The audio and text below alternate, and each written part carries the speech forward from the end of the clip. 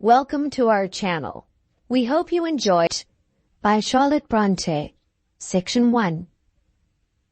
My godmother lived in a handsome house in the clean and ancient town of Britain.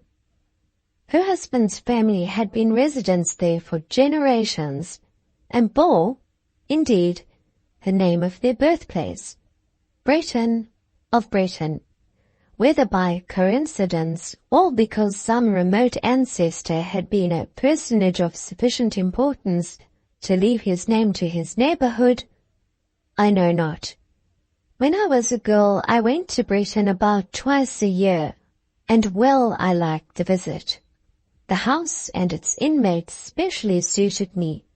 The large, peaceful rooms, the well-arranged furniture, the clear wide windows, the balcony outside, looking down on a fine antique street, where Sundays and holidays seemed always to abide. So quiet was its atmosphere, so clean its pavement. These things pleased me well.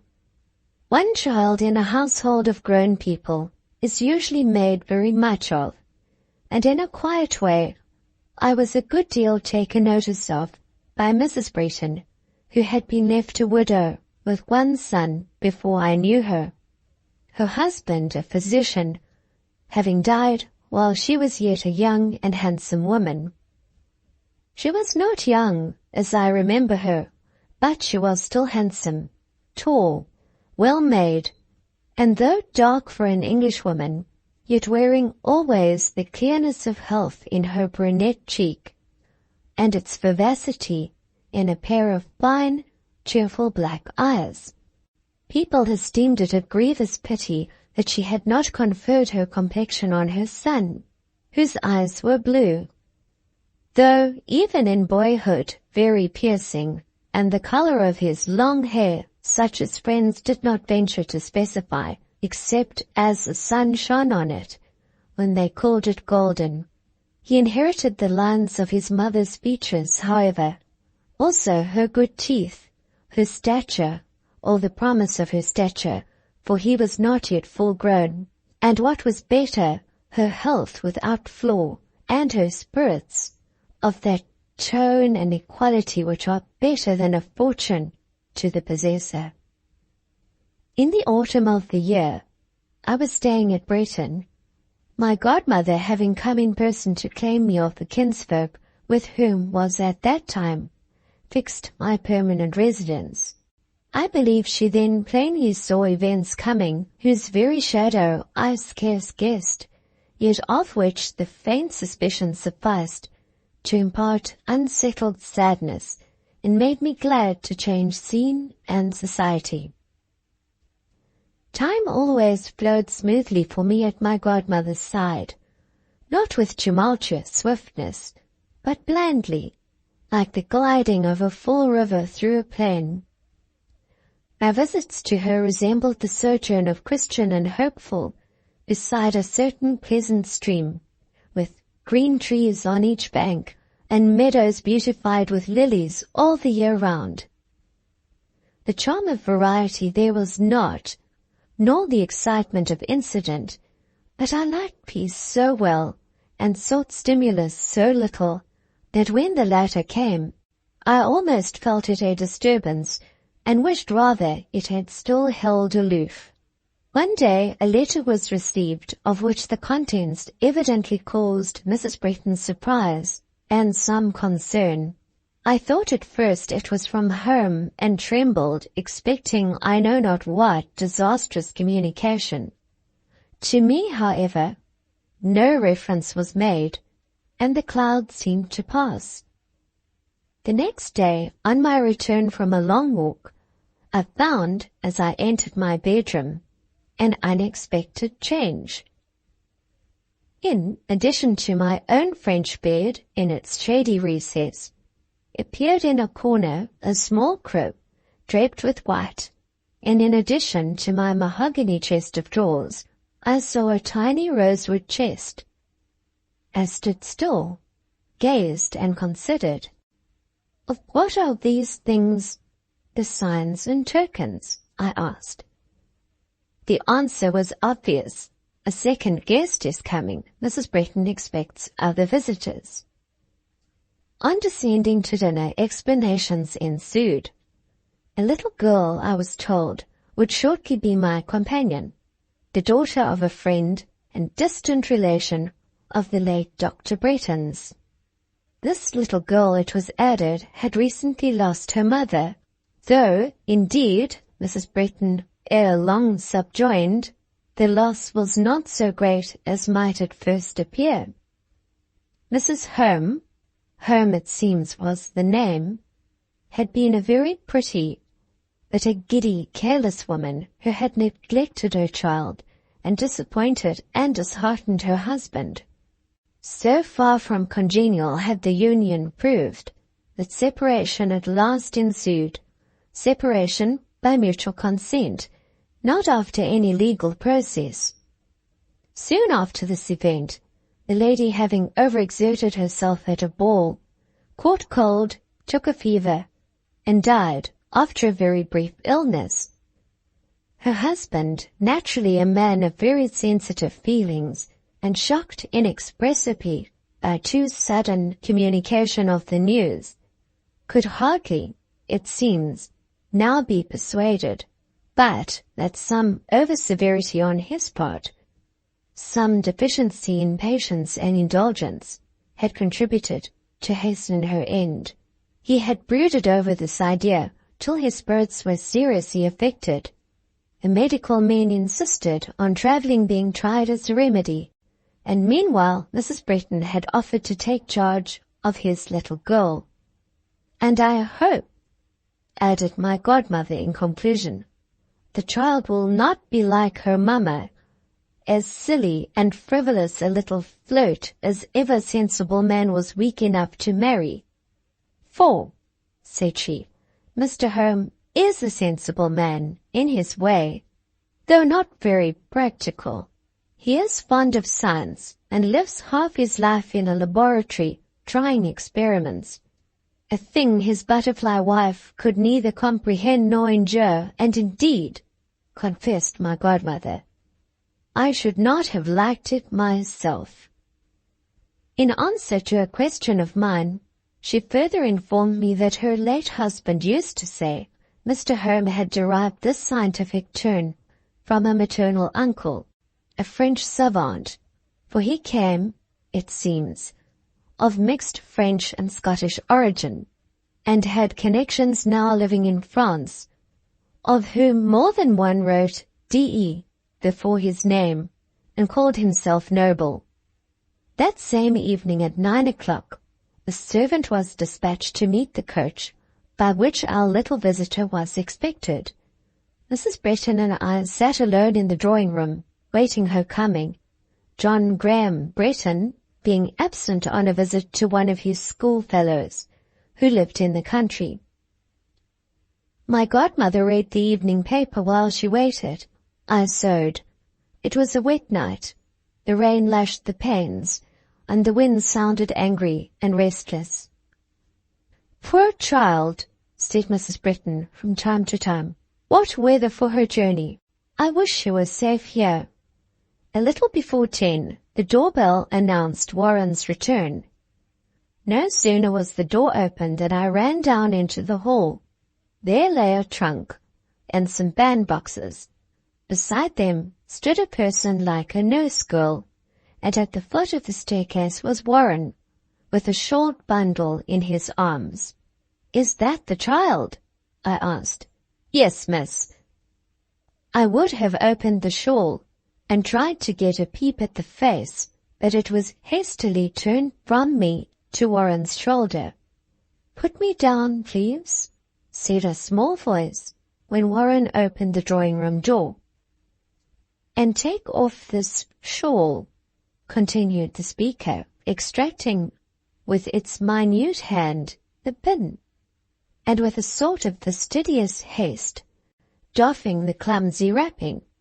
The creature which now appeared made a deft attempt to fold the shawl, but the drapery was much too heavy and large to be sustained or wielded by those hands and arms.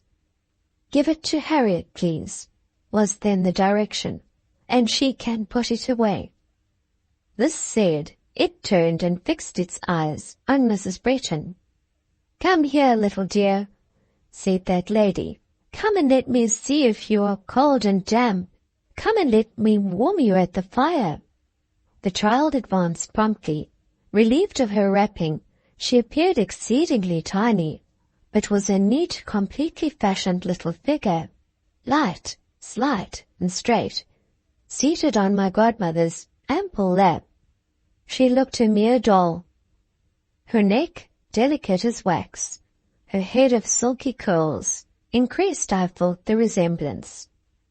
Mrs. Bretton talked in little fond phrases as she chafed the child's hands, arms, and feet.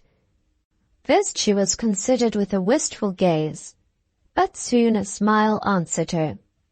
Mrs. Bretton was not generally a caressing woman. Even with her deeply cherished son, her manner was rarely sentimental, often the reverse, but when the small stranger smiled at her, she kissed it, asking, "What is my little one's name?" "Missy." "But besides Missy, Polly, Papa calls her. Will Polly be content to live with me?" "Not always, but till Papa comes home. Papa is gone away." She shook her head expressively. "He will return to Polly. I'll send for her." "Will he, ma'am? Do you know he will?" "I think so. But Harriet thinks not, at least not for a long while. He is ill." Her eyes filled. She drew her hand from Mrs. Bretton's and made a movement to leave her lap. It was at first resisted, but she said, "Please, I wish to go. I can sit on a stool." She was allowed to slip down from the knee, and taking a footstool, she carried it to a corner where the shade was deep, and there seated herself. Mrs. Bretton, though a commanding and in grave matters even a peremptory woman, was often passive in trifles. She allowed the child her way. She said to me, "Take no notice at present." But I did take notice. I watched Polly rest her small elbow on her small knee, her head on her hand. I observed her draw a square inch or two of pocket handkerchief from the doll pocket of her doll skirt, and then I heard her weep. Other children in grief or pain cry aloud without shame or restraint, but this being wept, the tiniest occasional sniff testified to her emotion. Mrs. Bretton did not hear it, which was quite as well. Ere long, a voice, issuing from the corner, demanded, "May the bell be rung for Harriet?" I rang. The nurse was summoned and came. "Harriet, I must be put to bed," said her little mistress. "You must ask where my bed is." Harriet signified that she had already made that inquiry. "Ask if you sleep with me, Harriet." "No, Missy," said the nurse. "You are to share this young lady's room," designating me. Missy did not leave her seat, but I saw her eyes seek me. After some minutes' silent scrutiny, she emerged from her corner. "I wish you, ma'am, good night," said she to Mrs. Bretton, but she passed me mute. "Good night, Polly," I said. "No need to say good night, since we sleep in the same chamber," was the reply, with which she vanished from the drawing-room. We heard Harriet propose to carry her upstairs. "No need," was again her answer. "No need, no need," and her small step twirled wearily up the staircase. On going to bed an hour afterwards, I found her still wide awake. She had arranged her pillows so as to support her little person in a sitting posture. Her hands, placed one within the other, rested quietly on the sheet, with an old-fashioned calm, most unchildlike. I abstained from speaking to her for some time, but just before extinguishing the light, I recommended her to lie down. By and by, was the answer. But you will take cold, missy. She took some tiny article of raiment from the chair at her crib's side, and with it covered her shoulders. I suffered her to do as she pleased. Listening a while in the darkness, I was aware that she still wept under restraint, quietly and cautiously. On awakening with daylight, a trickling of water caught my ear. Behold, there she was, risen and mounted on a stool near the washstand, with pains and difficulty inclining the ewer, which she could not lift, so as to pour its contents into the basin. It was curious to watch her as she washed and dressed, so small, busy, and noiseless. Evidently, she was little accustomed to perform her own toilet, and the buttons, strings, hooks, and eyes offered difficulties which she encountered with a perseverance good to witness. She folded her nightdress. She smoothed the drapery of her couch quite neatly, withdrawing into a corner, where the sweep of the white curtain concealed her. She became still. I half rose and advanced my head to see how she was occupied. On her knees, with her forehead bent on her hands, I perceived that she was praying. Her nurse tapped at the door. She started up. "I am dressed, Harriet," said she. "I have dressed myself, but I do not feel neat. Make me neat." "Why did you dress yourself, missy?" "Hush, speak low, Harriet, for fear of waking the girl," meaning me, who now lay with my eyes shut. "I dressed myself to learn against the time you leave me." "Do you want me to go?" "When you are cross, I have many a time wanted you to go, but not now. Tie my sash straight, make my hair smooth, please." "Your sash is straight enough. What a peculiar little body you are." "It must be tied again. Please to tie it." "There then. When I am gone, you must get that young lady to dress you." "On no account." "Why?" "She is a very nice young lady." "I hope you mean to behave prettily to her, missy, and not show your airs." "She shall dress me on no account." "Comical little thing." "You are not passing the comb straight through my hair, Harriet. The line will be crooked." You are ill to please. Does that suit?" "Pretty well. Where should I go now that I am dressed?" "I will take you into the breakfast room." "Come then." They proceeded to the door. She stopped. "Oh, Harriet, I wish this was Papa's house. I don't know these people." "Be a good child, missy."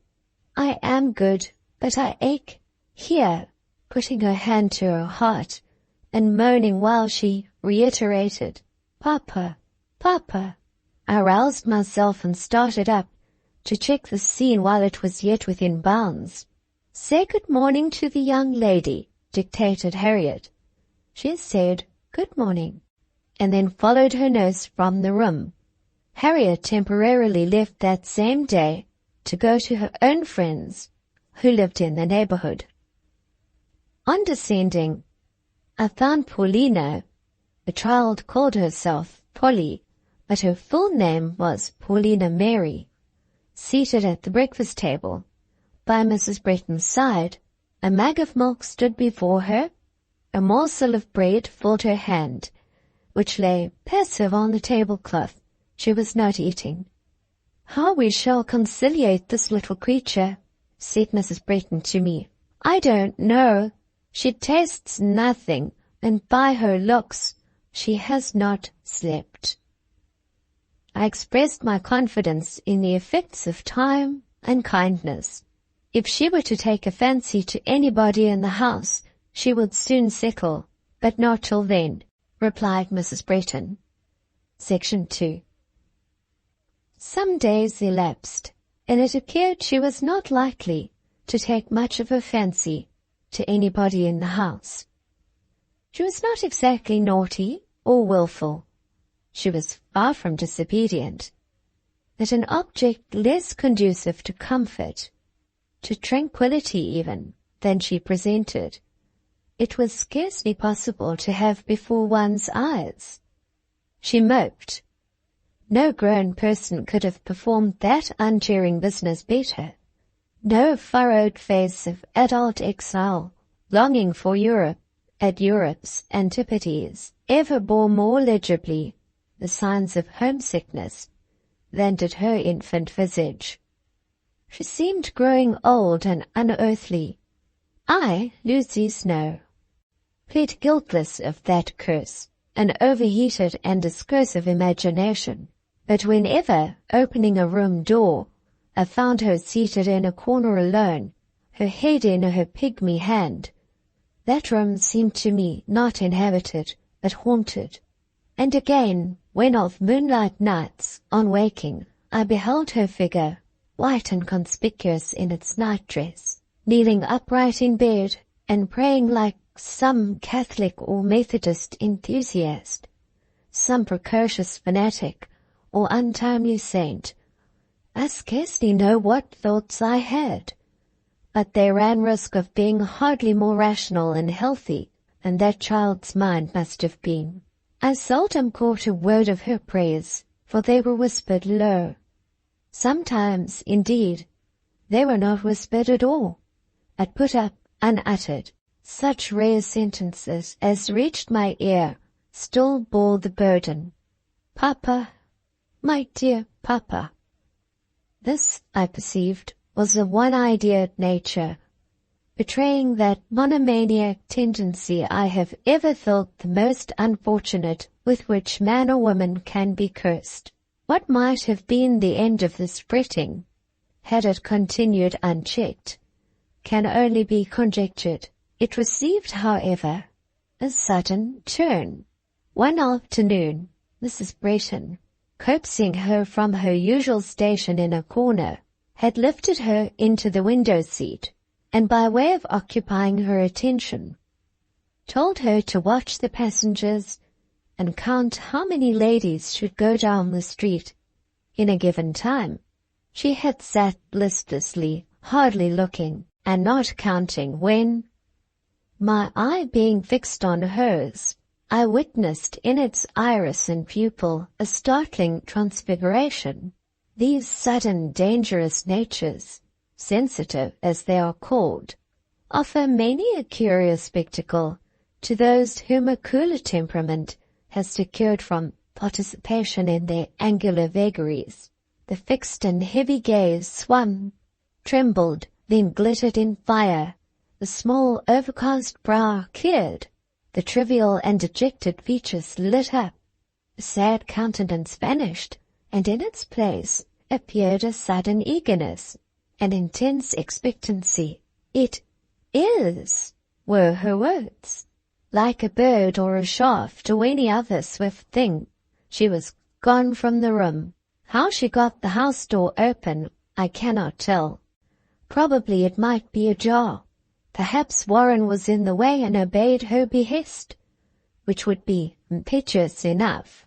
I, watching calmly from the window, saw her, in her black frock and tiny braided apron, to pinafores she had an antipathy, dart half the length of the street, and as I was on the point of turning and quietly announcing to Mrs. Bretton that the child was run out mad and ought instantly to be pursued, I saw her caught up and rapt at once from my cool observation and from the wondering stare of the passengers. A gentleman had done this good turn, and now, covering her with his cloak, advanced to restore her to the house whence he had seen her issue. I concluded he would leave her in a servant's charge and withdraw, but he entered, having tarried a little while below. He came upstairs. His reception immediately explained that he was known to Mrs. Bretton. She recognized him, she greeted him, and yet she was fluttered, surprised, taken unawares. Her look and manner were even expostulatory, and in reply to these, rather than her words, he said, "I could not help it, madam. I found it impossible to leave the country without seeing with my own eyes how she settled. But you will unsettle her. I hope not. And how is Papa's little Polly? This question he addressed to Paulina as he sat down and placed her gently on the ground before him. How is Polly's Papa? Was the reply, as she leaned on his knee and gazed up into his face. It was not a noisy, not a wordy scene. For that I was thankful. But it was a scene of feeling too brimful, and which, because the cup did not foam up high or furiously overflow, only oppressed one the more. On all occasions of vehement, unrestrained expansion, a sense of disdain or ridicule comes to the weary spectator's relief, whereas I have ever felt most burdensome that sort of sensibility which bends of its own will, a giant slave under the sway of good sense. Mr. Home was a stern-featured, perhaps I should rather say, a hard-featured man. His forehead was knotty, and his cheekbones were marked and prominent. The character of his face was quite Scotch, but there was a feeling in his eye and emotion in his now agitated countenance. His northern accent in speaking harmonized with his physiognomy. He was at once proud-looking and homely-looking. He laid his hand on the child's uplifted head. She said, "Kiss Polly." He kissed her. I wished she would utter some hysterical cry so that I might get relief and be at ease. She made wonderfully little noise. She seemed to have got what she wanted, all she wanted, and to be in a trance of content. Neither in mien nor in features was this creature like her sire, and yet she was of his strain. Her mind had been filled from his, as the cup from the flagon. Indisputably, Mr. Home owned manly self-control, however he might secretly feel on some matters.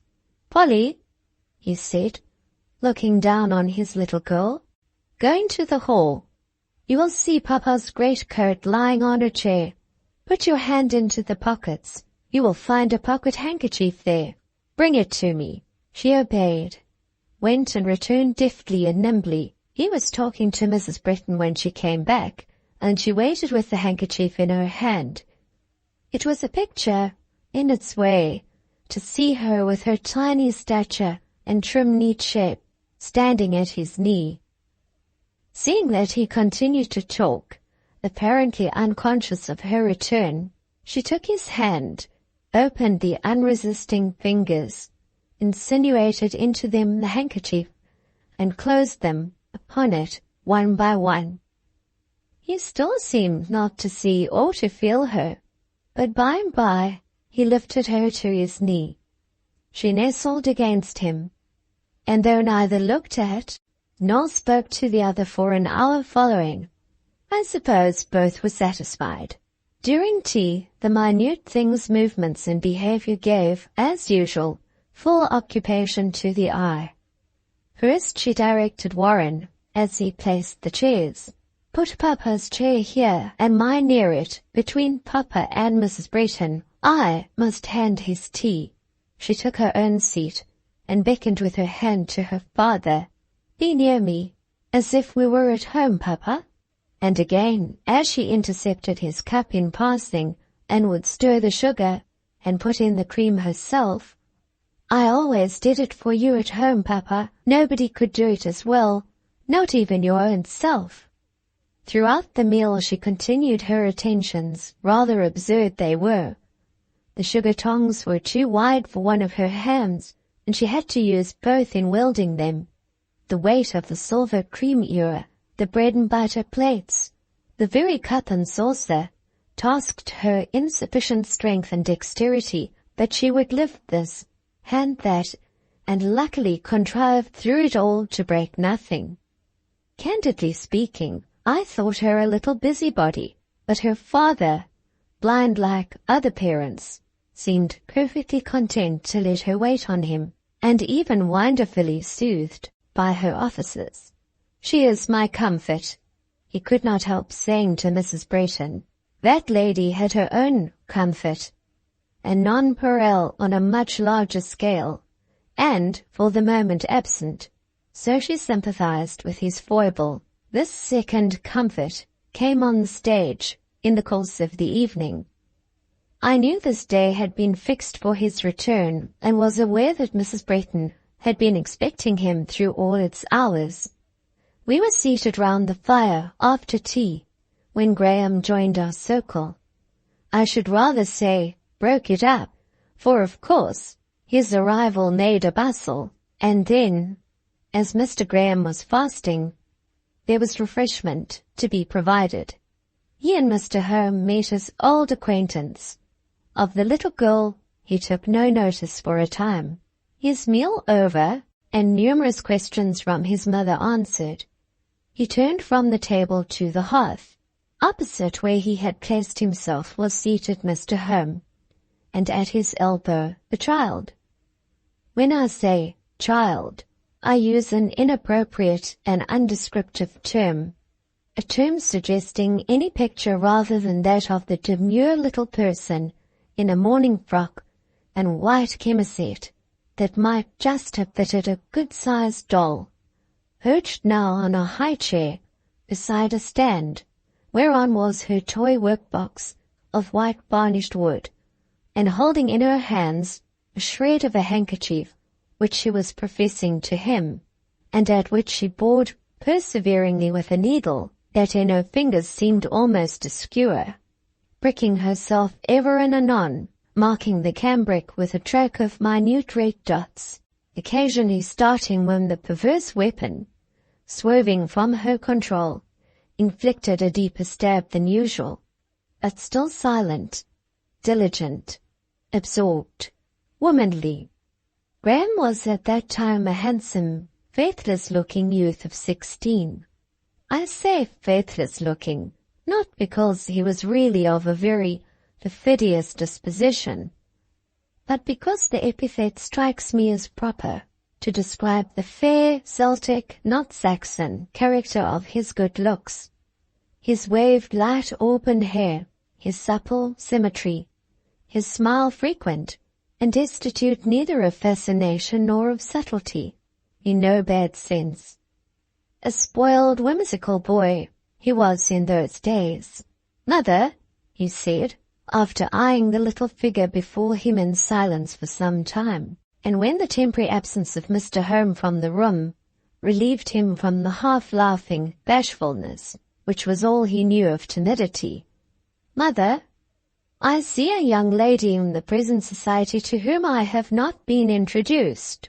"Mr. Home's little girl, I suppose you mean," said his mother. "Indeed, ma'am," replied her son, "I consider your expression of the least ceremonious. Miss Home, I should certainly have said, in venturing to speak of the gentlewoman to whom I allude.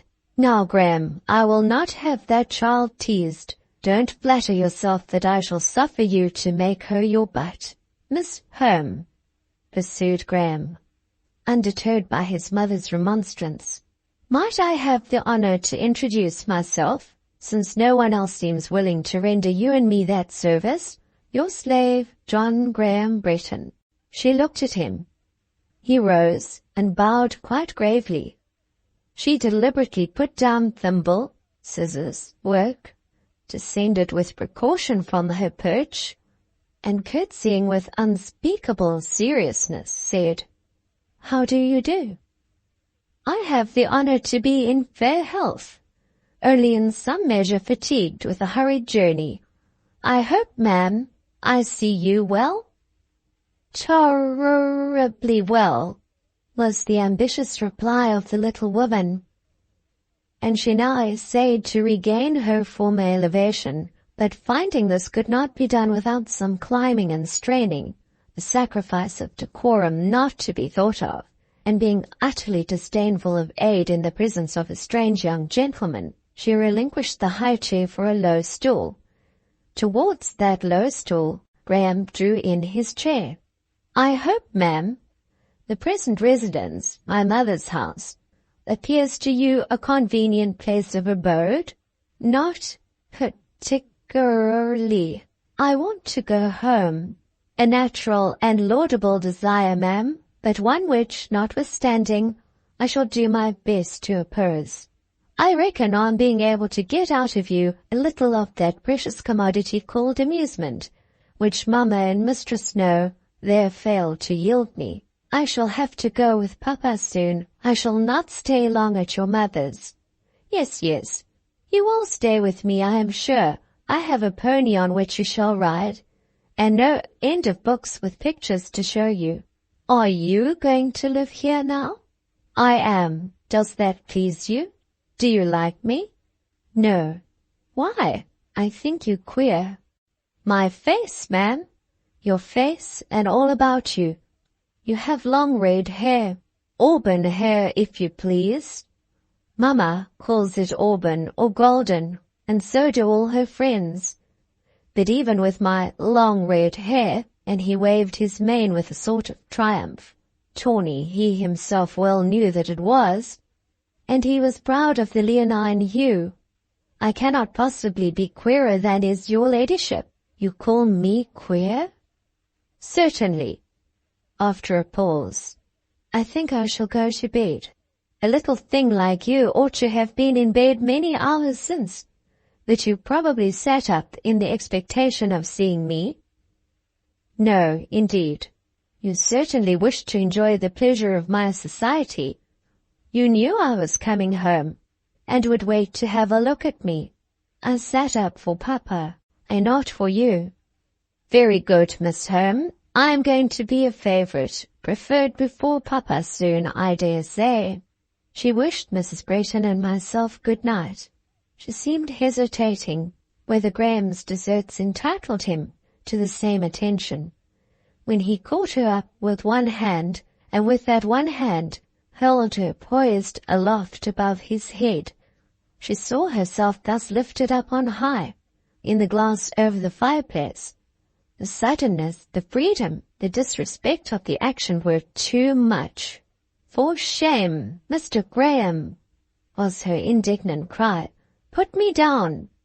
And when again on her feet, I wonder what you would think of me if I were to treat you in that way, lifting you with my hand, raising that mighty member, as Warren lifts the little cat. So saying, she departed. Section 3. Mr. Holmes stayed 2 days. During his visit, he could not be prevailed on to go out. He sat all day long by the fireside, sometimes silent, sometimes receiving and answering Mrs. Brayton's chat, which was just of the proper sort for a man in his morbid mood, not over-sympathetic, yet not too uncongenial, sensible, and even with a touch of the motherly. She was sufficiently his senior to be permitted this touch. As to Paulina, the child was at once happy and mute, busy and watchful. Her father frequently lifted her to his knee. She would sit there till she felt or fancied he grew restless. Then it was, "Papa, put me down. I shall tire you with my weight." And the mighty burden slid to the rug, and establishing itself on carpet or stool just at Papa's feet, the white work-box and the scarlet speckled handkerchief came into play. This handkerchief, it seems, was intended as a keepsake for Papa, and must be finished before his departure. Consequently, the demand on the seamstress's industry, she accomplished about a score of stitches in half an hour, was stringent.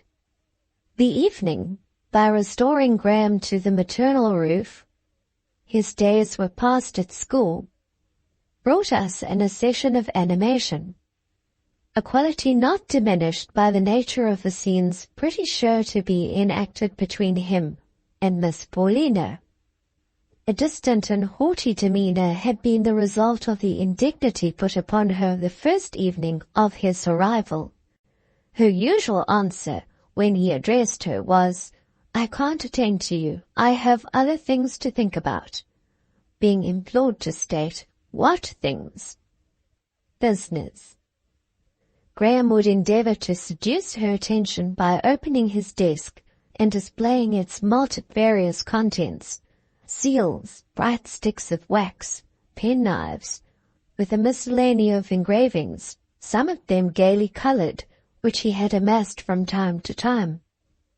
Nor was this powerful temptation wholly unavailing. Her eyes, furtively raised from her work, cast many a peep towards the writing-table, rich in scattered pictures. An etching of a child playing with a Blenheim spaniel happened to flatter to the floor. "Pretty little dog," said she, delighted. Graham prudently took no notice.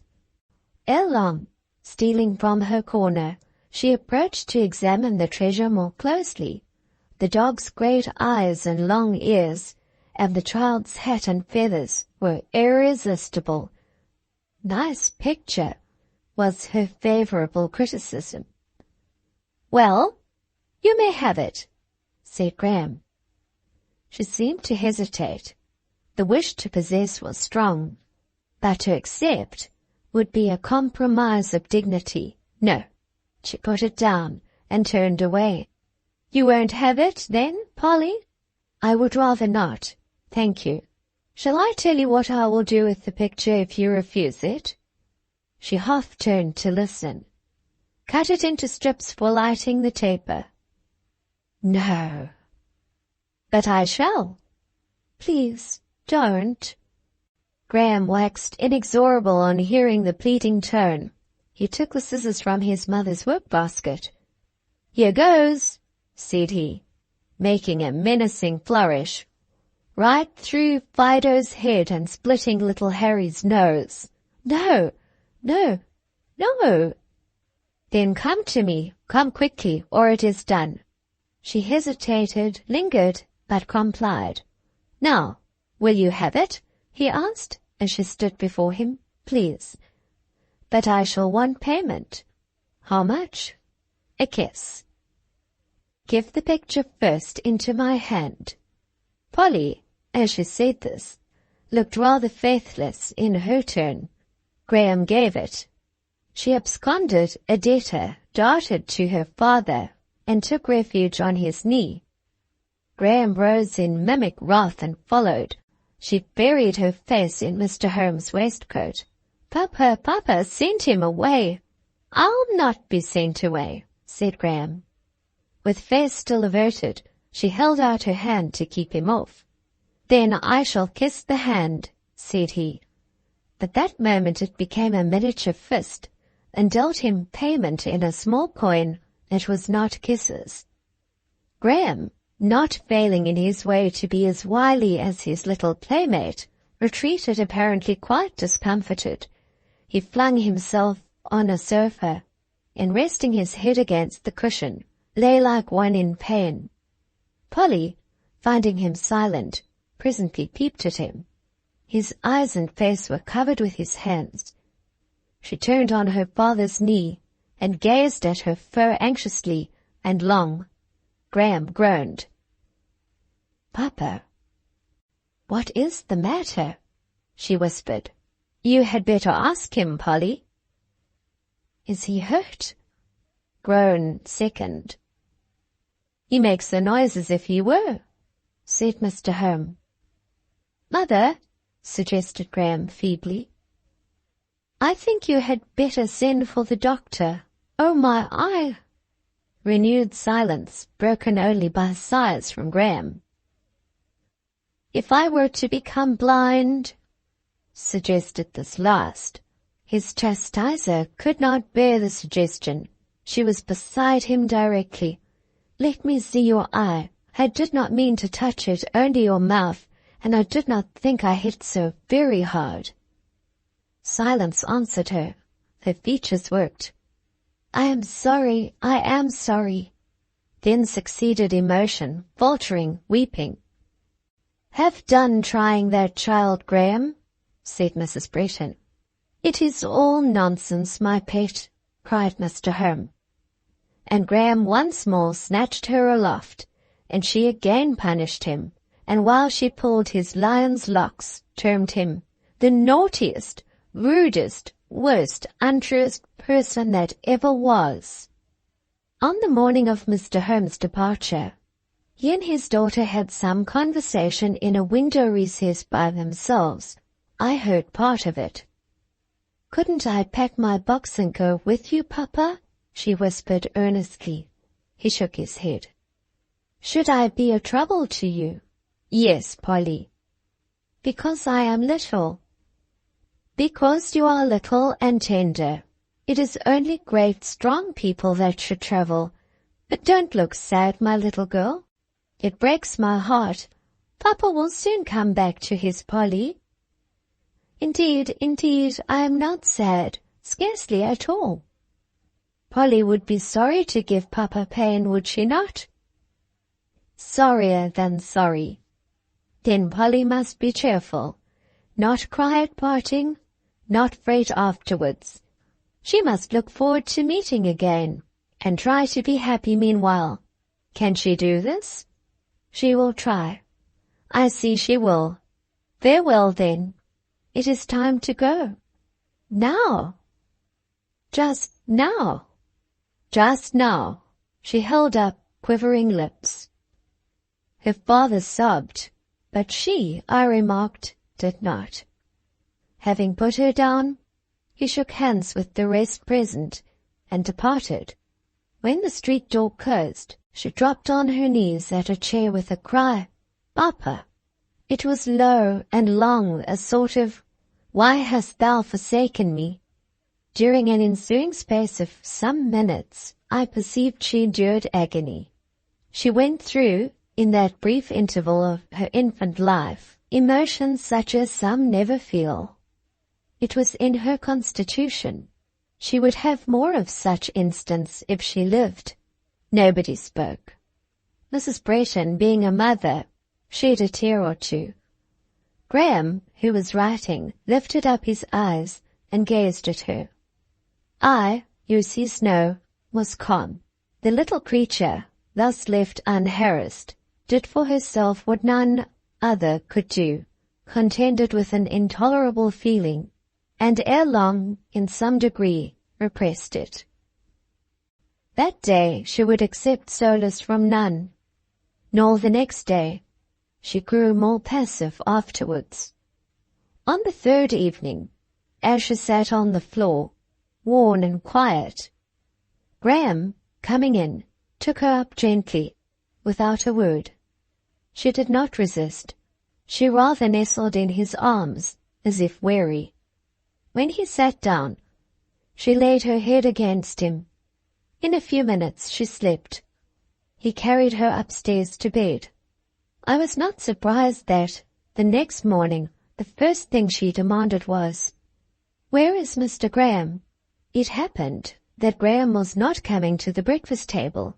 He had some exercises to write for that morning's class, and had requested his mother to send a cup of tea into the study. Polly volunteered to carry it. She must be busy about something, look after somebody. A cup was entrusted to her, for, if restless, she was also careful. As the study was opposite the breakfast room, the doors facing across the passage, my eye followed her. "What are you doing?" she asked, pausing on the threshold. "Writing," said Graham. "Why don't you come to take breakfast with your mamma?" "Too busy." "Do you want any breakfast?" "Of course." "There, then." And she deposited the cup on the carpet, like a jailer putting a prisoner's pitcher of water through his cell door, and retreated. Presently she returned. "What will you have besides tea?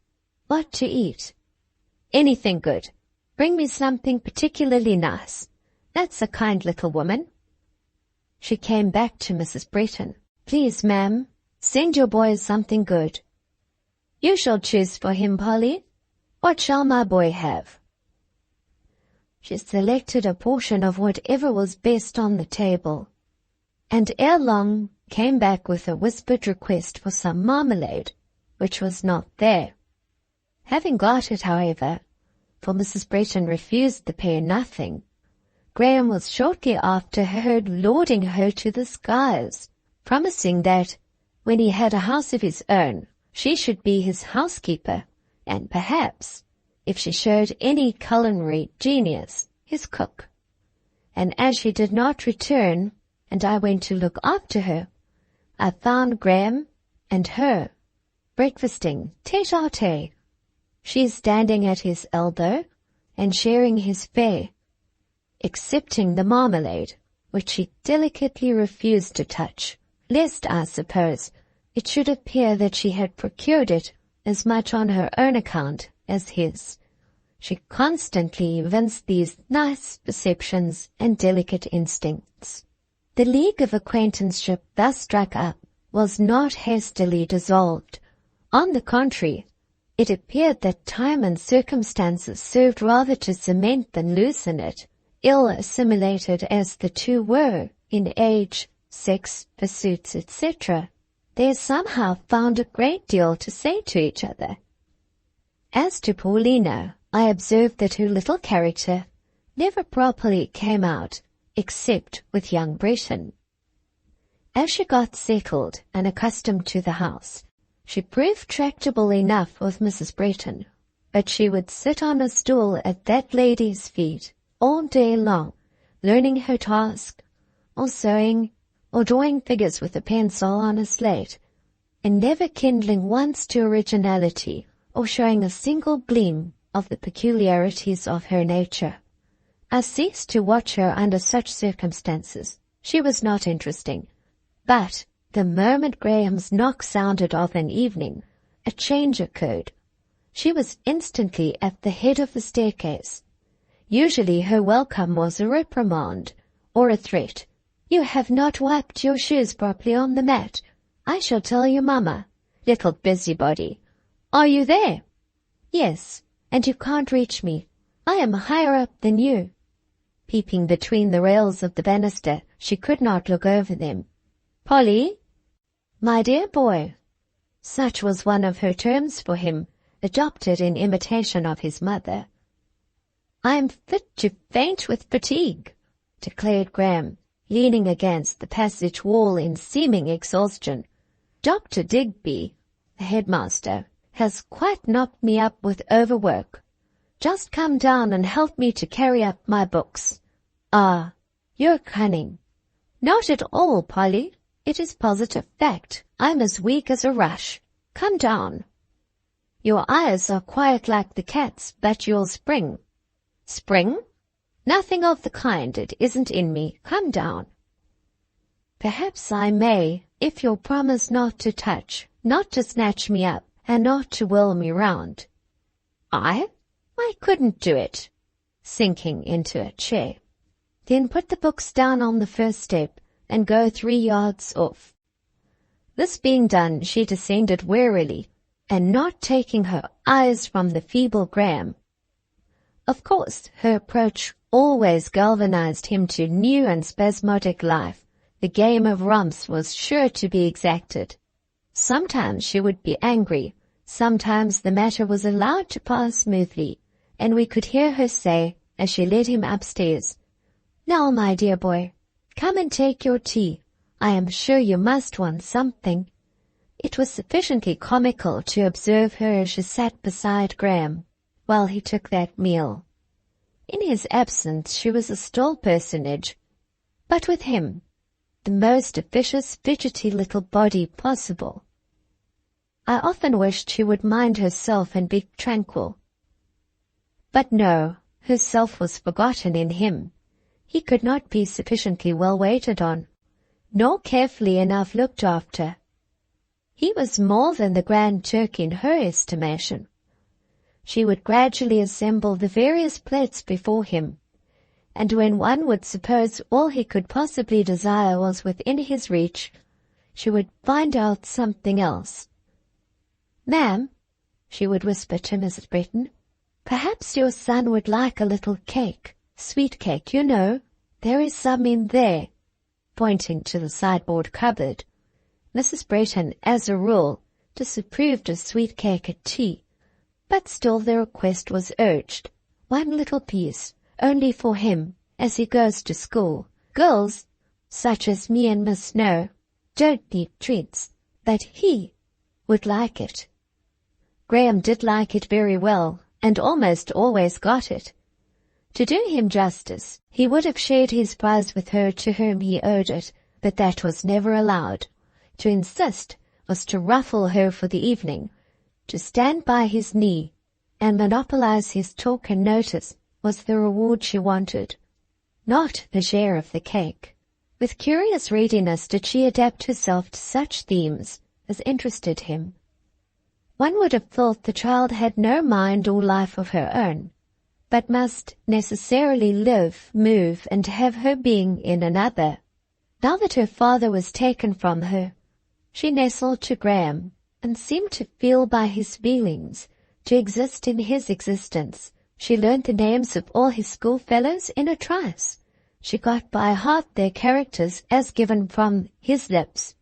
A single description of an individual seemed to suffice. She never forgot or confused identities. She would talk with him the whole evening about people she had never seen, and appear completely to realize their aspect, manners, and dispositions.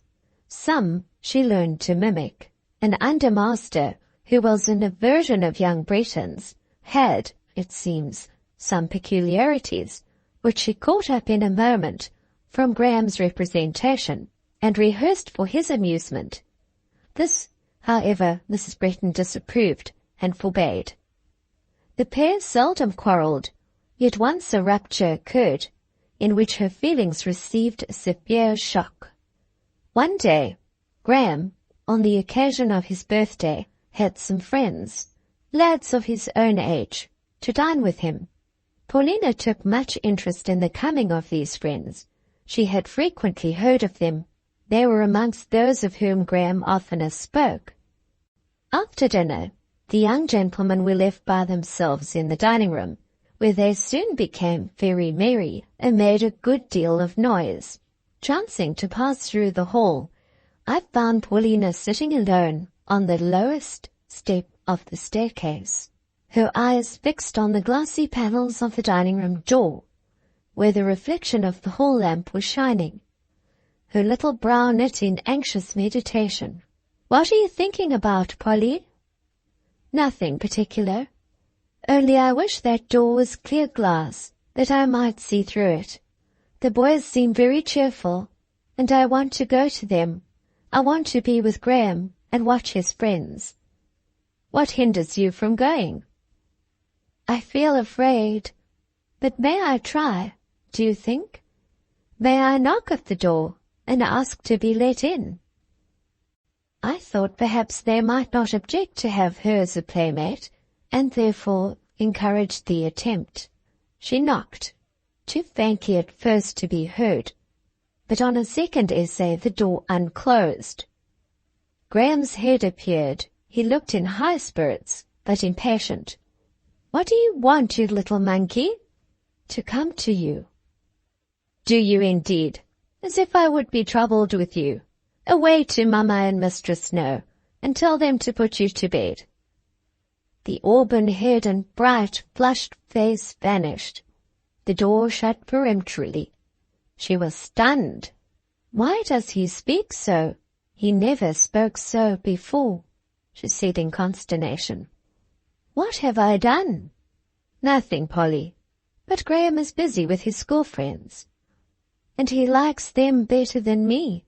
He turns me away now they are here." I had some thoughts of consoling her, and of improving the occasion by inculcating some of those maxims of philosophy whereof I had ever a tolerable stock ready for application.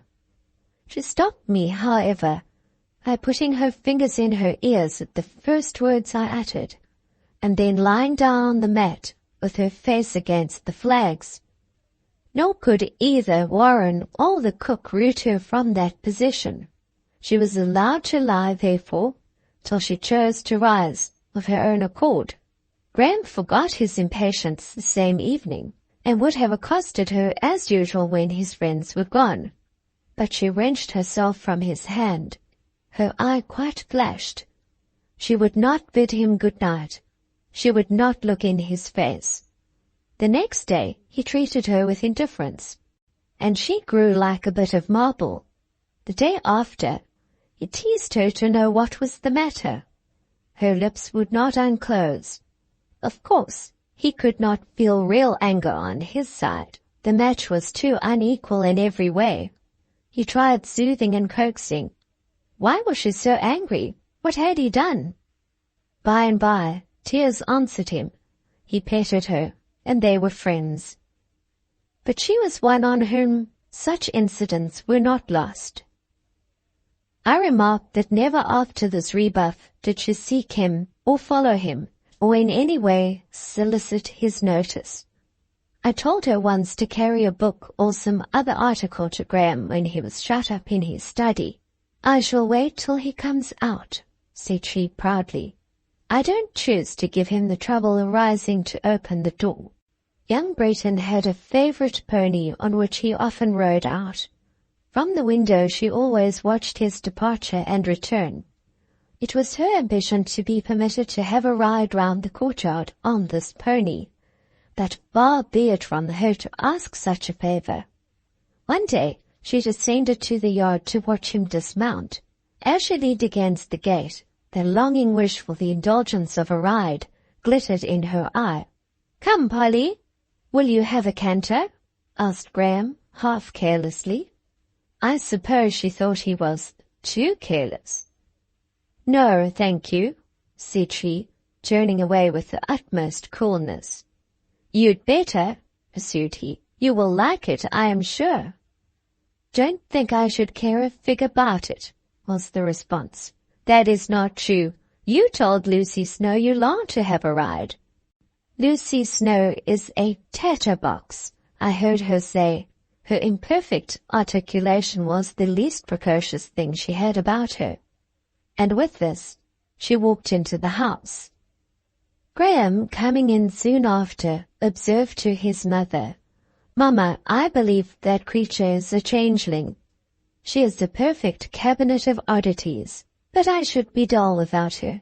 She amuses me a great deal more than you or Lucy Snowe." Section 4. "Miss Snowe," said poor Dinah to me. She had now got into the habit of occasionally chatting with me when we were alone in our room at night. "Do you know on what day in the week I like Graham best?" "How can I possibly know anything so strange? Is there one day out of the 7 when he is otherwise than on the other 6? "To be sure. Can't you see? Don't you know? I find him the most excellent on a Sunday. Then we have him the whole day, and he is quiet, and in the evening, so kind." This observation was not altogether groundless. Going to church, etc., kept Graham quiet on the Sunday, and the evening he generally dedicated to a serene, though rather indolent sort of enjoyment by the parlour fireside. He would take possession of the couch, and then he would call Polly. Graham was a boy not quite as other boys are. All his delight did not lie in action. He was capable of some intervals of contemplation. He could take a pleasure too in reading. Nor was his selection of books wholly indiscriminate. There were glimmerings of characteristic preference, and even of instinctive taste in the choice. He rarely, it is true, remarked on what he read, but I have seen him sit and think of it. Polly, being near him, kneeling on a little cushion or the carpet, a conversation would begin in murmurs, not inaudible, though subdued. I caught a snatch of their tenor now and then, and in truth, some influence better and finer than that of every day seemed to soothe Graham at such times into no ungentle mood. "Have you learned any hymns this week, Polly?" "I have learned a very pretty one, 4 verses long. Shall I say it?" "Speak nicely then, don't be in a hurry." The hymn being rehearsed, or rather half-chanted, in a little singing voice, Graham would take exceptions at the manner, and proceed to give a lesson in recitation. She was quick in learning, apt in imitating, and besides, her pleasure was to please Graham. She proved a ready scholar. To the hymn would succeed some reading, perhaps a chapter in the Bible. Correction was seldom required here, for the child could read any simple narrative chapter very well. And when the subject was such as she could understand and take an interest in, her expression and emphasis were something remarkable. Joseph cast into the pit, the calling of Samuel, Daniel in the lion's den. These were favorite passages. Of the first especially she seemed perfectly to feel the pathos. "Poor Jacob," she would sometimes say with quivering lips, "how he loved his son Joseph. As much," she once added, "as much, Graham, as I love you. If you were to die," and she reopened the book, sought the verse, and read, "I should refuse to be comforted, and go down into the grave to you mourning." With these words she gathered Graham in her little arms, drawing his long-tressed head towards her. The action, I remember, struck me as strangely rash, exciting the feeling one might experience on seeing an animal dangerous by nature, and but half tamed by art, too heedlessly fondled.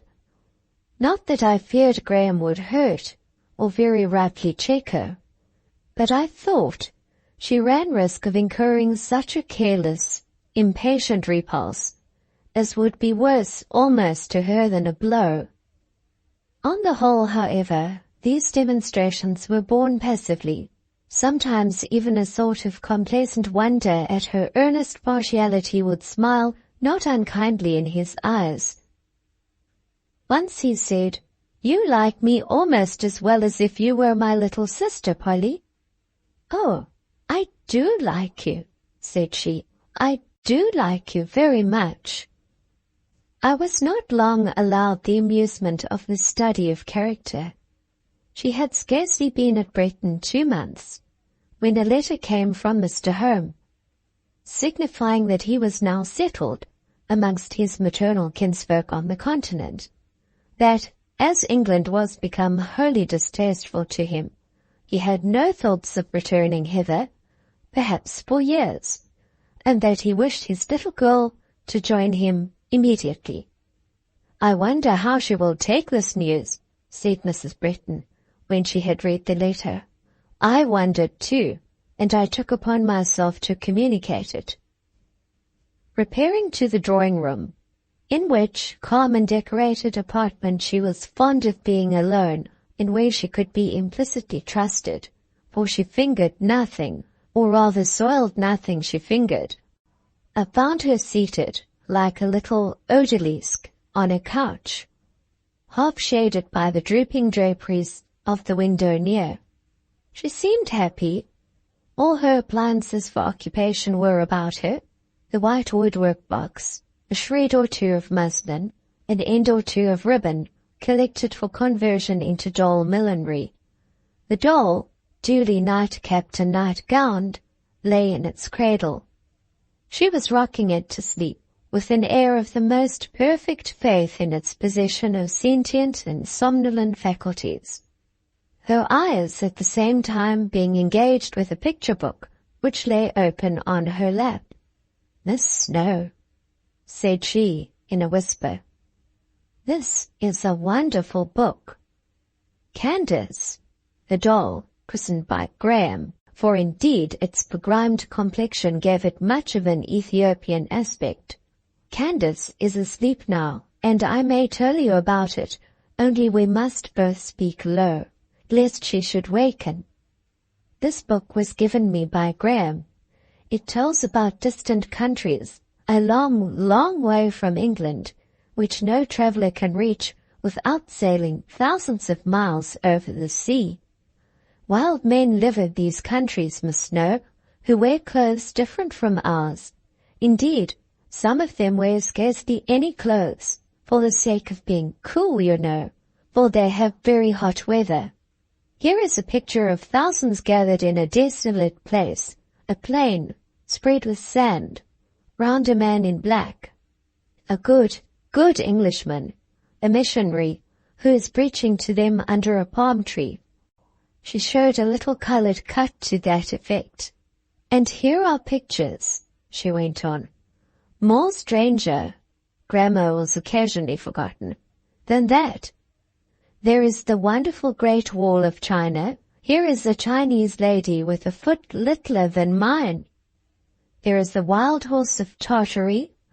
And here, most strange of all, is a land of ice and snow, without green fields, woods, or gardens. In this land they found some mammoth bones. There are no mammoths now. You don't know what it was, but I can tell you, because Graham told me.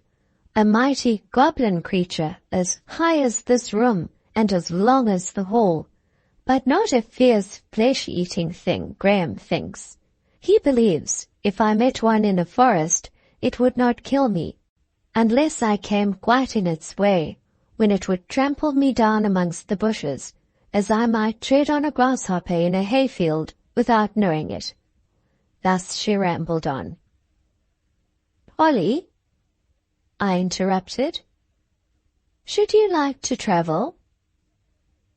Not just yet, was the prudent answer. But perhaps in 20 years, when I am grown a woman, as tall as Mrs. Breton, I may travel with Graham. We intend going to Switzerland and climbing Mount Blanc, and some day we shall sail over to South America and walk to the top of Quimquimborazo. But how would you like to travel now, if your papa was with you? Her reply, not given till after a pause, evinced one of those unexpected turns of temper peculiar to her. Where is the good of talking in that silly way? Said she. Why do you mention Papa? What is Papa to you? I was just beginning to be happy and not think about him so much, and there it will be all to do over again. Her lip trembled. I hastened to disclose the fact of a letter having been received, and to mention the directions given that she and Harriet should immediately rejoin this dear Papa.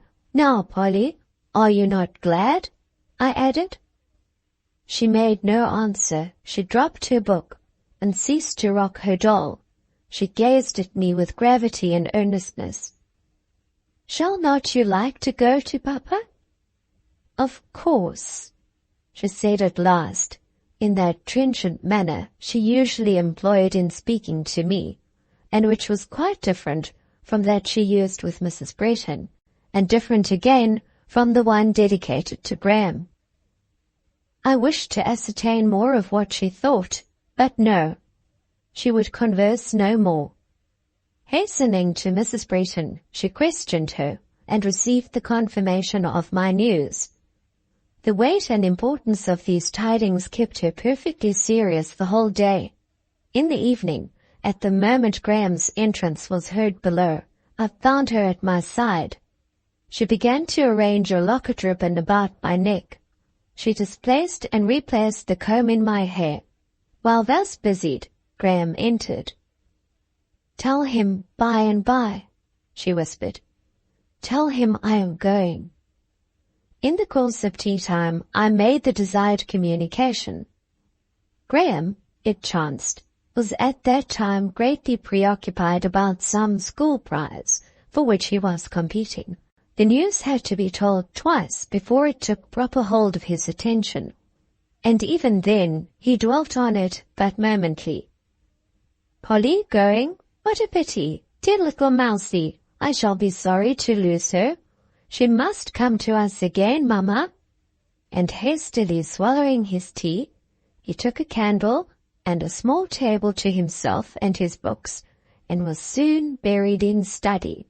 Little mousie crept to his side, and lay down on the carpet at his feet, her face to the floor. Mute and motionless she kept that post and position till bedtime. Once I saw Graham, wholly unconscious of her proximity, push her with his restless foot. She receded an inch or two.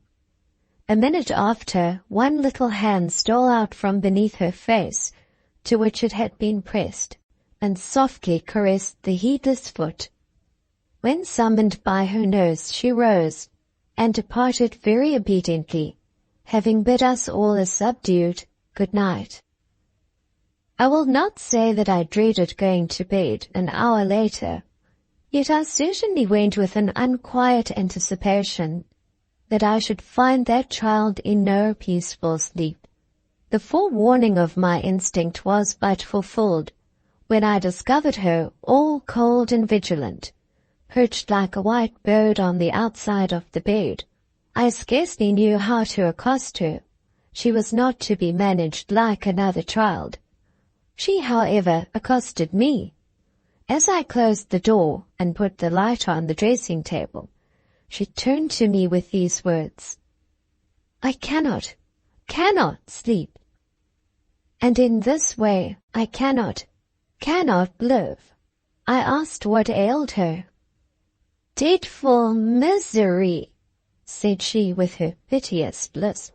"Shall I call Mrs. Bretton?" "That is downright silly," was her impatient reply. And indeed I well knew that if she had heard Mrs. Bretton's foot approach, she would have nestled quiet as a mouse under the bedclothes. Whilst lavishing her eccentricities regardlessly before me, for whom she professed scarcely the semblance of affection, she never showed my godmother one glimpse of her inner self. For her she was nothing but a docile, somewhat quaint little maiden. I examined her. Her cheek was crimson. Her dilated eye was both troubled and glowing, and painfully restless. In this state it was obvious she must not be left till morning. I guessed how the case stood. "Would you like to bid Graham good night again?" I asked. "He has not gone to his room yet." She at once stretched out her little arms to be lifted.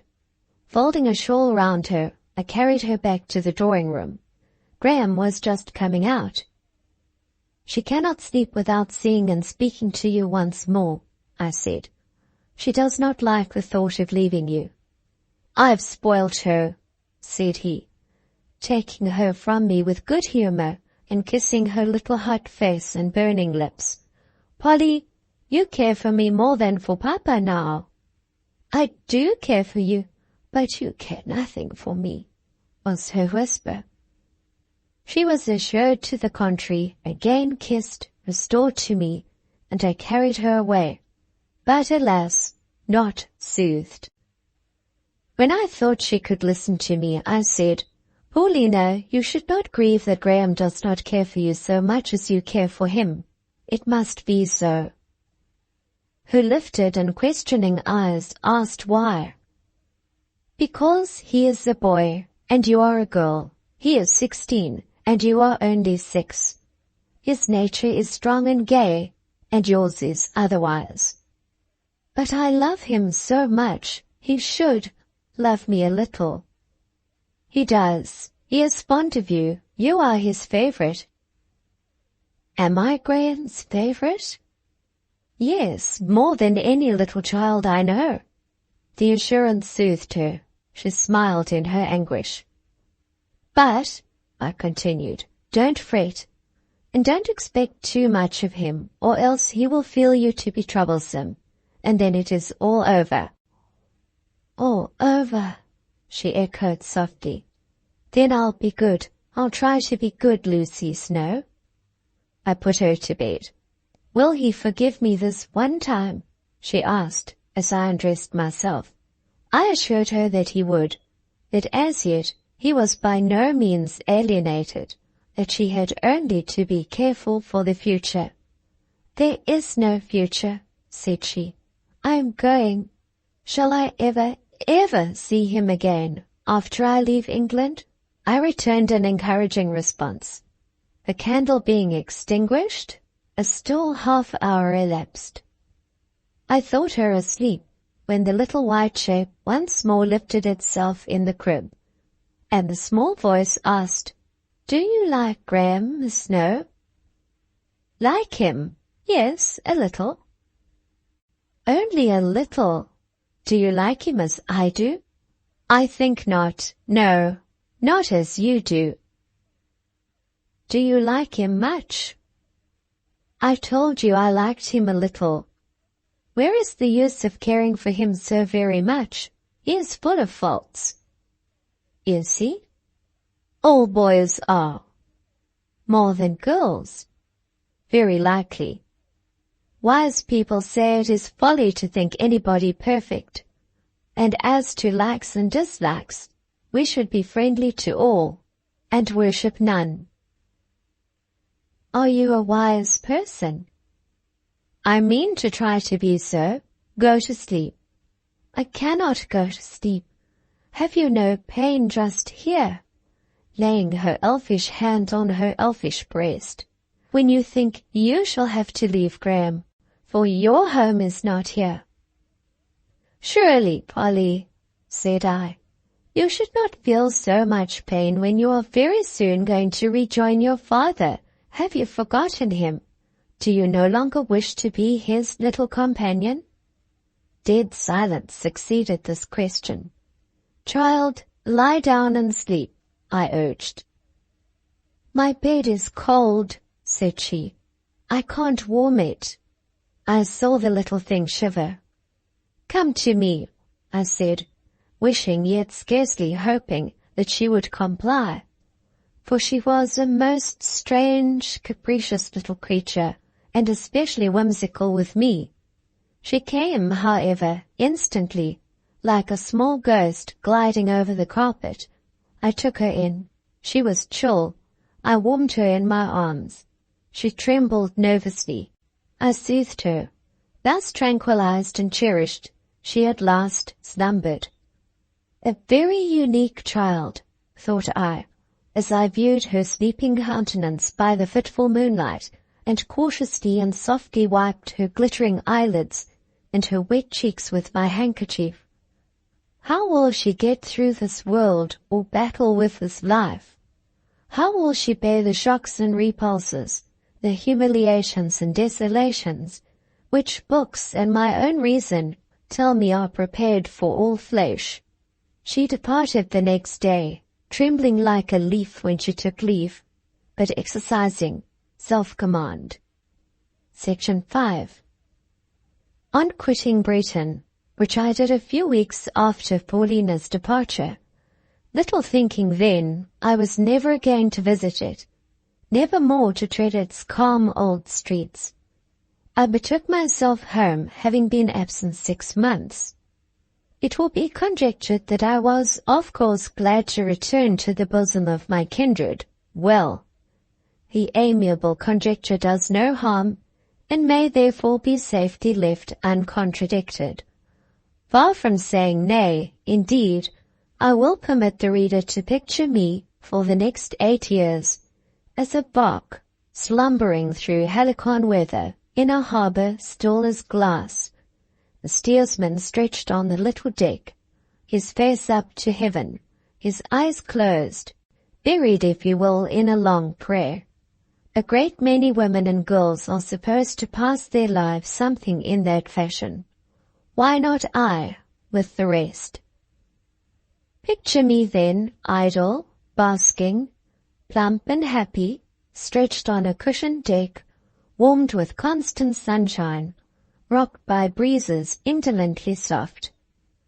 However, it cannot be concealed that, in that case, I must somehow have fallen overboard, or that there must have been wreck at last. I too well remember a time, a long time, of cold, of danger, of contention. To this hour, when I have the nightmare, it repeats the rush and saltness of briny waves in my throat, and their icy pressure on my lungs. I even know there was a storm, and that not of 1 hour nor 1 day. For many days and nights neither sun nor stars appeared.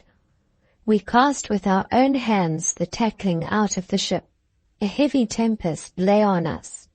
All hope that we should be saved was taken away. In fine, the ship was lost, the crew perished. As far as I recollect, I complained to no one about these troubles. Indeed, to whom could I complain? Of Mrs. Breton, I had long lost sight. Impediments raised by others had, years ago, come in the way of our intercourse and cut it off. Besides, time had brought changes for her too. The handsome property of which she was left guardian for her son, and which had been chiefly invested in some joint stock undertaking, had melted, it was said, to a fraction of its original amount. Graham, I learned from incidental rumours, had adopted a profession. Both he and his mother were gone from Brighton, and were understood to be now in London. Thus there remained no possibility of dependence on others. To myself alone could I look. I know not that I was of a self-reliant or active nature, but self-reliance and exertion were forced upon me by circumstances, as they are upon thousands besides. And when Miss Marchmont, a maiden lady of our neighbourhood, sent for me, I obeyed her behest, in the hope that she might assign me some task I could undertake. Miss Marchmont was a woman of fortune, and lived in a handsome residence, but she was a rheumatic cripple, impotent, foot and hand, and had been so for 20 years. She always sat upstairs. Her drawing-room adjoined her bedroom. I had often heard of Miss Marchmont, and of her peculiarities. She had the character of being very eccentric, but till now had never seen her. I found her a furrowed, grey-haired woman, grave with solitude, stern with long affliction, irritable also, and perhaps exacting. It seemed that a maid, or rather companion, who had waited on her for some years, was about to be married, and she, hearing of my bereaved lot, had sent for me with the idea that I might supply this person's place. She made the proposal to me after tea, as she and I sat alone by her fireside. "It will not be an easy life," said she candidly, "for I require a good deal of attention, and you will be much confined. Yet, perhaps, contrasted with the existence you have lately led, it may appear tolerable." I reflected. Of course it ought to appear tolerable, I argued inwardly, but somehow, by some strange fatality, it would not.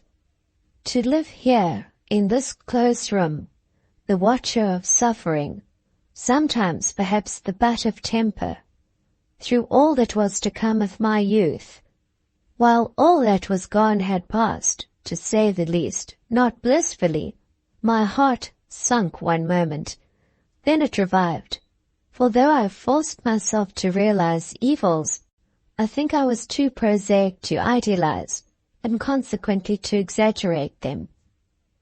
"My doubt is whether I should have strength for the undertaking," I observed. "That is my own scruple," said she, "for you look a worn-out creature."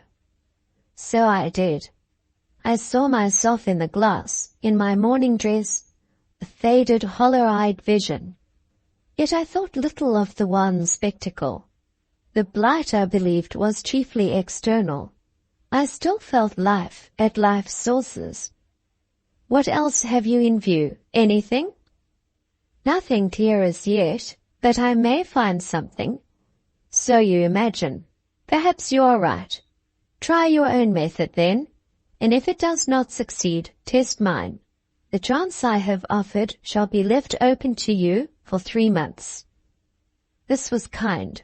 I told her so, and expressed my gratitude. While I was speaking, a paroxysm of pain came on. I ministered to her, made the necessary applications according to her directions, and by the time she was relieved, a sort of intimacy was already formed between us.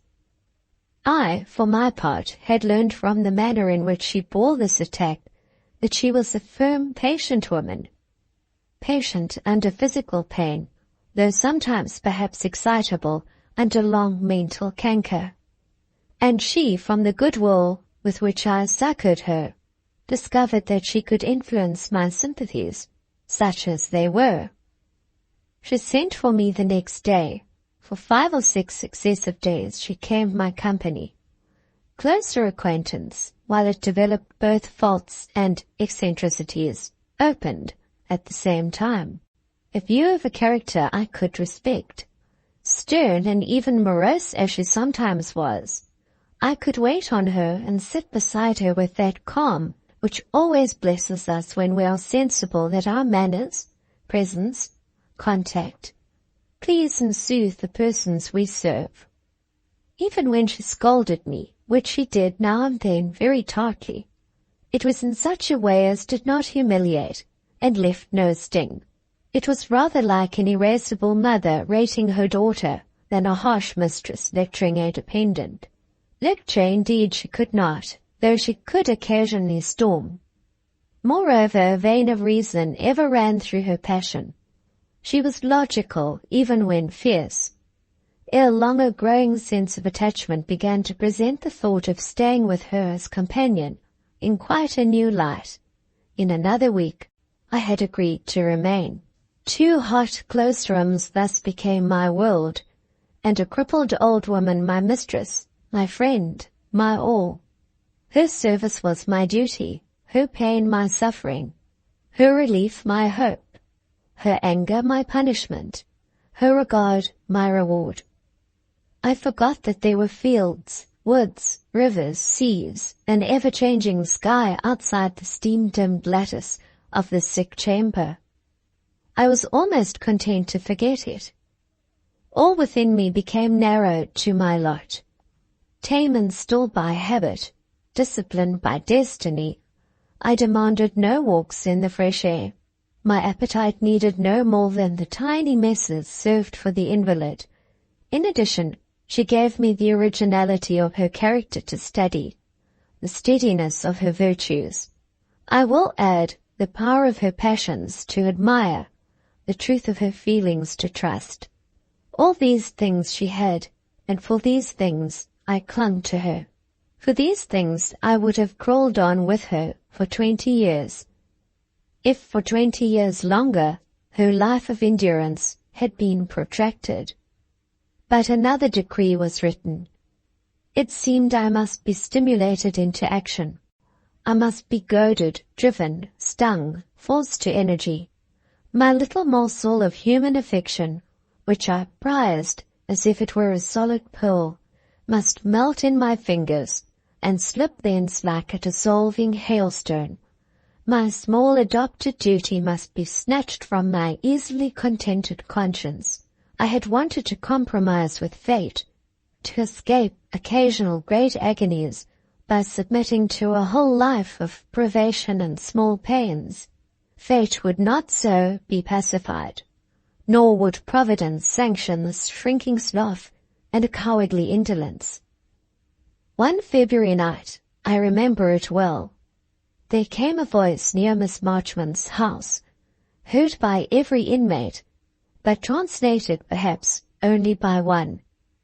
After a calm winter, storms were ushering in the spring. I had put Miss Marchmont to bed. I sat at the fireside sewing. The wind was wailing at the windows. It had wailed all day. But as night deepened, it took a new tone, an accent keen, piercing, almost articulate to the ear, a plaint piteous and disconsolate to the nerves, trilled in every gust. "Oh, hush, hush," I said in my disturbed mind, dropping my work, and making a vain effort to stop my ears against that subtle, searching cry. I had heard that very voice ere this, and compulsory observation had forced on me a theory as to what it boded. 3 times in the course of my life, events had taught me that these strange accents in the storm, this restless, hopeless cry, denote a coming state of the atmosphere unpropitious to life. Epidemic diseases, I believed, were often heralded by a gasping, sobbing, tormented, long-lamenting east wind. Hence, I inferred, arose the legend of the banshee. I fancied, too, I had noticed, but was not philosopher enough to know whether there was any connection between the circumstances that we often at the same time hear of disturbed volcanic action in distant parts of the world, of rivers suddenly rushing above their banks, and of strange high tides flowing furiously in on low sea coasts. Our globe, I had said to myself, seems at such periods torn and disordered, the feeble amongst us wither in her distempered breath, rushing hot from steaming volcanoes. I listened and trembled. Miss Marchmont slept. About midnight, the storm in 1/2 hour fell to a dead calm. The fire, which had been burning dead, glowed up vividly. I felt the air change and become keen.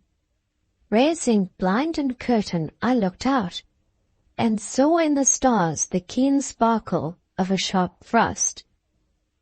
Turning away, the object that met my eyes was Miss Marchmont, awake, lifting her head from the pillow, and regarding me with unusual earnestness.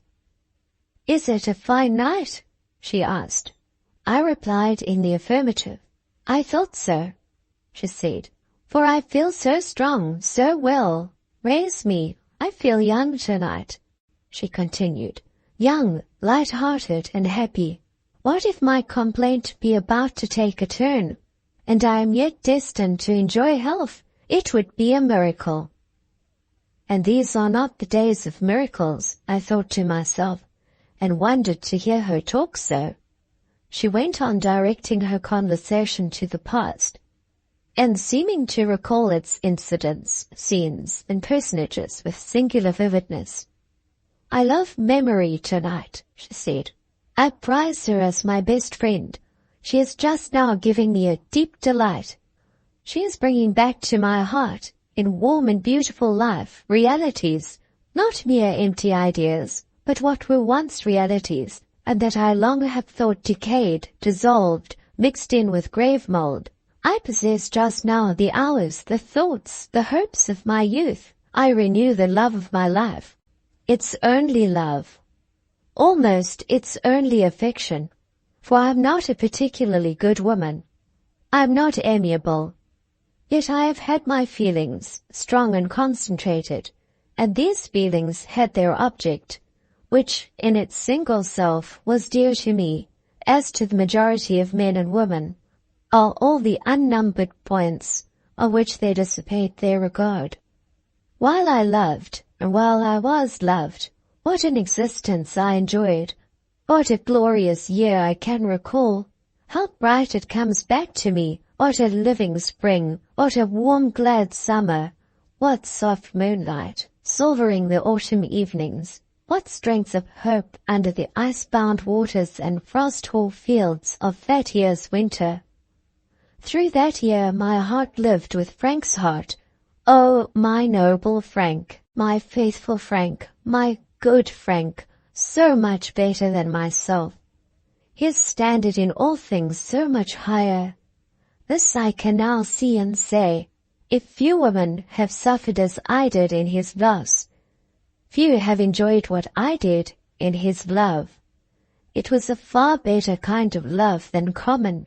I had no doubts about it or him. It was such a love as honored, protected, and elevated, no less than it gladdened her to whom it was given.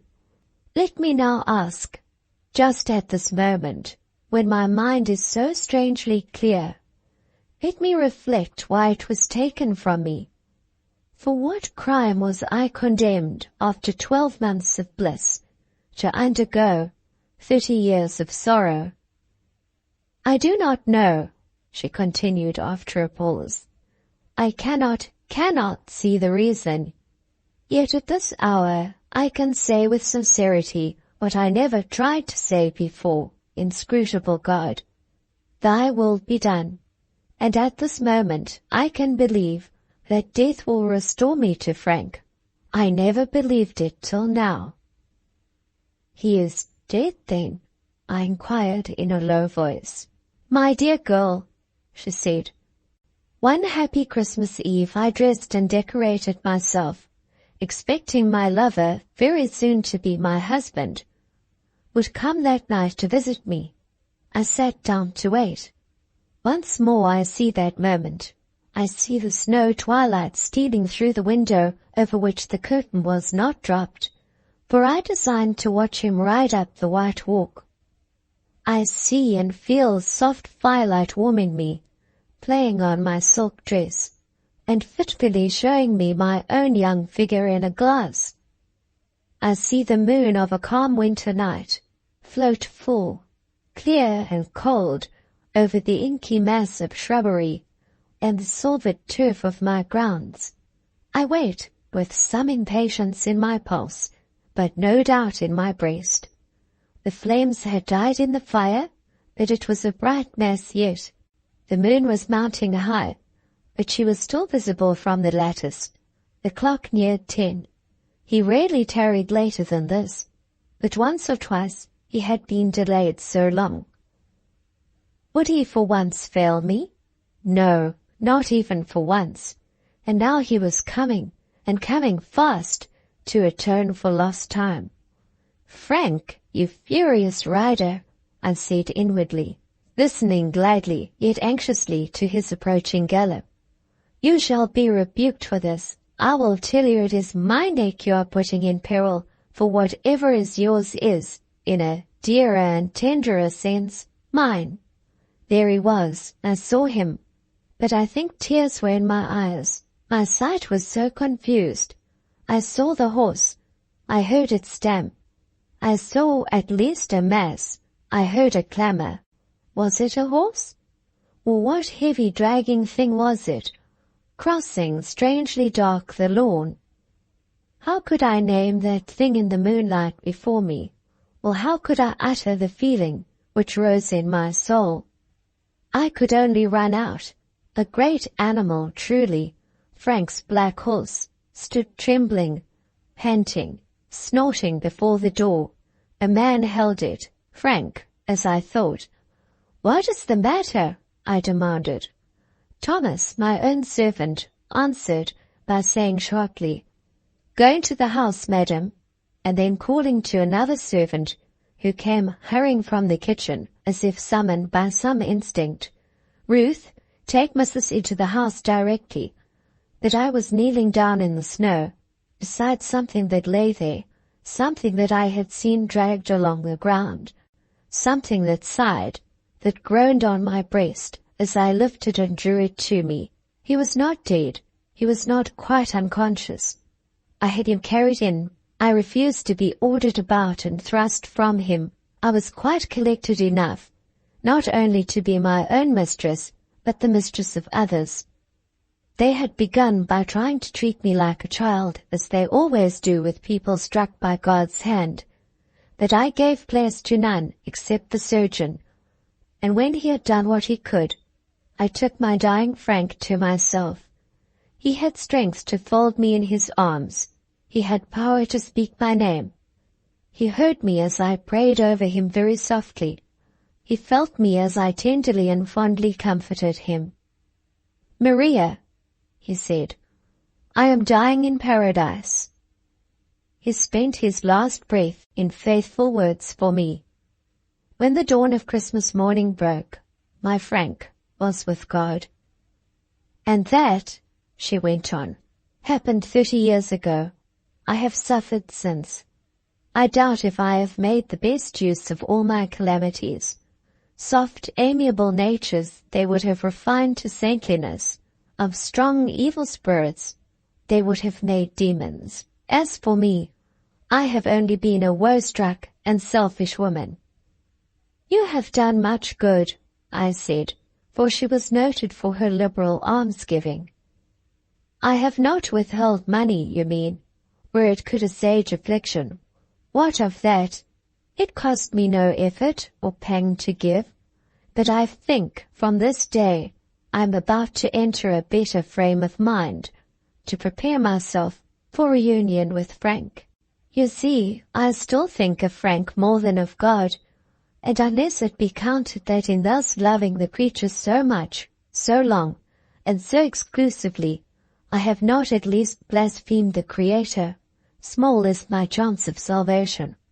What do you think, Lucy, of these things? Be my chaplain and tell me. This question I could not answer. I had no words. It seemed as if she thought I had answered it. Very right, my child. We should acknowledge God merciful, but not always for us comprehensible. We should accept our own lot, whatever it be, and try to render happy that of others. Should we not? Well, tomorrow I will begin by trying to make you happy. I will endeavor to do something for you, Lucy, something that will benefit you when I am dead. My head aches now with talking too much. Still, I am happy. Go to bed. The clock strikes 2. How late you sit up, or rather, how late I, in my selfishness, keep you up. But go now. Have no more anxiety for me. I feel I shall rest well. She composed herself as if to slumber. I, too, retired to my crib in a closet within her room. The night passed in quietness. Quietly her doom must at last have come, peacefully and painlessly. In the morning she was found without life, nearly cold, but all calm and undisturbed. Her previous excitement of spirits and change of mood had been the prelude of a fit. One stroke sufficed to sever the thread of an existence so long freighted by affliction. Section 6. My mistress being dead, and I once more alone, I had to look out for a new place. About this time I might be a very little, shaken in nerves. I grant I was not looking well, but on the contrary, thin, haggard and hollow-eyed, like a sitter-up at night, like an overwrought servant, or a placeless person in debt. In debt, however, I was not, nor quite poor, for though Miss Marchmont had not had time to benefit me, as on that last night she said she intended, yet after the funeral my wages were duly paid by her second cousin, the heir, an avaricious-looking man, with pinched nose and narrow temples, who indeed, I heard long afterwards, turned out a thorough miser, a direct contrast to his generous kinswoman, and a foil to her memory, blessed to this day by the poor and needy, the possessor then of £15, of health, though worn, not broken, and of a spirit in similar condition. I might still, in comparison with many people, be regarded as occupying an enviable position. An embarrassing one it was, however, at the same time, as I felt with some acuteness on a certain day, of which the corresponding one in the next week was to see my departure from my present abode, while with another I was not provided. In this dilemma I went, as a last and sole resource, to see and consult an old servant of our family, once my nurse, now housekeeper at a grand mansion not far from Miss Marchmont's. I spent some hours with her. She comforted, but knew not how to advise me. Still all inward darkness, I left her about twilight. A walk of 2 miles lay before me. It was a clear frosty night. In spite of my solitude, my poverty, and my perplexity, my heart, nourished and nerved with the vigor of a youth that had not yet counted 23 summers, beat light, and not feebly. Not feebly, I am sure, or I should have trembled in that lonely walk, which lay through still fields, and passed neither village nor farmhouse, nor cottage. I should have quailed in the absence of moonlight, for it was by the leading of stars only I traced the dim path. I should have quailed still more in the unwonted presence of that which tonight shone in the north, a moving mystery, the aurora borealis. But this solemn stranger influenced me otherwise than through my fears. Some new power it seemed to bring. I drew in energy with the keen low breeze that blew on its path. A bold thought was sent to my mind. My mind was made strong to receive it. Leave this wilderness, it was said to me, and go out hence. Where? Was the query. I had not very far to look. Gazing from this country parish in that flat, rich middle of England, I mentally saw within reach what I had never yet beheld with my bodily eyes. I saw London. The next day I returned to the hall, and asking once more to see the housekeeper, I communicated to her my plan. Mrs. Barrett was a grave, judicious woman, though she knew little more of the world than myself. But grave and judicious as she was, she did not charge me with being out of my senses, and indeed I had a staid manner of my own, which ere now had been as good to me as cloak and hood of hodden grey, since under its favour I had been enabled to achieve with impunity and even approbation deeds that, if attempted with an excited and unsettled air, would in some minds have stamped me as a dreamer and zealot. The housekeeper was slowly propounding some difficulties while she prepared orange rind for marmalade, when a child ran past the window and came bounding into the room. It was a pretty child, and as it danced, laughing up to me, for we were not strangers, nor indeed was its mother, a young married daughter of the house, a stranger, I took it on my knee. Different as were our social positions now, this child's mother and I had been schoolfellows when I was a girl of 10, and she a young lady of 16, and I remembered her good-looking but dull, in a lower class than mine. I was admiring the boy's handsome dark eyes when the mother, young Mrs. Lee, entered. What a beautiful and kind-looking woman was the good-natured and comely, but unintellectual girl become. Wifehood and maternity had changed her thus, as I have since seen them change others, even less promising than she. Me she had forgotten. I was changed too, though not, I fear, for the better. I made no attempt to recall myself to her memory. Why should I? She came for her son to accompany her in a walk, and behind her followed a nurse, carrying an infant. I only mention the incident because, in addressing the nurse, Mrs. Lee spoke French, very bad French, by the way, and with an incorrigibly bad accent, again forcibly reminding me of our school days. And I found the woman was a foreigner.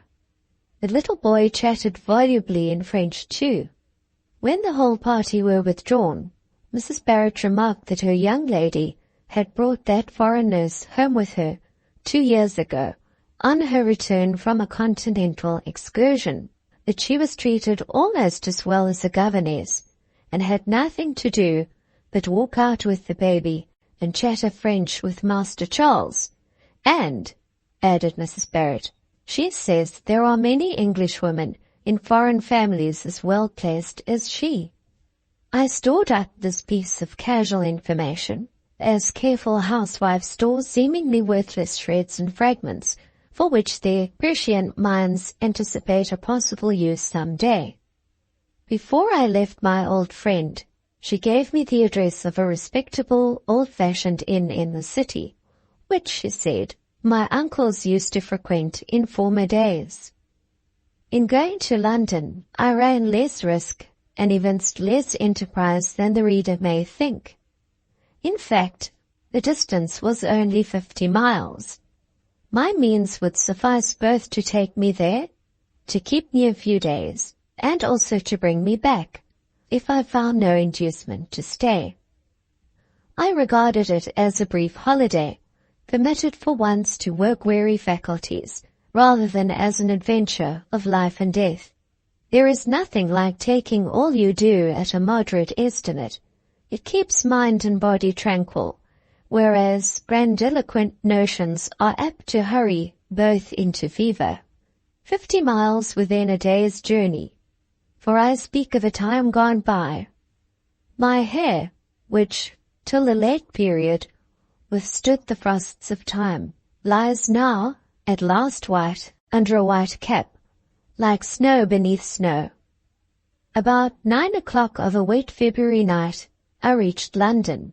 My reader, I know, is one who would not thank me for an elaborate reproduction of poetic first impressions, and it is well, inasmuch as I had neither time nor mood to cherish such, arriving as I did, late, on a dark, raw, and rainy evening, in a Babylon and a wilderness, of which the vastness and the strangeness tried to the utmost any powers of clear thought and steady self-possession with which, in the absence of more brilliant faculties, nature might have gifted me.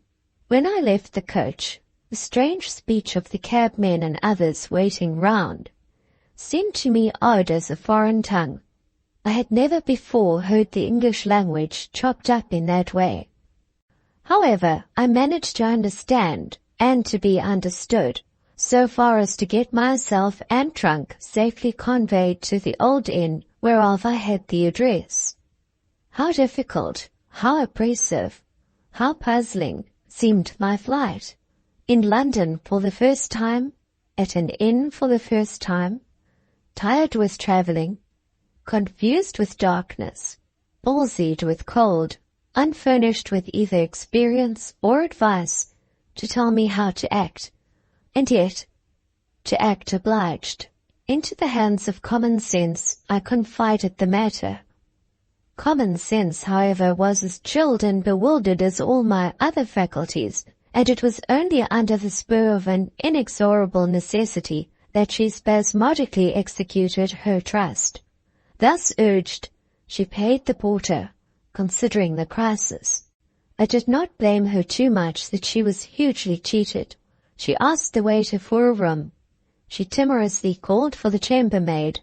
What is far more, she bore, without being wholly overcome, a highly supercilious style of demeanour from that young lady when she appeared. I recollect this same chambermaid was a pattern of town prettiness and smartness. So trim her waist, her cap, her dress, I wondered how they had all been manufactured. Her speech had an accent which in its mincing glibness seemed to rebuke mine as by authority. Her spruce attire flaunted an easy scorn to my plain country garb. Well, it can't be helped, I thought, and then the scene is new, and the circumstances I shall gain good. Maintaining a very quiet manner towards this arrogant little maid, and subsequently observing the same towards the parsonic-looking, black-coated, white-neck-clothed waiter, I got civility from them ere long. I believe at first they thought I was a servant, but in a little while they changed their minds, and hovered in a doubtful state between patronage and politeness. I kept up well till I had partaken of some refreshment, warmed myself by a fire, and was fairly shut into my own room. But as I sat down by the bed and rested my head and arms on the pillow, a terrible oppression overcame me.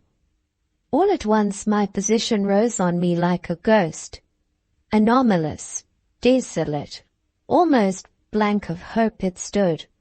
What was I doing here alone in great London? What should I do on the morrow? What prospects had I in life? What friends had I on earth? Whence did I come? Whither should I go? What should I do? I wet the pillow, my arms, and my hair with rushing tears. A dark interval of most bitter thought followed this burst, but I did not regret the step taken, nor wish to retract it. A strong, vague persuasion that it was better to go forward than backward, and that I could go forward, that a way, however narrow and difficult, would in time open, predominated over other feelings. Its influence hushed them so far that at last I became sufficiently tranquil to be able to say my prayers and seek my couch. I had just extinguished my candle and lain down when a deep, low, mighty tone swung through the night. At first I knew it not, but it was uttered 12 times, and at the 12th colossal hum and trembling knell, I said, "I lie in the shadow of St. Paul's." Section 7. The next day was the 1st of March, and when I awoke, rose, and opened my curtain, I saw the risen sun straggling through fog. Above my head, above the housetops, co-elevate almost with the clouds, I saw a solemn, orbed mass, dark blue and dim, the dome. While I looked, my inner self moved. My spirit shook its always fettered wings half loose. I had a sudden feeling as if I, who never yet truly lived, were at last about to taste life. In that morning my soul grew as fast as Jonah's gourd. "I did well to come," I said, proceeding to dress with speed and care. I like the spirit of this great London which I feel around me. Who but a coward would pass his whole life in hamlets, and forever abandon his faculties to the eating rust of obscurity? Being dressed, I went down, not travel-worn and exhausted, but tidy and refreshed. When the waiter came in with my breakfast, I managed to accost him sedately, yet cheerfully. We had 10 minutes' discourse, in the course of which we became usefully known to each other. He was a grey-haired elderly man, and it seemed had lived in his present place 20 years. Having ascertained this, I was sure he must remember my 2 uncles, Charles and Wilmot, who, 15 years ago, were frequent visitors here. I mentioned their names. He recalled them perfectly, and with respect. Having intimated my connection, my position in his eyes was henceforth clear, and on a right footing. He said I was like my Uncle Charles. I suppose he spoke truth, because Mrs. Barrett was accustomed to say the same thing. A ready and obliging courtesy now replaced his former uncomfortably doubtful manner. Henceforth I need no longer be at a loss for a civil answer to a sensible question. The street on which my little sitting-room window looked was narrow, perfectly quiet, and not dirty. The few passengers were just such as one sees in provincial towns. Here was nothing formidable. I felt sure I might venture out alone. Having breakfasted, out I went. Elation and pleasure were in my heart. To walk alone in London seemed of itself an adventure. Presently I found myself in Paternoster Row. Classic ground this. I entered a bookseller's shop, kept by one Jones. I bought a little book, a piece of extravagance I could ill afford, but I thought I would one day give or send it to Mrs. Barrett. Mr. Jones, a dried-in man of business, stood behind his desk.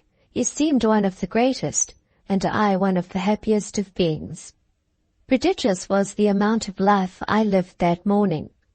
Finding myself before St. Paul's, I went in. I mounted to the dome.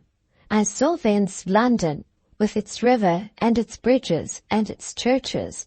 I saw antique Westminster, and the green Temple Gardens, with sun upon them, and a glad blue sky of early spring above, and between them and it, not too dense, a cloud of haze. Descending, I went wandering whither chance might lead, in a still ecstasy of freedom and enjoyment, and I got, I know not how, I got into the heart of city life. I saw and felt London at last. I got into the Strand. I went up Cornhill. I mixed with the life passing along. I dared the perils of crossings. To do this, and to do it utterly alone, gave me, perhaps an irrational, but a real pleasure. Since those days, I have seen the West End, the parks, the fine squares, but I love the city far better. The city seems so much more in earnest. Its business, its rush, its roar, are such serious things, sights and sounds. The city is getting its living, the West End but enjoying its pleasure. At the West End you may be amused, but in the city you are deeply excited. Faint at last and hungry, it was years since I had felt such healthy hunger. I returned about 2 o'clock to my dark, old and quiet inn. I dined on 2 dishes, a plain joint and vegetables. Both seemed excellent, how much better than the small dainty messes Miss Marchmont's cook used to send up to my kind dead mistress and me, and to the discussion of which we could not bring half an appetite between us. Delightfully tired, I lay down on 3 chairs for an hour. The room did not boast a sofa. I slept, then I woke and thought for 2 hours. My state of mind and all accompanying circumstances were just now such as most to favour the adoption of a new, resolute and daring, perhaps desperate, line of action. I had nothing to lose. Unutterable loathing of a desolate existence past forbade return. If I failed in what I now designed to undertake, who save myself would suffer? If I died far away from home, I was going to say, but I had no home, from England, then who would weep? I might suffer. I was inured to suffering. Death itself had not, I thought, those terrors for me which it has for the softly reared. I had, ere this, looked on the thought of death with a quiet eye. Prepared then for any consequences, I formed a project. That same evening I obtained from my friend, the waiter, information respecting the sailing of vessels for a certain continental port, though marine. No time I found was to be lost. That very night I must take my berth. I might indeed have waited till the morning before going on board, but would not run the risk of being too late. Better take your berth at once, ma'am, counselled the waiter. I agreed with him, and having discharged my bill, and acknowledged my friend's services at a rate which I now know was princely, and which in his eyes must have seemed absurd, and indeed, while pocketing the cash, he smiled a faint smile which intimated his opinion of the donor's savoir-faire, he proceeded to call a coach.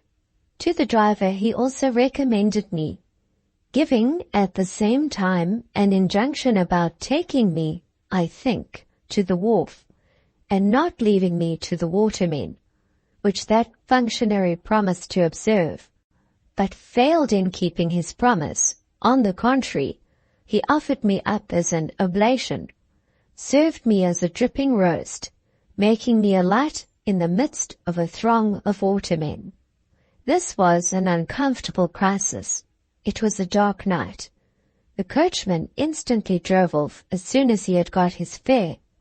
The watermen commenced a struggle for me and my trunk. Their oaths I hear at this moment. They shook my philosophy more than did the night, all the isolation, all the strangeness of the scene. One laid hands on my trunk. I looked on and waited quietly, but when another laid hands on me, I spoke up, shook off his touch, stepped at once into a boat, desired austerely that the trunk should be placed beside me, just there, which was instantly done, for the owner of the boat I had chosen became now an ally. I was rowed off. Black was the river as a torrent of ink. Lights glanced on it from the piles of building round. Ships rocked on its bosom. They rowed me up to several vessels. I read by lantern light, their names painted in great white letters on a dark ground. The Ocean, the Phoenix, the Consort, the Dolphin were passed in turns, but the Vivid was my ship, and it seemed she lay further down. Down the sable flood we glided. I thought of the Styx, and of Charon rowing some solitary soul to the land of shades.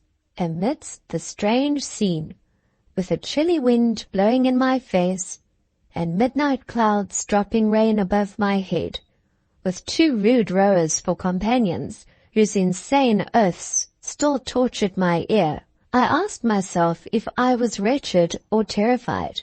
I was neither. Often in my life have I been far more so under comparatively safe circumstances. "How is this?" said I. "Methinks I am animated and alert, instead of being depressed and apprehensive." I could not tell how it was.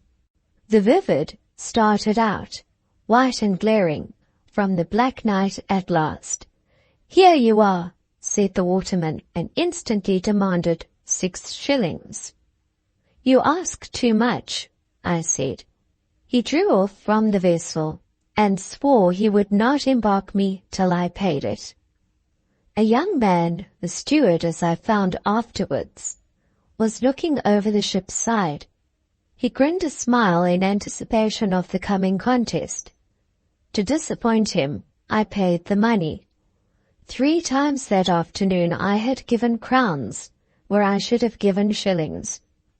But I consoled myself with the reflection, it is the price of experience. "They've cheated you," said the steward exultingly when I got on board.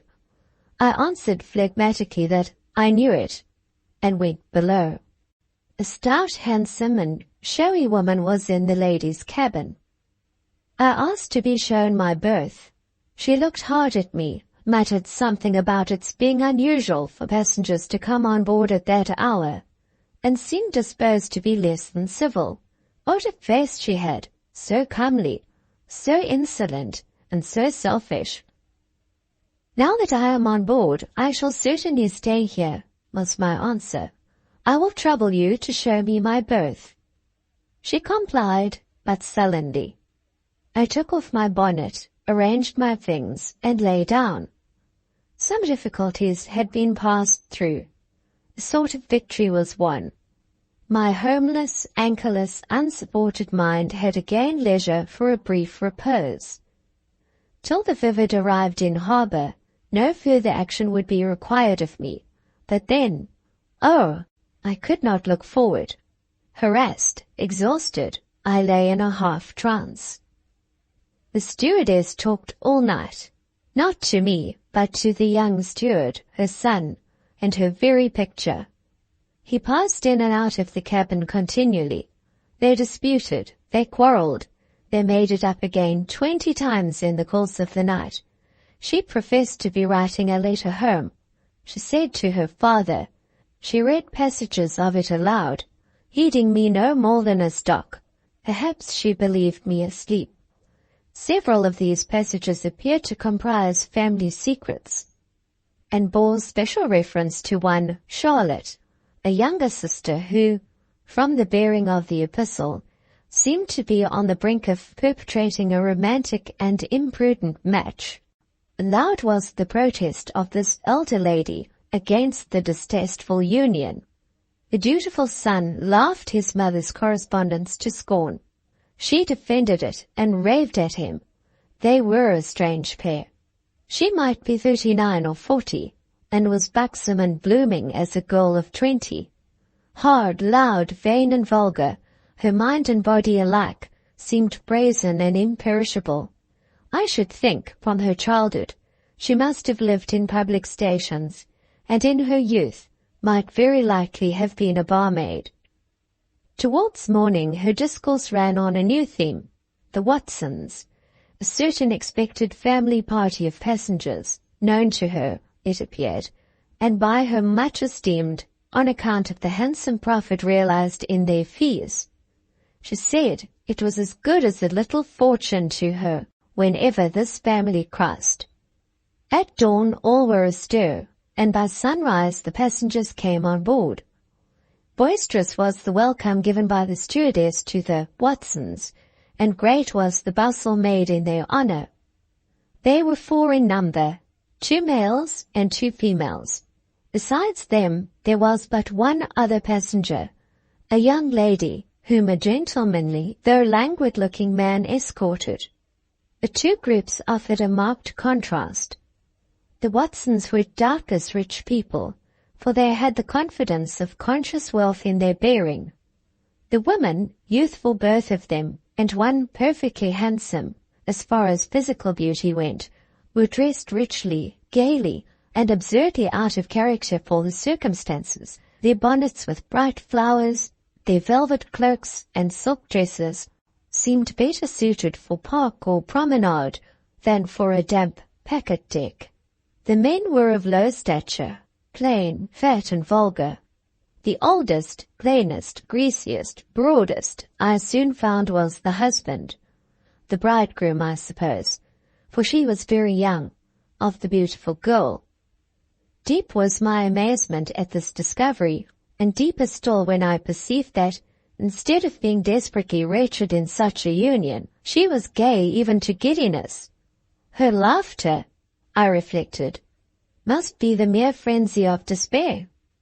And even while this thought was crossing my mind, as I stood leaning quiet and solitary against the ship's side, she came tripping up to me, an utter stranger, with a camp stool in her hand, and smiling a smile of which the levity puzzled and startled me, though it showed a perfect set of perfect teeth. She offered me the accommodation of this piece of furniture. I declined it, of course, with all the courtesy I could put into my manner. She danced off, heedless and lightsome. She must have been good-natured. But what had made her marry that individual, who was at least as much like an oil barrel as a man? The other lady passenger, with the gentleman companion, was quite a girl, pretty and fair. Her simple print dress, untrimmed straw bonnet, and large shawl, gracefully worn, formed a costume plain to Quakerism, yet for her becoming enough. Before the gentleman quitted her, I observed him throwing a glance of scrutiny over all the passengers, as if to ascertain in what company his charge would be left. With a most dissatisfied air did his eye turn from the ladies with the gay flowers. He looked at me, and then he spoke to his daughter, niece, or whatever she was. She also glanced in my direction, and slightly curled her short pretty lip. It might be myself, or it might be my homely mourning habit, that elicited this mark of contempt, more likely both. A bell rang. Her father, I afterwards knew that it was her father, kissed her, and returned to land. The packet sailed. Section 8. Foreigners say that it is only English girls who can thus be trusted to travel alone, and deep is their wonder at the daring confidence of English parents and guardians. As for the jeunes miss, by some their intrepidity is pronounced masculine and inconvenient. Others regard them as the passive victims of an educational and theological system which wantonly dispenses with proper surveillance. Whether this particular young lady was of the sort that can the most safely be left unwatched, I do not know, or rather did not then know. But it soon appeared that the dignity of solitude was not to her taste. She paced the deck once or twice, backwards and forwards. She looked with a little sour air of disdain at the flaunting silks and velvets, and the bears which thereon danced attendance, and eventually she approached me and spoke. "Are you fond of a sea voyage?" was her question. I explained that my fondness for a sea voyage had yet to undergo the test of experience. I had never made one. "Oh, how charming!" cried she. "I quite envy you the novelty. First impressions, you know, are so pleasant. Now I have made so many, I quite forget the first. I'm quite blasé about the sea and all that." I could not help smiling. "Why do you laugh at me?" she inquired, with a frank testiness that pleased me better than her other talk. Because you are so young to be blasé about anything. I am 17, a little piqued. You hardly look 16. Do you like traveling alone? Bah! I care nothing about it. I have crossed the channel 10 times alone. But then I take care never to be long alone. I always make friends. You will scarcely make many friends this voyage, I think. Glancing at the Watson group, who were now laughing and making a great deal of noise on deck. Not of those odious men and women, said she. Such people should be steerage passengers. Are you going to school? No. Where are you going? I have not the least idea, beyond, at least, the port of Beaumarine. She stared, then carelessly ran on. I am going to school. Oh, the number of foreign schools I have been at in my life! And yet I am quite an ignoramus. I know nothing in the world, I assure you, except that I play and dance beautifully, and French and German of course I know to speak, but I can't read or write them very well. Do you know they wanted me to translate a page of an easy German book into English the other day, and I couldn't do it. Papa was so mortified. He says it looks as if Monsieur de Bassompierre, my godpapa, who pays all my school bills, had thrown away all his money. And then, in matters of information, in history, geography, arithmetic, and so on, I am quite a baby, and I write English so badly. Such spelling and grammar, they tell me. Into the bargain, I have quite forgotten my religion. They call me a Protestant, you know, but really I am not sure whether I am one or not. I don't well know the difference between Romanism and Protestantism. However, I don't in the least care for that. I was a Lutheran once at Bonn. Dear Bonn, charming Bonn, where there were so many handsome students. Every nice girl in our school had an admirer. They knew our hours for walking out, and almost always passed us on the promenade. Schon München, we used to hear them say. I was excessively happy at Bonn. And where are you now? I inquired. Oh, at Joe's, said she. Now, Miss Ginevra Fanshawe, such was this young person's name, only substituted this word, Joe's, in temporary oblivion of the real name. It was a habit she had. Joe's came in at every turn in her conversation, a convenient substitute for any missing word in any language she might chance at the time to be speaking. French girls often do the like. From them she had caught the custom Joe's. However, I found in this instance stood for Villette, the great capital of the great kingdom of La Basse-Cour. Do you like Villette? I asked. Pretty well. The natives, you know, are intensely stupid and vulgar, but there are some nice English families. Are you in a school? Yes. A good one. Oh no, horrid. But I go out every Sunday and care nothing about the maîtresse or the professeur or the élèves, and send lessons au diable. One daren't say that in English, you know, but it sounds quite right in French. And thus I get on charmingly. You are laughing at me again? No, I am only smiling at my own thoughts. What are they? Without waiting for an answer. Now, do tell me where you are going. Where fate may lead me. My business is to earn a living, where I can find it. To earn? In consternation. Are you poor then? As poor as Job? After a pause. Bah! How unpleasant! But I know what it is to be poor. They are poor enough at home, Papa and Mamma, and all of them. Papa is called Captain Fanshawe. He is an officer on half pay, but well descended, and some of our connections are great enough. But my uncle and godpapa, de Bassompierre, who lives in France, is the only one that helps us.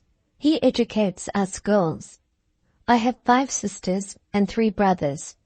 By and by we are to marry, rather elderly gentlemen, I suppose, with cash. Papa and Mama manage that. My sister Augusta is married now to a man much older looking than Papa. Augusta is very beautiful, not in my style, but dark. Her husband, Mr. Davies, had the yellow fever in India, and he is still the color of a guinea. But then he is rich, and Augusta has her carriage and establishment, and we all think she has done perfectly well. Now, this is better than earning a living, as you say. By the way, are you clever? No, not at all. You can play, sing, speak 3 or 4 languages? By no means.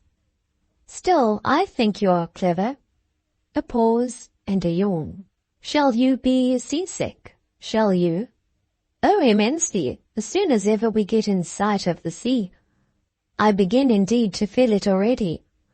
I shall go below. And won't I order about that fat, odious stewardess? Heureusement je sais faire aller mon monde. Down she went. It was not long before the other passengers followed her. Throughout the afternoon I remained on deck alone. When I recall the tranquil and even happy mood in which I passed those hours, and remember at the same time the position in which I was placed, its hazardous, some would have said its hopeless character, I feel that as stone walls do not a prison make, nor iron bars a cage, so peril, loneliness, an uncertain future are not oppressive evils, so long as the frame is healthy and the faculties are employed. So long, especially, as liberty lends us her wings, and hope guides us by her star. I was not sick till long after we passed Margate, and deep was the pleasure I drank in with the sea breeze, to find the delight I drew from the heaving channel waves, from the seabirds on their ridges, from the white sails on their dark distance, from the quiet yet beclouded sky overhanging all. In my reverie, methought I saw the continent of Europe, like a wide dreamland, far away. Sunshine lay on it, making the long coast one line of gold, tiniest tracery of clustered town and snow-gleaming tower, of wood's steep mast, of heights serrated, of smooth pasturage and veiny stream, embossed the metal-bright prospect. For background spread a sky, solemn and dark blue, and, grand with imperial promise, soft with tints of enchantment, strode from north to south, a God-bent bow, an arch of hope. Cancel the whole of that, if you please, reader, or rather let it stand, and draw thence a moral, an alliterative text-hand copy. Daydreams are delusions of the demon. Becoming excessively sick, I faltered down into the cabin. Miss Fanshawe's berth chanced to be next mine, and, I am sorry to say, she tormented me with an unsparing selfishness during the whole time of our mutual distress. Nothing could exceed her impatience and fretfulness. The Watsons, who were very sick too, and on whom the stewardess attended with shameless partiality, were stoics compared with her. Many a time since have I noticed, in persons of Ginevra Fanshawe's light, careless temperament, and fair, fragile style of beauty, an entire incapacity to endure. They seem to sour in adversity, like small beer in thunder. The man who takes such a woman for his wife ought to be prepared to guarantee her in existence all sunshine. Indignant at last with her teasing peevishness, I curtly requested her to hold her tongue. The rebuff did her good, and it was observable that she liked me no worse for it. As dark night drew on, the sea roughened, larger waves swayed strong against the vessel's side. It was strange to reflect that blackness and water were round us, and to feel the ship ploughing straight on her pathless way, despite noise, billow, and rising gale. Articles of furniture began to fall about, and it became needful to lash them to their places. The passengers grew sicker than ever, as Fanshawe declared with groans that she must die. "Not just yet, honey," said the stewardess. "We're just in port." Accordingly, in another quarter of an hour, a calm fell upon us all, and about midnight the voyage ended. I was sorry. Yes, I was sorry. My resting time was past. My difficulties, my stringent difficulties, recommenced. When I went on deck, the cold air and black scowl of the night seemed to rebuke me for my presumption in being where I was. The lights of the foreign seaport town, glimmering round the foreign harbour, met me like unnumbered, threatening eyes. Friends came on board to welcome the Watsons. A whole family of friends surrounded and bore away Miss Fanshawe. But I dared not for one moment dwell on a comparison of positions. Yet where should I go? I must go somewhere. Necessity dare not be nice.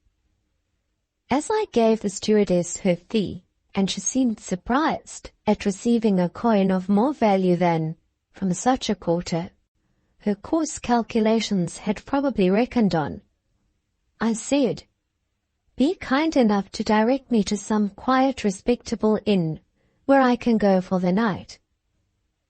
She not only gave me the required direction, but called a commissionaire and bid him take charge of me, and not my trunk, for that was gone to the custom-house. I followed this man along a rudely paved street, lit now by a fitful gleam of moonlight. He brought me to the inn. I offered him 6pence, which he refused to take. Supposing it not enough, I changed it for a shilling, but this also he declined, speaking rather sharply in a language to me unknown. A waiter, coming forward into the lamp-lit inn passage, reminded me, in broken English, that my money was foreign money, not current here. I gave him a sovereign to change. This little matter settled, I asked for a bedroom. Supper I could not take. I was still seasick and unnerved and trembling all over. How deeply glad I was when the door of a very small chamber at length closed on me and my exhaustion. Again I might rest. Though the cloud of doubt would be as thick tomorrow as ever, the necessity for exertion more urgent, the peril of destitution nearer, the conflict for existence more severe. Section 9. I awoke next morning with courage revived and spirits refreshed. Physical debility no longer enervated my judgment. My mind felt prompt and clear. Just as I finished dressing, a tap came to the door. I said, "Come in," expecting the chambermaid. Whereas a rough man walked in and said, "Give me your keys, miss." "Why?" I asked.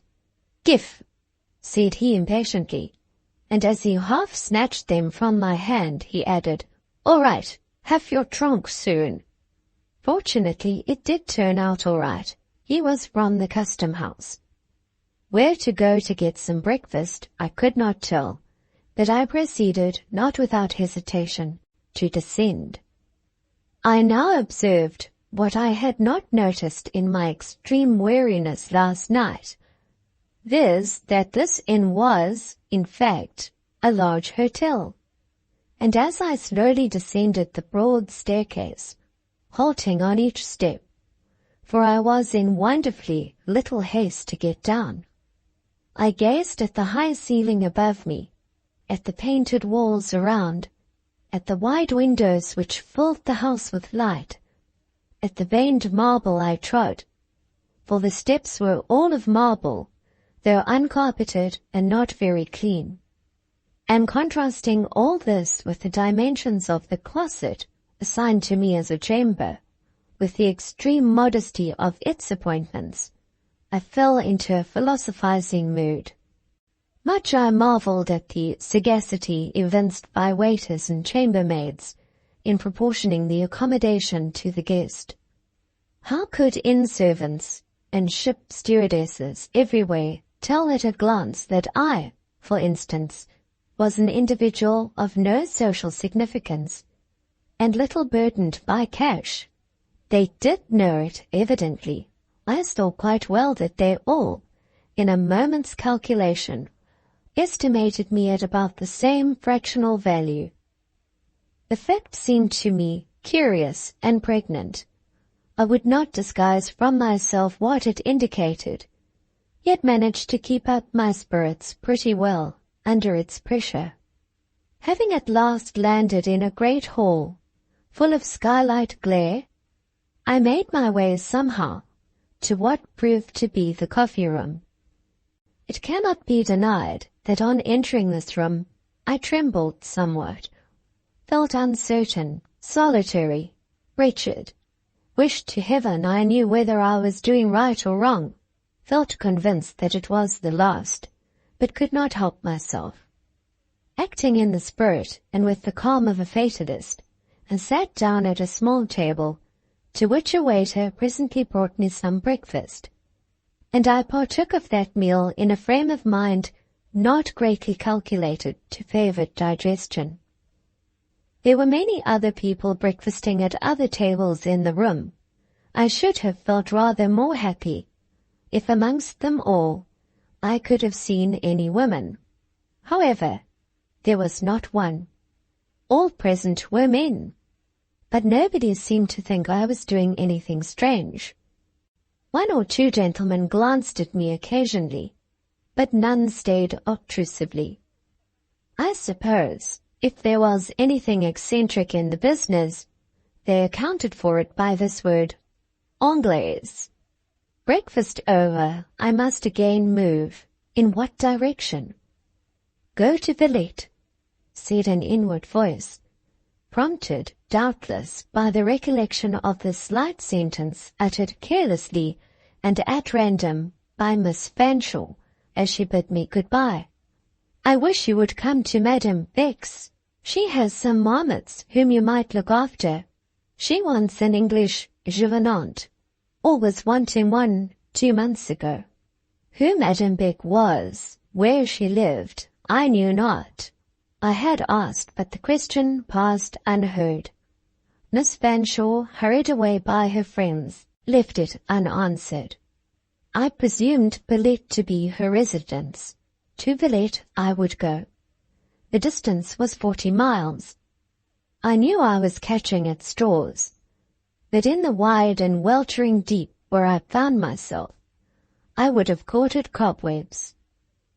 Having inquired about the means of travelling to Villette and secured a seat in the diligence, I departed on the strength of this outline, this shadow of a project. Before you pronounce on the rashness of the proceeding, reader, look back to the point whence I started. Consider the desert I had left. Note how little I perilled. Mine was the game where the player cannot lose and may win. Of an artistic temperament, I deny that I am. Yet I must possess something of the artist's faculty of making the most of present pleasure. That is to say, when it is of the kind to my taste. I enjoyed that day, though we travelled slowly, though it was cold, though it rained. Somewhat bare, flat, and treeless was the route along which our journey lay, and slimy canals crept, like half-torpid green snakes, beside the road, and formal pollard willows edged level fields, tilled like kitchen garden beds. The sky, too, was monotonously grey. The atmosphere was stagnant and humid. Yet amidst all these deadening influences, my fancy budded fresh, and my heart basked in sunshine. These feelings, however, were well kept in check by the secret but ceaseless consciousness of anxiety lying in wait on enjoyment, like a tiger crouched in a jungle. The breathing of that beast of prey was in my ear, always. His fierce heart panted close against mine. He never stirred in his lair, but I felt him. I knew he waited only for sundown to bound ravenous from his ambush. I had hoped we might reach Villette ere night set in, and that thus I might escape the deeper embarrassment which obscurity seems to throw round a first arrival at an unknown bourne. But what with our slow progress and long stoppages, what with a thick fog and small dense rain, darkness that might almost be felt had settled on the city by the time we gained its suburbs. I know we passed through a gate where soldiers were stationed. So much I could see by lamplight. Then, having left behind us the miry chaussee, we rattled over a pavement of strangely rough and flinty surface. At a bureau, the diligence stopped, and the passengers alighted. My first business was to get my trunk, a small matter enough, but important to me. Understanding that it was best not to be importunate or over-eager about luggage, but to wait and watch quietly the delivery of other boxes till I saw my own, and then promptly claim and secure it, I stood apart, my eye fixed on that part of the vehicle in which I had seen my little portmanteau safely stowed, and upon which piles of additional bags and boxes were now heaped. One by one, I saw these removed, lowered, and seized on. I was sure mine ought to be by this time visible. It was not. I had tied on the direction card with a piece of green ribbon, that I might know it at a glance. Not a fringe or fragment of green was perceptible. Every package was removed, every tin case and brown paper parcel. The oilcloth cover was lifted. I saw with distinct vision that not an umbrella, cloak, cane, hat box, or bandbox remained, and my portmanteau, with my few clothes and little pocket-book enclasping the remnant of my £15, where were they? I ask this question now, but I could not ask it then. I could say nothing whatever, not possessing a phrase of speaking French. And it was French, and French only. The whole world seemed now gabbling around me. What should I do? Approaching the conductor, I just laid my hand on his arm, pointed to a trunk, thence to the diligence roof, and tried to express a question with my eyes. He misunderstood me, seized the trunk indicated, and was about to hoist it on the vehicle. "Let that alone, will you?" said a voice in good English. Then in correction, "Qu'est-ce que vous faites donc? Cette mal est à moi." But I had heard the fatherland accents. They rejoiced my heart. I turned. "Sir," said I, appealing to the stranger without, in my distress, noticing what he was like, "I cannot speak French. May I entreat you to ask this man what he has done with my trunk?" Without discriminating, for the moment, what sort of face it was to which my eyes were raised, and on which they were fixed, I felt in its expression half surprise at my appeal, and half doubt of the wisdom of interference. "Do ask him, I would do as much for you," said I. I don't know whether he smiled, but he said in a gentlemanly tone, that is to say, a tone not hard nor terrifying, "What sort of trunk was yours?" I described it, including in my description the green ribbon, and forthwith he took the conductor underhand, and I felt, through all the storm of French which followed, that he raked him fore and aft. Presently he returned to me. The fellow avers he was overloaded, and confesses that he removed your trunk after you saw it put on, and has left it behind at Beaumarine with other parcels. He has promised, however, to forward it tomorrow.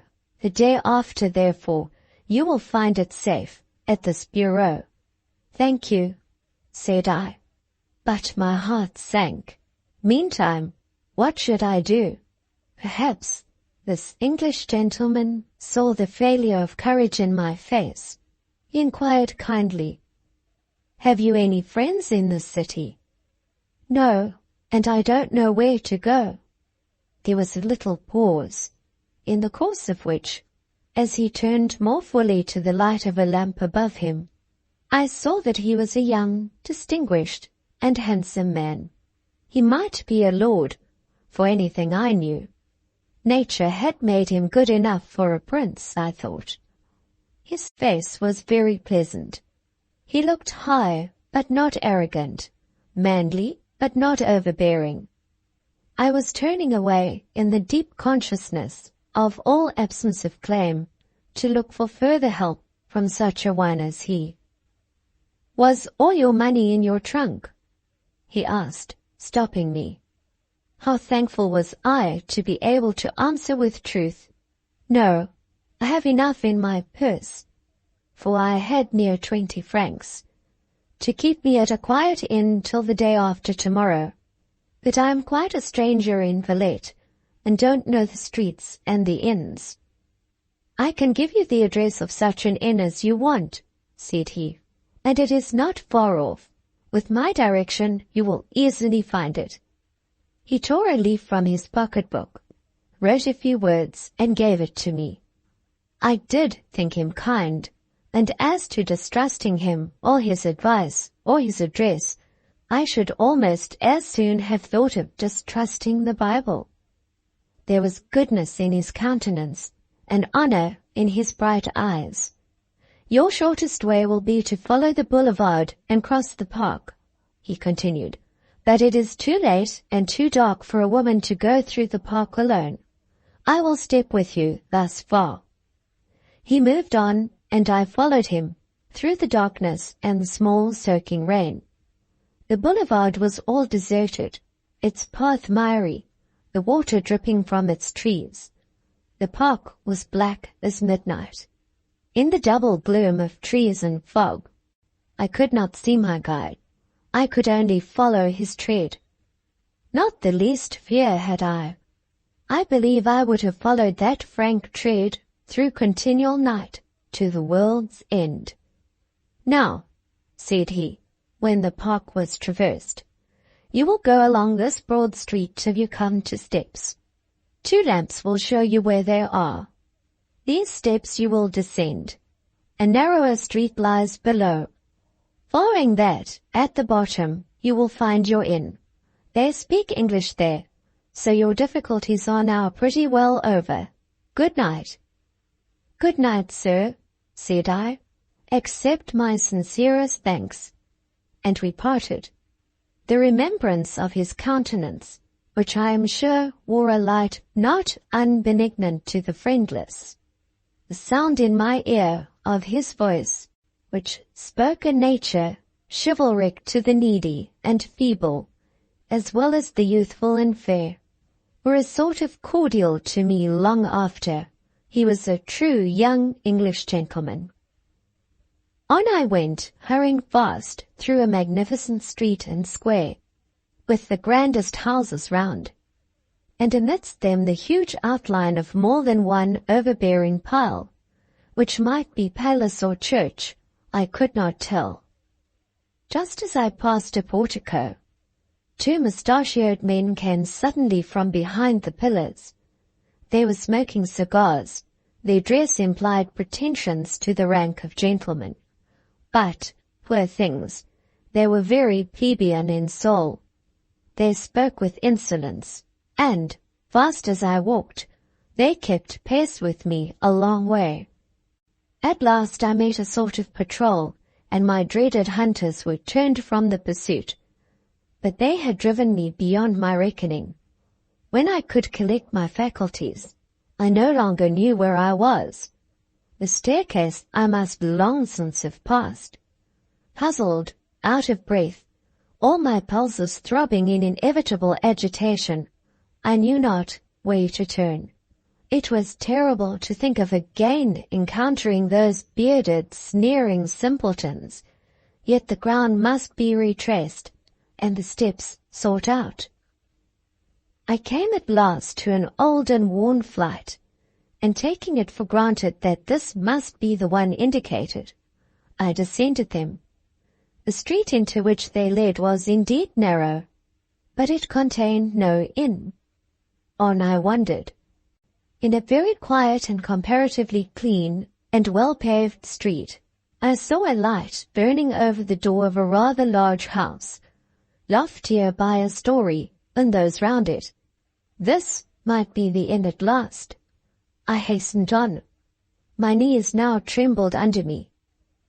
I was getting quite exhausted. No inn was this. A brass plate embellished the great porte-cochere. Pensionnat de Demoiselles was the inscription, and beneath a name, Madame Beck. I started. About 100 thoughts volleyed through my mind in a moment, yet I planned nothing and considered nothing. I had not time. Providence said, "Stop here. This is your inn." Fate took me in her strong hand, mastered my will, directed my actions. I rang the doorbell. While I waited, I would not reflect. I fixedly looked at the street stones where the door lamp shone, and counted them and noted their shapes and the glitter of wet on their angles. I rang again. They opened at last. A bonne in a smart cap stood before me. "May I see Madame Beck?" I inquired. I believe if I had spoken French, she would not have admitted me. But as I spoke English, she concluded I was a foreign teacher come on business connected with the pensionnat, and even at that late hour she let me in without a word of reluctance or a moment of hesitation. The next moment I sat in a cold, glittering salon, with porcelain stove unlit and gilded ornaments and polished floor. A pendule on the mantelpiece struck 9 o'clock. A quarter of an hour passed. How fast beat every pulse in my frame! How I turned cold and hot by turns! I sat with my eyes fixed on the door, a great white folding door with gilt mouldings. I watched to see a leaf move and open. All had been quiet. Not a mouse had stirred. The white doors were closed and motionless. "You air English?" said a voice at my elbow. I almost bounded, so unexpected was the sound, so certain had I been of solitude.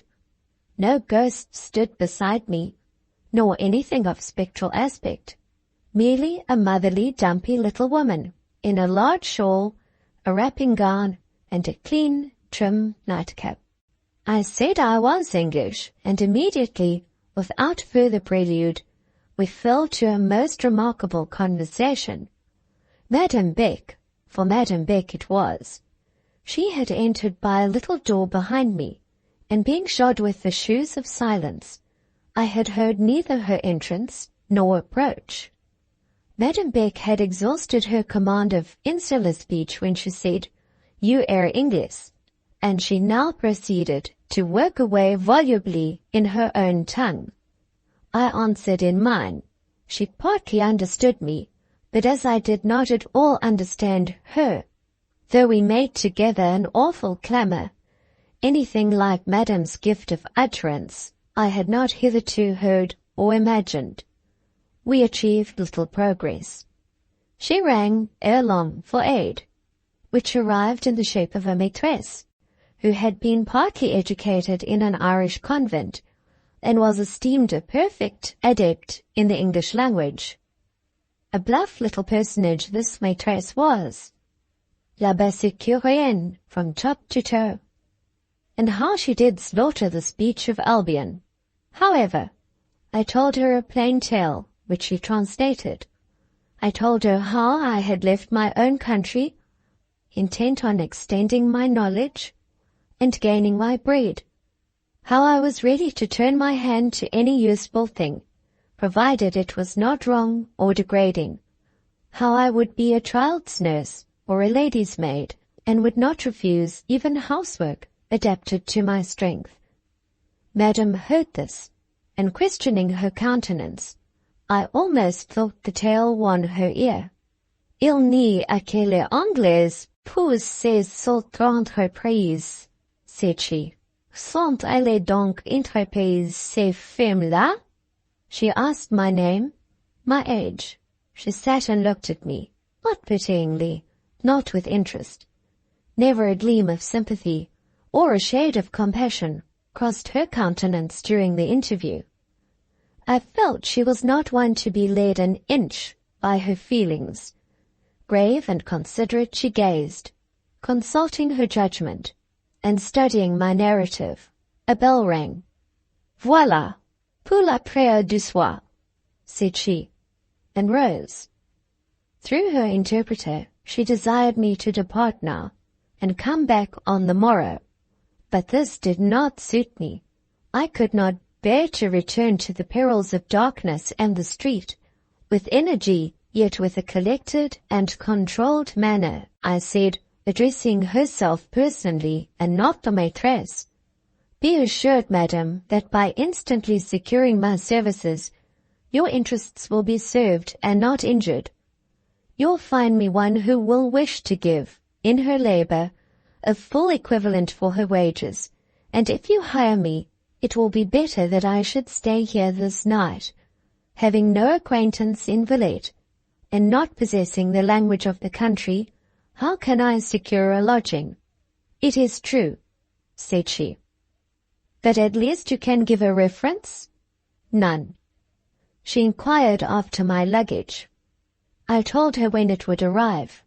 She mused. At that moment a man's step was heard in the vestibule. Hastily proceeding to the outer door. I shall go on with this part of my tale as if I had understood all that passed, for though it was then scarce intelligible to me, I heard it translated afterwards. "Who goes out now?" demanded Madame Beck, listening to the tread. "Monsieur Paul," replied the teacher. "He came this evening to give a reading to the first class. The very man I should at this moment most wish to see. Call him." The teacher ran to the salon door. Monsieur Paul was summoned. He entered, a small, dark and spare man in spectacles. "Mon cousin," began Madame, "I want your opinion. We know your skill in physiognomy. Use it now. Read that countenance." The little man fixed on me his spectacles. A resolute compression of the lips and gathering of the brow seemed to say that he meant to see through me, and that a veil would be no veil for him. "I read it," he pronounced. "Eh? Qu'en dites-vous?" "Mais, bien des choses," was the oracular answer. "Bad or good?" "Of each kind without doubt," pursued the diviner. "May one trust her word?" "Are you negotiating a matter of importance?" "She wishes me to engage her as bonne or gouvernante. Tells a tale, full of integrity, but gives no reference." "She is a stranger?" "An Englishwoman, as one may see." "She speaks French?" "Not a word." "She understands it?" "No." "One may then speak plainly in her presence?" "Doubtless." He gazed steadily. "Do you need her services?" "I could do with them. You know I am disgusted with Madame Svini." Still he scrutinized. The judgment, when it at last came, was as indefinite as what had gone before it. "Engage her. If good predominates in that nature, the action will bring its own reward. If evil, ah bien ma cousine, que sera toujours un bon oeuvre. And with a bow and a bonsoir, this vague arbiter of my destiny vanished. And Madden did engage me that very night. By God's blessing, I was spared the necessity of passing forth again into the lonesome, dreary, hostile street. Section 10. Being delivered into the charge of the maîtresse, I was led through a long, narrow passage into a foreign kitchen, very clean but very strange. It seemed to contain no means of cooking, neither fireplace nor oven. I did not understand that the great black furnace which filled one corner was an efficient substitute for these. Surely pride was not already beginning its whispers in my heart. Yet I felt a sense of relief when, instead of being left in the kitchen, as I half anticipated, I was led forward to a small inner room termed a cabinet.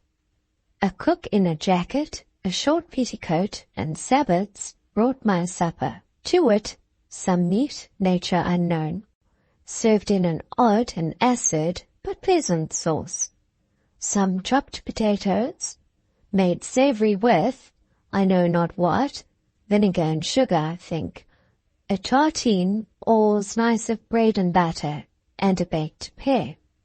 Being hungry, I ate, and was grateful. After the pied du soir, Madame herself came to have another look at me. She desired me to follow her upstairs.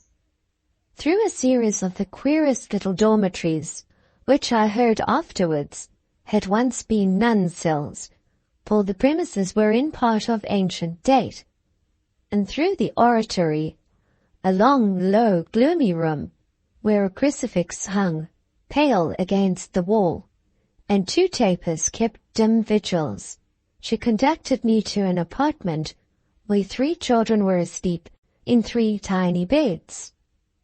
A heated stove made the air of this room oppressive, and to mend matters, it was scented with an odor rather strong than delicate, a perfume, indeed, altogether surprising and unexpected under the circumstances, being like the combination of smoke with some spirituous essence, the smell, in short, of whiskey. Beside a table, on which played the remnant of a candle, guttering to waste in the socket, a coarse woman, heterogeneously clad in a broad, striped, showy silk dress and a stuff apron, sat in a chair, fast asleep. To complete the picture and leave no doubt as to the state of matters, a bottle and an empty glass stood at the sleeping beauty's elbow. Madame contemplated this remarkable tableau with great calm. She neither smiled nor scowled. No impress of anger, disgust, or surprise ruffled the equality of her grave aspect. She did not even wake the woman. Serenely pointing to a 4th bed, she intimated that it was to be mine. Then, having extinguished the candle and substituted for it a night lamp, she glided through an inner door, which she left ajar, the entrance to her own chamber, a large, well-furnished apartment, as was discernible through the aperture. My devotions that night were all thanksgiving. Strangely had I been led since morning, unexpectedly had I been provided for. Scarcely could I believe that not 48 hours had elapsed since I left London, under no other guardianship than that which protects the passenger bird, with no prospect but the dubious cloud tracery of hope. I was a light sleeper. In the dead of night I suddenly awoke. All was hushed, but a white figure stood in the room, Madame in her nightdress, moving without perceptible sound. She visited the 3 children in the 3 beds. She approached me. I feigned sleep, and she studied me long. A small pantomime ensued. Curious enough, I dare say she sat a quarter of an hour on the edge of my bed, gazing at my face. She then drew nearer, bent close over me, slightly raised my cap, and turned back the border so as to expose my hair. She looked at my hand lying on the bedclothes. This done, she turned to the chair where my clothes lay. It was at the foot of the bed. Hearing her touch and lift them, I opened my eyes with precaution, for I own I felt curious to see how far her taste for research would lead her. It led her a good way. Every article did she inspect. I divined her motive for this proceeding, viz., the wish to form from the garments a judgment respecting the wearer, her station, means, neatness, etc. The end was not bad, but the means were hardly fair or justifiable. In my dress was a pocket. She fairly turned it inside out. She counted the money in my purse. She opened a little memorandum book, coolly perused its contents, and took from between the leaves a small plaited lock of Miss Marchmont's grey hair. To a bunch of 3 keys, being those of my trunk, desk, and workbox, she accorded special attention. With these, indeed, she withdrew a moment to her own room. I softly rose in my bed and followed her with my eye. These keys, reader, were not brought back till they had left on the toilet of the adjoining room the impress of their wards in wax. All being thus done decently and in order, my property was returned to its place, my clothes were carefully refolded. Of what nature were the conclusions deduced from this scrutiny? Were they favorable or otherwise? Vain question. Madame's face of stone, for of stone in its present night aspect it looked. It had been human, and, as I said before, motherly in the salon, betrayed no response. Her duty done, I felt that in her eyes this business was a duty.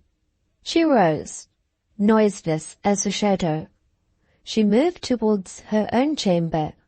At the door, she turned, fixing her eye on the heroine of the bottle, who still slept and loudly snored. Mrs. Sweeney, I presume this was Mrs. Sweeney, Anglais or Hibernicé Sweeney. Mrs. Sweeney's doom was in Madame Beck's eye, an immutable purpose that I spoke. Madame's visitations for shortcomings might be slow, but they were sure. All this was very un-English. Truly, I was in a foreign land. The morrow made me further acquainted with Mrs. Sweeney. It seems she had introduced herself to her present employer as an English lady in reduced circumstances, a native, indeed, of Middlesex, professing to speak the English tongue with the purest metropolitan accent. Madame, reliant on her own infallible expedients for finding out the truth in time, had a singular intrepidity in hiring service offhand, as indeed seemed abundantly proved in my own case.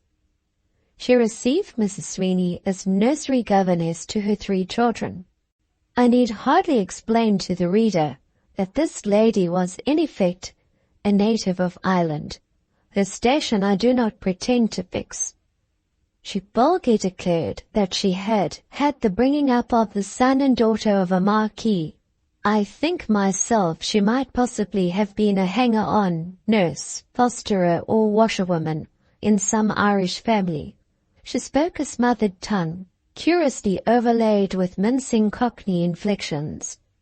By some means or other she had acquired, and now held in possession, a wardrobe of rather suspicious splendor. Gowns of stiff and costly silk, fitting her indifferently, and apparently made for other proportions than those they now adorned.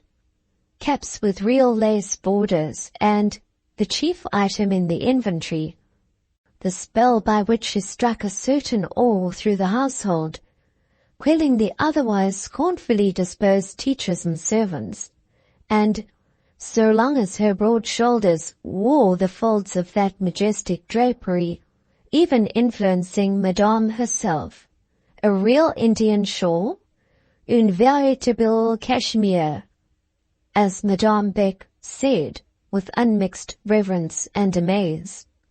I feel quite sure that without this cachemire, she would not have kept her footing in the pensionnat for 2 days. By virtue of it, and it only, she maintained the same a month. But when Mrs. Sweeney knew that I was come to fill her shoes, then it was that she declared herself. Then did she rise on Madame Beck, in her full power, then come down on me with her concentrated weight. Madame bore this revelation and visitation so well, so stoically, that I, for very shame, could not support it otherwise than with composure. For one little moment, Madame Beck absented herself from the room. 10 minutes after, an agent of the police stood in the midst of us. Mrs. Sweeney and her effects were removed. Madame's brow had not been ruffled during the scene. Her lips had not dropped one sharply accented word. This brisk little affair of the dismissal was all settled before breakfast. Order to march given, policeman called, mutineer expelled. Chambre d'enfants fumigated and cleansed, windows thrown open, and every trace of the accomplished Mrs. Sweeney, even to the fine essence and spiritual fragrance which gave token so subtle and so fatal of the head and front of her offending, was annihilated from the Rue Fossette. All this, I say, was done between the moment of Madame Beck's issuing like Aurora from her chamber, and that in which she coolly sat down to pour out her first cup of coffee. About noon, I was summoned to dress Madame. It appeared my place was to be a hybrid between gouvernante and lady's maid. Till noon, she haunted the house in her wrapping gown, shawl, and soundless slippers. How would the lady chief of an English school approve this custom? The dressing of her hair puzzled me. She had plenty of it, auburn, unmixed with grey, though she was 40 years old. Seeing my embarrassment, she said, "You have not been a femme de chambre in your own country?" And taking the brush from my hand and setting me aside, not ungently or disrespectfully, she arranged it herself. In performing other offices of the toilet, she half directed, half aided me, without the least display of temper or impatience. N.B.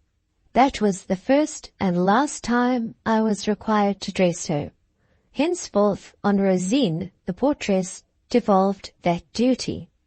When attired, Madame Beck appeared a personage of a figure rather short and stout, yet still graceful in its own peculiar way, that is, with the grace resulting from proportion of parts. Her complexion was fresh and sanguine, not too rubicund. Her eye, blue and serene, her dark silk dress fitted her as a French seamstress alone can make a dress fit. She looked well, though a little bourgeois, as bourgeois indeed she was. I know not what of harmony pervaded her whole person, and yet her face offered contrast too. Its features were by no means such as are usually seen in conjunction with a complexion of such blended freshness and repose. Their outline was stern. Her forehead was high but narrow. It expressed capacity and some benevolence, but no expanse. Nor did her peaceful yet watchful eye ever know the fire which is kindled in the heart, or the softness which flows thence? Her mouth was hard. It could be a little grim. Her lips were thin. Her sensibility and genius, with all their tenderness and temerity. I felt somehow that Madame would be the right sort of Minos in petticoats. In the long run, I found she was something else in petticoats too. Her name was Modeste Maria Beck, née Kind. It ought to have been Ignatia. She was a charitable woman and did a great deal of good. There never was a mistress whose rule was milder. I was told that she never once remonstrated with the intolerable Mrs. Sweeney, despite her tipsiness, disorder, and general neglect. Yet Mrs. Sweeney had to go the moment her departure became convenient. I was told, too, that neither masters nor teachers were found fault with in that establishment, yet both masters and teachers were often changed. They vanished, and others filled their places. None could well explain how. The establishment was both a pensionnat and an externat. The externes or day pupils exceeded 100 in number. The boarders were about a score. Madame must have possessed high administrative powers. She ruled all these, together with 4 teachers, 8 masters, 6 servants, and 3 children, managing at the same time to perfection the pupils' parents and friends, and that without apparent effort, without bustle, fatigue, fever, or any symptom of undue excitement. Occupied she always was, busy rarely. It is true that Madame had her own system for managing and regulating this mass of machinery, and a very pretty system it was. The reader has seen a specimen of it in that small affair of turning my pocket inside out and reading my private memoranda. Surveillance, espionage, these were her watchwords. Still, Madame knew what honesty was and liked it. That is, when it did not obtrude its clumsy scruples in the way of her will and interest. She had a respect for Angleterre, and as to les Anglaises, she would have the women of no other country about her own children, if she could help it. Often in the evening, after she had been plotting and counter-plotting, spying and receiving the reports of spies all day, she would come up to my room, a trace of real weariness on her brow, and she would sit down and listen while the children said their little prayers to me in English, the Lord's Prayer and the hymn beginning, Gentle Jesus. These little Catholics were permitted to repeat at my knee, and when I had put them to bed, she would talk to me. I soon gained enough French to be able to understand and even answer her about England and Englishwomen, and the reasons for what she was pleased to term their superior intelligence, and more real and reliable probity. Very good sense she often showed, very sound opinions she often broached. She seemed to know that keeping girls in distrustful restraint, in blind ignorance, and under a surveillance that left them no moment and no corner for retirement, was not the best way to make them grow up honest and modest women.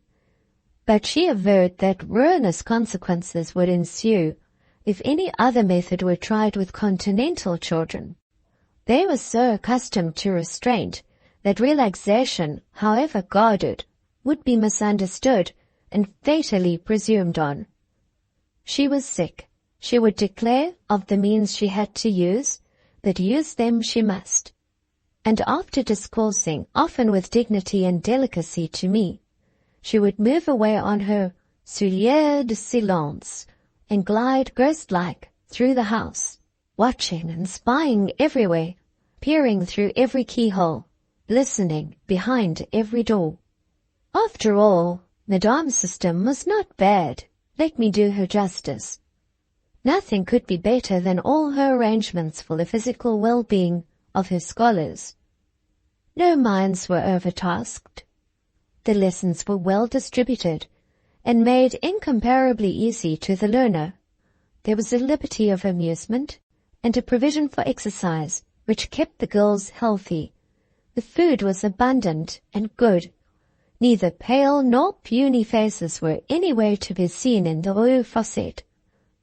She never grudged a holiday. She allowed plenty of time for sleeping, dressing, washing, eating. Her method in all these matters was easy, liberal, salutary, and rational. Many an austere English schoolmistress would do vastly well to imitate her, and I believe many would be glad to do so, if exacting English parents would let them.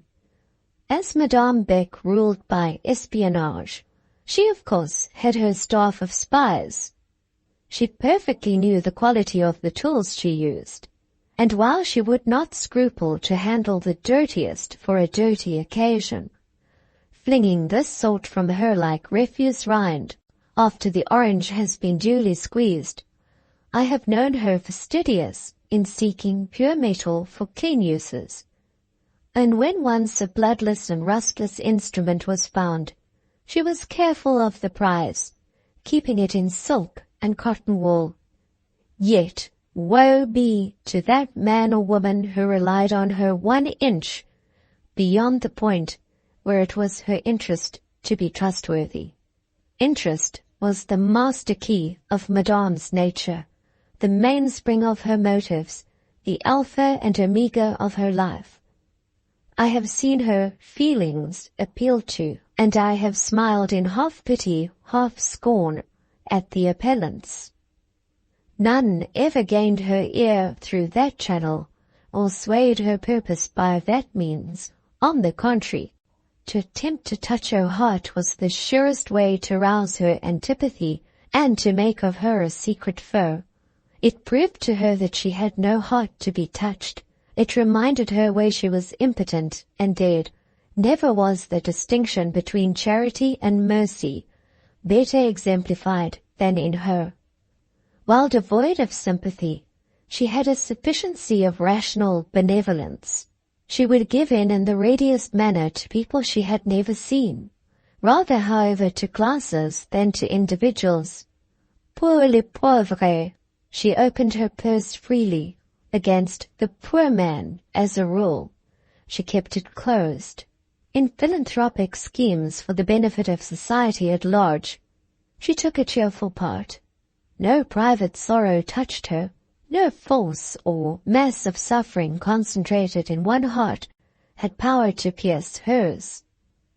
Not the agony in Gethsemane, not the death on Calvary, could have wrung from her eyes one tear. I say again, Madame was a very great and a very capable woman. That school offered her, for her powers too limited a sphere. She ought to have swayed a nation. She should have been the leader of a turbulent legislative assembly. Nobody could have browbeaten her. None irritated her nerves, exhausted her patience, or overreached her astuteness. In her own single person, she could have comprised the duties of a first minister and a superintendent of police. Wise, firm, faithless, secret, crafty, passionless, watchful and inscrutable, acute and insensate, withal perfectly decorous, what more could be desired? The sensible reader will not suppose that I gained all the knowledge here condensed for his benefit in 1 month, or in 1/2 year. No, what I saw at first was the thriving outside of a large and flourishing educational establishment. Here was a great house, full of healthy, lively girls, all well-dressed and many of them handsome, gaining knowledge by a marvelously easy method, without painful exertion or useless waste of spirits, not perhaps making very rapid progress in anything, taking it easy, but still always employed and never oppressed. Here was a corps of teachers and masters, more stringently tasked, as all the real head labor was to be done by them, in order to save the pupils, yet having their duties so arranged that they relieved each other in quick succession whenever the work was severe. Here, in short, was a foreign school, of which the life, movement, and variety made it a complete and most charming contrast to many English institutions of the same kind. Behind the house was a large garden, and in summer the pupils almost lived out of doors amongst the rose bushes and the fruit trees. Under the vast and vine-draped berceau, Madame would take her seat on summer afternoons and send for the classes, in turns, to sit round her and sew and read. Meantime, masters came and went, delivering short and lively lectures rather than lessons, and the pupils made notes of their instructions, or did not make them, just as inclination prompted, secure that, in case of neglect, they could copy the notes of their companions. Besides the regular monthly jours de sortie, the Catholic fête days brought a succession of holidays all the year round, and sometimes on a bright summer morning or soft summer evening, the boarders were taken out for a long walk into the country, regaled with gaufres and vin blanc, or new milk and pain bis, or pistolet or beurre, rolls and coffee. All this seemed very pleasant, and Madame appeared goodness itself, and the teachers not so bad, but they might be worse, and the pupils perhaps a little noisy and rough, but types of health and glee. Thus did the view appear, seen through the enchantment of distance. But there came a time when distance was to melt for me, when I was to be called down from my watchtower of the nursery, whence I had hitherto made my observations, and was to be compelled into closer intercourse with this little world of the rue Fossette. Section 11. I was one day sitting upstairs, as usual, hearing the children their English lessons, and at the same time turning a silk dress for Madame, when she came sauntering into the room with that absorbed air and brow of hard thought she sometimes wore, and which made her look so little genial. Dropping into a seat opposite mine, she remained some minutes silent. Desiree, the eldest girl, was reading to me some little essay of Mrs. Barbauld's, and I was making her translate currently from English to French as she proceeded. By way of ascertaining that she comprehended what she read, Madame listened. Presently, without preface or prelude, she said, almost in the tone of one making an accusation, "Miss, in England you were a governess?" "No, Madame," said I, smiling. "You are mistaken. Is this your first essay at teaching, this attempt with my children?" I assured her it was. Again she became silent, but looking up as I took a pin from the cushion, I found myself an object of study. She held me under her eye. She seemed turning me round in her thoughts, measuring my fitness for a purpose, weighing my value in a plan. Madame had, ere this, scrutinized all I had, and I believe she esteemed herself cognizant of much that I was. But from that day, for the space of about a fortnight, she tried me by new tests. She listened at the nursery door when I was shut in with the children. She followed me at a cautious distance when I walked out with them, stealing within earshot whenever the trees of park or boulevard afforded a sufficient screen. A strict preliminary process having thus been observed, she made a move forward. One morning, coming on me abruptly and with a semblance of hurry, she said she found herself placed in a little dilemma. Mr. Wilson, the English master, had failed to come at his hour. She feared he was ill. The pupils were waiting in class. There was no one to give a lesson. Should I, for once, object to giving a short dictation exercise? just that the pupils might not have it to say they had missed their English lesson. In class, madame? I asked. Yes, in class, in second division, where there are 60 pupils, said I, for I knew the number, and with my usual base habit of cowardice, I shrank into my slough like a snail into its shell, and alleged incapacity and impracticability as a pretext to escape action. If left to myself, I should infallibly have let this chance slip. Inadventurous, unstirred by impulses of practical ambition, I was capable of sitting 20 years teaching infants the hornbook, turning silk dresses and making children's frocks. Not that true contentment dignified this infatuated resignation. My work had neither charm for my taste nor hold on my interest, but it seemed to me a great thing to be without heavy anxiety and relieved from intimate trial. The negation of severe suffering was the nearest approach to happiness I expected to know. Besides, I seemed to hold two lives, the life of thought and that of reality, and, provided the former was nourished with a sufficiency of the strange necromantic joys of fancy, the privileges of the latter might remain limited to daily bread, hourly work, and a roof of shelter. Come, said Madame, as I stooped more busily than ever over the cutting out of a child's pinafore, leave that work. But Fifine wants it, Madame. Fifine must want it then, for I want you.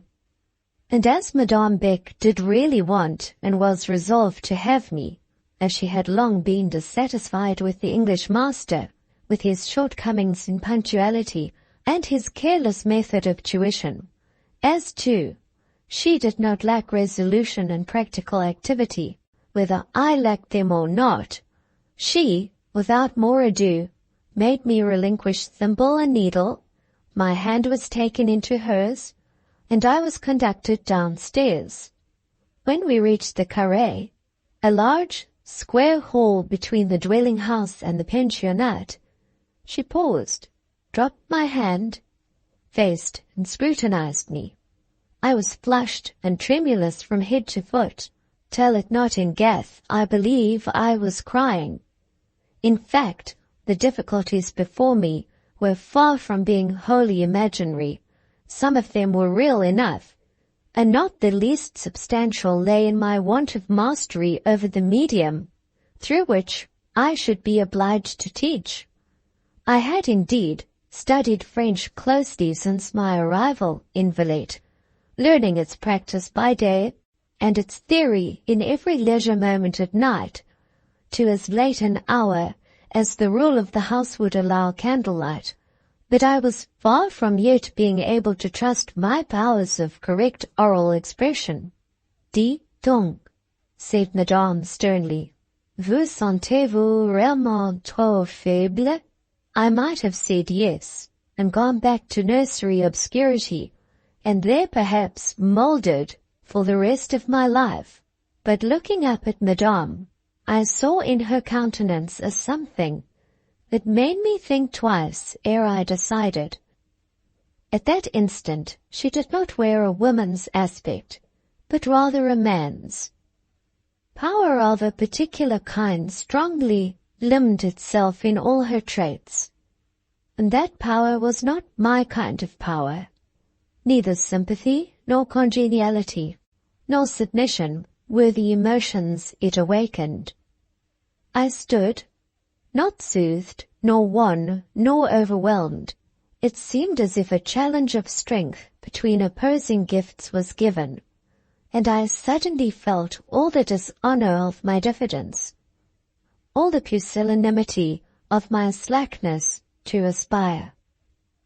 Will you, she said, go backward or forward, indicating with her hand, first, the small door of communication with the dwelling house, and then the great double portals of the classes or schoolrooms. En avant, I said.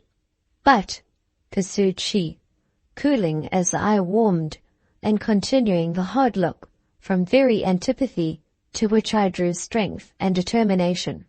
"Can you face the classes, or are you overexcited?" She sneered slightly in saying this. Nervous excitability was not much to Madame's taste.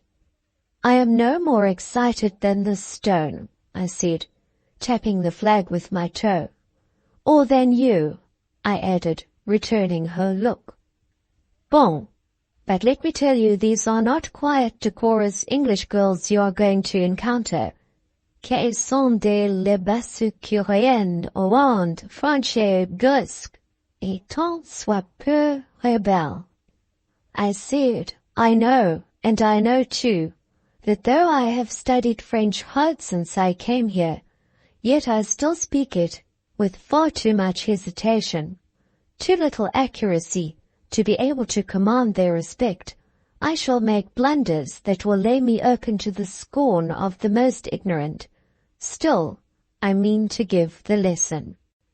"They always throw over timid teachers," said she. "I know that too, Madame. I have heard how they rebelled against and persecuted Miss Turner, a poor friendless English teacher whom Madame had employed and lightly discarded, and to whose piteous history I was no stranger." "C'est vrai," said she coolly. "Miss Turner had no more command over them than a servant from the kitchen would have had. She was weak and wavering. She had neither tact nor intelligence, decision nor dignity. Miss Turner would not do for these girls at all." I made no reply, but advanced to the closed schoolroom door. "You will not expect aid from me, or from anyone," said Madame. "That would at once set you down as incompetent for your office." I opened the door, let her pass with courtesy, and followed her. There were 3 schoolrooms, all large. That dedicated to the second division, where I was to figure, was considerably the largest, and accommodated an assemblage more numerous, more turbulent, and infinitely more unmanageable than the other 2. In after days, when I knew the ground better, I used to think sometimes, if such a comparison may be permitted, that the quiet, polished, tame first division was to the robust, riotous, demonstrative second division what the English House of Lords is to the House of Commons. The first glance informed me that many of the pupils were more than girls, quite young women. I knew that some of them were of noble family, as nobility goes in le basse cour, and I was well convinced that not one amongst them was ignorant of my position in Madame's household. As I mounted the estrade, a low platform raised a step above the flooring, where stood the teacher's chair and desk, I beheld opposite to me a row of eyes and brows that threatened stormy weather, eyes full of an insolent light, and brows hard and unblushing as marble. A continental female is quite a different being to the insular female of the same age and class. I never saw such eyes and brows in England. Madame Beck introduced me in one cool phrase, sailed from the room, and left me alone in my glory. I shall never forget that first lesson, nor all the undercurrent of life and character it opened up to me. Then first did I begin rightly to see the wide difference that lies between the novelist's and poet's ideal jeune fille and the said jeune fille as she really is. It seems that 3 titled belles in the first row had sat down, predetermined that a bon d'enfant should not give them lessons in English. They knew they had succeeded in expelling obnoxious teachers before now. They knew that Madame would at any time throw overboard a professeur or maîtresse who became unpopular with the school, that she never assisted a weak official to retain his place, that if he had not strength to fight or tact to win his way. Down he went. Looking at Miss Snowe, they promised themselves an easy victory. Mesdemoiselles Blanche, Virginie, and Angelique opened the campaign by a series of titterings and whisperings. These soon swelled into murmurs and short laughs, which the remoter benches caught up and echoed more loudly. This growing revolt of 60 against 1 soon became oppressive enough, my command of French being so limited and exercised under such cruel constraint. Could I but have spoken in my own tongue, I felt as if I might have gained a hearing, for in the first place, though I knew I looked a poor creature, and in many respects actually was so, yet nature had given me a voice that could make itself heard, if lifted in excitement or deepened by emotion. In the second place, while I had no flow, only a hesitating trickle of language, in ordinary circumstances, yet under stimulus such as was now rife through the mutinous mass, I could, in English, have rolled out readily phrases stigmatizing their proceedings as such proceedings deserve to be stigmatized, and then with some sarcasm, flavored with contemptuous bitterness for the ringleaders, and relieved with easy banter for the weaker but less knavish followers, it seemed to me that one might possibly get command over this wild herd, and bring them into training at least. All I could now do was to walk up to Blanche, Mademoiselle de Melcy, a young Baronne, the eldest, tallest, handsomest, and most vicious, stand before her desk, take from under her hand her exercise book, remount the estrade, deliberately read the composition, which I found very stupid, and as deliberately, and in the face of the whole school, tear the blotted page in two. This action availed to draw attention and check noise. One girl alone, quite in the background, persevered in the riot with undiminished energy. I looked at her attentively. She had a pale face, hair like night, broad strong eyebrows, decided features, and a dark, mutinous, sinister eye. I noted that she sat close by a little door, which door, I was well aware, opened into a small closet where books were kept. She was standing up for the purpose of conducting her glamour with freer energies. I measured her stature and calculated her strength. She seemed both tall and wiry, but, so the conflict were brief and the attack unexpected, I thought I might manage her. Advancing up the room, looking as cool and careless as I possibly could, in short, ayant l'air de rien, I slightly pushed the door and found it was ajar. In an instant and with sharpness I had turned on her. In another instant she occupied the closet, the door was shut, and the key in my pocket. It so happened that this girl, Dolores by name, and a Catalonian by race, was the sort of character at once dreaded and hated by all her associates. The act of summary justice above noted proved popular. There was not one present but, in her heart, liked to see it done. They were stalled for a moment. Then a smile, not a laugh, passed from desk to desk. Then, when I had gravely and tranquilly returned to the estrade, courteously requested silence, and commenced a dictation as if nothing at all had happened, the pens travelled peacefully over the pages, and the remainder of the lesson passed in order and industry. C'est bien, said Madame Beck when I came out of class, hot and a little exhausted. Ça ira. She had been listening and peeping through a spy-hole the whole time. From that day, I ceased to be nursery governess and became English teacher. Madame raised my salary, but she got thrice the work out of me she had extracted from Mr. Wilson at half the expense. Section 12. My time was now well and profitably filled up. What with teaching others and studying closely myself, I had hardly a spare moment. It was pleasant.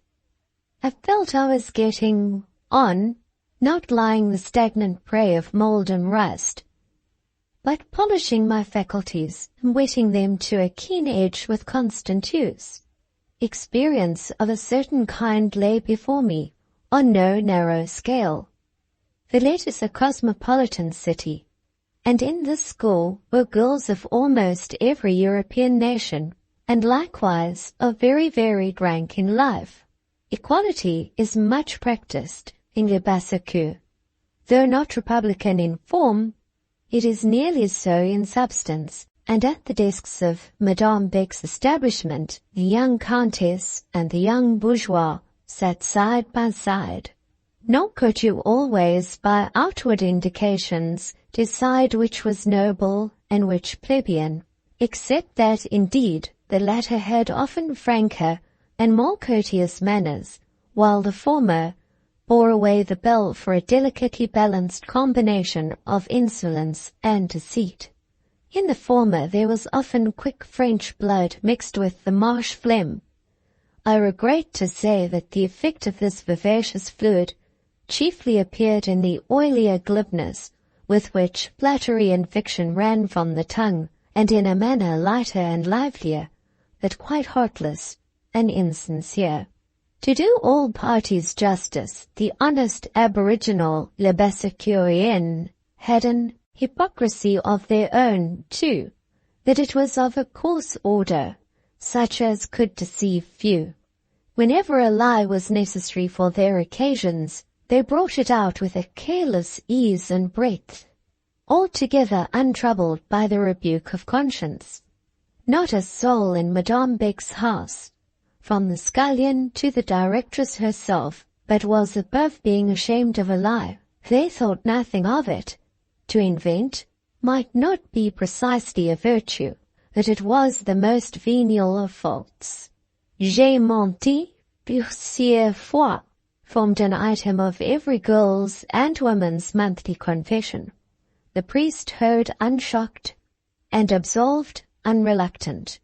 If they had missed going to Mass, or read a chapter of a novel, that was another thing. These were crimes whereof rebuke and penance were the unfailing weed. While yet but half conscious of this state of things, and unlearned in its results, I got on in my new sphere very well. After the first few difficult lessons, given amidst peril and on the edge of a moral volcano that rumbled under my feet and sent sparks and hot fumes into my eyes, the eruptive spirit seemed to subside. As far as I was concerned, my mind was a good deal bent on success. I could not bear the thought of being baffled by mere undisciplined disaffection and wanton indocility in this first attempt to get on in life. Many hours of the night I used to lie awake, thinking what plan I had best adopt to get a reliable hold on these mutineers, to bring the stiff-necked tribe under permanent influence. In the first place, I saw plainly that aid in no shape was to be expected from Madame. Her righteous plan was to maintain an unbroken popularity with the pupils at any and every cost of justice or comfort to the teachers. For a teacher to seek her alliance in any crisis of insubordination was equivalent to securing her own expulsion. In intercourse with her pupils, Madame only took to herself what was pleasant, amiable, and recommendatory, rigidly requiring of her lieutenants sufficiency for every annoying crisis, where to act with adequate promptitude was to be unpopular. Thus, I must look only to myself. Imprimis, it was clear as the day that this swinish multitude were not to be driven by force. They were to be humoured, borne with very patiently. A courteous though sedate manner impressed them. A very rare flash of raillery did good. Severe or continuous mental application they could not or would not bear. heavy demand on the memory, the reason, the attention, they rejected point blank. Where an English girl of not more than average capacity and docility would quietly take a theme and bind herself to the task of comprehension and mastery, a labasicurienne would laugh in your face and throw it back to you with the phrase, Dio, que c'est difficile, je n'en veux pas, c'est la menuet trop.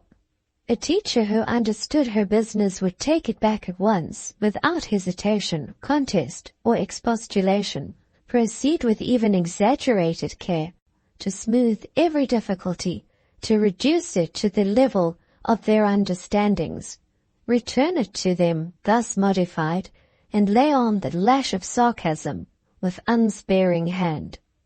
They would feel the sting, perhaps wince a little under it, but they bore no malice against this sort of attack, provided the sneer was not sour, but hearty, and that it held well up to them in a clear, light, and bold type, so that she who ran might read their incapacity, ignorance, and sloth. They would riot for 3 additional lines to a lesson, but I never knew them rebel against a wound given to their self-respect. The little they had of that quality was trained to be crushed, and it rather liked the pressure of a firm heel than otherwise. By degrees, as I acquired fluency and freedom in their language, and could make such application of its more nervous idioms as suited their case, the elder and more intelligent girls began rather to like me in their way. I noticed that whenever a pupil had been roused to feel in her soul the stirring of worthy emulation, or the quickening of honest shame, from that date she was won. If I could but once make their usually large ears burn under their thick glossy hair, all was comparatively well. By and by, bouquets began to be laid on my desk in the morning, by way of acknowledgment for this little foreign attention. I used sometimes to walk with a select few during recreation. In the course of conversation it befell once or twice that I made an unpremeditated attempt to rectify some of their singularly distorted notions of principle. Especially I expressed my ideas of the evil and baseness of a lie. In an unguarded moment, I chanced to say that, of the 2 errors, I considered falsehood worse than an occasional lapse in church attendance. The poor girls were tutored to report in Catholic ears whatever the Protestant teacher said. An edifying consequence ensued.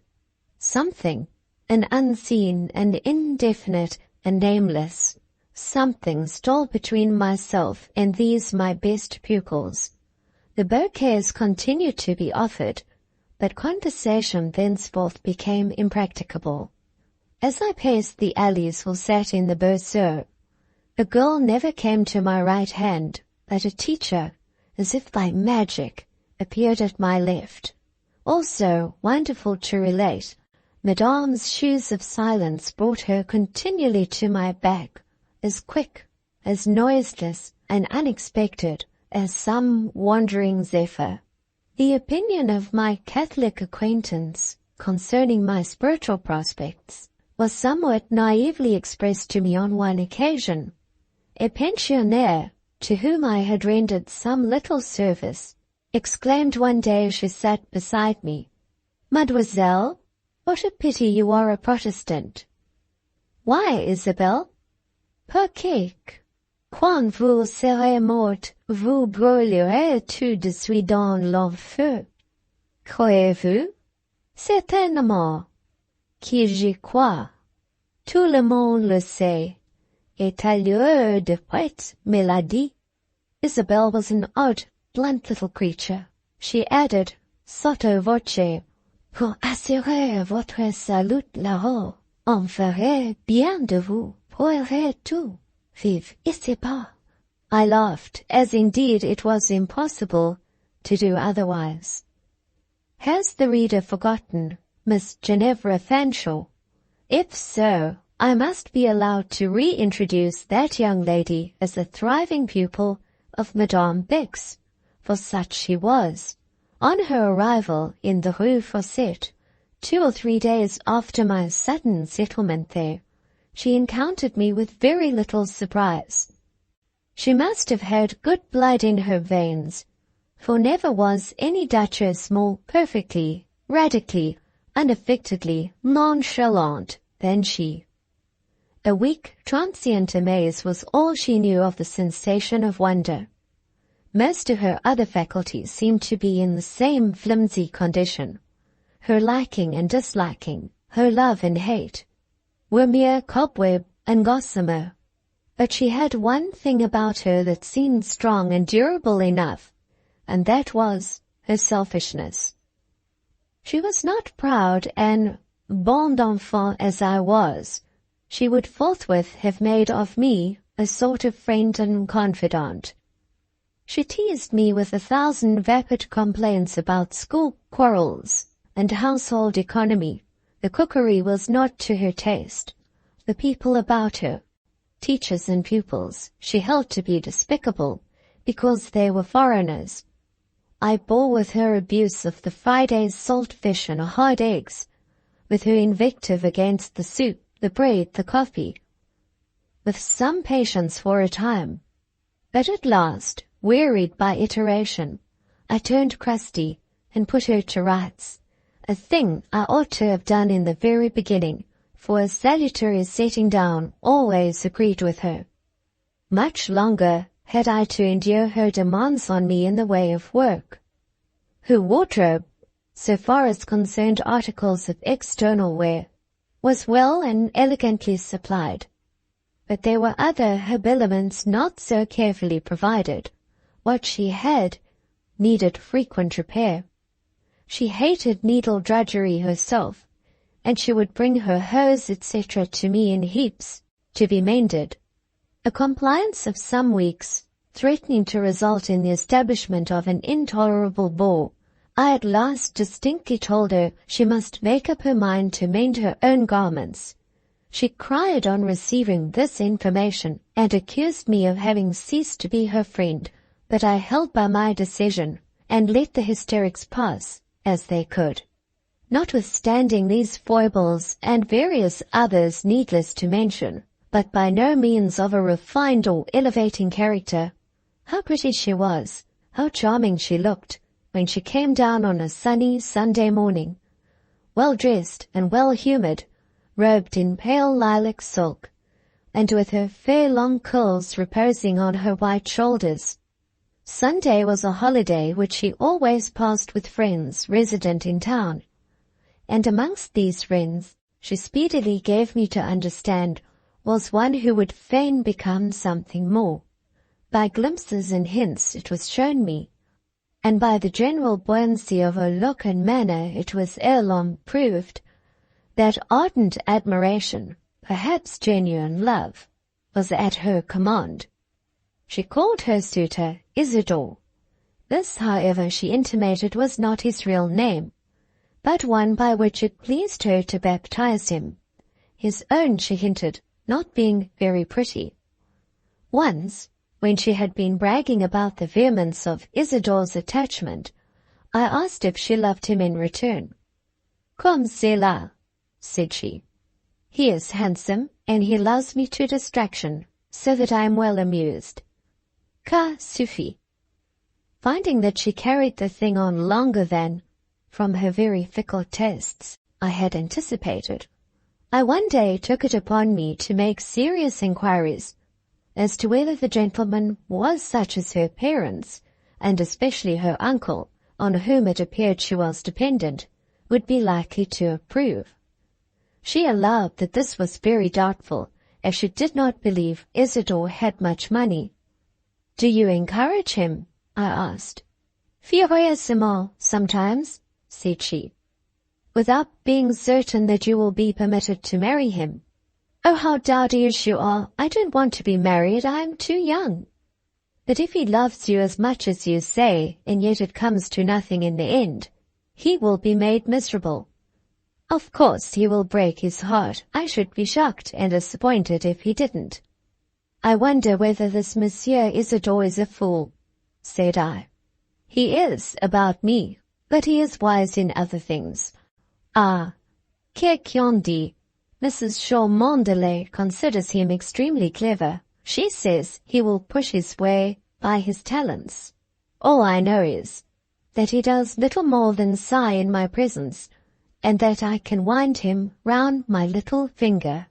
Wishing to get a more definite idea of this love-stricken Monsieur Isidore, whose position seemed to me of the least secure, I requested her to favour me with a personal description, but she could not describe. She had neither words nor the power of putting them together so as to make graphic phrases. She even seemed not properly to have noticed him.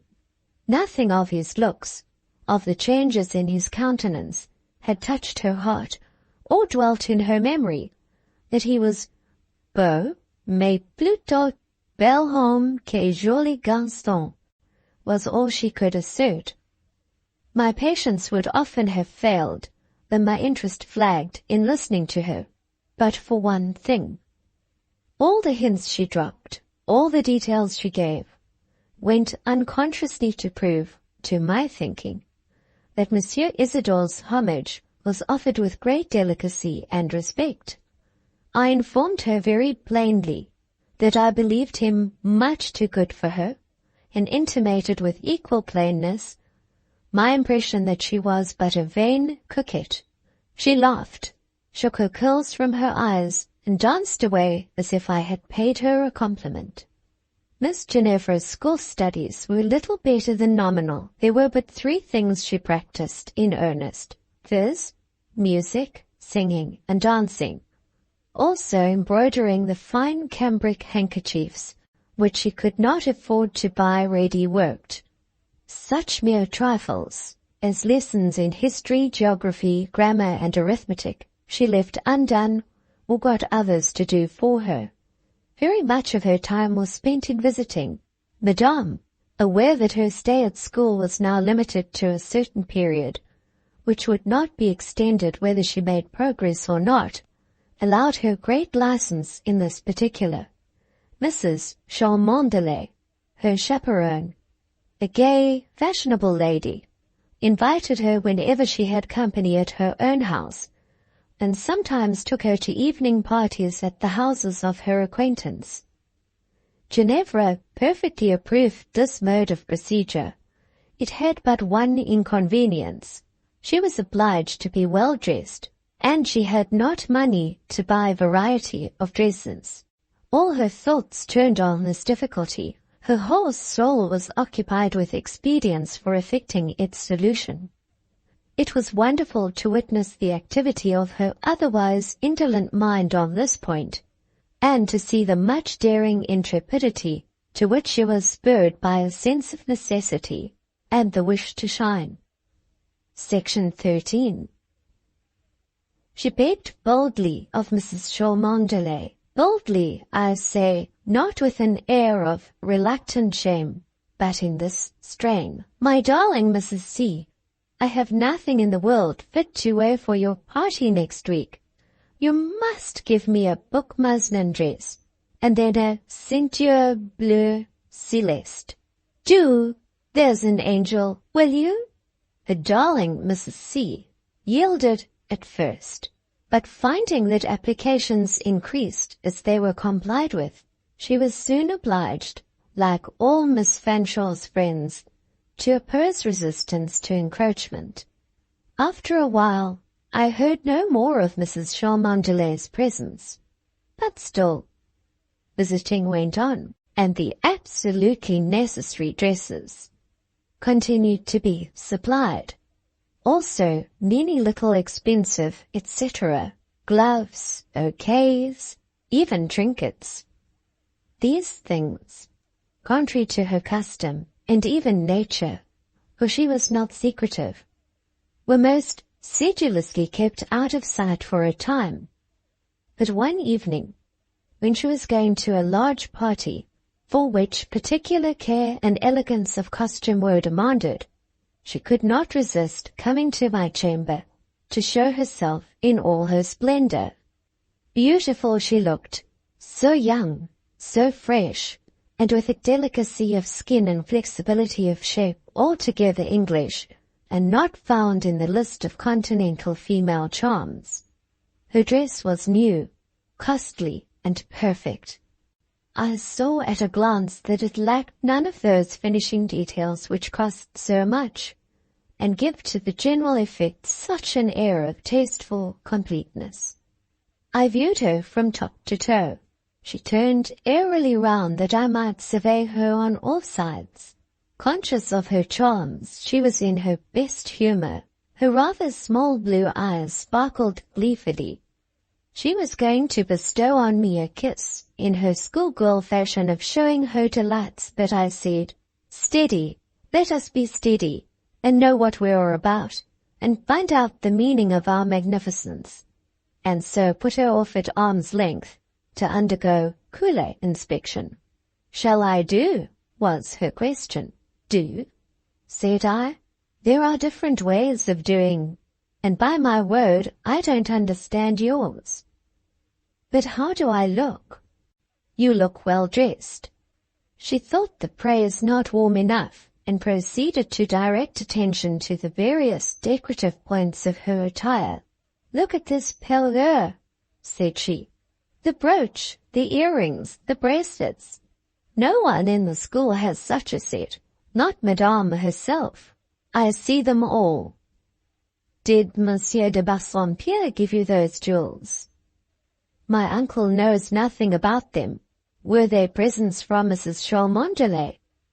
"Not they, indeed. Mrs. Cholmondeley is a mean, stingy creature. She never gives me anything now." I did not choose to ask any further questions, but turned abruptly away. "Now, old crusty old Diogenes," these were her familiar terms for me when we disagreed. "What is the matter now? Take yourself away. I have no pleasure in looking at you or your parure." For an instant she seemed taken by surprise. "What now, Mother Wisdom?" "I have not got into debt for it. That is, not for the jewels, nor the gloves, nor the bouquet. My dress is certainly not paid for, but Uncle de Bassompierre will pay it in the bill. He never notices items, but just looks at the total. And he is so rich, one need not care about a few guineas more or less. Will you go?" "I want to shut the door. Ginevra, people may tell you you are very handsome in that ball attire, but in my eyes you will never look so pretty as you did in the gingham gown and plain straw bonnet you wore when I first saw you. Other people have not your puritanical tastes," was her angry reply. "And besides, I see no right you have to sermonize me. Certainly, I have little right, and you, perhaps, have still less to come flourishing and fluttering into my chamber, a mere jay in borrowed plume. I have not the least respect for your feathers, Miss Fanshawe, and especially the peacock's eyes you call a parure. Very pretty things, if you had bought them with money which was your own, and which you could well spare, but not at all pretty under present circumstances." "On est là pour Mademoiselle Fanshawe," was announced by the portress, and away she tripped. This semi-mystery of the parure was not solved till 2 or 3 days afterwards, when she came to make a voluntary confession.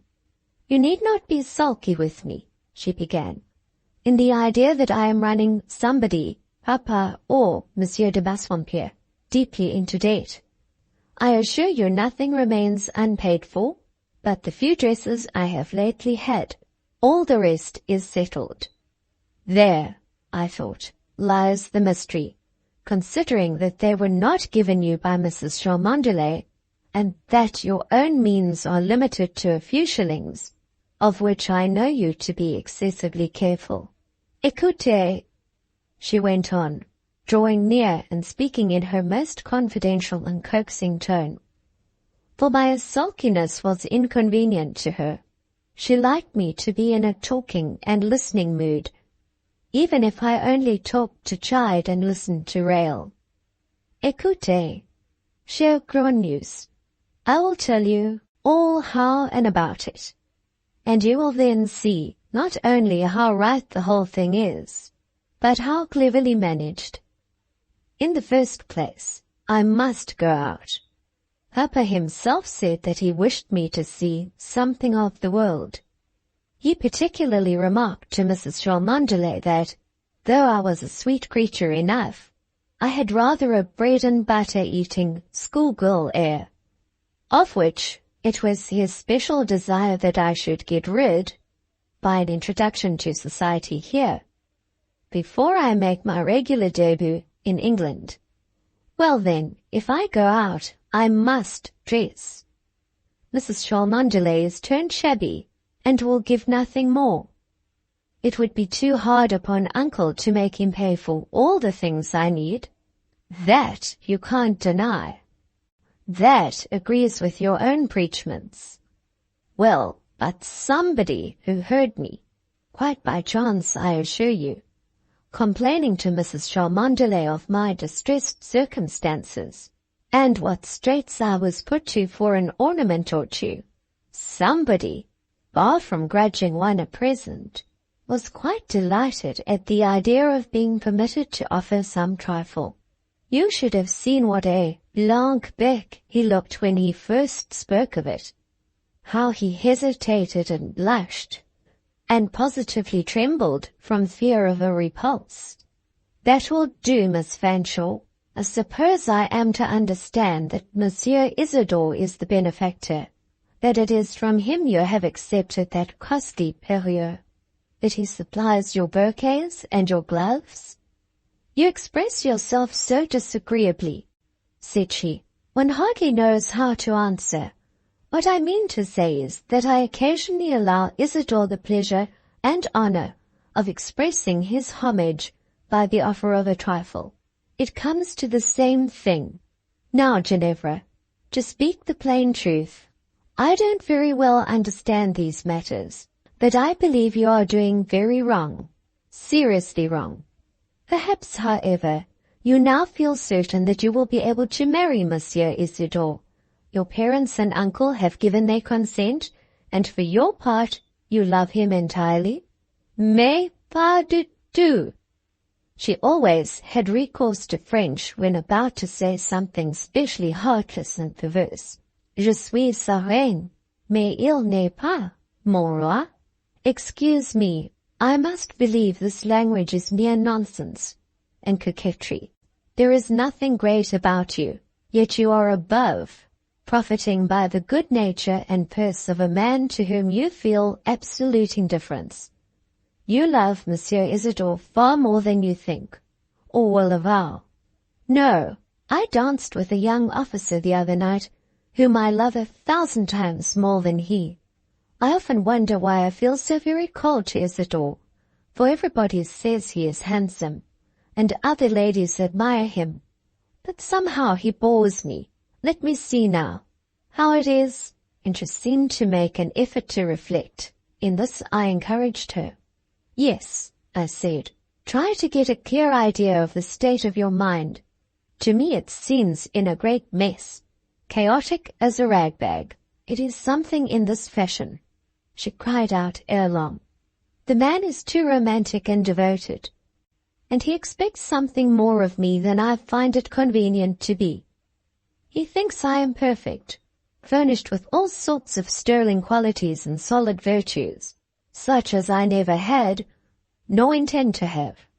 Now, one can't help, in his presence, rather trying to justify his good opinion, and it does so tire one to be goody and to talk sense, for he really thinks I am sensible. I am far more at my ease with you, old lady, you dear crosspatch, who take me at my lowest, and know me to be coquettish, and ignorant, and floating, and fickle, and silly, and selfish, and all the other sweet things you and I have agreed to be a part of my character. This is all very well, I said, making a strenuous effort to preserve that gravity and severity which ran risk of being shaken by this whimsical candor. But it does not alter that wretched business of the presents. Pack them up, Ginevra, like a good honest girl, and send them back.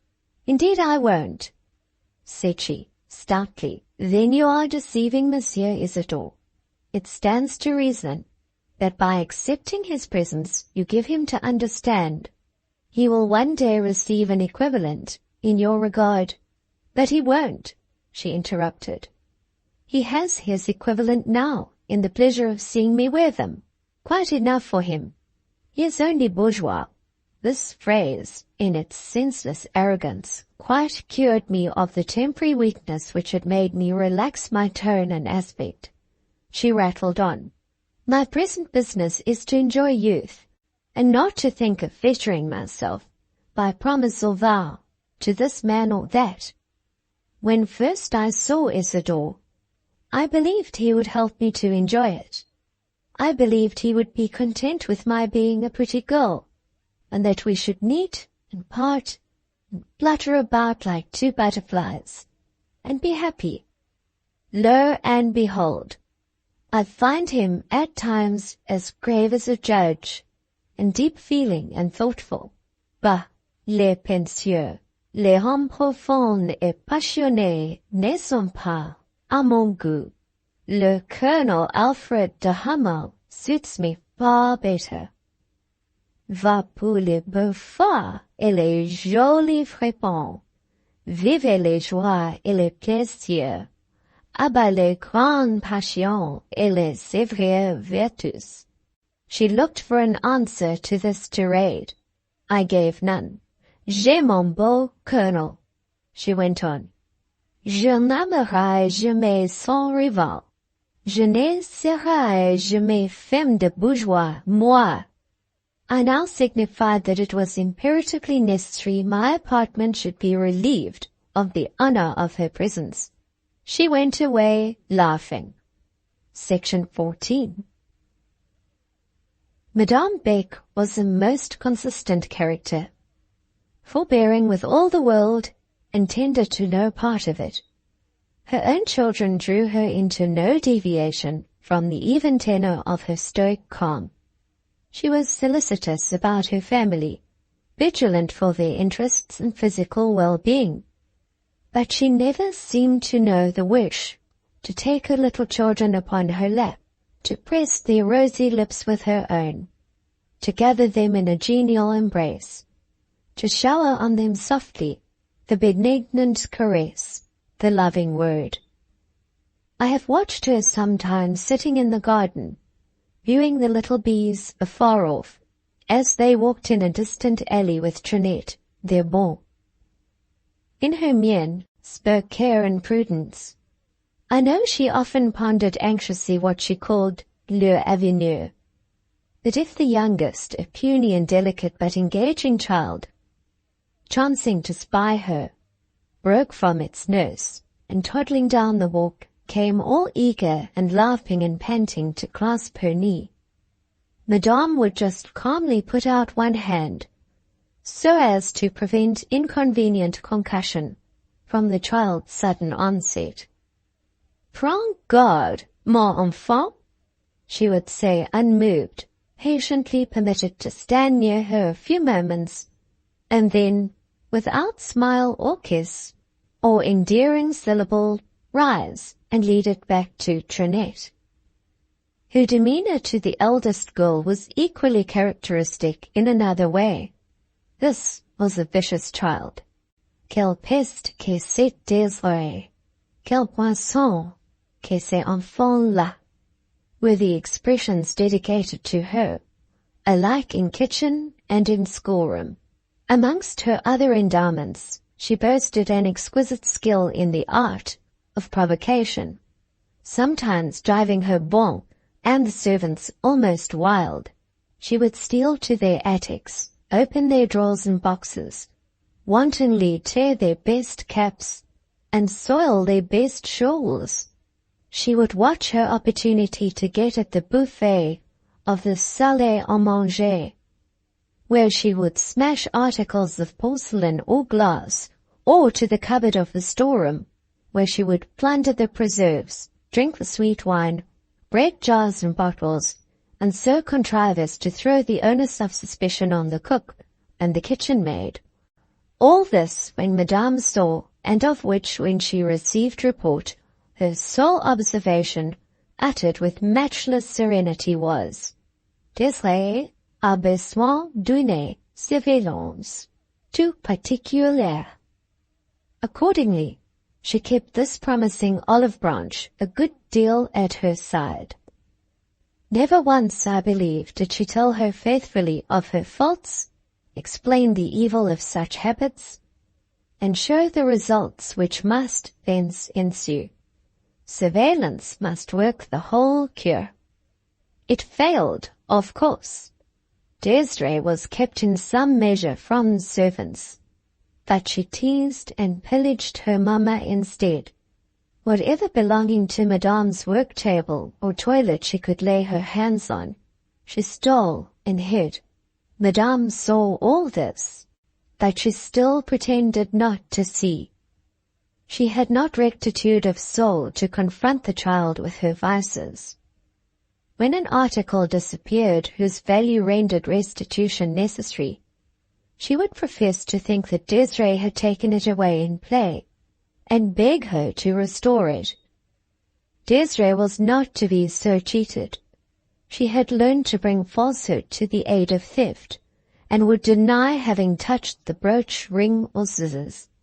Carrying on the hollow system, the mother would calmly assume an air of belief, and afterwards ceaselessly watch and dog the child till she tracked her to her hiding places, some hole in the garden wall, some chink or cranny in garret or outhouse. This done, Madame would send Désiré out for a walk with her bonne, and profit by her absence to rob the robber. Désiré proved herself the true daughter of her astute parent, by never suffering either her countenance or manner to betray the least sign of mortification on discovering the loss. The second child, Fifine, was said to be like its dead father. Certainly, though the mother had given it her healthy frame, her blue eye and ruddy cheek, not from her was derived its moral being. It was an honest, gleeful little soul. A passionate, warm-tempered, bustling creature it was, too, and of the sort likely to blunder often into perils and difficulties. One day, it bethought itself to fall from top to bottom of a steep flight of stone steps, and when Madame, hearing the noise, she always heard every noise, issued from the salle à manger and picked it up, she said quietly, "C'est enfant à une eau cassée." At first we hoped this was not the case. It was, however, but too true. One little plump arm hung powerless. "Let niece," meaning me, "take her," said Madame. "Et quand elle, tout de suite, cherchait un fiacre." In a fiacre, she promptly, but with admirable coolness and self-possession, departed to fetch a surgeon. It appeared she did not find the family surgeon at home, but that mattered not. She sought until she laid her hand on a substitute to her mind, and brought him back with her. Meantime I had cut the child's sleeve from its arm, undressed and put it to bed. We, none of us, I suppose by we I mean the bonne, the cook, the portress, and myself, all which personages were now gathered in the small and heated chamber, looked very scrutinizingly at the new doctor when he came into the room. I, at least, was taken up with endeavouring to soothe Fifine, whose cries, for she had good lungs, were appalling to hear. These cries redoubled in intensity as the stranger approached her bed. When he took her up, "Let alone," she cried passionately, in her broken English, for she spoke English as did the other children. "I will not you. I will Dr. Piru. And Dr. Piru is my very good friend, was the answer, in perfect English. But he is busy at a place 3 leagues off, and I am come in his stead. So now, when we get a little calmer, we must commence business, and we will soon have that unlucky little arm bandaged and in right order. Hereupon he called for a glass of eau sucrée, fed her with some teaspoonfuls of the sweet liquid. Fifine was a frank gourmand. Anybody could win her heart through her palate, promised her more when the operation should be over, and promptly went to work. Some assistance being needed, he demanded it of the cook, a robust, strong-armed woman. But she, the portress, and the nurse instantly fled. I did not like to touch that small, tortured limb, but thinking there was no alternative, my hand was already extended to do what was requisite. I was anticipated. Madame Beck had put out her own hand. Hers was steady, while mine trembled. "Que vaudra mieux?" said the doctor, turning from me to her. He showed wisdom in his choice. Mine would have been feigned stoicism, forced fortitude.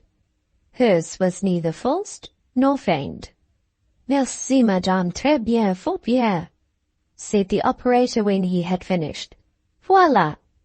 Un sang-froid bien opportune, et qui vaut 1000 élans de sensibilité déplacée." He was pleased with her firmness, she with his compliment. It was likely, too, that his whole general appearance, his voice, mien, and manner, wrought impressions in his favor. Indeed, when you looked well at him, and when a lamp was brought in, for it was evening, and now waxing dusk, you saw that, unless Madame Beck had been less than woman, it could not well be otherwise. This young doctor, he was young, had no common aspect. His stature looked imposingly tall in that little chamber, and amidst that group of Dutch-made women, his profile was clear, fine, and expressive. Perhaps his eye glanced from face to face rather too vividly, too quickly, and too often. But it had a most pleasant character, and so had his mouth. His chin was full, cleft, Grecian, and perfect. As to his smile, one could not in a hurry make up one's mind as to the descriptive epithet it merited. There was something in it that pleased, but something, too, that brought surging up into the mind all one's foibles and weak points, all that could lay one open to a laugh. Yet Fifine liked this doubtful smile, and thought the owner genial, much as he had hurt her. She held out her hand to bid him a friendly good night. He patted the little hand kindly, and then he and Madame went downstairs together, she talking in her highest tide of spirits and volubility, he listening with an air of good-natured amenity, dashed with that unconscious, roguish archness I find it difficult to describe. I noticed that though he spoke French well, he spoke English better. He had, too, an English complexion, eyes, and form. I noticed more. As he passed me in leaving the room, turning his face in my direction one moment, not to address me, but to speak to Madame, yet so standing that I almost necessarily looked up at him, a recollection which had been struggling to form in my memory since the first moment I heard his voice, started up perfected. This was the very gentleman to whom I had spoken at the bureau, who had helped me in the matter of the trunk, who had been my guide through the dark, wet park, listening as he passed down the long vestibule out into the street. I recognized his very tread.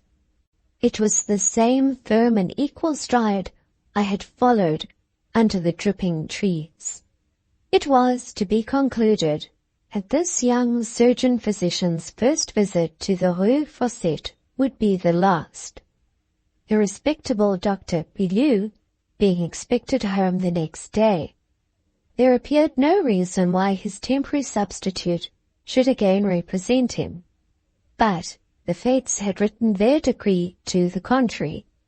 Dr. Villette had been summoned to see a rich old hypochondriac at the antique university town of Beaucaire-Moissy, and upon his prescribing change of air and travel as remedies, he was retained to accompany the timid patient on a tour of some weeks. It but remained, therefore, for the new doctor to continue his attendance at the Rue Fossette. I often saw him when he came, for Madame would not trust the little invalid to Trinette, but required me to spend much of my time in the nursery. I think he was skilful. Fifine recovered rapidly under his care, yet even her convalescence did not hasten his dismissal. Destiny and Madame Beck seemed in league, and both had ruled that he should make deliberate acquaintance with the vestibule, the private staircase, and upper chambers of the Rue Fossette. No sooner did Fifine emerge from his hands than Desiree declared herself ill. That possessed child had a genius for simulation, and captivated by the attentions and indulgences of a sick room, she came to the conclusion that an illness would perfectly accommodate her tastes, and took her bed accordingly. She acted well, and her mother still better, for while the whole case was transparent to Madame Beck as the day, she treated it with an astonishingly well-assured air of gravity and good faith. What surprised me was that Dr. John, so the young Englishman had taught Fifine to call him, and we all took from her the habit of addressing him by this name, till it became an established custom, and he was known by no other in the Rue Fossette, that Dr. John consented tacitly to adopt Madame's tactics, and to fall in with her manoeuvres. He betrayed, indeed, a period of comic doubt, cast one or two rapid glances from the child to the mother, indulged in an interval of self-consultation, but finally resigned himself with a good grace to play his part in the farce. Desiree ate like a raven, gamboled day and night in her bed, pitched tents with the sheets and blankets, lounged like a Turk amidst pillows and bolsters, diverted herself with throwing her shoes at her bonne and grimacing at her sisters, overflowed, in short, with unmerited health and evil spirits, only languishing when her mamma and the physician paid their diurnal visit. Madame Beck, I knew, was glad, at any price, to have her daughter in bed, out of the way of mischief. But I wondered that Dr. John did not tire of the business. Every day, on this mere pretext of a motive, he gave punctual attendance. Madame always received him with the same empressement, the same sunshine for himself, the same admirably counterfeited air of concern for her child. Dr. John wrote harmless prescriptions for the patient, and viewed her mother with a shrewdly sparkling eye. Madame caught his rallying looks without resenting them. She had too much good sense for that. Supple as the young doctor seemed, one could not despise him. This pliant part was evidently not adopted in the design to curry favor with his employer. While he liked his office at the pensionnat, and lingered strangely about the Rue Fossette, he was independent, almost careless in his carriage there. And yet, too, he was often thoughtful and preoccupied. It was not perhaps my business to observe the mystery of his bearing, or search out its origin or aim. But, placed as I was, I could hardly help it. He laid himself open to my observation, according to my presence in the room, just that degree of notice and consequence a person of my exterior habitually expects. That is to say, about what is given to unobtrusive articles of furniture, chairs or ordinary joiner's work, and carpets of no striking pattern. Often, while waiting for Madame, he would muse, smile, watch, or listen like a man who thinks himself alone. I, meantime, was free to puzzle over his countenance and movements, and wonder what could be the meaning of that peculiar interest and attachment, all mixed up with doubt and strangeness, and inexplicably ruled by some presiding spell which wedded him to this demi-convent, secluded in the built-up core of a capital. He, I believe, never remembered that I had eyes in my head, much less a brain behind them, nor would he ever have found this out. But that one day, while he sat in the sunshine, and I was observing the coloring of his hair, whiskers, and complexion, the whole being of such a tone as a strong light brings out with somewhat perilous force. Indeed, I recollect I was driven to compare his beamy head in my thoughts to that of the golden image which Nebuchadnezzar the king had set up. An idea new, sudden, and startling riveted my attention with an overmastering strength and power of attraction. I know not to this day how I looked at him. The force of surprise, and also of conviction, made me forget myself, and I only recovered wonted consciousness when I saw that his notice was arrested, and that it had caught my movement in a clear little oval mirror fixed in the side of the window recess, by the aid of which reflector Madame often secretly spied persons walking in the garden below. Though of so gay and sanguine a temperament, he was not without a certain nervous sensitiveness, which made him ill at ease under a direct, inquiring gaze. On surprising me thus, he turned and said in a tone which, though courteous, had just so much dryness in it as to mark a shade of annoyance, as well as to give to what was said a character of rebuke. Mademoiselle does not spare me. I am not vain enough to fancy that it is my merits which attract her attention. It must then be some defect. Dare I ask, what? I was confounded, as the reader may suppose, yet not with an irrecoverable confusion, being conscious that it was from no emotion of incautious admiration, nor yet in a spirit of unjustifiable inquisitiveness, that I had incurred this reproof. I might have cleared myself on the spot, but would not. I did not speak. I was not in the habit of speaking to him. Suffering him then to think what he chose, and accuse me of what he would, I resumed some work I had dropped, and kept my head bent over it during the remainder of his stay. There is a perverse mood of the mind, which is rather soothed than irritated by misconstruction, and in quarters where we can never be rightly known, we take pleasure, I think, in being consummately ignored. What honest man, on being casually taken for a housebreaker, does not feel rather tickled than vexed at the mistake? Section 15. It was summer and very hot. Georgette, the youngest of Madame Beck's children, took a fever. Desiree, suddenly cured of her ailments, was, together with Fifine, packed off to Bonmama in the country by way of precaution against infection.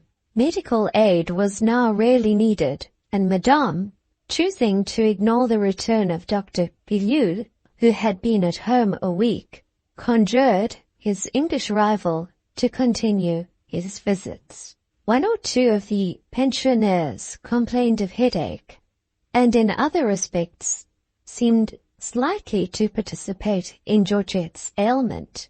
Now at last, I thought, Dr. Pilule must be recalled. The prudent directress will never venture to permit the attendance of so young a man on the pupils. The directress was very prudent, but she could also be intrepidly venturous. She actually introduced Dr. John to the school division of the premises, and established him in attendance on the proud and handsome Blanche de Mercy, and the vain flirting Angelique, her friend. Dr. John, I thought, testified a certain gratification at this mark of confidence, and if discretion of bearing could have justified the step, it would by him have been amply justified.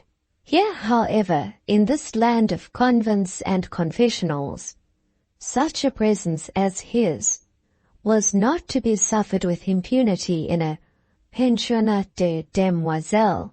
The school gossiped. The kitchen whispered. The town caught the rumor. Parents wrote letters and paid visits of remonstrance. Madame, had she been weak, would now have been lost. A dozen rival educational houses were ready to improve this false step, if false step it were, to her ruin. But Madame was not weak, and little Jesuit though she might be, yet I clapped the hands of my heart, and with its voice cried, "Brava!" as I watched her able bearing, her skilled management, her temper, and her firmness on this occasion.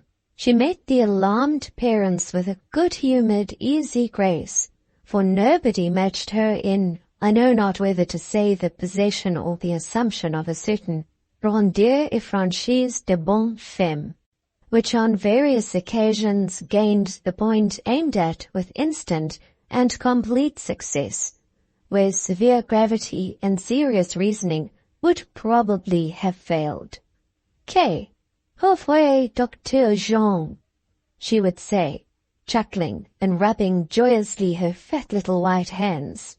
"Que ce jeune homme, le meilleur créature du monde," and go on to explain how she happened to be employing him for her own children, who were so fond of him they would scream themselves into fits at the thought of another doctor. How, where she had confidence for her own, she thought it natural to repose trust for others, and, au reste, it was only the most temporary expedient in the world. Blanche and Angelique had the migraine. Dr. John had written a prescription. Voila, tout. The parents' mouths were closed. Blanche and Angelique saved her all remaining trouble by chanting loud duets in their physician's prayers. The other pupils echoed them, unanimously declaring that when they were ill, they would have Dr. John and nobody else. And Madame laughed, and the parents laughed too. The Labassecouriens must have a large organ of philoprogenitiveness. At least, the indulgence of offspring is carried by them to excessive lengths, the law of most households being the children's will. Madame now got credit for having acted on this occasion in a spirit of motherly partiality. She came off with flying colors. People liked her as a directress better than ever. To this day, I never fully understood why she thus risked her interest for the sake of Dr. John. What people said, of course I know well. The whole house, pupils, teachers, servants included, affirmed that she was going to marry him. So they had settled it. Difference of age seemed to make no obstacle in their eyes. It was to be so. It must be admitted that appearances did not wholly discountenance this idea. Madame seemed so bent on retaining his services, so oblivious of her former protégé, Pilule. She made, too, such a point of personally receiving his visits, and was so unfailingly cheerful, blithe, and benignant in her manner to him. Moreover, she paid, about this time, marked attention to dress. The morning dishabille, the nightcap and shawl, were discarded. Dr. John's early visits always found her with auburn braids, all nicely arranged, silk dress trimly fitted on, neat laced brodequins in lieu of slippers. In short, the whole toilette complete as a model and fresh as a flower. I scarcely think, however, that her intention in this went further than just to show a very handsome man that she was not quite a plain woman, and plain she was not. Without beauty of feature or elegance of form, she pleased. Without youth and its gay graces, she cheered. One never tired of seeing her. She was never monotonous, or insipid, or colourless, or flat. Her unfaded hair, her eye with its temperate blue light, her cheek with its wholesome fruit-like bloom, these things pleased in moderation, but with constancy. Had she, indeed, floating visions of adopting Dr. John as a husband, taking him to her well-furnished home, endowing him with her savings, which were said to amount to a moderate competency, and making him comfortable for the rest of his life?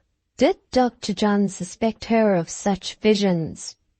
I have met him coming out of her presence with a mischievous half-smile about his lips, and in his eyes a look as of masculine vanity, elate and tickled. With all his good looks and good nature, he was not perfect. He must have been very imperfect if he roguishly encouraged aims he never intended to be successful.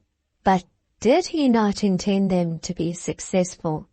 People said he had no money, that he was wholly dependent upon his profession. Madame, though perhaps some 14 years his senior, was yet the sort of woman never to grow old, never to wither, never to break down. They certainly were on good terms.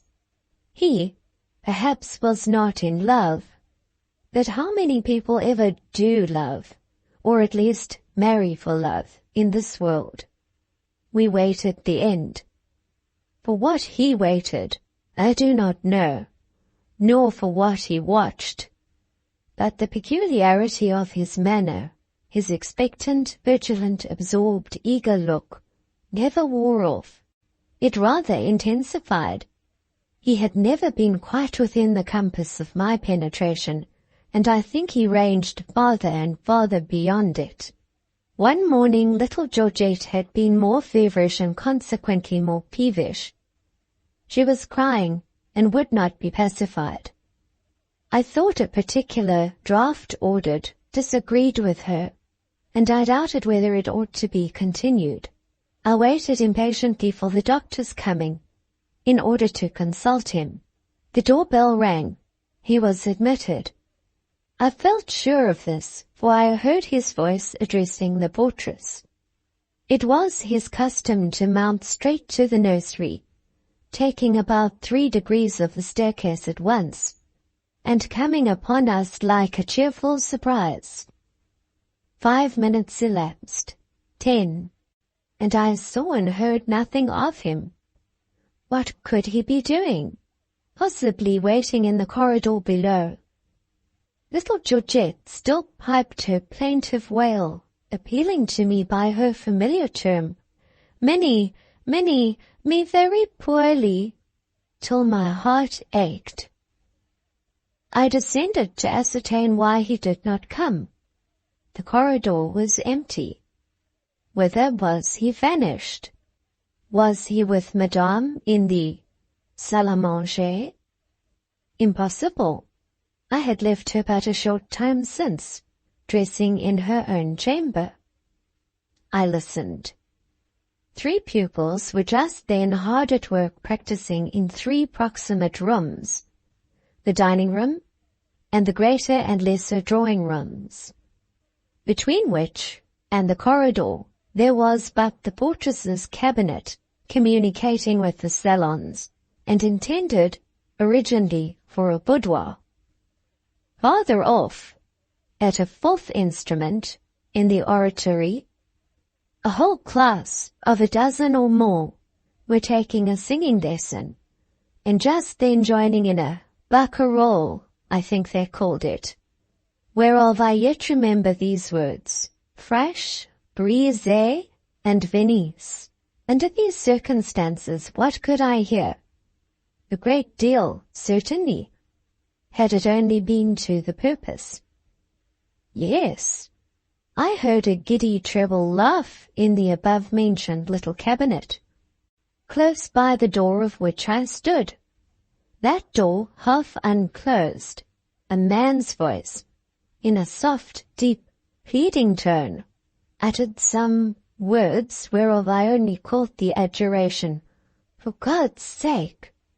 Then, after a second's pause, forth issued Dr. John, his eye full shining, but not with either joy or triumph. His fair English cheek, high-coloured, a baffled, tortured, anxious, and yet a tender meaning on his brow. The open door served me as a screen, but had I been full in his way, I believe he would have passed without seeing me. Some mortification, some strong vexation had hold of his soul, or rather, to write my impressions now as I received them at the time, I should say some sorrow, some sense of injustice. I did not so much think his pride was hurt, as that his affections had been wounded, cruelly wounded it seemed to me. But who was the torturer? What being in that house had him so much in her power? Madame I believed to be in her chamber.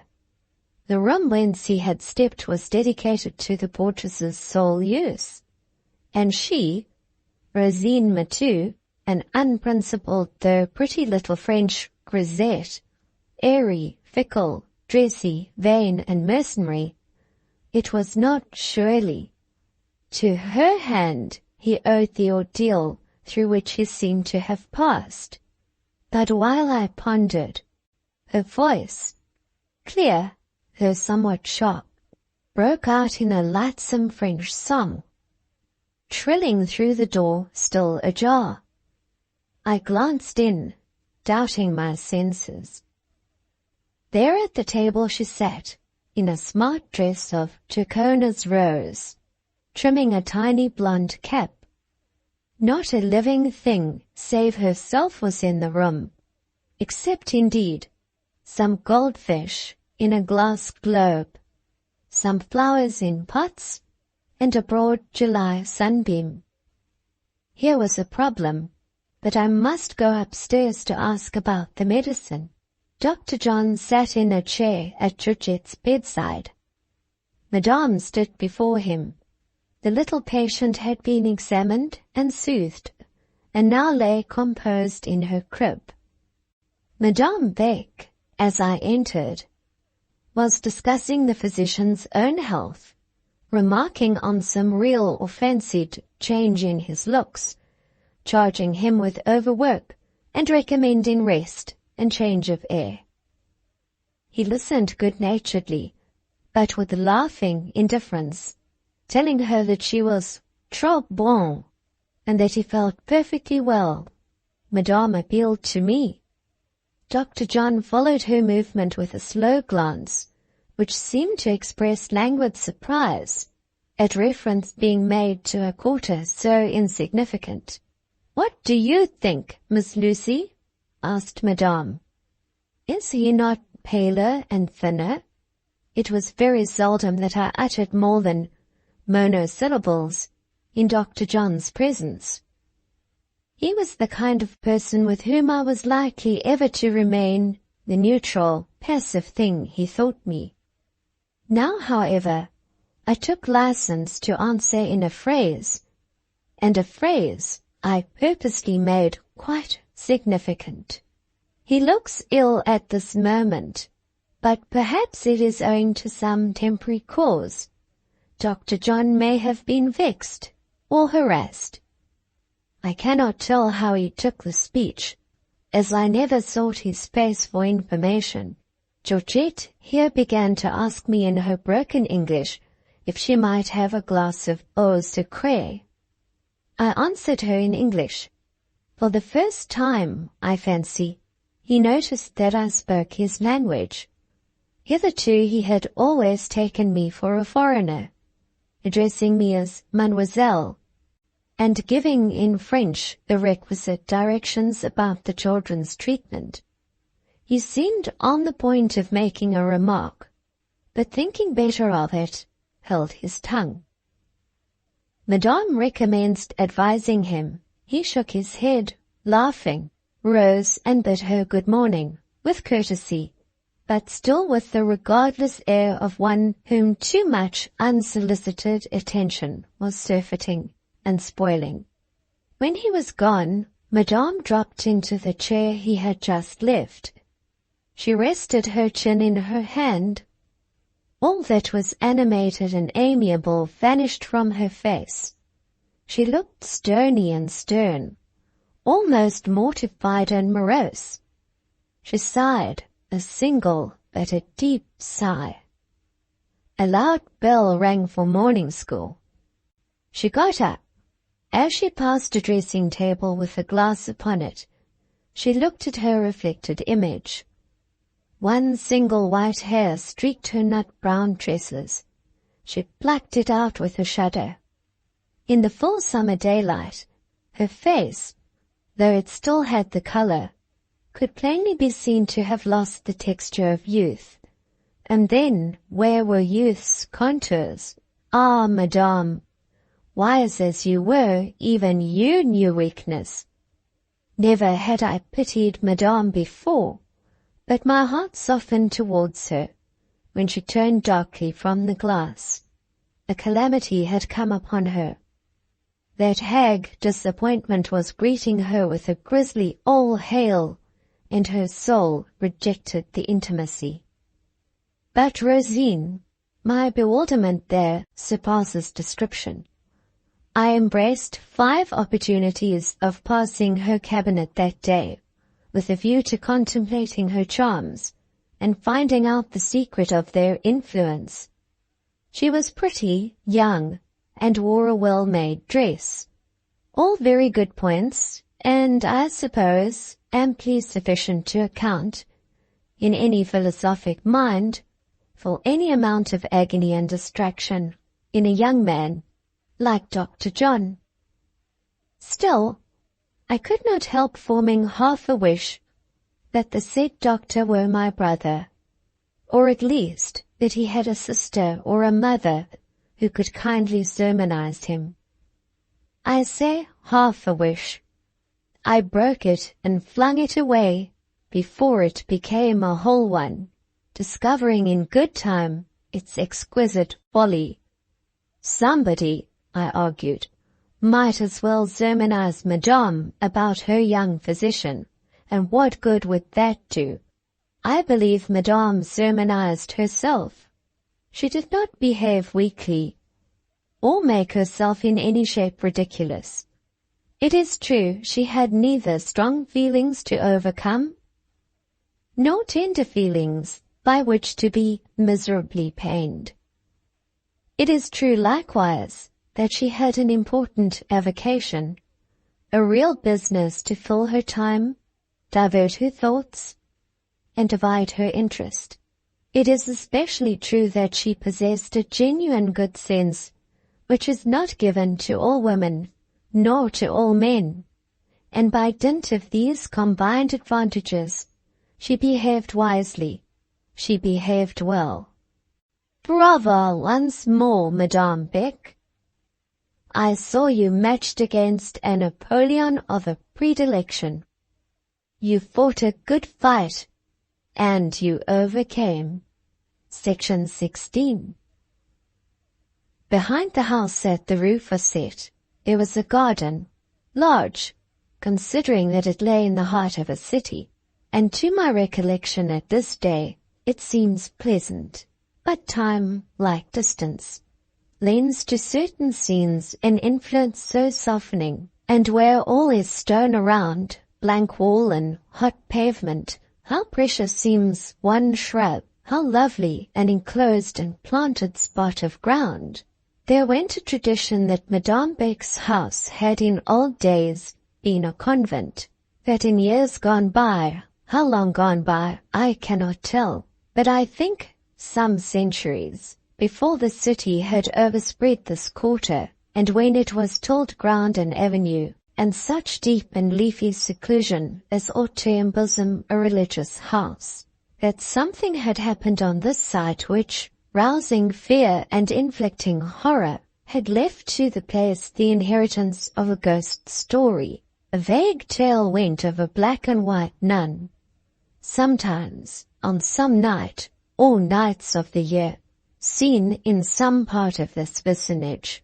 The ghost must have been built out some ages ago, for there were houses all round now, but certain convent relics, in the shape of old and huge fruit trees, yet consecrated the spot, and at the foot of one, a Methuselah of a pear tree, dead, all but a few boughs which still faithfully renewed their perfumed snow in spring, and their honey-sweet pendants in autumn. You saw, in scraping away the mossy earth between the half-bayed roots, a glimpse of slab, smooth, hard, and black.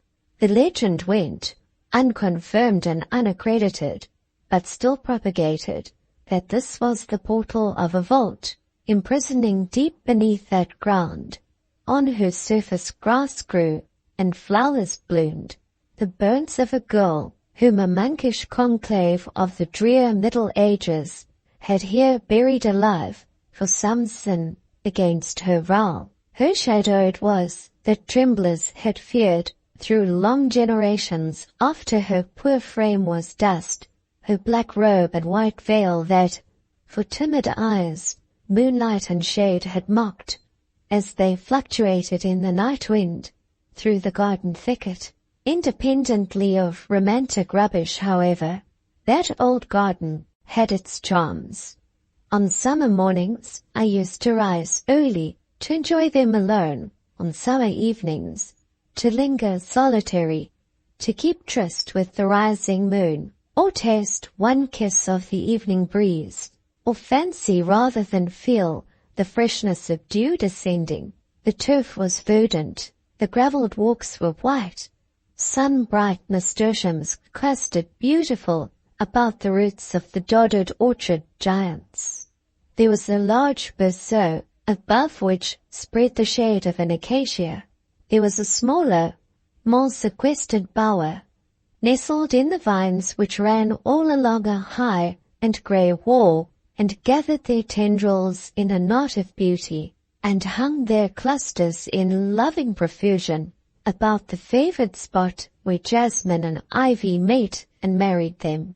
Doubtless at high noon, in the broad vulgar middle of the day, when Madame Beck's large school turned out rampant, and externat and pensionnaire were spread abroad, vying with the denizens of the boys' college close at hand, in the brazen exercise of their lungs and limbs.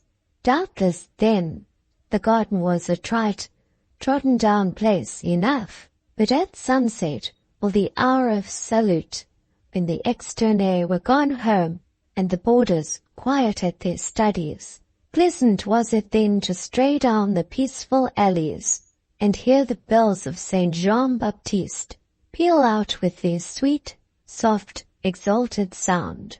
I was walking thus one evening, and had been detained farther within the verge of twilight than usual, by the still deepening calm, the mellow coolness, the fragrant breathing with which flowers no sunshine could win now answered the persuasion of the dew.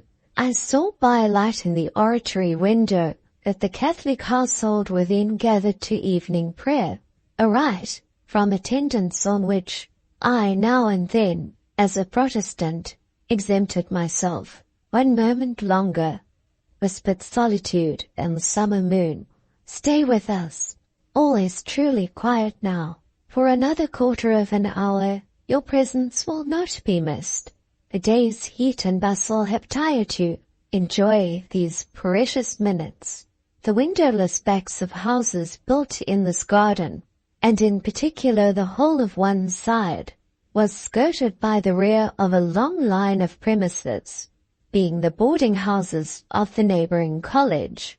This rear, however, was all blank stone, with the exception of certain attic loopholes high up, opening from the sleeping rooms of the women servants, and also one casement in a lower story, said to mark the chamber or study of a master. But, though thus secure, an alley which ran parallel with the very high wall on that side the garden was forbidden to be entered by the pupils. It was called, indeed, the allée défendue, and any girl setting foot there would have rendered herself liable to as severe a penalty as the mild rules of Madame Beck's establishment permitted. Teachers might indeed go there with impunity, but as the walk was narrow, and the neglected shrubs were grown very thick and close on each side, weaving overhead a roof of branch and leaf, which the sun's rays penetrated, but in rare checkers, this alley was seldom entered even during day, and after dusk was carefully shunned. From the first, I was tempted to make an exception to this rule of avoidance. The seclusion, the very gloom of the walk attracted me. For a long time, the fear of seeming singular scared me away, but by degrees, as people became accustomed to me and my habits, and to such shades of peculiarity as were ingrained in my nature, shades certainly not striking enough to interest, and perhaps not prominent enough to offend, but born in and with me, and no more to be parted with than my identity. By slow degrees I became a frequenter of this straight and narrow path. I made myself gardener of some tintless flowers that grew between its closely ranked shrubs. I cleared away the relics of past autumns, choking up a rustic seat at the far end, borrowing of Goton, the cuisinier, a pail of water and a scrubbing brush. I made the seat clean. Madame saw me at work and smiled approbation. Whether sincerely or not I don't know, but she seemed sincere. Voyez-vous, cried she, comme elle est propre. Cette demoiselle Lucy, vous aimez dans cette allée, miss? Yes, I said, it is quiet and shady. C'est juste, cried she with an air of bonté, and she kindly recommended me to confine myself to it as much as I chose, saying that as I was not charged with the surveillance, I need not trouble myself to walk with the pupils. Only I might permit her children to come there to talk English with me. On the night in question, I was sitting on the hidden seat, reclaimed from fungi and mold, listening to what seemed the far-off sounds of the city. Far off, in truth, they were not. The school was in the city centre. Hence it was but 5 minutes' walk to the park. Scarce 10 to buildings of palatial splendour. Quite near were wide streets brightly lit, teeming at this moment with life. Carriages were rolling through them to balls or to the opera, the same hour which tolled curfew for our convent, which extinguished each lamp, and dropped the curtain round each couch, rang for the gay city about us, a summons to festal enjoyment. Of this contrast I thought not, however. Gay instincts my nature had few. Ball or opera I had never seen, and though often I had heard them described, and even wished to see them, it was not the wish of one who hopes to partake a pleasure, if she could only reach it, who feels fitted to shine in some bright distant sphere. Could she but thither win her way, It was no yearning to attain, no hunger to taste, only the calm desire to look on a new thing. A moon was in the sky, not a full moon, but a young crescent. I saw her through a space in the boughs overhead. She and the stars, visible beside her, were no strangers where all else was strange. My childhood knew them. I had seen that golden sign with the dark globe in its curve, leaning back on azure, beside an old thorn at the top of an old field. In old England, in long past days, just as it now leaned back beside a stately spire in this continental capital. Oh, my childhood! I had feelings, passive as I lived, little as I spoke, cold as I looked, when I thought of past days. I could feel. About the present, it was better to be stoical. About the future, such a future as mine, to be dead. And in catalepsy and a dead trance, I studiously held the quick of my nature. At that time, I well remember whatever could excite. Certain accidents of the weather, for instance, were almost dreaded by me, because they woke the being I was always lulling, and stirred up a craving cry I could not satisfy. One night a thunderstorm broke. A sort of hurricane shook us in our beds.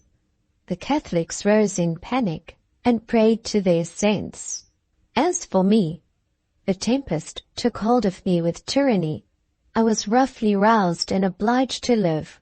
I got up and dressed myself, and creeping outside the casement close by my bed, sat on its ledge, with my feet on the roof of a lower adjoining building. It was wet, it was wild, it was pitch dark. Within the dormitory they gathered round the night lamp, in consternation, praying loud. I could not go in. Too resistless was the delight of staying with the wild hour, black and full of thunder, pealing out such an ode as language never delivered to man, too terribly glorious. The spectacle of clouds, split and pierced by white and blinding bolts. I did long, achingly, then and for 24 hours afterwards, for something to fetch me out of my present existence, and lead me upwards and onwards. This longing, and all of a similar kind, it was necessary to knock on the head, which I did, figuratively, after the manner of jail to Cicero, driving a nail through their temples. Unlike Cicero, they did not die. They were but transiently stunned, and at intervals would turn on the nail with a rebellious wrench. Then did the temples bleed, and the brain thrill to its core. Tonight I was not so mutinous, nor so miserable. My Cicero lay quiet in the tent, slumbering, and if his pain ached through his slumbers, something like an angel, the ideal, knelt near, dropping balm on the soothed temples, holding before the sealed eyes a magic glass, of which the sweet, solemn visions were repeated in dreams, and shedding a reflex from her moonlight wings and robe over the transfixed sleeper, over the tent threshold, over all the landscape lying without. Jael, the stern woman, sat apart, relenting somewhat over her captive, but more prone to dwell on the faithful expectation of Heber coming home, by which words I mean that the cool peace and dewy sweetness of the night filled me with a mood of hope. Not hope on any definite point, but a general sense of encouragement and heart ease. Should not such a mood, so sweet, so tranquil, so unwanted, have been the harbinger of good? Alas, no good came of it. Presently the rude reel burst coarsely in, all evil, groveling, and repellent as she too often is. Amid the intense stillness of that pile of stone, overlooking the walk, the trees, the high wall, I heard a sound, a casement. All the windows here are casements opening on hinges, creaked. Ere I had time to look up and mark where, in which story, or by whom unclosed, a tree overhead shook, as if struck by a missile. Some object dropped prone at my feet. Section 17. 9 was striking by St. Jean-Baptiste's clock. Day was fading, but it was not dark. The crescent moon aided little, but the deep gilding of that point in heaven, where the sun beamed last, and the crystalline clearness of a wide space above, sustained the summer twilight. Even in my dark walk I could, by approaching an opening, have managed to read print of a small type. Easy was it to see then that the missile was a box, a small box of white and coloured ivory. Its loose lid opened in my hand. Violets lay within, violets smothering a closely folded bit of pink paper. A note, superscribed, "Pour la robe gris." I wore indeed a dress of French grey. Good. Was this a billet doux? A thing I had heard of, but hitherto had not had the honour of seeing or handling.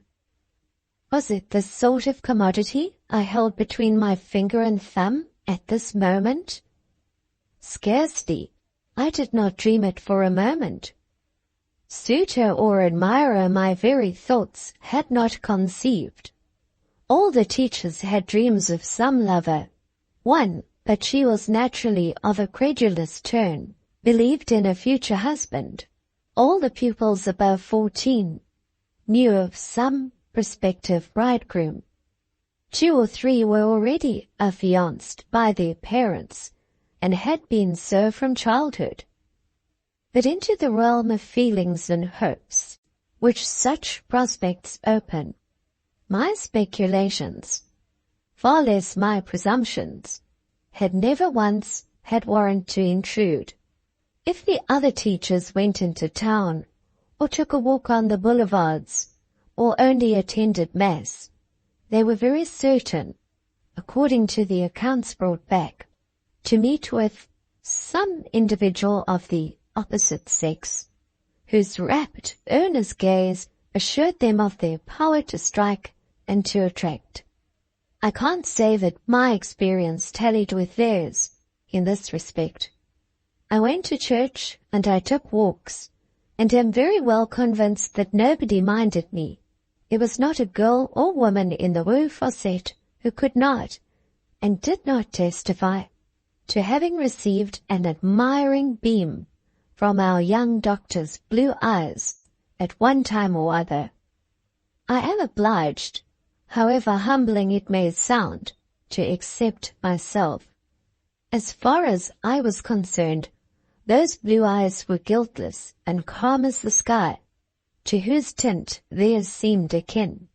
So it came to pass that I heard the others talk, wondered often at their gaiety, security, and self-satisfaction, but did not trouble myself to look up and gaze along the path they seemed so certain of treading. This then was no billet doux, and it was in settled conviction to the contrary that I quietly opened it. Thus it ran. I translate. Angel of my dreams, 1,000,000 thanks for the promise kept. Scarcely did I venture to hope its fulfillment. I believed you, indeed, to be half in jest, and then you seemed to think the enterprise beset with such danger, the hours so untimely, the alleys so strictly secluded. Often, you said, haunted by that dragon, the English teacher, un véritable bicule britannique. Ah, qu'est-ce que vous dites, espèce de monstre? Rusk rude comme un vieux caporal de grenadiers, et revêche comme un religieuse. The reader will excuse my modesty in allowing this flattering sketch of my amiable self to retain the slight veil of the original tongue. You are aware, went on this precious effusion, that little Gustave, on account of his illness, has been removed to a master's chamber, that favoured chamber, whose lattice overlooks your prison ground. There, I, the best uncle in the world, am admitted to visit him. How tremblingly I approached the window and glanced into your Eden, an Eden for me, though a desert for you. How I feared to behold vacancy, or the dragon aforesaid. How my heart palpitated with delight, when, through apertures in the envious boughs, I at once caught the gleam of your graceful straw hat, and the waving of your grey dress that I should recognize amongst 1,000. But why, my angel, will you not look up? Cruel to deny me one ray of those adorable eyes. How a single glance would have revived me. I write this in fiery haste, while the physician examines Gustave. I snatch an opportunity to enclose it in a small casket, together with a bouquet of flowers, the sweetest that blow, yet less sweet than thee, my Peri, my all charming, ever thine, thou well knowest whom. I wish I did know whom, was my comment, and the wish bore even closer reference to the person addressed in this choice document than to the writer thereof. Perhaps it was from a fiancé of one of the engaged pupils, and in that case there was no great harm done or intended, only a small irregularity. Several of the girls, a majority indeed, had brothers or cousins at the neighboring college, but la robe grise, le chapeau de paille, here surely was a clue, a very confusing one. The straw hat was an ordinary garden head-screen, common to a score besides myself. The grey dress hardly gave more definite indication. Madame Beck herself ordinarily wore a grey dress just now. Another teacher and 3 of the pensionnaires had had grey dresses purchased of the same shade and fabric as mine.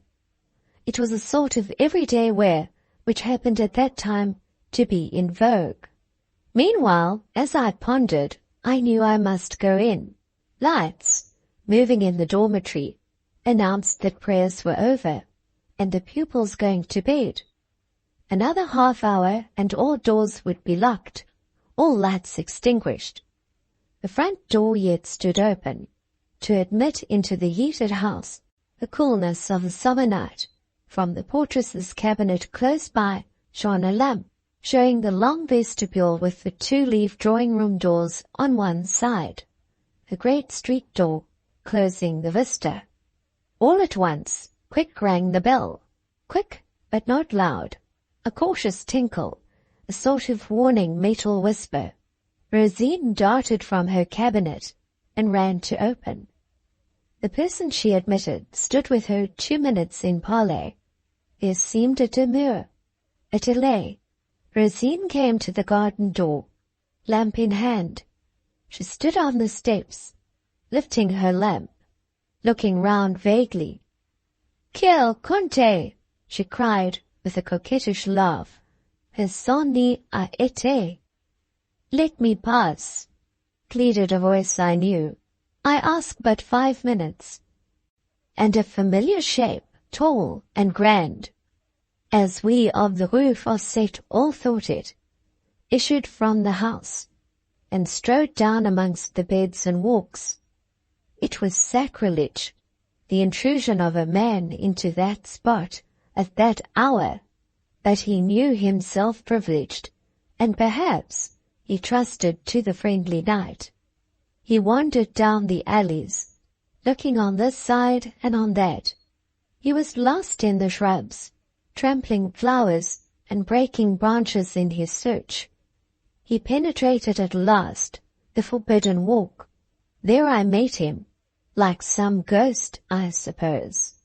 "Dr. John, it is found." He did not ask by whom, for with his quick eye he perceived that I held it in my hand. "Do not betray her," he said, looking at me as if I were indeed a dragon. "Were I ever so disposed to treachery, I cannot betray what I do not know," was my answer. "Read the note, and you will see how little it reveals." Perhaps you have read it, I thought to myself, and yet I could not believe he wrote it. It could hardly be his style. Besides, I was fool enough to think there would be a degree of hardship in his calling me such names. His own look vindicated him. He grew hot and colored as he read. "This is indeed too much. This is cruel. This is humiliating," were the words that fell from him. I thought it was cruel when I saw his countenance so moved.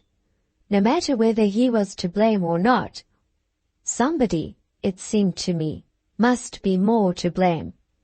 "What shall you do about it?" he inquired of me. "Shall you tell Madame Beck what you have found, and cause a stir, an esclandre?" I thought I ought to tell, and said so, adding that I did not believe there would be either stir or esclandre. Madame was much too prudent to make a noise about an affair of that sort connected with her establishment. He stood looking down and meditating. He was both too proud and too honorable to entreat my secrecy on a point which duty evidently commanded me to communicate. I wished to do right, yet loathed to grieve or injure him. Just then Rosine glanced out through the open door. She could not see us, though between the trees I could plainly see her. Her dress was grey, like mine. This circumstance, taken in connection with prior transactions, suggested to me that perhaps the case, however deplorable, was one in which I was under no obligation whatever to concern myself. Accordingly, I said, "If you can assure me that none of Madame Beck's pupils are implicated in this business, I shall be very happy to stand aloof from all interference. Take the casket, the bouquet, and the billet. For my part, I gladly forget the whole affair. Look there," he whispered suddenly, as his hand closed on what I offered, and at the same time he pointed through the boughs. I looked. Behold Madame, in shawl, wrapping gown, and slippers, softly descending the steps, and stealing like a cat round the garden. In 2 minutes she would have been upon Dr. John. If she were like a cat, however, he, quite as much, resembled a leopard. Nothing could be lighter than his tread when he chose. He watched, and as she turned a corner, he took the garden at 2 noiseless bounds. She reappeared, and he was gone. Rosine helped him, instantly interposing the door between him and his huntress. I, too, might have got away, but I preferred to meet Madame openly. Though it was my frequent and well-known custom to spend twilight in the garden, yet never till now had I remained so late. Full sure was I that Madame had missed, was come in search of me, and designed now to pounce on the defaulter unawares. I expected a reprimand. No, Madame was all goodness. She tendered not even a remonstrance. She testified no shade of surprise. With that consummate tact of hers, in which I believe she was never surpassed by a living thing, she even professed merely to have issued forth to taste l'abri du soir. "Quelle belle nuit!" cried she. looking up at the stairs. The moon was now gone down behind the broad tower of Jean-Baptiste. Qu'il fait bon, que l'air est frais, and, instead of sending me in, she detained me to take a few turns with her down the principal alley. When at last we both re-entered, she leaned affably on my shoulder by way of support in mounting the front door steps. At parting, her cheek was presented to my lips, and "Bonsoir, my bon ami, dormez bien," was her kindly adieu for the night. I caught myself smiling as I lay awake and thoughtful on my couch, smiling at Madame. The unction, the suavity of her behavior offered, for one who knew her, a sure token that suspicion of some kind was busy in her brain, from some aperture or summit of observation. Through parted bow or open window, she had doubtless caught a glimpse, remote or near, deceptive or instructive, of that night's transactions.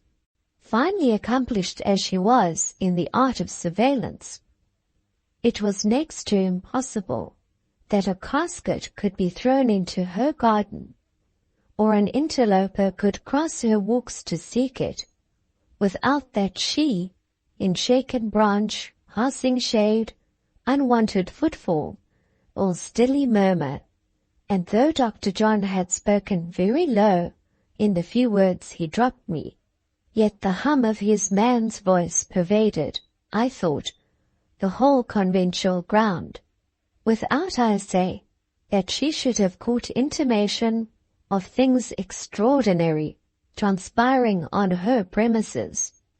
What things she might by no means see, or at that time be able to discover, but a delicious little ravelled plot lay tempting her to disentanglement, and in the midst, folded round and round in cobwebs, had she not secured Miss Lucy, clumsily involved, like the foolish fly she was.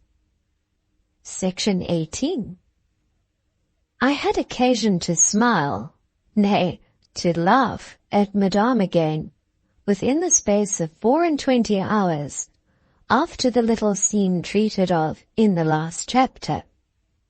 Villette owns a climate as variable, though not so humid, as that of any English town. A night of high wind followed upon that soft sunset, and all the next day was one of dry storm, dark, beclouded, yet rainless. The streets were dim with sand and dust, whirled from the boulevards. I know not that even lovely weather would have tempted me to spend the evening time of study and recreation where I had spent it yesterday. My alley, and, indeed, all the walks and shrubs in the garden, had acquired a new, but not a pleasant interest. Their seclusion was now become precarious, their calm insecure. That casement which rained billets had vulgarized the once dear nook it overlooked, and elsewhere the eyes of the flowers had gained vision, and the nuts in the tree boles listened like secret ears. Some plants there were, indeed, trodden down by Dr. John in his search, and his hasty and heedless progress, which I wished to prop up, water, and revive. Some footmarks, too, he had left on the beds, but these, in spite of the strong wind, I found a moment's leisure to efface very early in the morning, ere common eyes had discovered them, with a pensive sort of content. I sat down to my desk and my German, while the pupils settled to their evening lessons, and the other teachers took up their needlework. The scene of the étude du soir was always the refectory, a much smaller apartment than any of the 3 classes or schoolrooms, for here none, save the boarders were ever admitted, and these numbered only a score. 2 lamps hung from the ceiling over the 2 tables. These were lit at dusk, and their kindling was the signal for schoolbooks being set aside, a grave demeanour assumed, general silence enforced, and then commenced la lecture pieuse. This said lecture pieuse was, I soon found, mainly designed as a wholesome mortification of the intellect, a useful humiliation of the reason, and such a dose for common sense as she might digest at her leisure, and thrive on, as she best could. The book brought out, it was never changed, but when finished, recommenced, was a venerable volume, old as the hills, grey as the Hotel de Ville.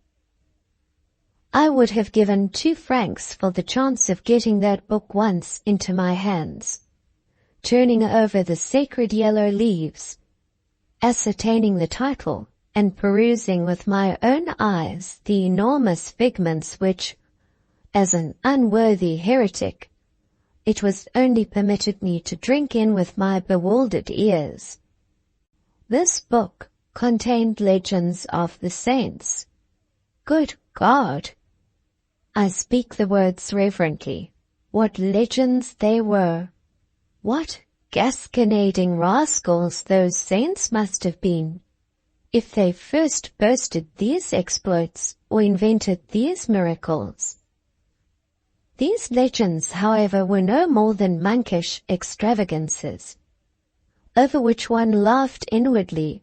There were, besides, priestly matters, and the priestcraft of the book was far worse than its monkery. The ears burned on each side of my head as I listened, her force, to tales of moral martyrdom inflicted by Rome, the dread boasts of confessors who had wickedly abused their office, trampling to deep degradation high-born ladies, making of countesses and princesses the most tormented slaves under the sun. Stories like that of Conrad and Elizabeth of Hungary recurred again and again with all its dreadful viciousness, sickening tyranny, and black impiety, tales that were nightmares of oppression, privation, and agony. I sat out this lecture pieuse for some nights as well as I could, and as quietly too, only once breaking off the points of my scissors by involuntarily sticking them somewhat deep in the worm-eaten board of the table before me. But at last it made me so burning hot, and my temples and my heart and my wrist throbbed so fast, and my sleep afterwards was so broken with excitement, that I could sit no longer. Prudence recommended henceforward swift clearance of my person from the place, the moment that guilty old book was brought out. No Moors Hedrig ever felt a stronger call to take up her testimony against Sergeant Bothwell than I, to speak my mind in this matter of the Popish lecture pieuse. However, I did manage somehow to curb and rein in, and though always, as soon as Rosine came to light the lamps, I shot from the room quickly, yet also I did it quietly, seizing that vantage moment given by the little bustle before the dead silence, and vanishing whilst the boarders put their books away. When I vanished, it was into darkness. Candles were not allowed to be carried about, and the teacher who forsook the refectory had only the unlit hall, schoolroom, or bedroom as a refuge. In winter I sought the long classes, and paced them fast to keep myself warm, fortunate if the moon shone, and if there were only stars, soon reconciled to their dim gleam, or even to the total eclipse of their absence, In summer, it was never quite dark, and then I went upstairs to my own quarter of the long dormitory, opened my own casement. That chamber was lit by 5 casements large as great doors, and leaning out, looked forth upon the city beyond the garden, and listened to band music from the park or the palace square, thinking meantime my own thoughts, living my own life, in my own still shadow world.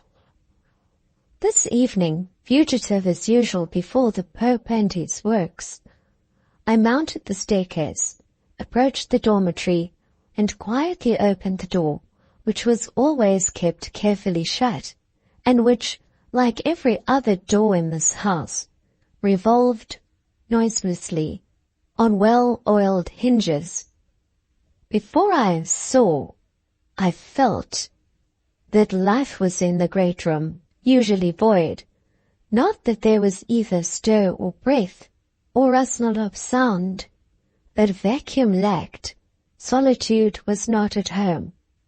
All the white beds, the lits d'ange, as they were poetically termed, lay visible at a glance. All were empty. No sleeper reposed therein. The sound of a drawer cautiously slid out struck my ear. Stepping a little to one side, my vision took a free range, unimpeded by falling curtains. I now commanded my own bed and my own toilet, with a locked work-box upon it, and locked drawers underneath. Very good. A dumpy, motherly little body, in decent shawl, and the cleanest of possible nightcaps, stood before this toilet, hard at work, apparently doing me the kindness of tidying out the meuble. Open stood the lid of the work-box, open the top drawer. Duly and impartially was each succeeding drawer opened in turn. Not an article of their contents but was lifted and unfolded. Not a paper but was glanced over, not a little box but was unlidded, and beautiful was the adroitness, exemplary the care with which the search was accomplished. Madame wrought at it like a true star, unhasting yet unresting. I will not deny that it was with a secret glee I watched her. Had I been a gentleman, I believe Madame would have found favour in my eyes. She was so handy, neat, thorough in all she did. Some people's movements provoke the soul by their loose awkwardness. Hers, satisfied by their trim compactness. I stood, in short, fascinated. But it was necessary to make an effort to break the spell. A retreat must be beaten. The searcher might have turned and caught me. There would have been nothing for it then but a scene, and she and I would have had to come all at once, with a sudden clash, to a thorough knowledge of each other. Down would have gone conventionalities, away swept disguises, and I should have looked into her eyes, and she into mine. We should have known that we could work together no more, and parted in this life forever. Where was the use of tempting such a catastrophe? I was not angry, and had no wish in the world to leave her.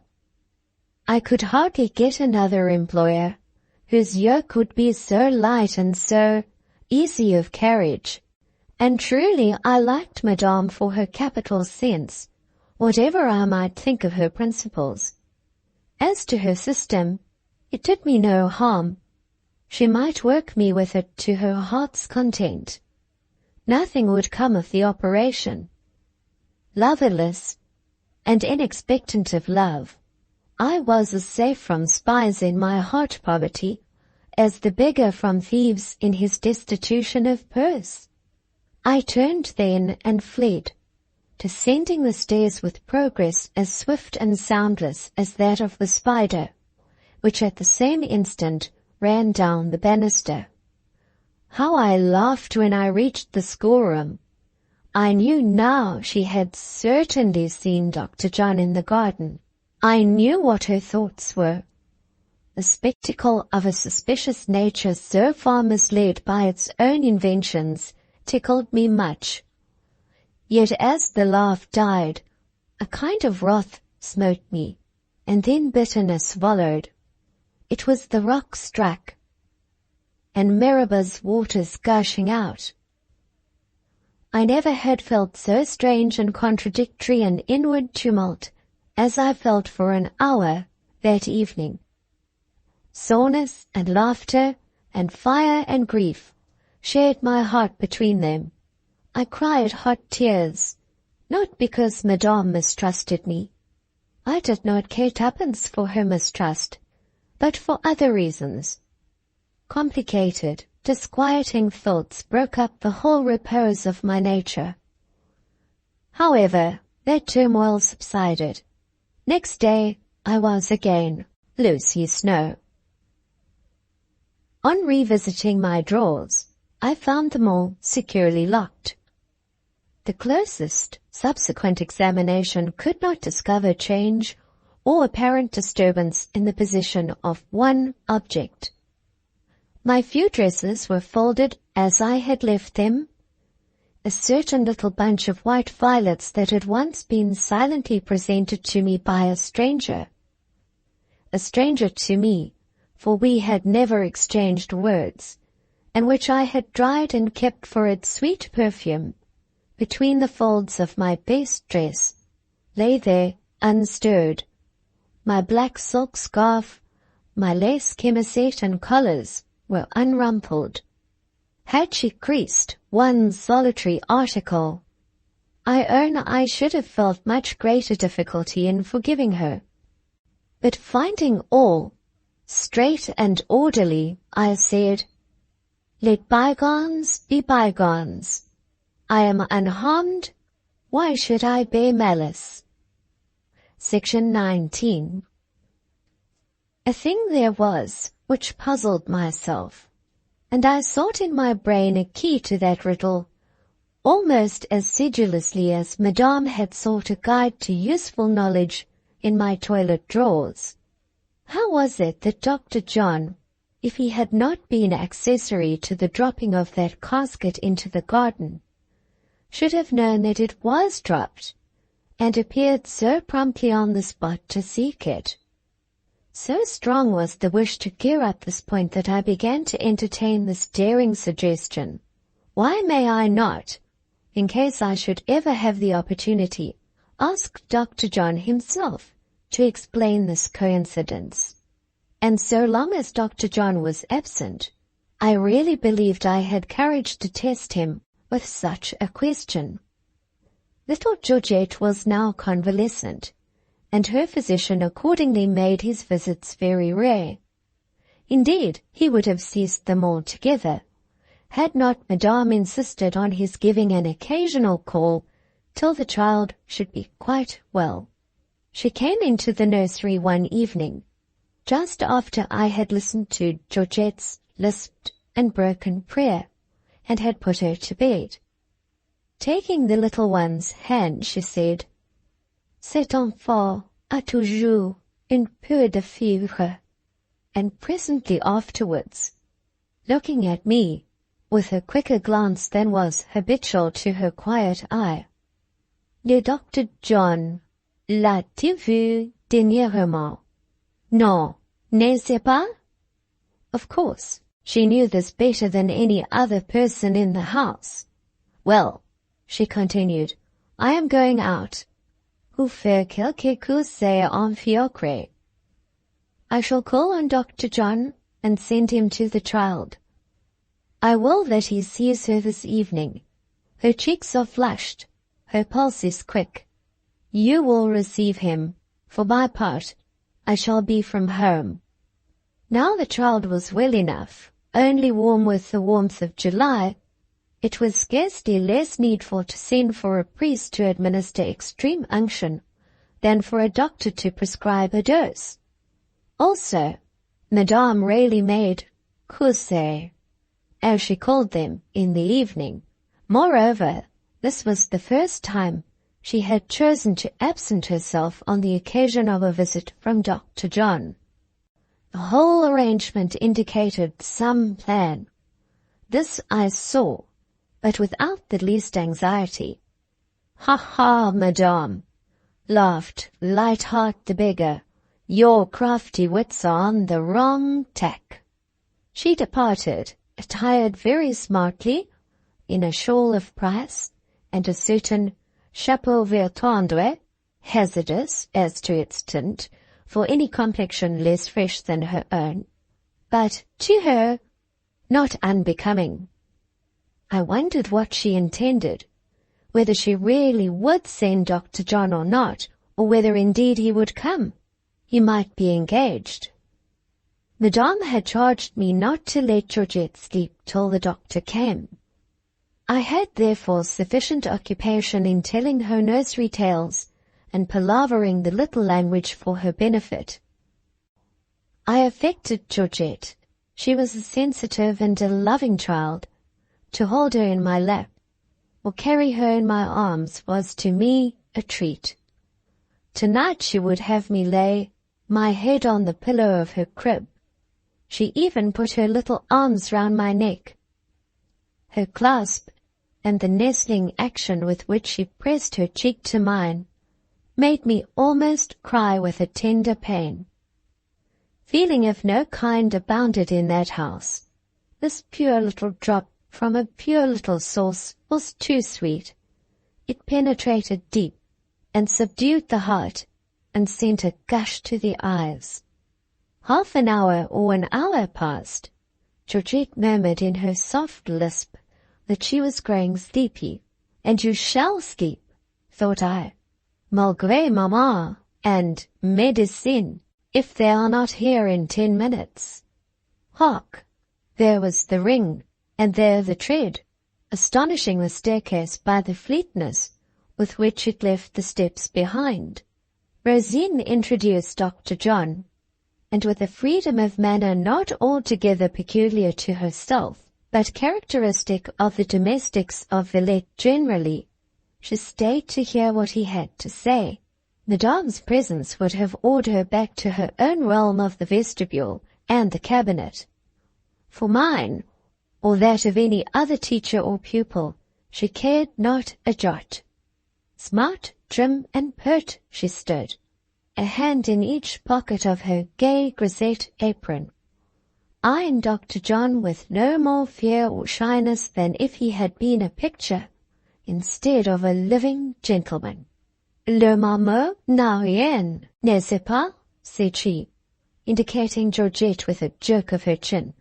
"Pas beaucoup," was the answer, as the doctor hastily scribbled with his pencil some harmless prescription. "Eh bien," pursued Rosine, approaching him quite near, while he put up his pencil. "And the box? Did you get it? Monsieur went off like a coup de vent the other night. I had not time to ask him." "I found it, yes." "And who threw it then?" continued Rosine, speaking quite freely the very words I should so much have wished to say, but had no address or courage to bring it out. How short some people make the road to a point which, for others, seems unattainable. "That may be my secret," rejoined Dr. John briefly, but with no sort of hauteur. He seemed quite to understand the Rosine or Grisette character. "Mais enfant," continued she, nothing abashed, "Monsieur knew it was thrown, since he came to seek it." "How did he know?"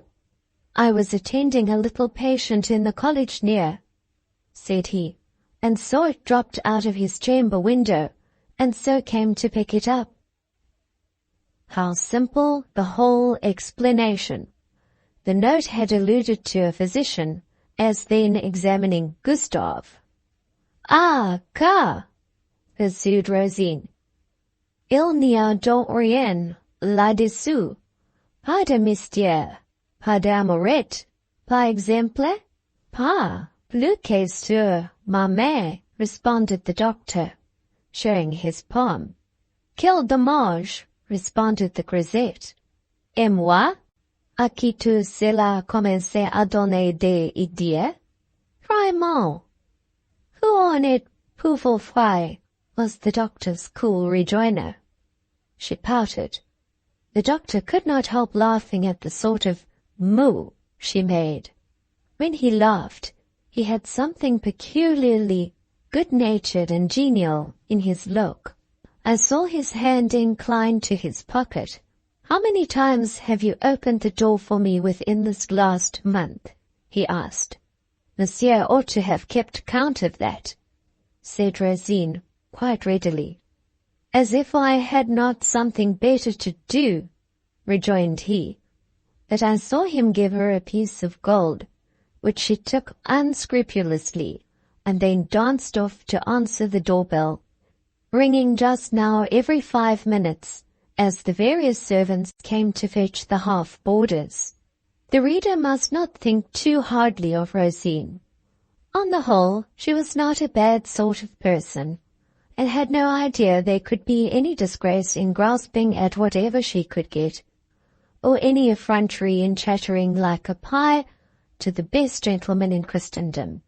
I had learnt something from the above scene, besides what concerned the ivory box, viz., that not on the robe de jaconet, pink or grey, nor yet on the frilled and pocketed apron, lay the blame of breaking Dr. John's heart. These items of array were obviously guiltless as Georgette's little blue tunic. So much the better. But who then was the culprit? What was the ground? What was the origin? What the perfect explanation of the whole business? Some points had been cleared, but how many yet remained obscure as night? However, I said to myself, it is no affair of yours. And turning from the face on which I had been unconsciously dwelling with a questioning gaze, I looked through the window which commanded the garden below. Dr. John, meantime, standing by the bedside, was slowly drawing on his gloves and watching his little patient as her eyes closed and her rosy lips parted in coming sleep. I waited till he should depart as usual, with a quick bow and scarce articulate good night. Just as he took his hat, my eyes, fixed on the tall houses bounding the garden, saw the one lattice, already commemorated, cautiously open. Forth from the aperture projected a hand, and a white handkerchief. Both waved. I know not whether the signal was answered from some viewless quarter of our own dwelling, but immediately after there fluttered from the lattice a falling object, white and light. Villette the second, of course. There, I ejaculated, involuntarily. Where? Asked Dr. John with energy, making direct for the window. What is it? They have gone and done it again, was my reply. A handkerchief waved and something fell, and I pointed to the lattice, now closed and looking hypocritically blank. Go at once, pick it up and bring it here, was his prompt direction, adding, nobody will take notice of you. I should be seen. Straight I went. After some little search, I found a folded paper, lodged on the lower branch of a shrub. I seized and brought it direct to Dr. John. This time, I believe, not even Rosine saw me. He instantly tore the billet into small pieces without reading it. It is not in the least her fault, you must remember, he said, looking at me. Whose fault? I asked. Who is it? You don't yet know, then? Not in the least. Have you no guess? None. If I knew you better, I might be tempted to risk some confidence, and thus secure you as guardian over a most innocent and excellent, but somewhat inexperienced being. As a duenna? I asked. Yes, said he, abstractedly. What snares are round her, he added musingly. And now, certainly for the first time, he examined my face, anxious, doubtless, to see if any kindly expression there would warrant him in recommending to my care and indulgence some ethereal creature against whom powers of darkness were plotting. I felt no particular vocation to undertake the surveillance of ethereal creatures, but recalling the scene at the bureau, it seemed to me that I owed him a good turn. If I could help him, then I would, and it lay not with me to decide how. With as little reluctance as might be, I intimated that I was willing to do what I could towards taking care of any person in whom he might be interested. I am no farther interested than as a spectator, said he, with a modesty admirable, as I thought, to witness. I happen to be acquainted with the rather worthless character of the person, who, from the house opposite, has now twice invaded the sanctity of this place. I have also met in society the object at whom these vulgar attempts are aimed. Her exquisite superiority and innate refinement ought, one would think, to scare impertinence from her very idea. It is not so, however, and innocent, unsuspicious as she is, I would guard her from evil if I could. In person, however, I can do nothing. I cannot come near her. He paused. Well, I am willing to help you, said I. Only tell me how. And busily, in my own mind, I ran over the list of our inmates, seeking this paragon, this pearl of great price, this gem without flaw. It must be Madame, I concluded. She only, amongst us all, has the art even to seem superior. But as to being unsuspicious, inexperienced, etc., Dr. John need not distract himself about that. However, this is just his whim, and I will not contradict him. He shall be humoured. His angel shall be an angel. Just notify the quarter to which my care is to be directed, I continued gravely, chuckling, however, to myself over the thought of being set to chaperone Madame Beck or any of her pupils. Now Dr. John had a fine set of nerves, and he at once felt by instinct what no more coarsely constituted mind would have detected, namely, that I was a little amused at him. The colour rose to his cheek. With half a smile he turned and took his hat. He was going. My heart smote me. I will help you, said I eagerly. I will do what you wish. I will watch over your angel. I will take care of her. Only tell me who she is. But you must know, said he then with earnestness, yet speaking very low. So spotless, so good, so unspeakably beautiful, impossible that one house should contain two like her. I allude, of course. Here the latch of Madame Beck's chamber door, opening into the nursery, gave a sudden click, as if the hand holding it had been slightly convulsed. There was the suppressed explosion of an irrepressible sneeze. These little accidents will happen to the best of us. Madame, excellent woman, was then on duty. She had come home quietly, stolen upstairs on tiptoe. She was in her chamber. If she had not sneezed, she would have heard all, and so should I. But that unlucky sternutation routed Dr. John. While he stood aghast, she came forward, alert, composed, in the best yet most tranquil spirits. No novice to her habits but would have thought She had just come in and scouted the idea of her ear having been glued to the keyhole for at least 10 minutes. She affected to sneeze again, declared she was enrhumée, and then proceeded volubly to recount her course en fiacre. The prayer bell rang, and I left her with the doctor. Section 20. As soon as Georgette was well, Madame sent her away into the country. I was sorry. I loved the child, and her loss made me poorer than before. But I must not complain. I lived in a house full of robust life.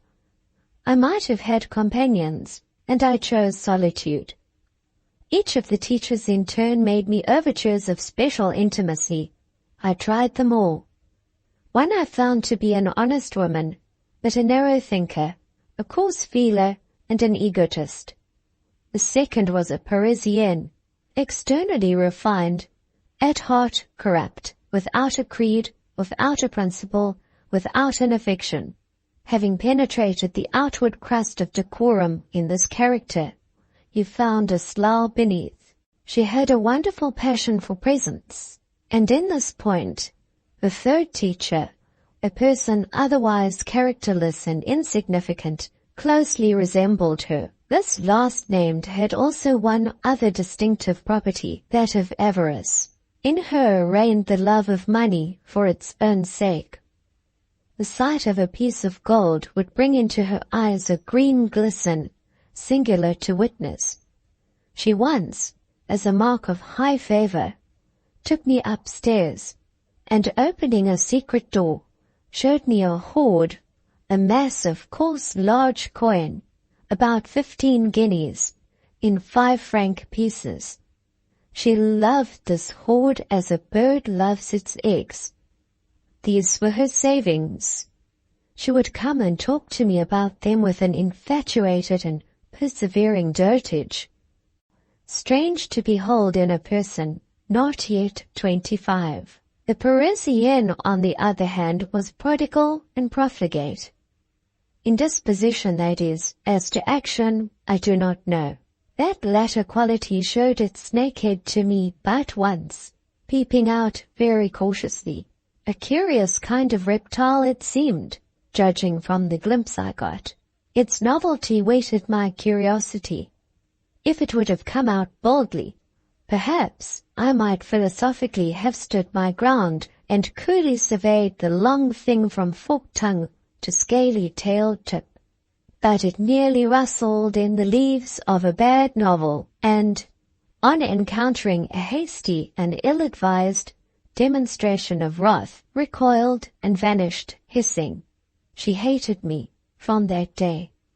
This Parisienne was always in debt, her salary being anticipated not only in dress, but in perfumes, cosmetics, confectionery, and condiments. What a cold, callous epicure she was in all things.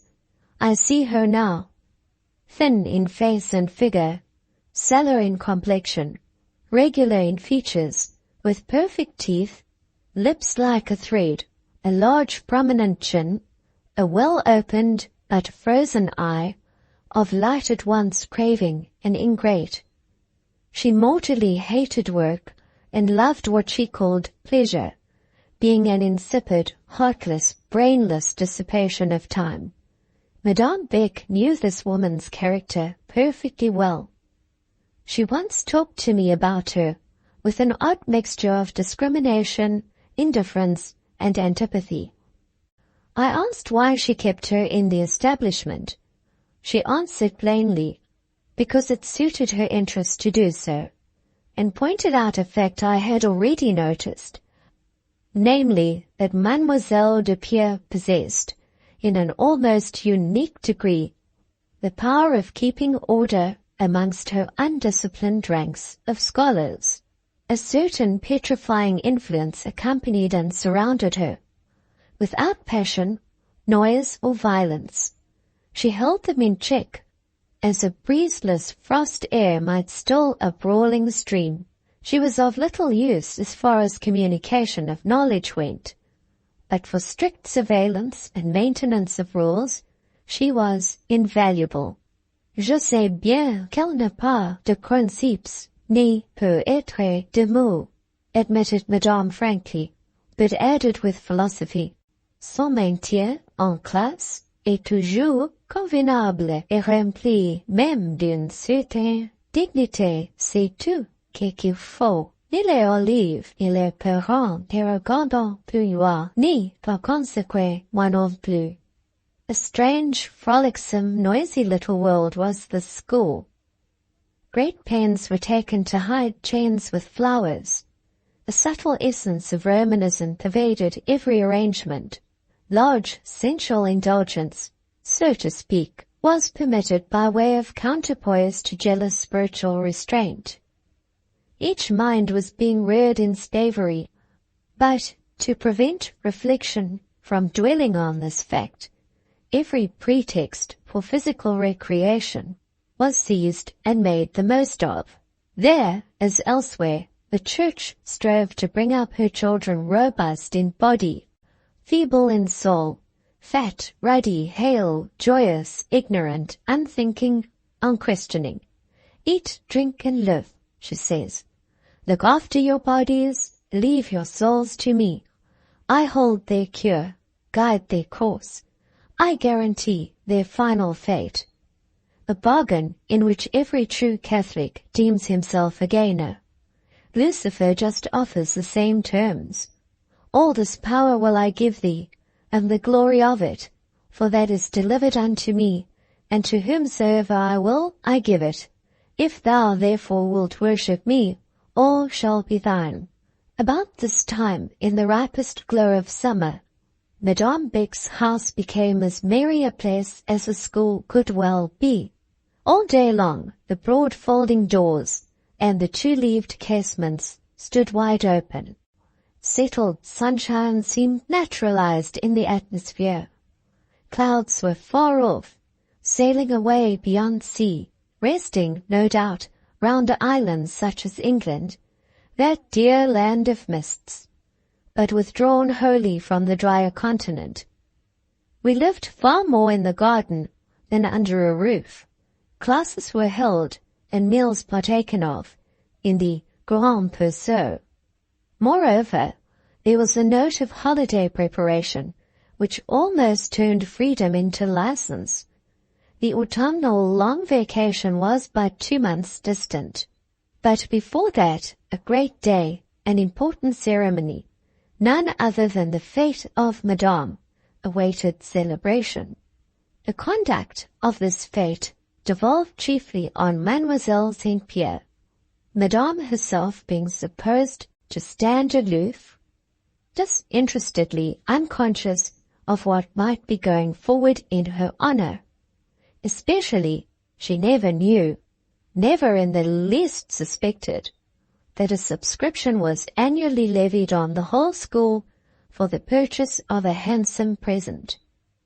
The polite tact of the reader will please to leave out of the account a brief, secret consultation on this point in Madame's own chamber. "What will you have this year?" was asked by her Parisian lieutenant. "Oh, no matter, let it alone. Let the poor children keep their francs." And Madame looked benign and modest. The St. Pierre would here protrude her chin. She knew Madame by heart. She always called her airs of bonté des Grimauds. She never even professed to respect them one instant. "Hité," she would say coldly. "Name the article. Shall it be jewelry or porcelain, haberdashery or silver?" "Eh bien, Dieu, aux trois couleurs et autant de fourchettes en argent." And the result was a handsome case, containing 300 francs worth of plate. The program of the fête day's proceedings comprised presentation of plate, collation in the garden, dramatic performance, with pupils and teachers for actors, a dance, and supper. Very gorgeous seemed the effect of the whole to me, as I well remember. Zélie, St. Pierre, understood these things, and managed them ably. The play was the main point, a month's previous drilling being there required. The choice, too, of the actors required knowledge and care. Then came lessons in elocution, in attitude, and then the fatigue of countless rehearsals. For all this, as may well be supposed, St. Pierre did not suffice. Other management, other accomplishments than hers were requisite here. They were supplied in the person of a master, Monsieur Paul Emmanuel, Professor of Literature. It was never my lot to be present at the histrionic lessons of Monsieur Paul, but I often saw him as he crossed the carré, a square hall between the dwelling house and schoolhouse. I heard him, too, in the warm evenings, lecturing with open doors, and his name, with anecdotes of him, resounded in one's ears from all sides. Especially our former acquaintance, Miss Ginevra Fanshawe, who had been selected to take a prominent part in the play, used, in bestowing upon me a large portion of her leisure, to load her discourse with frequent allusions to his sayings and doings. She esteemed him hideously plain, and used to profess herself frightened almost into hysterics at the sound of his step or voice. A dark little man he certainly was, pungent and austere. Even to me he seemed a harsh apparition, with his close-shorn black head, his broad, sallow brow, his thin cheek, his wide and quivering nostril, his thorough glance and hurried bearing. Irritable he was. One heard that, as he apostrophized with vehemence the awkward squad under his orders. Sometimes he would break out on these raw amateur actresses with a passion of impatience at their falseness of conception, their coldness of emotion, their feebleness of delivery. "Écoutez!" he would cry, and then his voice rang through the premises like a trumpet. And when, mimicking it, came the small pipe of a Ginevra, a Matilda, or a Blanche, one understood why a hollow groan of scorn, or a fierce hiss of rage, rewarded the tame echo. "Vous n'êtes donc que des poupées," I heard him thunder. "Vous n'avez pas de passion, vous autres. Vous ne sentez de rien, votre chair est de neige, votre sang de glace. Moi, je veux que tout cela s'allume, qu'il ait une vie, une âme." Vain resolve, and when he at last found it was vain, he suddenly broke the whole business down. Hitherto he had been teaching them a grand tragedy. He told the tragedy in morsels, and came next day with a compact little comic trifle. To this they took more kindly. He presently knocked it all into their smooth, round pates. Mademoiselle St. Pierre always presided at Monsieur Emmanuel's lessons, and I was told that the polish of her manner, her seeming attention, her tact and grace, impressed that gentleman very favorably. She had indeed the art of pleasing, for a given time, whom she would, but the feeling would not last. In an hour it was dried like dew, vanished like gossamer. The day preceding Madame's fete was as much a holiday as the fete itself. It was devoted to clearing out, cleaning, arranging, and decorating the 3 schoolrooms. All within doors was the gayest bustle. Neither upstairs nor down could a quiet, isolated person find rest for the sole of her foot. Accordingly, for my part, I took refuge in the garden.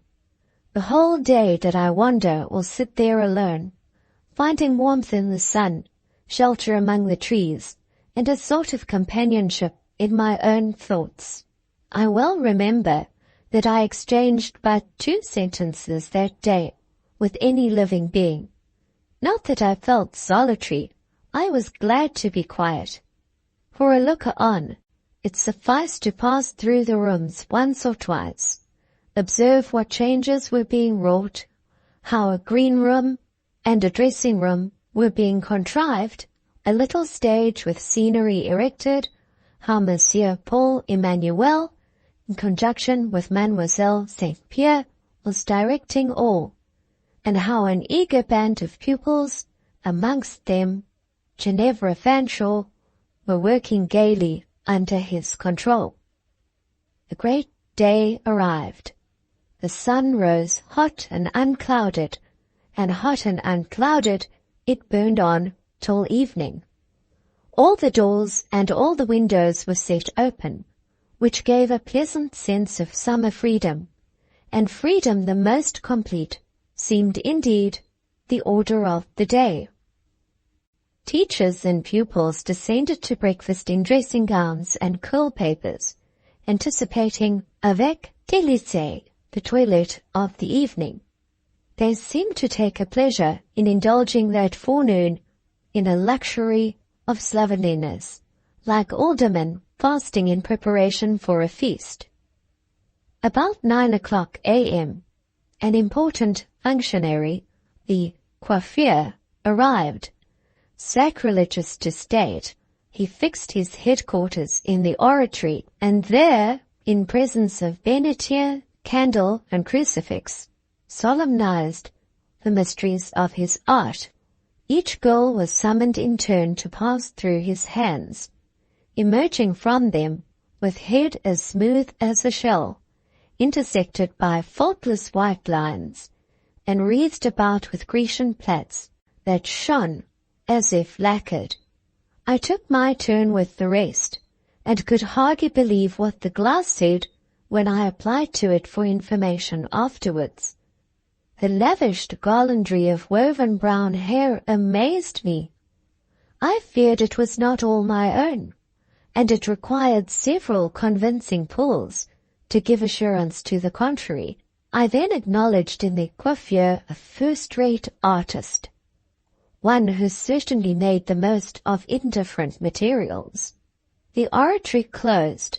The dormitory became the scene of ablutions, arrayings, and bedizenings curiously elaborate. To me it was, and ever must be, an enigma, how they contrived to spend so much time in doing so little. The operation seemed close, intricate, prolonged, the result simple. A clear white muslin dress, a blue sash, the Virgin's colours, a pair of white or straw-colour kid gloves, such was the gala uniform, to the assumption whereof that houseful of teachers and pupils devoted 3 mortal hours. But though simple, it must be allowed, the array was perfect. Perfect in fashion, fit, and freshness, every head being also dressed with exquisite nicety, and a certain compact taste, suiting the full, firm comeliness of Labassecurean contours, though too stiff for any more flowing and flexible style of beauty. The general effect was, on the whole, commendable. In beholding this diaphanous and snowy mass, I well remember feeling myself to be a mere shadowy spot on a field of light. The courage was not in me to put on a transparent white dress. Something thin I must wear, the weather and rooms being too hot to give substantial fabric sufferance. So I had sought through a dozen shops till I lit upon a crepe-like material of purple-grey, the colour, in short, of dun mist, lying on a moor in bloom. My Tedious had kindly made it as well as she could, because, as she judiciously observed, it was si triste, si bon voyant. Care in the fashion was the more imperative. It was well she took this view of the matter, for I had no flower, no jewel to relieve it, and, what was more, I had no natural rose of complexion. We become oblivious of these deficiencies in the uniform routine of daily drudgery, but they will force upon us their unwelcome blank on those bright occasions when beauty should shine. However, In the same gown of shadow, I felt at home and at ease, an advantage I should not have enjoyed in anything more brilliant or striking. Madame Beck, too, kept me in countenance. Her dress was almost as quiet as mine, except that she wore a bracelet and a large brooch bright with gold and fine stones. We chanced to meet on the stairs, and she gave me a nod and smile of approbation. Not that she thought I was looking well, a point unlikely to engage her interest, but she considered me dressed convenablement, décemment, and la convenance et la décence were the two calm deities of Madame's worship. She even paused, laid on my shoulder her gloved hand, holding an embroidered and perfumed handkerchief, and confided to my ear a sarcasm on the other teachers, whom she had just been complimenting to their faces.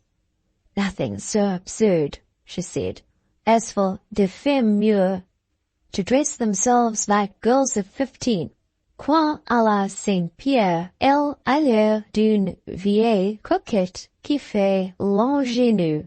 Being dressed at least a couple of hours before anybody else, I felt a pleasure in betaking myself not to the garden, where servants were busy propping up long tables, placing seats and spreading cloths in readiness for the collation, but to the schoolrooms, now empty, quiet, cool, and clean, their walls fresh stained, their planked floors fresh scoured and scarce dry, flowers fresh gathered adorning the recesses in pots, and draperies fresh hung, beautifying the great windows. Withdrawing to the first class, a smaller and neater room than the others, and taking from the glazed bookcase, of which I kept the key, a volume whose title promised some interest, I sat down to read. The glass door of this class, or schoolroom, opened into the large berceau. Acacia boughs caressed its panes as they stretched across, to meet a rosebush blooming by the opposite lintel. In this rosebush bees murmured, busy and happy. I commenced reading. Just as the stilly hum, the embowering shade, the warm lonely calm of my retreat were beginning to steal meaning from the page, vision from my eyes, and to lure me along the track of reverie down into some deep dell of dreamland. Just then, the sharpest ring of the street doorbell, to which that much-tried instrument had ever thrilled, snatched me back to consciousness. Section 21. Now, the bell had been ringing all the morning, as workmen or servants or coiffeurs or tailleurs went and came on their several errands. Moreover, there was good reason to expect it would ring all the afternoon, since about 100 extournees were yet to arrive in carriages or fiacres, nor could it be expected to rest during the evening, when parents and friends would gather thronging to the play. Under these circumstances, a ring, even a sharp ring, was a matter of course. Yet this particular peal had an accent of its own, which chased my dream and startled my book from my knee. I was stooping to pick up this last, when, firm, fast, straight, right on through vestibule, along corridor, across carré, through first division, second division, grand salle, strode a step, quick, regular, intent. The closed door of the first class, my sanctuary, offered no obstacle. It burst open, and a paletot and a bonnet grec filled the void. Also, two eyes first vaguely struck upon, and then hungrily dived into me. C'est celle-là, said a voice. Je la connais. C'est l'anglaise. Tant pis, tu anglaise. Et, par conséquent, tu beguile, qu'elle soit, elle fera mon affaire, ou je saurai pourquoi. Then, with a certain stern politeness, I suppose he thought I had not caught the drift of his previous uncivil mutterings, and in a jargon the most execrable that ever was heard, "Miss, play you must. I am planted there." "What can I do for you, Monsieur Paul Emmanuel?" I inquired, for Monsieur Paul Emmanuel it was, and in a state of no little excitement. "Play you must. I will not have you shrink, or frown, or make the prude. I read your skull that night you came. I see your moyens. Play you can. Play you must." "But how, Monsieur Paul? What do you mean?" "There is no time to be lost," he went on, now speaking in French, "and let us thrust to the wall all reluctance, all excuses, all menageries. You must take a part. In the vaudeville. In the vaudeville. You have said it." I gasped, horror-struck. What did the little man mean? "Listen," he said. "The case shall be stated, and you shall then answer me yes or no, and according to your answer shall I ever after estimate you." The scarce suppressed impetus of a most irritable nature glowed in his cheek, fed with sharp shafts his glances, a nature, the injudicious, the mawkish, the hesitating, the sullen, the affected, above all, the unyielding, might quickly render violent and implacable. Silence and attention was the best balm to apply. I listened. "The whole matter is going to fail," he began. "Louise van der Kelkhoff has fallen ill. At least so her ridiculous mother asserts. For my part, I feel sure she might play if she would. It is only goodwill that lacks. She was charged with a role. As you know or do not know, it is equal. Without that role, the play is stopped. There are now but a few hours in which to learn it. Not a girl in this school would hear reason and accept the task. Forsooth, it is not an interesting, not an amiable part.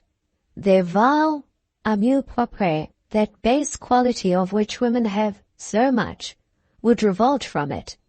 Englishwomen are either the best or the worst of their sex.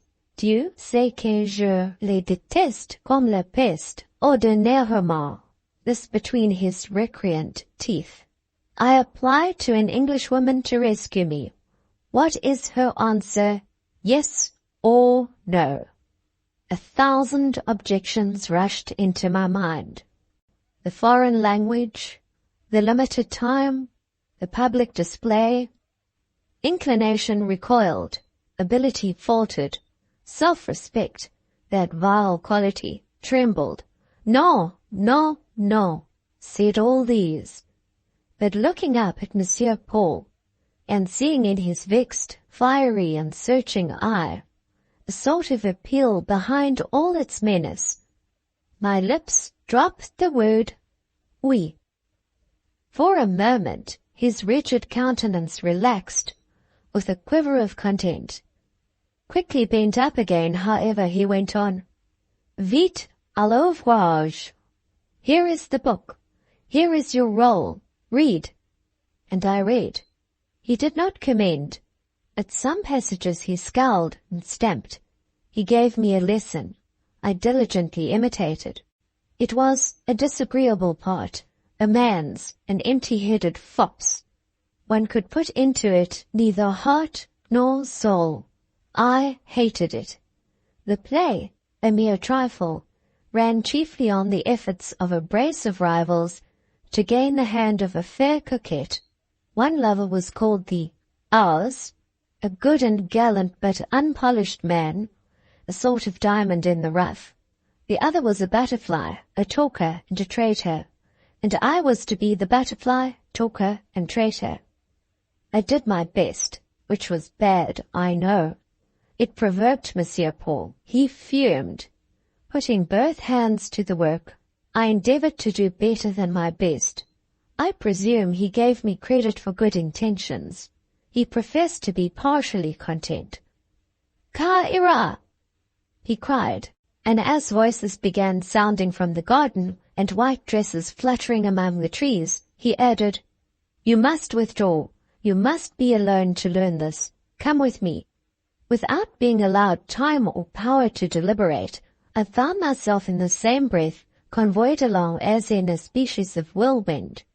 Upstairs, up 2 pair of stairs, nay, actually up 3, for this fiery little man seemed as by instinct to know his way everywhere.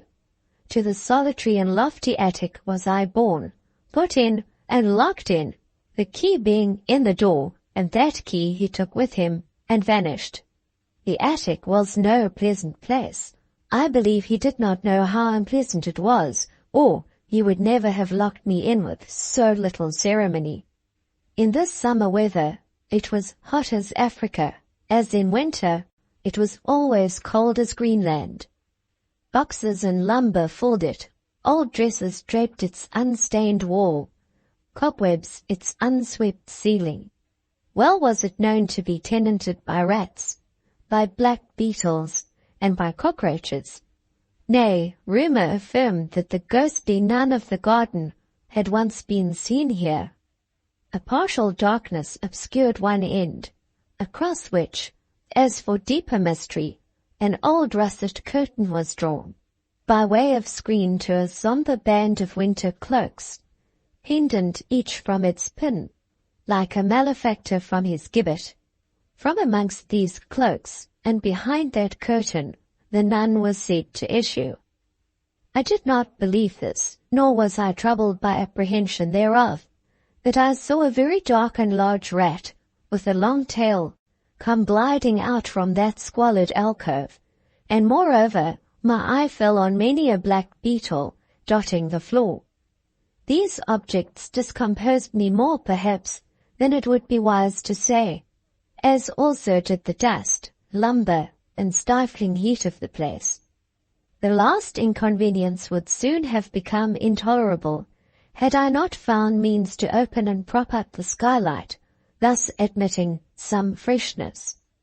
Underneath this aperture I pushed a large empty chest, and having mounted upon it a smaller box, and wiped from both the dust, I gathered my dress, my best, the reader must remember, and therefore a legitimate object of care, fastidiously around me, ascended the species of extempore throne, and being seated, commenced the acquisition of my task, while I learned, not forgetting to keep a sharp lookout on the black beetles and cockroaches, of which more even I believe than of the rats, I sat in mortal dread. My impression at first was that I had undertaken what it really was impossible to perform, and I simply resolved to do my best and be resigned to fail. I soon found, however, that one part in so short a piece was not more than memory could master at a few hours' notice. I learned and learned on, first in a whisper and then aloud. Perfectly secure from human audience, I acted my part before the garret vermin, entering into its emptiness, frivolity, and falsehood, with a spirit inspired by scorn and impatience. I took my revenge on this fat by making him as fortuitous as I possibly could. In this exercise the afternoon passed. Day began to glide into evening, and I, who had eaten nothing since breakfast, grew excessively hungry. Now I thought of the collation, which doubtless they were just then devouring in the garden far below. I had seen in the vestibule a basketful of small pâté à la crème, than which nothing in the whole range of cookery seemed to me better. A pâté, or a square of cake, it seemed to me would come very apropos, and as my relish for those dainties increased, it began to appear somewhat hard that I should pass my holiday fasting and in prison. Remote as was the attic from the street door and vestibule, yet the ever-tinkling bell was faintly audible here, and also the ceaseless roll of wheels on the tormented pavement. I knew that the house and garden were thronged, and that all was gay and glad below. Here it began to grow dusk. The beetles were fading from my sight. I trembled lest they should steal on me a march, mount my throne unseen, and unsuspected invade my skirts. Impatient and apprehensive, I recommenced the rehearsal of my part merely to kill time. Just as I was concluding, the long-delayed rattle of the key in the lock came to my ear. No unwelcome sound. Monsieur Paul. I could just see through the dusk that it was Monsieur Paul, for light enough still lingered to show the velvet blackness of his close-shorn head and the sallow ivory of his brow, looked in. "Brava!" cried he, holding the door open and remaining at the threshold. "J'ai tout entendu. C'est assez bien. Encore!" A moment I hesitated. "Encore!" said he sternly. "Et point de grimace. À bas la timidité." Again I went through the part, but not half so well as I had spoken it alone. "Enfin, elle said," said he, half dissatisfied. And one cannot be fastidious or exacting under the circumstances. Then he added, "You may yet have 20 minutes for preparation. Au revoir." And he was going. "Monsieur," I called out, taking courage. "Eh bien, qu'est-ce que c'est, mademoiselle? J'ai bien faim." "Comment vous avez faim? Et la collation?" "I know nothing about it. I have not seen it. Shut up here." "Ah, c'est vrai," cried he. In a moment my throne was abdicated, the attic evacuated, an inverse repetition of the impetus which had brought me up into the attic instantly took me down, down, down, to the very kitchen. I thought I should have gone to the cellar. The cook was imperatively ordered to produce food, and I, as imperatively, was commanded to eat. To my great joy, this food was limited to coffee and cake. I had feared wine and sweets, which I did not like. How he guessed that I should like a petit pâté à la crème, I cannot tell, but he went out and procured me one from some quarter. With considerable willingness I ate and drank, keeping the petit pâté till the last, as a bon boucher. Monsieur Paul superintended my repast, and almost forced upon me more than I could swallow. "À la bonne heure," he cried, when I signified that I really could take no more, and with uplifted hands implored to be spared the additional roll on which he had just spread butter. "You all set me down as a species of tyrant and Bluebeard, starving women in a garret, whereas after all I am no such thing. Now, mademoiselle, do you feel courage and strength to appear?" I said I thought I did, though in truth I was perfectly confused, and could hardly tell how I felt, that this little man was of the order of beings who must not be opposed, unless you possessed an all-dominant force sufficient to crush him at once. "Come then," said he, offering his hand. I gave him mine, and he set off with a rapid walk, which obliged me to run at his side in order to keep pace. In the carré he stopped a moment. It was lit with large lamps. The wide doors of the classes were open, and so were the equally wide garden doors. Orange trees in tubs, and tall flowers in pots, ornamented these portals on each side. Groups of ladies and gentlemen in evening dress stood and walked amongst the flowers. Within, the long vista of the schoolrooms presented a thronging, undulating, murmuring, waving, streaming multitude, all rose and blue, and half translucent white. There were lustres burning overhead. Far off there was a stage, a solemn green curtain, a row of footlights. "Ne c'est pas que c'est beau?" demanded my companion. I should have said it was, but my heart got up into my throat. Monsieur Paul discovered this, and gave me a side scowl and a little shake for my pains. "I will do my best, but I wish it was over," said I. Then I asked, "Are we to walk through that crowd?" "By no means. I manage matters better. We passed through the garden, here. In an instant we were out of doors. The cool, calm night revived me somewhat. It was moonless, but the reflex from the many glowing windows lit the court brightly, and even the alleys dimly. Heaven was cloudless, and grand with the quiver of its living fires. How soft are the nights of the continent! How bland, balmy, safe. No sea fog, no chilling damp. Mistless as noon, and fresh as morning. Having crossed court and garden, we reached the glass door of the first class. It stood open, like all other doors that night. We passed, and then I was ushered into a small cabinet, dividing the first class from the grand salle. This cabinet dazzled me. It was so full of light, it deafened me. It was clamorous with voices. It stifled me. It was so hot, choking, thronged. De l'ordre! Du silence! Cried Monsieur Paul. Is this chaos? He demanded. And there was a hush. With a dozen words and as many gestures, he turned out half the persons present and obliged the remnant to fall into rank. Those left were all in costume. They were the performers, and this was the green room. Monsieur Paul introduced me. All stared and some tittered. It was a surprise. They had not expected the Englishwoman would play in a vaudeville.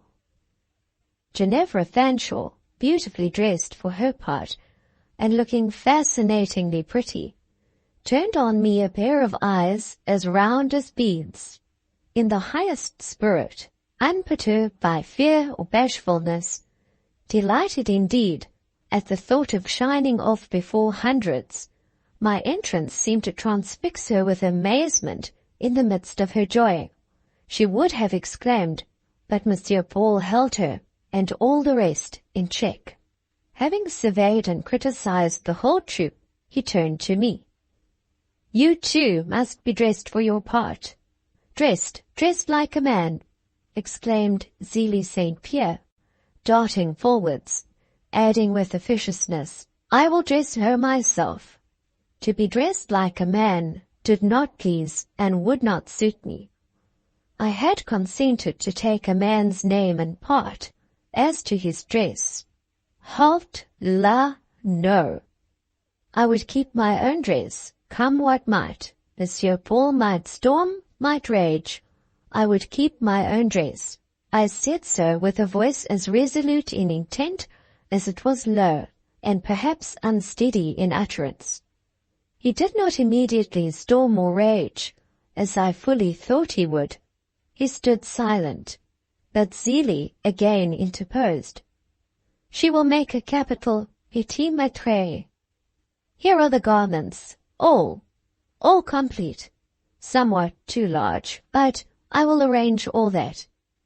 Come, chère amie, belle Anglaise. And she sneered, for I was not belle. She seized my hand. She was drawing me away. Monsieur Paul stood impassible, neutral. You must not resist, pursued St. Pierre, for resist I did.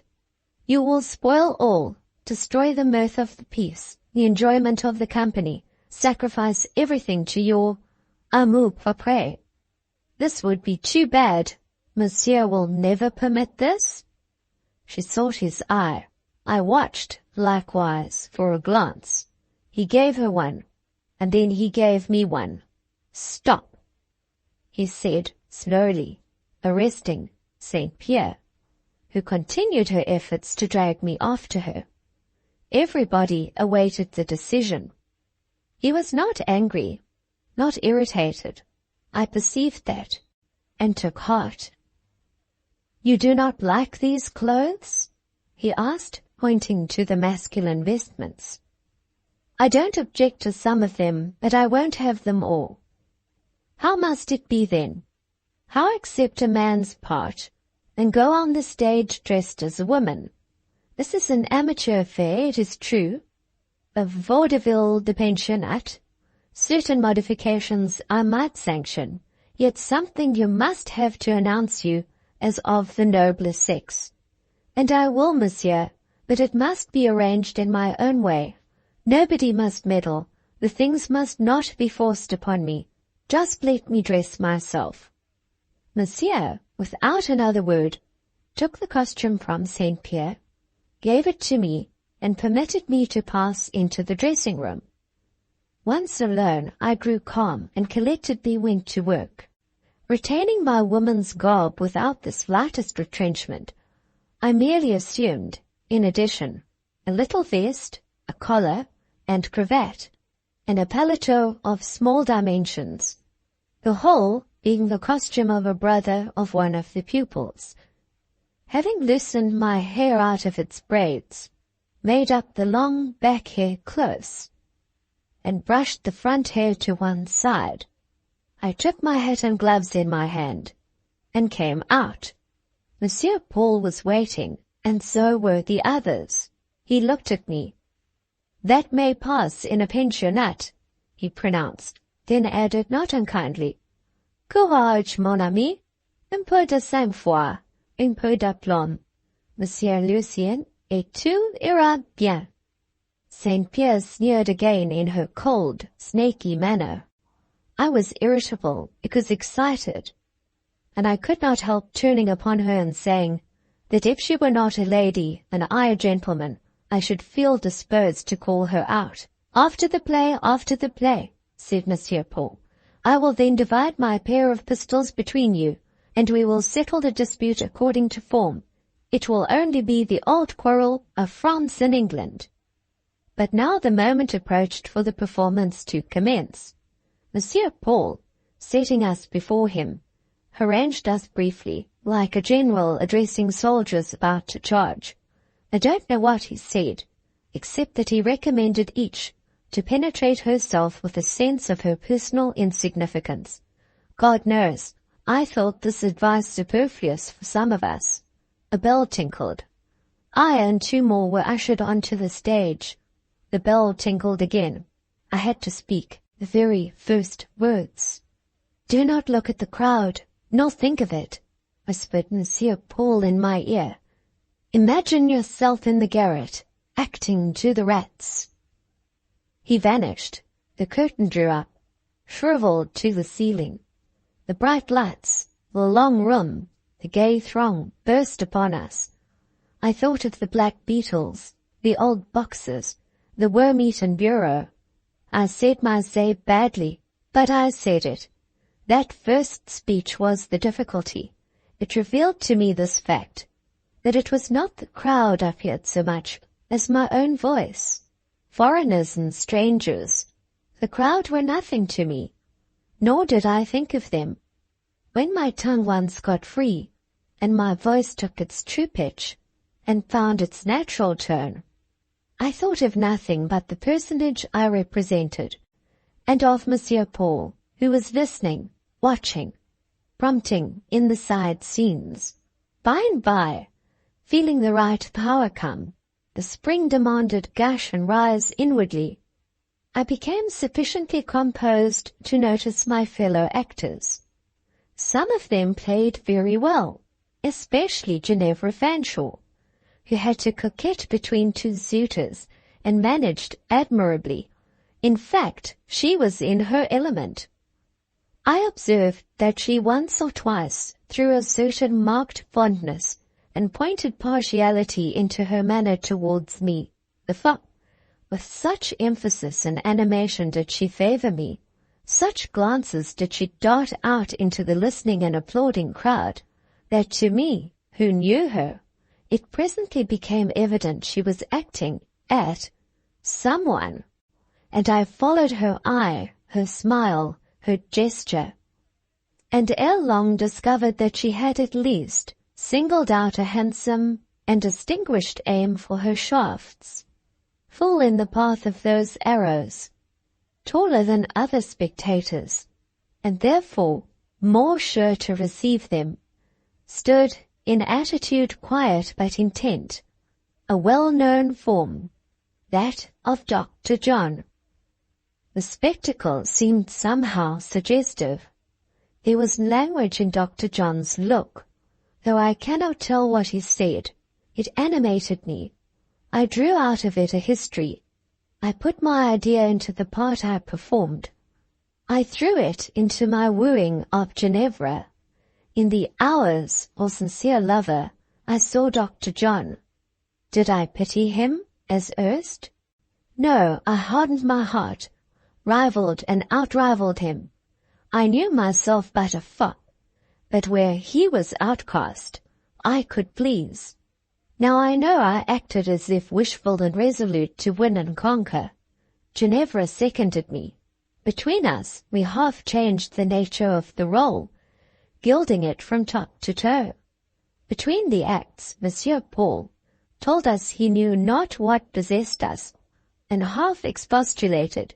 C'est peut être plus beau que votre modèle, said he. Mais c'est non pas juste. I know not what possessed me either, but somehow my longing was to eclipse the ours, i.e. Dr. John. Ginevra was tender. How could I be otherwise than chivalric? Retaining the letter, I recklessly altered the spirit of the role. Without heart, without interest, I could not play it at all. It must be played. In went the yearned-for seasoning. Thus favored, I played it with relish. Section 22. What I felt that night and what I did, I no more expected to feel and do than to be lifted in a trance to the seventh heaven. Cold, reluctant, apprehensive, I had accepted a part to please another. Ere long warming, becoming interested, taking courage, I acted to please myself. Yet the next day, when I thought it over, I quite disapproved of these amateur performances, and though glad that I had obliged Monsieur Paul, and tried my own strength for once, I took a firm resolution never to be drawn into a similar affair. A keen relish for dramatic expression had revealed itself as part of my nature. To cherish and exercise this new-found faculty might gift me with a world of delight, but it would not do for a mere looker-on at life. The strength and longing must be put by, and I put them by, and fastened them in with the lock of a resolution which neither time nor temptation has since picked.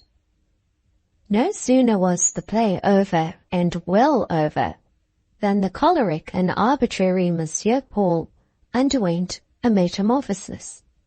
His hour of managerial responsibility past, he at once laid aside his magisterial austerity. In a moment he stood amongst us, vivacious, kind, and social, shook hands with us all round, thanked us separately, and announced his determination that each of us should in turn be his partner in the coming ball. On his claiming my promise, I told him I did not dance. For once I must, was the answer, and if I had not slipped aside and kept out of his way, he would have compelled me to this second performance. But I had acted enough for one evening. It was time I retired into myself and my ordinary life. My dun-coloured dress did well enough under a paletot on the stage, but would not suit a waltz or a quadrille. Withdrawing to a quiet nook, whence unobserved I could observe the ball, its splendours and its pleasures, passed before me as a spectacle. Again Ginevra Fanshawe was the belle, the fairest and the gayest present. She was selected to open the ball. Very lovely she looked, very gracefully she danced, very joyously she smiled. Such scenes were her triumphs. She was the child of pleasure. Work or suffering found her listless and dejected, powerless and repining, but gaiety expanded her butterfly's wings, lit up their gold dust and bright spots, made her flush like a gem and flush like a flower. At all ordinary diet and plain beverage she would pout, but she fed on creams and ices like a humming-bird on honey paste. Sweet wine was her element, and sweet cake her daily bread. Ginevra lived her full life in a ballroom. Elsewhere she drooped, dispirited. Think not, reader, that she thus bloomed and sparkled for the mere sake of Monsieur Paul, her partner, or that she lavished her best graces that night for the edification of her companions only, or for that of the parents and grandparents who filled the carré and lined the ballroom.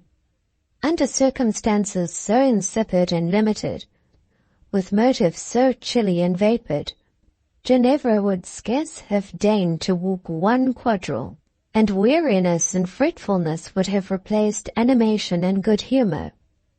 But she knew of a leaven in the otherwise heavy festal mass, which lighted the whole. She tasted a condiment which gave it zest. She perceived reasons justifying the display of her choicest attractions. In the ballroom, indeed, not a single male spectator was to be seen who was not married and a father, Monsieur Paul excepted. That gentleman, too, being the sole creature of his sex permitted to lead out a pupil to the dance, and this exceptional part was allowed him, partly as a matter of old established custom, for he was a kinsman of Madame Beck's, and high in her confidence, partly because he would always have his own way and do as he pleased, and partly because, wilful, passionate, partial as he might be, he was the soul of honour, and might be trusted with a regiment of the fairest and purest, in perfect security that under his leadership there would come to no harm. Many of the girls, it may be noted in parenthesis, were not pure-minded at all, very much otherwise, but they no more dare betray their natural coarseness in Monsieur Paul's presence than they dare tread purposely on his corns, laugh in his face during a stormy apostrophe, or speak above their breath while some crisis of irritability was covering his human visage with the mask of an intelligent tiger. Monsieur Paul, then, might dance with whom he would, and woe be to the interference which put him out of step. Others there were admitted as spectators with seeming reluctance. Through prayers, by influence, under restriction, by special and difficult exercise of Madame Beck's gracious good nature, and whom she, all the evening, with her own personal surveillance, kept far aloof at the remotest, drearest, coldest, darkest side of the carré, the small forlorn band of jeunes gens, these being all of the best families, grown-up sons of mothers present, and whose sisters were pupils in the school. That whole evening was Madame on duty beside these jeunes gens, attentive to them as a mother, but strict with them as a dragon. There was a sort of cordon stretched before them, which they wearied her with prayers to be permitted to pass, and just to revive themselves by one dance with that belle blonde, or that jolie brune, or cette jeune fille magnifique aux cheveux noirs comme le jet. Taisez-vous, Madame would reply, heroically and inexorably. Vous ne passerez pas à moi que ce ne soit sur mon cadavre, et vous ne danserez qu'avec la nonnette du jardin, alluding to the legend. And she majestically walked to and fro along their disconsolate and impatient line, like a little Bonaparte in a mouse-coloured silk gown. Madame knew something of the world. Madame knew much of human nature.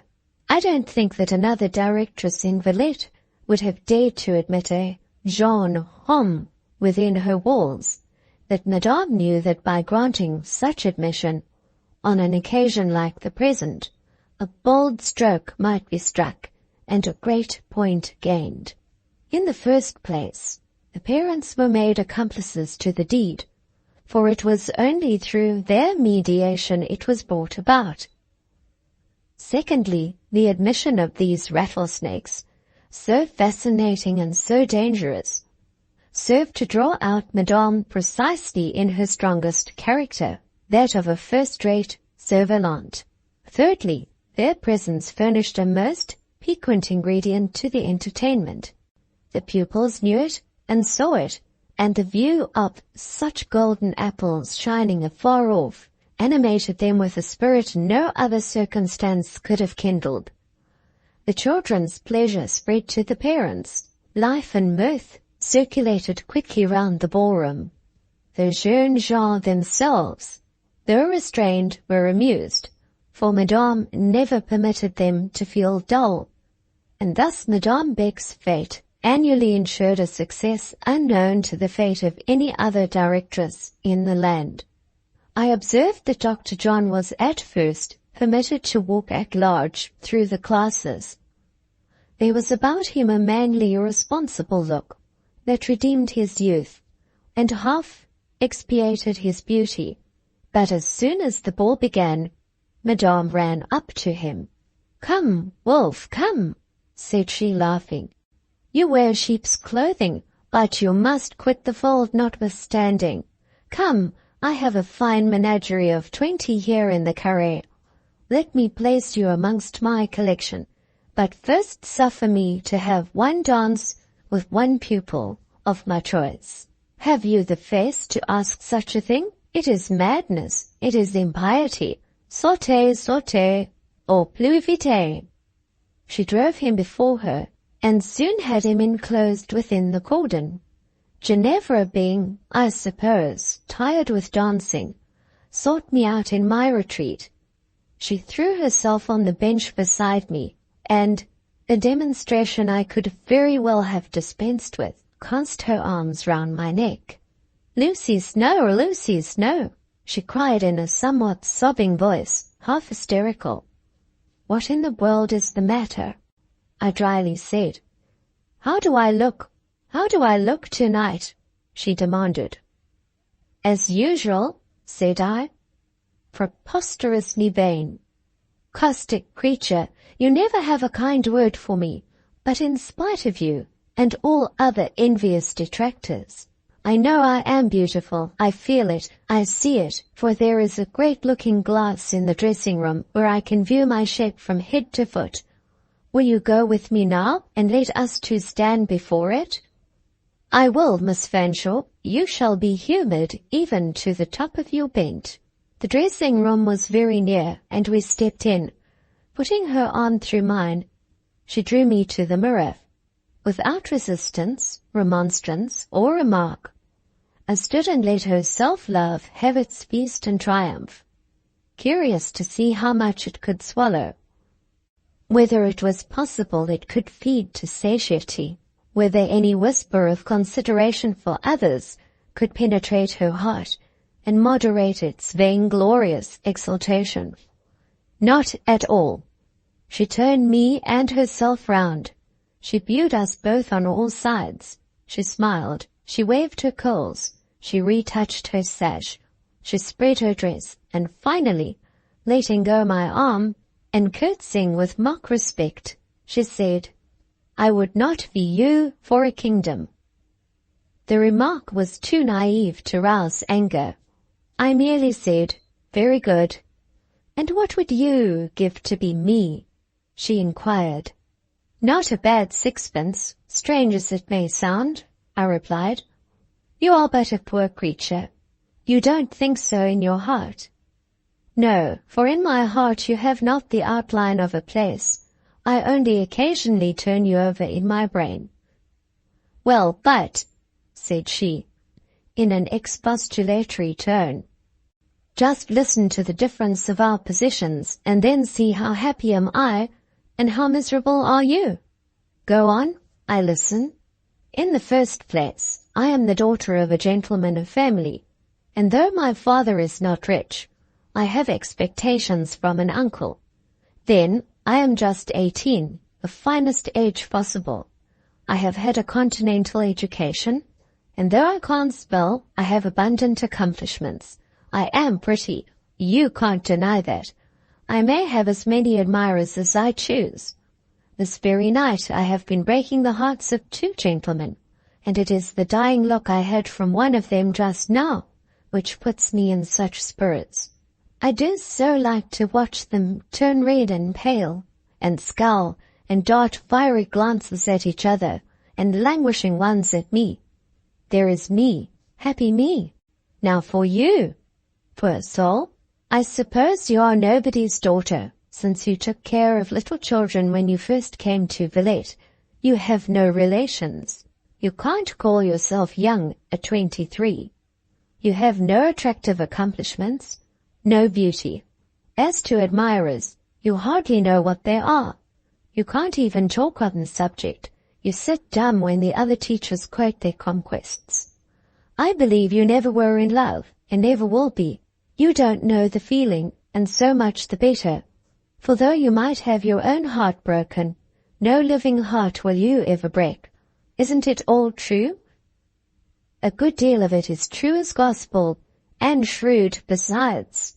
There must be good in you, Ginevra, to speak so honestly. That snake, Zélie St. Pierre, could not utter what you have uttered.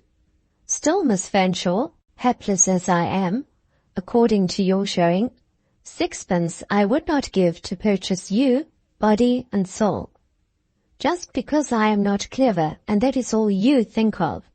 Nobody in the world but you cares for cleverness. On the contrary, I consider you are clever, in your way, very smart indeed. But you were talking of breaking hearts, that edifying amusement into the merits of which I don't quite enter.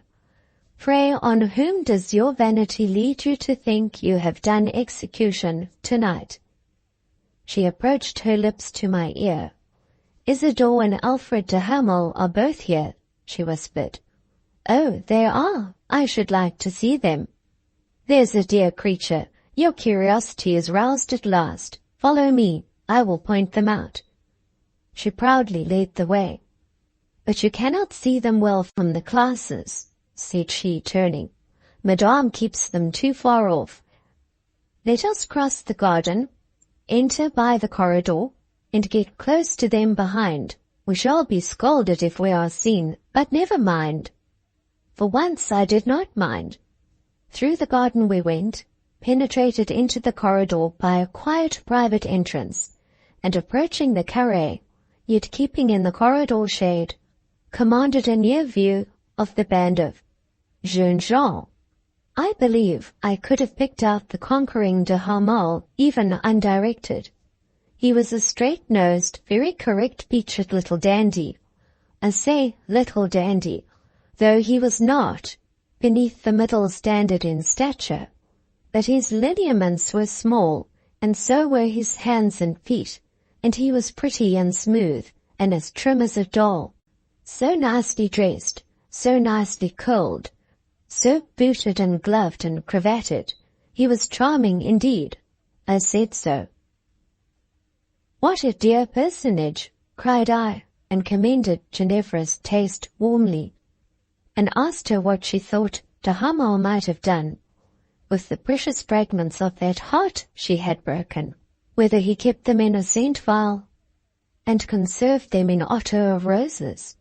I observed, too, with deep rapture of approbation, that the Colonel's hands were scarce larger than Miss Fanshawe's own, and suggested that this circumstance might be convenient, as he could wear her gloves at a pinch.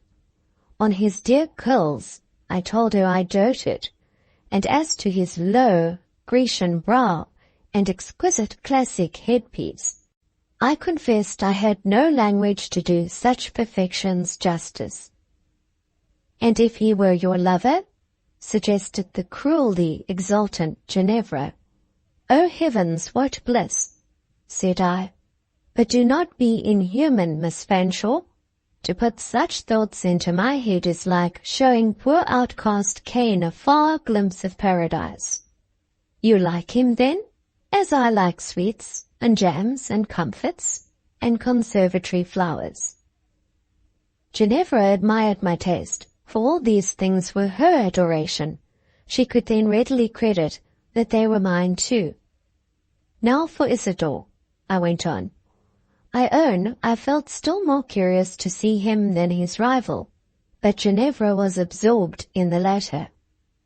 "Alfred was admitted here tonight," said she, "through the influence of his aunt, Madame la Baronne de Dorledoux, and now, having seen him, can you not understand why I have been in such spirits all the evening, and acted so well, and danced with such life, and why I am now happy as a queen? Dieu, Dieu! It was such good fun to glance first at him and then at the other, and madden them both. But that other, where is he? Show me Isidore. I don't like. Why not? I am ashamed of him. For what reason? Because, in a whisper, he has such whiskers, orange, red, there now. The mode is out, I subjoined. Never mind, show him all the same. I engage not to faint. She looked round. Just then an English voice spoke behind her and me. You're both standing in a draught. You must leave this corridor. There is no draught, Dr. John, said I, turning. She takes cold so easily, he pursued, looking at Ginevra with extreme kindness. She is delicate. She must be cared for. Fetch her shawl. Permit me to judge for myself, said Miss Fanshawe with hauteur. I want no shawl. Your dress is thin. You have been dancing. You are heated. Always preaching, retorted she. Always coddling and admonishing. The answer Dr. John would have given did not come. That his heart was hurt became evident in his eye, darkened and saddened and pained. He turned a little aside, but was patient. I knew where there were plenty of shawls near at hand. I ran and fetched one. She shall wear this if I have strength to make her, said I, folding it well round her muslin dress, covering carefully her neck and her arms. Is that Isidore? I asked in a somewhat fierce whisper. She pushed up her lip, smiled, and nodded. Is that Isidore? I repeated, giving her a shake. I could have given her a dozen. C'est lui-même, said she. How coarse he is, compared with the Colonel Count, and then, oh, ciel, the whiskers. Dr. John now passed on. The Colonel Count, I echoed.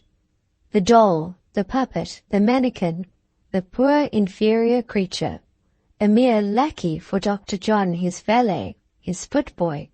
Is it possible that fine, generous gentleman, handsome as a vision, offers you his honourable hand and gallant heart, and promises to protect your flimsy person and feckless mind through the storms and struggles of life, and you hang back? You scorn? You sting? You torture him? Have you power to do this? Who gave you that power? Where is it? Does it lie all in your beauty, your pink and white complexion, and your yellow hair?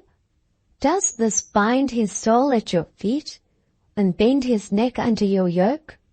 Does this purchase for you his affection, his tenderness, his thoughts, his hopes, his interest, his noble, cordial love, and will you not have it?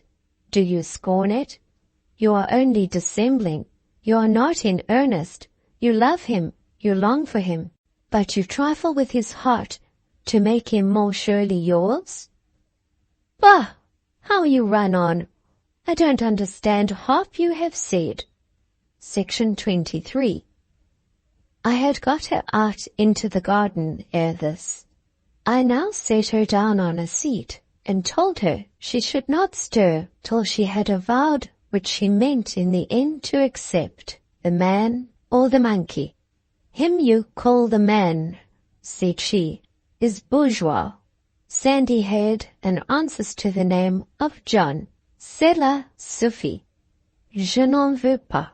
Colonel de Hamal is a gentleman of excellent connections, perfect manners, sweet appearance, with pale interesting face, and hair and eyes like an Italian.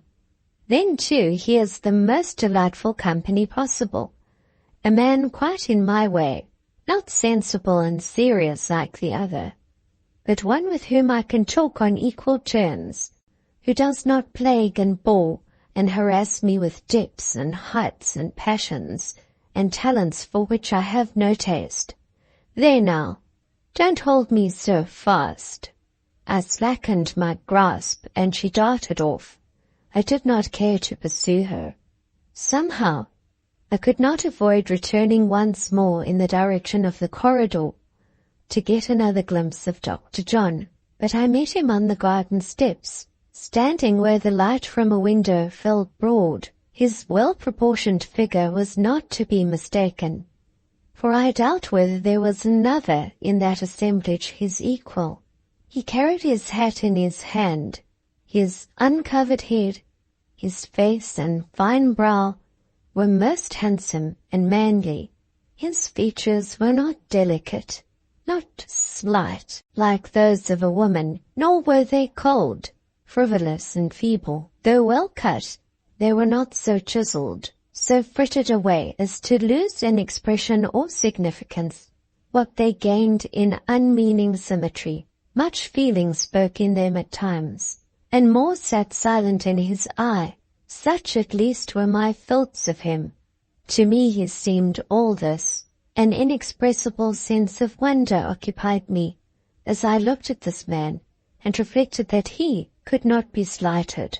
It was not my intention to approach or address him in the garden, our terms of acquaintance not warranting such a step. I had only meant to view him in the crowd, myself unseen. Coming upon him thus alone, I withdrew, but he was looking out for me, or rather for her who had been with me. Therefore, he descended the steps and followed me down the alley. "You know Miss Fanshawe? I have often wished to ask whether you knew her," said he. "Yes, I know her." "Intimately?" "Quite as intimately as I wish." "What have you done with her now?" "Am I her keeper?" I felt inclined to ask, but I simply answered, "I have shaken her well, and would have shaken her better, but she escaped out of my hands and ran away." "Would you favor me," he asked, "by watching over her this one evening, and observing that she does nothing imprudent, does not, for instance, run out into the night air immediately after dancing? I may perhaps look after her a little, since you wish it, but she likes her own way too well to submit readily to control." "She's so young, so thoroughly artless," said he. "To me she is an enigma," I responded. "Is she?" he asked, much interested. "How?" "It would be difficult to say how, difficult at least to tell you how." "And why me? I wonder she is not better pleased that you are so much her friend." "But she has not the slightest idea how much I am her friend. That is precisely the point I cannot teach her. May I inquire, did she ever speak of me to you?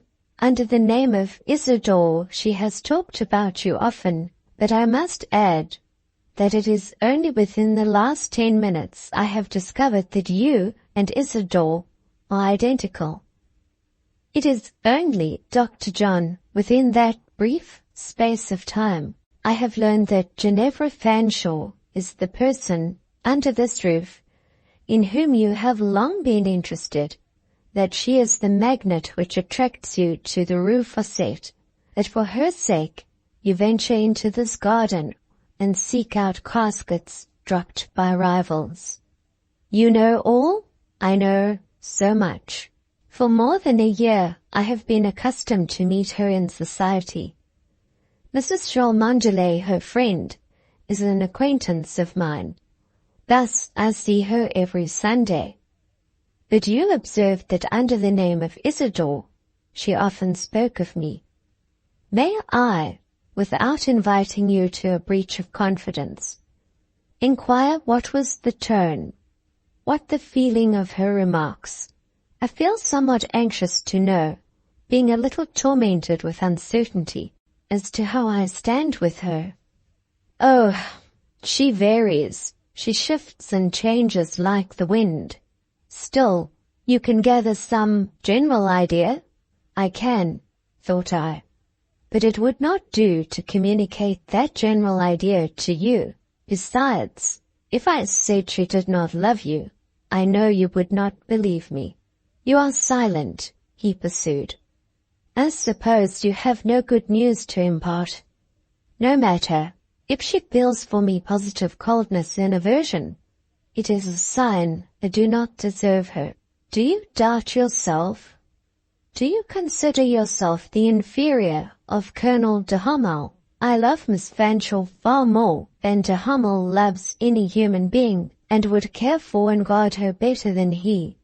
Respecting de Hummel, I fear she is under an illusion. The man's character is known to me, all his antecedents, all his scrapes. He is not worthy of your beautiful young friend. My beautiful young friend ought to know that, and to know or feel who is worthy of her, said I. If her beauty or her brains will not serve her so far, she merits the sharp lesson of experience. Are you not a little severe? I am excessively severe, more severe than I choose to show you.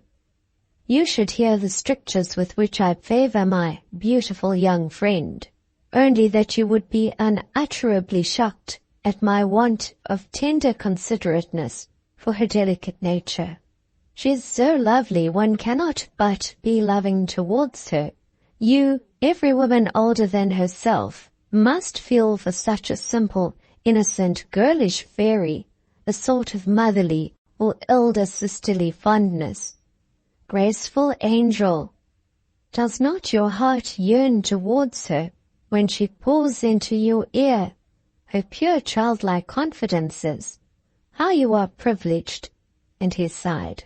I cut short these confidences somewhat abruptly, now and then, said I. But excuse me, Dr. John, may I change the theme for one instant? What a godlike person is that de Hummel! What a nose on his face! Perfect! Model one in putty or clay. You could not make a better or straighter or neater. And then, such classic lips and chin, and his bearing, sublime. De Hummel is an unutterable puppy, besides being a very white-livered hero.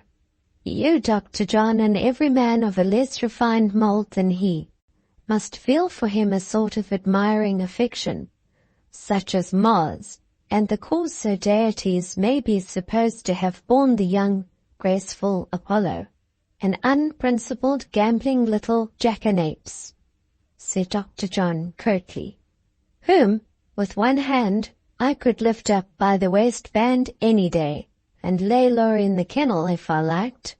The sweet seraph, said I. What a cruel idea! Are you not a little severe, Dr. John? And now I paused.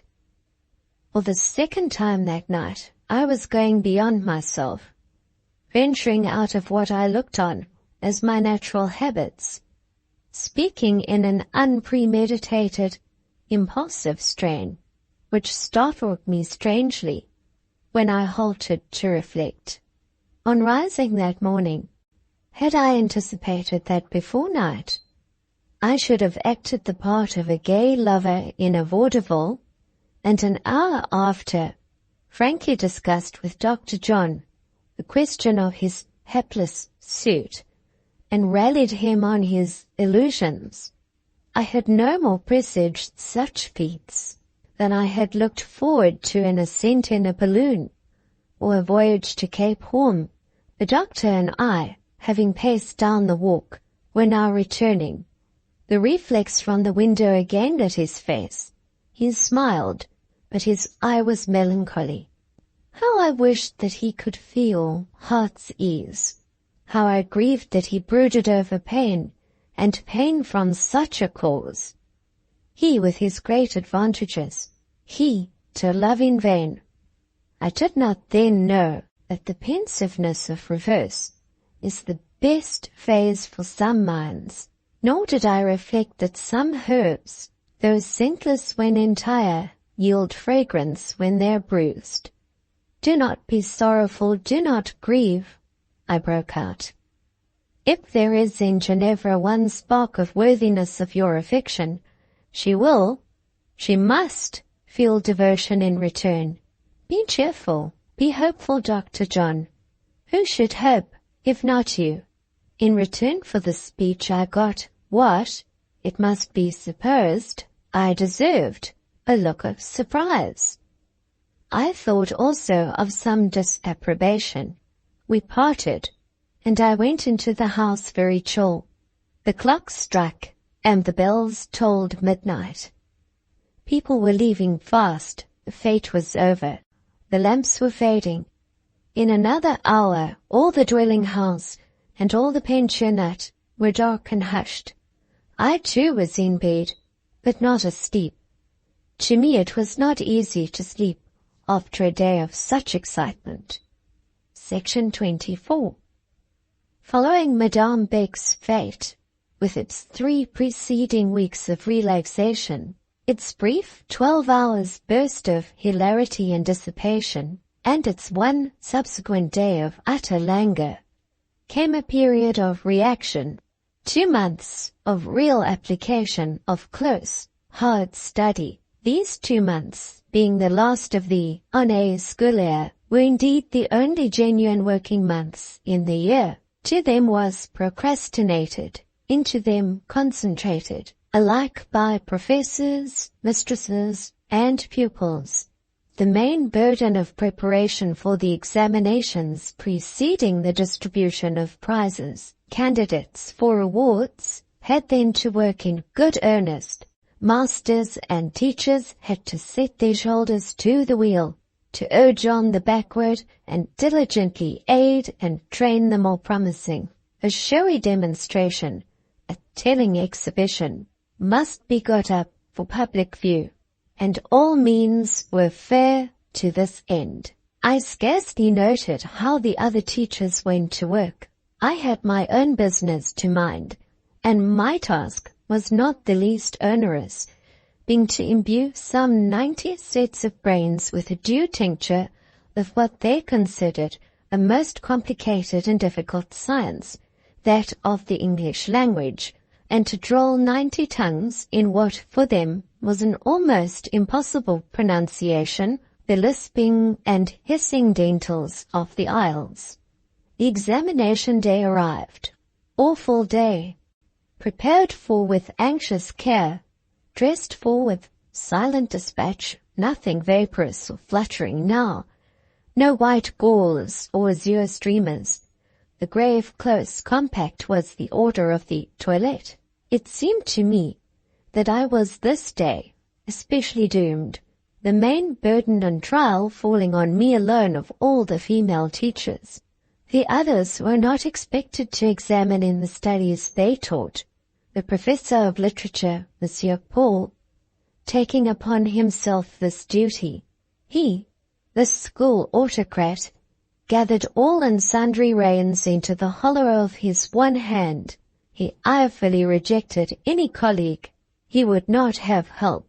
Madame herself, who evidently rather wished to undertake the examination in geography, her favorite study, which she taught well, was forced to succumb and be subordinate to her despotic kinsman's direction. The whole staff of instructors, male and female, he set aside, and stood on the examiner's estrade alone. It irked him that he was forced to make one exception to this rule. He could not manage English. He was obliged to leave that branch of education in the English teacher's hands, which he did, not without a flush of naive jealousy.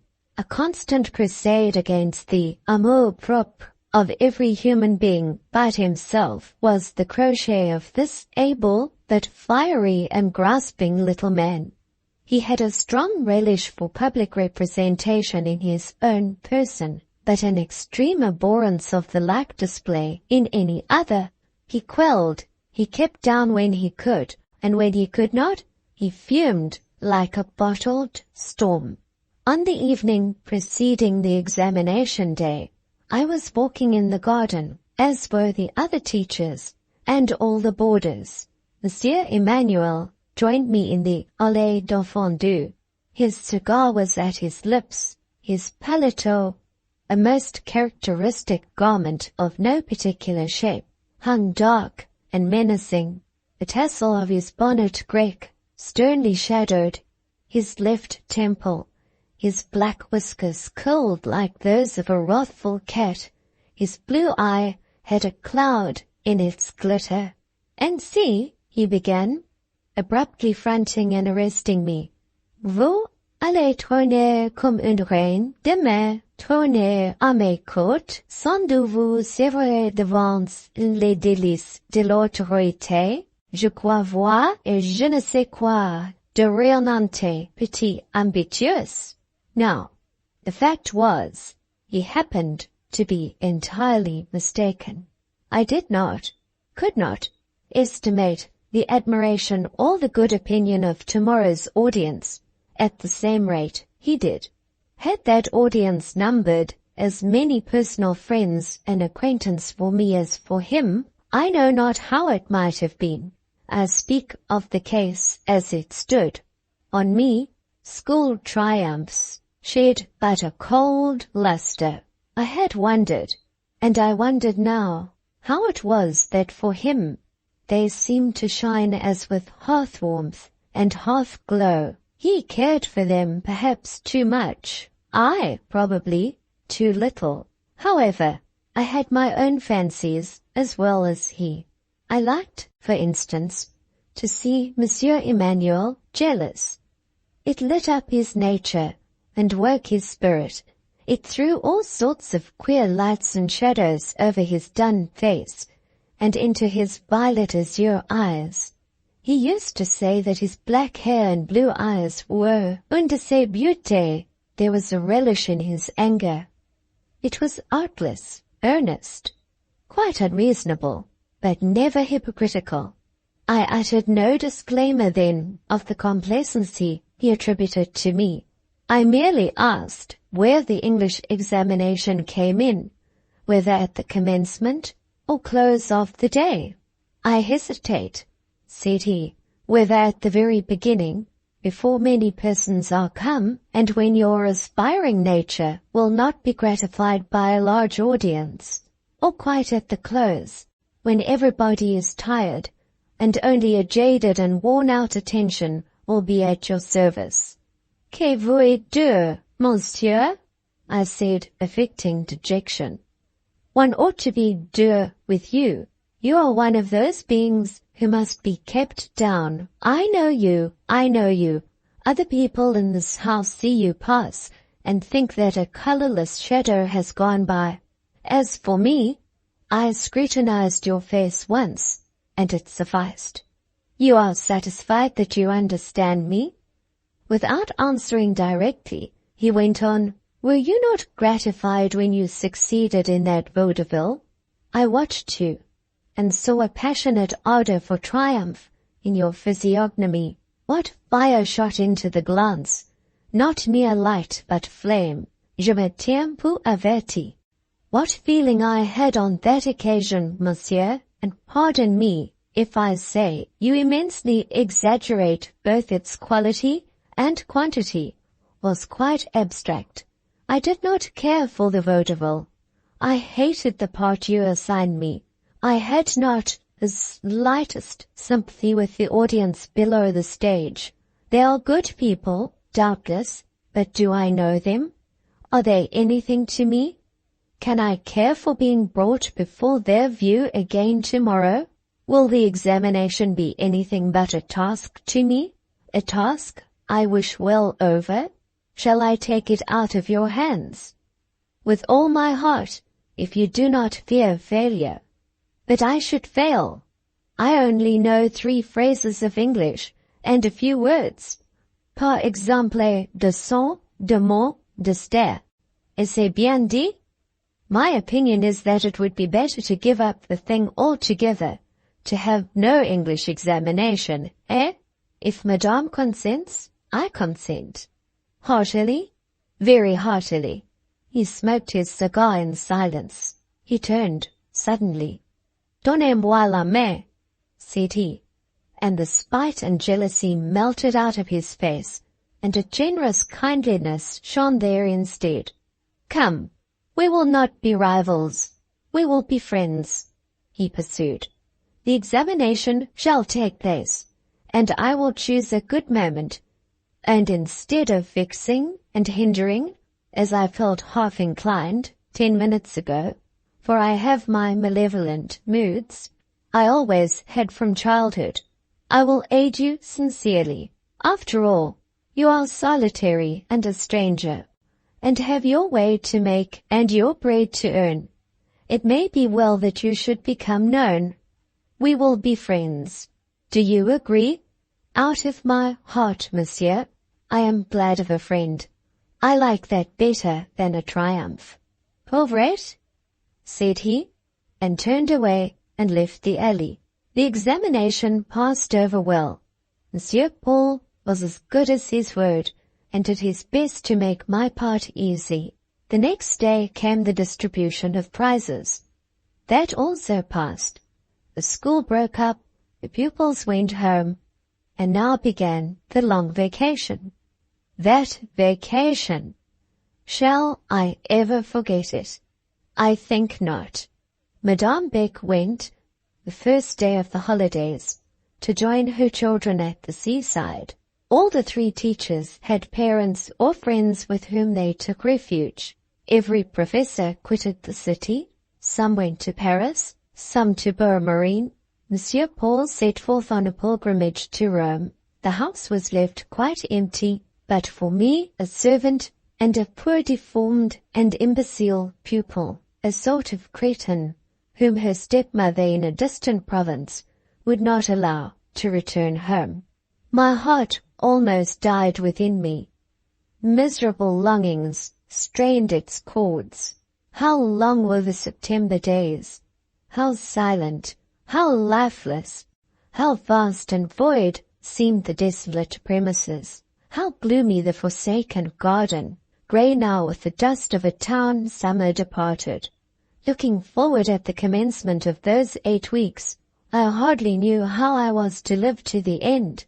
My spirits had long been gradually sinking. Now that the prop of employment was withdrawn, they went down fast.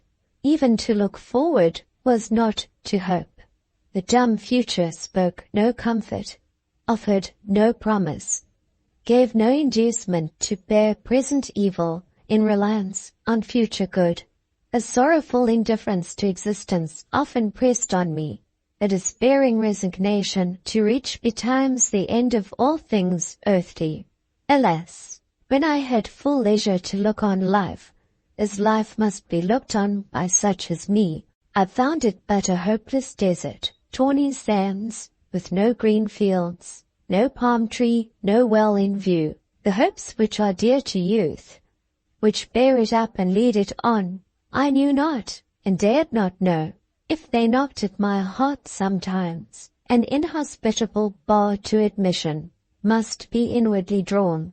When they turned away thus rejected, tears sad enough sometimes flowed, but it could not be helped. I dared not give such guests lodging.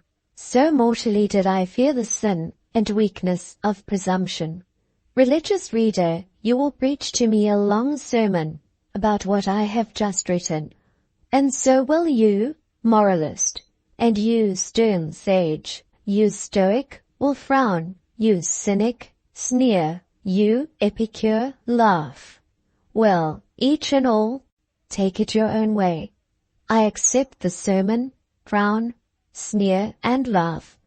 Perhaps you are all right, and perhaps, circumstanced like me, you would have been, like me, wrong.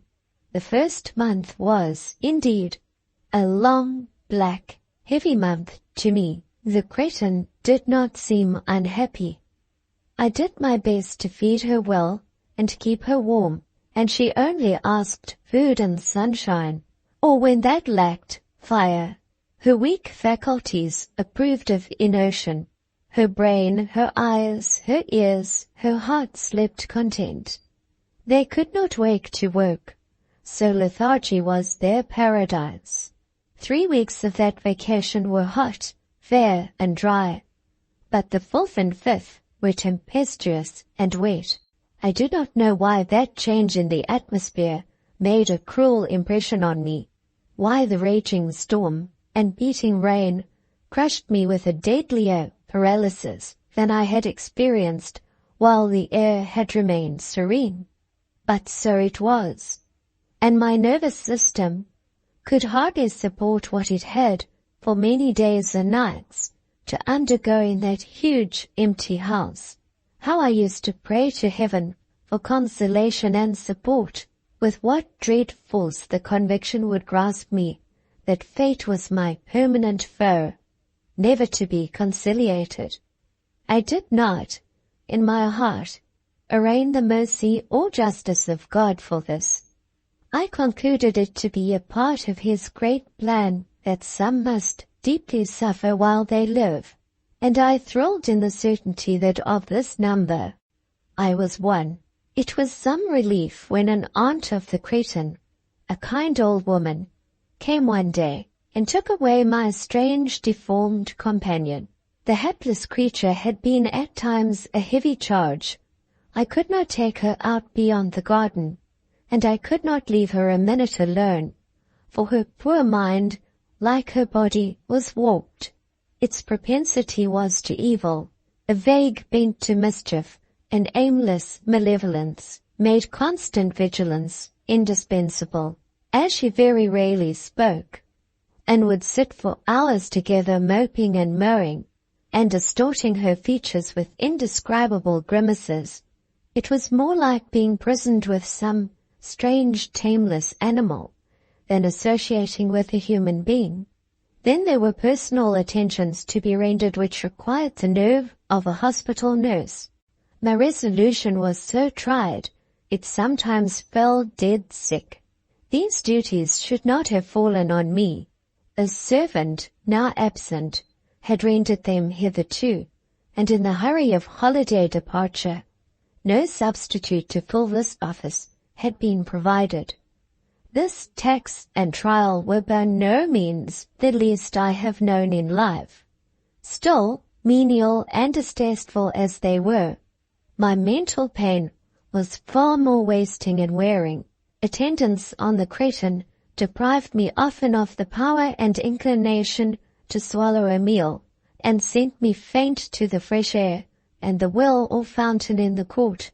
But this duty never wrung my heart, or brimmed my eyes, or scalded my cheek with tears, hot as molten metal. The Cretan being gone, I was free to walk out. At first, I lacked courage to venture very far from the rue facet, but by degrees I sought the city gates, and passed them, and then went wandering away, far along chaussee, through fields, beyond cemeteries, Catholic and Protestant, beyond farmsteads, to lanes and little woods, and I know not where. A goad thrust me on, a fever forbade me to rest. A want of companionship maintained in my soul the cravings of a most deadly famine. I often walked all day, through the burning noon and the arid afternoon and the dusk evening, and came back with moonrise. While wandering in solitude, I would sometimes picture the present probable position of others, my acquaintance. There was Madame Beck at a cheerful watering place with her children, her mother, and a whole troop of friends who had sought the same scene of relaxation. Zélie St. Pierre was at Paris with her relatives. The other teachers were at their homes. There was Ginevra Fanshawe, whom certain of her connections had carried on a pleasant tour southward. Ginevra seemed to me the happiest. She was on the route of beautiful scenery. These September suns shone for her on fertile plains, where harvest and vintage matured under their mellow beam. These golden crystal moons rose on her vision over blue horizons waved in mounted limes. But all this was nothing. I too felt those autumn suns and saw those harvest moons, and I almost wished to be covered in with earth and turf, deep out of their influence, for I could not live in their light, nor make them comrades, nor yield them affection.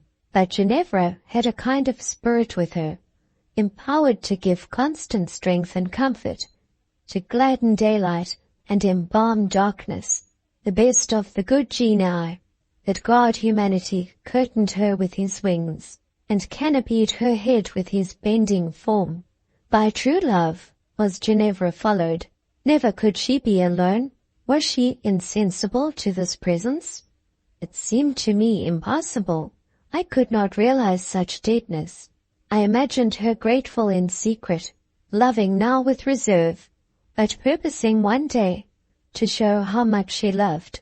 I pictured her faithful hero half conscious of her coy fondness, and comforted by that consciousness, I conceived an electric cord of sympathy between them, a fine chain of mutual understanding, sustaining union through a separation of 100 leagues, carrying, across mountain hollow, communication by prayer and wish. Ginevra gradually became with me a sort of heroine. One day, perceiving this growing illusion, I said, I really believe my nerves are getting overstretched. My mind has suffered somewhat too much.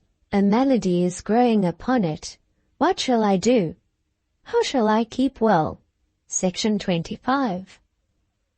Indeed, there was no way to keep well under the circumstances. At last, a day and night of peculiarly agonizing depression were succeeded by physical illness. I took perforce to my bed. About this time, the Indian summer closed, and the equinoctial storms began, and for 9 dark and wet days, of which the hours rushed on all turbulent, deaf, dishevelled, bewildered with sounding hurricane, I lay in a strange fever of the nerves and blood. Sleep went quite away. I used to rise in the night, look round for her, beseech her earnestly to return. A rattle of the window, a cry of the blast, only replied, sleep ever came. She came once, but in anger. Impatient of my importunity, she brought with her an avenging dream. By the clock of Saint Jean Baptiste, that dream remained scarce 15 minutes, a brief space, but sufficing to wring my whole frame with unknown anguish, to confer a nameless experience that had the hue, the mien, the terror, the very tone of a visitation from eternity. Between 12 and 1 that night, a cup was forced to my lips, black, strong, strange, drawn from no well, but filled up, seething from a bottomless and boundless sea. Suffering, brewed in temporal or calculable measure, and mixed for mortal lips, tastes not as this suffering tasted. Having drank and woke, I thought all was over, the end come and passed by. Trembling fearfully, as consciousness returned, ready to cry out on some fellow creature to help me, only that I knew no fellow creature was near enough to catch the wild summons. Goton in a far distant attic could not hear. I rose on my knees in bed. Some fearful hours went over me. Indescribably was I torn, racked, and oppressed in mind. Amidst the horrors of that dream, I think the worst lay here. Methought the well-loved dead, who had loved me well in life, make me elsewhere alienated. Awed was my inmost spirit with an unutterable sense of despair about the future. Motive there was none. why I should try to recover or wish to live. And yet quite unendurable was the pitiless and haughty voice in which death challenged me to engage his unknown terrors. When I tried to pray, I could only utter these words: "From my youth up, thy terrors have I suffered with a troubled mind." Most true was it. On bringing me my tea next morning, Gerton urged me to call in a doctor. I would not. I thought no doctor could cure me. One evening, and I was not delirious, I was in my sane mind. I got up. I dressed myself, weak and shaking. The solitude and the stillness of the long dormitory could not be borne any longer. The ghastly white beds were turning into spectres. The coronal of each became a death's head, huge and sun-bleached. Dead dreams of an elder world and mightier race lay frozen in their wide gaping eye-holes.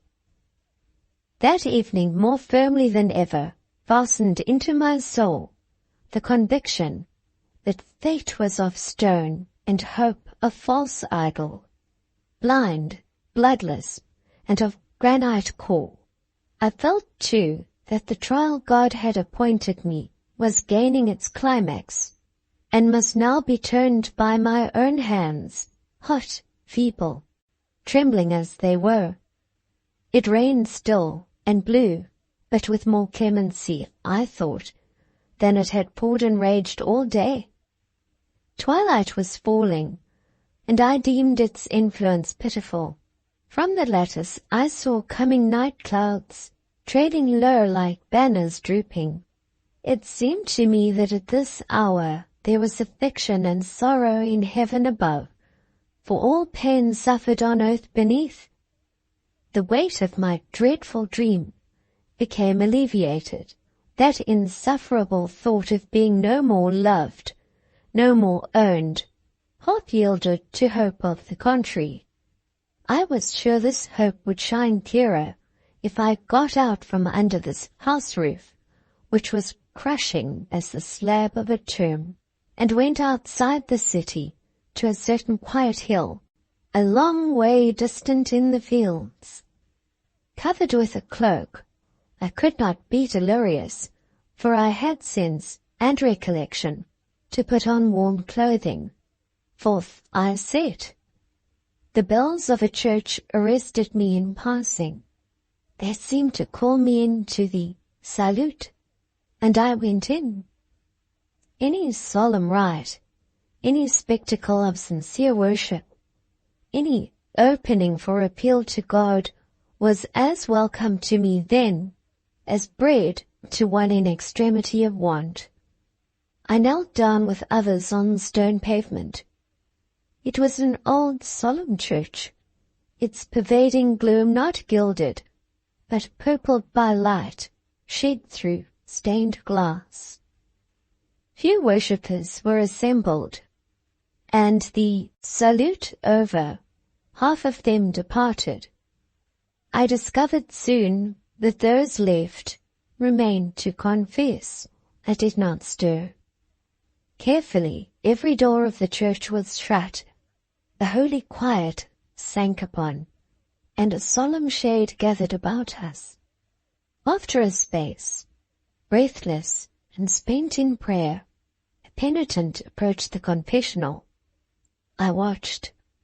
She whispered her avowal. Her shrift was whispered back. She returned, consoled. Another went, and another. A pale lady, kneeling near me, said in a low, kind voice, "Go you now. I am not quite prepared." Mechanically obedient, I rose and went. I knew what I was about. My mind had run over the intent with lightning speed. To take this step could not make me more wretched than I was. It might soothe me. The priest within the confessional never turned his eyes to regard me. He only quietly inclined his ear to my lips. He might be a good man, but this duty had become to him a sort of form. He went through it with the phlegm of custom. I hesitated. Of the formula of confession I was ignorant. Instead of commencing then with the prelude usual, I said, "Mon Père, je suis protestant." He directly turned. He was not a native priest. Of that class, the cast of physiognomy is almost invariably grovelling. I saw by his profile and brow he was a Frenchman. Though grey and advanced in years, he did not, I think, lack feeling or intelligence. He inquired, not unkindly, why, being a Protestant, I came to him. I said I was perishing for a word of advice or an accent of comfort. I had been living for some weeks quite alone. I had been ill. I had a pressure of affliction on my mind, of which it would hardly any longer endure the weight. Was it a sin, a crime? He inquired, somewhat startled. I reassured him on this point, and, as well as I could, I showed him the mere outline of my experience. He looked thoughtful, surprised, puzzled. "You take me unawares," said he. "I have not had such a case as yours before. Ordinarily, we know our routine and are prepared, but this makes a great break in the common course of confession. I am hardly furnished with counsel fitting the circumstances. Of course, I had not expected he would be, but the mere relief of communication in an ear which was human and sentient, yet consecrated, the mere pouring out of some portion of long accumulating, long pent-up pain into a vessel whence it could not be again diffused, had done me good. I was already solaced. "Must I go, father?" I asked of him as he sat silent. "My daughter," he said kindly, and I am sure he was a kind man. He had a compassionate eye. "For the present you had better go, but I assure you, your words have struck me. Confession, like other things, is apt to become formal and trivial with habit. You have come and poured your heart out, a thing seldom done. I would fain think your case over, and take it with me to my oratory. Were you of our faith, I should know what to say. A mind so tossed can find repose, but in the bosom of retreat and the punctual practice of piety. The world, it is well known, has no satisfaction for that class of natures. Holy men have bidden penitents like you to hasten their path upward by penance, self-denial, and difficult good works. Tears are given them here for meat and drink, bread of affliction and waters of affliction. Their recompense comes hereafter. It is my own conviction that these impressions under which you are smarting are messengers from God to bring you back to the true church. You were made for our faith. Depend upon it, our faith alone could heal and help you. Protestantism is altogether too dry, cold, prosaic for you. The further I look into this matter, the more plainly I see it is entirely out of the common order of things. On no account would I lose sight of you. Go, my daughter, for the present, but return to me again." I rose and thanked him. I was withdrawing when he signed me to return. "You must not come to this church," said he. "I see you are ill, and this church is too cold. You must come to my house. I live," and he gave me his address. "Be there tomorrow morning at 10. In reply to this appointment, I only bowed, and pulling down my veil and gathering round me my cloak, I glided away.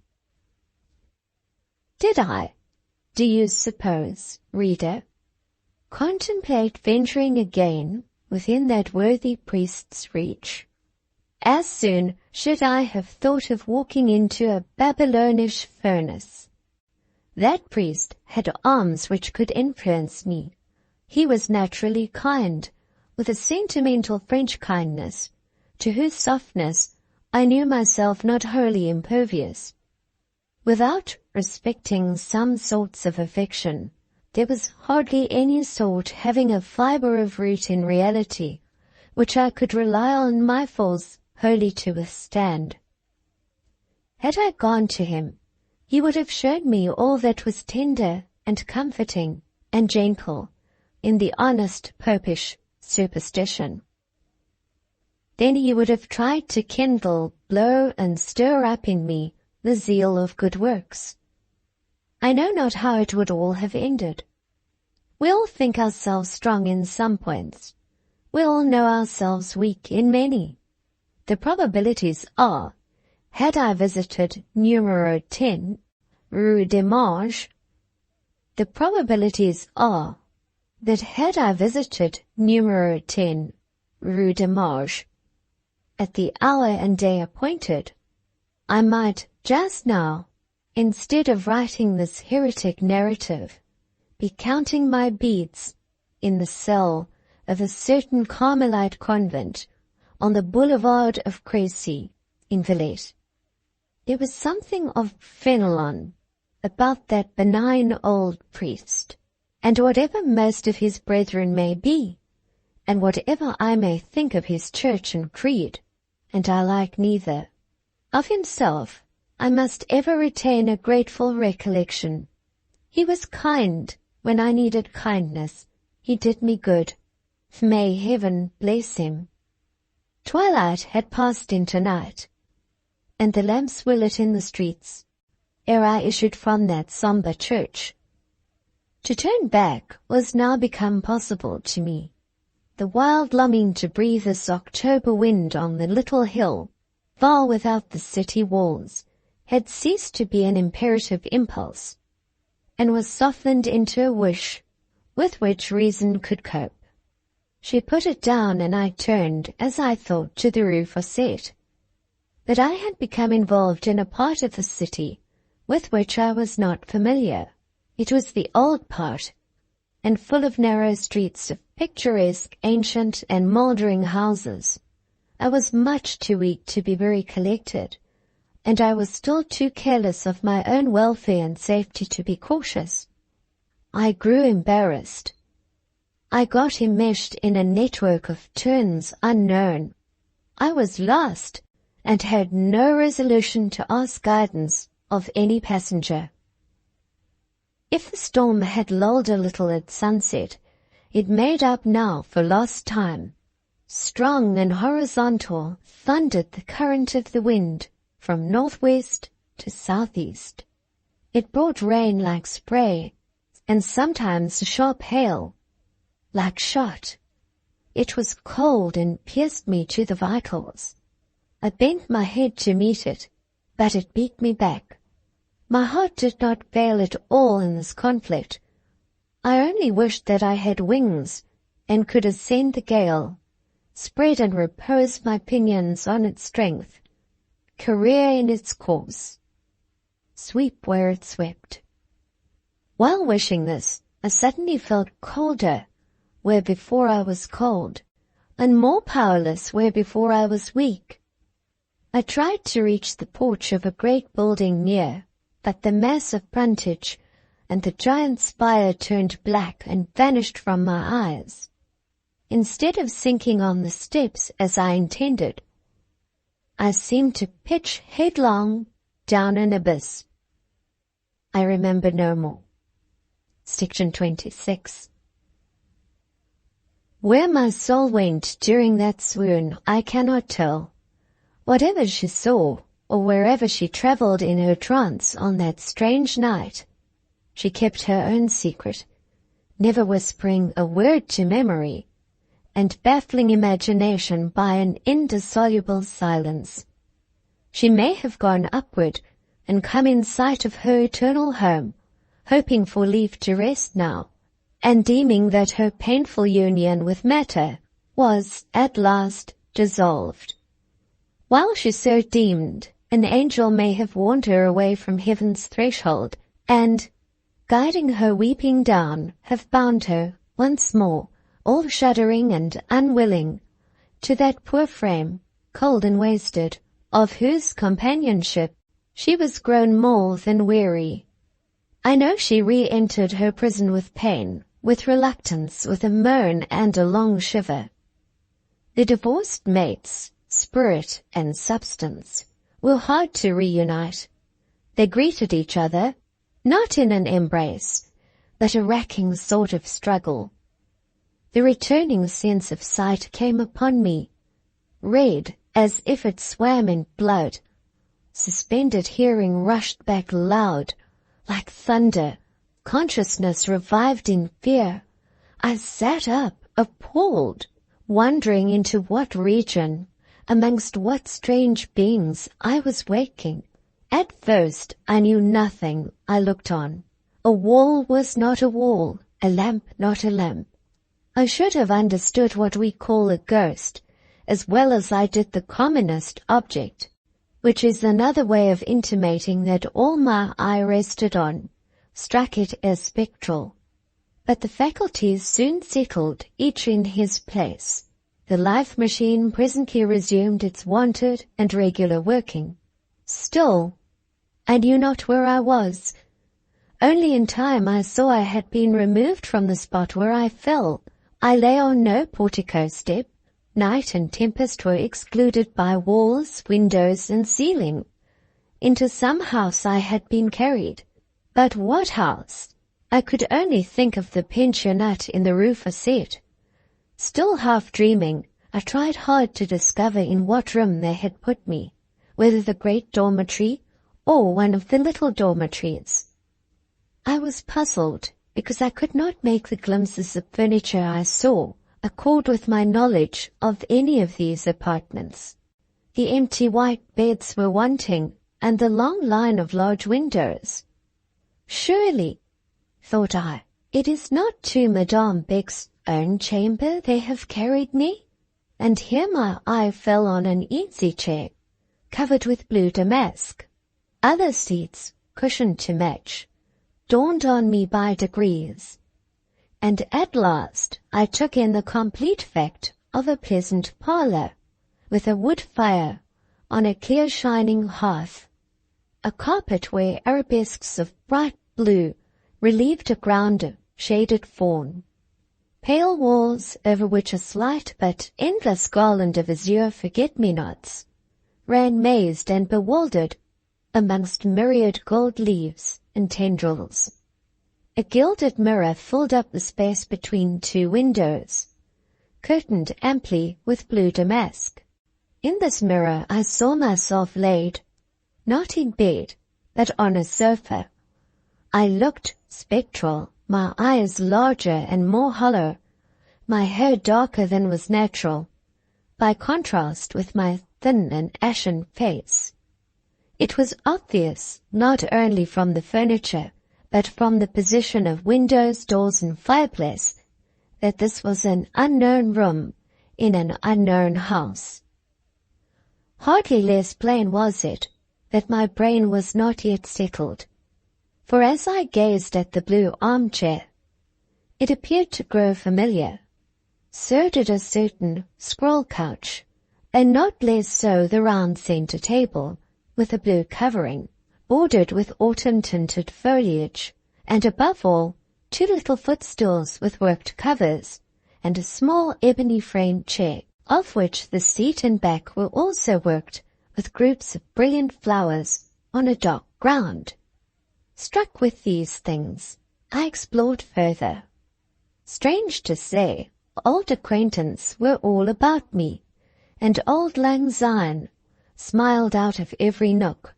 There were two oval miniatures over the mantelpiece, of which I knew by heart the pearls about the high and powdered heads, the velvet circling the white throats, the swell of the full muslin kerchiefs, the pattern of the lace sleeve ruffles. Upon the mantel-shelf there were 2 china vases, some relics of a diminutive tea service, as smooth as enamel and as thin as eggshell, and a white center ornament, a classic group in alabaster, preserved under glass. Of all these things, I could have told the peculiarities, numbered the flaws or cracks, like any clairvoyant.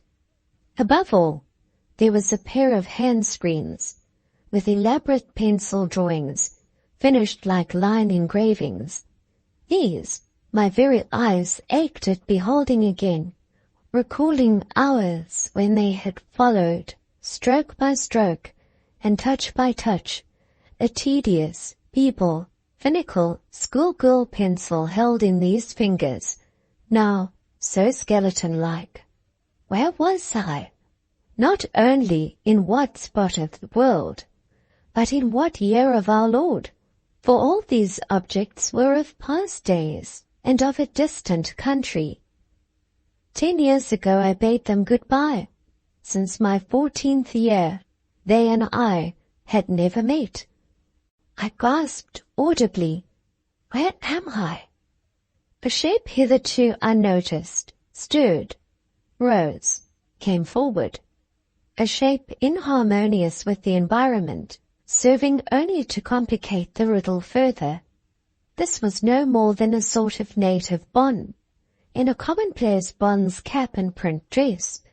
She spoke neither French nor English, and I could get no intelligence from her, not understanding her phrases of dialect. But she bathed my temples and forehead with some cool and perfumed water, and then she heightened the cushion on which I reclined, made signs that I was not to speak, and resumed her post at the foot of the sofa. She was busy knitting. Her eyes thus drawn from me, I could gaze on her without interruption. I did mightily wonder how she came there, or what she could have to do among the scenes, or with the days of my girlhood. Still more, I marveled what those scenes and days could now have to do with me. Too weak to scrutinize thoroughly the mystery, I tried to settle it by saying it was a mistake, a dream, a fever fit, and yet I knew there could be no mistake, and that I was not sleeping, and I believed I was sane. I wished the room had not been so well lighted, that I might not so clearly have seen the little pictures, the ornaments, the screens, the work chair. All these objects, as well as the blue damask furniture, were, in fact, precisely the same, in every minutest detail, with those I so well remembered, and with which I had been so thoroughly intimate, in the drawing-room of my godmother's house at Breton. Methought the apartment only was changed, being of different proportions and dimensions. I thought of bedridden Hassan, transported in his sleep from Cairo to the gates of Damascus. Had a genius stooped his dark wing down the storm, to whose stress I had succumbed, and gathering me from the church steps, and rising high into the air, as the Eastern tale said, had he borne me over land and ocean, and laid me quietly down beside a hearth of old England. But no, I knew the fire of that hearth burned before its layers no more. It went out long ago, and the household gods had been carried elsewhere. The bonne turned again to survey me, and, seeing my eyes wide open, and I suppose, deeming their expression perturbed and excited, she put down her knitting. I saw her busied for a moment at a little stand. She poured out water and measured drops from a phial. Glass in hand, she approached me. What dark-tinged draught might she now be offering? What genii elixir or magi distillation? It was too late to inquire. I had swallowed it passively and at once. A tide of quiet thought now came gently caressing my brain, Softer and softer rose the flow, with tepid undulations, smoother than balm. The pain of weakness left my limbs, my muscles slept. I lost power to move, but, losing at the same time wish, it was no privation. That kind bond placed a screen between me and the lamp. I saw her rise to do this, but do not remember seeing her resume her pace. In the interval between the two acts, I fell on sleep. At waking, lo! All was again changed. The light of high days surrounded me, not indeed a warm summer light, but the leaden gloom of raw and blustering autumn. I felt sure now that I was in the pensionnat, sure by the beating rain on the casement, sure by the whirr of wind amongst trees, denoting a garden outside, sure by the chill, the whiteness, the solitude, amidst which I lay. I say whiteness, for the dimity curtains drooped before a French bed, bounded my view. I lifted them, I looked out. My eye, prepared to take in the range of a long, large and whitewashed chamber, blinked baffled on encountering the limited area of a small cabinet, a cabinet with sea-green walls. Also, instead of 5 wide and naked windows, there was one high lattice, shaded with muslin festoons, instead of 24 little stands of painted wood, each holding a basin and an ewer. There was a toilette table dressed, like a lady for a ball, in a white robe over a pink skirt, a polished and large glass crowned, and a pretty pincushion filled with lace adorned it. This toilette, together with a small, low, green and white chintz armchair, a washstand topped with a marble slab and supplied with utensils of pale greenware, sufficiently furnished the tiny chamber. Reader, I felt alarmed. Why, you will ask? What was there in this simple and somewhat pretty sleeping closet to startle the most timid? Merely this: these articles of furniture could not be real, solid armchairs, looking-glasses, and washstands. They must be the ghosts of such articles, or, if this were denied as too wild an hypothesis, and confounded as I was, I did deny it. There remained but to conclude that I had myself passed into an abnormal state of mind. In short, that I was very ill and delirious, and even then mine was the strangest figment with which delirium had ever harassed a victim. I knew, I was obliged to know, the green chintz of that little chair, the little snug chair itself, the carved, shining black, foliated frame of that glass, the smooth, milky green of the china vessels on the stand, the very stand, too, with its top of grey marble, splintered at one corner. All these I was compelled to recognize and to hail, as last night I had, perforce, recognized and hailed the rosewood, the drapery, the porcelain of the drawing-room. Brayton, Brayton, and 10 years ago shone reflected in that mirror. And why did Brayton in my 14th year haunt me thus? Why, if they came at all, did they not return complete? Why hovered before my distempered vision the mere furniture, while the ruins and the locality were gone? As to that pincushion made of crimson satin, ornamented with gold beads and filled with thread lace, I had the same right to know it as to know the screens. I had made it myself. Rising with a start from the bed, I took the cushion in my hand and examined it. There was the cipher, LLB, formed in gold beads and surrounded with an oval wreath embroidered in white silk. These were the initials of my godmother's name, Lenisa Lucy Brayton. Am I in England? Am I at Brayton? I muttered, and hastily pulling up the blind with which the lattice was shrouded, I looked out to try and discover where I was. Half prepared to meet the calm, old, handsome buildings and clean grey pavement of St. Anne Street, and to see at the end the towers of the Minster, or, if otherwise, fully expectant of a town view somewhere, a rue in Villette, if not a street, in a pleasant and ancient English city. I looked, on the contrary, through a frame of leafage, clustering round the high lattice, and forth thence to a grassy mead-like level, a lawn terrace with trees rising from the lower ground beyond, high forest trees, such as I had not seen for many a day.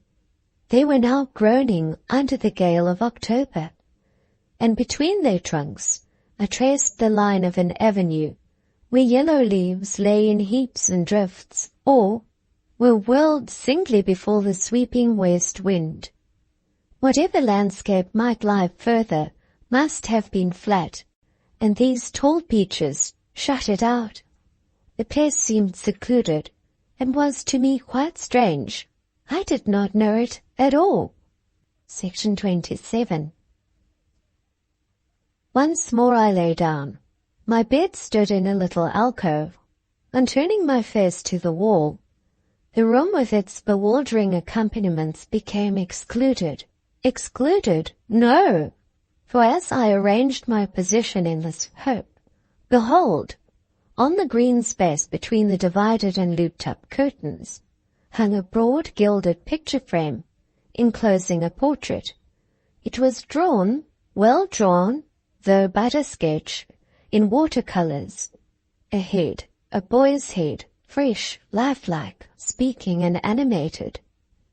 It seemed a youth of 16, fair-complexioned, with sanguine health in his cheek, hair long, not dark, and with a sunny sheen, penetrating eyes, an arch mouth, and a gay smile. On the whole, a most pleasant face to look at, especially for those claiming a right to that youth's affections, parents, for instance, or sisters.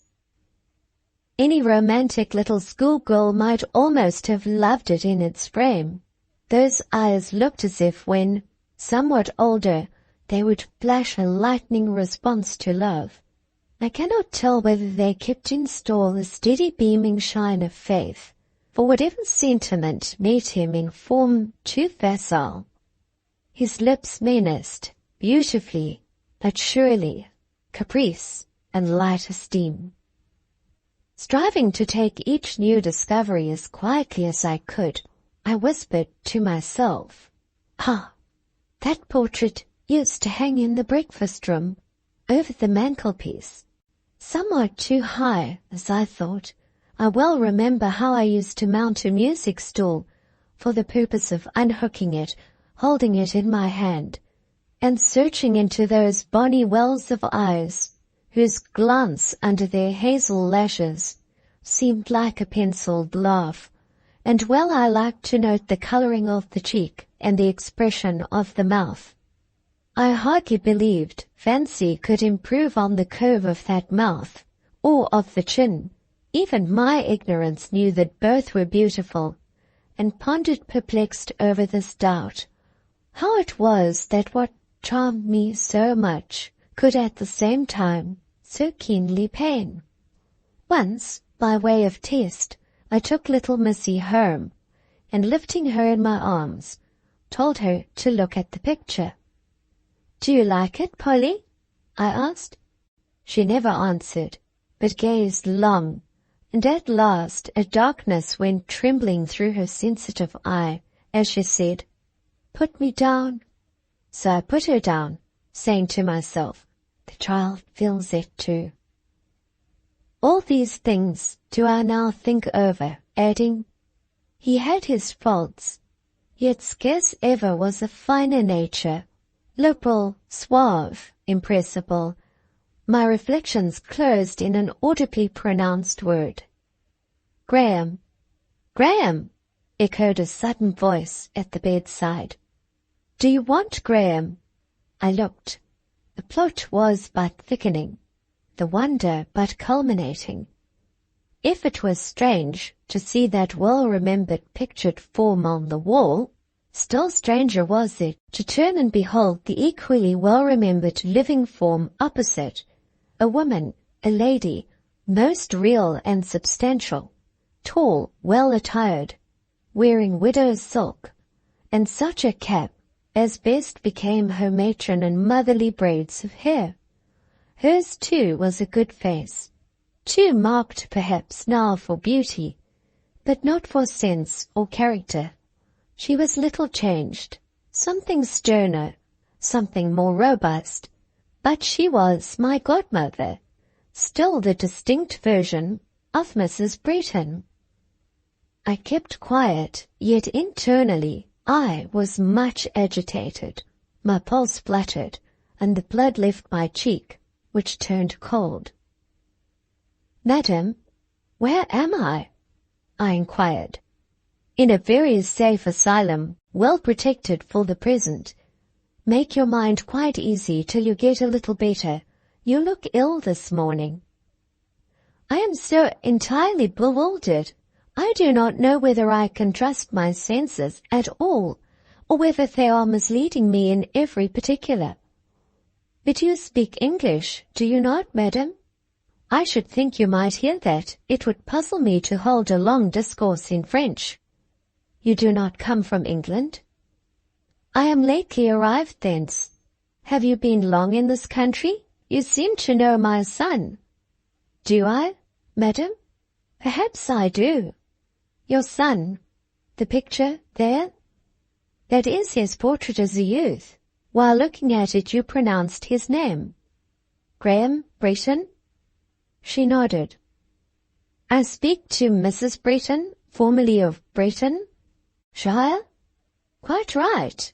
And you, I am told, are an English teacher in a foreign school here. My son recognized you as such." "How was I found, madam? And by whom?" "My son shall tell you that by and by," said she. "But at present you are too confused and weak for conversation.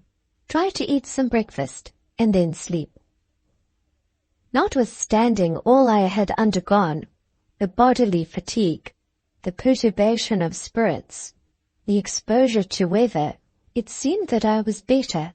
The fever, the real malady which had oppressed my frame, was abating, for, whereas during the last 9 days I had taken no solid food, and suffered from continual thirst, this morning, on breakfast being offered, I experienced a craving for nourishment, an inward faintness which caused me eagerly to taste the tea this lady offered, and to eat the morsel of dry toast she allowed in accompaniment. It was only a morsel, but it sufficed, keeping up my strength, till some time 2 or 3 hours afterwards, when the bonne brought me a little cup of broth and a biscuit. As evening began to darken, and the ceaseless blast still blew wild and cold, and the rain streamed on, deluge-like, I grew weary, very weary of my bed. The room, though pretty, was small. I felt it confining. I longed for a change. The increasing chill and gathering gloom too depressed me. I wanted to see, to feel firelight. Besides, I kept thinking of the son, of that tall matron. When should I see him? Certainly not till I left my room. At last the bonne came to make my bed for the night. She prepared to wrap me in a blanket, and place me in the little chintz chair, but declining these attentions, I proceeded to dress myself. The business was just achieved, and I was sitting down to take breath, when Mrs. Bretton once more appeared. "Dressed!" she exclaimed, smiling with that smile I so well knew, a pleasant smile, though not soft. "You are quite better then, quite strong, eh?" She spoke to me so much as of old she used to speak that I almost fancied she was beginning to know me.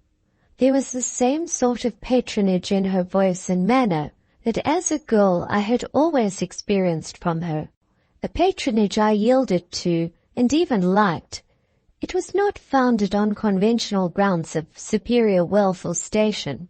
In the last particular there had never been any inequality. Her degree was mine. But on natural reasons of physical advantage, it was the shelter the tree gives the herb. I put a request without further ceremony. "Do let me go downstairs, madam. I am so cold and dull here." "I desire nothing better, if you are strong enough to bear the change," was her reply. "Come then, here is an arm." And she offered me hers. I took it, and we descended one flight of carpeted steps to a landing, where a tall door, standing open, gave admission into the blue damask room. How pleasant it was in its air of perfect domestic comfort! How warm in its amber lamplight and vermilion fire flush! To render the picture perfect, tea stood ready on the table, an English tea, whereof the whole shining service glanced at me familiarly from the solid silver urn of antique pattern and the massive pot of the same metal to the thin porcelain cups, dark with purple and gilding. I knew the very seed cake of peculiar form, baked in a peculiar mould, which always had a place on the tea-table at Breton.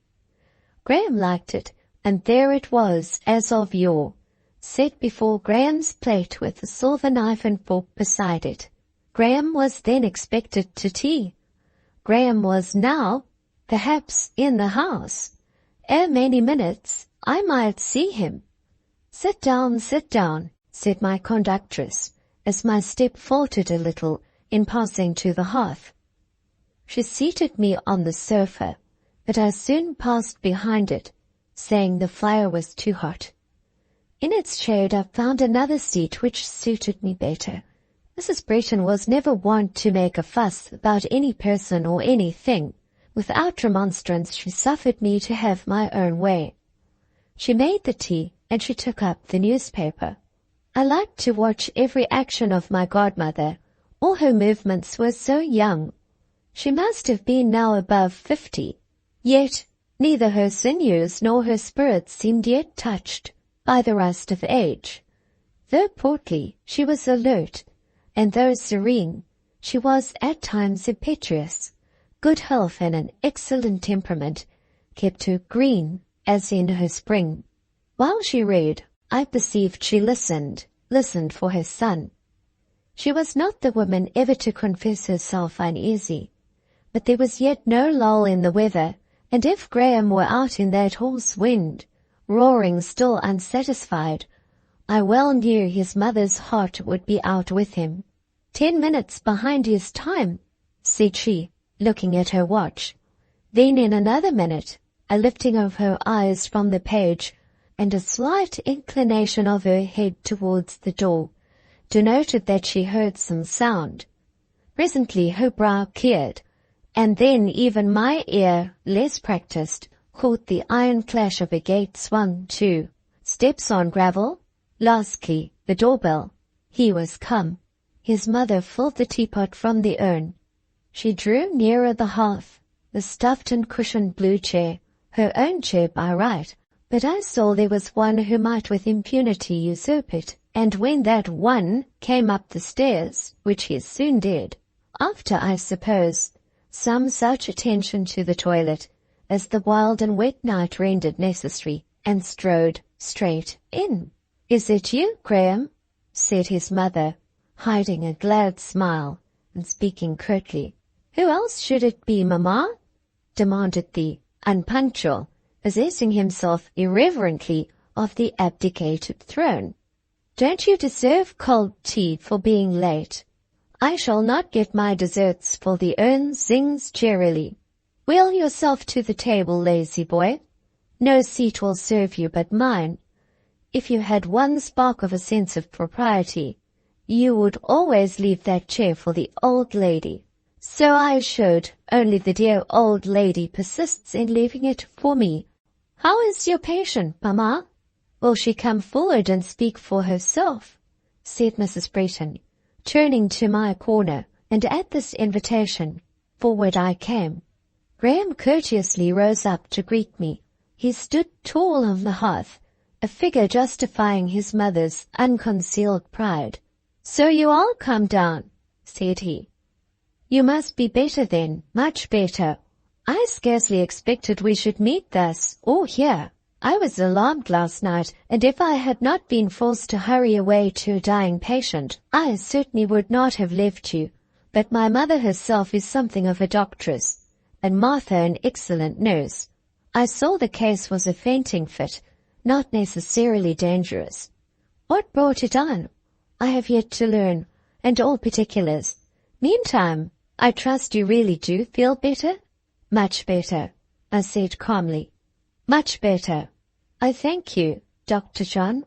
For reader, this tall young man, this darling son, this host of mine, this Graham Bretton, was Dr. John, he and no other. And what is more, I ascertained this identity scarcely with surprise. What is more, when I heard Graham's steps on the stairs, I knew what manner of figure would enter, and for whose aspect to prepare my eyes. The discovery was not of today. Its dawn had penetrated my perceptions long since. Of course I remembered young Bretton well, and though 10 years, from 16 to 26, may greatly change the boy as they mature him to the man, yet they could bring no such utter difference as would suffice wholly to blind my eyes or baffle my memory. Dr. John Graham Bretton retained still an affinity to the youth of 16. He had his eyes, he had some of his features, to wit, all the excellently moulded lower half of the face. I found him out soon. I first recognized him on that occasion, noted several chapters back, when my unguardedly fixed attention had drawn on me the mortification of an implied rebuke. Subsequent observation confirmed, in every point, that early surmise. I traced in the gesture, the port, and the habits of his manhood all his boy's promise. I heard in his now deep tones the accent of former days. Certain turns of phrase, peculiar to him of old, were peculiar to him still, and so was many a trick of eye and lip, many a smile, many a sudden ray levelled from the irid under his well-charactered brow. To say anything on the subject, to hint at my discovery, had not suited my habits of thought, or assimilated with my system of feeling. On the contrary, I had preferred to keep the matter to myself. I liked entering his presence, covered with a cloud he had not seen through, while he stood before me under a ray of special illumination, which shone all partial over his head, trembled about his feet, and cast light no farther. Well I knew that to him it could make little difference, were I to come forward and announce, "This is Lucy Snowe," so I kept back in my teacher's place, and as he never asked my name, so I never gave it. He heard me called Miss and Miss Lucy. He never heard the surname, Snowe. As to spontaneous recognition, though I perhaps was still less changed than he, the idea never approached his mind, and why should I suggest it? During tea Dr. John was kind, as it was his nature to be. That meal over, and the tray carried out, he made a cosy arrangement of the cushions in a corner of the sofa, and obliged me to settle amongst them. He and his mother also drew to the fire, and ere we had sat 10 minutes, I caught the eye of the latter fasten steadily upon me. Women are certainly quicker in some things than men. "Well," she exclaimed presently, I have seldom seen a stronger likeness. Graham, have you observed it? Observed what? What ails the old lady now? How you stare, mamma. One would think you had an attack of second sight. Tell me, Graham, of whom does that young lady remind you? Pointing to me. Mamma, you put her out of countenance. I often tell you abruptness is your fault. Remember, too, that to you she is a stranger and does not know your ways. Now, when she looks down, now, when she turns sideways.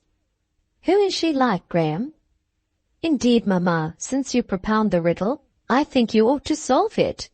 And you have known her some time, you say, ever since you first began to attend the school in the Rue Fossette. Yet you never mentioned to me that singular resemblance.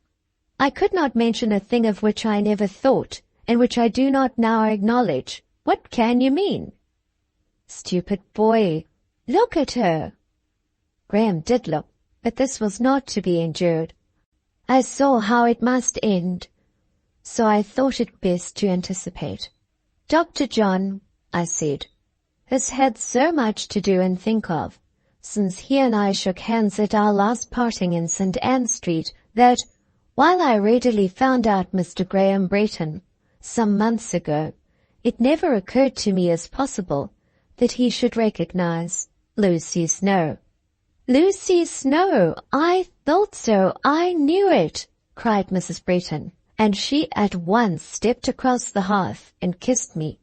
Some ladies would perhaps have made a great bustle upon such a discovery without being particularly glad of it, but it was not my godmother's habit to make a bustle, and she preferred all sentimental demonstrations in bas relief, so she and I got over this surprise with few words and a single salute.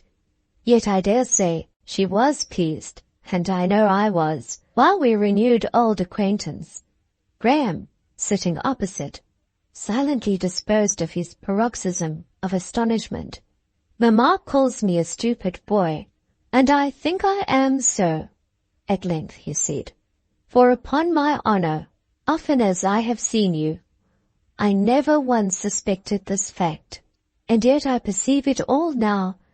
Lucy Snowe, to be sure, I recollect her perfectly, and there she sits, not a doubt of it. But, he added, you surely have not known me as an old acquaintance all this time, and never mentioned it? That I have, was my answer. Dr. John commented not. I suppose he regarded my silence as eccentric, but he was indulgent in refraining from censure.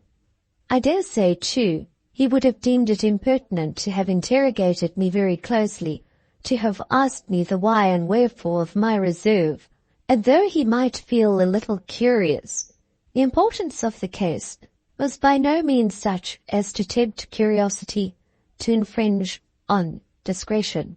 For my part, I just ventured to inquire whether he remembered the circumstance of my once looking at him very fixedly, for the slight annoyance he had betrayed on that occasion still lingered sore on my mind.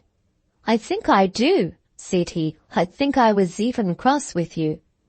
You considered me a little bold, perhaps? I inquired. Not at all, only shy and retiring as your general manner was. I wondered what personal or facial enormity in me proved so magnetic to your usually averted eyes. You see how it was now? Perfectly. And here Mrs. Bretton broke in with many questions about past times. And for her satisfaction I had to recur to gone-by troubles, to explain causes of seeming estrangement, to touch on single-handed conflict with life, with death, with grief, with fate. Dr. John listened, saying little. He and she then told me of changes they had known.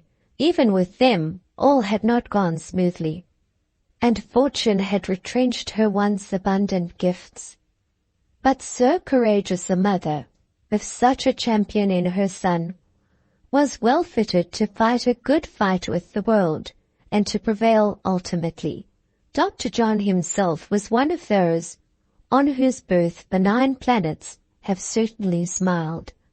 Adversity might set against him her most sullen front. He was the man to beat her down with smiles, strong and cheerful, and firm and courteous, not rash, yet valiant.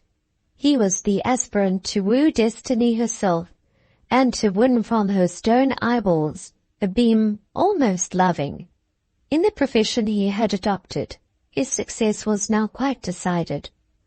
Within the last 3 months he had taken this house, a small chateau, they told me, about half a league without the Porte de Crécy, this countryside being chosen for the sake of his mother's health, with which town air did not now agree.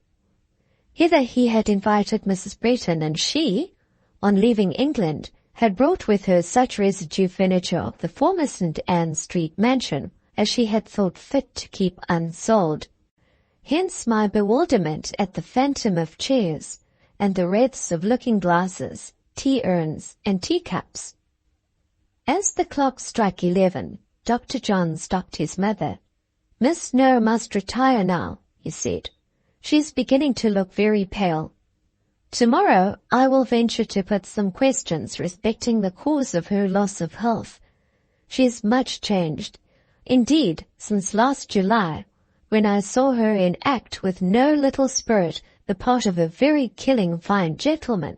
As to last night's catastrophe, I am sure thereby hangs the tale. But we will inquire no further this evening. Good night, Miss Lucy." And so he kindly led me to the door, and holding a wax candle, lighted me up the one flight of stairs. When I had said my prayers, and when I was undressed and laid down, I felt that I still had friends. Friends not professing vehement attachment, not offering the tender solace of well-matched and congenial relationship, on whom, therefore, but moderate demand of affection was to be made, of whom but moderate expectation formed, but towards whom my heart softened instinctively, and yearned with an importunate gratitude, which I entreated reason betimes to check. "Do not let me think of them too often, too much, too fondly," I implored. "Let me be content with a temperate draught of this living stream. Let me not run athirst, and apply passionately to its welcome waters. Let me not imagine in them a sweeter taste than earth's fountains know. Oh, would to God I may be enabled to feel enough sustained by an occasional amicable intercourse, rare, brief, unengrossing, and tranquil, quite tranquil."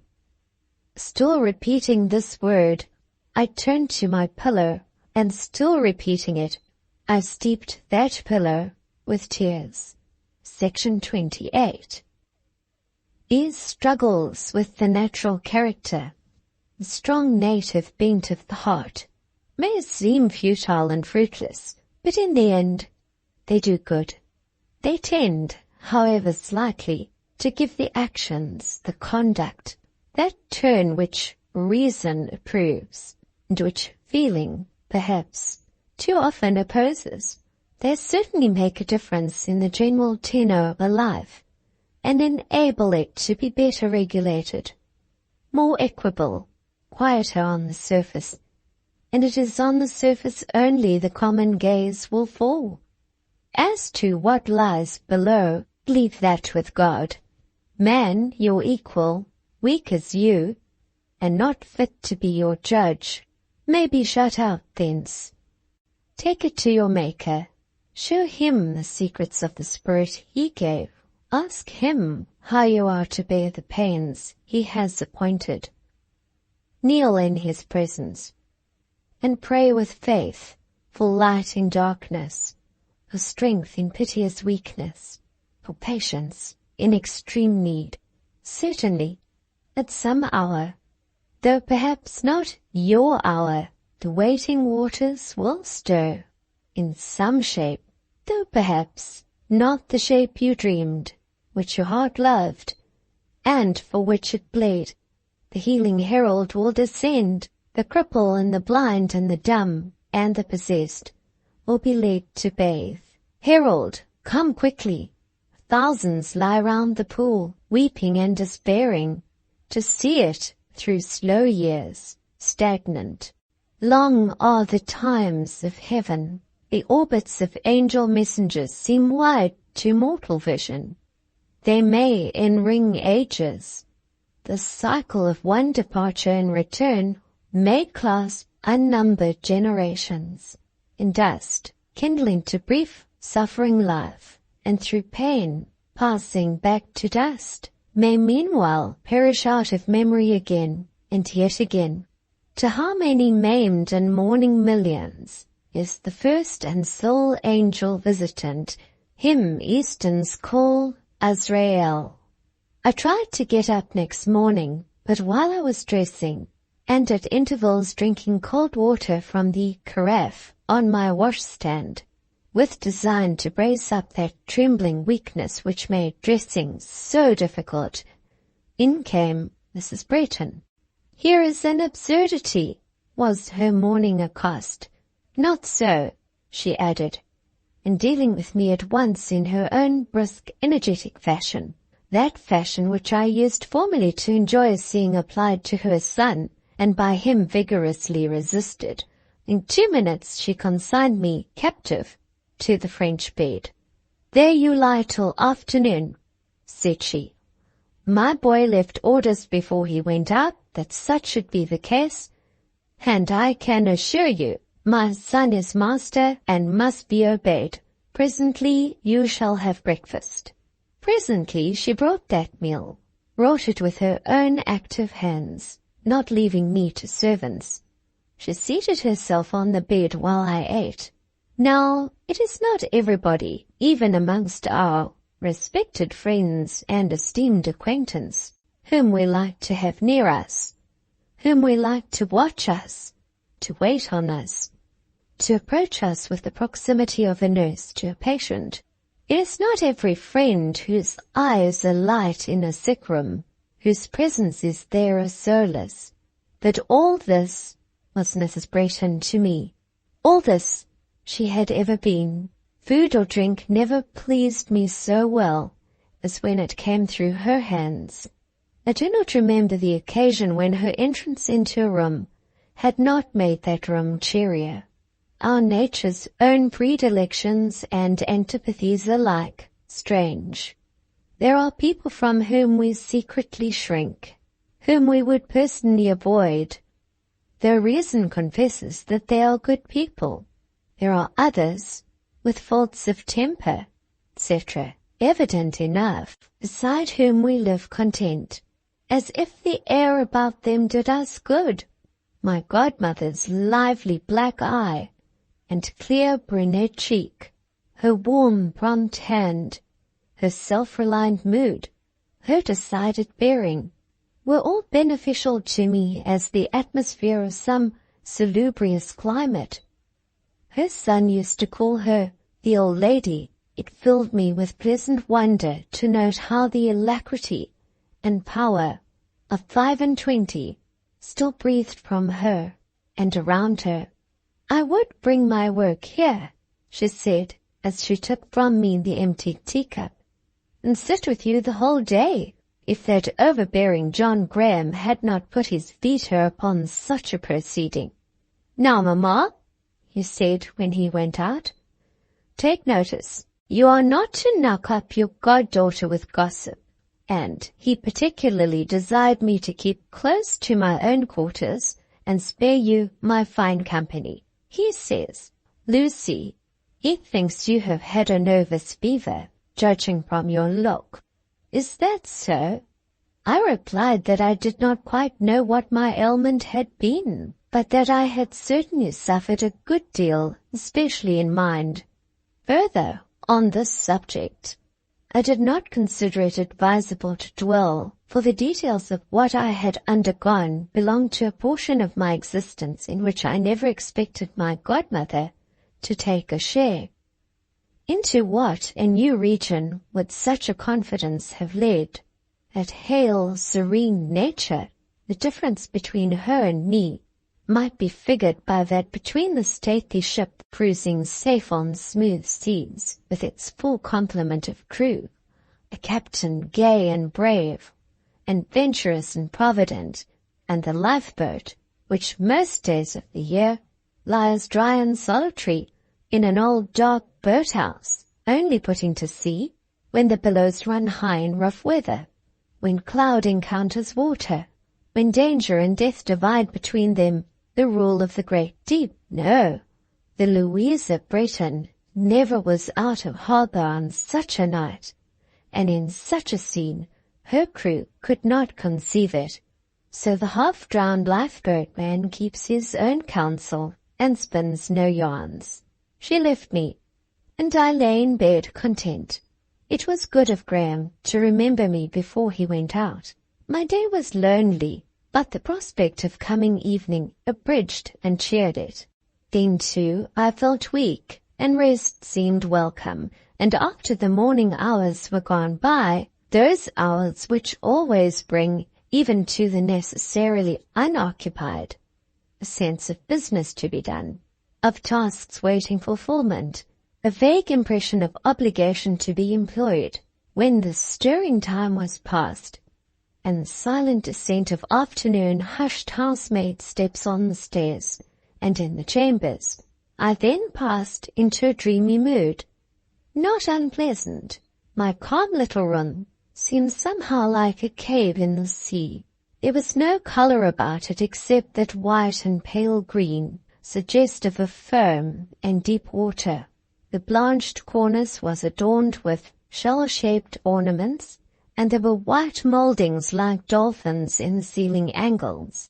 Even that one touch of colour visible in the red satin pincushion bore affinity to coral. Even that dark shining glass might have mirrored a mermaid. When I closed my eyes, I heard a gale, subsiding at last, bearing upon the house front like a settling swell upon a rock base. I heard it drawn and withdrawn far off, like a tide retiring from a shore of the upper world, a world so high above that the rush of its largest waves, the dash of its fiercest breakers, could sound down in this submarine home only like murmurs and a lullaby. Amidst these dreams came evening, and then Martha brought a light. With her aid I was quickly dressed, and stronger now than in the morning. I made my way down to the Blue Saloon unassisted. Dr. John, it appears, had concluded his round of professional calls earlier than usual. His form was the first object that met my eyes.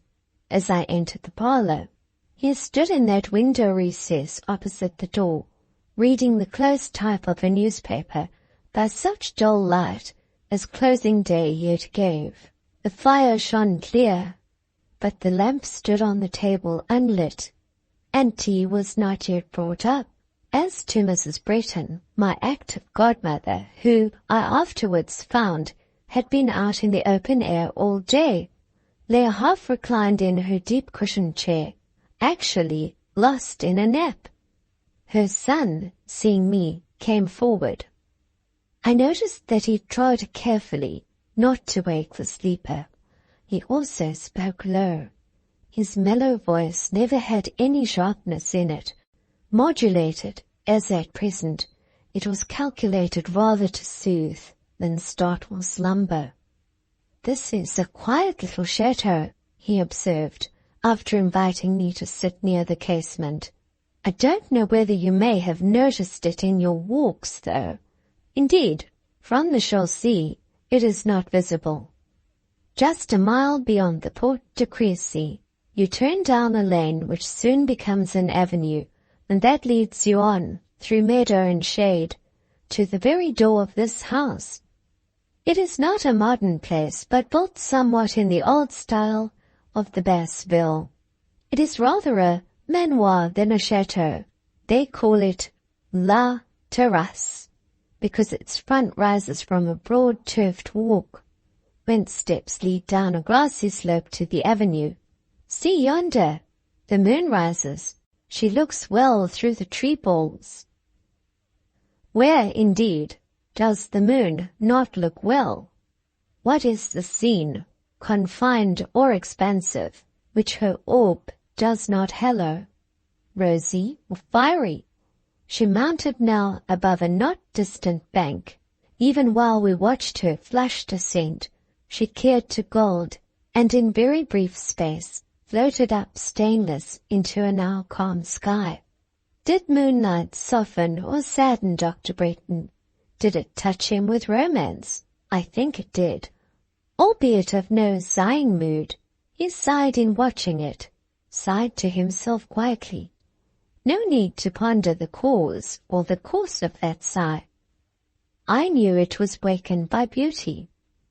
I knew it pursued Ginevra. Knowing this, the idea pressed upon me that it was in some sort my duty to speak the name he meditated.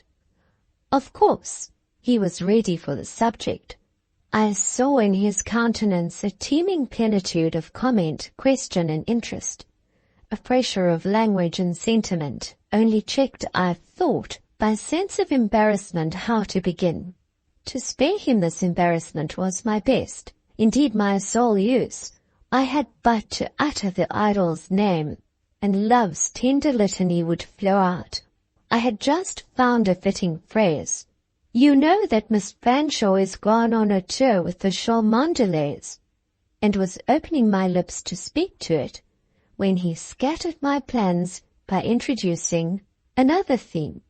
The first thing this morning, said he, putting his sentiment in his pocket, turning from the moon and sitting down, I went to the Rue Fossette and told the cuisinier that you were safe and in good hands. Do you know that I actually found that she had not yet discovered your absence from the house?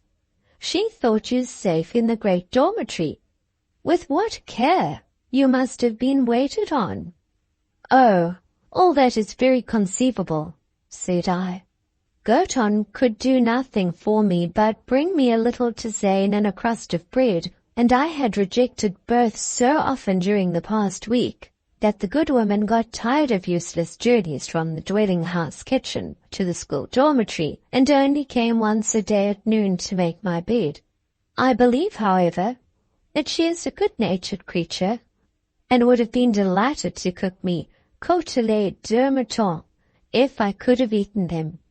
What did Madame Beck mean by leaving you alone? Madame Beck could not foresee that I should fall ill. Your nervous system bore a good share of the suffering?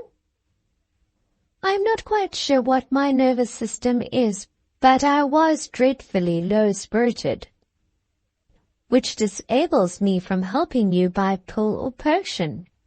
Medicine can give nobody good spirits. My art halts at the threshold of hypochondria.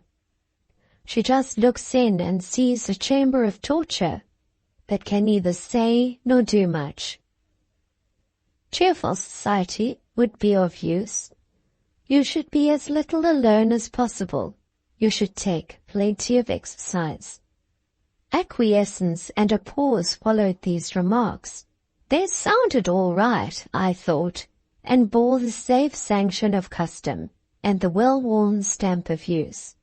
Miss Snowe, recommends Dr. John, my health, nervous system included, being now, somewhat to my relief, discussed and done with. Is it permitted me to ask what your religion is? Are you a Catholic? I looked up in some surprise. A Catholic? No. Why suggest such an idea? The manner in which you were consigned to me last night made me doubt. I? Consigned to you? But indeed I forget. It yet remains for me to learn how I fell into your hands. Why, under circumstances that puzzled me. I had been in attendance all day yesterday on a case of singularly interesting and critical character, the disease being rare and its treatment doubtful. I saw a similar and still finer case in a hospital in Paris, but that will not interest you. At last, a mitigation of the patient's most urgent symptoms, acute pain is one of its accompaniments, liberated me, and I set out homeward. My shortest way lay through the Basville, and as the night was excessively dark, wild and wet, I took it. In riding past an old church belonging to a community of Beguines, I saw by a lamp burning over the porch or deep arch of the entrance a priest lifting some object in his arms. The lamp was bright enough to reveal the priest's features clearly, and I recognized him. He was a man I have often met by the sick-beds of both rich and poor, and chiefly the latter. He is, I think, a good old man, far better than most of his class in this country, superior, indeed, in every way, better informed, as well as more devoted to duty. Our eyes met. He called on me to stop. What he supported was a woman, fainting or dying. I alighted. "This person is one of your countrywomen," he said. "Save her, if she is not dead." My countrywoman, on examination, turned out to be the English teacher at Madame Beck's pensionnat. She was perfectly unconscious, perfectly bloodless, and nearly cold. "What does it all mean?" was my inquiry. He communicated a curious account that you had been to him that evening at confessional, that your exhausted and suffering appearance, coupled with some things you had said. Things I had said? I wonder what things.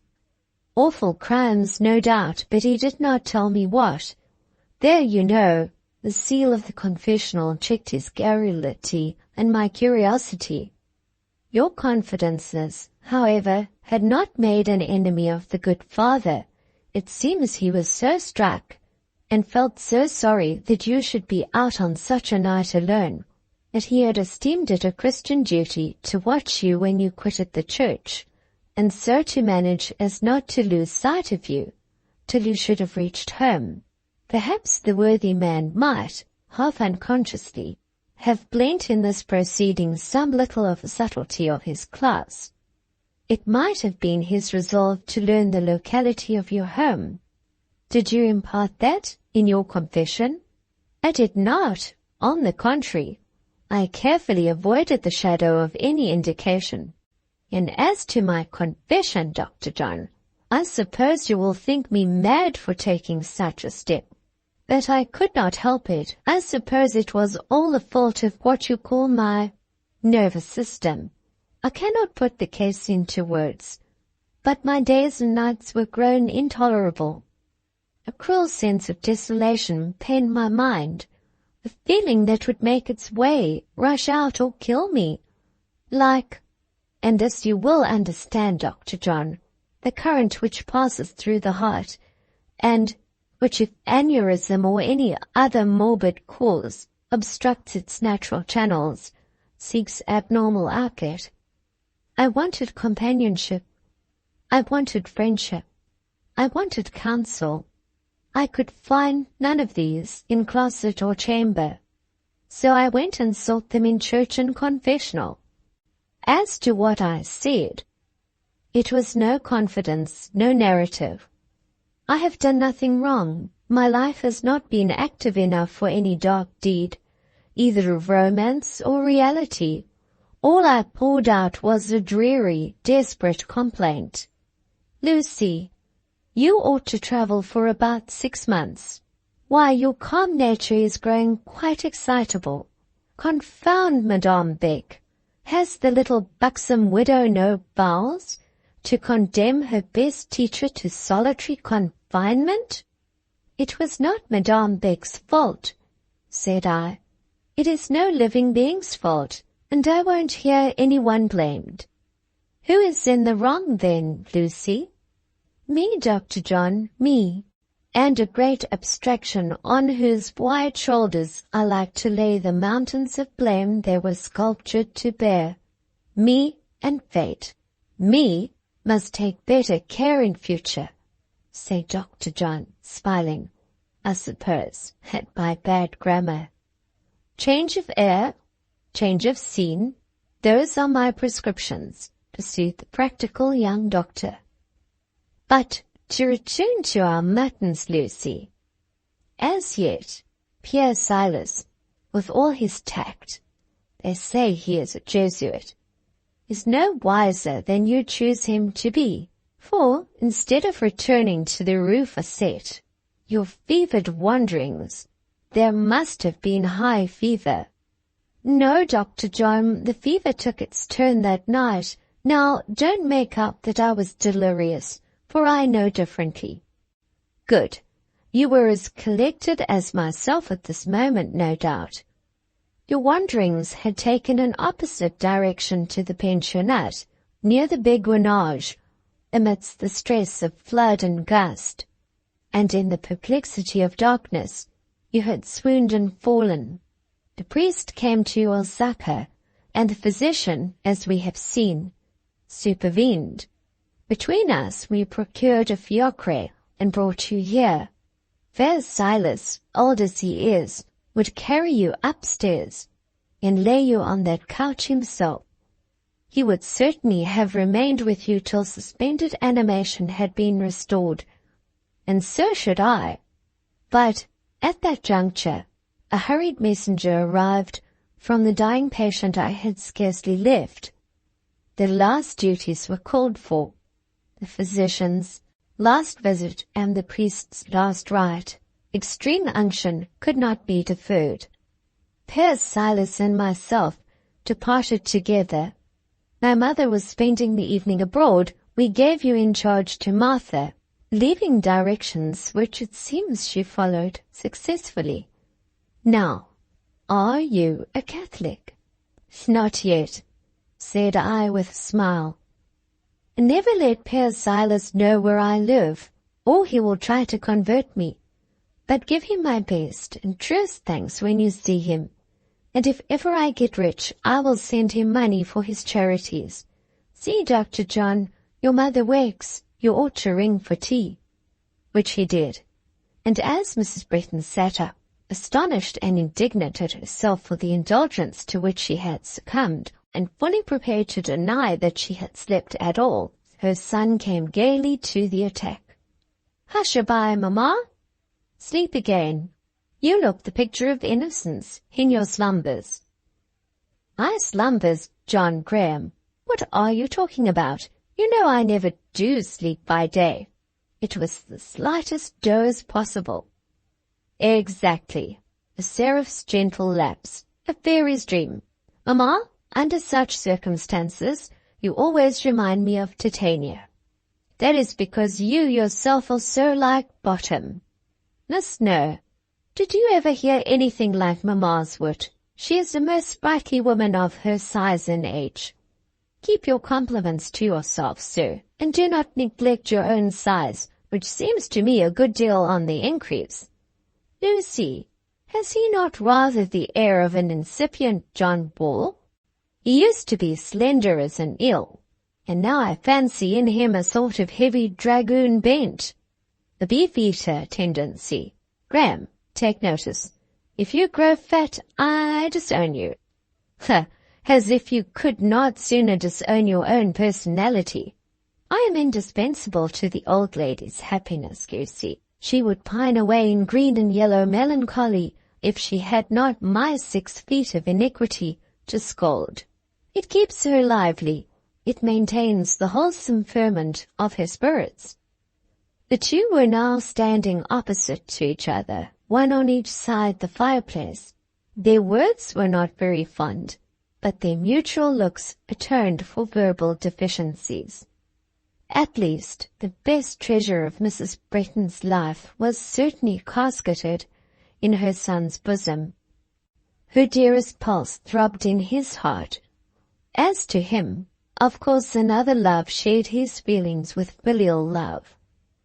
And no doubt, as the new passion was the latest born, so he assigned it in his emotions Benjamin's portion. Ginevra, Ginevra. Did Mrs. Bretton yet know at whose feet her own young idol had laid his homage? Would she approve that choice? I could not tell, but I could well guess that if she knew Miss Fanshaw's conduct towards Graham, her alternations between coldness and coaxing, and repulse and allurement, if she could at all suspect the pain with which she had tried him, if she could have seen, as I had seen, his fine spirit subdued and harassed, his inferior preferred before him, his subordinate made the instrument of his humiliation, then Mrs. Bretton would have pronounced Ginevra imbecile or perverted, or both. Well, I felt so too. That second evening passed as sweetly as the first, more sweetly indeed. We enjoyed a smoother interchange of thought. Old troubles were not reverted to. Acquaintance was better cemented. I felt happier, easier, more at home. That night, instead of crying myself asleep, I went down to dreamland by a pathway bordered with pleasant thoughts. Section 29.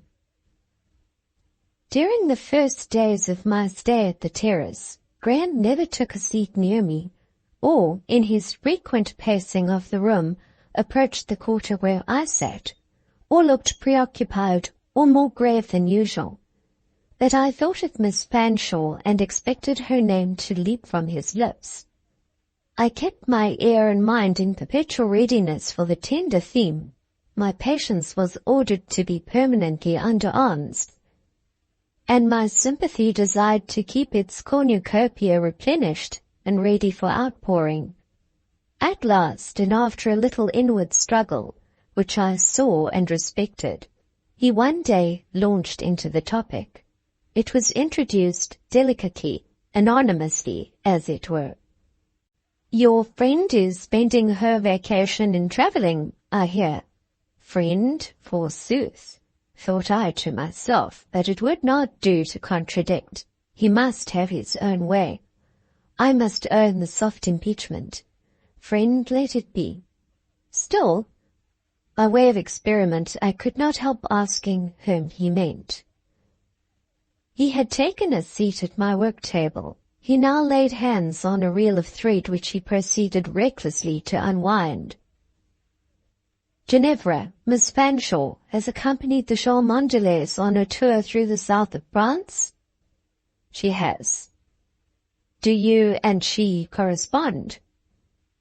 "It will astonish you to hear that I never once thought of making application for that privilege." "You have seen letters of her writing?" "Yes, several to her uncle." "They will not be deficient in wit and naivete?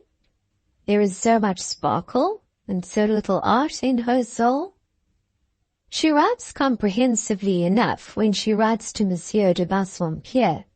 He who runs may read."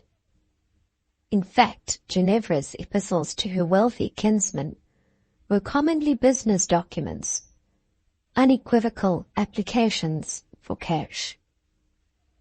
"And her handwriting? It must be pretty, light, ladylike, I should think." It was, and I said so. "I verily believe that all she does is well done," said Dr. John. And as I seemed in no hurry to chime in with this remark, he added, "You who know her, could you name a point in which she is deficient?" "She does several things very well." "Flirtation amongst the rest," subjoined I, in thought.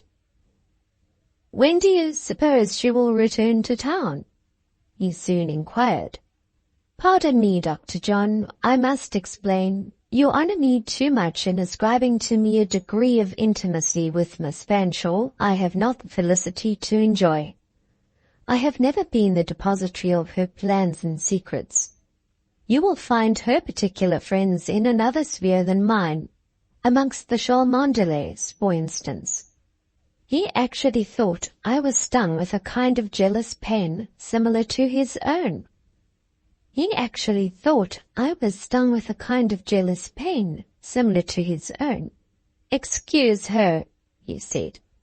"Judge her indulgently. The glitter of fashion misleads her, But she will soon find out that these people are hollow and will return to you with augmented attachment and confirmed trust. I know something of the Cholmondeleys, superficial, showy, selfish people. Depend on it, at heart Ginevra values you beyond a score of such. You are very kind, I said briefly. A disclaimer of the sentence attributed to me burned on my lips, but I extinguished the flame. I submitted to be looked upon as the humiliated cast-off, and now pining confidant of the distinguished Miss Fanshawe. But, reader, it was a hard submission. Yet, you see, continued Graham, while I comfort you, I cannot take the same consolation to myself. I cannot hope she will do me justice. De Hamal is most worthless, yet I fear he pleases her. Wretched delusion. My patience really gave way, and without notice all at once, I suppose illness and weakness had worn it and made it brittle. Dr. Breton, I broke out, there is no delusion like your own. On all points but one you are a man, frank, healthful, right-thinking, clear-sighted. On this exceptional point, you are but a slave. I declare, where Miss Fanshawe is concerned, you merit no respect, nor have you mine. I got up and left the room very much excited. This little scene took place in the morning. I had to meet him again in the evening, and then I saw I had done mischief. He was not made of common clay, not put together out of vulgar materials.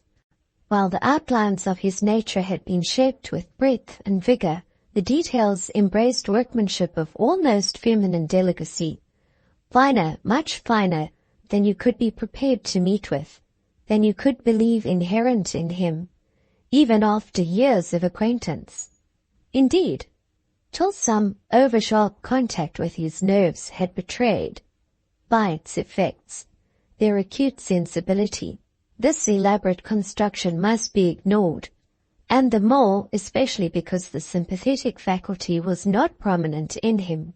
To feel and to seize quickly another's feelings are separate properties. A few constructions possess both, some neither. Dr. John had the one in exquisite perfection, and because I have admitted that he was not endowed with the other in equal degree, the reader will considerately refrain from passing to an extreme and pronouncing him unsympathizing, unfeeling. On the contrary, he was a kind, generous man. Make your need known. His hand was open. Put your grief into words. He turned no deaf ear. Expect refinements of perception, miracles of intuition, and realized disappointment.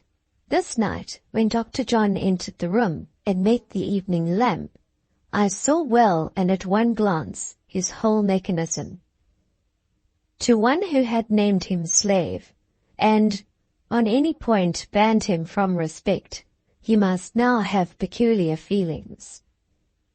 That the epithet was well applied and the ban just might be.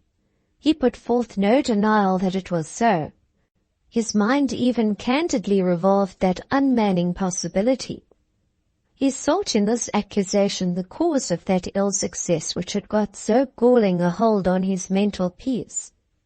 Amid the worry of a self-condemnatory soliloquy, his demeanor seemed grave, perhaps cold, both to me and his mother. And yet there was no bad feeling, no malice, no rancor, no littleness in his countenance, beautiful with a man's best beauty, even in its depression. When I placed his chair at the table, which I hastened to do, anticipating the servant, and when I handed him his tea, which I did with trembling care, he said, "Thank you, Lucy," in as kindly a tone of his full pleasant voice as ever my ear welcomed. For my part, there was only one plan to be pursued. I must expiate my culpable vehemence, or I must not sleep that night. This would not do at all. I could not stand it. I made no pretense of capacity to wage war on this footing. School's solitude, conventual silence and stagnation. Anything seemed preferable to living embroiled with Dr. John. As to Ginevra, she might take the silver wings of a dove or any other fowl that flies, and mount straight up to the highest place among the highest stars, where her lover's highest flight of fancy chose to fix the constellation of her charms. Never more be it mine to dispute the arrangement. Long I tried to catch his eye. Again and again that eye just met mine. But, having nothing to say, it withdrew, and I was baffled. After tea he sat, sad and quiet, reading a book. I wished I could have dared to go and sit near him, but it seemed that if I ventured to take that step, he would infallibly evince hostility and indignation.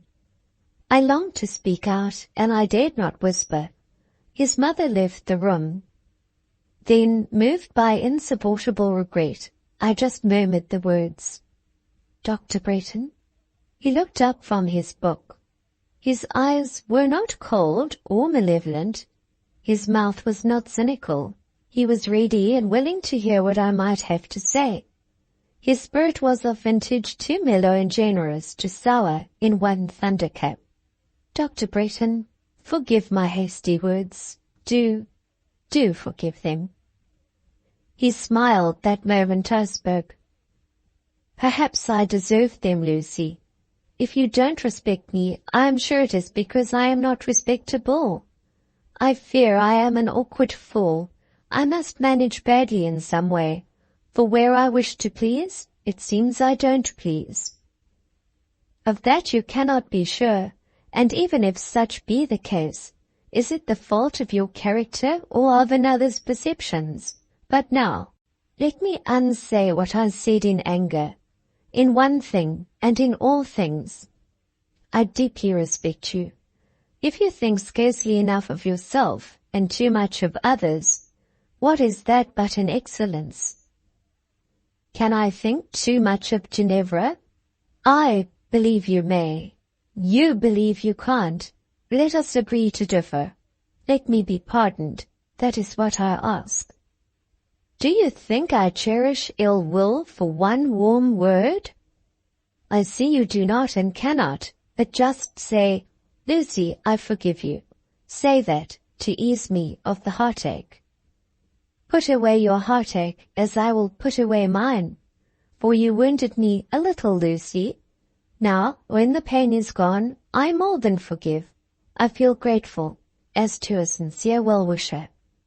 I am your sincere well-wisher, you are right. Thus our quarrel ended. Reader, if in the course of this work you find that my opinion of Dr. John undergoes modification, excuse the seeming inconsistency. I give the feeling as at the time I felt it. I describe the view of character as it appeared when discovered. He showed the fineness of his nature by being kinder to me after that misunderstanding than before. Nay, the very incident which, by my theory, must in some degree estrange me and him, changed, indeed, somewhat our relations, but not in the sense I painfully anticipated.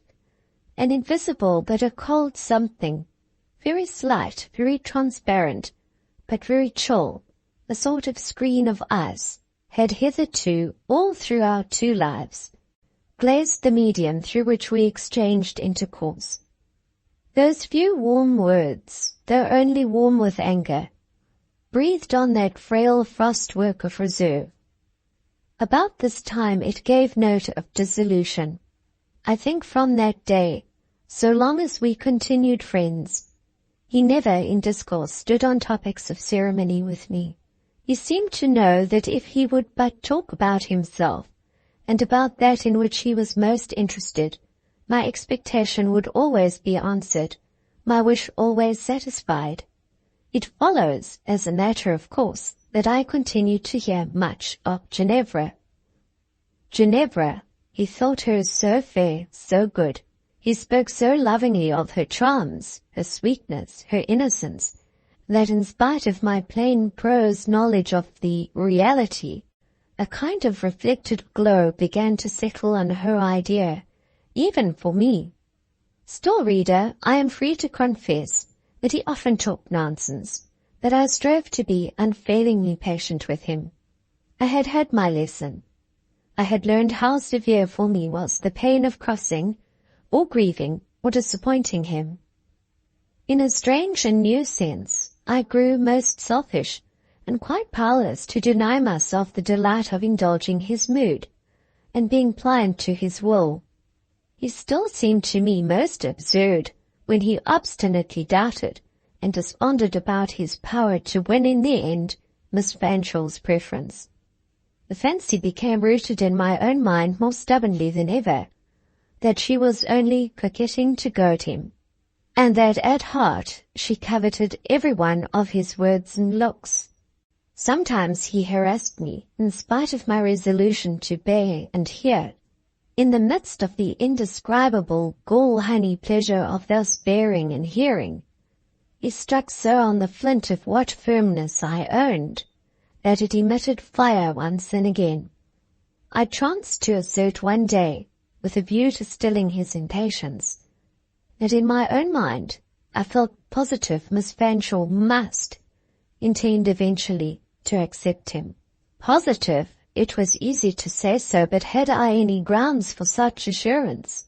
The best grounds. Now, Lucy, do tell me what. You know them as well as I. And knowing them, Dr. John, it really amazes me that you should not repose the frankest confidence in her fidelity. To doubt under the circumstances is almost to insult. Now you are beginning to speak fast and to breathe short.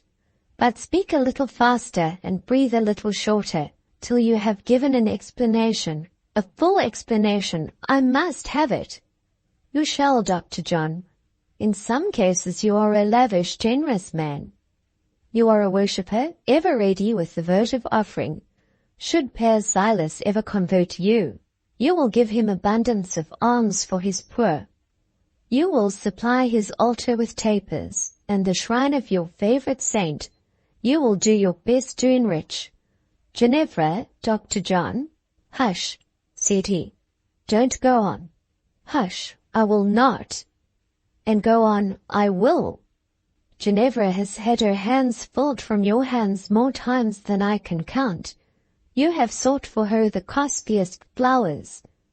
You have busied your brain in devising gifts the most delicate. Such one would have thought as only a woman could have imagined.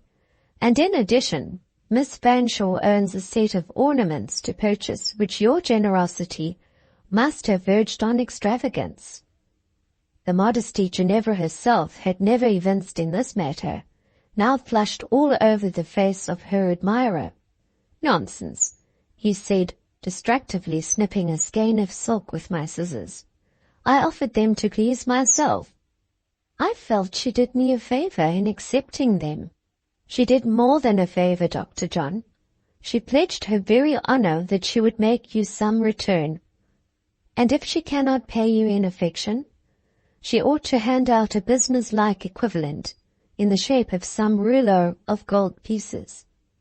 But you don't understand her. She is far too disinterested to care for my gifts, and too simple-minded to know their value. I laughed out. I had heard her adjudge to every jewel its price, and well I knew money embarrassment, money schemes, money's worth, and endeavors to realize supplies had, young as she was, furnished the most frequent and the favorite stimulus of her thoughts for years. He pursued, You should have seen her whenever I have laid on her lap some trifle. So cool, so unmoved, no eagerness to take, not even pleasure in contemplating. Just from amiable reluctance to grieve me, she would permit the bouquet to lie beside her, and perhaps consent to bear it away. Or, if I achieved the fastening of a bracelet on her ivory arm, however pretty the trinket might be, and I always carefully chose what seemed to me pretty, and what of course was not valueless, the glitter never dazzled her bright eyes, she would hardly cast one look on my gift. Then, of course, not valuing it, she would unloose and return it to you? No, for such a repulse she was too good-natured. She would consent to seem to forget what I had done, and retain the offering with ladylike quiet and easy oblivion. Under such circumstances, how can a man build on acceptance of his presence as a favorable symptom? For my part, were I to offer her all I have, and she to take it, such is her incapacity to be swayed by sordid considerations, I should not venture to believe the transaction advanced me one step. Dr. John, I began, love is blind. But just then a blue subtle ray sped sideways from Dr. John's eye. It reminded me of old days. It reminded me of his picture. It half led me to think that part, at least, of his professed persuasion of Miss Fanshawe's naivete was assumed. It led me dubiously to conjecture that, perhaps, in spite of his passion for her beauty, his appreciation of her foibles might possibly be less mistaken, more clear-sighted, than from his general language was presumable. After all, it might be only a chance look, or at best the token of a merely momentary impression. Chance or intentional, real or imaginary, it closed the conversation. Section 30. My stay at La Terrasse was prolonged a fortnight beyond the close of the vacation. Mrs. Bretton's kind management procured me this respite, her son having one day delivered the dictum that Lucy was not yet strong enough to go back to that den of a pensionnat. She at once drove over to the Rue Facette, had an interview with the directress, and procured the indulgence, on the plea of prolonged rest and change being necessary to perfect recovery. Hereupon, however, followed an attention I could very well have dispensed with, viz. A polite call from Madame Beck. That lady, one fine day, actually came out in a fiacre as far as the chateau. I suppose she had resolved within herself to see what manner of place Dr. John inhabited. Apparently, the pleasant sight and neat interior surpassed her expectations. She eulogized all she saw, pronounced the blue salon une pièce magnifique, profusely congratulated me on the acquisition of friends, telemondine, aimable, irrespectable, turned also a neat compliment in my favor, and upon Dr. John coming in, ran up to him with the utmost buoyancy, opening at the same time such a fire of rapid language, all sparkling with felicitations and protestations about his chateau, Madame sa mère, la digne chatelaine. Also his looks, which indeed were very flourishing, and at the moment additionally embellished by the good-natured but amused smile with which he always listened to Madame's fluent and florid French. In short, Madame shone in her very best phase that day, and came in and went out quite a living Catherine wheel of compliments, delight, and affability, half purposely, and half to ask some questions about school business. I followed her to the carriage, and looked in after she was seated and the door closed. In that brief fraction of time what a change had been wrought. An instant ago, all sparkles and jests, she now sat sterner than a judge, and graver than a sage. Strange little woman. I went back and teased Dr. John about Madame's devotion to him. How he laughed! What fun shone in his eyes as he recalled some of her fine speeches, and repeated them, imitating her voluble delivery. He had an acute sense of humor, and was the finest company in the world when he could forget Miss Fanshawe. To sit in sunshine calm and sweet is said to be excellent for weak people. It gives them vital force. When little Georgette Beck was recovering from her illness, I used to take her in my arms and walk with her in the garden by the hour together, beneath a certain wall hung with grapes, which the southern sun was ripening. That sun cherished her little pale frame quite as effectually as it mellowed and swelled the clustering fruit. There are human tempers, bland, glowing and genial, within whose influence it is as good for the poor in spirit to live, as it is for the feeble in frame to bask in the glow of noon. Of the number of these choice natures were certainly both Dr. Bretton's and his mother's. They liked to communicate happiness, as some liked to occasion misery. They did it instinctively, without fuss, and apparently with little consciousness. The means to give pleasure rose spontaneously in their minds. Every day while I stayed with them, some little plan was proposed which resulted in beneficial enjoyment. Fully occupied as was Dr. John's time, he still made it in his way to accompany us in each brief excursion. I can hardly tell how he managed his engagements. They were numerous, yet by dint of system, he classed them in an order which left him a daily period of liberty. I often saw him hard-worked, yet seldom overdriven, and never irritated, confused, or oppressed. What he did was accomplished with the ease and grace of all-sufficing strength, with the bountiful cheerfulness of high and unbroken energies. Under his guidance I saw, in that one happy fortnight, more of Villette, its environs and its inhabitants, than I had seen in the whole 8 months of my previous residence. He took me to places of interest in the town, of whose names I had not before so much as heard. With willingness and spirit he communicates much noteworthy information. He never seemed to think it a trouble to talk to me, and I am sure it was never a task to me to listen. It was not his way to treat subjects coldly and vaguely. He rarely generalized, never prosed. He seemed to like nice details almost as much as I liked them myself. He seemed observant of character, and not superficially observant either. These points gave the quality of interest to his discourse, and the fact of his speaking direct from his own resources, and not borrowing or stealing from books, here a dry fact, and there a trite phrase, and elsewhere a hackneyed opinion, ensured a freshness as welcome as it was rare. Before my eyes, too, his disposition seemed to unfold another phase, to pass to a fresh day, to rise in new and nobler dawn. His mother possessed a good development of benevolence, but he owned a better and larger.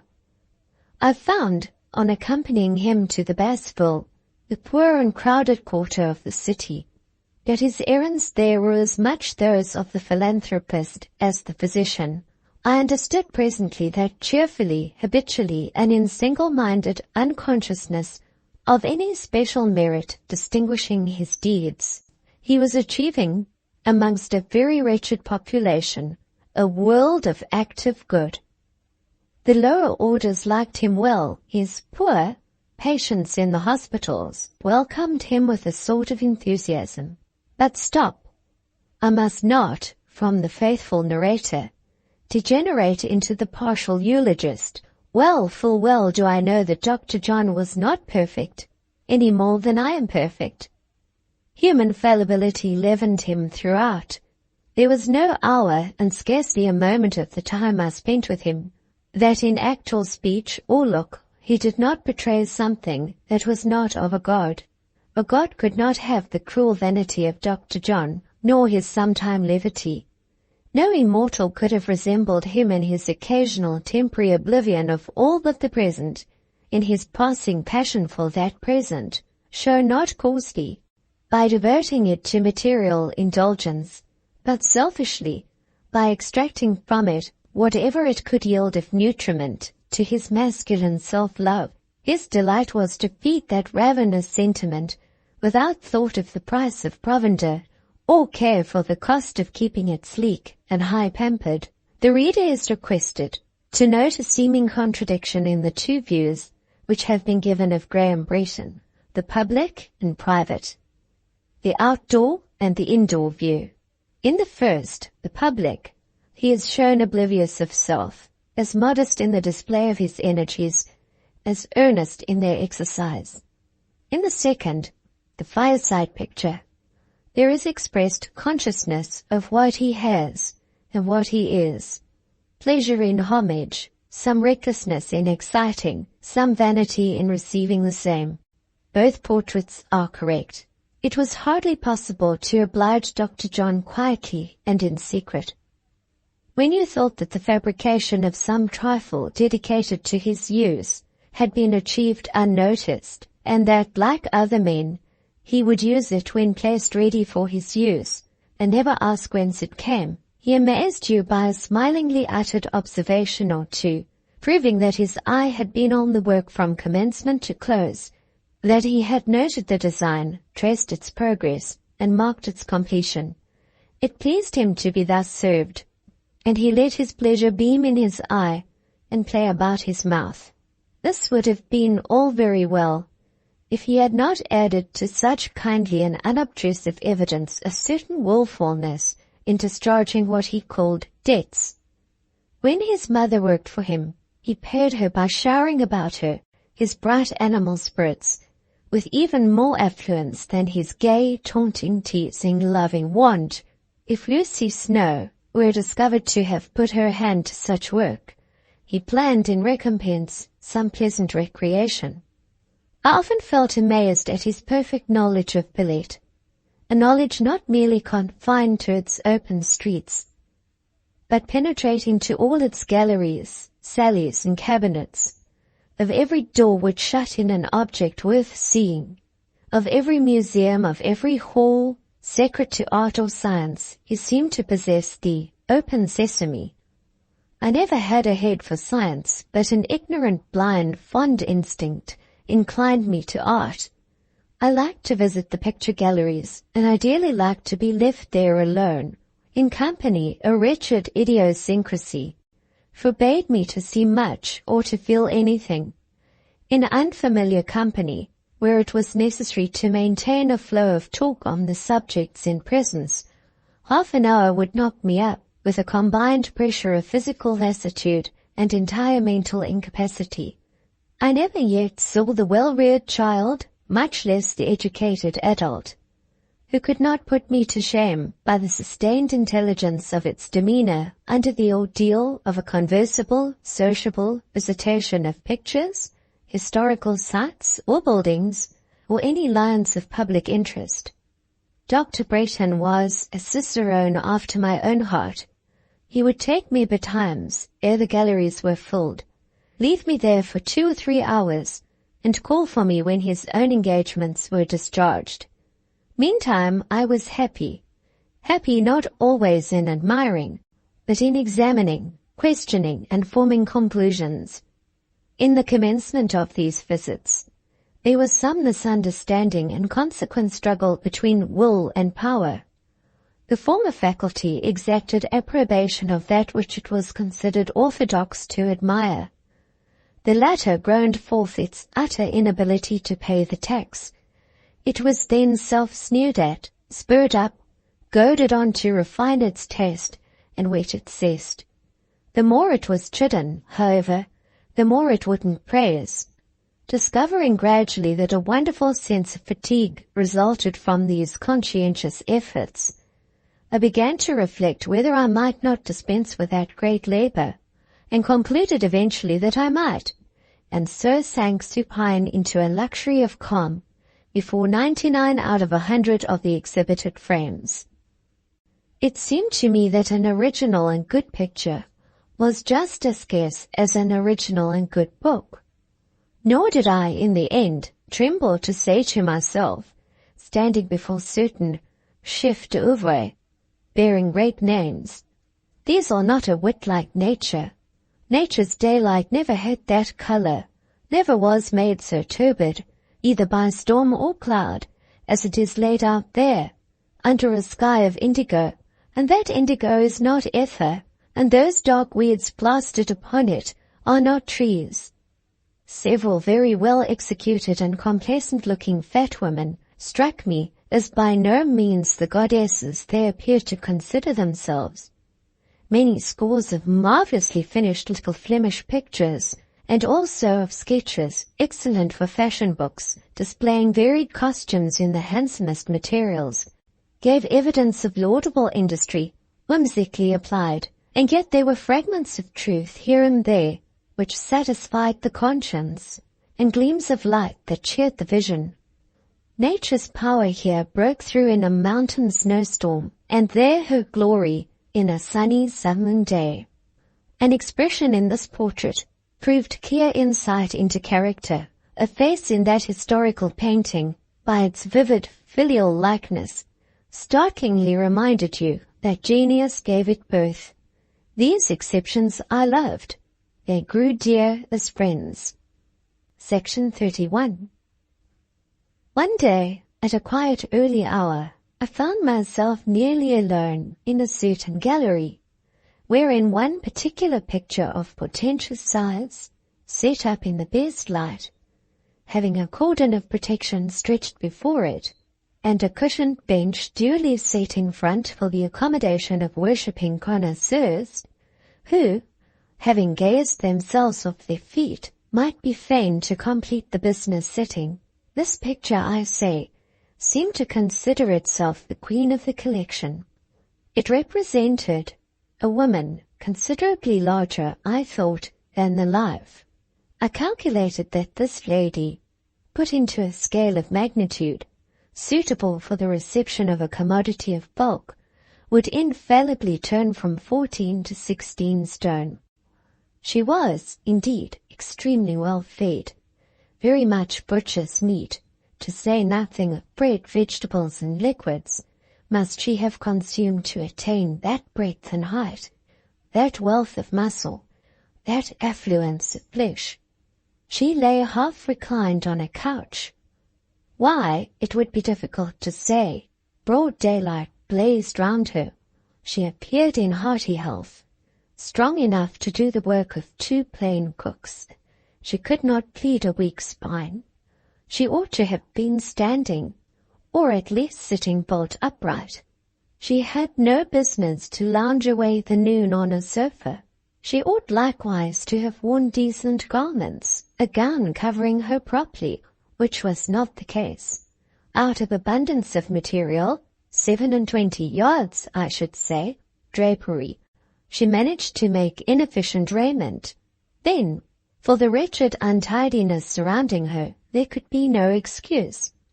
Pots and pans, perhaps I ought to say vases and goblets, were rolled here and there on the foreground.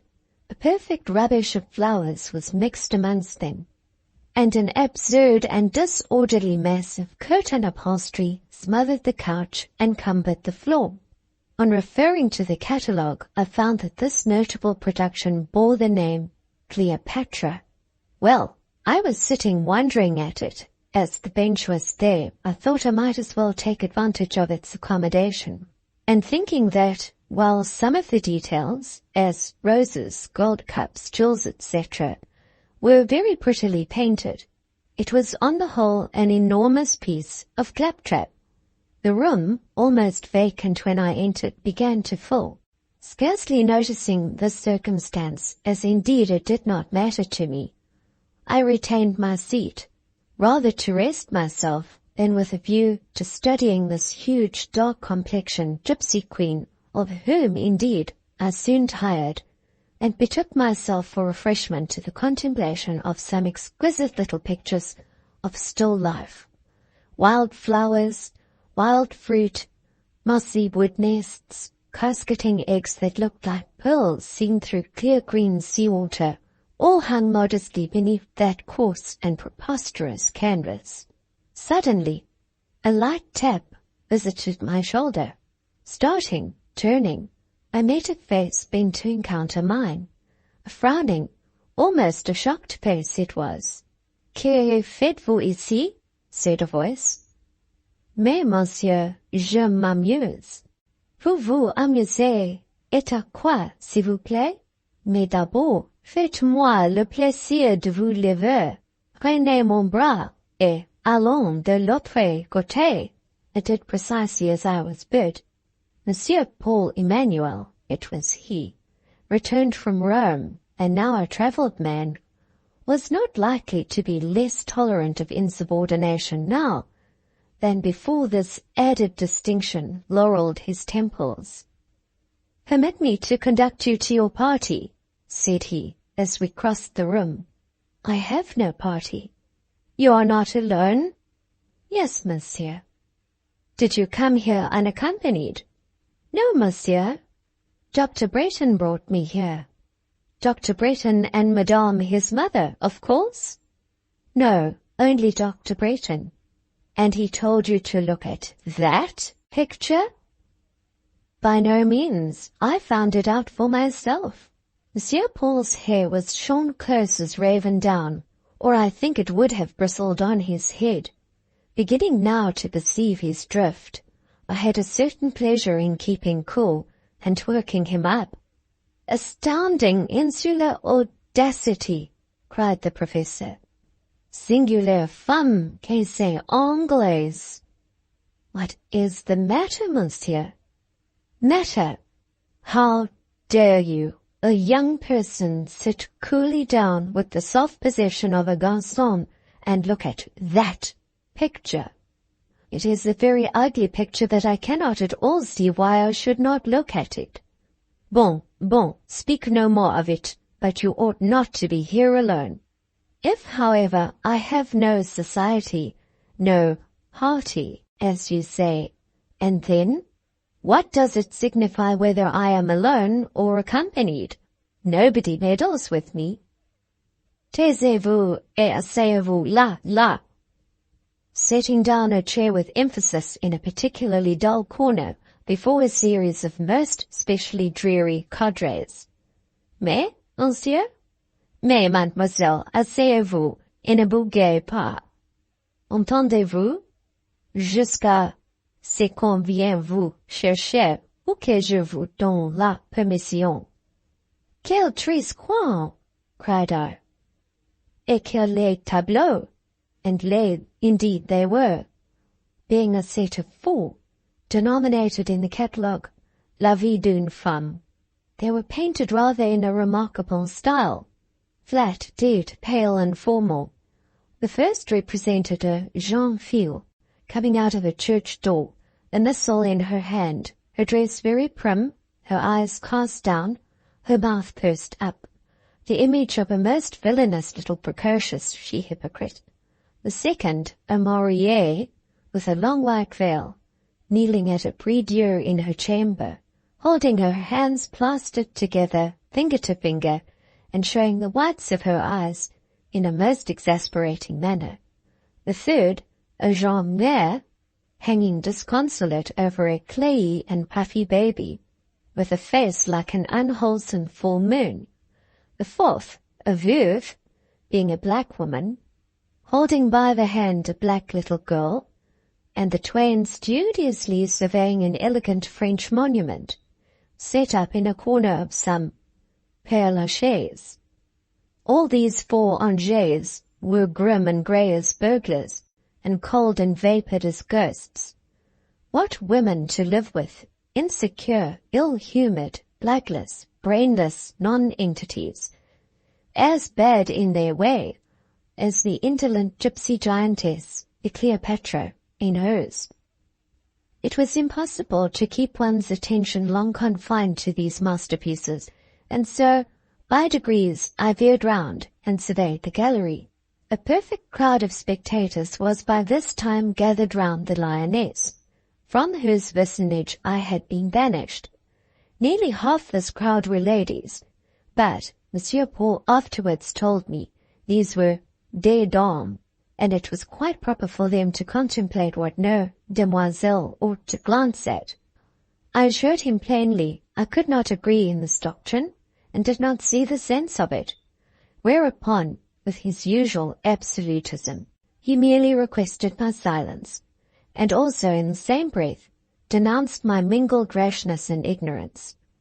A more despotic little man than Monsieur Paul never filled a professor's chair.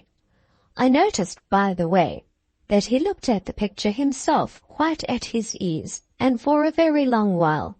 He did not, however, neglect to glance from time to time my way, in order, I suppose, to make sure that I was obeying orders and not breaking bounds. By and by, he again accosted me. Had I not been ill, he wished to know. He understood I had. Yes, but I was now quite well. Where had I spent the vacation? Chiefly in the Rue Facette, partly with Madame Breton. He had heard that I was left alone in the Rue Facette. Was that so? Not quite alone. Marie Brock, the Cretan, was with me. He shrugged his shoulders. Varied and contradictory expressions played rapidly over his countenance. Marie Brock was well known to Monsieur Paul. He never gave a lesson. In the third division, containing the least advanced pupils, that she did not occasion in him a sharp conflict between antagonistic impressions.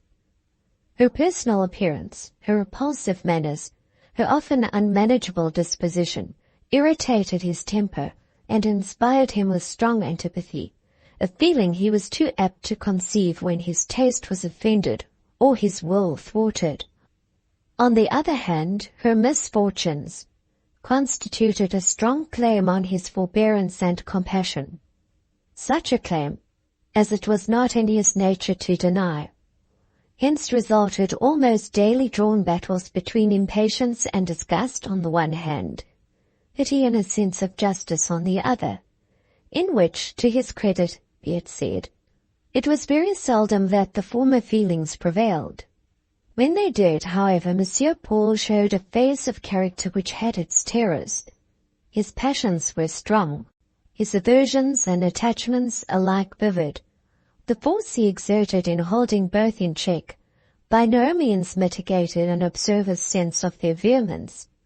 With such tendencies, it may well be supposed he often excited in ordinary minds fear and dislike. Yet it was an error to fear him. Nothing drove him so nearly frantic as the tremor of an apprehensive and distrustful spirit. Nothing soothed him like confidence, tempered with gentleness. To evince these sentiments, however, required a thorough comprehension of his nature, and his nature was of an order rarely comprehended. "How did you get on with Marie Brock?" he asked, after some minutes' silence. "Monsieur, I did my best, but it was terrible to be alone with her."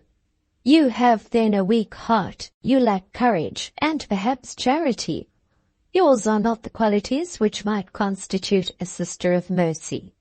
He was a religious little man, in his way. The self-denying and self-sacrificing part of the Catholic religion commanded the homage of his soul. "I don't know. Indeed, I took as good care of her as I could, but when her aunt came to fetch her away, it was a great relief." "Ah, you are an egotist. There are women who have nursed hospitals full of similar unfortunates. You could not do that. Could Monsieur do it himself? Women who are worthy the name ought infinitely to surpass our, of course, fallible self-indulgent sex in the power to perform such duties.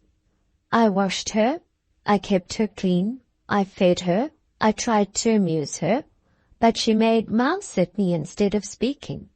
You think you did great things? No, but as great as I could do." "Then limited are your powers, for intending one idiot you fell sick." "Not with that, monsieur. I had a nervous fever. My mind was ill." "Vraiment, vous valez peu de choses. You are not cast in an heroic mold. Your courage will not avail to sustain you in solitude. It merely gives you the temerity to gaze with sang-froid at pictures of Cleopatra. It would have been easy to show anger at the teasing, hostile tone of the little man. I had never been angry with him yet, however, and had no present disposition to begin.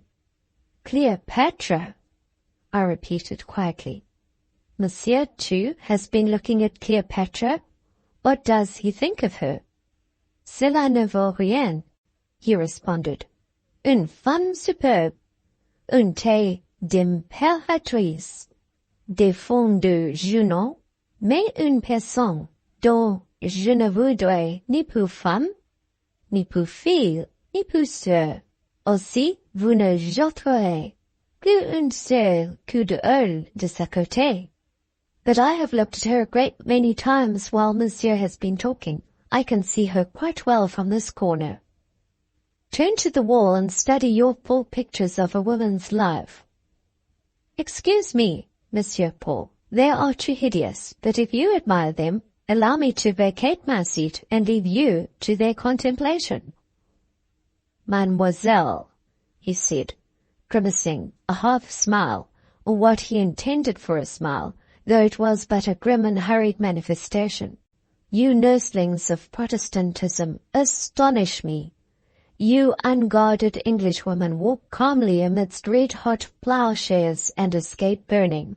I believe, if some of you were thrown into Nebuchadnezzar's hottest furnace, you would issue forth untraversed by the smell of fire.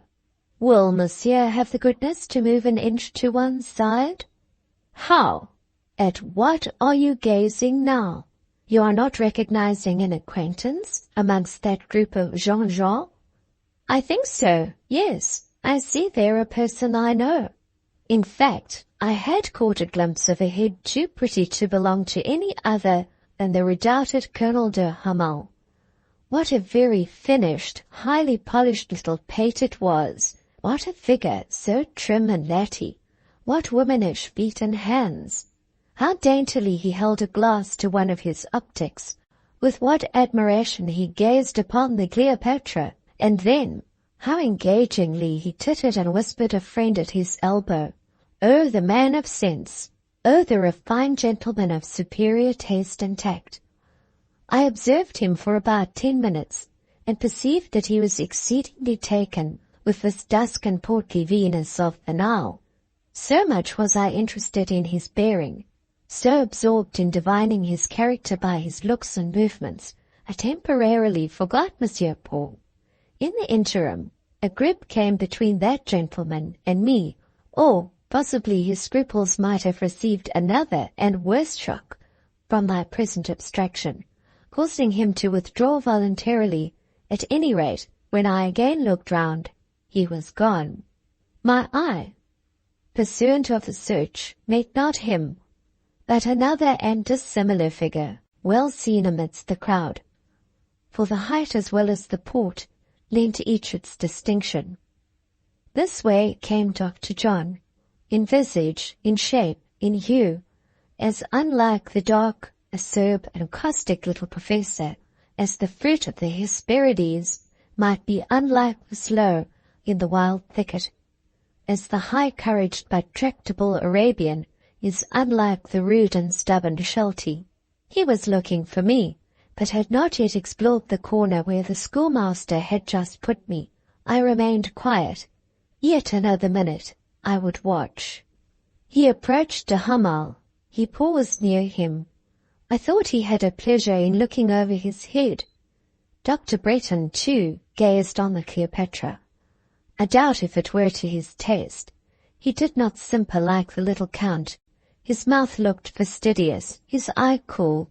Without demonstration he stepped aside, leaving room for others to approach. I saw now that he was waiting, and rising, I joined him. We took one turn round the gallery.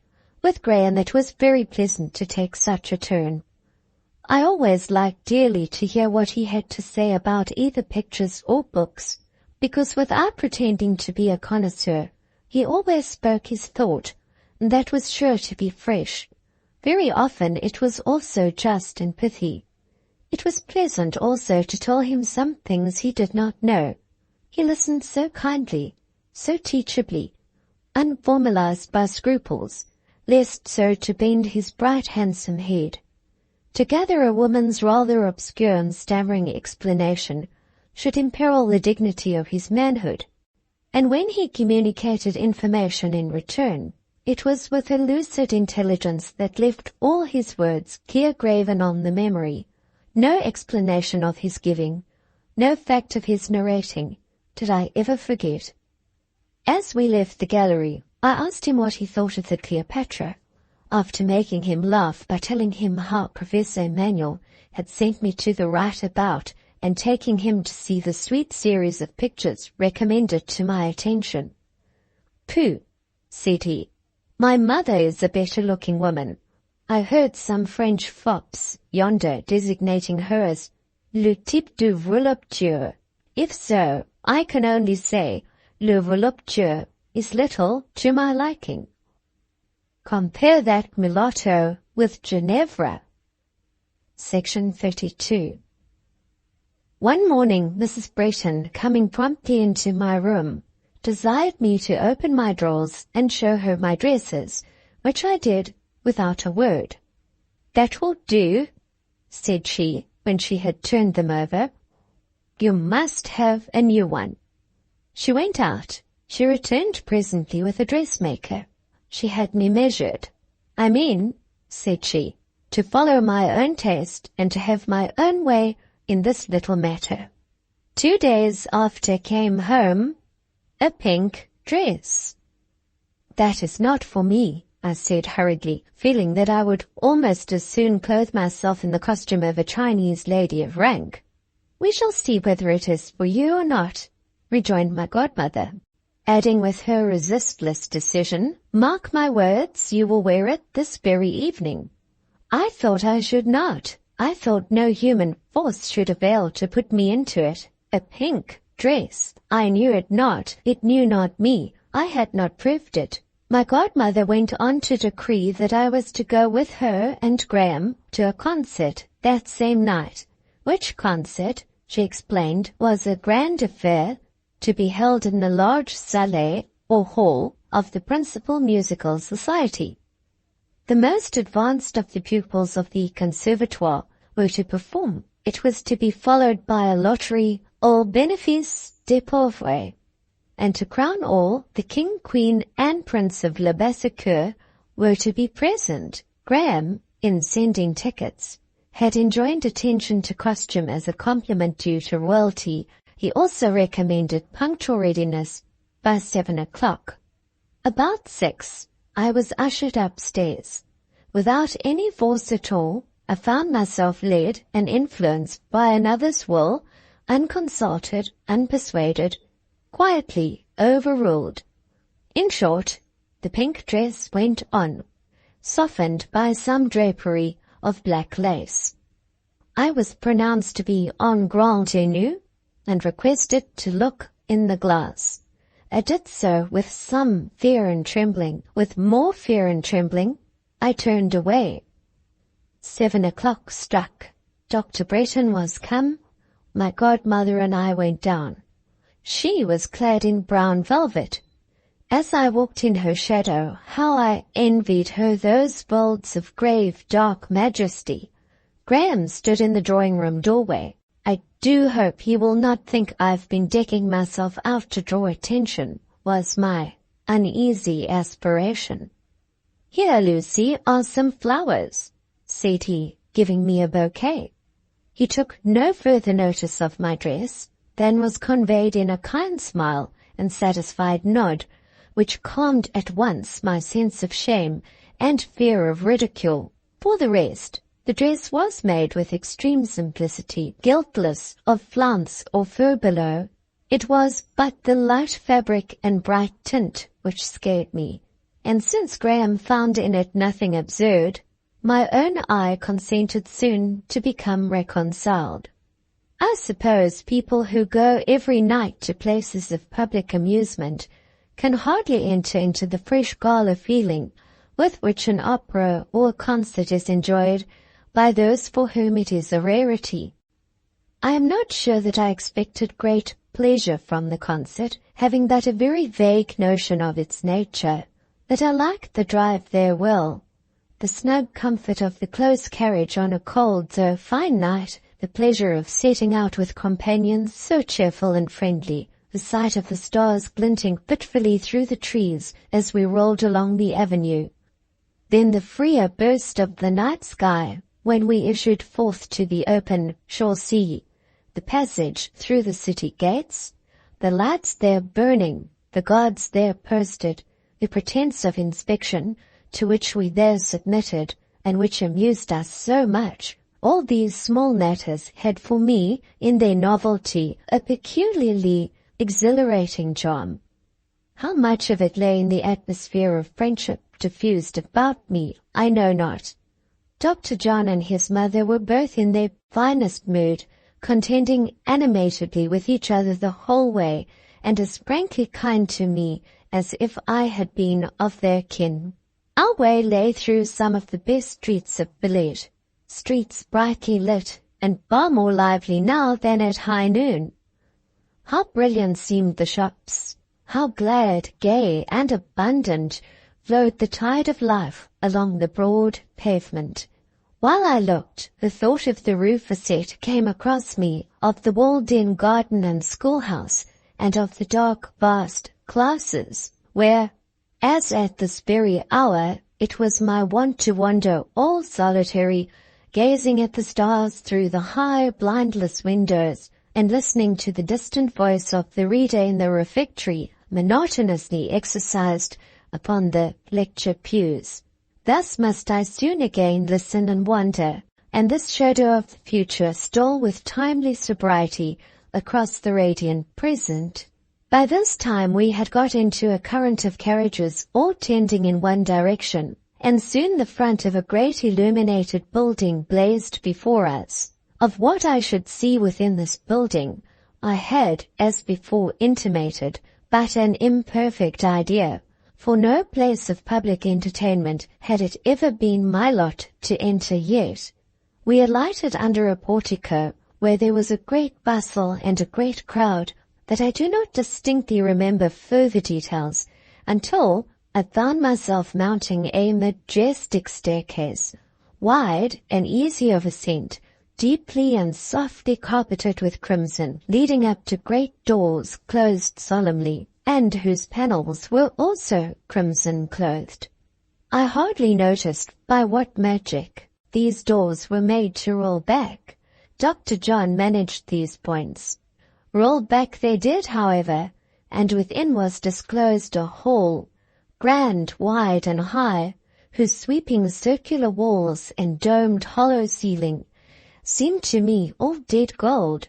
Thus with nice art was it stained, relieved by cornicing, fluting, and garlandry, either bright, like gold burnished, or snow-white, like alabaster, or white and gold mingled in wreaths of gilded leaves and spotless lilies. Wherever drapery hung, wherever carpets were spread, or cushions placed, the sole colour employed was deep crimson. Pendant from the dome flamed a mass that dazzled me, a mass, I thought, of rock crystal, sparkling with facets, streaming with drops, ablaze with stars, and gorgeously tinged with dews of gems dissolved, or fragments of rainbows shivered. It was only the chandelier, reader, but for me it seemed the work of Eastern genii. I almost looked to see if a huge, dark, cloudy hand, that of the slave of the lamp, were not hovering in the lustrous and perfumed atmosphere of the cupola, guarding its wondrous treasure. We moved on. I was not at all conscious whither, but at some turn we suddenly encountered another party approaching from the opposite direction. I just now see that group, as it flashed upon me for one moment. A handsome middle-aged lady in dark velvet, a gentleman who might be her son, the best face, the finest figure, I thought, I had ever seen, a third person in a pink dress and black lace mantle. I noted them all, the third person as well as the other two, and for the fraction of a moment believed them all strangers, thus receiving an impartial impression of their appearance. But the impression was hardly felt and not fixed, before the consciousness that I faced a great mirror, filling a compartment between two pillars, dispelled it. The party was our own party. Thus for the first, and perhaps only time in my life, I enjoyed the gifty of seeing myself as others see me. No need to dwell on the result. It brought a jar of discord, a pang of regret. It was not flattering, yet, after all, I ought to be thankful. It might have been worse. At last we were seated in places commanding a good general view of that vast and dazzling, but warm and cheerful hall. Already it was filled, and filled with a splendid assemblage. I do not know that the women were very beautiful, but their dresses were so perfect, and foreigners, even such as are ungraceful in domestic privacy, seem to possess the art of appearing graceful in public. However blunt and boisterous those everyday and home movements connected with peignoir and papilottes, there is a slide, a bend, a carriage of the head and arms, a mien of the mouth and eyes, kept nicely in reserve for gala use, always brought out with the grand toilette and duly put on with the parure. Some fine forms there were here and there, models of a peculiar style of beauty, a style, I think, never seen in England, a solid, firm-set, sculptural style. These shapes have no angles. A caryatid in marble is almost as flexible. A Phidian goddess is not more perfect in a certain still and stately sort. They have such features as the Dutch painters give to their Madonnas, low country classic features, regular but round, straight but stolid, and full their depth of expressionless calm, of passionless peace. A polar snowfield could alone offer a type. Women of this order need no ornament, and they seldom wear any. The smooth hair, closely braided, supplies a sufficient contrast to the smoother cheek and brow. The dress cannot be too simple. The rounded arm and perfect neck require neither bracelet nor chain. With one of these beauties I once had the honor and rapture to be perfectly acquainted. The inert force of the deep, settled love she bore herself was wonderful. It could only be surpassed by her proud impotency to care for any other living thing. Of blood, her cool veins conducted no flow. Placid lymph filled and almost obstructed her arteries. Such a Juno as I have described sat full in our view, a sort of mark for all eyes, and quite conscious that so she was, but proof to the magnetic influence of gaze or glance, cold, rounded, blonde and beauteous as the white column, capitalled with gilding, which rose at her side. Observing that Dr. John's attention was much drawn towards her, I entreated him in a low voice, for the love of heaven to shield well his heart. You need not fall in love with that lady, I said, because, I tell you beforehand, you might die at her feet, and she would not love you again. Very well, said he, and how do you know that the spectacle of her grand insensibility might not with me be the strongest stimulus to homage? The sting of desperation is, I think, a wonderful irritant to my emotions, but, shrugging his shoulders, you know nothing about these things. I'll address myself to my mother. Mamma, I'm in a dangerous way. As if that interested me, said Mrs. Breton. Alas, the cruelty of my lot, responded her son. Never man had a more unsentimental mother than mine. She never seems to think that such a calamity can befall her as a daughter-in-law. If I don't, it is not for want of having that same calamity held over my head. You have threatened me with it for the last 10 years. Mamma, I'm going to be married soon, was the cry before you were well out of jackets. But, mother, one of these days it will be realized.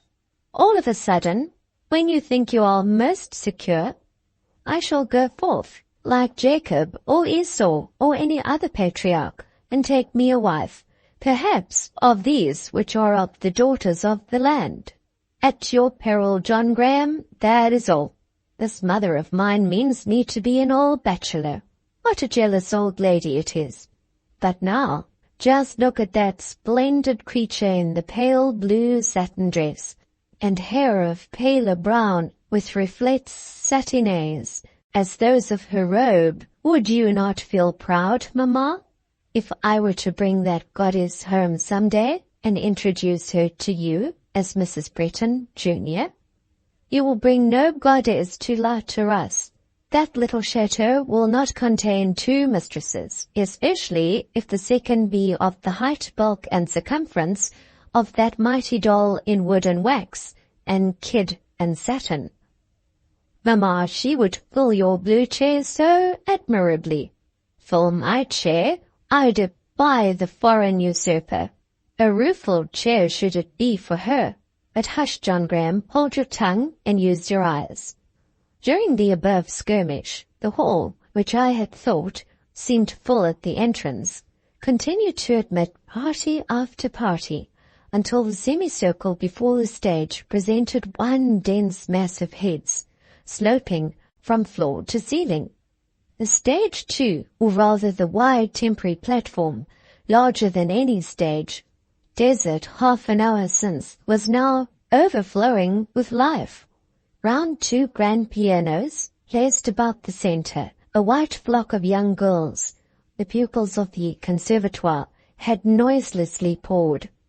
I had noticed their gathering while Graham and his mother were engaged in discussing the bill in blue satin, and had watched with interest the process of arraying and marshalling them. Two gentlemen, in each of whom I recognized an acquaintance, officered this virgin troop. One, an artistic-looking man, bearded and with long hair, was a noted pianist, and also the first music teacher in Villette. He attended twice a week at Madame Beck's pensionnat to give lessons to the few pupils whose parents were rich enough to allow their daughters the privilege of his instructions. His name was Monsieur Joseph Emmanuel, and he was half-brother to Monsieur Paul, which potent personage was now visible in the person of the second gentleman. Section 33. Monsieur Paul amused me. I smiled to myself as I watched him. He seemed so thoroughly in his element, standing conspicuous in presence of a wide and grand assemblage, arranging, restraining, overawing about 100 young ladies. He was, too, so perfectly in earnest, so energetic, so intent, and above all, so absolute. And yet what business had he there? What had he to do with music or the conservatoire? He who could hardly distinguish one note from another. I knew that it was his love of display and authority which had brought him there, a love not offensive, only because so naive. It presently became obvious that his brother, Monsieur Joseph, was as much under his control as were the girls themselves. Never was such a little hawk of a man as that Monsieur Paul. Ere long, some noted singers and musicians dawned upon the platform. As these stars rose, the comet-like professor set. Insufferable to him were all notorieties and celebrities. Where he could not outshine, he fled, and now all was prepared. But one compartment of the hall waited to be filled, a compartment covered with crimson, like the grand staircase and doors, furnished with stuffed and cushioned benches, ranged on each side of two regal chairs, placed solemnly under a canopy. The signal was given, the doors rolled back, the assembly stood up. The orchestra burst out, and, to the welcome of a choral burst, entered the king, the queen, the court of Le Berserker.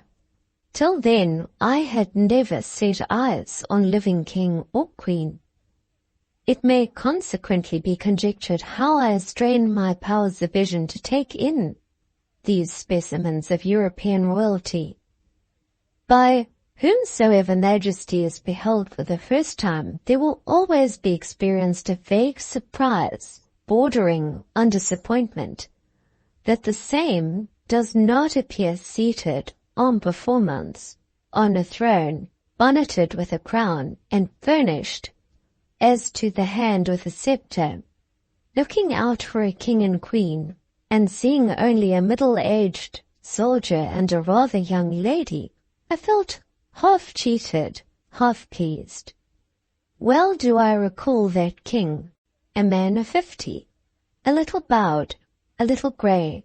There was no face in all that assembly which resembled his.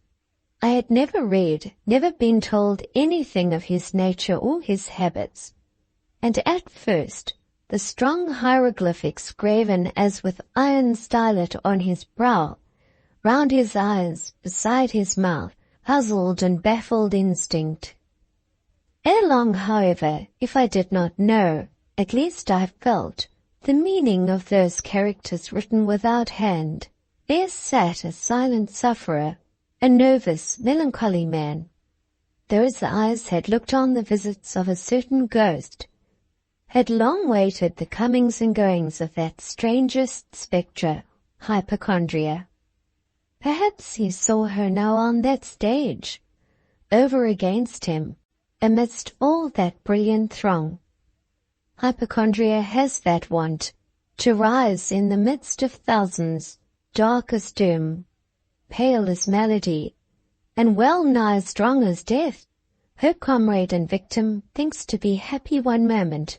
Not so, says she, I come. And she freezes the blood in his heart, and beclouds the light in his eye.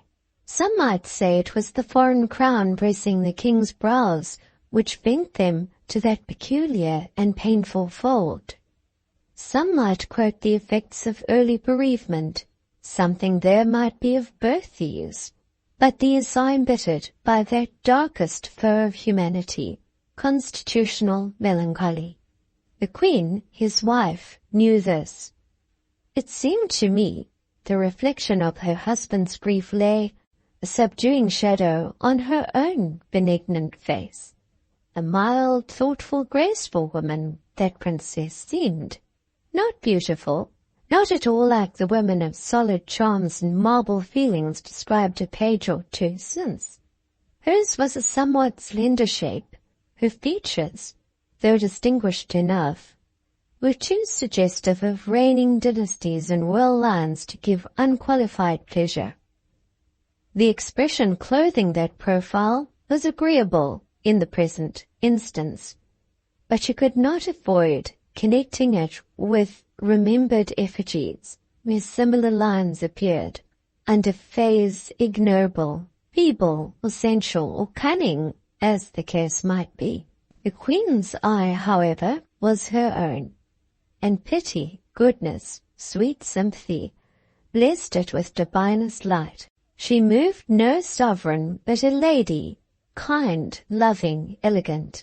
Her little son, the Prince of Le Bassecoeur, and young Duc de Dindonneau accompanied her. He leaned on his mother's knee, and ever and anon, in the course of that evening, I saw her observant of the monarch at her side, conscious of his beclouded abstraction, and desirous to rouse him from it by drawing his attention to their son. She often bent her head to listen to the boy's remarks, and would then smilingly repeat them to his sire. The moody king started, listened, smiled, but invariably relapsed as soon as his good angel ceased speaking.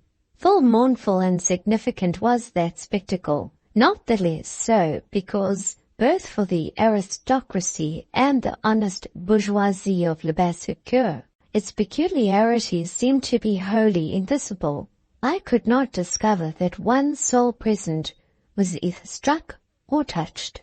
With the king and queen had entered their court, comprising 2 or 3 foreign ambassadors, and with them came the elite of the foreigners then resident in Villette.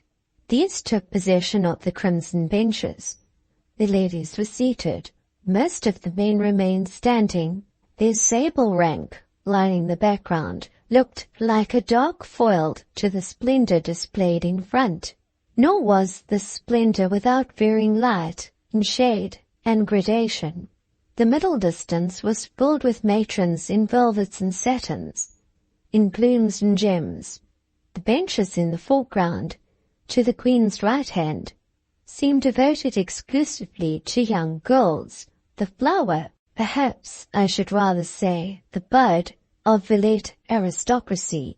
Here were no jewels, no headdresses, no velvet pile or silken sheen. Purity, simplicity, and aerial grace reigned in that virgin band. Young heads simply braided, and fair forms. I was going to write soft forms, but that would have been quite untrue. Several of these jeunes filles, who had not numbered more than 16 or 17 years, boasted contours as robust and solid as those of a stout Englishwoman of 25, fair forms robed in white, or pale rose, or placid blue, suggested thoughts of heaven and angels.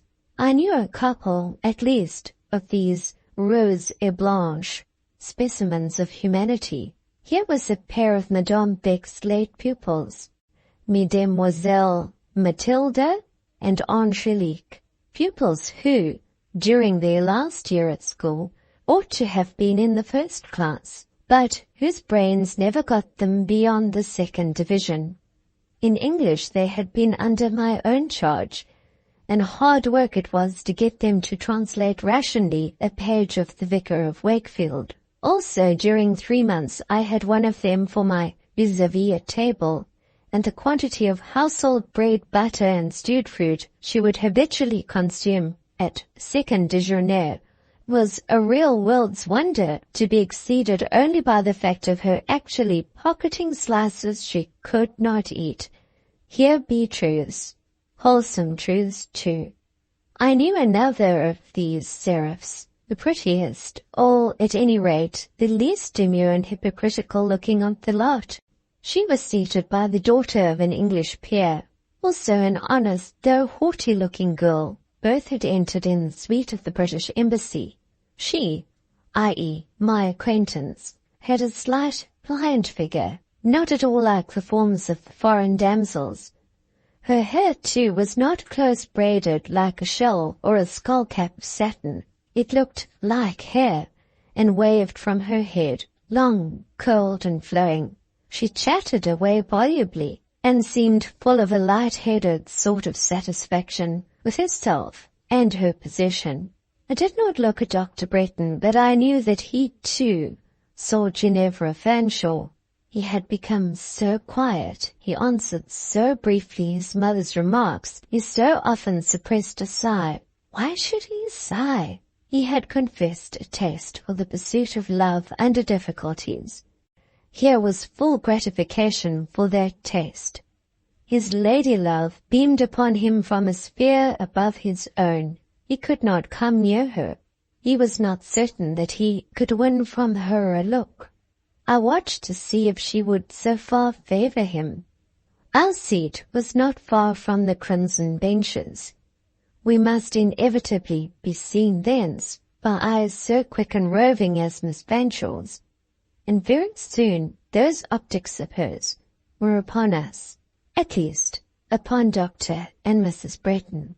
I kept rather in the shade and out of sight, not wishing to be immediately recognized. She looked quite steadily at Dr. John, and then she raised a glass to examine his mother. A minute or two afterwards, she laughingly whispered her neighbor upon the performance commencing. Her rambling attention was attracted to the platform. On the concert, I need not dwell. The reader would not care to have my impressions therein, and indeed it would not be worth while to record them, as they were the impressions of an ignorance crass. The young ladies of the conservatoire, being very much frightened, made rather a tremulous exhibition on the 2 grand pianos. Monsieur Joseph Emmanuel stood by them while they played, but he had not the tact or influence of his kinsman, who under similar circumstances would certainly have compelled pupils of his to demean themselves with heroism and self-possession. Monsieur Paul would have placed the hysteric debutantes between two fires, terror of the audience and terror of himself, and would have inspired them with the courage of desperation by making the latter terror incomparably the greater. Monsieur Joseph could not do this. Following the white muslin pianistes came a fine, full-grown, sulky lady in white satin. She sang. Her singing just affected me like the tricks of a conjurer.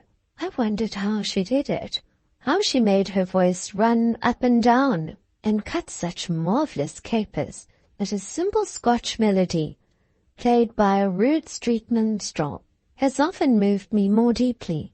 Afterwards stepped forth a gentleman who, bending his body a good deal in the direction of the king and queen, and frequently approaching his white-gloved hand to the region of his heart, vented a bitter outcry against a certain false Isabel. I thought he seemed especially to solicit the queen's sympathy. But, unless I am egregiously mistaken, Her Majesty lent her attention rather with the calm of courtesy than the earnestness of interest. This gentleman's state of mind was very harrowing, and I was glad when he wound up his musical exposition of the same. Some rousing choruses struck me as the best part of the evening's entertainment. There were present deputies from all the best provincial choral societies, genuine, barrel-shaped, native Labassecouriens. These worthies gave voice without mincing the matter. Their hearty exertions had at least this good result. The ear drank thence a satisfying sense of power. Through the whole performance, timid instrumental duets, conceited vocal solos, sonorous brass-lunged choruses, my attention gave but one eye and one ear to the stage, the other being permanently retained in the service of Dr. Breton. I could not forget him, nor cease to question how he was feeling, what he was thinking, whether he was amused or the contrary. At last he spoke. "And how do you like it all, Lucy? You are very quiet," he said, in his own cheerful tone. "I am quiet," I said, "because I am so very, very much interested, not merely with the music, but with everything about me." He then proceeded to make some further remarks with so much equanimity and composure that I began to think he had really not seen what I had seen, and I whispered, "Miss Fanshawe is here. Have you noticed her?" "Oh, yes. And I observed that you noticed her too. Is she come with Mrs. Cholmondeley, do you think?" "Mrs. Cholmondeley is there with a very grand party. Yes, Ginevra was in her train, and Mrs. Cholmondeley was in Lady's train, who was in the Queen's train. If this were not one of the compact little minor European courts, whose very formalities are little more imposing than familiarities, and whose gala grandeur is but homeliness in Sunday array, it would sound all very fine. Ginevra saw you, I think?" "So do I think so. I have had my eye on her several times since you withdrew yours, and I have had the honor of witnessing a little spectacle, which you were spared. I did not ask what. I waited voluntary information, which was presently given. Miss Fanshawe," he said, "has a companion with her, a lady of rank. I happen to know Lady Sarah by sight.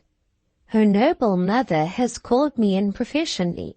She is a proud girl, but not in the least insolent, and I doubt whether Ginevra will have gained ground in her estimation by making a butt of her neighbors."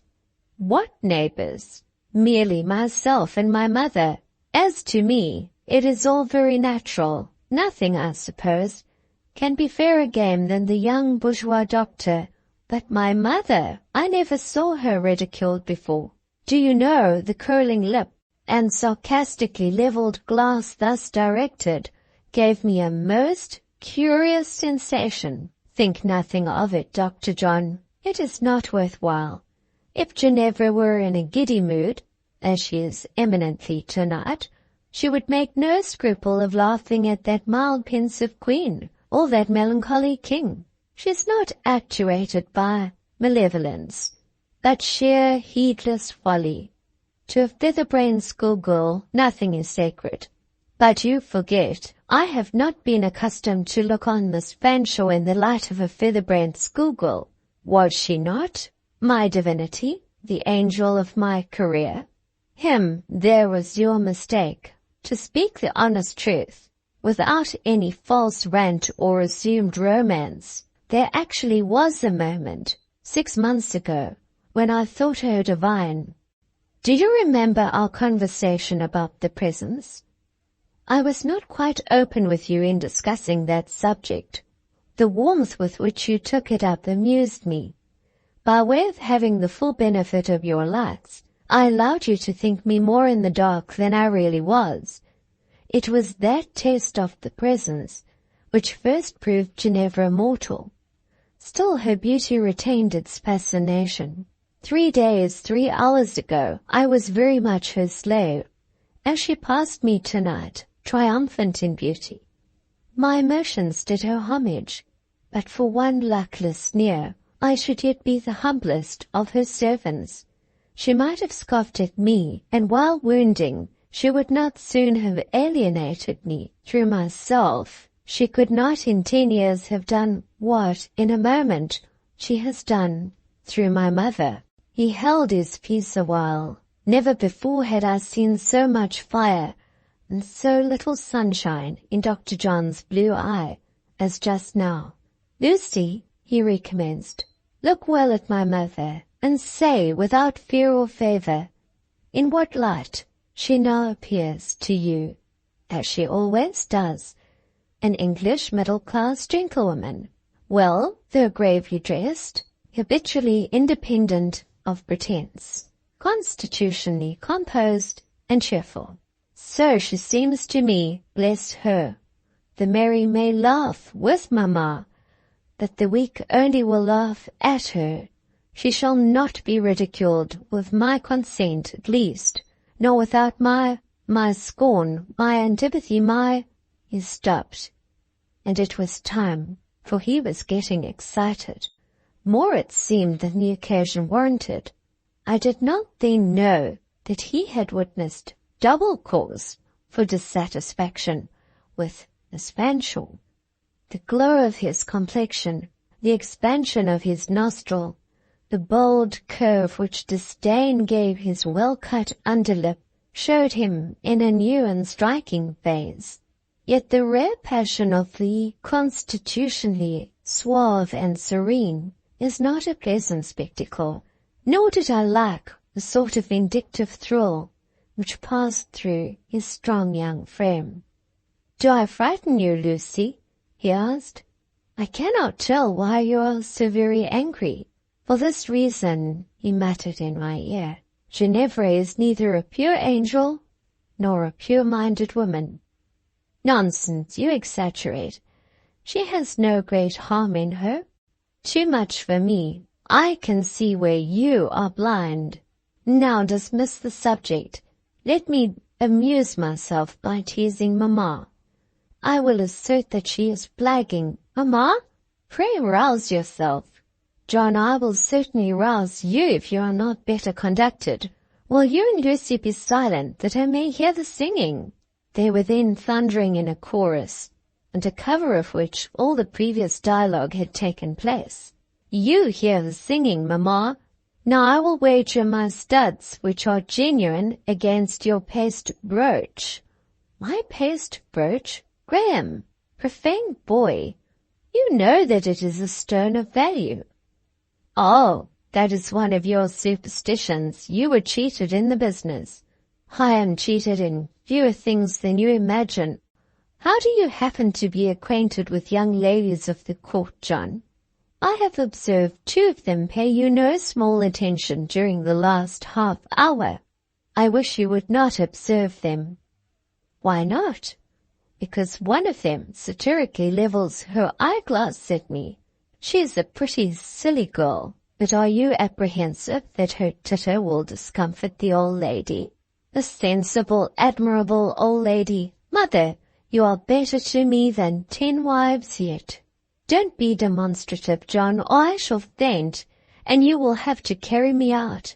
And if that burden were laid upon you, you would reverse your last speech and exclaim, Mother, 10 wives could hardly be worse to me than you are. Section 34. The concert over, the Loterie au bénéfice des pauvres came next. The interval between was one of general relaxation, and the pleasantest imaginable stir and commotion.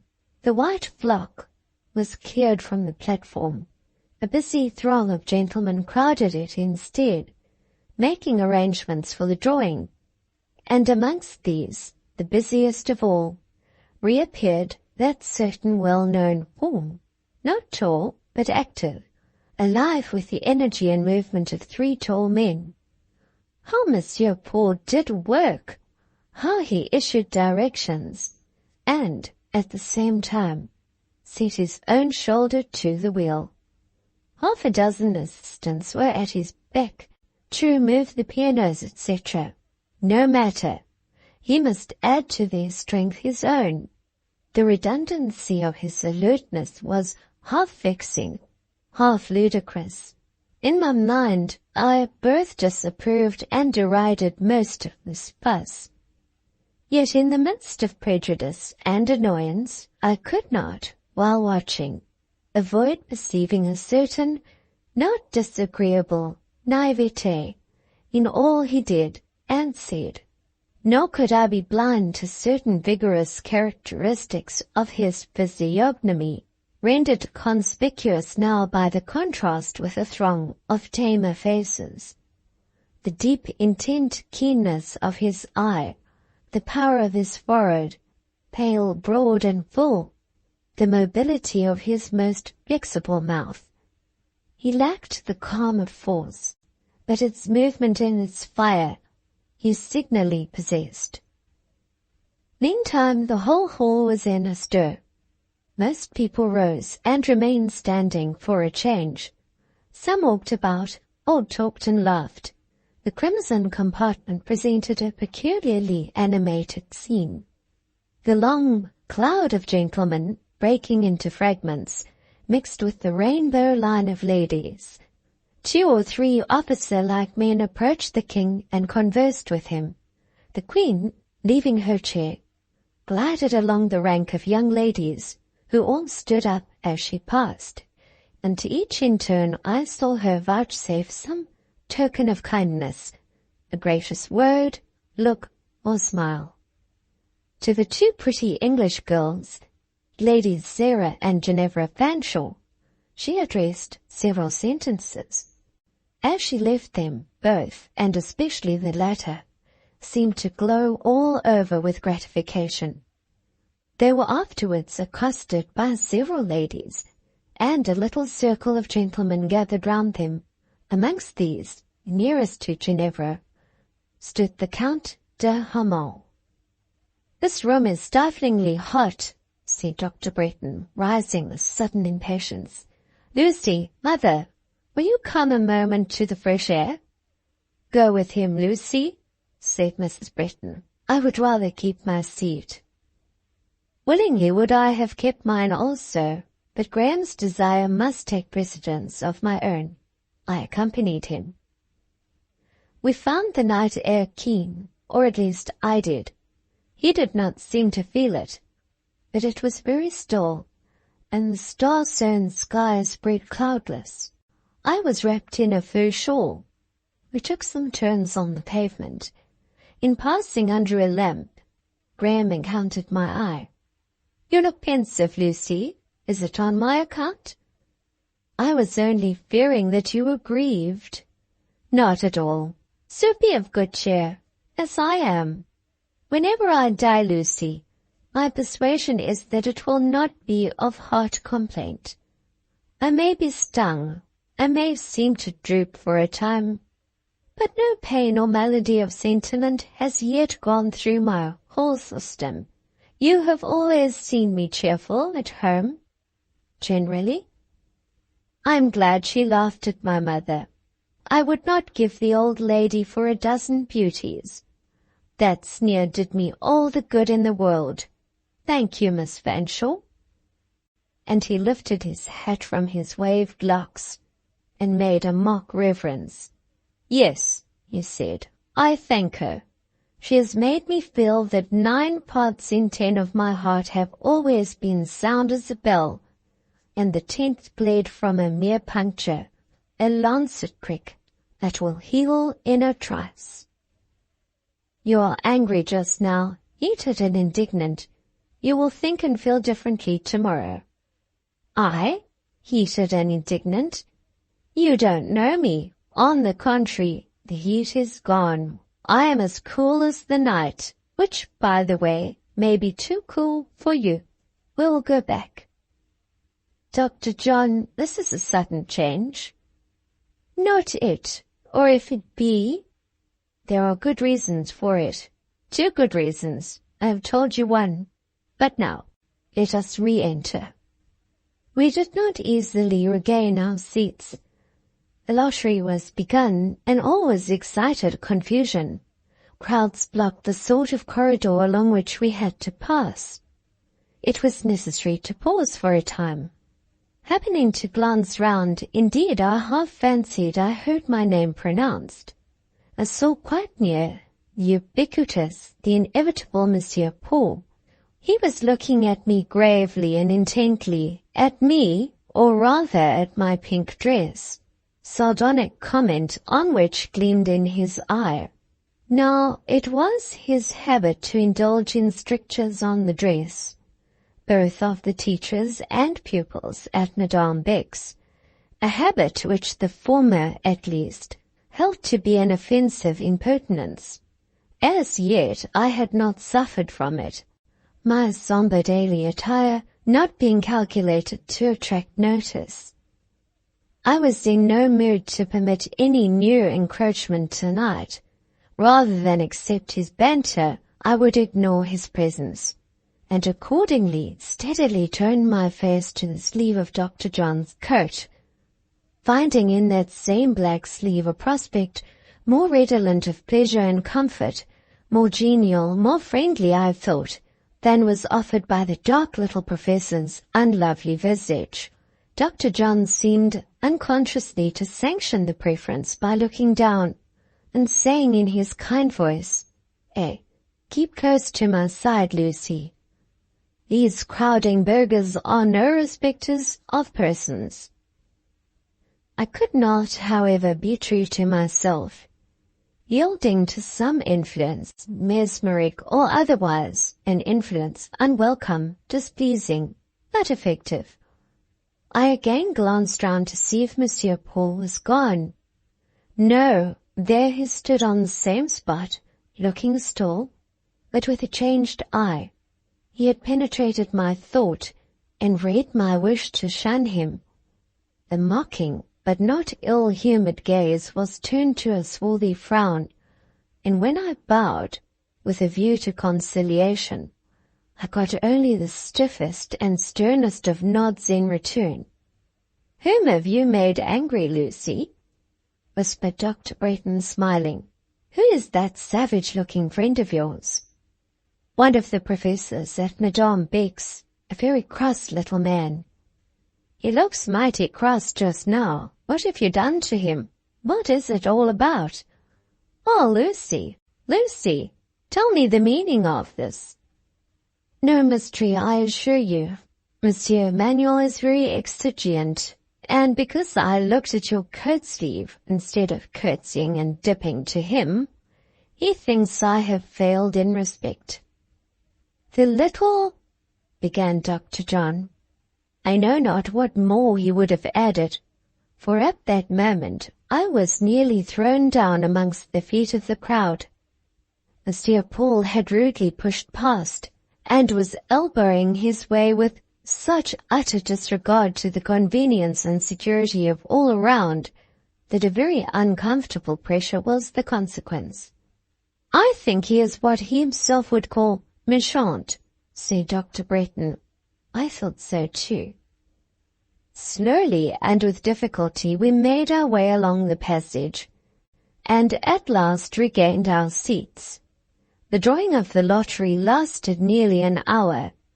It was an animating and amusing scene, and as we each held tickets, we shared in the alternations of hope and fear raised by each turn of the wheel. 2 little girls of 5 and 6 years old drew the numbers, and the prizes were duly proclaimed from the platform. These prizes were numerous, though of small value. It so fell out that Dr. John and I each gained one. Mine was a cigar case, his a lady's headdress, a most airy sort of blue and silver turban, with a streamer of plumage on one side like a snowy cloud. He was excessively anxious to make an exchange, but I could not be brought to hear reason, and to this day I keep my cigar case. It serves, when I look at it, to remind me of old times, and one happy evening. Dr. John, for his part, held his turban at arm's length between his finger and thumb, and looked at it with a mixture of reverence and embarrassment, highly provocative of laughter. The contemplation over, he was about coolly to deposit the delicate fabric on the ground between his feet. He seemed to have no shadow of an idea of the treatment or stowage it ought to receive. If his mother had not come to the rescue, I think he would finally have crushed it under his arm like an opera hat. She restored it to the bandbox, whence it had issued. Graham was quite cheerful all the evening, and his cheerfulness seemed natural and unforced. His demeanor, his look, is not easily described. There was something in it peculiar, and in its way original. I read in it no common mastery of the passions, and a fund of deep and healthy strength which, without any exhausting effort, bore down disappointment and extracted her fang. His manner now reminded me of qualities I had noticed in him when professionally engaged amongst the poor, the guilty, and suffering in the Bassville. He looked at once determined, enduring, and sweet-tempered. Who could help liking him? He betrayed no weakness, which harassed all your feelings with considerations as to how its faltering must be propped. From him broke no irritability, which startled calm and quenched mirth. His lips let fall no caustic that burnt the bone. His eye shot no morose shafts that went cold and rusty, and venomed through your heart. Beside him was rest and refuge, around him fostering sunshine. And yet he had neither forgiven nor forgotten Miss Fanshawe. Once angered, I doubt if Dr. Bretton were to be soon propitiated. Once alienated, whether he were ever to be reclaimed.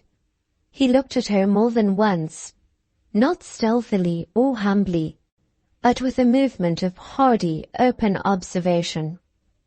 De Harmel was now a fixture beside her. Mrs. Cholmondeley sat near, and they and she were wholly absorbed in the discourse, mirth, and excitement, with which the crimson seats were as much astir as any plebeian part of the hall. In the course of some apparently animated discussion, Ginevra once or twice lifted her hand and arm. A handsome bracelet gleamed upon the latter. I saw that its gleam flickered in Dr. John's eye, quickening therein a derisive, ireful sparkle. He laughed. "I think," he said, "I will lay my turban on my wonted altar of offerings. There at any rate it would be certain to find favour.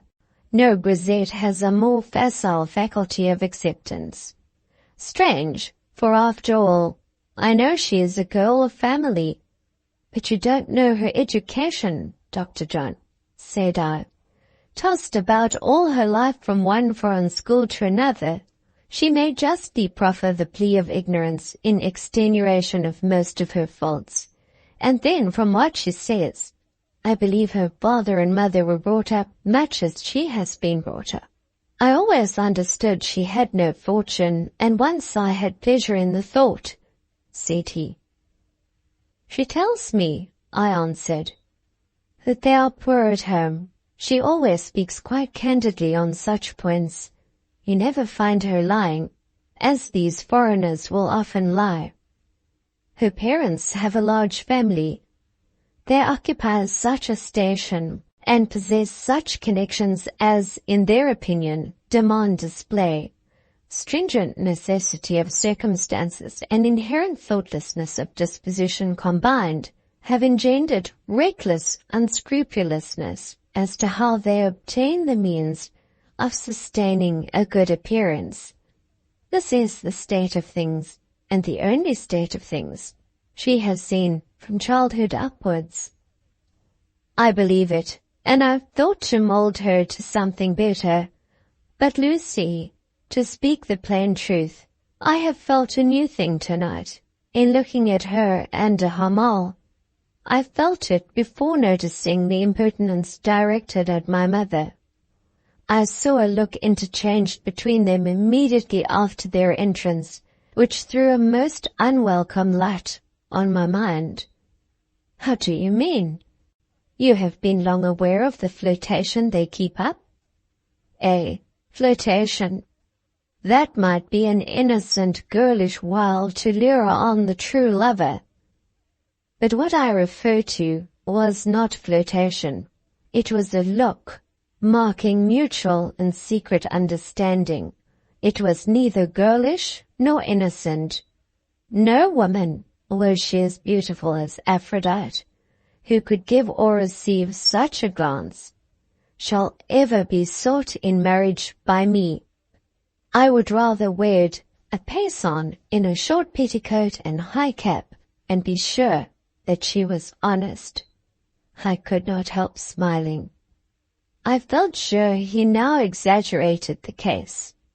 Ginevra, I was certain, was honest enough, with all her giddiness.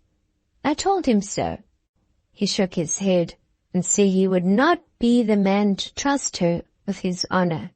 The only thing, said I, with which you may safely trust her. She would unscrupulously damage her husband's purse and property, recklessly try his patience and temper. I don't think she would breathe, or let another breathe, on his honor. You are becoming her advocate, said he. Do you wish me to resume my old chains? No, I am glad to see you free, and trust that free you will long remain. Yet be, at the same time, just. I am so. Just as Rhadamanthus, Lucy. When once I am thoroughly estranged, I cannot help being severe. But look, the king and queen are rising. I like that queen. She has a sweet countenance. Mamma, too, is excessively tired. We shall never get the old lady home if we stay longer. I? Tired, John? Cried Mrs. Bretton, looking at least as animated and as wide awake as her son. I would undertake to sit you out yet. Leave us both here till morning, and we should see which would look the most jaded by sunrise. I should not like to try the experiment, for in truth, mamma, you are the most unfading of evergreens and the freshest of matrons.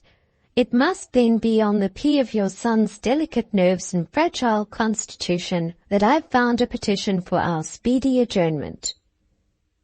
Indolent young man, you wish you were in bed, no doubt, and I suppose you must be humoured. There is Lucy, too, looking quite done up. For shame, Lucy. At your age, a week of evenings out would not have made me a shade paler.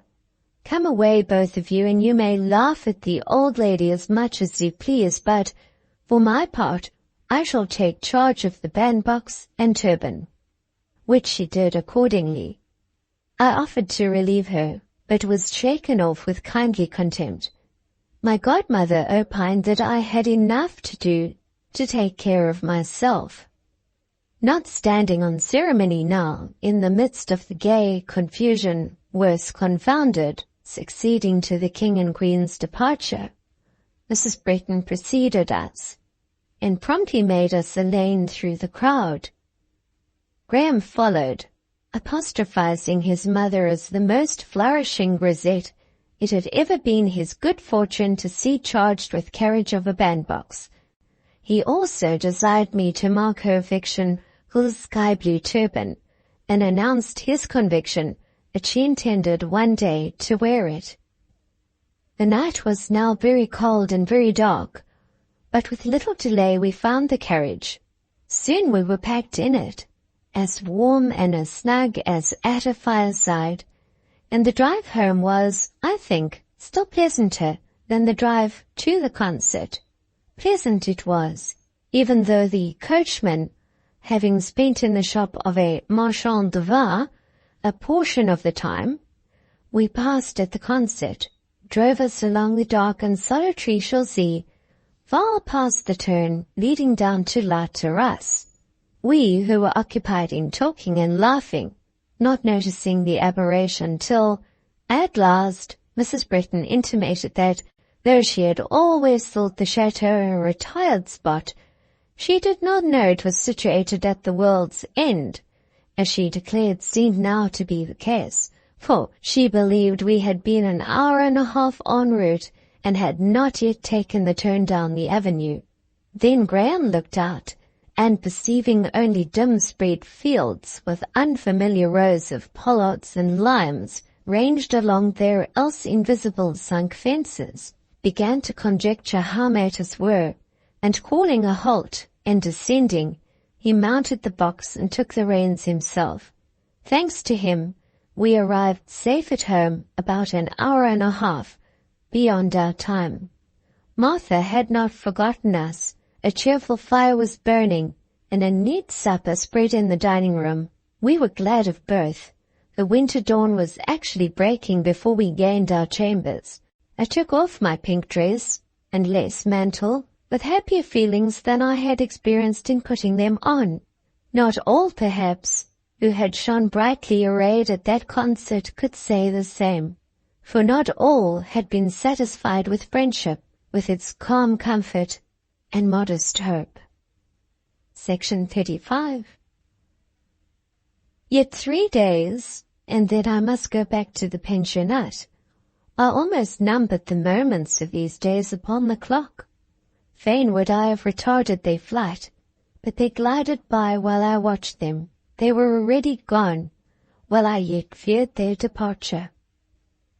"Lucy will not leave us today," said Mrs. Bretton, coaxing me at breakfast. "She knows we can procure a second respite." "I would not ask for one if I might have it for a word," said I.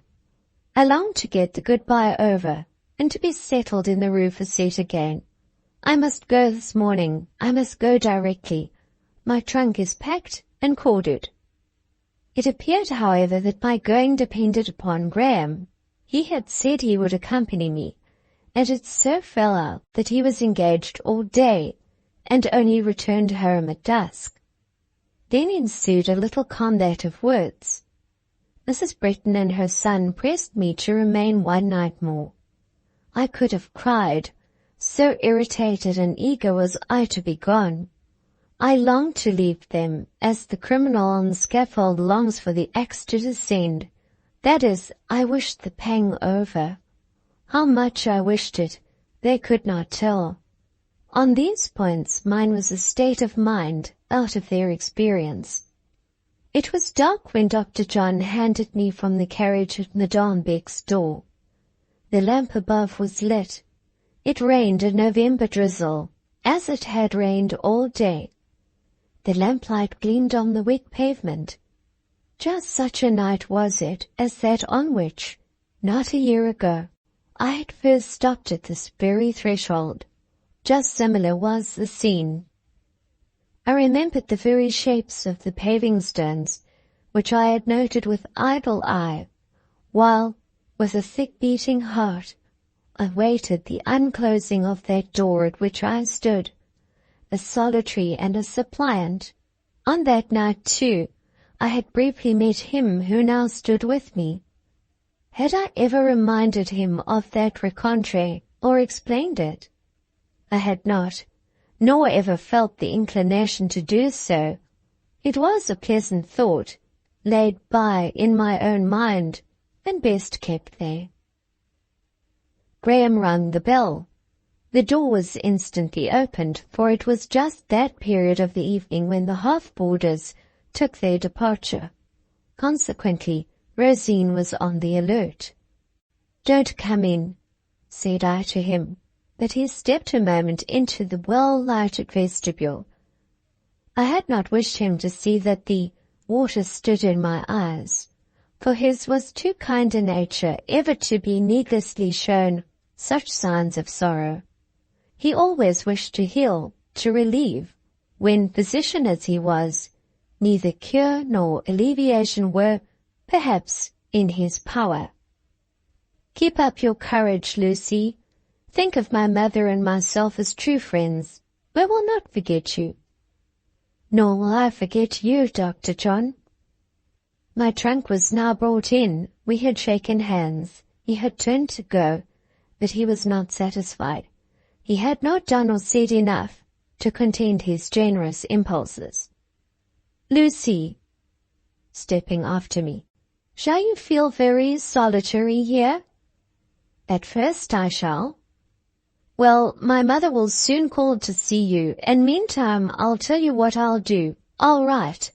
Just any cheerful nonsense that comes into my head. Shall I?" Good gallant heart, thought I to myself, but I shook my head, smiling, and said, "Never think of it. Impose on yourself no such task. You write to me? You'll not have time." "Oh, I will find or make time. Goodbye." He was gone. The heavy door crashed to. The axe had fallen. The pang was experienced. Allowing myself no time to think or feel, swallowing tears as if they had been wine, I passed to Madame's sitting room to pay the necessary visit of ceremony and respect. She received me with perfectly well-acted cordiality, was even demonstrative, though brief, in her welcome. In 10 minutes, I was dismissed. From the salle à manger, I proceeded to the refectory, where pupils and teachers were now assembled for evening study.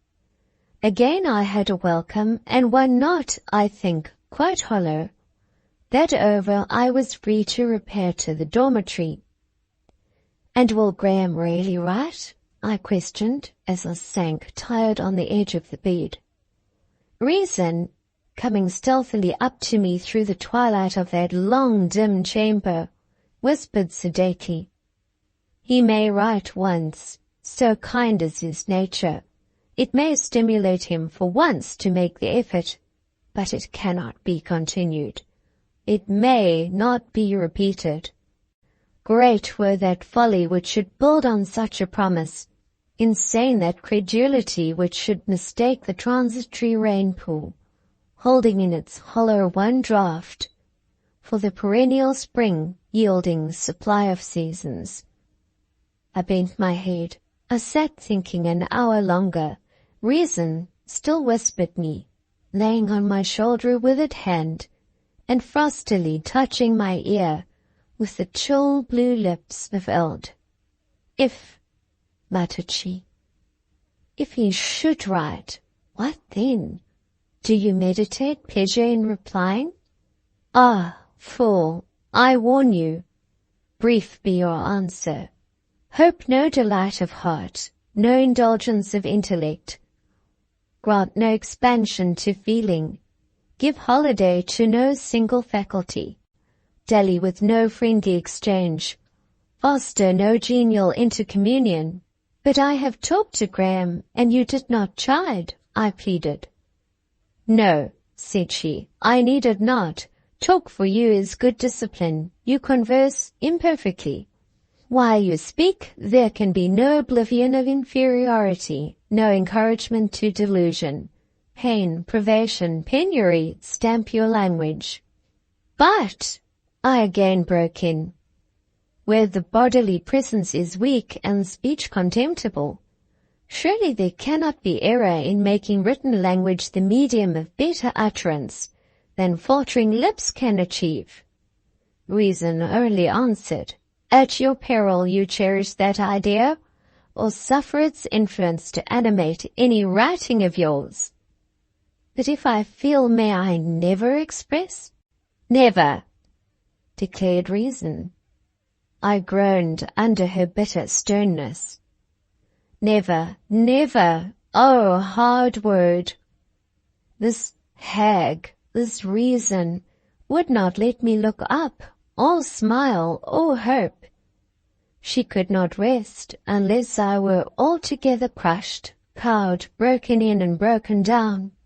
According to her, I was born only to work for a piece of bread, to await the pangs of death, and steadily through all life to despond.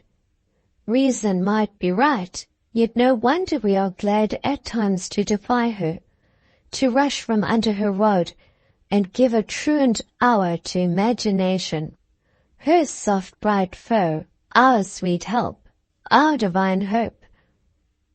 We shall and must break bounds at intervals, despite the terrible revenge that awaits our return. Reason is vindictive as a devil. For me, she was always envenomed as a stepmother. If I have obeyed her, it has chiefly been with the obedience of fear, not of love. Long ago I should have died of her ill usage, her stint, her chill, her barren board, her icy bed, her savage, ceaseless blows, but for that kinder power who holds my secret and sworn allegiance. Often has Reason turned me out by night, in midwinter, on cold snow, clinging for sustenance the gnawed bone dogs had forsaken. Sternly has she vowed her stores held nothing more from me, harshly denied my right to ask better things. Then, looking up, have I seen in the sky, ahead amidst circling stars, of which the midmost and the brightest lent a ray sympathetic and attent. A spirit softer and better than human reason has descended with quiet flight to the west, bringing all round her a sphere of air borrowed of eternal summer, bringing perfume of flowers which cannot fade, fragrance of trees whose fruit is life, bringing breezes pure from a world whose day needs no sun to lighten it. My hunger has this good angel appeased with food, sweet and strange, gathered amongst gleaning angels, garnering their dew-white harvest in the first fresh hour of a heavenly day. Tenderly has she assuaged the insufferable fears which weep away life itself, kindly given rest to tethy weariness, generously lent hope and impulse to paralyzed despair. Divine, compassionate, succorable influence. When I bend the knee to other than God, it shall be at thy white and winged feet, beautiful on mountain or on plain. Temples have been reared to the sun, altars dedicated to the moon. O greater glory! To thee neither hands build nor lips consecrate, but hearts, through ages, are faithful to thy worship. A dwelling thou hast, too wide for walls, too high for dome, a temple whose floors are space, rites whose mysteries transpire in presence, to the kindling, the harmony of worlds. Sovereign complete, thou hast for endurance thy great army of martyrs, for achievement thy chosen band of worthies. Deity unquestioned, thine essence foils decay. This daughter of heaven remembered me tonight. She saw me weep, and she came with comfort. Sleep, she said, sleep sweetly, I kill thy dreams. She kept her word, and watched me through a night's rest. But at dawn, reason relieved the guard. I awoke with a sort of start. The rain was dashing against the panes, and the wind uttering a peevish cry at intervals. The night lamp was dying on the black circular stand in the middle of the dormitory. Day had already broken. How I pity those whom mental pain stuns instead of rousing. This morning the pang of waking snatched me out of bed like a hand with a giant's gripe. How quickly I dressed in the cold of the raw dawn! How deeply I drank of the ice-cold water in my carafe! This was always my cordial, to which, like other dram drinkers, I had eager recourse when unsettled by chagrin. Ere long the bell rang its reveille to the whole school. Being dressed, I descended alone to the refectory, where the stove was lit and the air was warm. Through the rest of the house it was cold, with the nipping severity of a continental winter. Though now but the beginning of November, a north wind had thus early brought a wintry blight over Europe. I remember the black stoves pleased me little when I first came, but now I began to associate with them a sense of comfort, and liked them, as in England we like a fireside. Sitting down before this dark comforter, I presently fell into a deep argument with myself on life and its chances, on destiny and her decrees.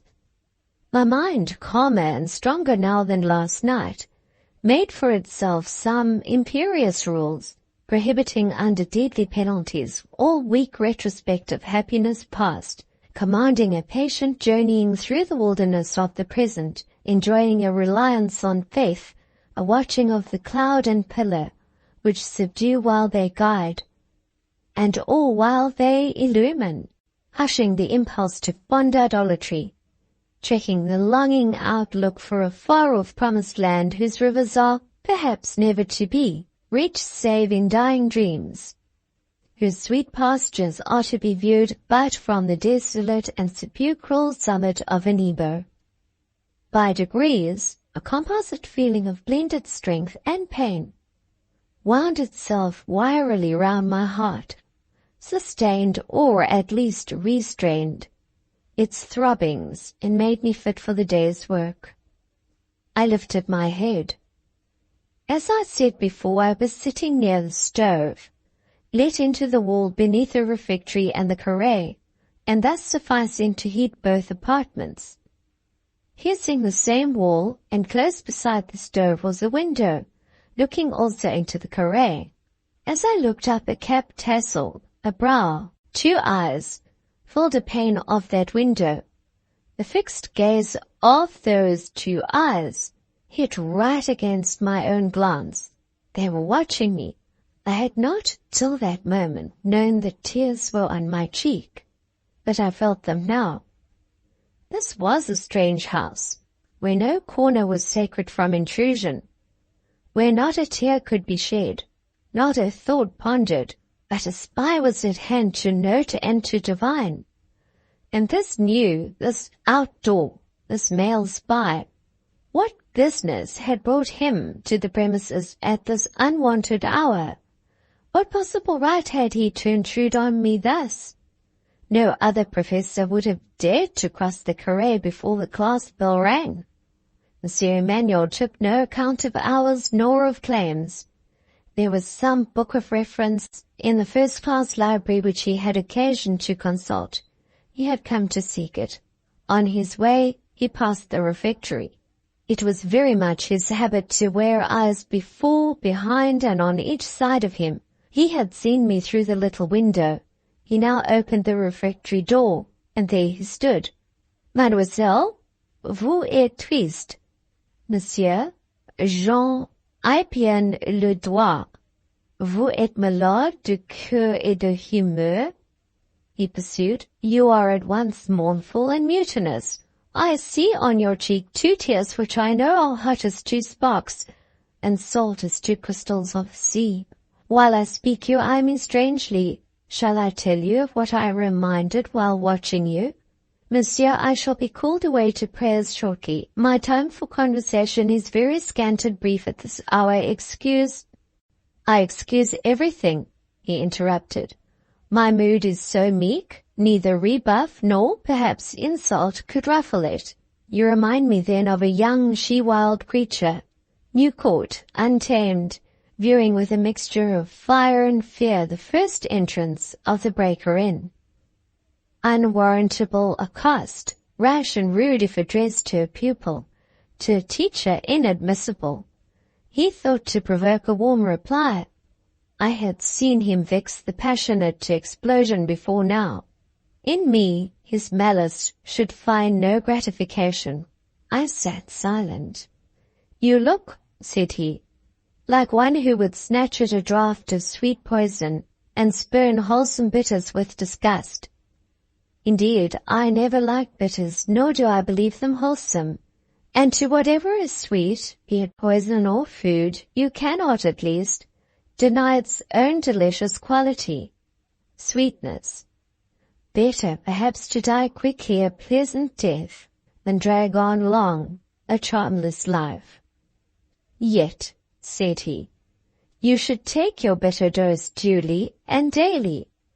If I had the power to administer it, and as to the well-beloved poison, I would perhaps break the very cup which held it."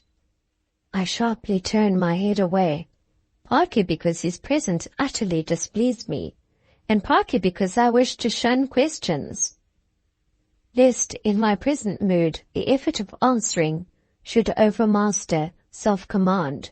"Come," said he, more softly, "tell me the truth. You grieve at being parted from friends. Is it not so?" The insinuating softness was not more acceptable than the inquisitorial curiosity. I was silent. He came into the room, sat down on the bench about 2 yards from me, and persevered long, and for him patiently, in attempts to draw me into conversation, attempts necessarily unavailing because I could now talk. At last I entreated to be let alone. In uttering the request, my voice faltered, my head sank on my arms and the table. I wept bitterly, though quietly. He sat a while longer. I did not look up nor speak, till the closing door and his retreating step told me that he was gone. These tears proved a relief. I had time to bathe my eyes before breakfast, and I suppose I appeared at that meal as serene as any other person, not, however, quite as jocund-looking as the young lady who placed herself in the seat opposite mine, fixed on me a pair of somewhat small eyes twinkling gleefully, and frankly stretched across the table a white hand to be shaken. Miss Banshaw's travels, gaieties, and flirtations agreed with her mightily. She had become quite plump. Her cheeks looked as round as apples. I had seen her last in elegant evening attire.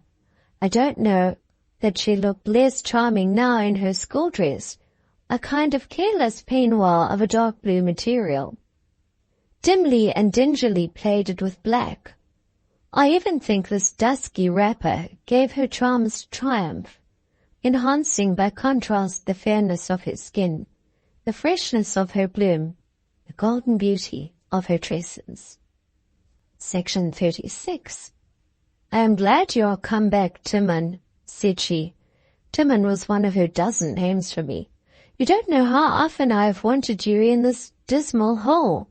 "Oh, have you? Then of course if you wanted me you have something for me to do. Stockings to mend, perhaps?" I never gave Ginevra a minute's or a farthing's credit for disinterestedness. "Crabbed and crusty as ever," said she. "I expected as much. It would not be you if you did not snub one. But now, come, grandmother, I hope you like coffee as much, and pistolets as little as ever. Are you disposed to barter? Take your own way." This way consisted in a habit she had of making me convenient.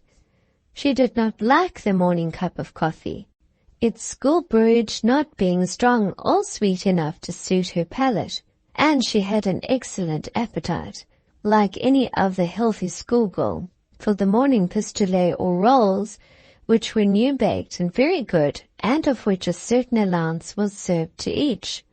This allowance being more than I needed, I gave half to Ginevra, never varying in my preference, though many others used to covet the superfluity, and she in return would sometimes give me a portion of her coffee. This morning I was glad of the draught. Hunger I had none, and with thirst I was parched. I don't know why I chose to give my bread rather to Ginevra than to another, nor why, if two had to share the convenience of one drinking vessel, as sometimes happened, for instance when we took a long walk into the country and halted for refreshment at a farm, I always contrived that she should be my convive, and rather liked to let her take the lion's share, whether of the white beer, sweet wine, or the new milk. So it was, however, and she knew it, and therefore while we wrangled daily, we were never alienated. After breakfast my custom was to withdraw to the first class, and sit and read or think, oftenest the latter, there alone till the 9 o'clock bell threw open all doors, admitted the gathered rush of externés and demi-pensionnaires, and gave the signal for entrance on that bustle and business to which, till 5 p.m., there was no relax. I was just seated this morning when a tap came to the door. "Pardon, mademoiselle," said a pensionnaire, entering gently, and having taken from her desk some necessary book or paper, she withdrew on tiptoe, murmuring as she passed me, "Que mademoiselle est appliquée." Appliquée indeed. The means of application were spread before me, but I was doing nothing, and had done nothing, and meant to do nothing. Thus does the world give us credit for merits we have not. Madame Beck herself deemed me a regular bas bleu, and often and solemnly used to warn me not to study too much, lest the blood should all go to my head. Indeed, everybody in the Rufus set held a superstition that Miss Lucy was learned, with the notable exception of Monsieur Emmanuel, who by means peculiar to himself, and quite inscrutable to me, had obtained a not inaccurate inkling of my real qualifications, and used to take quiet opportunities of chuckling in my ear his malign glee over their scant measure. For my part, I never troubled myself about this penury.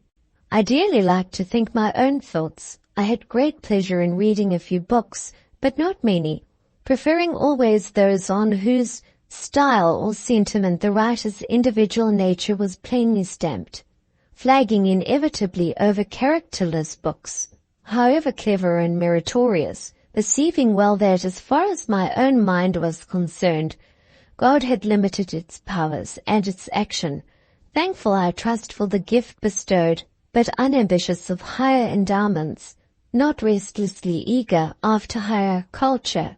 The polite pupil was scarcely gone, when unceremoniously without tap, in burst a second intruder.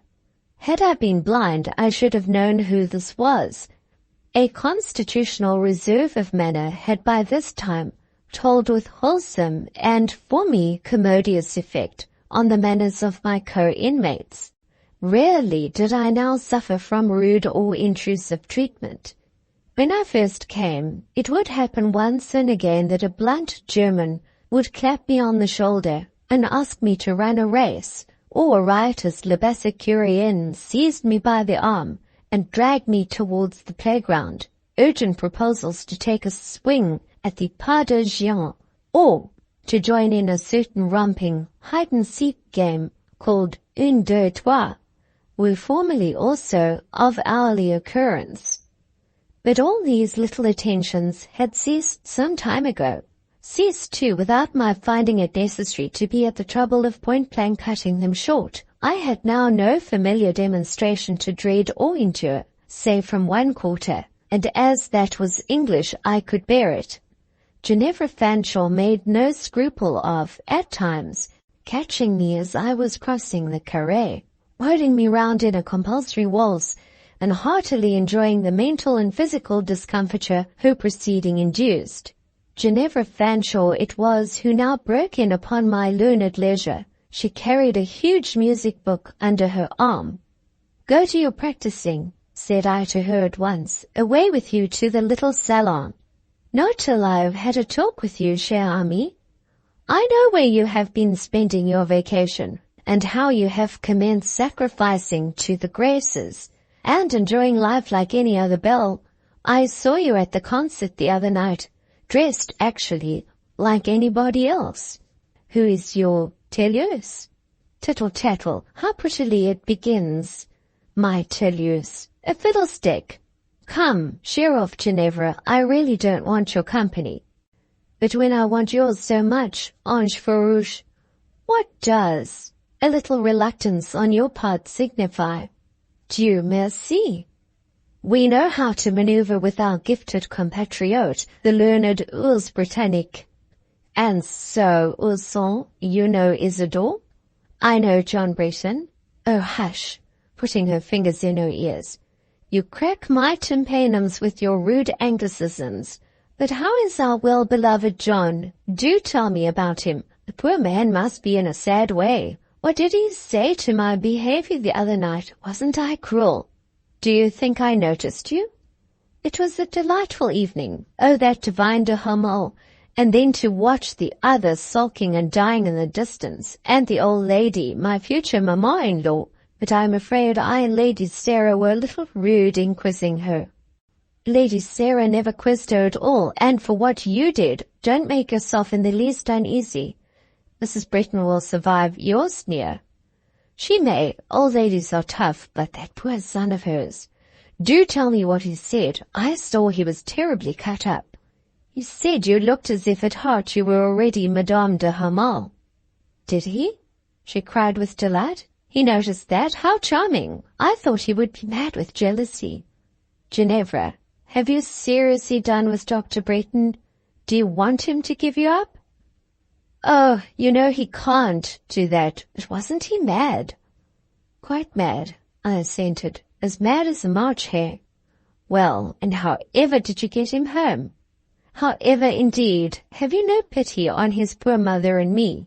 Fancy us holding him tied down in the carriage, and he raving between us, but to drive everybody delirious. The very coachman went wrong somehow, and we lost our way. You don't say so. You are laughing at me now, Lucy Snowe. I assure you it is fact. In fact also that Dr. Breton would not stay in the carriage. He broke from us, and would ride outside. And afterwards? Afterwards, when he did reach home, the scene transcends description. Oh, but describe it. You know it is such fun. Fun for you, Miss Fanshawe, but, with stern gravity, you know the proverb, what is sport to one may be death to another. Go on. There's a darling Timon. Conscientiously, I cannot, unless you assure me you have some heart. I have. Such an immensity you don't know. Good. In that case, you will be able to conceive Dr. Graham Breton rejecting his supper in the first instance, the chicken, the sweetbread, prepared for his refreshment, left on the table untouched. Then, but it is of no use dwelling at length on the harrowing details. Suffice it to say that never, in the most stormy fits and moments of his infancy, had his mother such work to tuck the sheets about him as she had that night. He wouldn't lie still. He wouldn't lie still. There it was. The sheets might be tucked in, but the thing was to keep them tucked in. And what did he say? Say? Can't you imagine him demanding his divine Ginevra, anathematizing that demon, de Hamal, raving about golden locks, blue eyes, white arms, glittering bracelets? No, did he? He saw the bracelet? Saw the bracelet? Yes, as plain as I saw it. And perhaps, for the first time, you saw also the brand mark with which its pressure has encircled your arm. Ginevra, rising and changing my tone. Come, we will have an end of this. Go wait, you're practicing. And I opened the door. But you have not told me all. You had better not wait until I do tell you all. Such extra communicativeness could give you no pleasure. March. Cross thing, said she, but she obeyed, and indeed the first class was my territory, and she could not there legally resist a notice of quittance from me. Yet to speak the truth, never had I been less dissatisfied with her than I was then. There was pleasure in thinking of the contrast between the reality and my description. To remember Dr. John enjoying the drive home, eating his supper with relish, and retiring to rest with Christian composure. It was only when I saw him really unhappy that I felt really vexed with the fair, frail cause of his suffering. A fortnight passed. I was getting once more inured to the harness of school, and lapsing from the passionate pain of change to the palsy of custom. One afternoon, in crossing the carré on my way to the first class, where I was expected to assist at a lesson of style and literature, I saw, standing by one of the long and large windows, Rosine, the portress. Her attitude, as usual, was quite nonchalant. She always stood at ease. One of her hands rested in her apron pocket. The other at this moment held to her eyes a letter, whereof Mademoiselle coolly perused the address and deliberately studied the seal. A letter, the shape of a letter, similar to that had haunted my brain in its very core for 7 days past. I had dreamed of a letter last night. Strong magnetism drew me to that letter now. Yet whether I should have ventured to demand of Rosine so much as a glance at that white envelope with a spot of red wax in the middle, I know not. No, I think I should have sneaked past in terror of a rebuff from disappointment. My heart throbbed now, as if I already heard the tramp of her approach. Nervous mistake. It was the rapid step of the professor of literature measuring the corridor. I fled before him. Could I but be seated quietly at my desk before his arrival, with the class under my orders, all in disciplined readiness, he would perhaps exempt me from notice. But, if caught lingering in the carré, I should be sure to come in for a special harangue.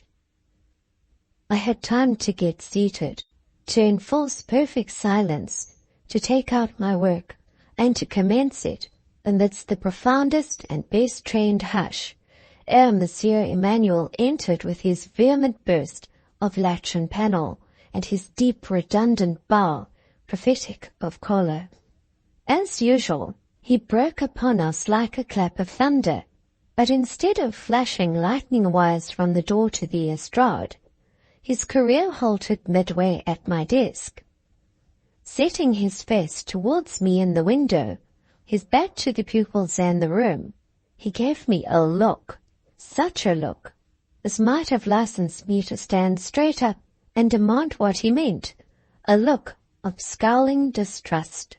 "Voilà, pour vous," said he, drawing his hand from his waistcoat and placing on my desk a letter, the very letter I had seen in Rosine's hand.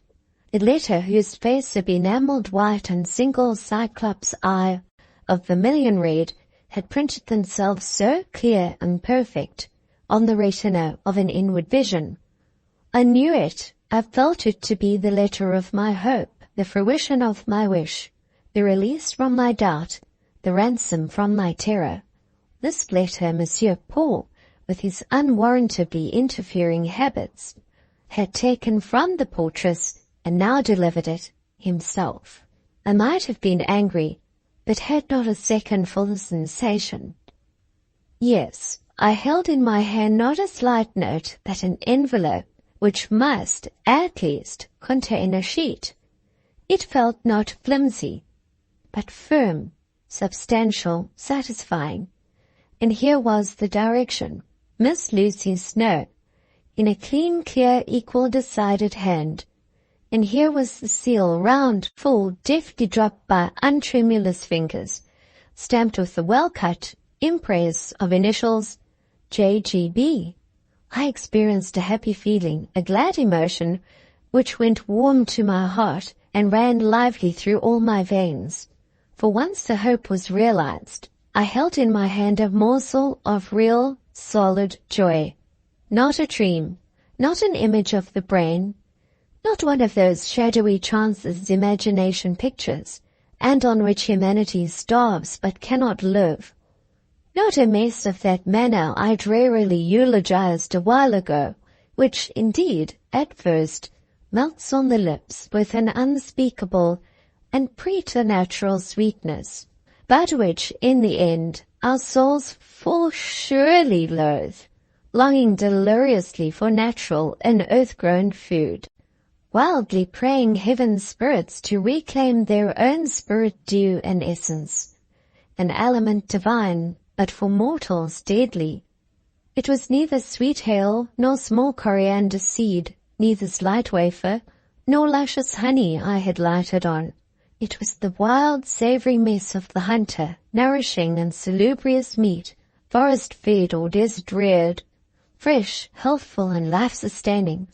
It was what the old dying patriarch demanded of his son Esau, promising in requital the blessing of his last breath.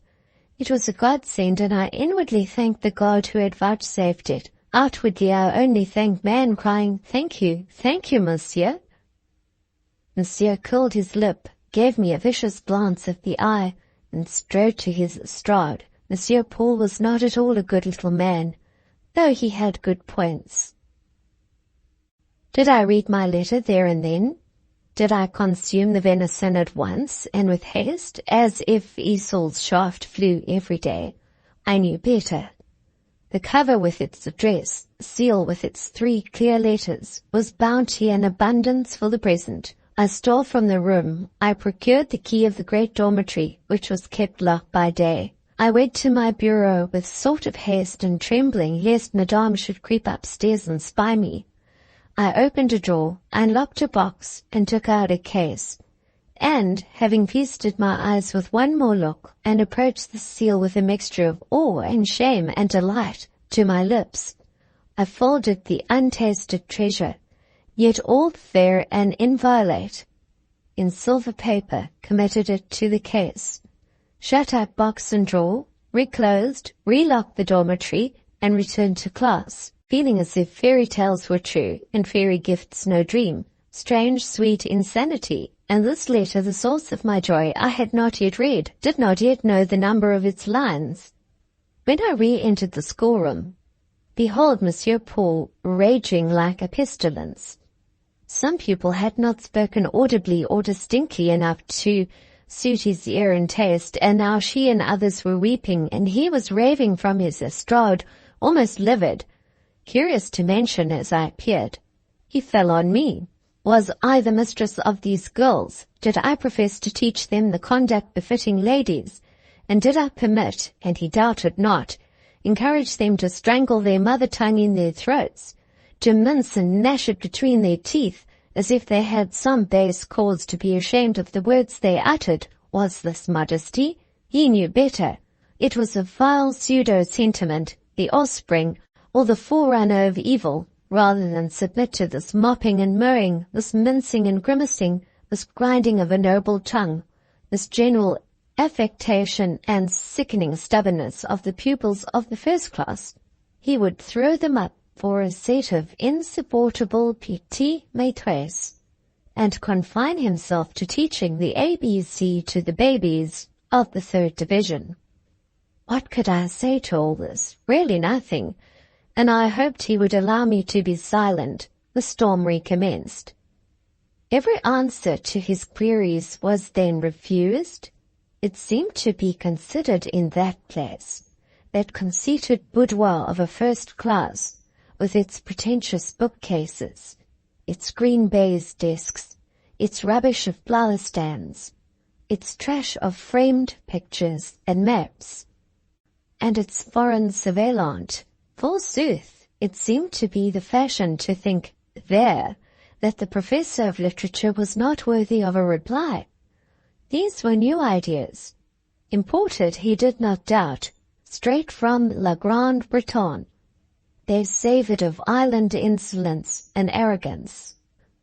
Lowell II, the girls, not one of whom was ever known to weep a tear for the rebukes of any other master, now all melting like snow statues before the intemperate heat of Monsieur Emmanuel, I not yet much shaken, sitting down and venturing to resume my work. Something, either in my continued silence or in the movement of my hand, stitching, transported Monsieur Emmanuel beyond the last boundary of patience. He actually sprang from his estrade. The stove stood near my desk. He attacked it. The little iron door was nearly dashed from its hinges. The fuel was made to fly. Et c'est que vous avez l'intention de me insulter? Said he to me, in a low, furious voice, as he thus outraged, under pretence of arranging the fire. It was time to soothe him a little if possible. Mais, monsieur, said I, I would not insult you for the world. I remember too well that you once said we should be friends. I did not intend my voice to falter, but it did, more I think through the agitation of late delight than in any spasm of present fear. Still, there certainly was something in Monsieur Paul's anger, a kind of passion of emotion, that specially tended to draw tears. I was not unhappy, nor much afraid, yet I wept. Allons, said he presently, looking round and seeing the deluge. Universal. Decidedly I am a monster and a ruffian. I have only one pocket handkerchief, he added, but if I had 20 I would offer you each one. Your teacher shall be your representative. Here, Miss Lucy, and he took forth and held out to me a clean silk handkerchief. Now, a person who did not know Monsieur Paul, who was unused to him and his impulses, would naturally have bungled at this offer, declined accepting the same, etc. But I too plainly felt this would never do. The slightest hesitation would have been fatal to the incipient treaty of peace. I rose and met the handkerchief halfway, received it with decorum, wiped therewith my eyes, and, resuming my seat and retaining the flag of truce in my hand and on my lap, took especial care during the remainder of the lesson to touch neither needle nor thimble, scissors nor muslin. Many a jealous glance did Monsieur Paul cast at these implements. He hated them mortally, considering sewing a source of distraction from the attention due to himself. A very eloquent lesson he gave, and very kind and friendly was he to the close. Ere he had done, the clouds were dispersed and the sun shining out. Tears were exchanged for smiles. In quitting the room he paused once more at my desk. "And your letter?" said he, this time not quite fiercely. "I have not yet read it, monsieur." "Ah, it is too good to read at once. You save it as, when I was a boy, I used to save a peach whose bloom was very ripe?" The guess came so near the truth, I could not prevent a suddenly rising warmth in my face from revealing as much. "You promised yourself a pleasant moment," said he.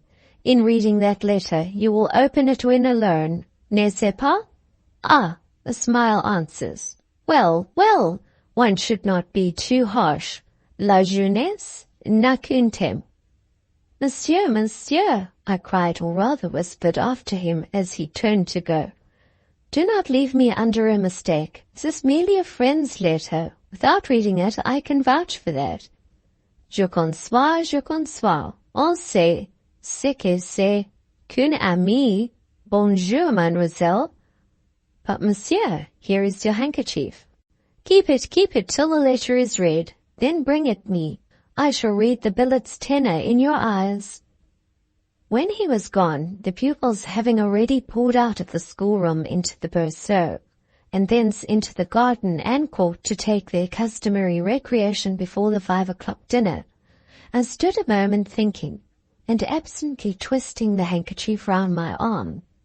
For some reason, gladdened I think by a sudden return of the golden glimmer of childhood, roused by an unwonted renewal of its buoyancy, made merry by the liberty of the closing hour, and above all, solaced at heart by the joyous consciousness of that treasure in the case, box, drawer, upstairs, I fell to playing with the handkerchief as if it were a ball, casting it into the air and catching it as it fell. The game was stopped by another hand than mine, a hand emerging from a paletot sleeve and stretched over my shoulder. It caught the extemporized plaything and bore it away with these sullen words: "Je vois bien que vous vous moquez de moi et de mes effets. Really, that little man was dreadful. A mere sprite of caprice and ubiquity. I never knew either his whim or his whereabout. Section 37. When all was still in the house, when dinner was over and the noisy recreation hour passed, when darkness had set in and the quiet lamp of study was lit in the refectory, when the externats were gone home, the clashing door and glamorous bell hushed for the evening, when Madame was safely settled in the salle à manger, in company with her mother and some friends, I then glided to the kitchen, begged a boogie for 1/2 hour for a particular occasion, found acceptance of my petition at the hands of my friend Goton, who answered, "Mais c'est tellement chaud, vous en aurez deux, si vous voulez," and light in hand, I mounted noiseless to the dormitory. Great was my chagrin to find in that apartment a pupil gone to bed indisposed. Greater when I recognized, amid the muslin nightcap borders, the figure chiffonnée of Mistress Ginevra Fanshawe, supine at this moment, it is true, but certain to wake and overwhelm me with chatter when the interruption would be least acceptable. Indeed, as I watched her, a slight twinkling of the eyelids warned me that the present appearance of repose might be but a ruse, assumed to cover sly vigilance over Timon's movements. She was not to be trusted, and I had so wished to be alone, just to read my precious letter in peace. Well, I must go to the classes. Having sought and found my prize in its casket, I descended. Ill luck pursued me. The classes were undergoing sweeping and purification by candlelight, according to hebdomadal custom. Benches were piled on desks. The air was dim with dust. Damp coffee grounds, used by Labassecurean housemaids instead of tea leaves, darkened the floor. All was hopeless confusion. Baffled but not beaten, I withdrew, bent as resolutely as ever on finding solitude somewhere. Taking a key, whereof I knew the repository, I mounted 3 staircases in succession, reached a dark, narrow, silent landing, opened a worm-eaten door, and dived into the deep, black, cold garret. Here none would follow me, none interrupt, not Madame herself. I shut the garret door. I placed my light on a dotted and mouldy chest of drawers. I put on a shawl, for the air was ice-cold. I took my letter. Trembling with sweet impatience, I broke its seal. Will it be long? Will it be short? Thought I, passing my hand across my eyes to dissipate the silvery dimness of a suave south wind shower. It was long. Will it be cool? Will it be kind? It was kind. To my checked, bridled, disciplined expectation, it seemed very kind. To my longing and famished thought it seemed, perhaps, kinder than it was. So little had I hoped, so much had I feared. There was a fullness of delight in this taste of fruition, such perhaps as many a human being passes through life without ever knowing.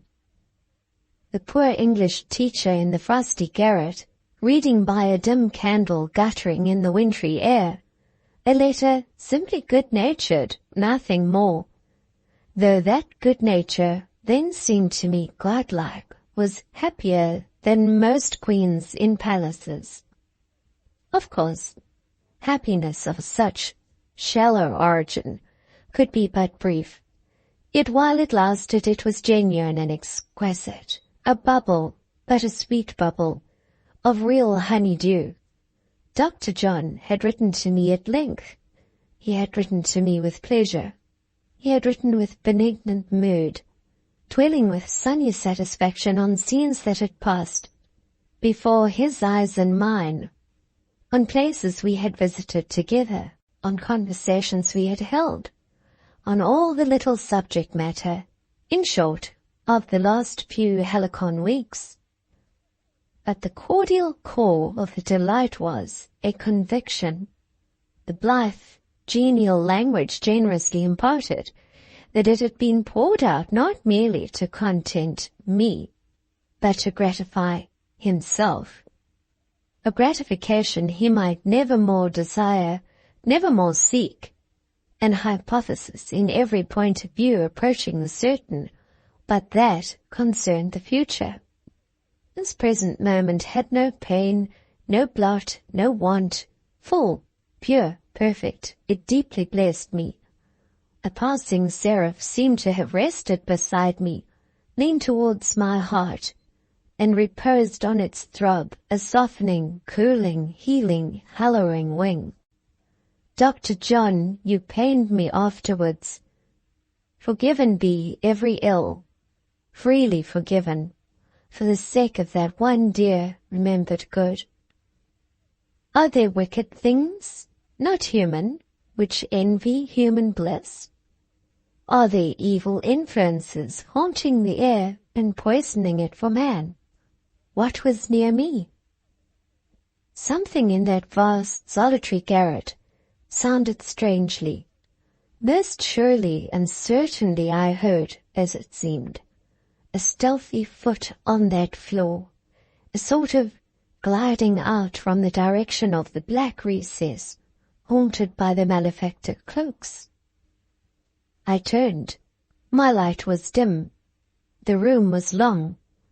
But as I live, I saw in the middle of that ghostly chamber a figure all black and white, skirt straight, arrow black, the head bandaged, veiled, white. Say what you will, reader, tell me I was nervous or mad. Affirm that I was unsettled by the excitement of that letter. Declare that I dreamed, as I vow. I saw there, in that room, on that night, an image, like a nun. I cried out. I sickened. Had the shape approached me, I might have swooned. It receded. I made for the door. How I descended all the stairs, I know not. By instinct, I shunned the refectory, and shaped my course to Madame's sitting-room. I burst in. I said, "There is something in the grenier. I have been there. I saw something. Go and look at it, all of you." I said, all of you, for the room seemed to me full of people, though in truth there were but 4 present: Madame Beck, her mother, Madame Kint, who was out of health, and now staying with her on a visit, her brother, Monsieur Victor Kint, and another gentleman who, when I entered the room, was conversing with the old lady, and had his back towards the door. My mortal fear and faintness must have made me deadly pale. I felt cold and shaking. They all rose in consternation. They surrounded me. I urged them to go to the grenier. The sight of the gentleman did me good and gave me courage. It seemed as if there were some help and hope with men at hand. I turned to the door, beckoning them to follow. They wanted to stop me, but I said they must come this way. They must see what I had seen, something strange, standing in the middle of the garret. And now I remembered my letter, left on the drawers with the light, this precious letter. Flesh or spirit must be defied for its sake. I flew upstairs, hastening the faster as I knew I was followed. They were obliged to come. Lo, when I reached the garret door, all within was dark as a pit. The light was out. Happily, someone, Madame, I think, with her usual calm sense, had brought a lamp from the room. Speedily, therefore, they came up. A ray pierced the opaque blackness. There stood the boogie, quenched on the drawers. But where was the letter? And I looked for that now, and not for the nun. My letter! My letter! I panted and planed, almost beside myself. I groped on the floor, wringing my hands wildly. Cruel, cruel doom! To have my bit of comfort preternaturally snatched from me, ere I had well tasted its virtue. I don't know what the others were doing. I could not watch them. They asked me questions I did not answer. They ransacked all corners. They prattled about this and that disarrangement of cloaks, a breach or crack in the skylight, I know not what. Something or somebody has been here, was sagely avowed. Oh, they have taken my letter, cried the grovelling, groping monomaniac. What letter, Lucy? My dear girl, what letter? Asked a known voice in my ear. Could I believe that ear? No. And I looked up. Could I trust my eyes?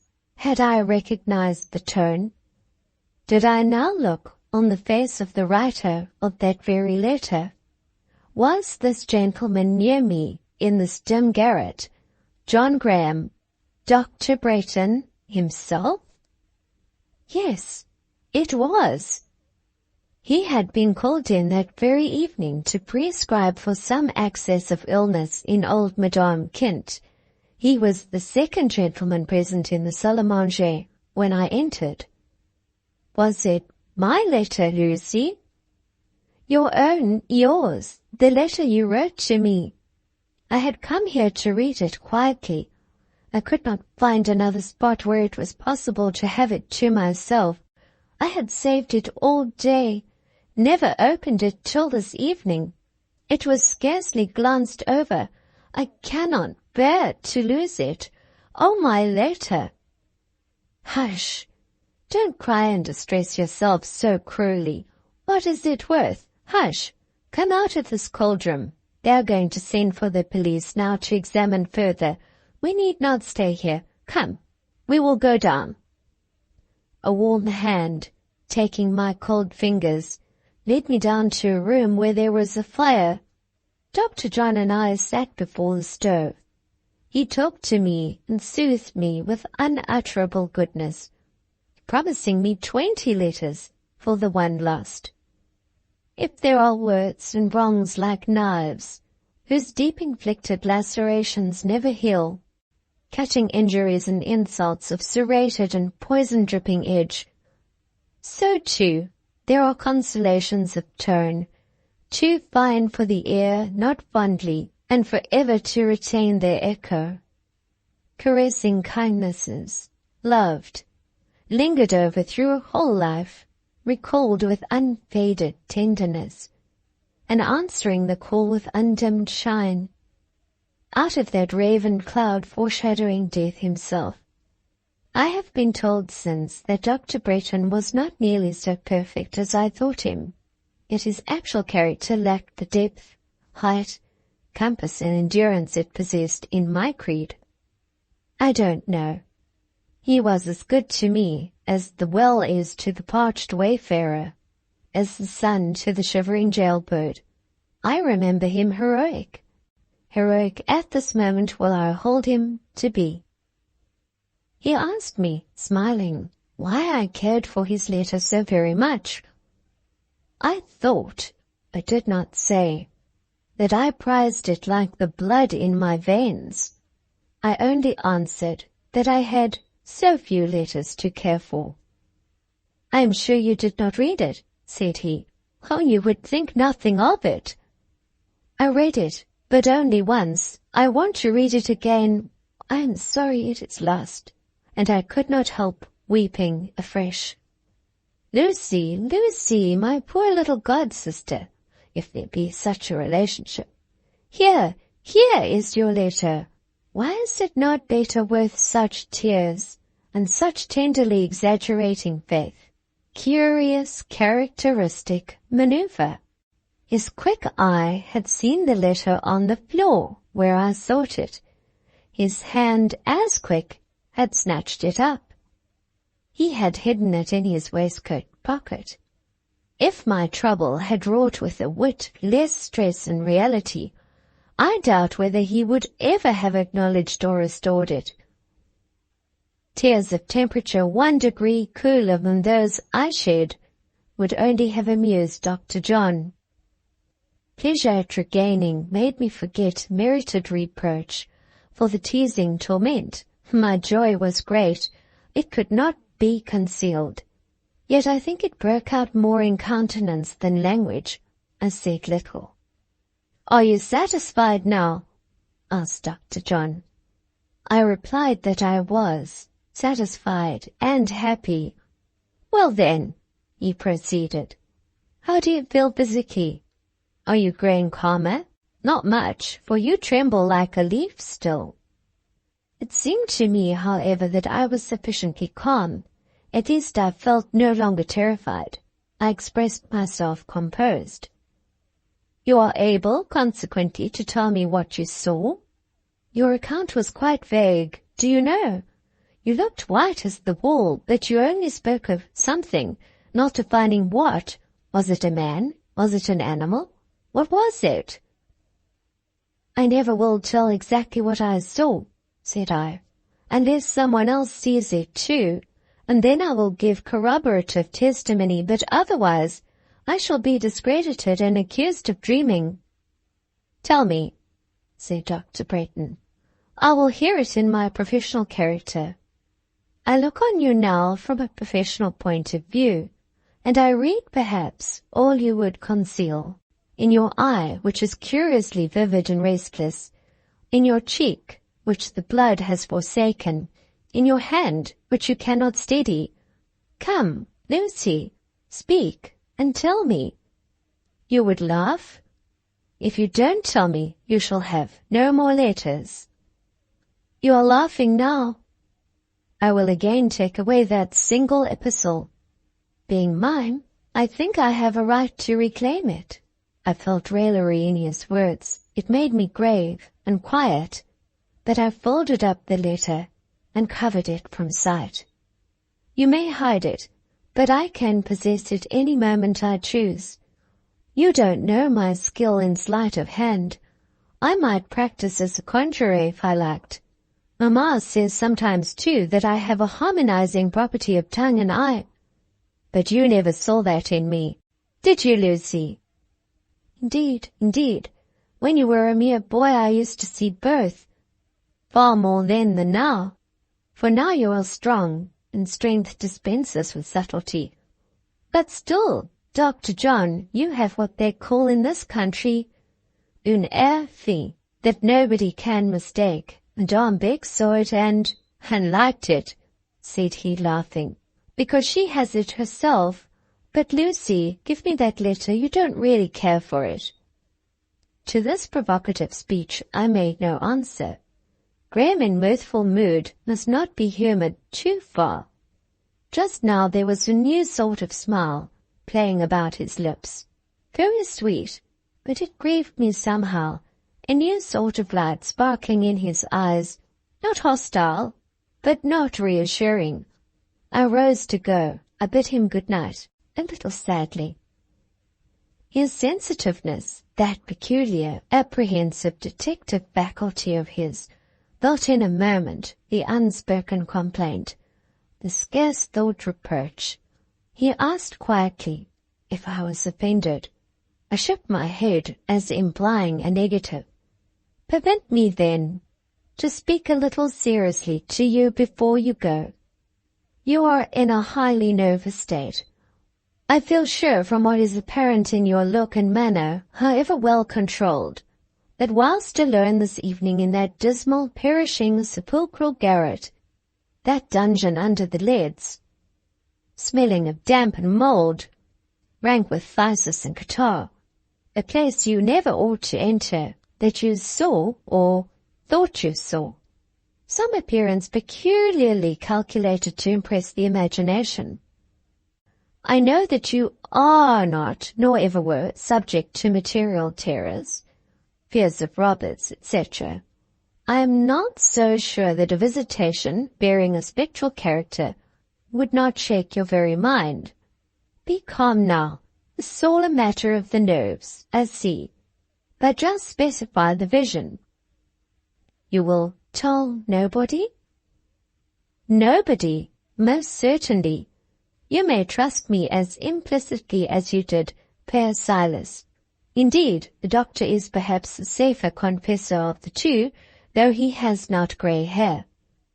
You will not laugh? Perhaps I may, to do you good, but not in scorn. Lucy, I feel as a friend towards you, though your timid nature is slow to trust. He now looked like a friend. That indescribable smile and sparkle were gone. Those formidable arched curves of lip, nostril, eyebrow were depressed. Repose marked his attitude. Attention sobered his aspect. Won to confidence, I told him exactly what I had seen, and now I had narrated to him the legend of the house, whiling away with that narrative an hour of a certain mild October afternoon, when he and I rode through Bois-l'Étang. He sat and thought, and while he thought, we heard them all coming downstairs. "Are they going to interrupt?" said he, glancing at the door with an annoyed expression. "They will not come here," I answered, for we were in the little salon where Madame never sat in the evening, and where it was by mere chance that heat was still lingering in the stove. They passed the door and went on to the salle à manger. "Now," he pursued, "they will talk about thieves, burglars, and so on. Let them do so. Mind you say nothing, and keep your resolution of describing your nun to nobody. She may appear to you again. Don't start." "You think, then," I said with secret horror, "she came out of my brain, and is now gone in there, and may glide out again at an hour and a day when I look not for her?" "I think it is a case of spectral illusion, I fear following on and resulting from long-continued mental conflict." "Oh, Dr. John, I shudder at the thought of being liable to such an illusion. It seemed so real. Is there no cure? No preventive?" "Happiness is the cure, a cheerful mind the preventive. Cultivate both." No mockery in this world ever sounds to me so hollow as that of being told to cultivate happiness. What does such advice mean? Happiness is not a potato, to be planted in mold and tilled with manure. Happiness is a glory shining far down upon us out of heaven. She is a divine dew which the soul, on certain of its summer mornings, feels dropping upon it from the amaranth bloom and golden fruitage of paradise. Cultivate happiness, I said briefly to the doctor. "Do you cultivate happiness? How do you manage?" "I am a cheerful fellow by nature, and then ill luck has never dogged me. Adversity gave me and my mother one passing scowl and brush, but we defied her, or rather laughed at her, and she went by. There is no cultivation in all this. I do not give way to melancholy. Yes, I have seen you subdued by that feeling." "About Ginevra Fanshawe, eh? Did she not sometimes make you miserable?" "Pooh, stuff, nonsense. You see I am better now." If a laughing eye, with a lively light, and a face bright with beaming and healthy energy, could attest that he was better he certainly was. "You do not look much amiss or greatly out of condition," I allowed. "And why, Lucy? Can't you look and feel as I do? Buoyant, courageous, and fit to defy all the nuns and flirts in Christendom. I would give gold on the spot just to see you snap your fingers. Try the maneuver. If I were to bring Miss Fanshawe into your presence just now, I vow, Lucy, she should not move me. Or she should move me, but by one thing, true, yes, and passionate love. I would accord forgiveness at no less a price. Indeed, a smile of hers would have been a fortune to you a while since. Transformed, Lucy, transformed. Remember, you once called me a slave. But I am a free man now. He stood up, in the port of his head, the carriage of his figure, in his beaming eye and mien. There revealed itself a liberty which was more than ease, a mood which was disdain of his past bondage. Miss Fanshawe, he pursued, has led me through a phase of feeling which is over. I have entered another condition, and am now much disposed to exact love for love, passion for passion, and good measure of it too. Ah, doctor, you said it was your nature to pursue love under difficulties, to be charmed by a proud insensibility. He laughed and answered, My nature varies. The mood of one hour is sometimes the mockery of the next. Well, Lucy, drawing on his gloves, will the nun come again tonight, think you? I don't think she will. Give her my compliments, if she does, Dr. John's compliments, and entreat her to have the goodness to wait a visit from him. Lucy, was she a pretty nun? Had she a pretty face? You have not told me that yet, and that is the really important point. She had a white cloth over her face, said I, but her eyes glittered. Confusion to her goblin trappings? Cried he irreverently. But at least she had handsome eyes, bright and soft. Cold and fixed, was the reply. No, will none of her. She shall not haunt you, Lucy. Give her that shake of the hand if she comes again. Will she stand that, do you think? I thought it too kind and cordial for a ghost to stand, and so was the smile which matched it and accompanied his good night. And had there been anything in the garret? What did they discover? I believe, on the closest examination, their discoveries amounted to very little. They talked at first of the cloaks being disturbed, but Madame Beck told me afterwards she thought they hung much as usual, and as for the broken pane in the skylight, she affirmed that aperture was rarely without one or more panes broken or cracked, and besides, a heavy hailstorm had fallen a few days ago. Madame questioned me very closely as to what I had seen, but I only described an obscure figure clothed in black. I took care not to breathe the word nun, certain that this word would at once suggest to her mind an idea of romance and unreality. She charged me to say nothing on the subject to any servant, pupil, or teacher, and highly commended my discretion in coming to her private salle à manger, instead of carrying the tale of horror to the school refectory. Thus the subject dropped. I was left secretly and sadly to wonder, in my own mind, whether that strange thing was of this world, or of a realm beyond the grave, or whether indeed it was only the child of malady, and I of that malady, the prey. Section 38. To wonder sadly, did I say? No, a new influence began to act upon my life, and sadness, for a certain space, was held at bay. Conceive a dell, deep hollowed in forest secrecy. It lies in dimness and mist. Its turf is dank, its herbage pale and humid. A storm or an axe makes a wide gap amongst the oak trees. The breeze sweeps in.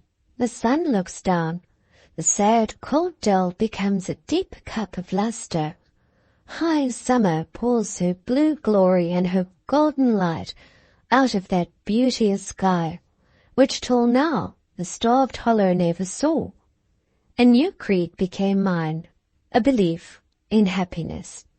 It was 3 weeks since the adventure of the garret, and I possessed in that case box drawer upstairs, casketed with that first letter 4 companions like to it, traced by the same firm pen, sealed with the same clear seal, full of the same vital comfort.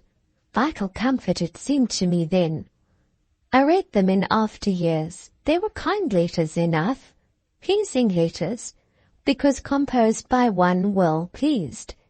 In the 2 last there were 3 or 4 closing lines, half gay, half tender, by feeling touched, but not subdued.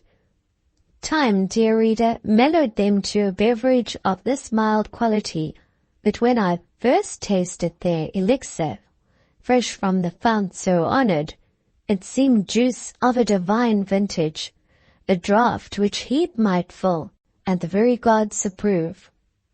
Does the reader, remembering what was said some pages back, care to ask how I answered these letters, whether under the dry, stinting check of reason, or according to the full, liberal impulse of feeling? To speak truth, I compromised matters. I served 2 masters. I bowed down in the houses of Rimmon, and lifted the heart at another shrine. I wrote to these letters 2 answers, one for my own relief, the other for Graham's perusal. To begin with, feeling and I turned reason out of doors, drew against her bar and bolt. Then we sat down, spread our paper, dipped in the ink and eager pen, and, with deep enjoyment, poured out our sincere heart. When we had done, when 2 sheets were covered with the language of a strongly adherent affection, a rooted and active gratitude, once for all, in this parenthesis, I disclaim with the utmost scorn every sneaking suspicion of what are called warmer feelings.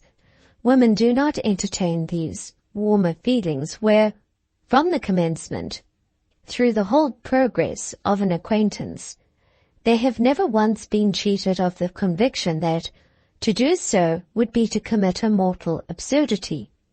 Nobody ever launches into love unless he has seen or dreamed the rising of hope's star over love's troubled waters.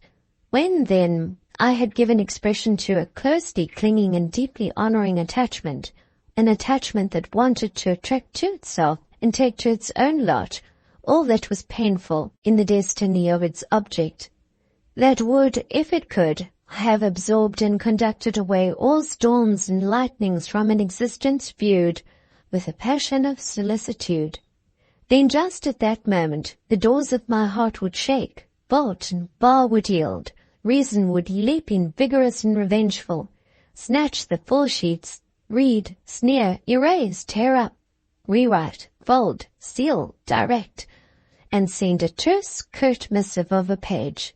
She did write. I did not live on letters only. I was visited. I was looked after.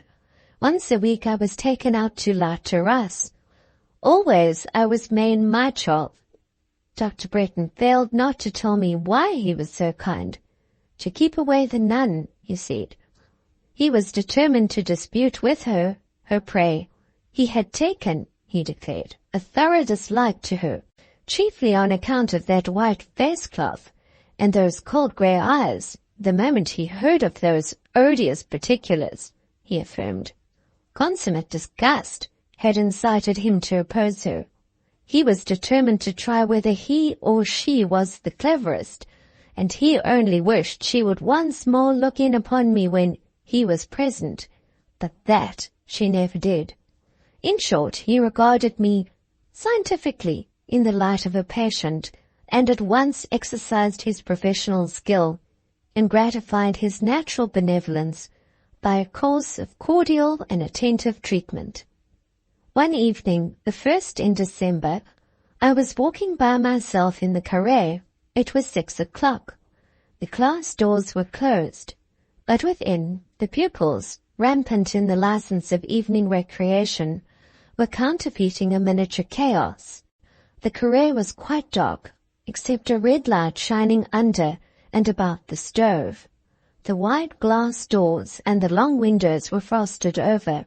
A crystal sparkle of starlight, here and there spangling this blanched winter veil, and breaking with scattered brilliance the paleness of its embroidery, proved it a clear night, though moonless. That I should dare to remain thus alone in darkness showed that my nerves were regaining a healthy tone. I thought of the nun, but hardly feared her, though the staircase was behind me, leading up, through blind black night, from landing to the haunted grenier.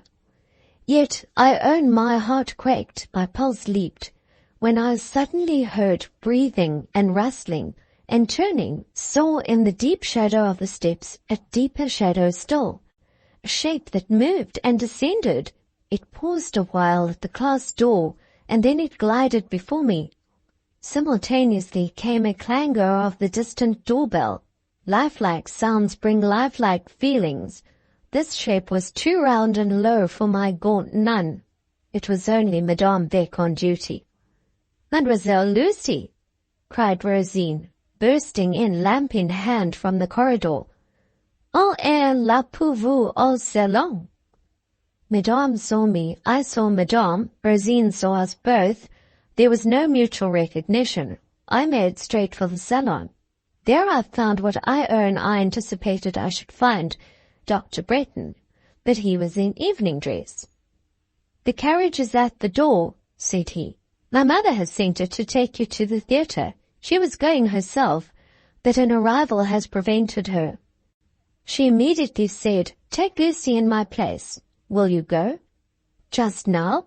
I am not dressed," cried I, glancing despairingly at my dark merino.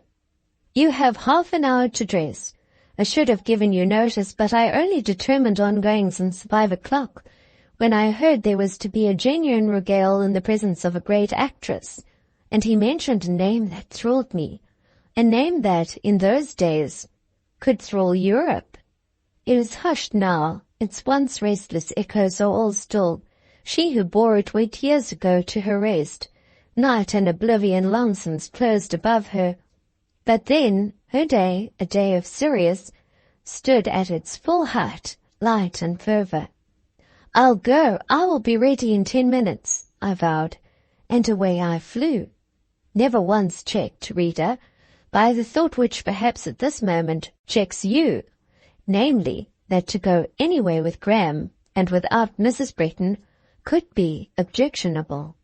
I could not have conceived, much less have expressed to Graham such thought, such scruple, without risk of exciting a tyrannous self-contempt, of kindling an inward fire of shame, so quenchless and so devouring, that I think it would soon have licked up the very life in my veins. Besides, my godmother, knowing her son, and knowing me, would as soon have thought of chaperoning a sister with a brother, as of keeping anxious guard over our incomings and outgoings. The present was no occasion for showy array. My dun mist crepe would suffice, and I sought the same in the great oak wardrobe in the dormitory, where hung no less than 40 dresses. But there had been changes and reforms, and some innovating hand had pruned the same crowded wardrobe, and carried divers garments to the grenier, my crepe amongst the rest. I must fetch it. I got the key, and went aloft, fearless, almost thoughtless. I unlocked the door, I plunged in. The reader may believe it or not, but when I thus suddenly entered, that garret was not wholly dark as it should have been. From one point there shone a solemn light, like a star, but broader. So plainly it shone, that it revealed the deep alcove with a portion of the tarnished scarlet curtain drawn over it. Instantly, silently, before my eyes, it vanished. So did the curtain and alcove. All that end of the garret became black as night. I ventured no research. I had not time nor will. Snatching my dress, which hung on the wall, happily, near the door, I rushed out, relocked the door with convulsed haste, and darted downwards to the dormitory. But I trembled too much to dress myself. Impossible to arrange hair or fasten hooks and eyes with such fingers, so I called Rosine and bribed her to help me.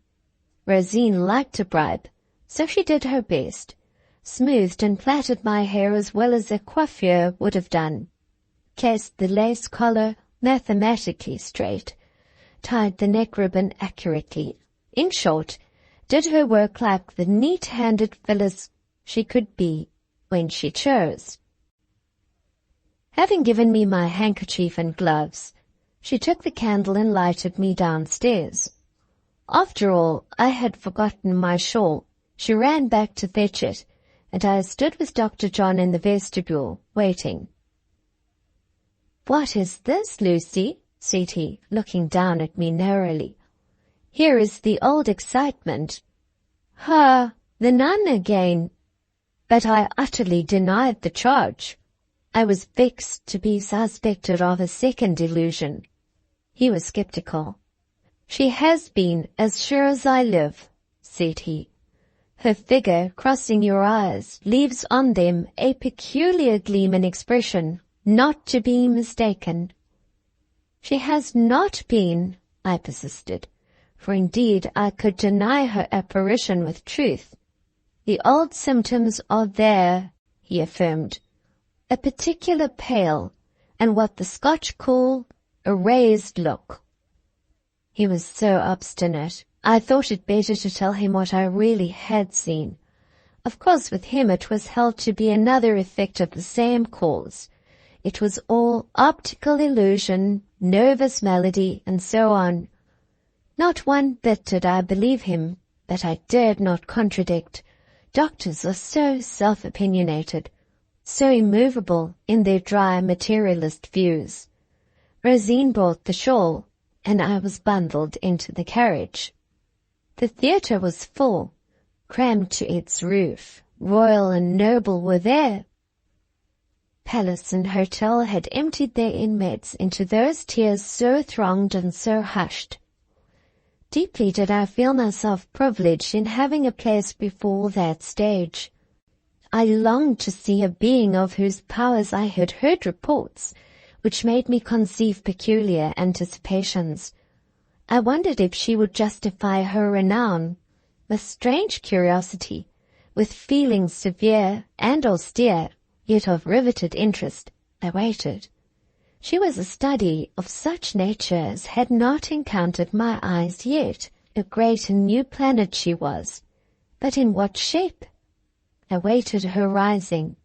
She rose at 9 that December night. Above the horizon I saw her come.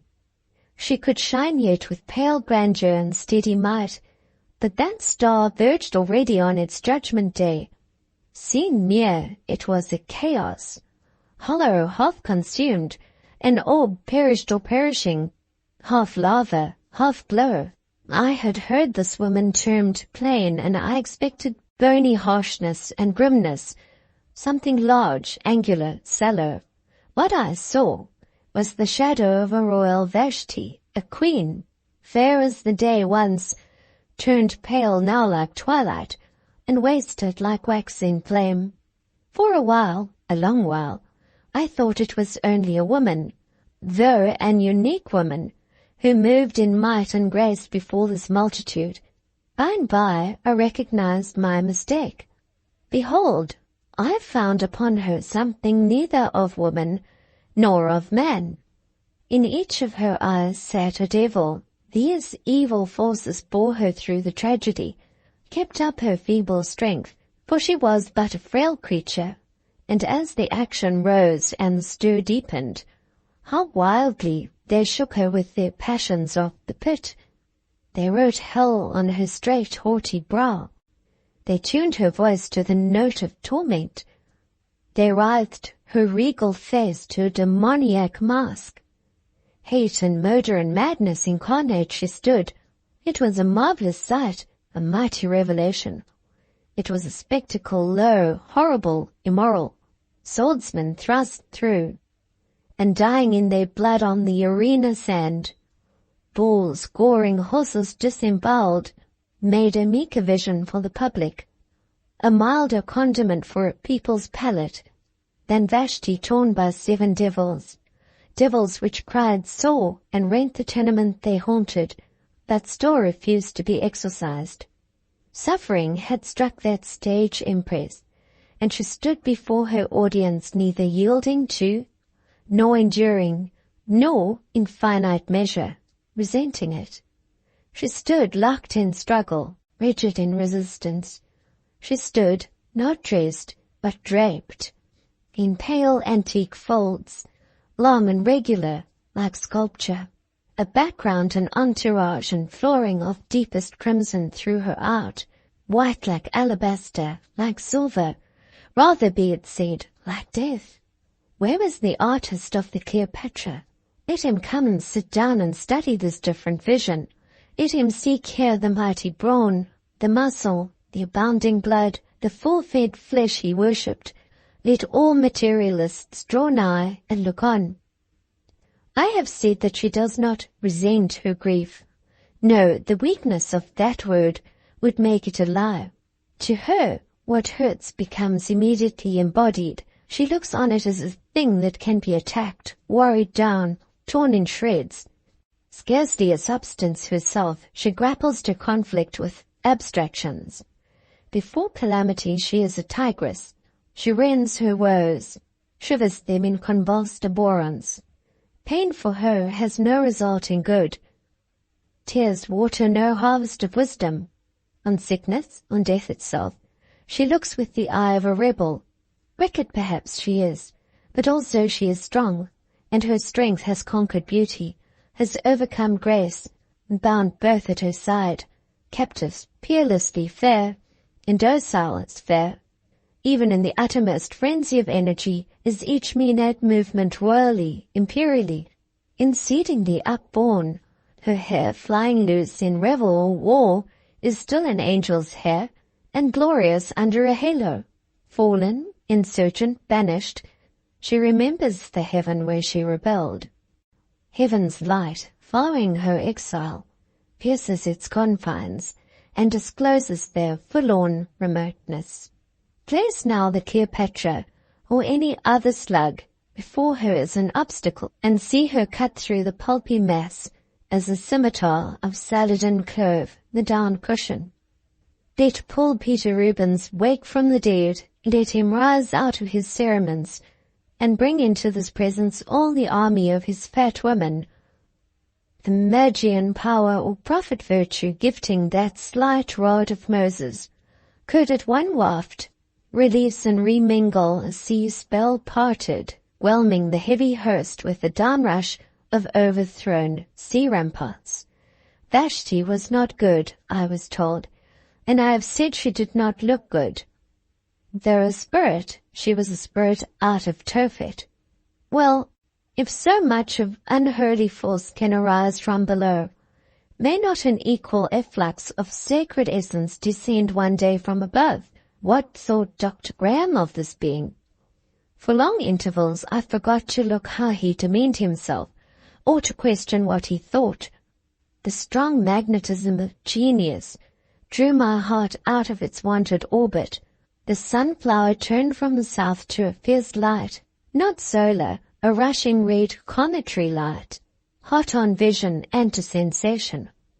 I had seen acting before, but never anything like this, never anything which astonished hope and hushed desire, which outstripped impulse and paled conception, which, instead of merely irritating imagination with the thought of what might be done, at the same time fevering the nerves because it was not done, disclosed power like a deep, swollen winter river, thundering in cataract, and bearing the soul like a leaf on the steep and steely sweep of its descent. Section 39. Miss Fanshawe, with her usual ripeness of judgment, pronounced Dr. Bretton a serious, impassioned man, too grave and too impressible. Not in such light did I ever see him. No such faults could I lay to his charge. His natural attitude was not the meditative, nor his natural mood the sentimental. Impressionable, he was as dimpling water, but almost as water, unimpressible. The breeze, the sun moved him. Metal could not grave, nor fire brand. Dr. John could think and think well, but he was rather a man of action than of thought.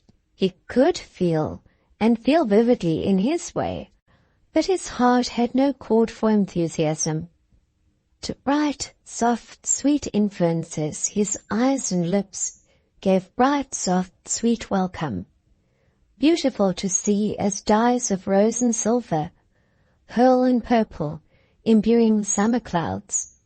For what belonged to storm, what was wild and intense, dangerous, sudden and flaming, he had no sympathy, and held with it no communion. When I took time and regained inclination to glance at him, it amused and enlightened me to discover that he was watching that sinister and sovereign Vashti, not with wonder, nor worship, nor yet dismay, but simply with intense curiosity. Her agony did not pain him, her wild moan, worse than a shriek, did not much move him. Her fury revolted him somewhat, but not to the point of horror. Cool young Britain. The pale cliffs of his own England do not look down on the tides of the Channel more calmly than he watched the Pythian inspiration of that night. Looking at his face, I longed to know his exact opinions, and at last I put a question tending to elicit them. At the sound of my voice, he awoke as if out of a dream, for he had been thinking, and very intently thinking, his own thoughts after his own manner. How did he like Vashti, I wished to know. Was the first scarce articulate but expressive answer, and then such a strange smile went wandering round his lips, a smile so critical, so almost callous. I suppose that for natures of that order his sympathies were callous. In a few terse phrases he told me his opinion of, and feeling towards the actress. He judged her as a woman, not an artist. It was a branding judgment. That night was already marked in my book of life, not with white, but with a deep red cross. But I had not done with it yet, and other memoranda were destined to be set down in characters of tint indelible. Towards midnight, when the deepening tragedy blackened to the death scene, and all held their breath, and even Graham bit his under lip, and knit his brow, and sat still and struck, when the whole theatre was hushed, when the vision of all eyes centred in one point, when all ears listened towards one quarter, nothing being seen but the white form sunk on a seat, quivering in conflict with her last, her worst hated, her visibly conquering foe, nothing heard but her throes, her gaspings, breathing yet of mutiny, panting still defiance, when as it seemed an inordinate will, convulsing a perishing mortal frame, bent it to battle with doom and death, fought every inch of ground, sold every drop of blood, resisted to the latest the rape of every faculty, would see, would hear, would breathe, would live, up to, within, well nigh, beyond, the moment when death says to all sense and all being, thus far and no farther. Thus far and no farther.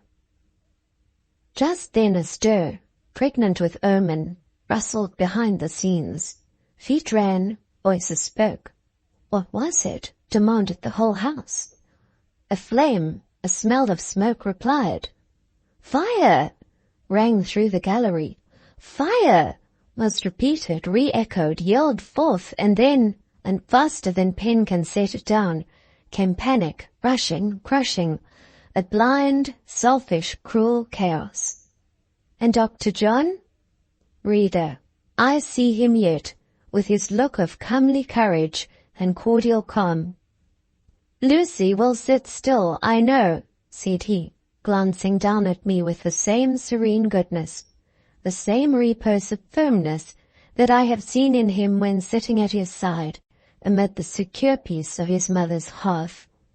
Yes, thus adjured, I think I would have sat still, under a rocking crag, but indeed, to sit still in actual circumstances was my instinct, and at the price of my very life, I would not have moved to give him trouble, thwart his will, or make demands on his attention. We were in the stalls, and for a few minutes there was a most terrible ruthless pressure about us. "How terrified are the women," said he. "But if the men were not almost equally so, order might be maintained. This is a sorry scene. I see 50 selfish brutes at this moment, each of whom, if I were near, I could conscientiously knock down. I see some women braver than some men. There is one yonder. Good God!" While Graham was speaking, a young girl, who had been very quietly and steadily clinging to a gentleman before us, was suddenly struck from her protector's arms by a big butcherly intruder, and hurled under the feet of the crowd. Scarce 2 seconds lasted her disappearance. Graham rushed forwards. He and the gentleman, a powerful man though grey-haired, united their strength to thrust back the throng. Her head and long hair fell back over his shoulder. She seemed unconscious. "Trust her with me. I'm a medical man," said Dr. John. "If you have no lady with you, be it so," was the answer. "Hold her and I will force a passage. We must get her to the air." "I have a lady," said Graham, "but she will be neither hindrance nor encumbrance." He summoned me with his eye. We were separated. Resolute, however, to rejoin him, I penetrated the living barrier, creeping under where I could not get between or over. "Fasten on me and don't leave go," he said, and I obeyed him. Our pioneer proved strong and adroit. He opened the dense mass like a wedge. With patience and toil, he at last bored through the flesh and blood rock, so solid, hot and suffocating, and brought us to the fresh, freezing night. "You are an Englishman?" said he, turning shortly on Dr. Bretton when we got into the street. "An Englishman, and I speak to a countryman," was the reply. "Right.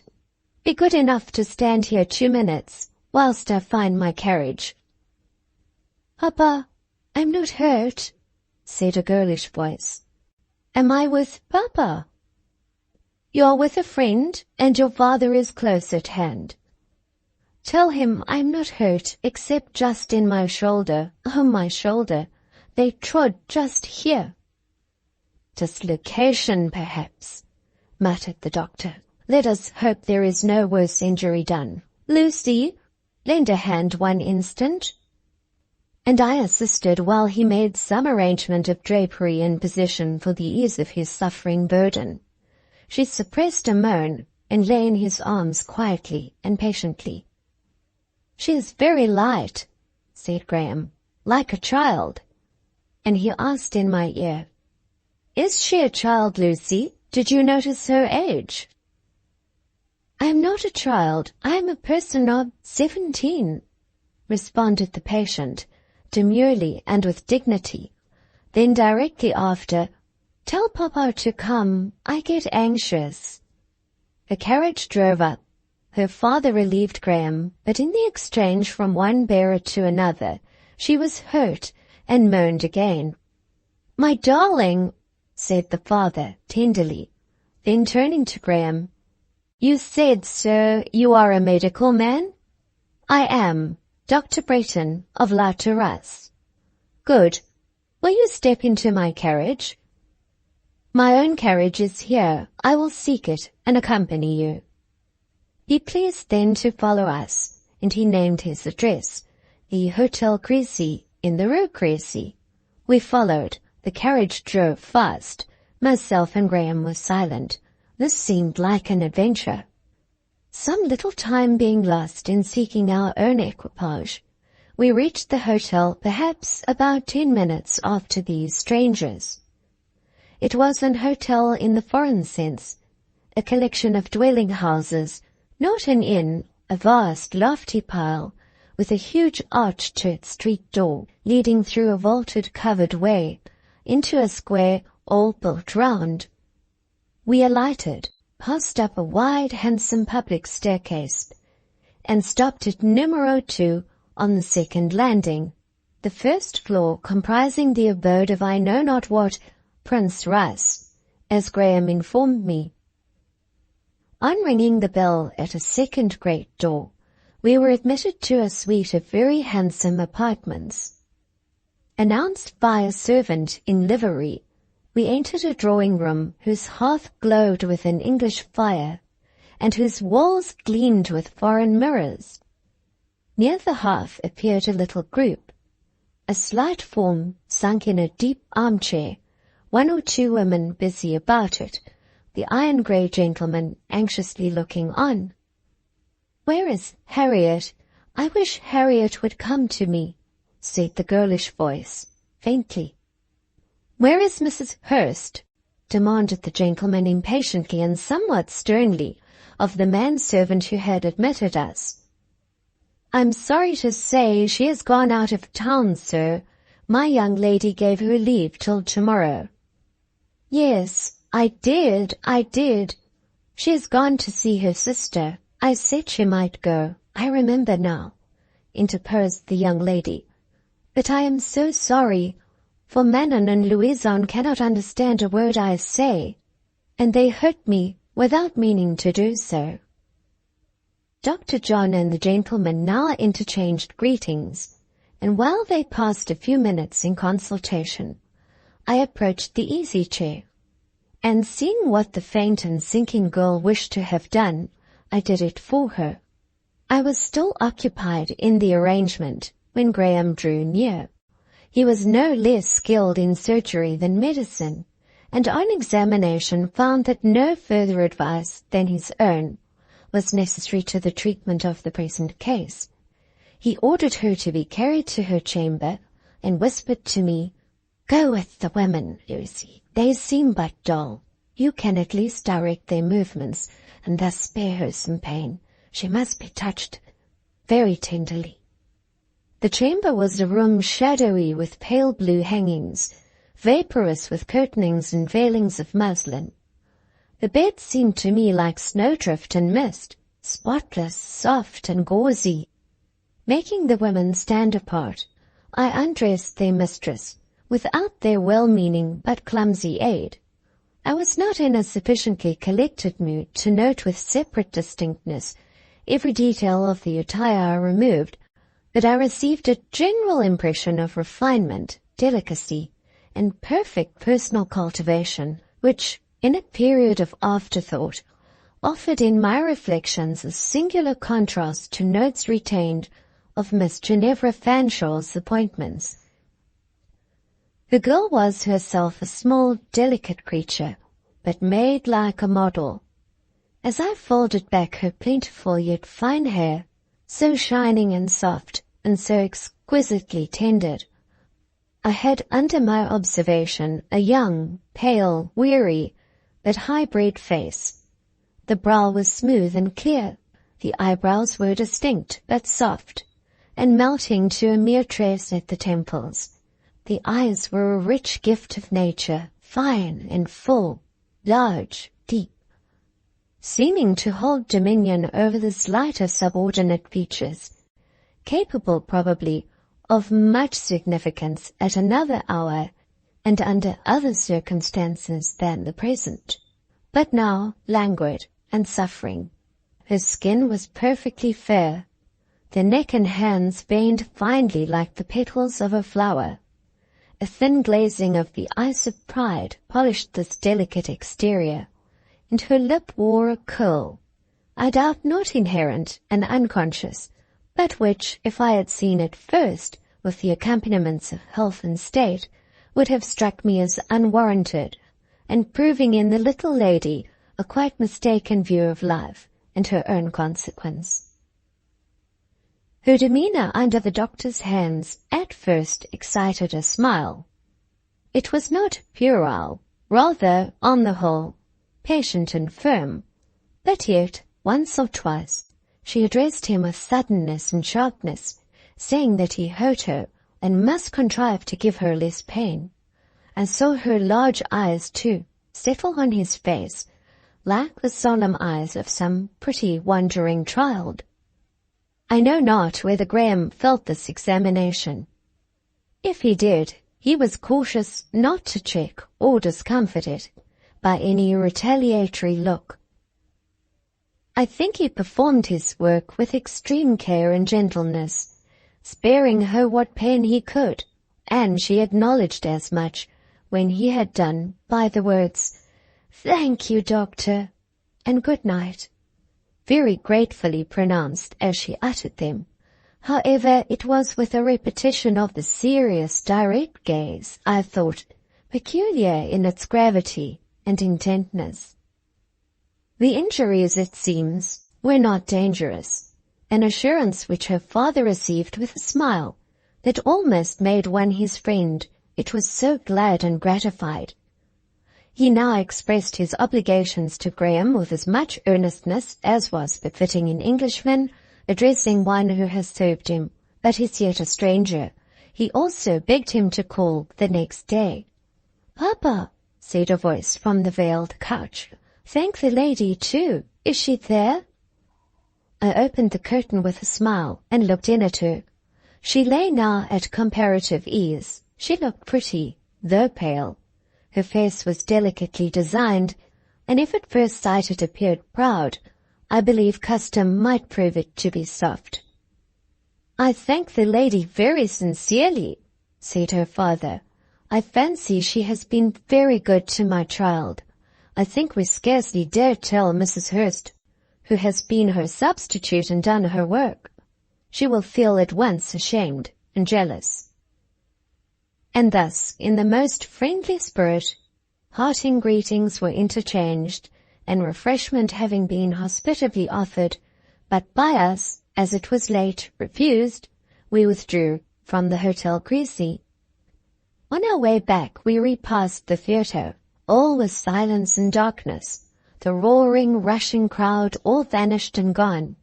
The damps, as well as the incipient fire, extinct and forgotten.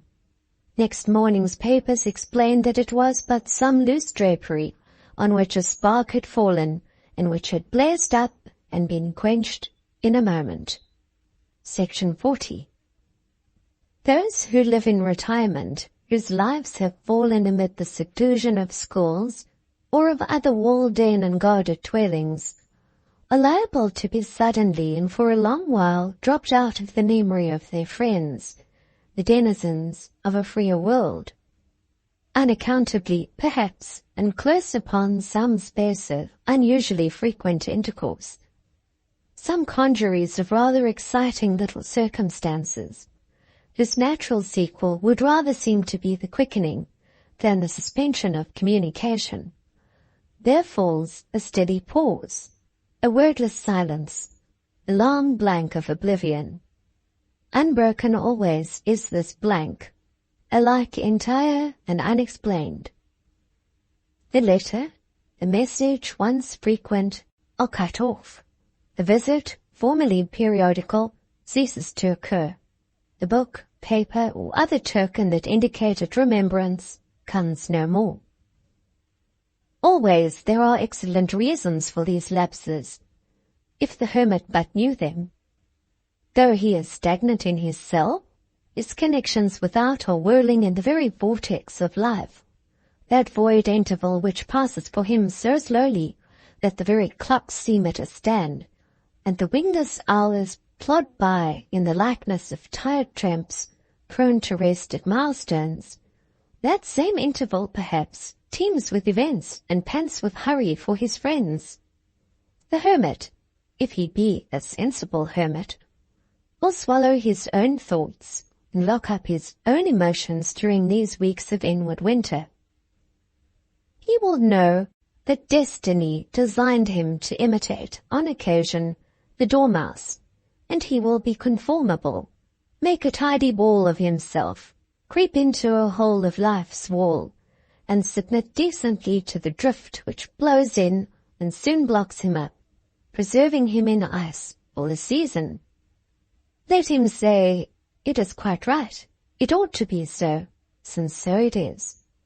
And perhaps, one day, his snow sepulchre will open, spring softness will return, the sun and south wind will reach him, the budding of hedges and caroling of birds and singing of liberated streams will call him to kindly resurrection.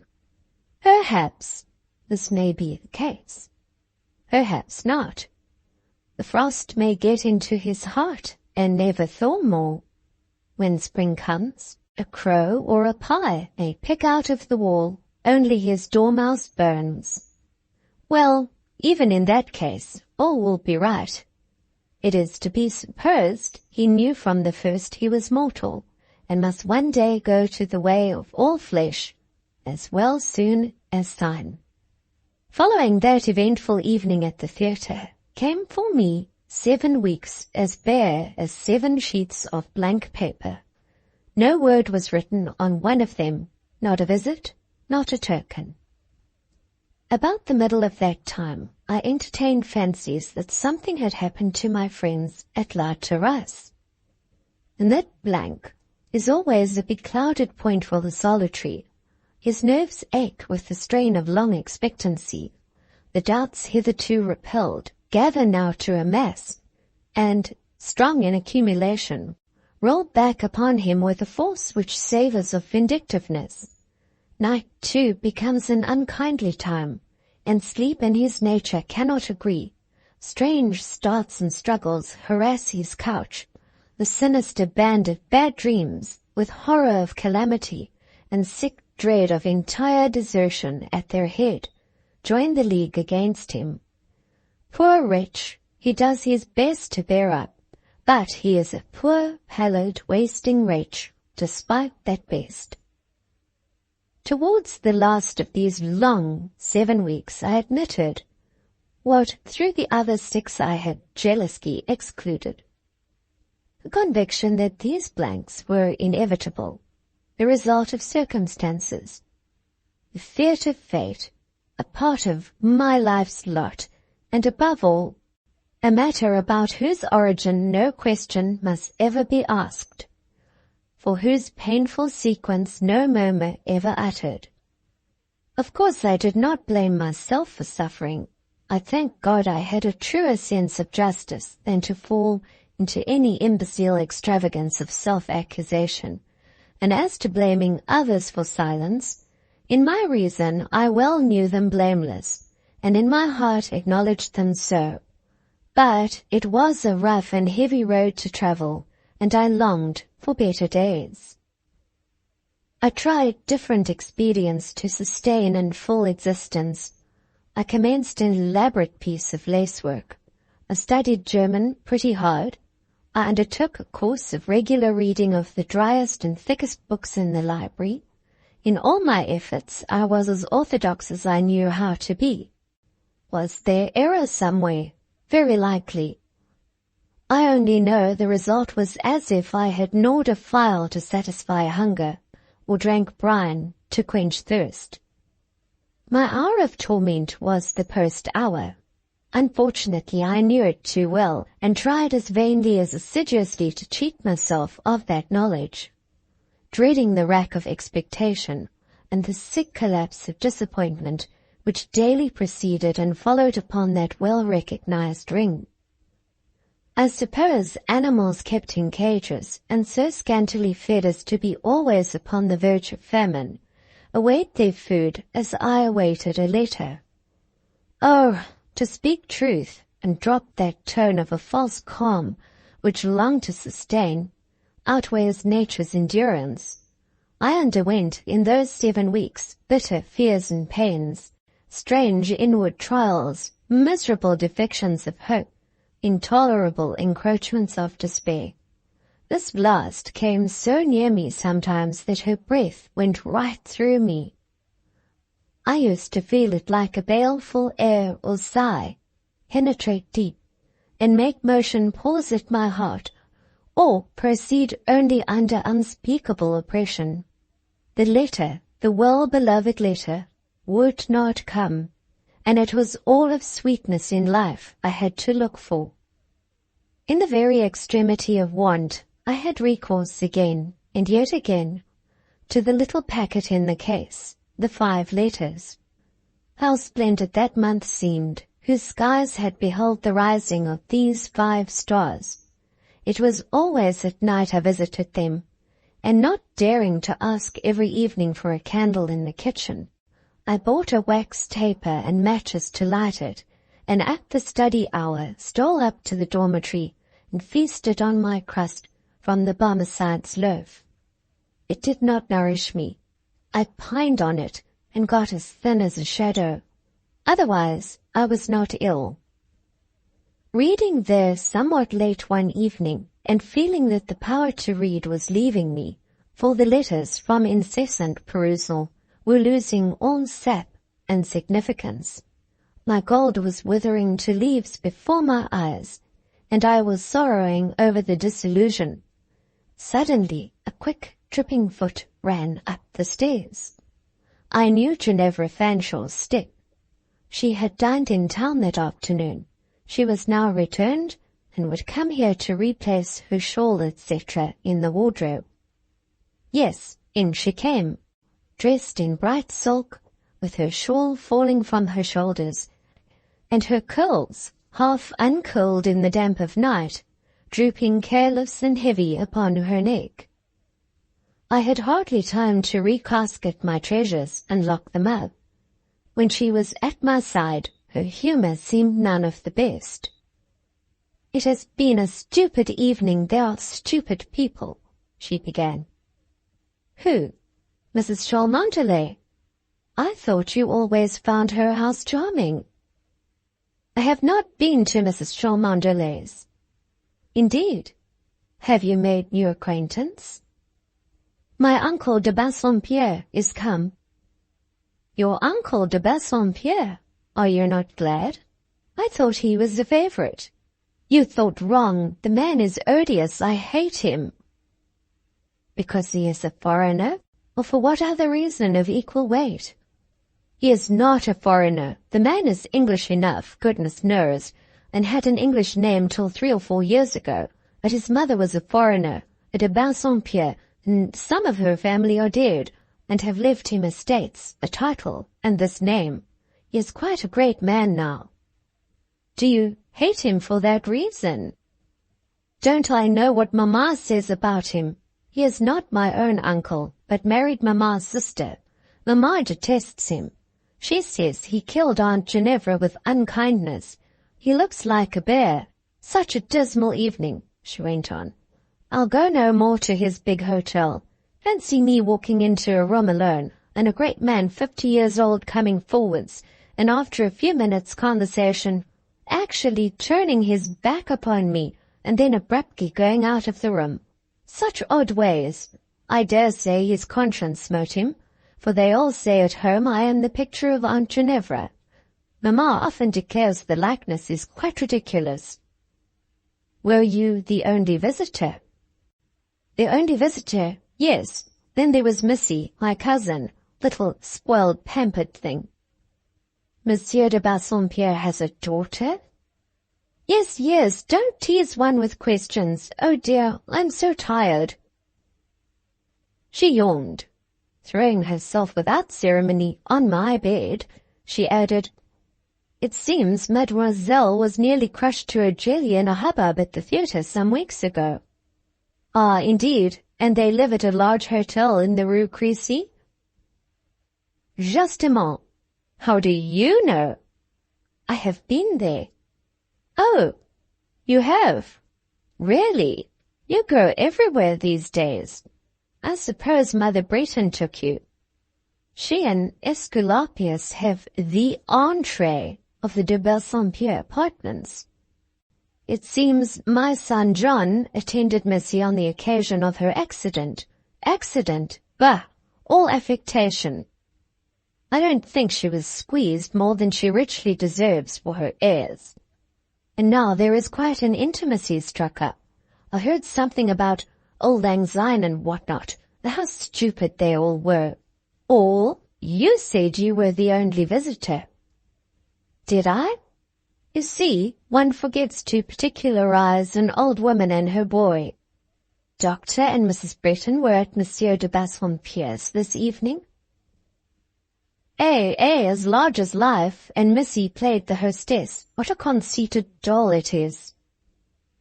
Soured and listless, Miss Fanshawe was beginning to disclose the causes of her prostrate condition. There had been a retrenchment of incense, a diversion, or a total withholding of homage and attention. Coquetry had failed of effect. Vanity had undergone mortification. She lay fuming in the vapours. "Is Miss de Bassompierre quite well now?" I asked. "As well as you or I, no doubt, but she is an affected little thing, and gave herself invalid airs to attract medical notice, and to see the old dowager making her recline on a couch and, my son John, prohibiting excitement, etc.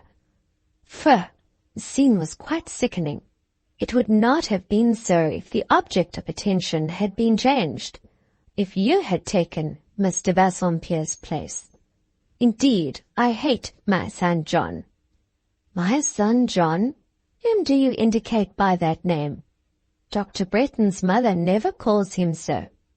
"Then she ought. A clownish, bearish John he is." "You violate the truth in saying so, and as the whole of my patience is now spun off the distaff, I peremptorily desire you to rise from that bed and vacate this room." "Passionate thing, your face is the colour of a coquelicot. I wonder what always makes you so mighty testy. À l'endroit du gros Jean, John Anderson, my Joe, John. Oh, the distinguished name." Thrilling with exasperation, to which it would have been sheer folly to have given vent, for there was no contending with that unsubstantial feather, that mealy-winged moth, I extinguished my taper, locked my bureau, and left her, since she would not leave me.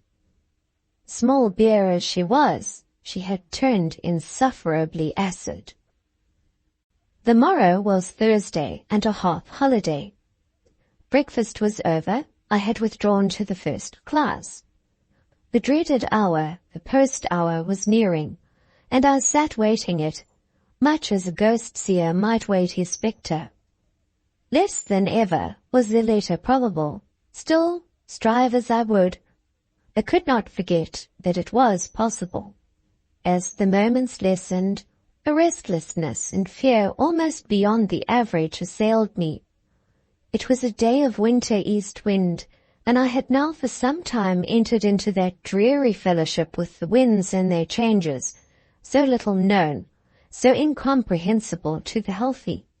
The north and east owned a terrific influence, making all pain more poignant, all sorrow sadder. The south could calm, the west sometimes cheer, unless, indeed, they brought on their wings the burden of thunderclouds, under the weight and warmth of which all energy died. Bitter and dark, as was this January day, I remember leaving the class and running down without bonnet to the bottom of the long garden, and then lingering amongst the stripped shrubs, in the forlorn hope that the postman's ring might occur while I was out of hearing, and I might thus be spared the thrill which some particular nerve or nerves almost gnawed through, with the unremitting tooth of a fixed idea, were becoming wholly unfit to support. I lingered as long as I dared without fear of attracting attention by my absence. I muffled my head in my apron, and stopped my ears in terror of the torturing clang, sure to be followed by such blank silence, such barren vacuum for me. At last I ventured to re-enter the first class, where, as it was not yet 9 o'clock, no pupils had been admitted. The first thing seen was a white object on my black desk. A white, flat object. The post had indeed arrived, by me unheard. Rosine had visited my cell, and like some angel, had left behind her a bright token of her presence. That shining thing on the desk was indeed a letter, a real letter. I saw so much at the distance of 3 yards, and as I had but one correspondent on earth, from that one it must come. He remembered me yet, how deep a pulse of gratitude sent new life through my heart. Drawing near, bending and looking on the letter, in trembling but almost certain hope of seeing a known hand, it was my lot to find, on the contrary, an autograph for the moment deemed unknown, a pale female scrawl instead of a firm masculine character. I then thought fate was too hard for me, and I said audibly, "This is cruel." But I got over that pain also. Life is still life, whatever its pangs. Our eyes and ears and their use remain with us, though the prospect of what pleases be wholly withdrawn, and the sound of what consoles be quite silenced. I opened the billet. By this time I had recognized its handwriting as perfectly familiar. It was dated La Terrasse, and it ran thus. Section 41. Dear Lucy, it occurs to me to inquire what you've been doing with yourself for the last month or two. Not that I suspect you would have the least difficulty in giving an account of your proceedings. I dare say you have been just as busy and as happy as ourselves at La Terrasse. As to Graham, his professional connection extends daily. He is so much sought after, so much engaged, that I tell him he will grow quite conceited. Like a right good mother, as I am, I do my best to keep him down. No flattery does he get from me, as you know. And yet, Lucy, he is a fine fellow. His mother's heart dances at the sight of him. After being hurried here and there the whole day, and passing the ordeal of 50 sorts of tempers, and combating 100 caprices, and sometimes witnessing cruel sufferings, perhaps occasionally, as I tell him, inflicting them, at night he still comes home to me in such kindly, pleasant mood, that really I seem to live in a sort of moral antipodes, and on these January evenings my day rises when other people's night sets in. Still he needs keeping in order, and correcting, and repressing, and I do him that good service, but the boy is so elastic there is no such thing as vexing him thoroughly. When I think I have at last driven him to the sullens, he turns on me with jokes for retaliation, but you know him and all his iniquities, and I am but an elderly simpleton to make him subject of this epistle. As for me, I have had my old Breton agent here on a visit, and have been plunged over head and ears in business matters. I do so wish to regain for Graham at least some part of what his father left him. He laughs to scorn my anxiety on this point, bidding me look and see how he can provide for himself and me too, and asking what the old lady can possibly want that she has not, hinting about sky-blue turbans, accusing me of an ambition to wear diamonds, keep livery servants, have an hotel, and lead the fashion amongst the English clan in Villette. Talking of sky-blue turbans, I wish you had been with us the other evening. He had come in really tired, and after I had given him his tea, he threw himself into my chair with his customary presumption. To my great delight, he dropped asleep. You know how he teases me about being drowsy, I who never by any chance close an eye by daylight. While he slept, I thought he looked very bonny, Lucy, fool as I am to be so proud of him, but who can help it? Show me his peer, look where I will, I see nothing like him in Villette. Well, I took it into my head to play him a trick. So I brought out the sky-blue turban, and handling it with gingerly precaution, I managed to invest his brows with this grand adornment. I assure you it did not at all misbecome him. He looked quite Eastern, except that he is so fair. Nobody, however, can accuse him of having red hair. Now, it is genuine chestnut, a dark, glossy chestnut, and when I put my large cashmere about him, there was as fine a young day or pasha improvised as you would wish to see. It was good entertainment, but only half enjoyed, since I was alone. You should have been there. In due time my lord awoke. The looking-glass above the fireplace soon intimated to him his plight. As you may imagine, I now live under threat and dread of vengeance. But to come to the gist of my letter, I know Thursday's a half-holiday in the roof set. Be ready then by 5 in the afternoon, at which hour I will send the carriage to take you out to La Terrasse. Be sure to come. You may meet some old acquaintance. Goodbye, my wise, dear, grave little goddaughter. Very truly yours, Louisa Breton. Now, a letter like that sets one to rights. I might still be sad after reading that letter, but I was more composed, not exactly cheered, perhaps, but relieved. My friends, at least, were well and happy. No accident had occurred to Graham. No illness had seized his mother. Calamities that had so long been my dream and thought. Their feelings for me, too, were as they had been. Yet how strange it was to look on Mrs. Breton's 7 weeks and contrast them with my 7 weeks. Also, how very wise it is in people placed in an exceptional position to hold their tongues and not rashly declare how such position galls them. The world can understand well enough the process of perishing for want of food. Perhaps few persons can enter into or follow out that of going mad from solitary confinement. They see the long-buried prisoner disinterred, a maniac or an idiot, how his senses left him, how his nerves, first inflamed, underwent nameless agony, and then sunk to palsy, is a subject too intricate for examination, too abstract for popular comprehension. Speak of it, you might almost as well stand up in an European marketplace and propound dark sayings in that language and mood wherein Nebuchadnezzar, the imperial hypochondriac, communed with his baffled Chaldeans. And long, long may the minds to whom such themes are no mystery, by whom their bearings are sympathetically seized, be few in number and rare of re-encounter. Long may it be generally thought that physical privations alone merit compassion, and that the rest is a figment.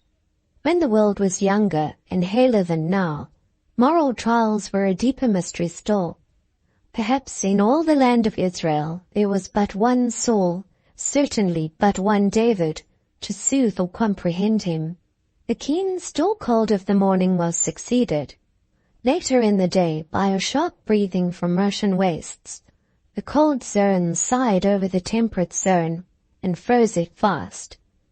A heavy firmament, dull and thick with snow, sailed up from the north and settled over expectant Europe. Towards afternoon began the descent. I feared no carriage would come. The white tempest raged so dense and wild. But trust my godmother. Once having asked, she would have her guest. About 6 o'clock, I was lifted from the carriage over the already blocked-up front steps of the chateau and put in at the door of La Terrasse. Running through the vestibule and upstairs to the drawing-room, there I found Mrs. Breton, a summer day in her own person. Had I been twice as cold as I was, her kind kiss and cordial clasp would have warmed me. Inured now for so long a time to rooms with bare boards, black benches, desks and stoves, the blue saloon seemed to me gorgeous. In its Christmas-like fire alone, there was a clear and crimson splendor which quite dazzled me. When my godmother had held my hand for a little while and chatted with me and scolded me for having become thinner than when she last saw me, she professed to discover that the snow wind had disordered my hair and sent me upstairs to make it neat and remove my shawl. Repairing to my own little sea-green room, there also I found a bright fire, and candles too were lit. A tall wax light stood on each side the great looking-glass. But between the candles and before the glass appeared something dressing itself, an airy, fairy thing, small, slight, white, a winter spirit.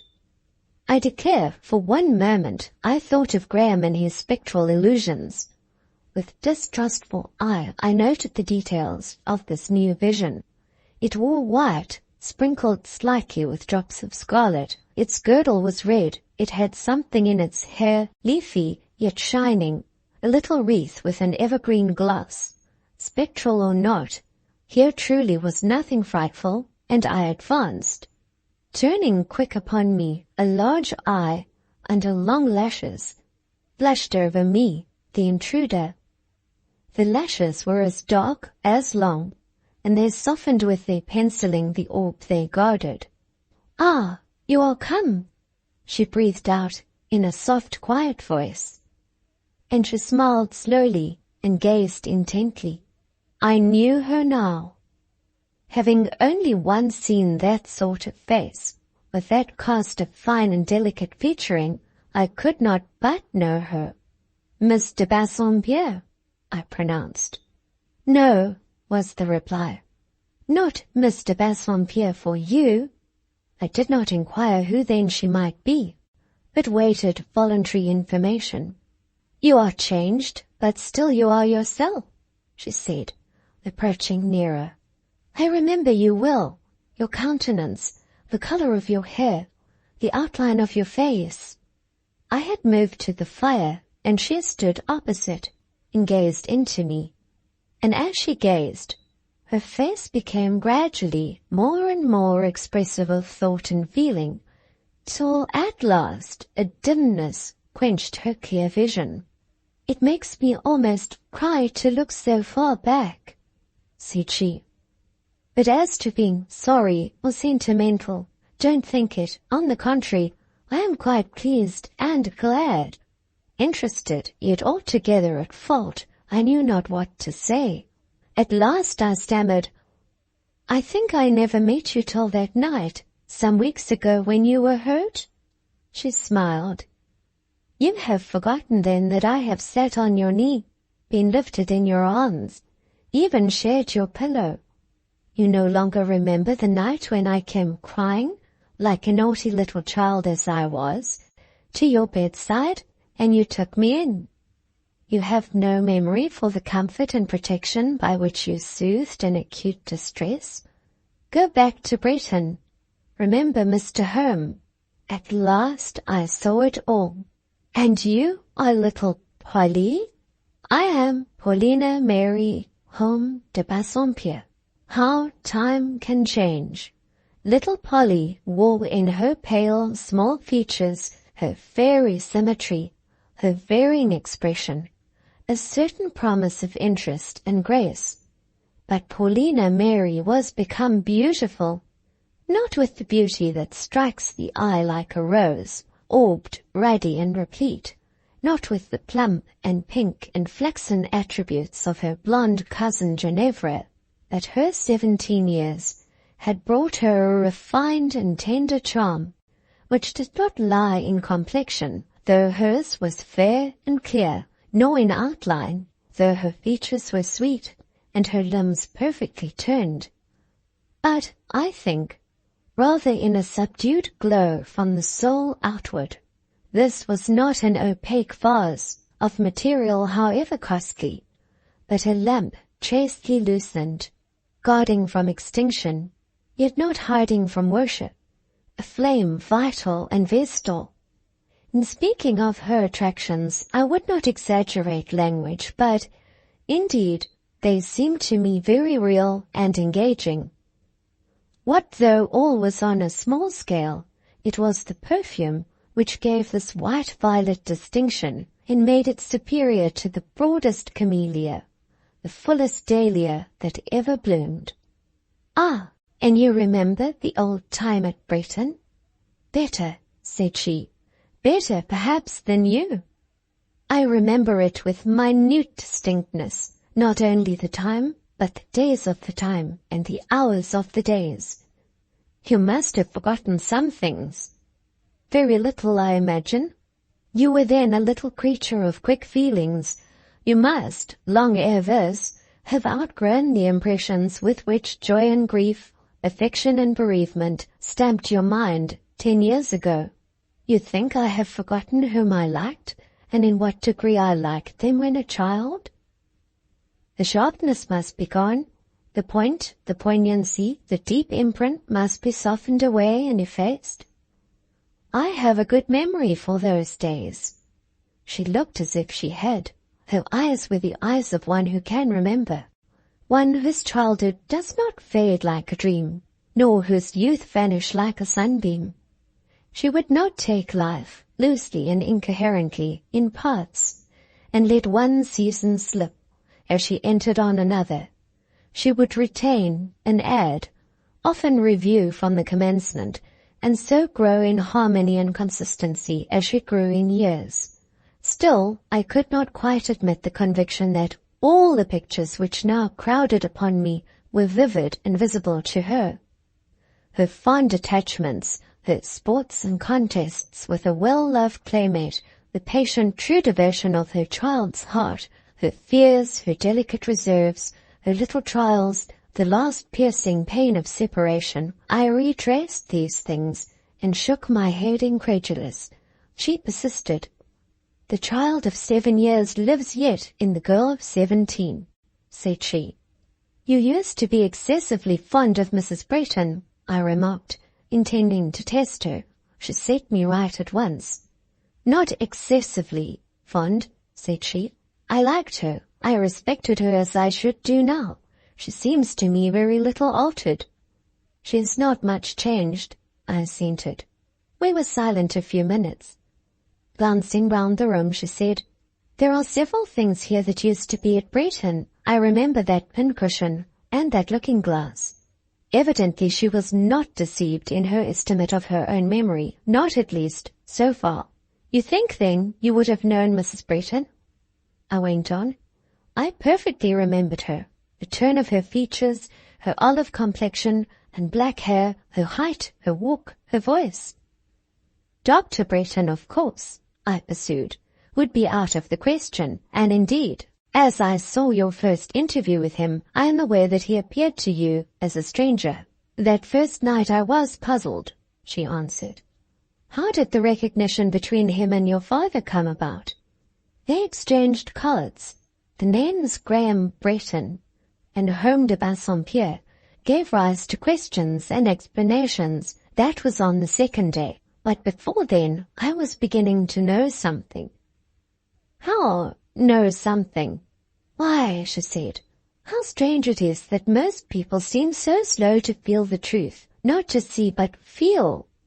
When Dr. Brayton had visited me a few times and sat near and talked to me, when I had observed the look in his eyes, the expression about his mouth, the form of his chin, the carriage of his head, and all that we do observing persons who approach us, how could I avoid being led by association to think of Graham Brayton?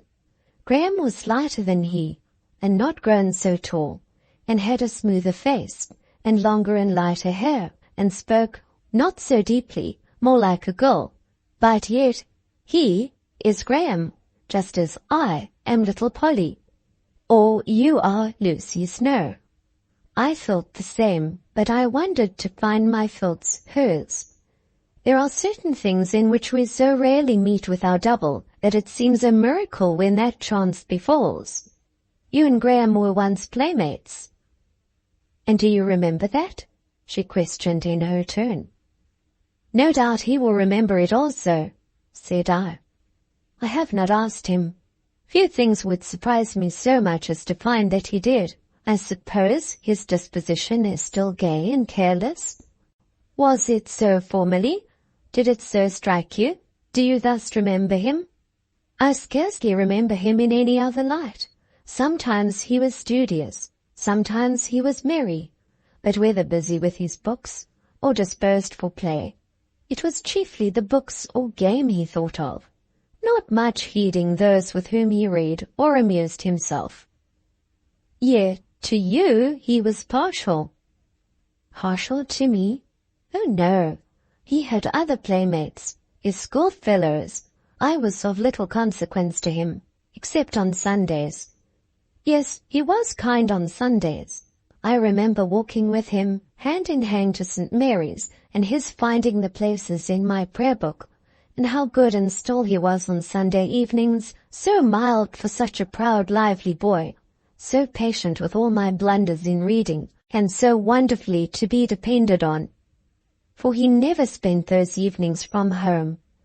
I had a constant fear that he would accept some invitation and forsake us, but he never did, nor seemed ever to wish to do it. Thus, of course, it can be no more. I suppose Sunday will now be Dr. Bretton's dining out day. "Children, come down," here called Mrs. Bretton from below. Paulina would still have lingered, but I inclined to descend. We went down. Section 42. Cheerful as my godmother naturally was, and entertaining as, for our sakes, she made a point of being, there was no true enjoyment that evening at La Terrasse, till through the wild howl of the winter night were heard the signal sounds of arrival. How often, while women and girls sit warm at snug firesides, their hearts and imaginations are doomed to divorce from the comfort surrounding their persons, forced out by night to wander through dark ways, to dare stress of weather, to contend with a snow blast, to wait at lonely gates and stiles in wildest storms, watching and listening to see and hear the father, the son, the husband coming home. Father and son came at last to the chateau, for the Count de Bassompierre that night accompanied Dr. Bretton. I know not which of our trio heard the horses first. The asperity, the violence of the weather warranted our running down into the hall to meet and greet the two riders as they came in, but they warned us to keep our distance. Both were white, 2 mountains of snow, and indeed Mrs. Bretton, seeing their condition, ordered them instantly to the kitchen, prohibiting them at their peril from setting foot on her carpeted staircase till they had severally put off that mask of old Christmas they now affected. Into the kitchen, however, we could not help following them. It was a large old Dutch kitchen, picturesque and pleasant. The little white countess danced in a circle about her equally white sire, clapping her hands and crying, "Papa, Papa, you look like an enormous polar bear." The bear shook himself, and the little sprite fled far from the frozen shower. Back she came, however, laughing, and eager to aid in removing the Arctic disguise. The Count, at last issuing from his dreadnought, threatened to overwhelm her with it as with an avalanche. "Come then," said she, bending to invite the fall, and when it was playfully advanced above her head, bounding out of reach like some little chamois. Her movements had the supple softness, the velvet grace of a kitten. Her laugh was clearer than the ring of silver and crystal, as she took her sire's cold hands and rubbed them, and stood on tiptoe to reach his lips for a kiss. There seemed to shine round her a halo of loving delight. The grave and reverend senior looked down on her as men do look on what is the apple of their eye. "Mrs. Bretton," said he, "what am I to do with this daughter or daughterling of mine? She neither grows in wisdom nor in stature. Don't you find her pretty nearly as much the child as she was 10 years ago?" "She cannot be more the child than this great boy of mine," said Mrs. Bretton, who was in conflict with her son about some change of dress she deemed advisable, and which he resisted. He stood leaning against the Dutch dresser, laughing and keeping her at arm's length. "Come, mamma," said he, by way of compromise, and to secure for us inward as well as outward warmth, "let us have a Christmas wassail cup, and toast old England here, on the hearth."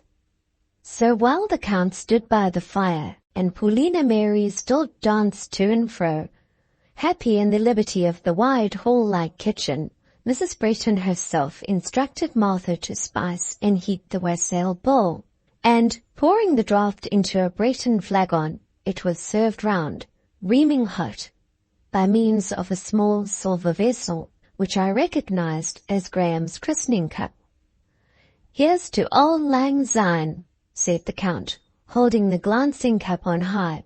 Then, looking at Mrs. Bretton, "We twa ha' paid letter I the burn, fra morning sun till dine, but seas between us braid ha' roared, sin Auld Lang Syne. And surely ye'll be your pint stoop, and surely I'll be mine, and we'll taste a cup o' kindness yet, for Auld Lang Syne." "Scotch! Scotch!" cried Paulina. "Papa is talking Scotch, and Scotch he is partly. We are home and Bassompierre, Caledonian and Gaelic." "And is that a Scotch reel you're dancing, you Highland fairy?" asked her father. "Mrs. Bretton, there will be a green ring growing up in the middle of your kitchen shortly. I would not answer for her being quite canny. She is a strange little mortal." "Tell Lucy to dance with me, Papa. There is Lucy Snowe." Mr. Herm, there was still quite as much about him of plain Mr. Herm as of proud Count de Bassompierre, held his hand out to me, saying kindly, he remembered me well, and even had his own memory been less trustworthy, my name was so often on his daughter's lips, and he had listened to so many long tales about me, I should seem like an old acquaintance. Everyone now had tasted the wassail cup except Paulina, whose pas de fait, ou de fantaisie, nobody thought of interrupting to offer so profanatory a draught, but she was not to be overlooked, nor balked of her mortal privileges. "Let me taste," said she to Graham as he was putting the cup on the shelf of the dresser, out of her reach. Mrs. Bretton and Mr. Home were now engaged in conversation. Dr. John had not been unobservant of the fairies' dance. He had watched it, and he had liked it. To say nothing of the softness and beauty of the movements, eminently grateful to his grace-loving eye. That ease, in his mother's house, charmed him, for it set him at ease. Again she seemed a child for him. Again, almost his playmate. I wondered how he would speak to her. I had not yet seen him address her. His first words proved that the old days of little Polly had been recalled to his mind by this evening's childlike light-heartedness. "Your ladyship wishes for the tankard?" "I think I said so. I think I intimated as much." "Couldn't consent to a step of the kind on any account. Sorry for it, but couldn't do it." "Why?" "I'm quite well now. It can't break my collarbone again, or dislocate my shoulder. Is it wine?" "No, nor dew." "I don't want dew. I don't like dew. But what is it?" "Ale, strong ale, old October, brewed perhaps when I was born." "It must be curious. Is it good?" "Excessively good." And he took it down, administered to himself a second dose of this mighty elixir, expressed in his mischievous eyes extreme contentment with the same, and solemnly replaced the cup on the shelf. "I should like a little," said Paulina, looking up. "I never had any old October." "Is it sweet?" "Perilously sweet," said Graham. She continued to look up exactly with the countenance of a child that longs for some prohibited dainty.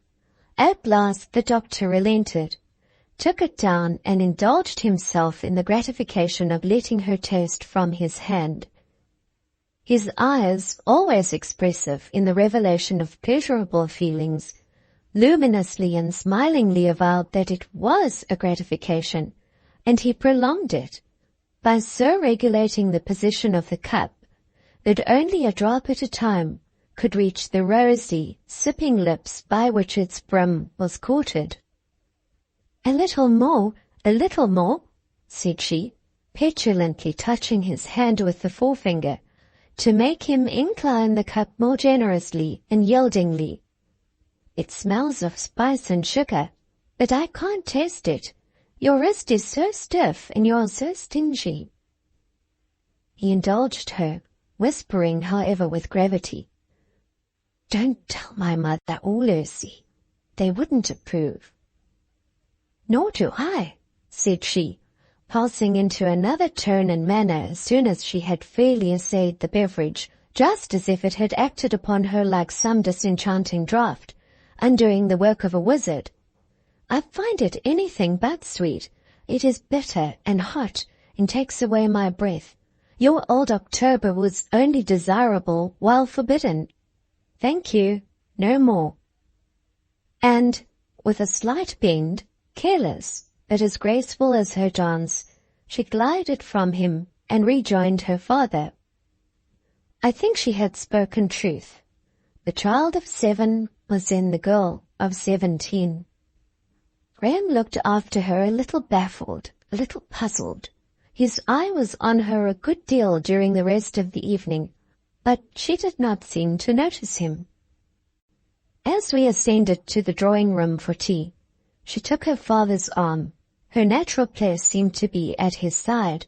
Her eyes and her ears were dedicated to him.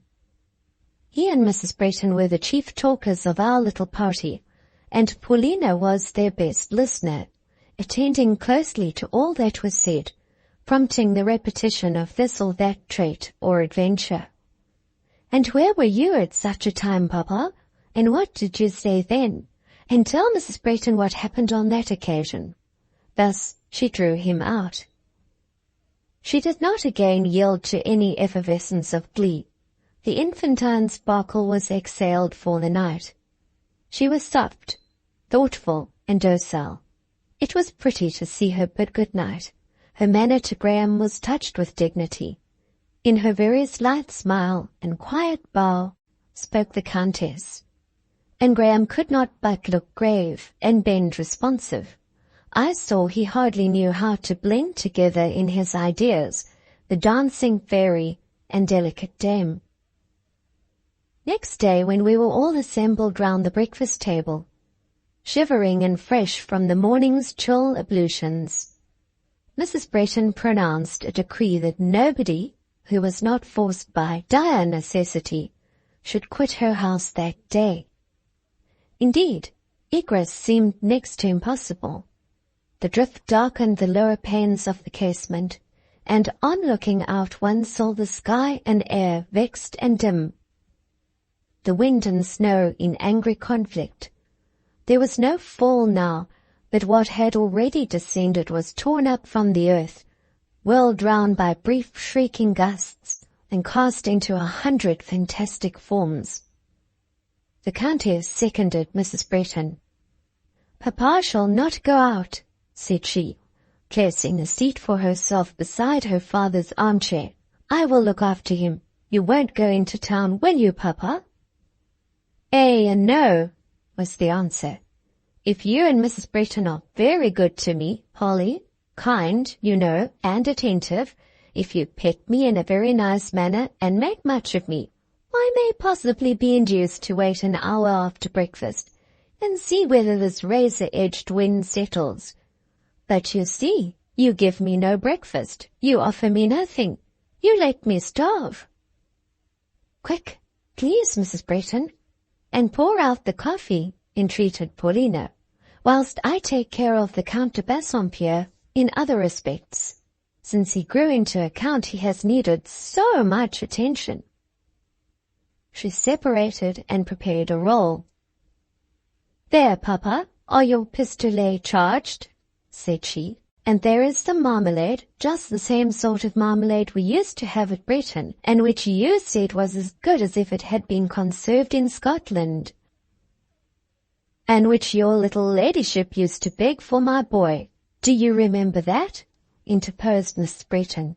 "Have you forgotten how you would come to my elbow and touch my sleeve with the whisper, 'Please, ma'am, something good for Graham, a little marmalade or honey or jam?'" "No, mamma," broke in Dr. John, laughing yet reddening. "It surely was not so. I could not have cared for these things." "Did he, or did he not, Paulina?" "He liked them," asserted Paulina. "Never blush for it, John," said Mr. Home encouragingly. "I like them myself yet, and always did." And Polly showed her sense in catering for a friend's material comforts. It was I who put her into the way of such good manners, nor do I let her forget them. "Polly, offer me a small slice of that tongue." "There, Papa. But remember you are only waited upon with this assiduity, on condition of being persuadable and reconciling yourself to La Terrasse for the day." "Mrs. Bretton," said the Count, "I want to get rid of my daughter, to send her to school. Do you know of any good school?" "There is Lucy's place, Madame Beck's." "Miss Snowe is in a school." "I am a teacher," I said, and was rather glad of the opportunity of saying this. For a little while I had been feeling as if placed in a false position. Mrs. Bretton and son knew my circumstances, but the Count and his daughter did not.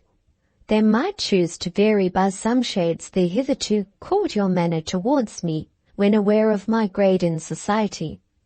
I spoke then readily, but a swarm of thoughts I had not anticipated nor invoked rose dim at the words, making me sigh involuntarily. Mr. Home did not lift his eyes from his breakfast plate for about 2 minutes, nor did he speak. Perhaps he had not caught the words. Perhaps he thought that on a confession of that nature, politeness would interdict comment.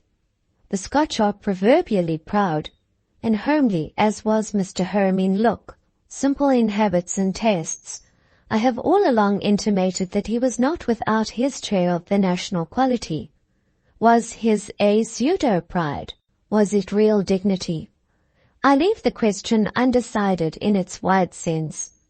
Where it concerned me individually, I can only answer, then and always he showed himself a true-hearted gentleman.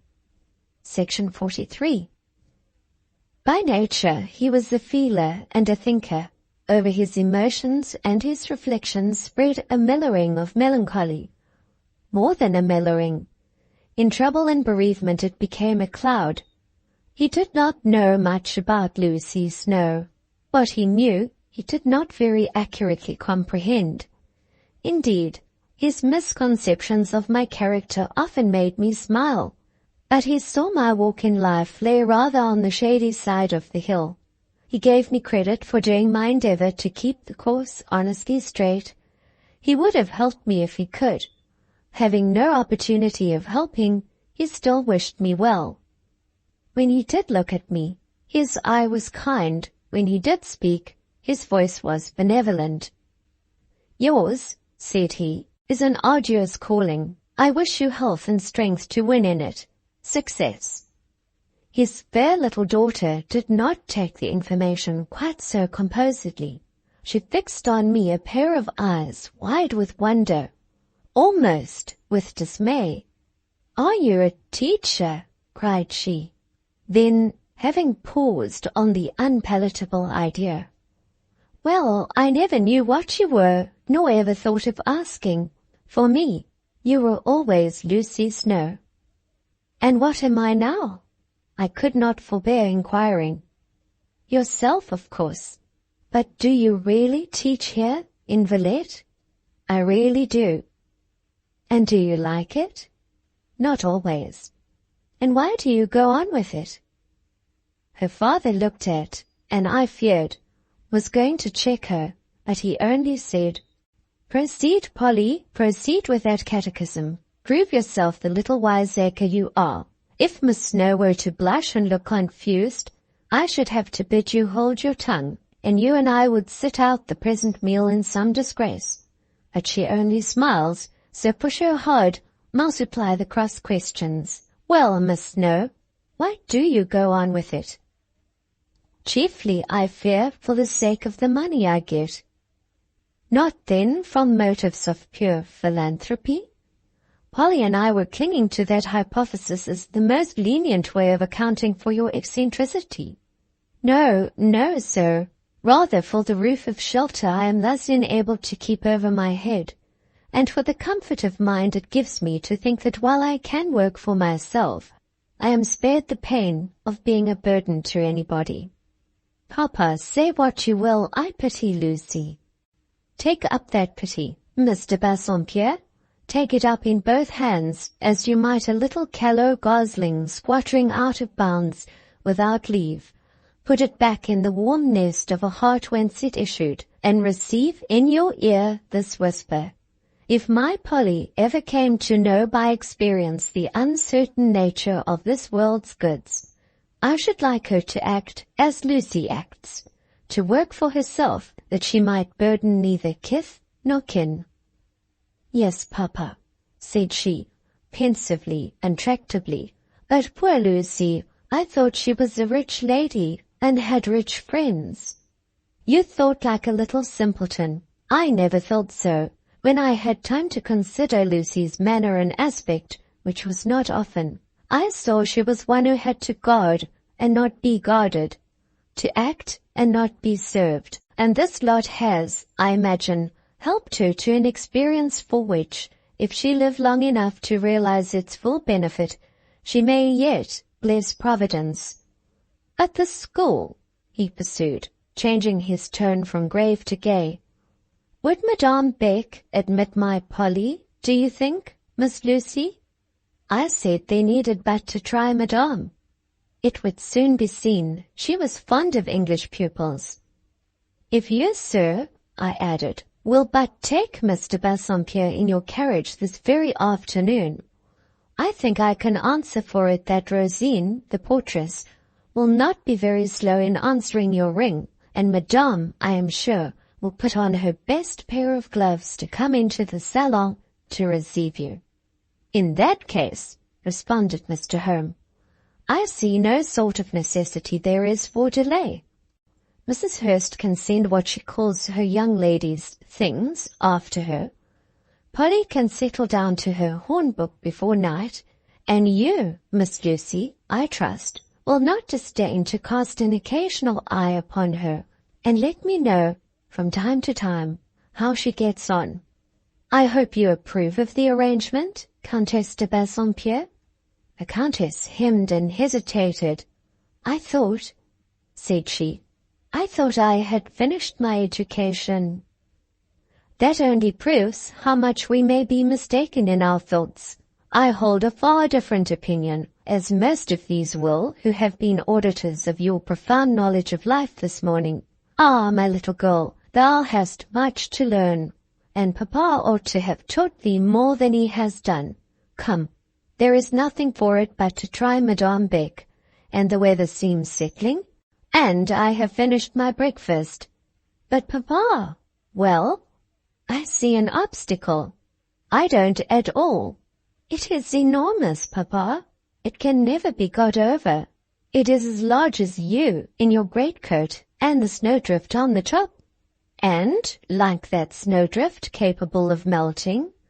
No, it is of too solid flesh. It is just your own self. Miss Lucy, warn Madame Beck not to listen to any overtures about taking me, because, in the end, it would turn out that she would have to take Papa too, as he is so teasing. I will just tell tales about him. Mrs. Bretton and all of you listen.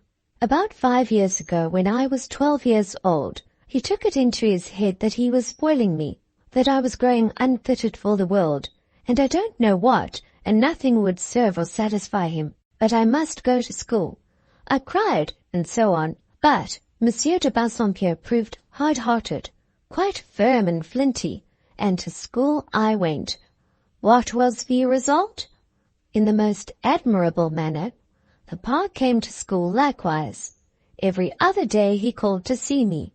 Madame Aigredoux grumbled, but it was of no use, and so, at last, Papa and I were both, in a manner, expelled. Lucy can just tell Madame Beck this little trait. It is only fair to let her know what she has to expect. Mrs. Bretton asked Mr. Home what he had to say in answer to this statement. As he made no defense, judgment was given against him, and Paulina triumphed. But she had other moods besides the arch and naive.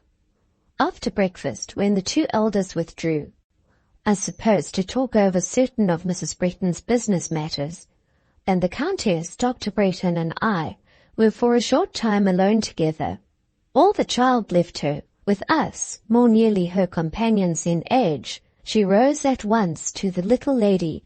Her very face seemed to alter, that play of feature and candour of look, which, when she spoke to her father, made it quite dimpled and round, yielded to an aspect more thoughtful, and lines distincter and less mobile. No doubt Graham noted the change as well as I. He stood for some minutes near the window, looking out at the snow. Presently he approached the hearth and entered into conversation, but not quite with his usual ease. Fit topics did not seem to rise to his lips. He chose them fastidiously, hesitatingly, and consequently infelicitously. He spoke vaguely of Villette, its inhabitants, its notable sights and buildings. He was answered by Mr. Bassompierre in quite womanly sort, with intelligence, with a manner not indeed wholly disindividualized, a tone, a glance, a gesture, here and there, rather animated and quick, than measured and stately, still recalled little Polly.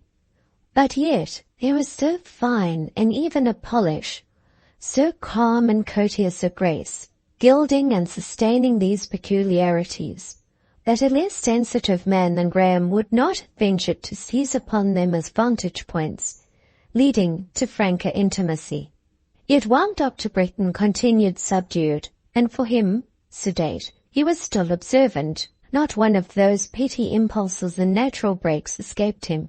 He did not miss one characteristic movement, one hesitation in language, or one lisp in utterance.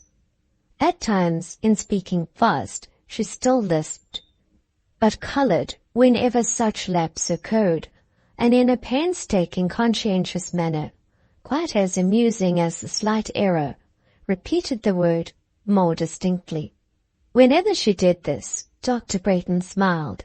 Gradually, as they conversed, the restraint on each side slackened.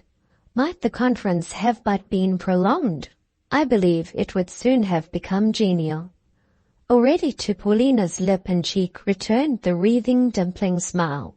She lisped once and forgot to correct herself, and Dr. John, I know not how he changed, but change he did. He did not grow gayer. No raillery, no levity sparkled across his aspect, but his position seemed to become one of more pleasure to himself, and he spoke his augmented comfort in readier language, in tones more suave. 10 years ago this pair had always found abundance to say to each other. The intervening decade had not narrowed the experience or impoverished the intelligence of either. Besides, there are certain natures of which the mutual influence is such that the more they say, the more they have to say. For these, out of association grows adhesion, and out of adhesion, amalgamation. Graham, however, must go.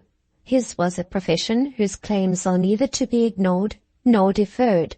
He left the room, but before he could leave the house there was a return.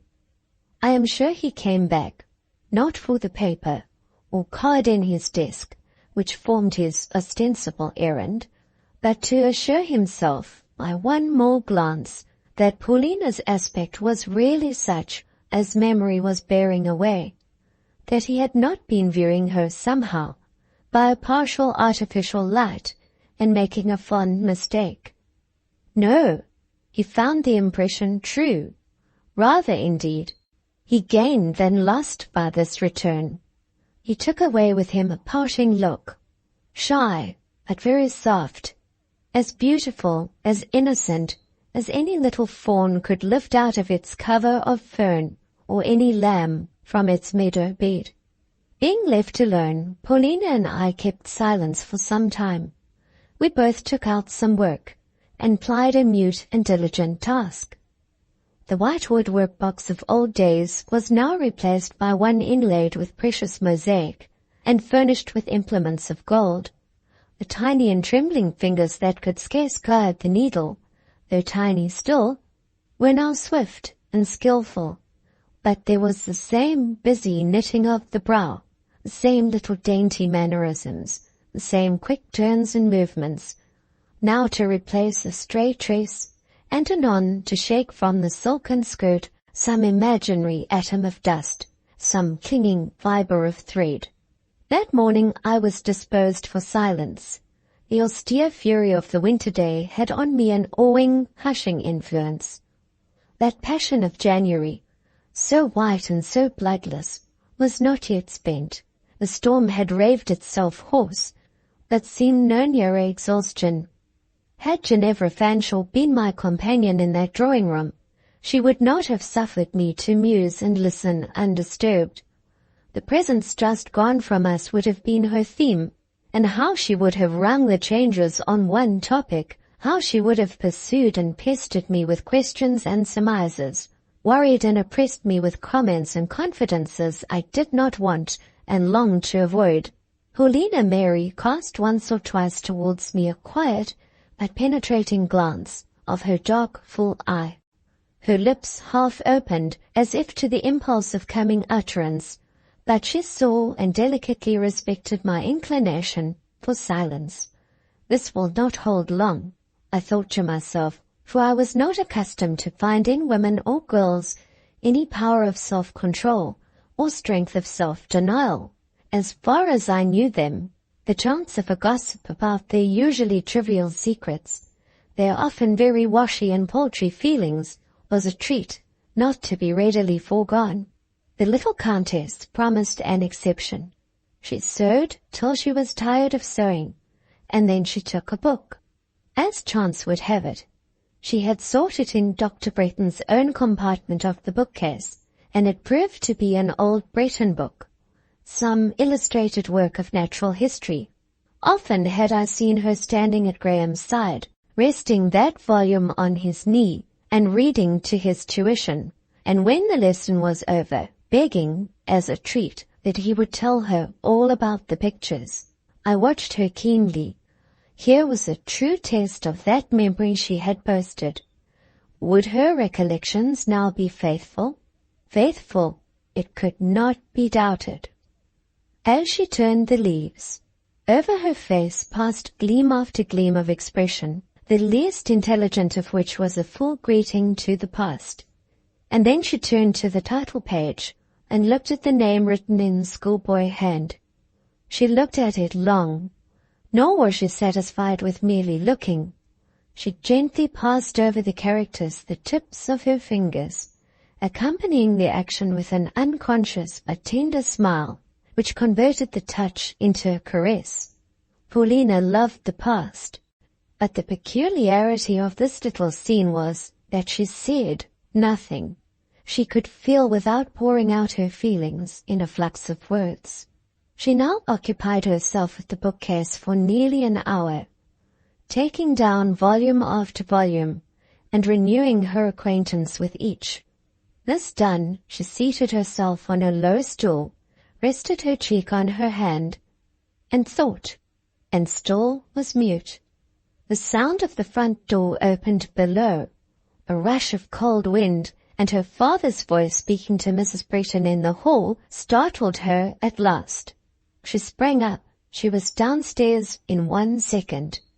"Papa, Papa, you are not going out?" "My pet, I must go into town." "But it is too cold, Papa." And then I heard Monsieur de Bassompierre showing to her how he was well provided against the weather, and how he was going to have the carriage, and to be quite snugly sheltered, and in short, proving that she need not fear for his comfort. "But you will promise to come back here this evening before it is quite dark?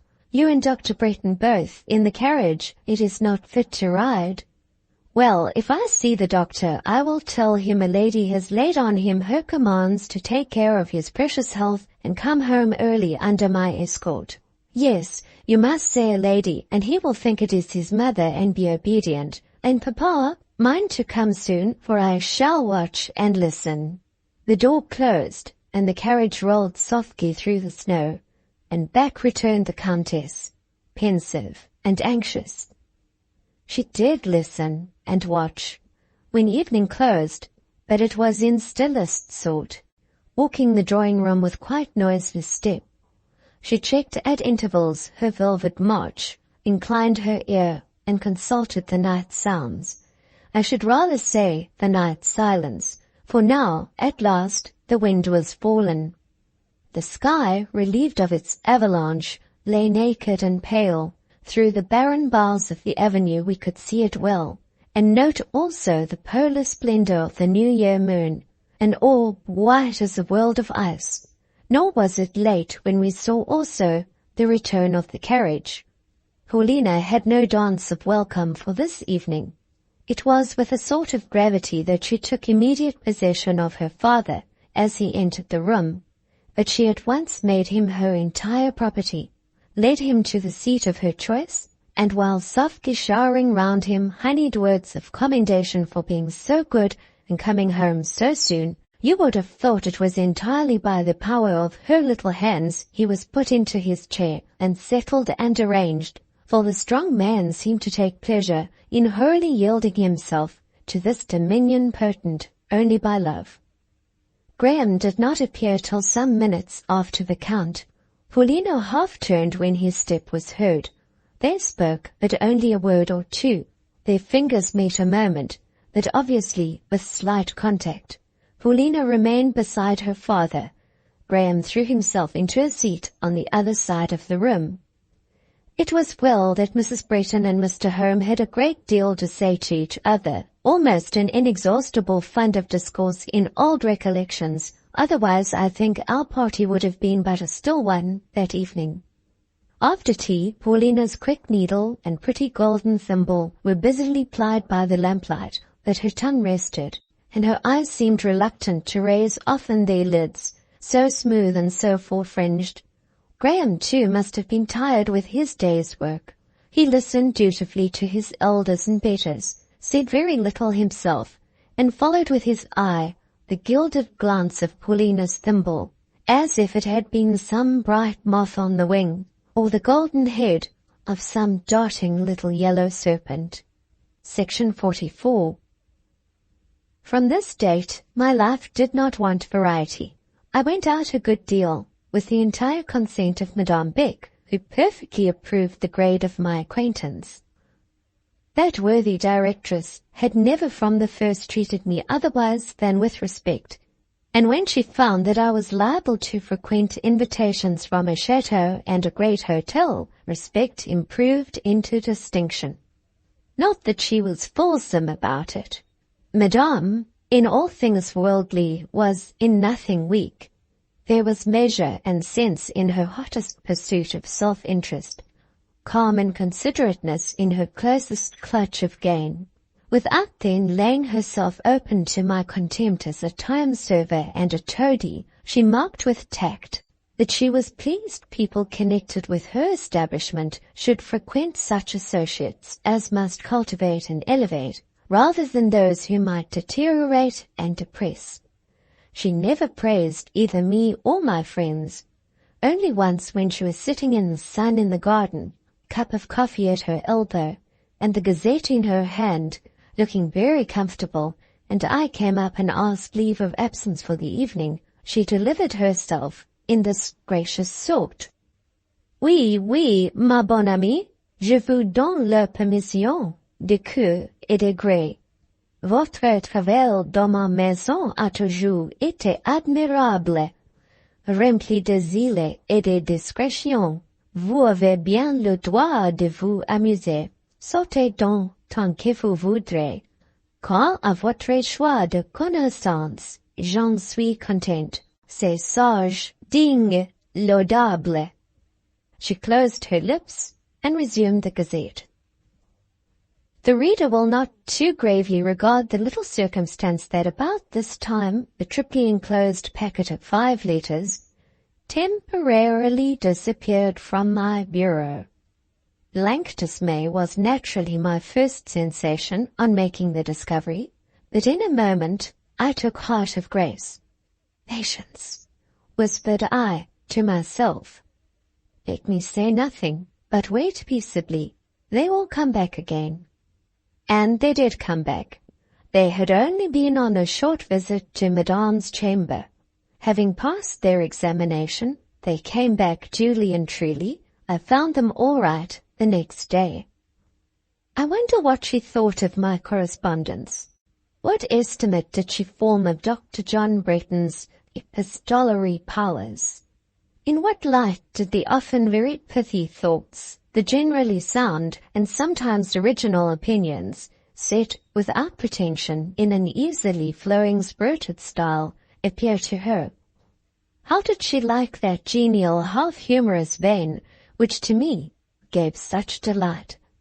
What did she think of the few kind words scattered here and there, not thickly, as the diamonds were scattered in the valley of Sinbad, but sparely, as those gems lie in unfabled beds? O Madame Beck, how seemed these things to you? I think, in Madame Beck's eyes, the 5 letters found a certain favor. One day after she had borrowed them of me, and speaking of so suave a little woman one ought to use suave terms, I caught her examining me with a steady contemplative gaze, a little puzzled, but not at all malevolent. It was during that brief space between lessons, when the pupils turned out into the court for a quarter of an hour's recreation. She and I remained in the first class alone when I met her eye. Her thoughts forced themselves partially through her lips. Il y a, said she, quelque chose de bien remarquable dans leur caractère anglais. How, madame? She gave a little laugh, repeating the word how in English. Je ne saurais vous dire how, mes enfants. Les Anglais ont des idées à eux, en amitié, en amour, en tout. Mais en moi, il n'est pas besoin de les surveiller, she added, getting up and trotting away like the compact little pony she was. Then I hope, murmured I to myself, you will graciously let alone my letters for the future. Alas, something came rushing into my eyes, dimming utterly their vision, blotting from sight the schoolroom, the garden, the bright winter sun, as I remembered that never more would letters, such as she had read, come to me. I had seen the last of them, that goodly river on whose banks I had sojourned, of whose waves a few reviving drops had trickled to my lips, was bending to another course. It was leaving my little hut and field, forlorn and sand dry, pouring its wealth of waters far away. The change was right, just, natural, not a word could be said, but I loved my Rhine, my Nile. I had almost worshipped my Ganges, and I grieved that the grand tide should roll estranged, should vanish like a false mirage. Though stoical, I was not quite a stoic. Drops streamed fast on my hands, on my desk. I wept one sultry shower, heavy and brief. But soon I said to myself, the hope I am bemoaning suffered and made me suffer much. It did not die till it was full time. Following an agony so lingering, death ought to be welcome. Welcome I endeavored to make it. Indeed, long pain had made patience a habit. In the end, I closed the eyes of my dead, covered its face, and composed its limbs with great calm. The letters, however, must be put away, out of sight. People who have undergone bereavement always jealously gather together and lock away mementos. It is not supportable to be stabbed to the heart each moment by sharp revival of regret. One vacant holiday afternoon, the Thursday, going to my treasure with intent to consider its final disposal, I perceived, and this time with a strong impulse of displeasure, that it had been again tampered with. The packet was there, indeed, but the ribbon which secured it had been untied and retied, and by other symptoms I knew that my drawer had been visited. This was a little too much. Madame Beck herself was the soul of discretion, besides having as strong a brain and sound a judgment as ever furnished a human head. That she should know the contents of my casket was not pleasant, but might be borne.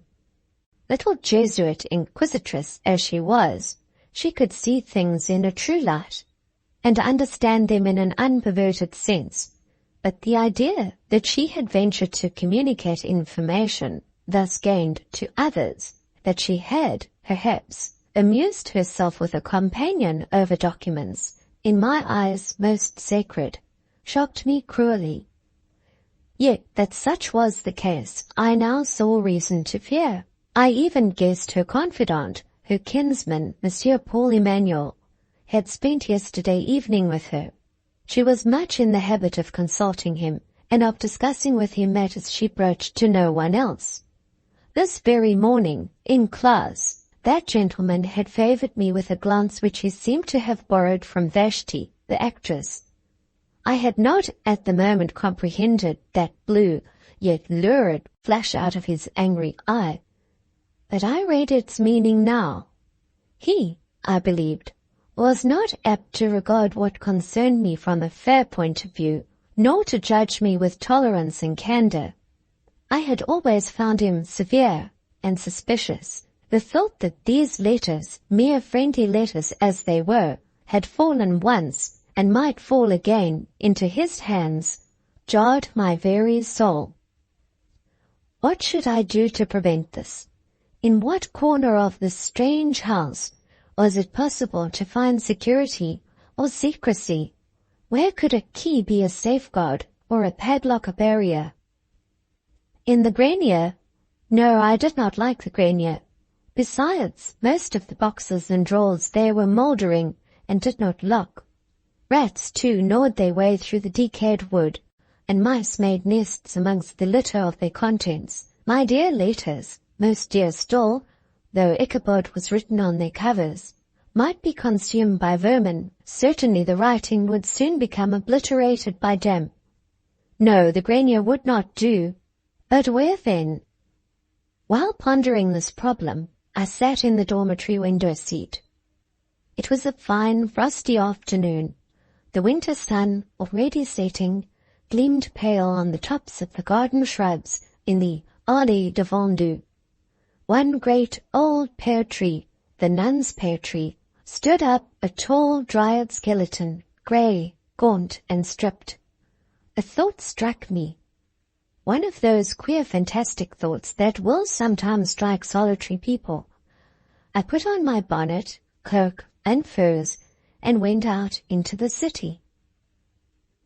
Ending my steps to the old historical quarter of the town, whose hoaxen, overshadowed precincts I always sought by instinct in melancholy moods, I wandered on from street to street, till, having crossed a half-deserted place or square, I found myself before a sort of broker's shop, an ancient place, full of ancient things. What I wanted was a metal box, which might be soldered, or a thick glass jar or bottle, which might be stoppered or sealed hermetically. Amongst miscellaneous heaps, I found and purchased the latter article. I then made a little roll of my letters, wrapped them in oiled silk, bound them with twine, and having put them in the bottle, got the old Jew broker to stop it, seal, and make it airtight. While obeying my directions, he glanced at me now and then suspiciously from under his frost-white eyelashes. I believe he thought there was some evil deed on hand.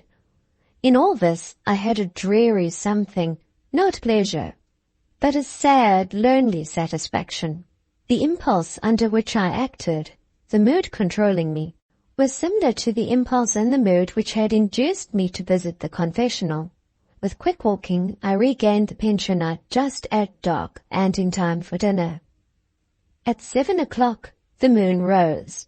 At 7:30, when the pupils and teachers were at study, and Madame Beck was with her mother and children in the salle à manger, when the half-boarders were all gone home, and Rosine had left the vestibule, and all was still, I shawled myself, and, taking the sealed jar, stole out through the first-class door, into the berceau, and thence into the allée d'enfants.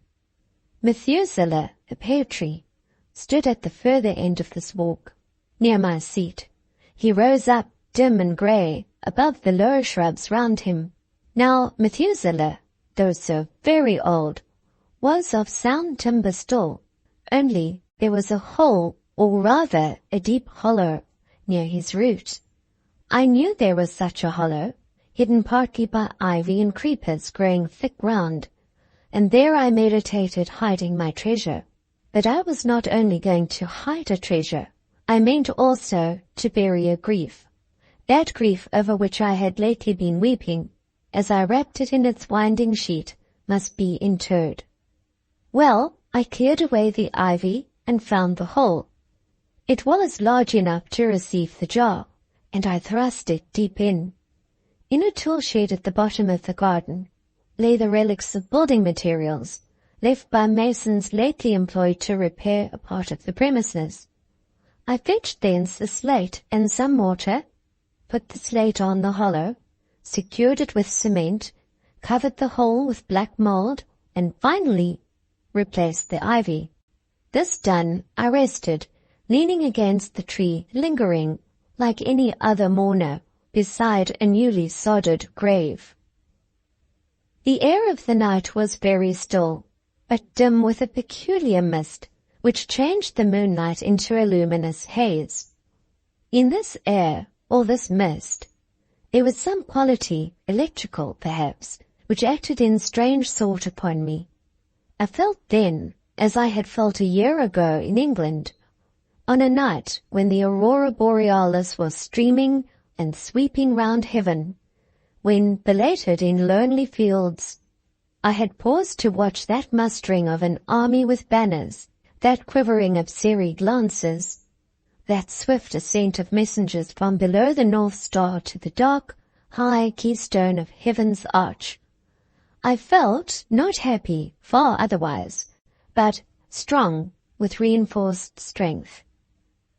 If life be a war, it seemed my destiny to conduct it single-handed. I pondered now how to break up my winter quarters, to leave an encampment where food and forage failed. Perhaps, to effect this change, another pitched battle must be fought with fortune. If so, I had a mind to the encounter. Too poor to lose, God might destine me to gain. But what road was open? What plan available? On this question I was still pausing, when the moon, so dim hitherto, seemed to shine out somewhat brighter. A ray gleamed even white before me, and a shadow became distinct and marked. I looked more narrowly, to make out the cause of this well-defined contrast, appearing a little suddenly in the obscure alley. Whiter and blacker it grew on my eye. It took shape with instantaneous transformation. I stood about 3 yards from a tall, sable-robed, snowy-veiled woman. 5 minutes passed. I neither fled nor shrieked. She was there still. I spoke. "Who are you, and why do you come to me?" She stood mute. She had no face, no features. All below her brow was masked with a white cloth.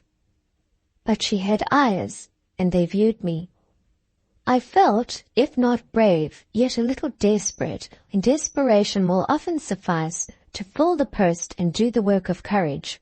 I advanced 1 step. I stretched out my hand, for I meant to touch her. She seemed to recede. I drew nearer. Her recession, still silent, became swift. A mass of shrubs, full-leaved evergreens, laurel and dense yew intervened between me and what I followed.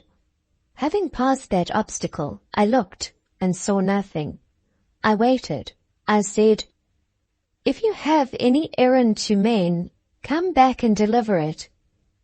Nothing spoke or reappeared. This time there was no Dr. John to whom to have recourse. There was no one to whom I dared whisper the words, "I have again seen the nun. Paulina Mary sought my frequent presence in the Rue Crecy. In the old Breton days, though she had never professed herself fond of me, my society had soon become to her a sort of unconscious necessary. I used to notice that if I withdrew to my room, she would speedily come trotting after me, and, opening the door and peeping in, say, with her little peremptory accent, "Come down. Why do you sit here by yourself? You must come into the parlor." In the same spirit she urged me now. "Leave the Rue Fossette," she said, "and come and live with us. Papa would give you far more than Madame Beck gives you." Mr. Home himself offered me a handsome sum, thrice my present salary, if I would accept the office of companion to his daughter. I declined.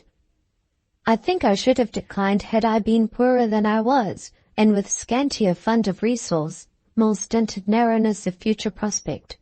I had not that vocation. I could teach, I could give lessons, but to be either a private governess or a companion was unnatural to me. Rather than fill the former post in any great house, I would deliberately have taken a housemaid's place, bought a strong pair of gloves, swept bedrooms and staircases, and cleaned stoves and locks, in peace and independence. Rather than be a companion, I would have made shirts and starved.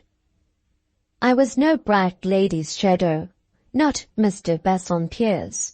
Overcast enough it was my nature often to be. Of a subdued habit I was, but the dimness and depression must both be voluntary, such as kept me docile at my desk, in the midst of my now well-accustomed pupils in Madame Beck's first class, or alone at my own bedside, in her dormitory, or in the alien seat which were called mine, in her garden.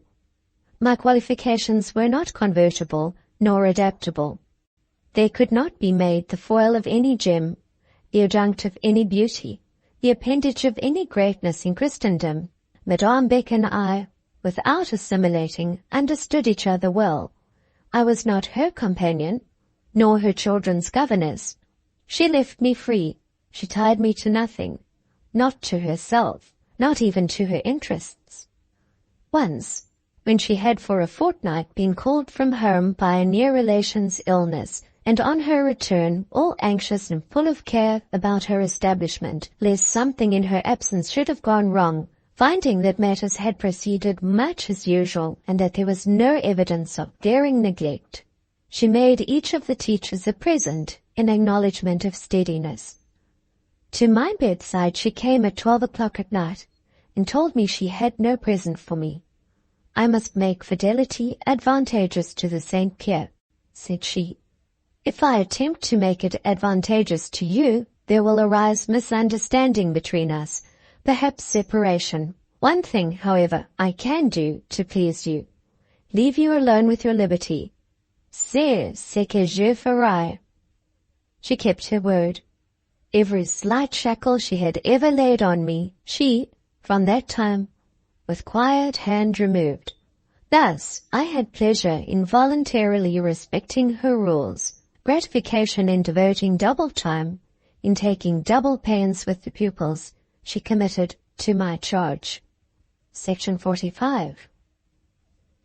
As to Mary de Bassompierre, I visited her with pleasure, though I would not live with her. My visits soon taught me that it was unlikely even my occasional and voluntary society would long be indispensable to her. Monsieur de Bassompierre, for his part, seemed impervious to this conjecture, blind to this possibility, unconscious as any child to the signs, the likelihoods, the fitful beginnings of what, when it drew to an end, he might not approve. Whether or not he would cordially approve, I used to speculate. Difficult to say. He was much taken up with scientific interests, keen, intent, and somewhat oppugnant in what concerned his favorite pursuits, but unsuspicious and trustful in the ordinary affairs of life. From all I could gather, he seemed to regard his daughterling as still but a child, and probably had not yet admitted the notion that others might look on her in a different light. He would speak of what should be done when Polly was a woman, when she should be grown up, and Polly, standing beside his chair, would sometimes smile and take his honored head between her little hands and kiss his iron-grey locks, and at other times she would pout and toss her curls, but she never said, "Papa, I am grown up." She had different moods for different people. With her father she really was still a child, or childlike, affectionate, merry and playful. With me she was serious, and as womanly as thought and feeling could make her. With Mrs. Bretton she was docile and reliant, but not expansive. With Graham she was shy, at present very shy. At moments she tried to be cold. On occasion she endeavoured to shun him. His step made her start. His entrance hushed her. When he spoke, her answers failed of fluency. When he took leave, she remained self-vexed and disconcerted. Even her father noticed this demeanour in her. "My little Polly," he said once, "you live too retired a life. If you grow to be a woman with these shy manners, you will hardly be fitted for society. You really make quite a stranger of Dr. Bretton. How is this? Don't you remember that as a little girl you used to be rather partial to him?" "Rather, Papa?" echoed she, with her slightly dry, yet gentle and simple tone. "And you don't like him now? What has he done?" "Nothing. Yes, I like him a little, but we are grown strange to each other." "Then rub it off, Polly. Rub the rust and the strangeness off.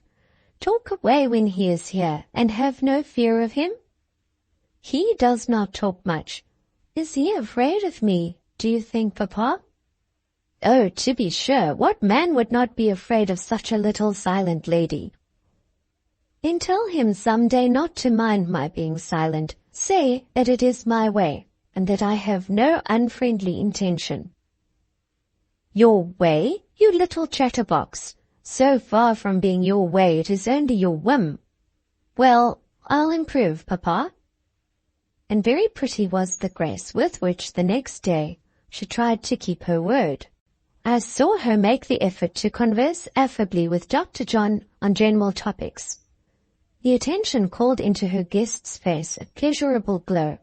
He met her with caution, and replied to her in his softest tones, as if there was a kind of gossamer happiness hanging in the air, which he feared to disturb by drawing too deep a breath.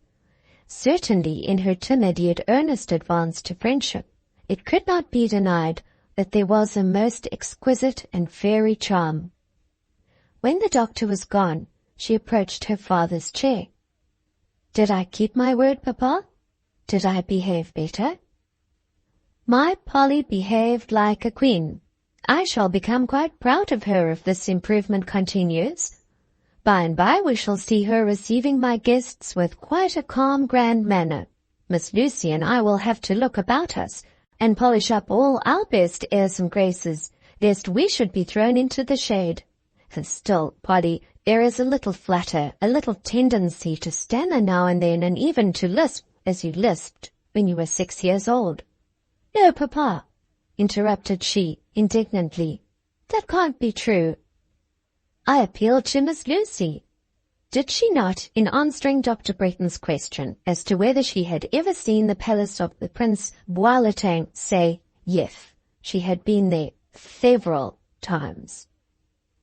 "Papa, you are satirical, you are méchant. I can pronounce all the letters of the alphabet as clearly as you can. Tell me this, you are very particular in making me be civil to Dr. Bretton. Do you like him yourself?" "To be sure, for old acquaintance' sake I like him. Then he is a very good son to his mother, besides being a kind-hearted fellow. And clever in his profession." "Yes, the callant is well enough." "Callant? Ah, Scotchman, Papa, is it the Edinburgh or the Aberdeen accent you have?" "Both, my pet, both, and doubtless the Glaswegian into the bargain. It is that which enables me to speak French so well. A good Scots tongue always succeeds well at the French. The French. Scotch again. Incorrigible papa, you too need schooling. Well, Polly, you must persuade Miss Snowe to undertake both you and me, to make you steady and womanly, and me refined and classical. The light in which Monsieur de Bassompierre evidently regarded Miss Snowe used to occasion me much inward edification. What contradictory attributes of character we sometimes find ascribed to us, according to the eye with which we are viewed. Madame Beck esteemed me learned and blue, Miss Fanshawe caustic, ironic and cynical, Mr. Home a model teacher, the essence of the sedate and discreet, somewhat conventional, perhaps, too strict, limited and scrupulous, but still the pink and pattern of governess correctness. Whilst another person, Professor Paul Emanuel, to wit, never lost an opportunity of intimating his opinion that mine was rather a fiery and rash nature, adventurous, indocile, and audacious. I smiled at them all. If anyone knew me, it was little Paulina Mary. As I would not be Paulina's nominal and paid companion, genial and harmonious as I began to find her intercourse, she persuaded me to join her in some study, as a regular and settled means of sustaining communication. She proposed the German language, which, like myself, she found difficult of mastery. We agreed to take our lessons in the Rue Crécy of the same mistress. This arrangement threw us together for some hours of every week. Monsieur de Bassompierre seemed quite pleased. It perfectly met his approbation that Madame Minerva Gravity should associate a portion of her leisure with that of his fair and dear child.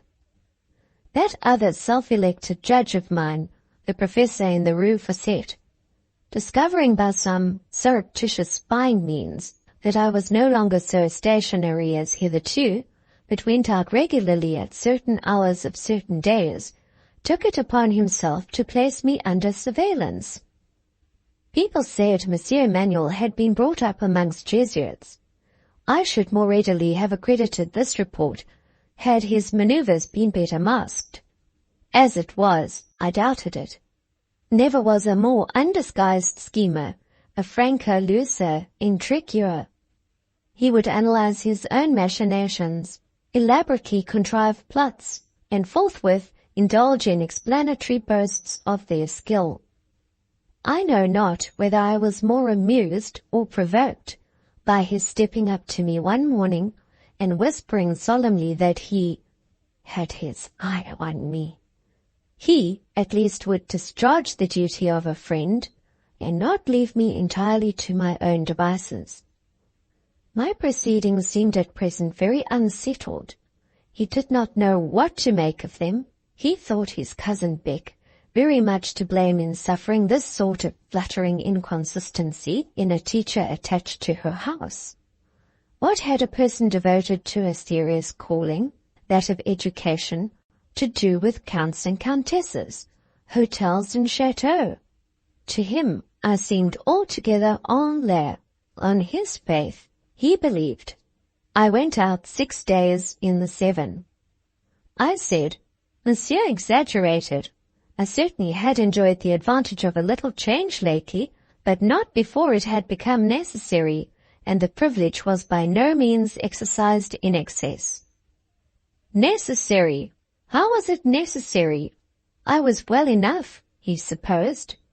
Change necessary. He would recommend me to look at the Catholic religieuses and study their lives. They asked no change. I am no judge of what expression crossed my face when he thus spoke, but it was one which provoked him. He accused me of being reckless, worldly, an Epicurean, ambitious of greatness, and feverishly athirst for the pomps and vanities of life. It seems I had no dévouement, no recueillement in my character, no spirit of grace, faith, sacrifice, or self-abasement.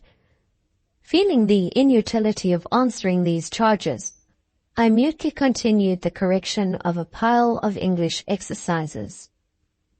He could see in me nothing Christian. Like many other Protestants, I revelled in the pride and self-will of paganism. I slightly turned from him, nesting still closer under the wing of silence. A vague sound grumbled between his teeth. It could not surely be a juron.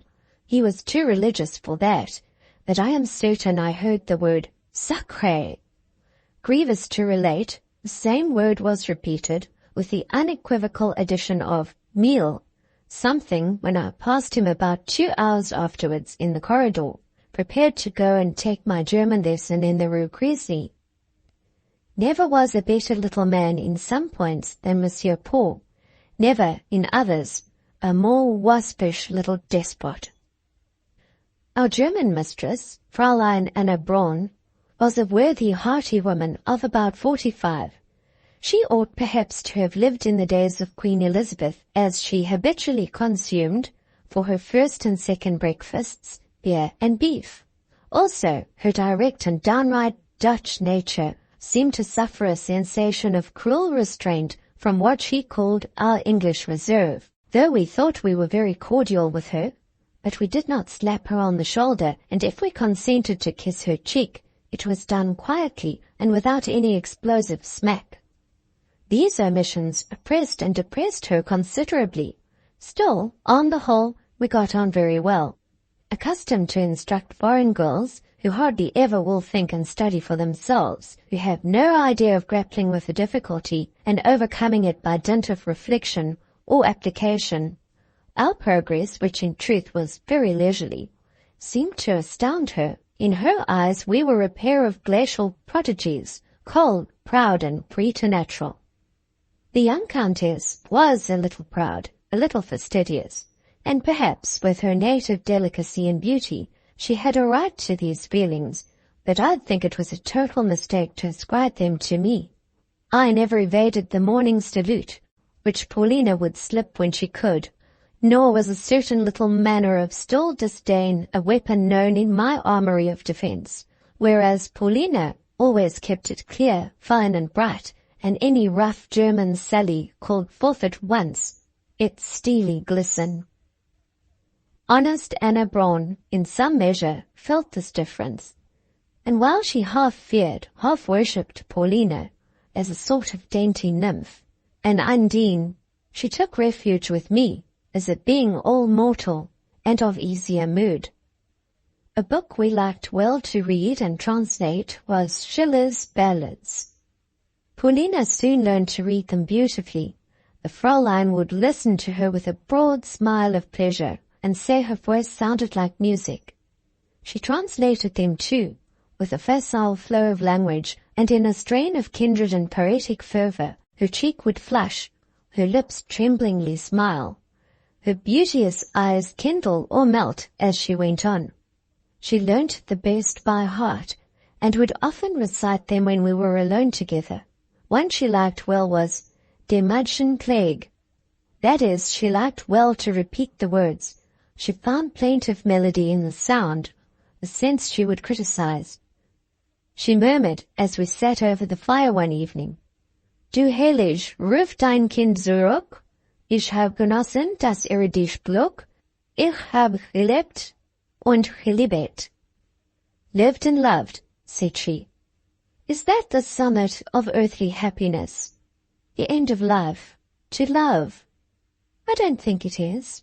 It may be the extreme of mortal misery. It may be sheer waste of time and fruitless torture of feeling. If Schiller had said to be loved, he might have come nearer the truth. Is not that another thing, Lucy, to be loved? I suppose it may be, but why consider the subject? What is love to you? What do you know about it? She crimsoned, half in irritation, half in shame. Now, Lucy, she said, I won't take that from you. It may be well for Papa to look on me as a baby. I rather prefer that he should thus view me.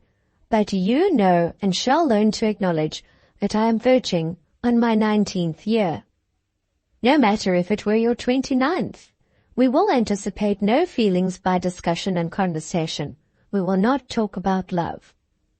Indeed, said she, all in hurry and heat. You may think to check and hold me in as much as you please, but I have talked about it, and heard about it too, and a great deal, and lately, and disagreeably, and detrimentally, and in a way you wouldn't approve."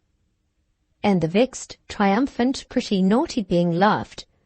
I could not discern what she meant, and I would not ask her. I was nonplussed. Seeing, however, the utmost innocence in her countenance, combined with some transient perverseness and petulance, I said at last, "Who talks to you disagreeably and detrimentally on such matters? Who that has near access to you would dare to do it?"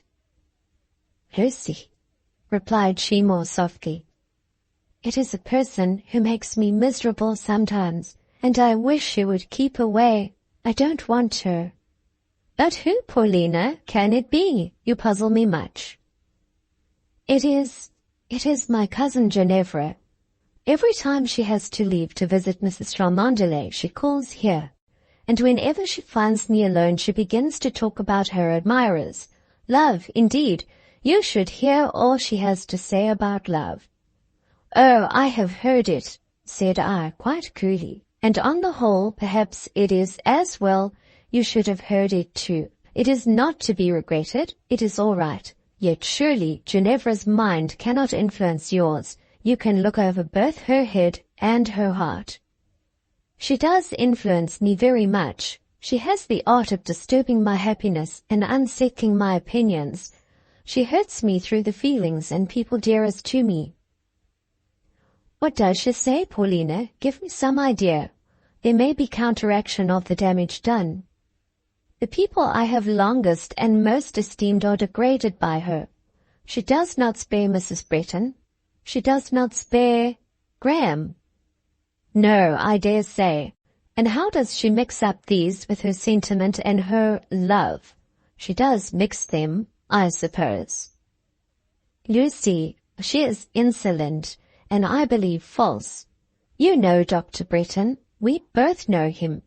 He may be careless and proud, but when was he ever mean or slavish?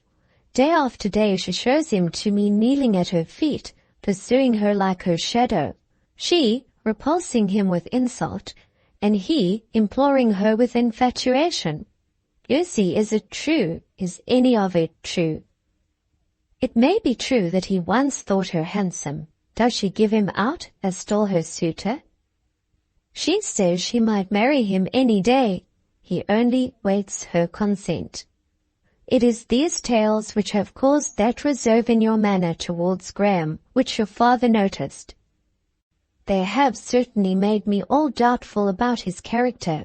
As Ginevra speaks, they do not carry with him the sound of unmixed truth.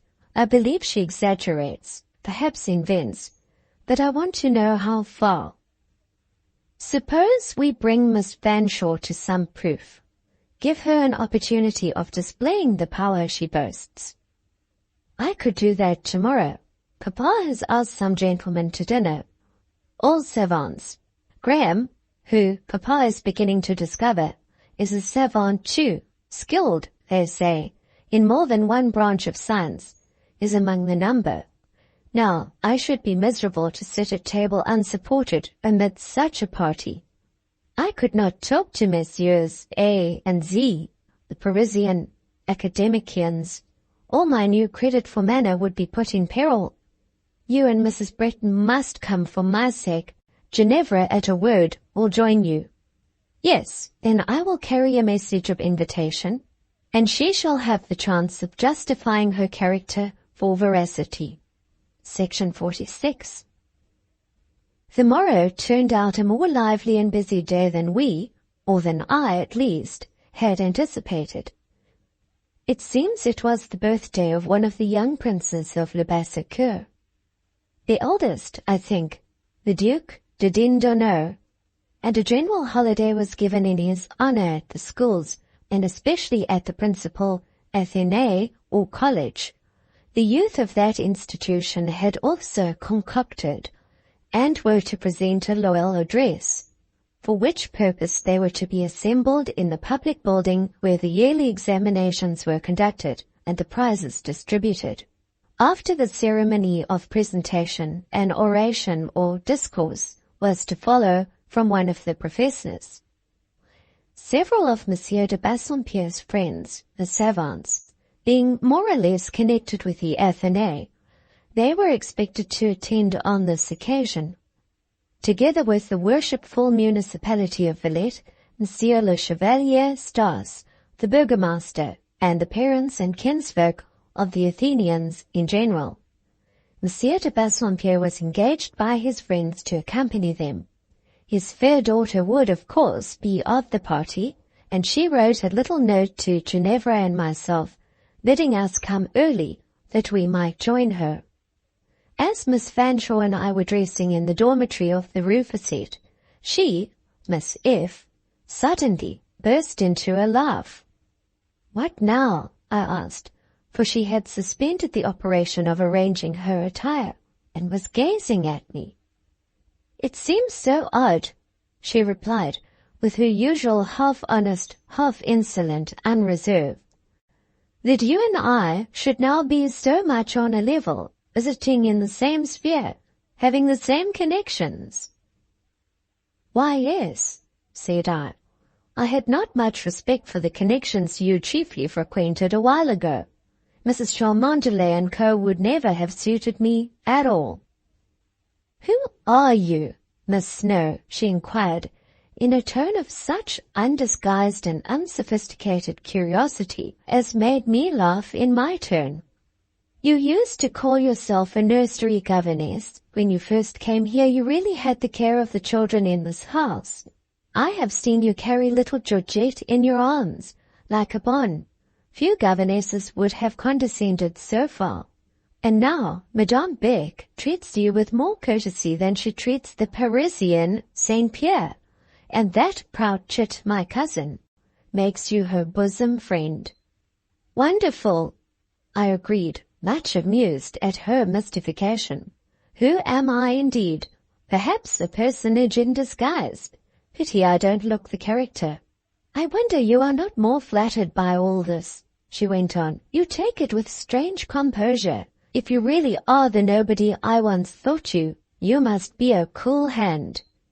"The nobody you once thought me," I repeated, and my face grew a little hot that I would not be angry. Of what importance was a schoolgirl's crude use of the terms nobody and somebody? I confined myself, therefore, to the remark that I had merely met with civility, and asked what she saw in civility to throw the recipient into a fever of confusion. "One can't help wondering at some things," she persisted. "Wondering at marvels of your own manufacture. Are you ready at last?" "Yes, let me take your arm." "I would rather not. We will walk side by side." When she took my arm she always leaned upon me her whole weight, and as I was not a gentleman or her lover, I did not like it. "There, again!" she cried. "I thought, by offering to take your arm, to intimate approbation of your dress and general appearance, I meant it as a compliment." "You did? You meant, in short, to express that you are not ashamed to be seen in the street with me, that if Mrs. Cholmondeley should be fondling her lapdog at some window, or Colonel de Hamal picking his teeth in a balcony, and should catch a glimpse of us, you would not quite blush for your companion?" "Yes," said she, with that directness which was her best point, which gave an honest plainness to her very fibs when she told them, which was, in short, the salt, the sole preservative ingredient of a character otherwise not formed to keep. I delegated the trouble of commenting on this "yes" to my countenance, or rather, my underlip voluntarily anticipated my tongue, of course. Reverence and solemnity were not the feelings expressed in the look I gave her. "Scornful, sneering creature," she went on, as we crossed a great square, and entered the quiet, pleasant park, our nearest way to the Rue Crécy. "Nobody in this world was ever such a Turk to me as you are." "You bring it on yourself. Let me alone. Have the sense to be quiet. I will let you alone." as if one could let you alone when you are so peculiar and so mysterious. The mystery and peculiarity being entirely the conception of your own brain. Maggots, neither more nor less. Be so good as to keep them out of my sight. But are you anybody? Persevered she, pushing her hand, in spite of me, under my arm, and that arm pressed itself with inhospitable closeness against my side, by way of keeping out the intruder. Yes, I said, I am a rising character, once an old lady's companion, then a nursery governess, now a school teacher. Do tell me who you are. I'll not repeat it, she urged, adhering with ludicrous tenacity to the wise notion of an incognito she had got hold of, and she squeezed the arm of which she had now obtained full possession, and coaxed and conjured, till I was obliged to pause in the park to laugh. Throughout our walk she rang the most fanciful changes on this theme, proving by her obstinate credulity, or incredulity, her incapacity to conceive how any person not bolstered up by birth or wealth, not supported by some consciousness of name or connection, could maintain an attitude of reasonable integrity. As for me, it quite sufficed to my mental tranquillity that I was known where it imported that known I should be. The rest sat on me easily. Pedigree, social position, and recondite intellectual acquisition occupied about the same space and place in my interests and thoughts. They were my third-class lodgers, to whom could be assigned only the small sitting-room and the little back bedroom. Even if the dining and drawing-room stood empty, I never confessed it to them, as thinking minor accommodations better suited to their circumstances. The world, I soon learned, held a different estimate, and I make no doubt the world is very right in its view, yet believe also that I am not quite wrong in mine.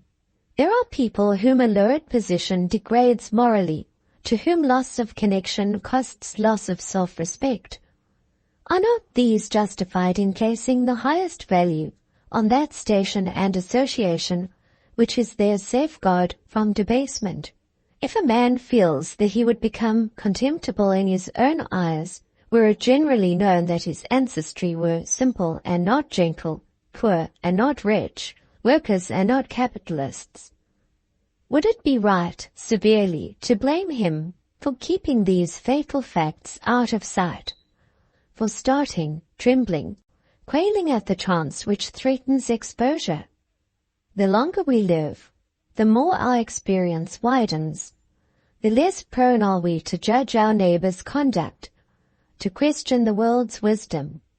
Wherever an accumulation of small defences is found, whether surrounding the prude's virtue or the man of the world's respectability, there be sure it is needed. We reached the Hotel Crécy. Paulina was ready, Mrs. Breton was with her, and under her escort and that of Monsieur de Bassompierre, we were soon conducted to the place of assembly, and seated in good seats at a convenient distance from the tribune. The youth of the Athénée were marshalled before us, the municipality and their burgmestre were in places of honour. The young princes, with their tutors, occupied a conspicuous position, and the body of the building was crowded with the aristocracy and first burghers of the town. Concerning the identity of the professor, by whom the discourse was to be delivered, I had as yet entertained neither care nor question. Some vague expectation I had that a savant would stand up and deliver a formal speech, half dogmatism to the Athenians, half flattery to the princes. The tribune was yet empty when we entered, but in 10 minutes after it was filled. Suddenly, in a second of time, a head, chest, and arms grew above the crimson desk. This head I knew. Its colour, shape, port, expression were familiar both to me and Miss Fanshawe. The blackness and closeness of cranium, the amplitude and paleness of brow, the blueness and fire of glance, were details so domesticated in the memory, and so knit with many a whimsical association, as almost by this their sudden apparition to tickle fancy to a laugh. Indeed, I confess, for my part, I did laugh till I was warm, but then I bent my head and made my handkerchief and a lowered veil the sole confidants of my mirth. I think I was glad to see Monsieur Paul. I think it was rather pleasant than otherwise, to behold him set up there, fierce and frank, dark and candid, tasty and fearless, as when regnant on his estrade in class. His presence was such a surprise. I had not once thought of expecting him, though I knew he filled the chair of belles lettres in the college. With him in that tribune, I felt sure that neither formalism nor flattery would be our doom. But for what was vouchsafed us, for what was poured suddenly, rapidly, continuously on our heads, I own I was not prepared. He spoke to the princes, the nobles, the magistrates, and the burghers with just the same ease, with almost the same pointed, choleric earnestness with which he was wont to harangue the 3 divisions of the Rue Facette. The collegians he addressed, not as schoolboys, but as future citizens and embryo patriots. The times which have since come on Europe had not been foretold yet, and Monsieur Manuel's spirit seemed new to me. Who would have thought the flat and fat soil of Le Basseur could yield political convictions and national feelings such as were now strongly expressed? Of the bearing of his opinions I need here give no special indication, yet it may be permitted me to say that I believed the little man not more earnest than right in what he said. With all his fire he was severe and sensible. He trampled utopian theories under his heel. He rejected wild dreams with scorn. But when he looked in the face of tyranny, oh, then there opened a light in his eye worth seeing, and when he spoke of injustice, his voice gave no uncertain sound, but reminded me rather of the band trumpet ringing at twilight from the park. I do not think his audience were generally susceptible of sharing his flame in its purity, but some of the college youth caught fire as he eloquently told them what should be their path and endeavor in their countries and in Europe's future. They gave him a long, loud, ringing cheer as he concluded with all his fierceness. He was their favorite professor. As our party left the hall, he stood at the entrance. He saw and knew me and lifted his hat. He offered his hand in passing and uttered the words, "Que en dites-vous?"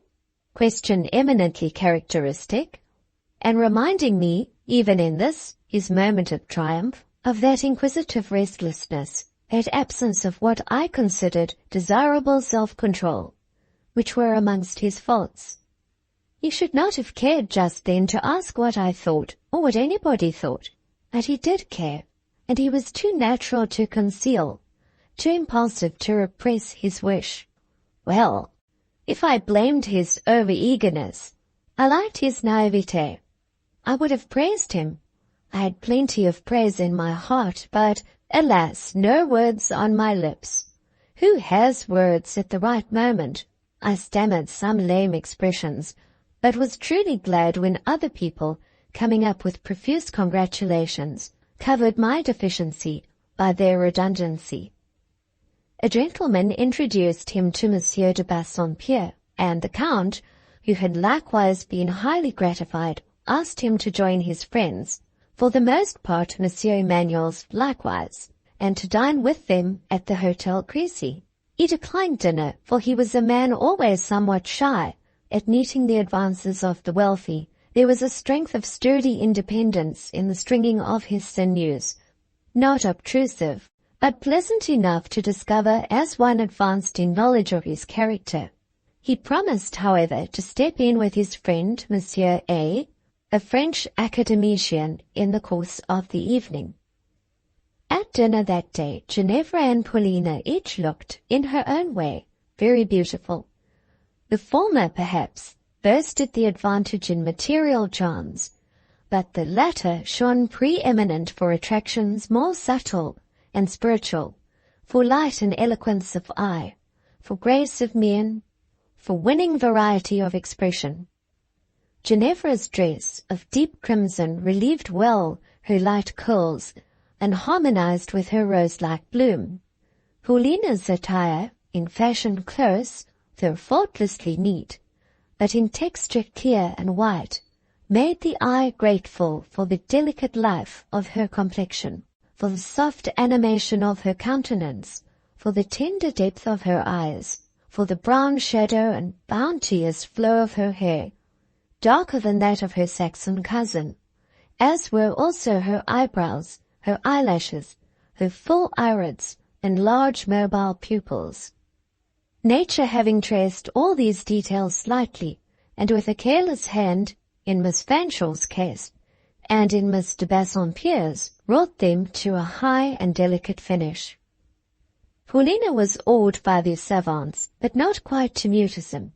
She conversed modestly, diffidently, not without effort, but with so true a sweetness, so fine and penetrating a sense, that her father more than once suspended his own discourse to listen, and fixed on her an eye of proud delight.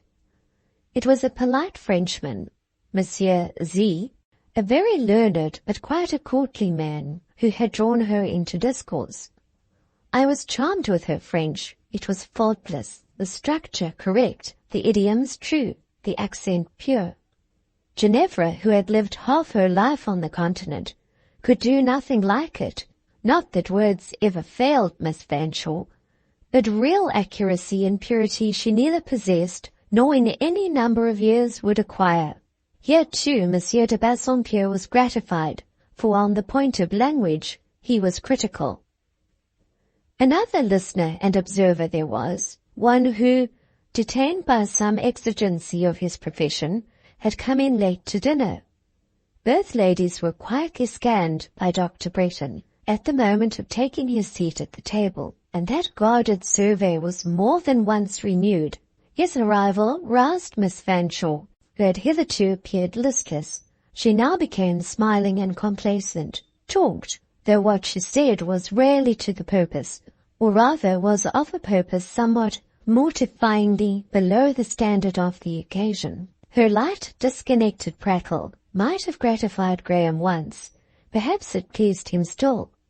Perhaps it was only fancy which suggested the thought that, while his eye was filled and his ear fed, his taste, his keen zest, his lively intelligence were not equally consulted and regaled. It is certain that, restless and exacting as seemed the demand on his attention, he yielded courteously all that was required. His manner showed neither pique nor coolness. Ginevra was his neighbor, and to her, during dinner, he almost exclusively confined his notice. She appeared satisfied, and passed to the drawing-room in very good spirits. Yet no sooner had we reached that place of refuge than she again became flat and listless. Throwing herself on a couch, she denounced both the discourse and the dinner as stupid affairs, and inquired of her cousin how she could hear such a set of prosaic gros bonnets as her father gathered about him. The moment the gentlemen were heard to move, her railings ceased. She started up, flew to the piano, and dashed at it with spirit. Dr. Bretton, entering, one of the first, took up his station beside her. I thought he would not long maintain that post. There was a position near the hearth to which I expected to see him attracted. This position he only scanned with his eye. While he looked, others drew in. The grace and mind of Paulina charmed these thoughtful Frenchmen. The fineness of her beauty, the soft courtesy of her manner, her immature but real and inbred tact, pleased their national taste. They clustered about her, not indeed to talk science, which would have rendered her dumb, but to touch on many subjects in letters, in arts, in actual life, on which it soon appeared that she had both read and reflected. I listened. I am sure that though Graham stood aloof, he listened too.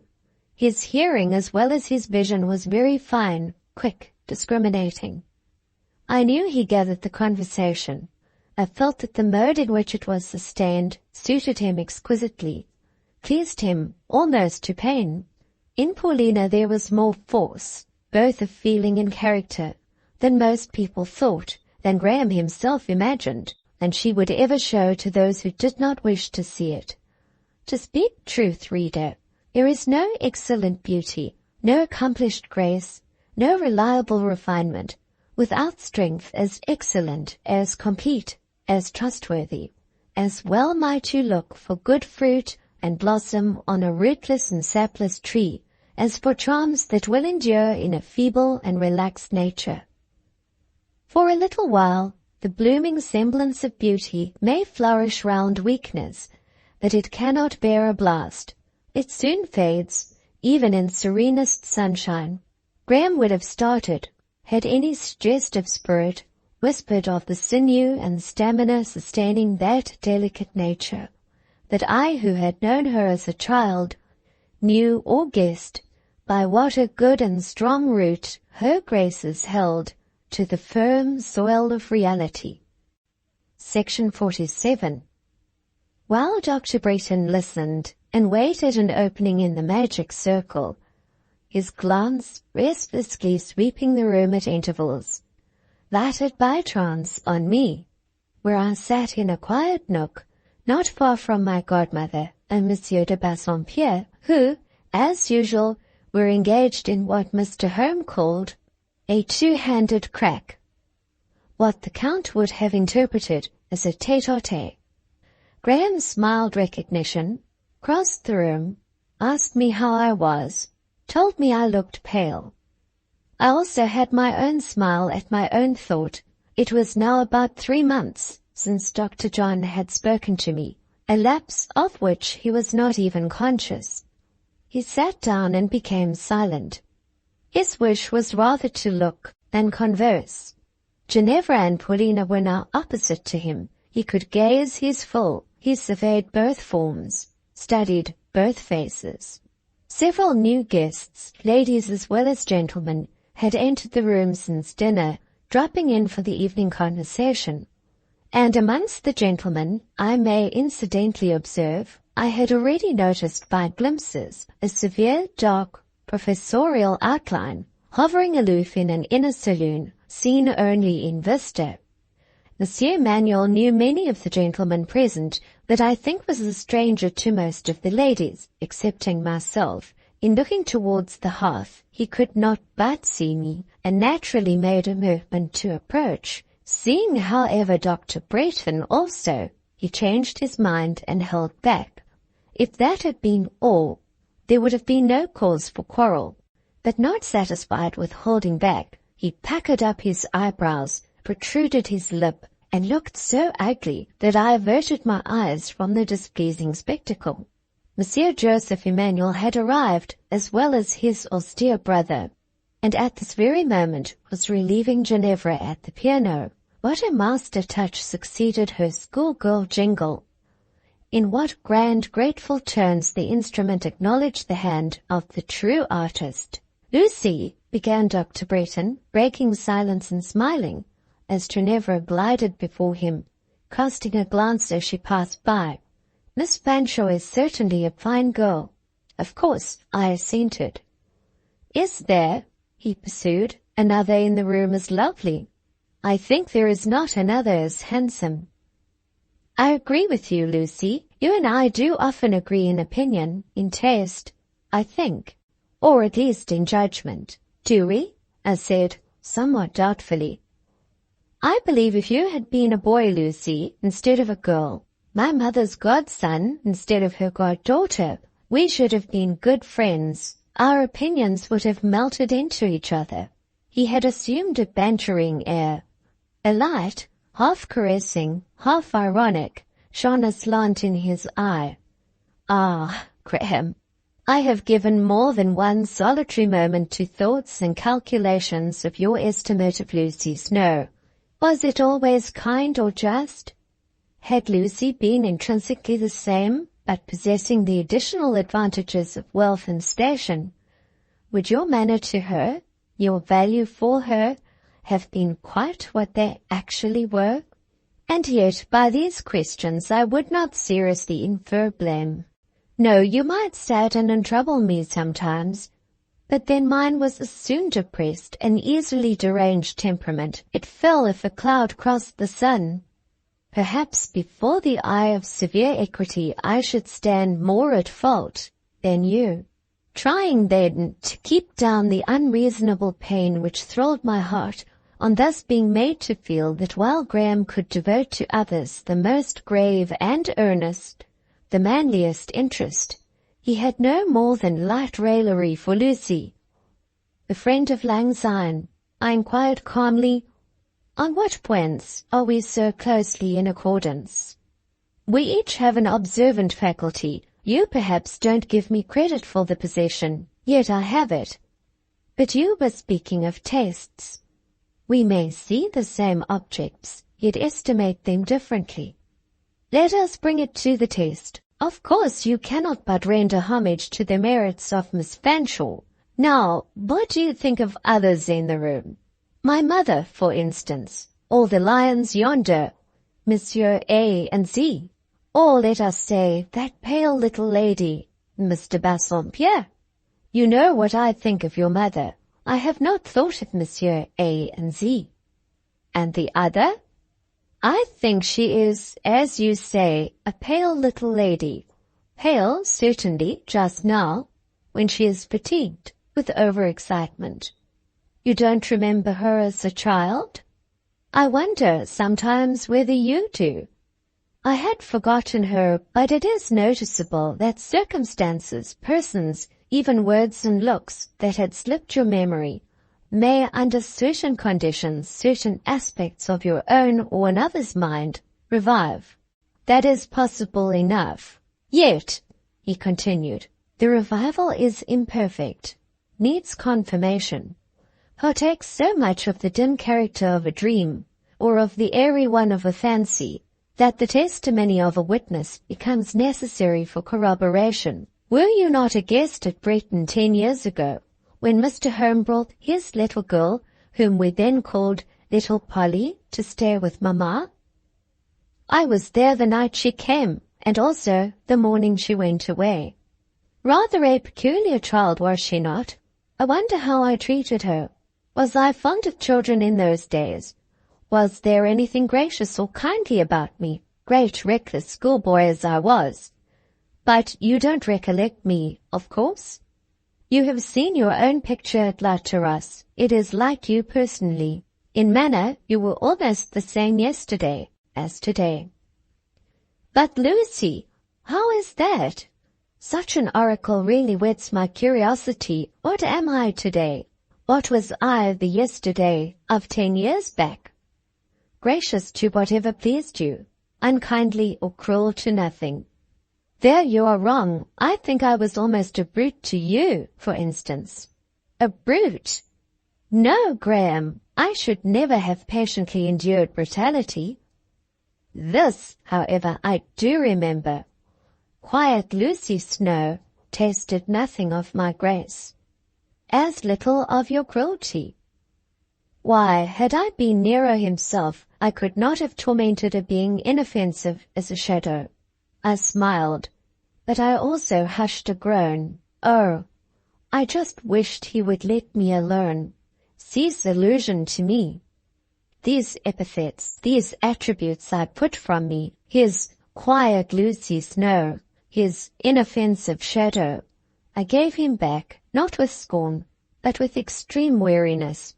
Theirs was the coldness and the pressure of lead. Let him whelm me with no such weight. Happily, he was soon on another theme. On what terms were little Polly and I? Unless my recollections deceive me, we were not foes. You speak very vaguely. Do you think little Polly's memory not more definite? Oh, we don't talk of little Polly now. Pray say, Mr. Bassompierre. And, of course, such a stately personage remembers nothing of Breton. Look at her large eyes, Lucy. Can they read a word in the page of memory?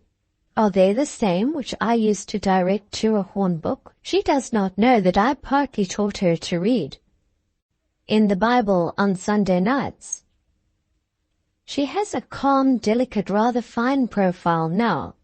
Once, what a little restless, anxious countenance was hers.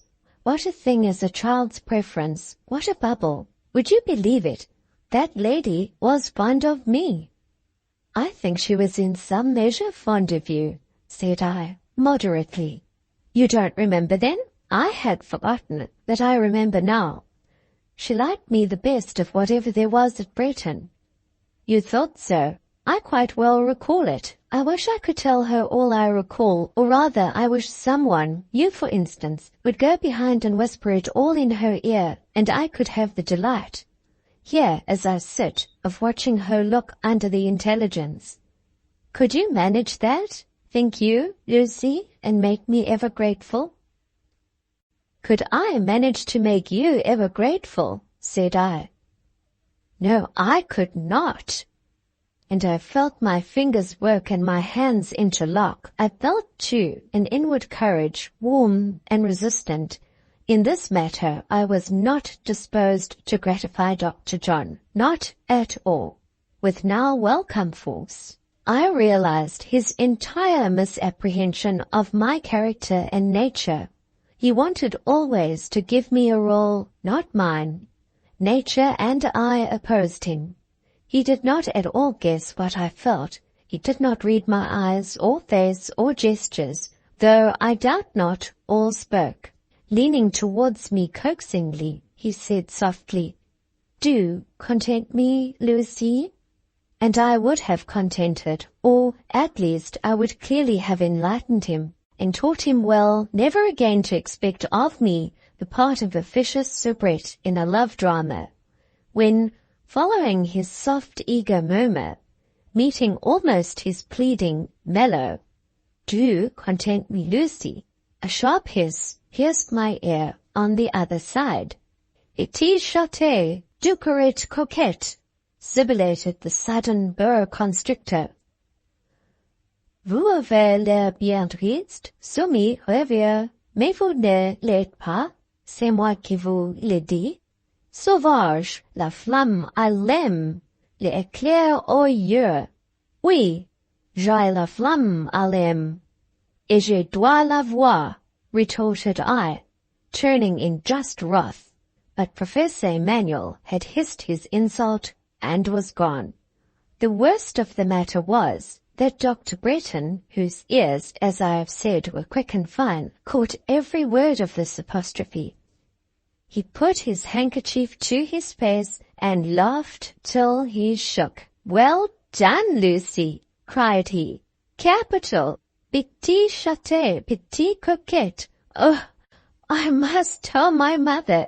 Is it true, Lucy, or half true? I believe it is. You reddened to the colour of Miss Fanshawe's gown, and really, by my word, now I examine him, that is the same little man who was so savage with you at the concert, the very same, and in his soul he is frantic at this moment, because he sees me laughing. Oh, I must tease him. And Graham, yielding to his bent for mischief, laughed, jested, and whispered on till I could bear no more, and my eyes filled. Suddenly he was sobered.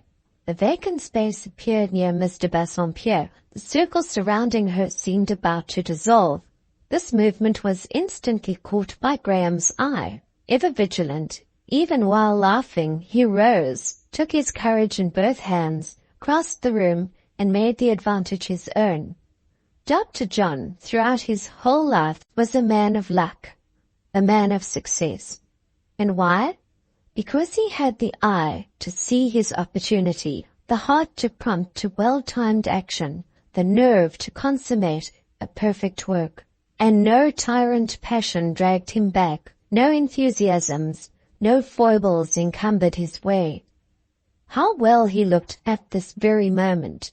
When Paulina looked up as he reached her side, her glance mingled at once with an encountering glance, animated yet modest. His colour, as he spoke to her, became half a blush, half a glow. He stood in her presence brave and bashful, subdued and unobtrusive, yet decided in his purpose and devoted in his ardor. I gathered all this by one view. I did not prolong my observation. Time failed me, had inclination served. The night wore late. Ginevra and I ought already to have been in the Rue Facette. I rose and bade good night to my godmother and Monsieur de Bassompierre.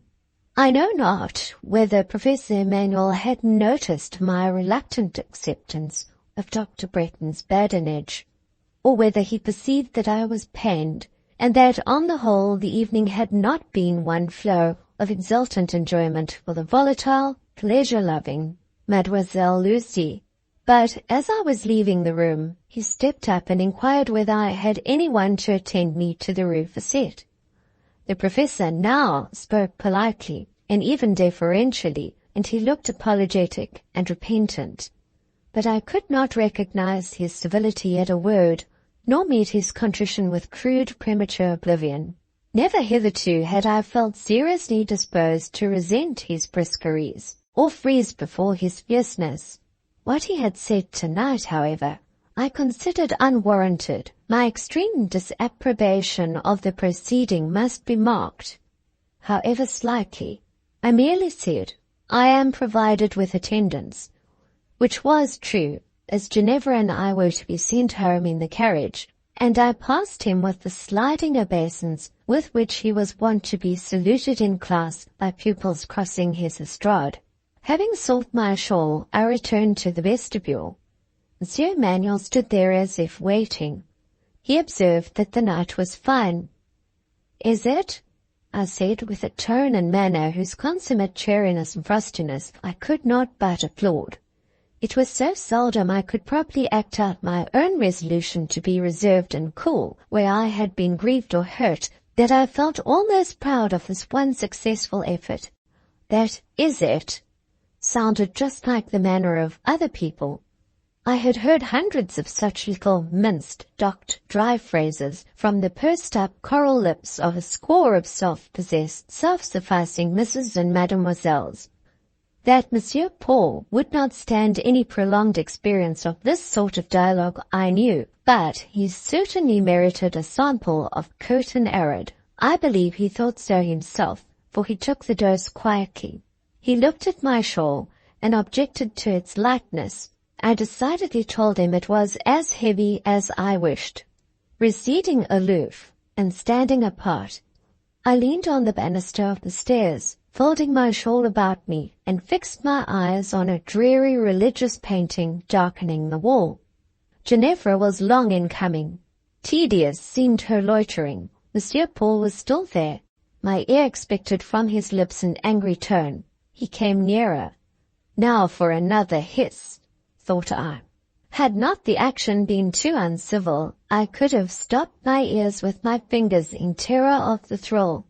Nothing happens as we expect. Listen for a coo or a murmur. It is then you will hear a cry of prey or pain, await a piercing shriek, an angry threat, and welcome an amicable greeting, a low kind whisper. Monsieur Paul spoke gently. "Friends," said he, "do not quarrel for a word. Tell me, was it I, or ces grands fats d'Anglais?" So he profanely denominated Dr. Bretton, who made your eyes so humid and your cheeks so hot as they are even now. "I am not conscious of you, monsieur, or of any other having excited such emotion as you indicate," was my answer, and in giving it I again surpassed my usual self and achieved a neat, frosty falsehood. "But what did I say?" he pursued. "Tell me. I was angry. I have forgotten my words. What were they?" "Such as it is best to forget," said I, still quite calm and chill. "Then it was my words which wounded you. Consider them unsaid. Permit my retractation. Accord my pardon. I am not angry, monsieur." "Then you are worse than angry, grieved. Forgive me, Miss Lucy. Monsieur Emmanuel, I do forgive you. Let me hear you say, in the voice natural to you and not in that alien tone, Mon ami, je vous pardonne. He made me smile. Who could help smiling at his wistfulness, his simplicity, his earnestness? Bon, he cried. Voilà que je vous poindrai. Dites donc, mon ami. Monsieur Paul, je vous pardonne. I will have no monsieur. Speak the other word, or I shall not believe you sincere. Another effort. More ami, or else in English, my friend. Now, my friend had rather another sound and significancy than mon ami. It did not breathe the same sense of domestic and intimate affection. Mon ami, I could not say to Monsieur Paul. My friend, I could, and did say without difficulty. This distinction existed not for him, however, and he was quite satisfied with the English phrase. He smiled. You should have seen him smile, reader, and you should have marked the difference between his countenance now and that he wore half an hour ago. I cannot affirm that I had ever witnessed the smile of pleasure, or content, or kindness round Monsieur Paul's lips, or in his eyes before. The ironic, the sarcastic, the disdainful, the passionately exultant, I had hundreds of times seen him expressed by what he called a smile. But any illuminated sign of milder or warmer feelings struck me as wholly new in his visage. It changed it as from a mask to a face. The deep lines left his features. The very complexion seemed clearer and fresher. That swart, sallow, southern darkness which spoke his Spanish blood became displaced by a lighter hue. I know not that I have ever seen in any other human face an equal metamorphosis from a similar cause. He now took me to the carriage. At the same moment, Monsieur de Bassompierre came out with his niece. In a pretty humour was Mistress Fanshawe. She had found the evening a grand failure. Completely upset as to temper, she gave way to the most uncontrolled moroseness as soon as we were seated, and the carriage door closed. Her invectives against Dr. Bretton had something venomous in them. Having found herself impotent either to charm or sting him, hatred was her only resource, and this hatred she expressed in terms so unmeasured and proportions so monstrous that after listening for a while with assumed stoicism, my outraged sense of justice at last and suddenly caught fire. An explosion ensued, for I could be passionate too, especially with my present fair but faulty associate, who never failed to stir the worst dregs of me.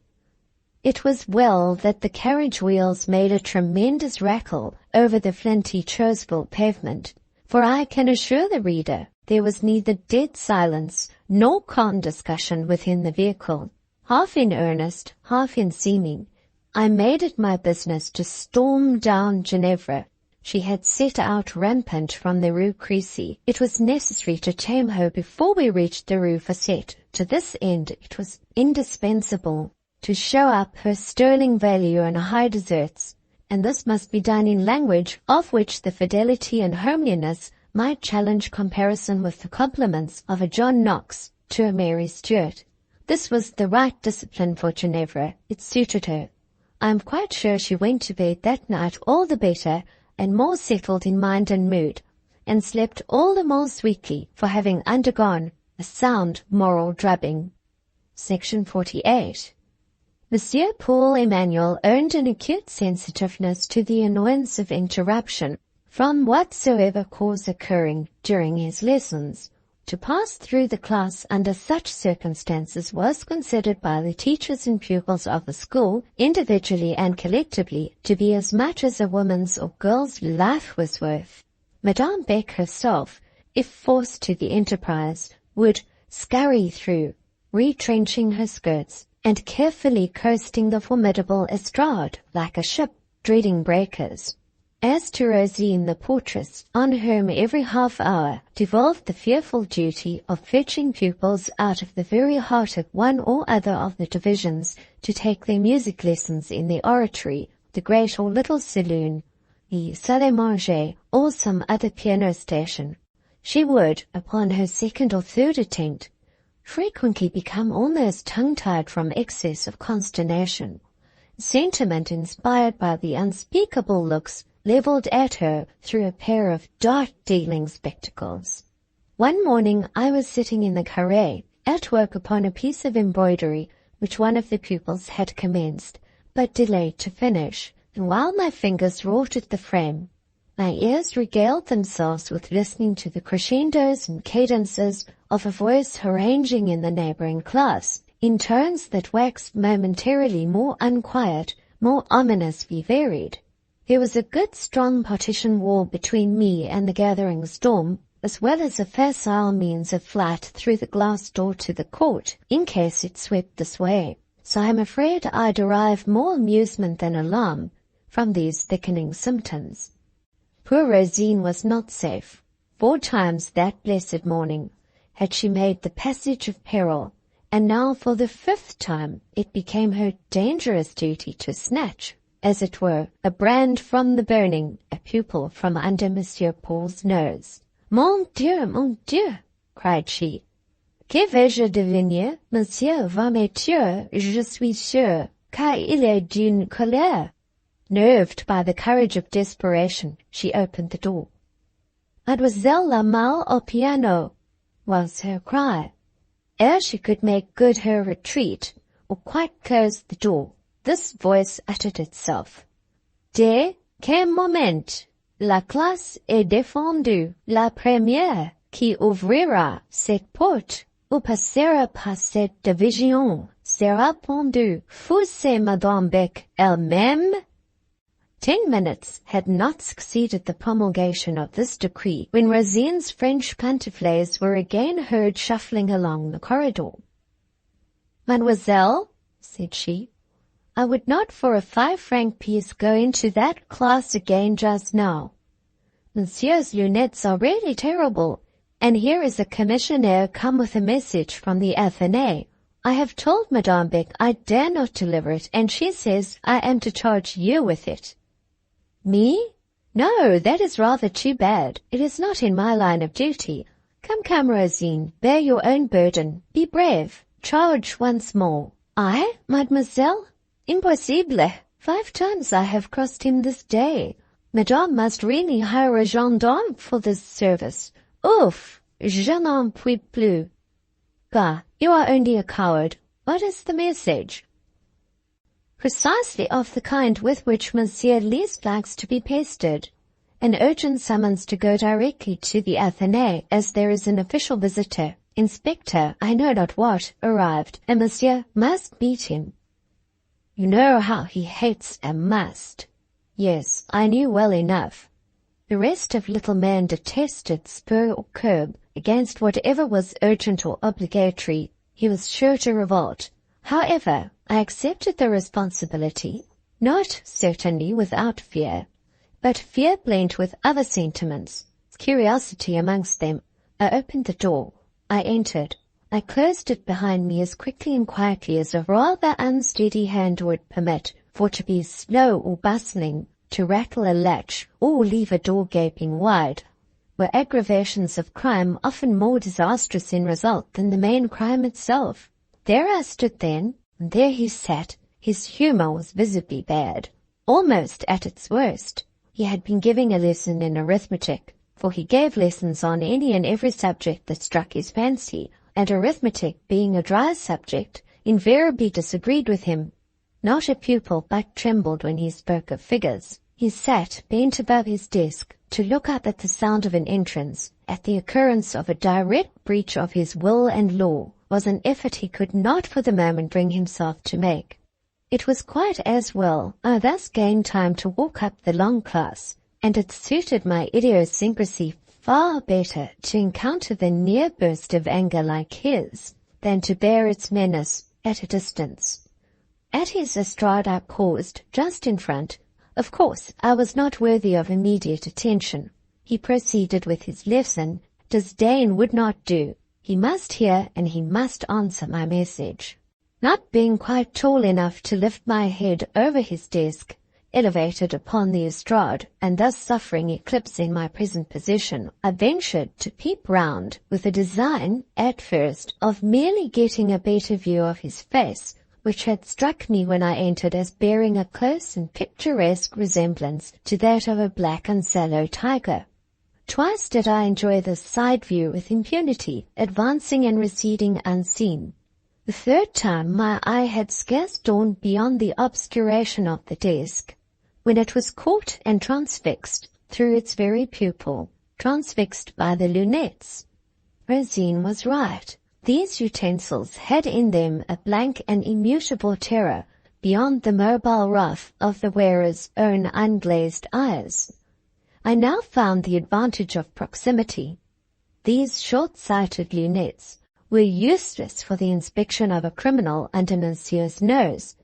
Accordingly, he doffed them, and he and I stood on more equal terms.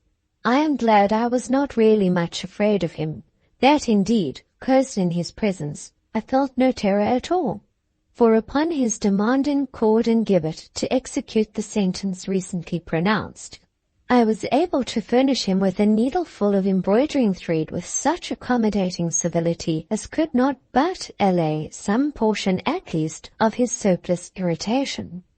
Of course, I did not parade this courtesy before public view. I merely handed the thread round the angle of the desk and attached it, ready noosed, to the barred back of the professor's chair. "Que me voulez-vous?" said he in a growl, of which the music was wholly confined to his chest and throat, for he kept his teeth clenched, and seemed registering to himself an inward vow that nothing earthly should wring from him a smile. My answer commenced uncompromisingly. "Monsieur," I said, "je vois l'impossible des choses inouïes." In thinking it best not to mince matters, but to administer the douche with decision in a low but quick voice, I delivered the Athenian message, floridly exaggerating its urgency. Of course, he would not hear a word of it. He would not go. He would not leave his present class. Let all the officials of Villette send for him. He would not put himself an inch out of his way at the bidding of King, Cabinet, and Chambers together. I knew, however, that he must go, that, talk as he would, both his duty and interest commanded an immediate and literal compliance with the summons. I stood, therefore, waiting in silence, as if he had not yet spoken. He asked what more I wanted. Only Monsieur's answer to deliver to the commissionaire. He waved an impatient negative. I ventured to stretch my hand to the bonnet grec which lay in grim repose on the window-sill. He followed this daring movement with his eye, no doubt in mixed pity and amazement at its presumption. "Ah!" he muttered. "If it came to that, if Miss Lucy meddled with his bonnet grec, she might just put it on herself, turn garçon for the occasion, and benevolently go to the Athénée in his stead." With great respect, I laid the bonnet on the desk, where its tassel seemed to give me an awful nod. "I'll write a note of apology. That will do," said he, still bent on evasion. Knowing well it would not do, I gently pushed the bonnet towards his hand. Thus impelled, it slid down the polished slope of the varnished and unbazed desk, carried before it the light steel-framed lunettes, and fearful to relate, they fell to the estrade. A score of times ere now had I seen them fall and receive no damage. This time, as Lucy Snowe's hapless luck would have it, they so fell that each clear pebble became a shivered and shapeless star. Now, indeed, dismay seized me, dismay and regret. I knew the value of these lunettes. Monsieur Paul's sight was peculiar, not easily fitted, and these glasses suited him. I had heard him call them his treasures. As I picked them up, cracked and worthless, my hand trembled. Frightened through all my nerves, I was to see the mischief I had done, but I think I was even more sorry than afraid. For some seconds I dared not look the bereaved professor in the face. He was the first to speak. "Là," said he, "mais voilà vous mes lunettes. I think Mademoiselle Lucy will now confess that the cord and gallows are amply earned. She trembles in anticipation of her doom. Ah, traitress, traitress, you are resolved to have me quite blind and helpless in your hands. I lifted my eyes. His face, instead of being irate, lowering and furrowed, was overflowing with the smile colored with the bloom I had seen brightening it that evening at the Hotel Creasy. He was not angry, not even grieved. For the real injury he showed himself full of clemency, under the real provocation, patient as a saint. This event, which seemed so untoward, which I thought had ruined at once my chance of successful persuasion, proved my best help. Difficult of management so long as I had done him no harm, he became graciously pliant as soon as I stood in his presence, a conscious and contrite offender. Still gently railing at me as une forte femme, une anglaise terrible, une petite qu'est-tout, he declared that he dared not but obey one who had given such an instance of her dangerous prowess. It was absolutely like the Grand Emperor smashing the vase to inspire dismay. So, at last, crowning himself with his bonnet grec, and taking his ruined lunettes from my hand with a clasp of kind pardon and encouragement, he made his bow and went off to the Athénée in first-rate humour and spirits. Section 49. After all this amiability, the reader will be sorry for my sake to hear that I was quarrelling with Monsieur Paul again before night, yet so it was, and I could not help it. It was his occasional custom, and a very laudable, acceptable custom too, to arrive of an evening, always à l'improviste, unannounced, burst in on the silent hour of study, establish a sudden despotism over us and our occupations, cause books to be put away, work bags to be brought out, and drawing forth a single thick volume or a handful of pamphlets, substitute for the besotted lecture pews, drawled by a sleepy pupil, some tragedy made grand by grand reading, ardent by fiery action, some drama whereof, for my part, I rarely studied the intrinsic merit, for Monsieur Manuel made it a vessel for an outpouring, and filled it with his native verve and passion like a cup, with a vital brewage.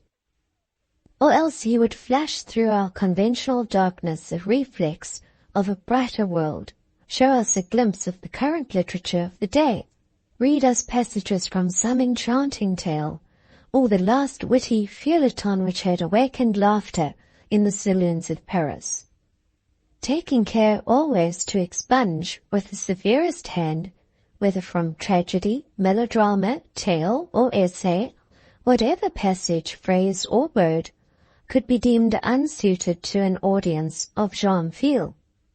I noticed more than once that where retrenchment without substitute would have left unmeaning vacancy, or introduced weakness, he could, and did, improvise whole paragraphs, no less vigorous than irreproachable. The dialogue, the description he engrafted was often far better than that he pruned away. Well, on the evening in question, we were sitting silent as nuns in a retreat, the pupils studying, the teachers working. I remember my work. It was a slight matter of fancy, and it rather interested me. It had a purpose. I was not doing it merely to kill time. I meant it when finished as a gift, and the occasion of presentation being near, haste was requisite, and my fingers were busy. We heard the sharp bell peal which we all knew, then the rapid step familiar to each ear, the words, "Voilà, monsieur," had scarcely broken simultaneously from every lip, when the two-leaved door split, as split it always did for his admission. Such a slow word as open is inefficient to describe his movements, and he stood in the midst of us. There were two study tables, both long and flanked with benches. Over the center of each hung a lamp. Beneath this lamp, on either side the table, sat a teacher. The girls were arranged to the right hand and the left. the eldest and most studious nearest the lumps or tropics, the idlers and little ones towards the north and south poles. Monsieur's habit was politely to hand a chair to some teacher, generally Zélie St. Pierre, the senior mistress, then to take her vacated seat, and thus avail himself of the full beam of Cancer or Capricorn which, owing to his near sight, he needed. As usual, Zélie rose with alacrity, smiling to the whole extent of her mouth, and the full display of her upper and under rows of teeth, that strange smile which passes from ear to ear, and is marked only by a sharp thin curve, which fails to spread over the countenance, and neither dimples the cheek nor lights the eye. I suppose Monsieur did not see her, or he had taken a whim that he would not notice her, for he was as capricious as women are said to be. Then his lunettes, he had got another pair, served him as an excuse for all sorts of little oversights and shortcomings. Whatever might be his reason, he passed by Zélie, came to the other side of the table, and before I could start up to clear the way, whispered, "Ne bougez pas," and established himself between me and Miss Fanshawe, who always would be my neighbor, and have her elbow in my side, however often I declared to her, "Ginevra, I wish you were at Jericho." It was easy to say, "Ne bougez pas," but how could I help it? I must make him room, and I must request the pupils to recede that I might recede. It was very well for Ginevra to be gummed to me, keeping herself warm, as she said, on the winter evenings, and harassing my very heart with her fidgetings and perkings, obliging me, indeed, sometimes to put an artful pin in my girdle by way of protection against her elbow. But I suppose Monsieur Emmanuel was not to be subjected to the same kind of treatment, so I swept away my working materials to clear space for his book, and withdrew myself to make room for his person, not, however, leaving more than a yard of interval, just what any reasonable man would have regarded as a convenient, respectful allowance of bench. But Monsieur Emmanuel never was reasonable. Flint and tinder that he was, he struck and took fire directly. "Vous ne voulez pas de moi pour voisin?" he growled. "Vous donnez des airs de caste. Vous me traitez en pareil," he scowled. "Soit, je vais arranger la chose." And he set to work. "Levez-vous tous, mesdemoiselles," cried he. The girls rose. He made them all file off to the other table. He then placed me at one extremity of the long bench, and having duly and carefully brought me my work-basket, sulk, scissors, all my implements, he fixed himself quite at the other end. At this arrangement, highly absurd as it was, not a soul in the room dared to laugh. Luckless, for the giggler would have been the giggle. As for me, I took it with entire coolness. There I sat, isolated and cut off from human intercourse. I sat and minded my work, and was quiet, and not at all unhappy. C'est assez de distance?" he demanded. "Monsieur, on est l'arbitre," said I. "Vous savez bien que non. C'est vous qui avez créé ces vides immenses. Moi, je n'y ai pas mis la main." And with this assertion, he commenced the reading. For his misfortune, he had chosen a French translation of what he called Un drame de William's Shakespeare, Le Faux Dieu. He further announced, de ces sots païens les Anglais. How far otherwise he would have characterized him had his temper not been upset, I scarcely need intimate. Of course, the translation being French was very inefficient. Nor did I make any particular effort to conceal the contempt which some of its forlorn lapses were calculated to excite.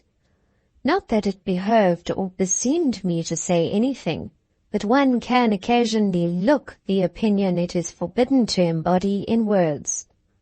Monsieur's lunettes being on the alert, he gleaned up every stray look. I don't think he lost one.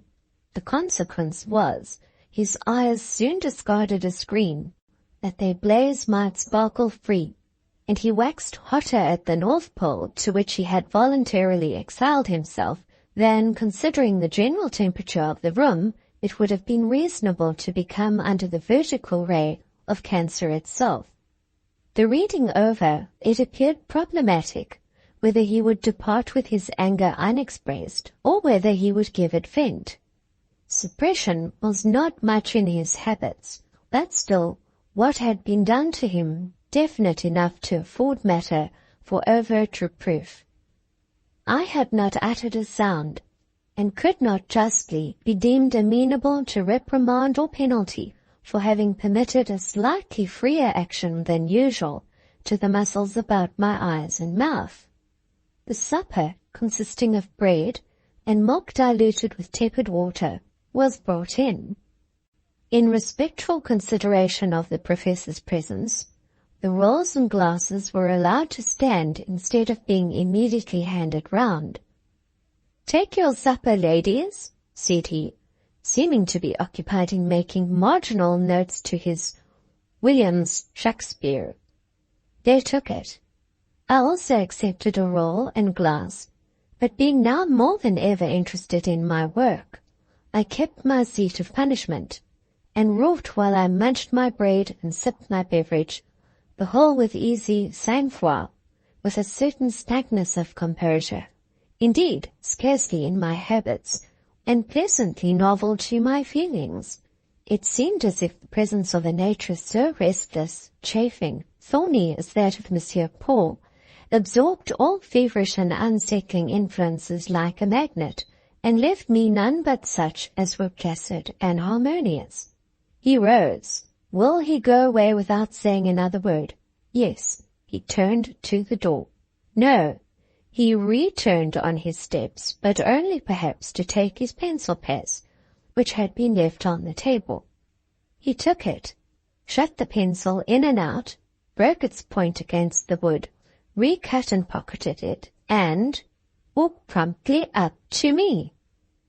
The girls and teachers, gathered round the other table, were talking pretty freely. They always talked at meals, and from the constant habit of speaking fast and loud at such times, did not now subdue their voices much.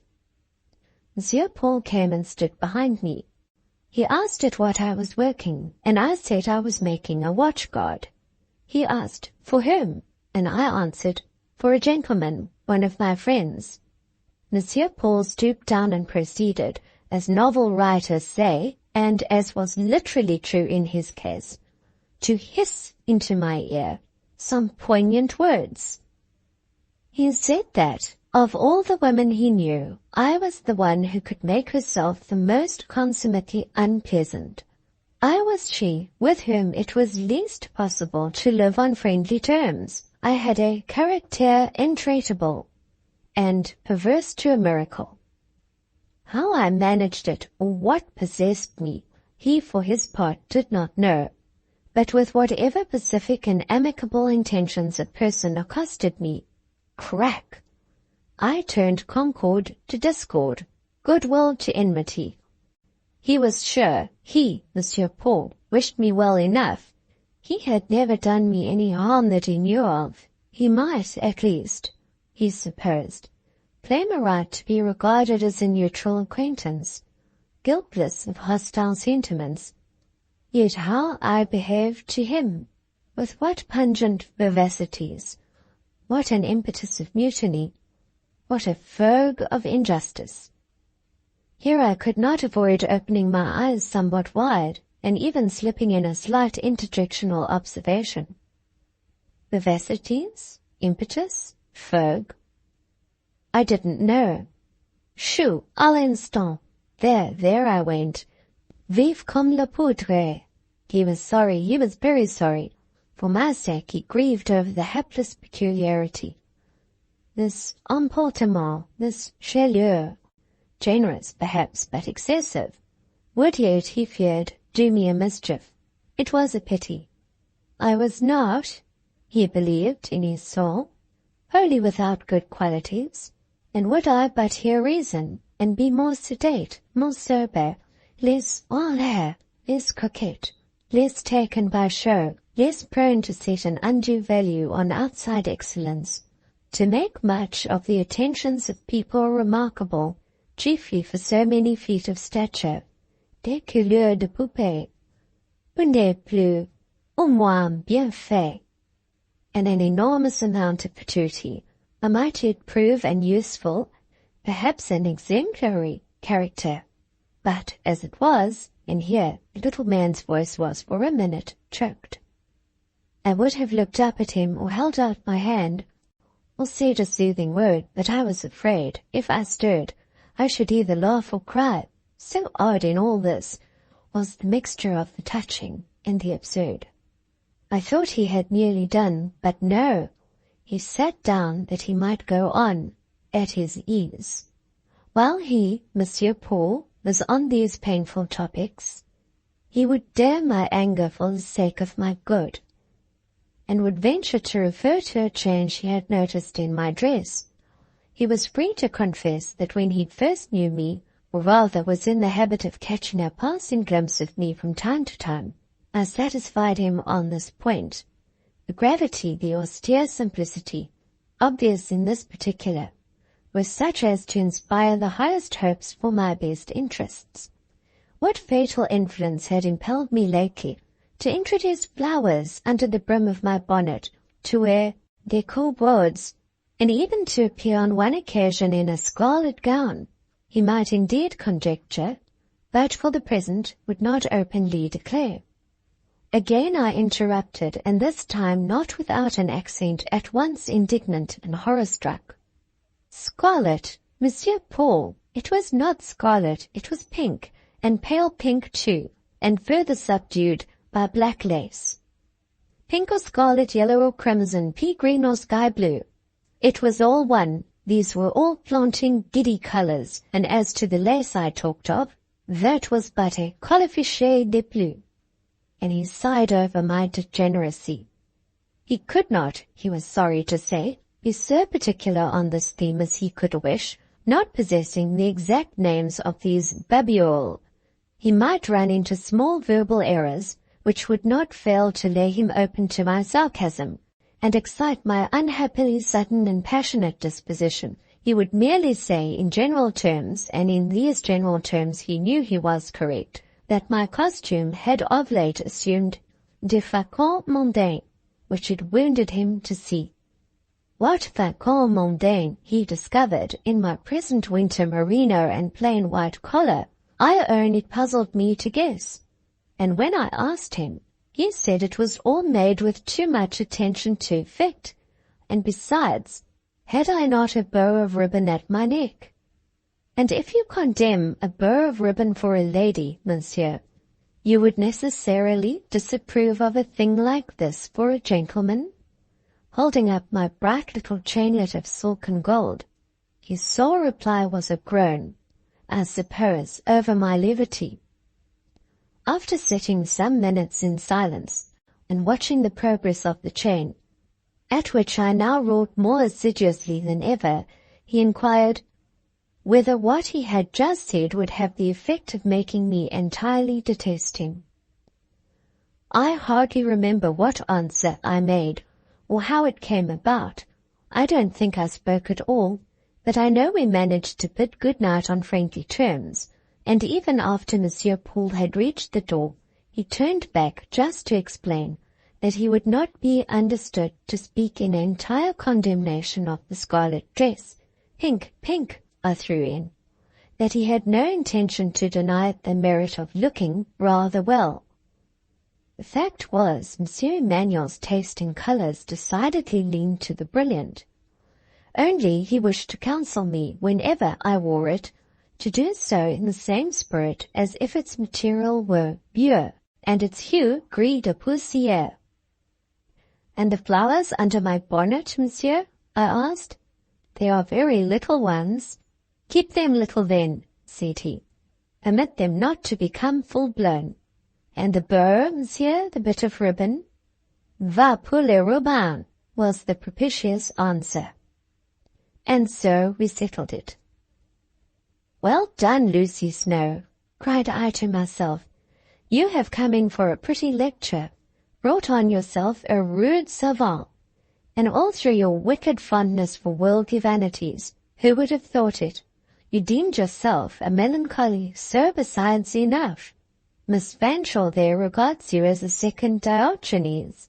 Monsieur de Bassompierre, the other day, politely turned the conversation when it ran on the wild gifts of the actress Vashti, because, as he kindly said, Miss Snowe looked uncomfortable.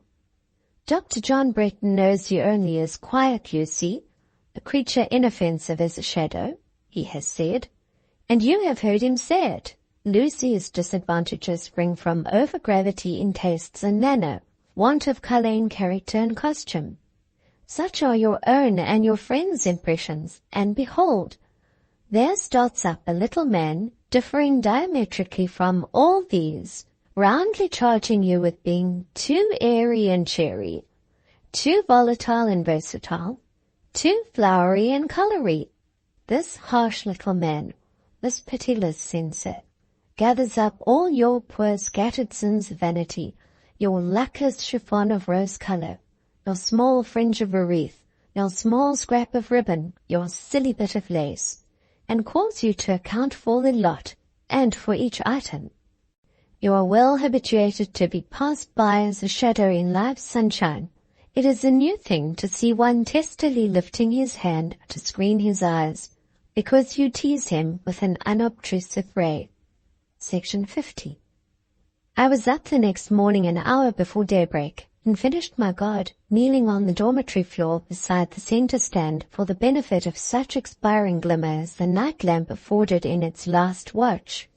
All my materials, my whole stock of beads and silk, were used up before the chain assumed the length and richness I wished. I had wrought it double, as I knew by the rule of contraries, that to suit the particular taste whose gratification was in view, an effective appearance was quite indispensable.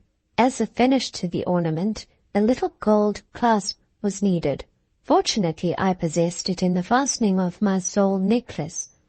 I duly detached and reattached it, then coiled compactly the completed guard, and enclosed it in a small box I had bought for its brilliancy, made of some tropic shell of the colour called nacarat, and decked with a little coronal of sparkling blue stones. Within the lid of the box I carefully graved with my scissors point certain initials. The reader will, perhaps, remember the description of Madame Beck's fate, nor will he have forgotten that at each anniversary a handsome present was subscribed for and offered by the school.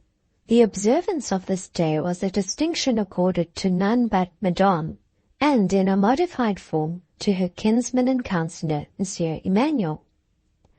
In the latter case it was an honour spontaneously awarded, not plotted and contrived beforehand, and offered an additional proof, amongst many others, of the estimation in which, despite his partialities, prejudices, and irritabilities, the professor of literature was held by his pupils.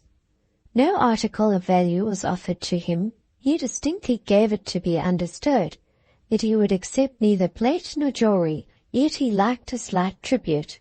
The cost, the money value, did not touch him. A diamond ring, a gold snuff-box presented with pomp, would have pleased him less than a flower or a drawing, offered simply and with sincere feelings. Such was his nature. He was a man not wise in his generation, yet could he claim a filial sympathy with the dayspring on high.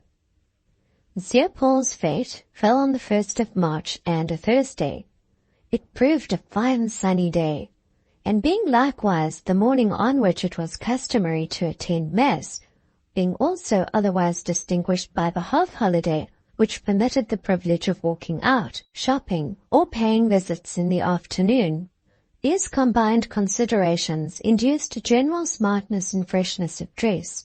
Clean collars were in vogue. The ordinary dingy woolen class dress was exchanged for something lighter and clearer. Mademoiselle Zélie St. Pierre, on this particular Thursday, even assumed a robe de soie, deemed uneconomical the basicure, an article of hazardous splendor and luxury. Nay, it was remarked that she sent for a coiffeur to dress her hair that morning. There were pupils acute enough to discover that she had bedewed her handkerchief and her hands with a new and fashionable perfume. Poor Zelie! It was much her wont to declare about this time that she was tired to death of a life of seclusion and labor, that she longed to have the means and leisure for relaxation, to have someone to work for her, a husband who would pay her debts. She was woefully encumbered with debt, supply her wardrobe, and leave her at liberty, as she said, to goûter un peu le plaisir.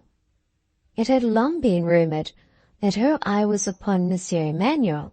Monsieur Emmanuel's eye was certainly often upon her.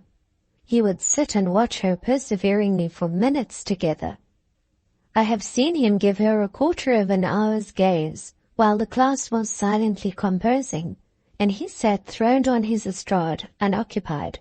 Conscious always of this basilisk attention, she would writhe under it, half flattered, half puzzled, and Monsieur would follow her sensations, sometimes looking appallingly acute, for in some cases he had the terrible unerring penetration of instinct, and pierced in its hiding place the last lurking thought of the heart, and discerned under florid veilings the bare, barren places of the spirit, yes, and its perverted tendencies, and its hidden false curves, all that men and women would not have known, the twisted spine, the malformed limb that was born with them, and far worse, the stain or disfigurement they have perhaps brought on themselves.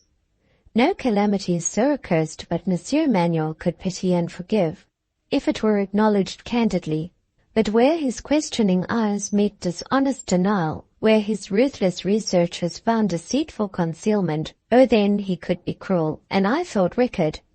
He would exultantly snatch the screen from poor shrinking wretches, passionately hurry them to the summit of the mount of exposure, and there show them all naked, all false, poor living lies, the spawn of that horrid truth which cannot be looked on unveiled. He thought he did justice. For my part, I doubt whether man has a right to do such justice on man.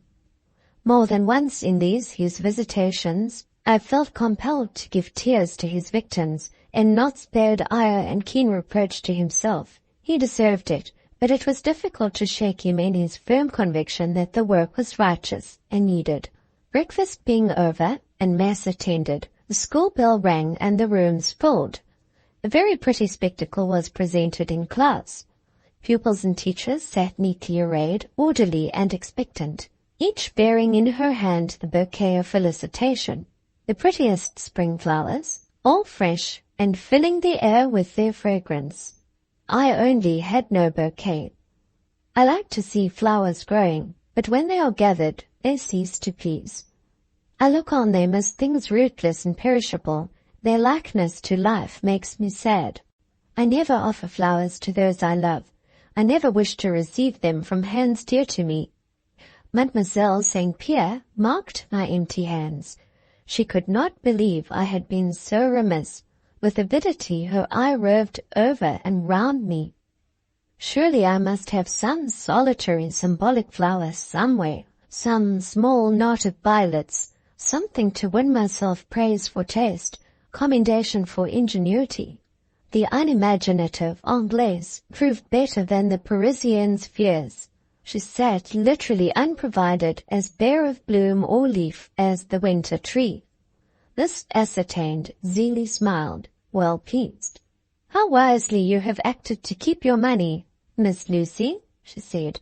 "Silly I have gone and thrown away 2 francs on a bouquet of hothouse flowers." And she showed with pride her splendid nosegay. But hush! A step, the step. It came prompt, as usual, but with a promptitude we felt disposed to flatter ourselves, inspired by other feelings than mere excitability of nerve and vehemence of intent. We thought our professor's footfall, to speak romantically, had in it a friendly promise this morning, and so it had. He entered in a mood which made him as good as a new sunbeam to the already well-lit first class. The morning light, playing amongst our plants and laughing on our walls, caught an added lustre from Monsieur Paul's all-benignant salute, like a true Frenchman, though I don't know why I should say so, for he was of strain neither French nor all Epicurean. He had dressed for the situation and the occasion, not by the vague folds, sinister and conspirator-like, of his suit dark paletot, where the outlines of his person obscured. On the contrary, his figure, such as it was, I don't boast of it, was well set off by a civilized coat and a silken vest quite pretty to behold. The defiant and pagan bonnet-grake had vanished. Bareheaded he came upon us, carrying a Christian hat in his gloved hand. The little man looked well, very well. There was a clearness of amity in his blue eye, and a glow of good feeling on his dark complexion, which passed perfectly in the place of beauty. One really did not care to observe that his nose, though far from small, was of no particular shape, his cheek thin, his brow marked and square, his mouth no rosebud. One accepted him as he was, and felt his presence the reverse of damping or insignificant.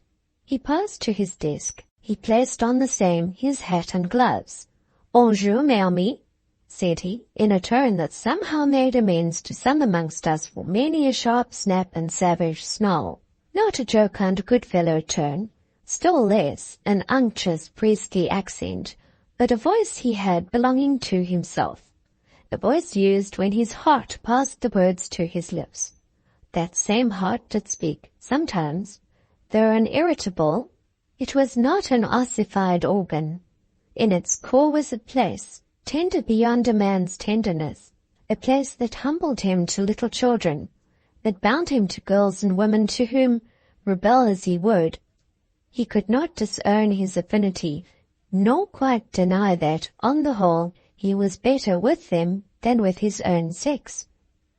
"We all wish Monsieur good day, and present to him our congratulations on the anniversary of his fete," said Mademoiselle Zélie, constituting herself spokeswoman of the assembly, and advancing with no more twists of affectation than were with her indispensable to the achievement of motion. She laid her costly bouquet before him. He bowed over it. The long train of offerings followed, all the pupils, sweeping past with the gliding step foreigners practice, left their tributes as they went by. Each girl so dexterously adjusted her separate gift that when the last bouquet was laid on the desk, it formed the apex to a blooming pyramid, a pyramid blooming, spreading, and towering with such exuberance as, in the end, to eclipse the hero behind it. This ceremony over, seats were resumed, and we sat in dead silence, expectant of a speech. I suppose 5 minutes might have elapsed, and the hush remained unbroken. 10, and there was no sound. Many present began, doubtless, to wonder for what Monsieur waited, as well they might. Voiceless and viewless, stirless and wordless, he kept his station behind the pile of flowers. At last there issued forth a voice, rather deep, as if it spoke out of a hollow. "Et c'est là tout?" Mademoiselle Zélie looked round. "You have all presented your bouquets?" inquired she of the pupils. Yes, they had all given their nosegays, from the eldest to the youngest, from the tallest to the most diminutive. The senior mistress signified as much. "Et c'est là tout?" was reiterated in an intonation which, deep before, had now descended some notes lower. "Monsieur," said Mademoiselle St. Pierre, rising, and this time speaking with her own sweet smile, "I have the honor to tell you that, with a single exception, every person in class has offered her bouquet. For Miss Lucy, Monsieur will kindly make allowance. As a foreigner, she probably did not know our customs, or did not appreciate their significance. Miss Lucy has regarded the ceremony as too frivolous to be honored by her observance." "Famous!" I muttered between my teeth. "You are no bad speaker, Zélie, when you begin." The answer vouchsafed to Mademoiselle St. Pierre from the estrade was given in the gesticulation of a hand from behind the pyramid. This manual action seemed to deprecate words, to enjoin silence. A form, ere long, followed the hand. Monsieur emerged from his eclipse, and producing himself on the front of his estrade, and gazing straight and fixedly before him at a vast map-monde covering the wall opposite, he demanded a third time, and now in really tragic tones, "Et c'est là tout?" I might yet have made all right by stepping forwards and slipping into his hand the ruddy little shell-box I at that moment held tight in my own. It was what I had fully purposed to do. But, first, the comic side of Monsieur's behavior had tempted me to delay, and now Mademoiselle St. Pierre's affected interference provoked contumacity. The reader, not having hitherto had any cause to ascribe to Miss Snowe's character the most distant pretensions to perfection, will be scarcely surprised to learn that she felt too perverse to defend herself from any imputation the Parisienne might choose to insinuate, and besides, Monsieur Paul was so tragic, and took my defection so seriously, he deserved to be vexed. I kept then both my box and my countenance, and sat insensate as any stone. "It is well," dropped at length from the lips of Monsieur Paul, and having uttered this phrase, a shadow of some great paroxysm, a swell of wrath, scorn, resolve, passed over his brow, rippled his lips, and lined his cheeks. Gulping down all further comment, he launched into his customary discourse. I can't at all remember what this discourse was. I did not listen to it. The gulping down process, the abrupt dismissal of his mortification or vexation, had given me a sensation which half counteracted the ludicrous effect of the reiterated "Et c'est là tout." Towards the close of the speech, there came a pleasing diversion. My attention was again amusingly arrested. Owing to some little accidental movement, I think I dropped my thimble on the floor, and in stooping to regain it, hit the crown of my head against the sharp corner of my desk, which casualties, exasperating to me, by rights, if to anybody, naturally made a slight bustle. Monsieur Paul became irritated, and dismissing his forced equanimity, and casting to the winds that dignity and self-control with which he never cared long to encumber himself, he broke forth into the strain best calculated to give him ease. I don't know how, in the progress of his discourse, he had contrived to cross the Channel and land on British ground, but there I found him when I began to listen. Casting a quick cynical glance round the room, a glance which scathed or was intended to scathe, as it crossed me, he fell with fury upon les Anglaises. Never have I heard Englishwomen handled as Monsieur Paul that morning handled them. He spared nothing, neither their minds, morals, manners, nor personal appearance. I especially remember his abuse of their tall stature, their long necks, their thin arms, their slovenly dress, their pedantic education, their impious scepticism, their insufferable pride, their pretentious virtue, over which he ground his teeth malignantly, and looked as if, had he dared, he would have said singular things. Oh, he was spiteful, acrid, savage, and, as a natural consequence, detestably ugly. Little wicked, venomous man, thought I. Am I going to harass myself with fears of displeasing you or hurting your feelings? No, indeed, you shall be indifferent to me as the shabbiest bouquet in your pyramid. I grieve to say I could not quite carry out this resolution. For some time the abuse of England and the English found and left me stolid. I bore it some 15 minutes stoically enough. But this hissing cockatrice was determined to sting, and he said such things at last, fastening not only upon our women, but upon our greatest names and best men, sullying the shield of Britannia, and dabbling the Union Jack in mud, that I was stung. With vicious relish he brought up the most spicy current continental historical falsehoods, than which nothing can be conceived more offensive. Zeally, and the whole class became one grin of vindictive delight, for it is curious to discover how these clowns of Labassecour secretly hate England.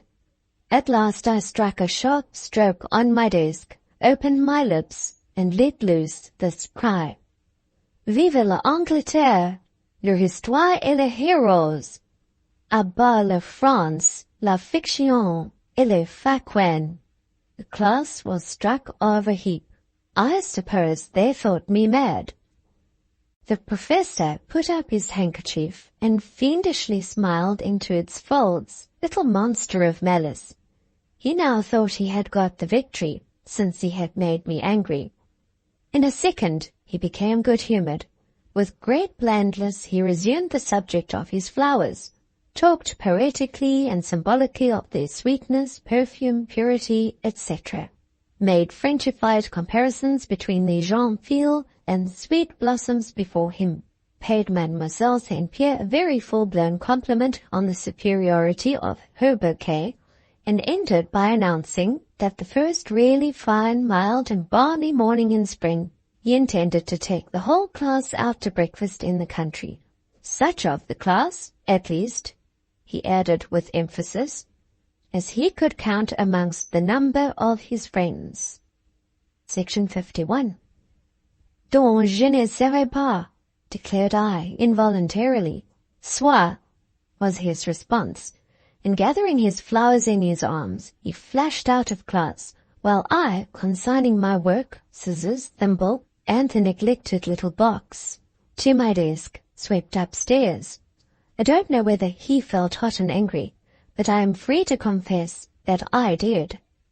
Yet with a strange, evanescent anger, I had not sat an hour on the edge of my bed, picturing and repicturing his look, manner, words, ere I smiled at the whole scene. A little pang of regret I underwent that the box had not been offered. I had meant to gratify him. Fate would not have it so. In the course of the afternoon, remembering that desks in class were by no means inviolate repositories, and thinking that it was as well to secure the box on account of the initials in the lid, P, C, D, E, for Paul, Col, or Carlos, David Emmanuel, such was his full name. These foreigners must always have a string of baptismals. I descended to the schoolroom. It slept in holiday repose. The day pupils were all gone home, the boarders were out walking. The teachers, except the surveillant of the week, were in town, visiting or shopping. The suite of divisions was vacant, so was the Grand Salle, with its huge solemn globe hanging in the midst, its pair of many-branched chandeliers, and its horizontal grand piano closed, silent, enjoying its midweek Sabbath. I rather wondered to find the first-class door ajar, this room being usually locked when empty, and being then inaccessible to any save Madame Beck and myself, who possessed a duplicate key. I wondered still more, on approaching, to hear a vague movement as of life, a step, a chair stirred, a sound like the opening of a desk. It is only Madame Beck doing inspection duty, was the conclusion following a moment's reflection. The partially opened door gave opportunity for assurance on this point. I looked. Behold, not the inspecting garb of Madame Beck, the shawl and the keen cap, but the coat and the close-shorn, dark head of a man. This person occupied my chair. His olive hand held my desk open. His nose was lost to view amongst my papers. His back was towards me, but there could not be a moment's question about identity. Already was the attire of ceremony discarded. The cherished and ink-stained paletot was resumed.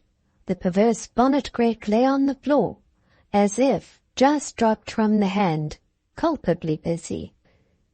Now I knew, and I had long known, that hand of Monsieur Emmanuel's was on the most intimate terms with my desk, that it raised and lowered the lid, ransacked and arranged the contents almost as familiarly as my own. The fact was not dubious, nor did he wish it to be so. He left signs of each visit palpable and unmistakable. Hitherto, however, I had never caught him in the act. Watch as I would, I could not detect the hours and moments of his coming. I saw the brownie's work in exercises left overnight full of faults, and found next morning carefully corrected. I profited by his capricious goodwill in loans full welcome and refreshing. Between a sallow dictionary and worn-out grammar would magically grow a fresh, interesting new work, or a classic, mellow and sweet in its ripe age. Out of my work basket would laughingly peep a romance. Under it would lurk the pamphlet, a magazine, whence last evening's reading had been extracted. Impossible to doubt the source whence these treasures flowed, had there been no other indication. One condemning and traitor peculiarity, common to them all, settled the question. They smelt of cigars. This was very shocking, of course. I thought so at first, and used to open the window with some bustle to air my desk, and with fastidious finger and thumb to hold the piquant brochures forth to the purifying breeze. I was cured of that formality suddenly. Monsieur caught me at it one day, understood the inference, instantly relieved my hand of its burden, and in another moment would have thrust the same into the glowing stove. It chanced to be a book, on the perusal of which I was bent, so for once I proved as decided and quicker than himself, recaptured the spoil, and, having saved this volume, never hazarded a second. With all this, I had never yet been able to arrest in his visits the freakish, friendly, cigar-loving phantom. But now, at last, I had him. There he was, the very brownie himself. And there, curling from his lips, was the pale blue breath of his Indian darling. He was smoking into my desk. It might well betray him. Provoked at this particular, and yet pleased to surprise him. Pleased, that is, with the mixed feeling of the housewife who discovers at last her strange elfin ally, busy in the dairy at the untimely churn. I softly stole forward, stood behind him, bent with precaution over his shoulder. My heart smote me to see that, after this morning's hostility, after my seeming remissness, after the puncture experienced by his feelings, and the ruffling undergone by his temper, he, all willing to forget and forgive, had brought me a couple of handsome volumes, of which the title and authorship were guarantees for interest. Now, as he sat bending above the desk, he was stirring up its contents, but with gentle and careful hand, disarranging indeed, but not harming. My heart smote me, as I bent over him, as he sat unconscious, doing me what good he could, and I dare say not feeling towards me unkindly. My morning's anger quite melted. I did not dislike Professor Emmanuel. I think he heard me breathe. He turned suddenly. His temperament was nervous, yet he never started, and seldom changed colour. There was something hardy about him. "I thought you were gone into town with the other teachers," said he, taking a grim gripe of his self-possession, which half escaped him. "It is as well you are not. Do you think I care for being caught? Not I. I often visit your desk." "Monsieur, I know it. You find a brochure or term now and then, but you don't read them because they have passed under this," touching his cigar. "They have, and are no better for the process. But I read them. Without pleasure. Monsieur must not be contradicted. Do you like them, or any of them? Are they acceptable? Monsieur has seen me reading them 100 times, and knows I have not so many recreations as to undervalue those he provides.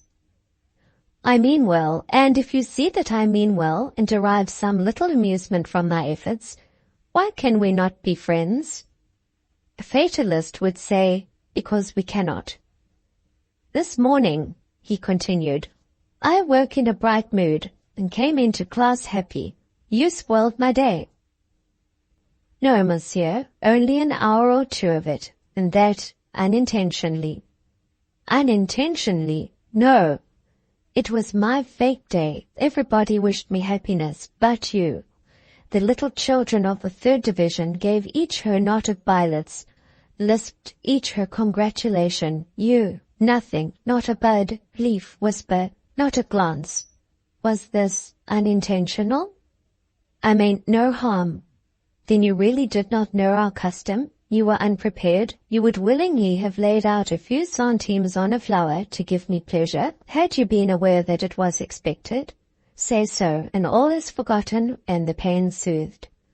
I did know that it was expected. I was prepared, yet I laid out no centimes on flowers. It is well, you do right to be honest. I should almost have hated you had you flattered and lied.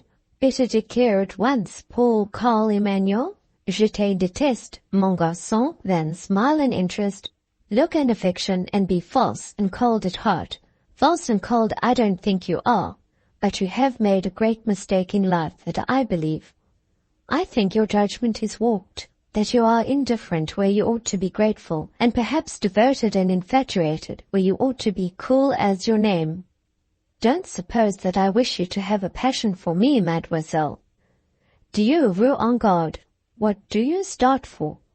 Because I said passion? Well, I say it again. There is such a word, and there is such a thing, though not within these walls, thank heaven. You are no child that one should not speak of what exists, but I only uttered the word. The thing, I assure you, is alien to my whole life and views. It died in the past. In the present it lies buried. Its grave is deep dug, well heaped, and many winters old. In the future there will be a resurrection, as I believe to my soul's consolation. But all will then be changed. Form and feeling, the mortal will have put on immortality. It will rise not for earth but heaven. All I say to you, Miss Lucy Snowe, is that you ought to treat Professor Paul Emmanuel decently. I could not and did not contradict such a sentiment.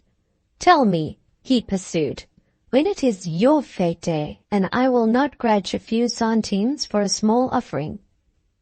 You will be like me, monsieur. This cost more than a few centimes, and I did not grudge its price.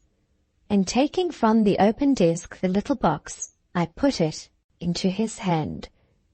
It lay ready in my lap this morning, I continued, and if monsieur had been rather more patient, and Mademoiselle St. Pierre less interfering, perhaps I should say too, if I had been calmer and wiser, I should have given it then. He looked at the box. I saw its clear warm tint and bright azure circlet pleased his eyes. I told him to open it. My initials, said he, indicating the letters in the lid. Who told you I was called Carl David? A little bird, monsieur. Does it fly from me to you?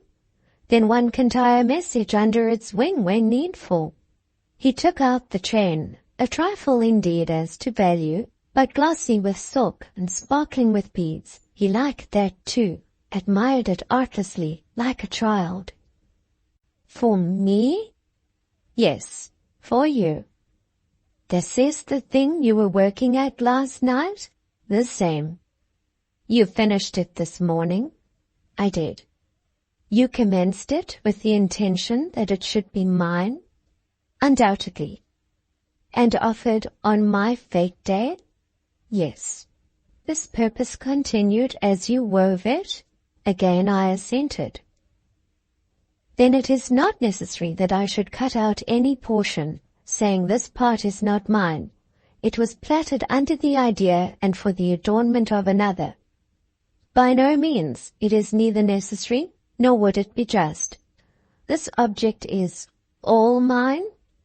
That object is yours entirely. Straightway monsieur opened his paletot, arranged the cards splendidly across his chest, displaying as much and suppressing as little as he could, for he had no notion of concealing what he admired and thought decorative.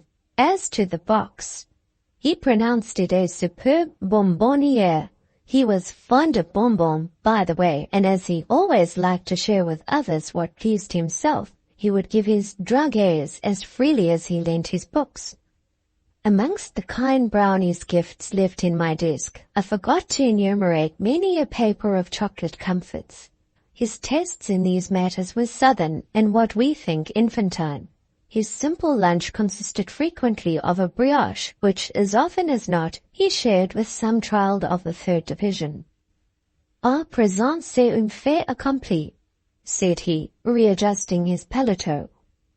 And we had no more words on the subject. After looking over the 2 volumes he had brought and cutting away some pages with his penknife, he generally pruned before lending his books, especially if they were novels, and sometimes I was a little provoked at the severity of his censorship, the retrenchments interrupting the narrative. He rose, politely touched his bonnet grec, and bade me a civil good day.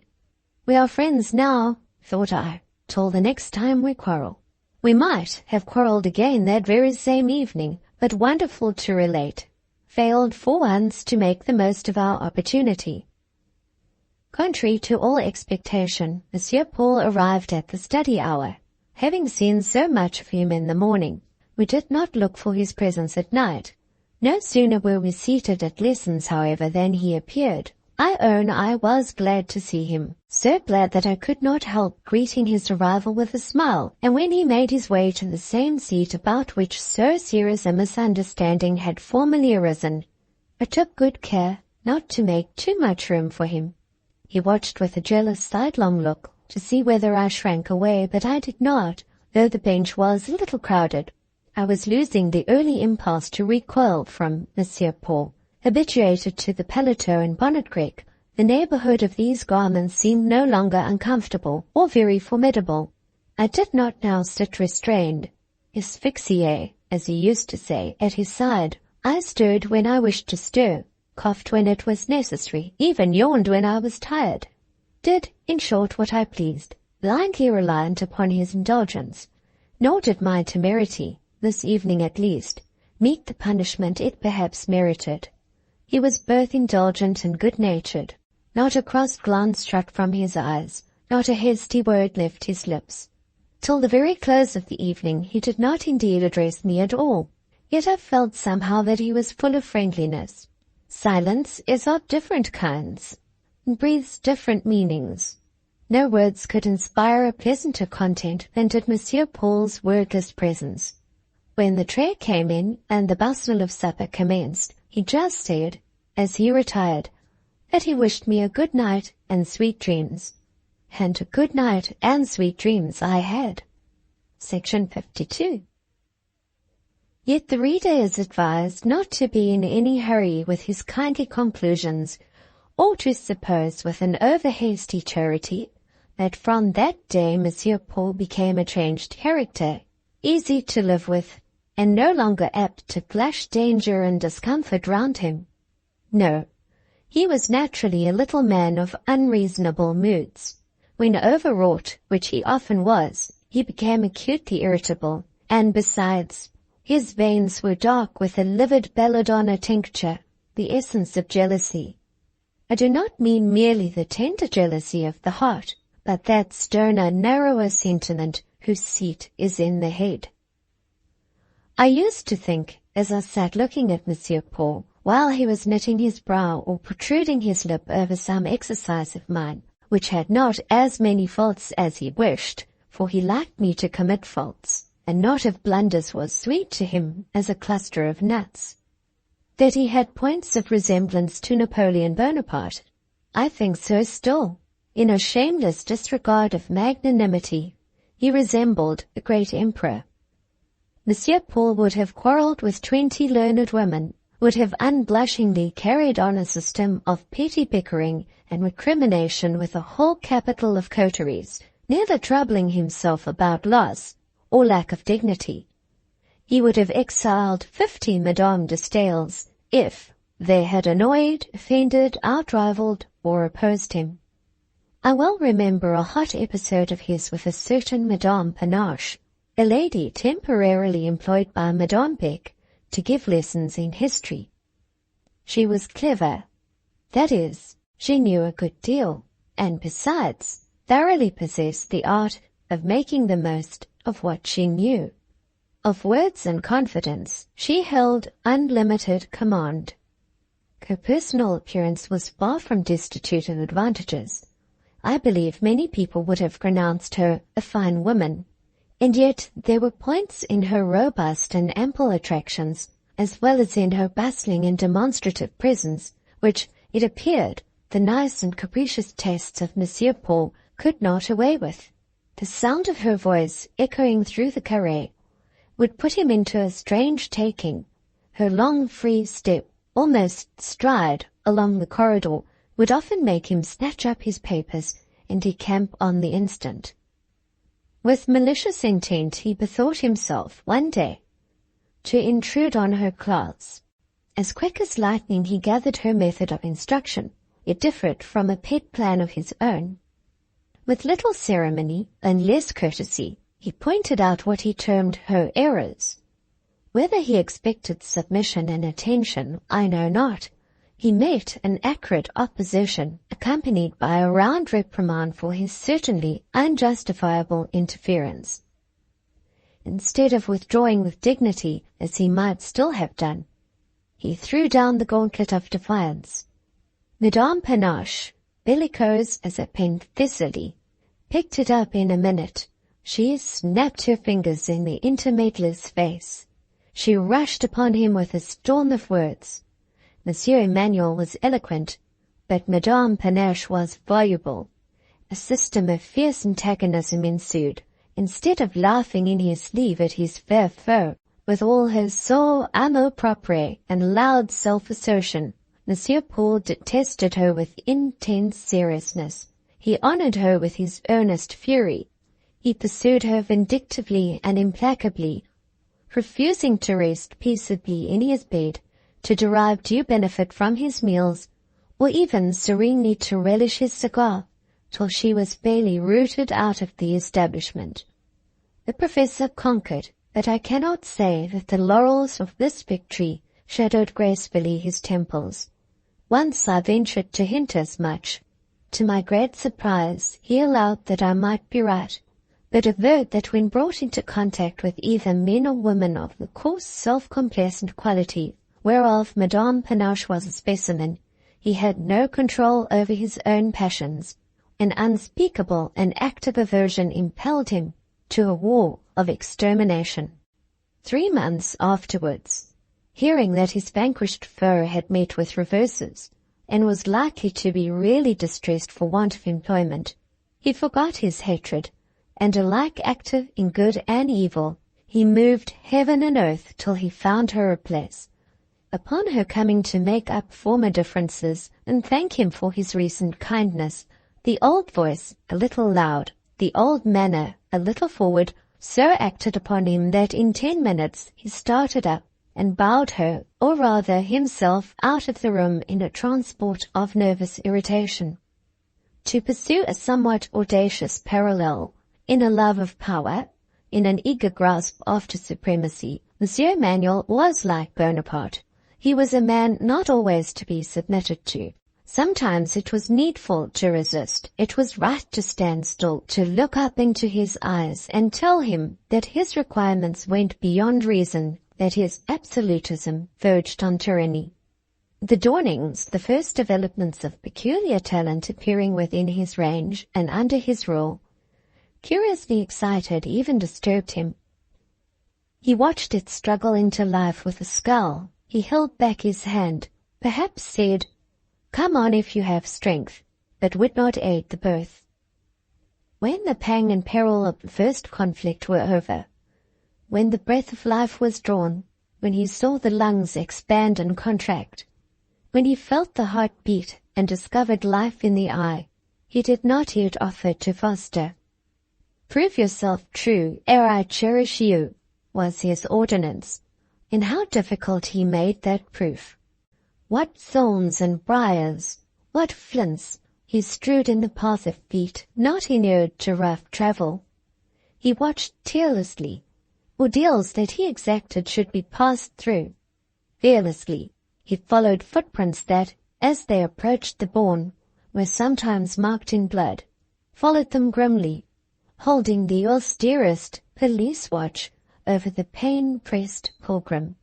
And when at last he allowed a rest, before slumber might close the eyelids, he opened those same lids wide, with pitiless finger and thumb, and gazed deep through the pupil and the irids, into the brain, into the heart, to search if vanity, or pride, or falsehood, in any of its subtlest forms, was discoverable in the furthest recess of existence.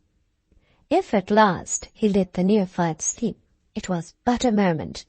He woke him suddenly up, to apply new tests. He sent him on irksome errands when he was staggering with weariness. He tried the temper, the sense, and the health, and it was only when every severest test had been applied and endured, when the most corrosive aquafortis had been used and failed to tarnish the ore, that he admitted it genuine, and, still in clouded silence, stamped it with his deep brand of approval.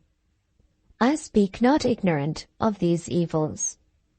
Till the date at which the last chapter closes, Monsieur Paul had not been my professor. He had not given me lessons, but about that time, accidentally hearing me one day acknowledge an ignorance of some branch of education, I think it was arithmetic, which would have disgraced a charity school boy, as he very truly remarked, he took me in hand, examined me first, found me, I need not say, abundantly deficient, gave me some books, and appointed me some tasks.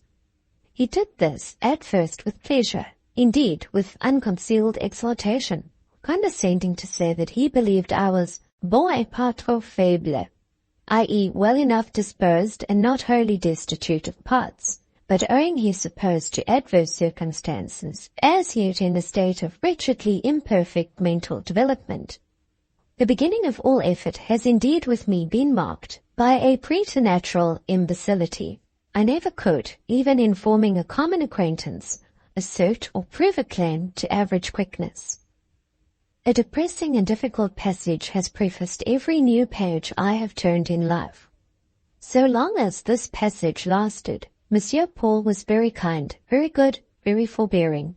He saw the sharp pain inflicted, and felt the weighty humiliation imposed by my own sense of incapacity, and words can hardly do justice to his tenderness and helpfulness. His own eyes would moisten, when tears of shame and effort clouded mine. Burdened as he was with work, he would steal half his brief space of recreation to give to me.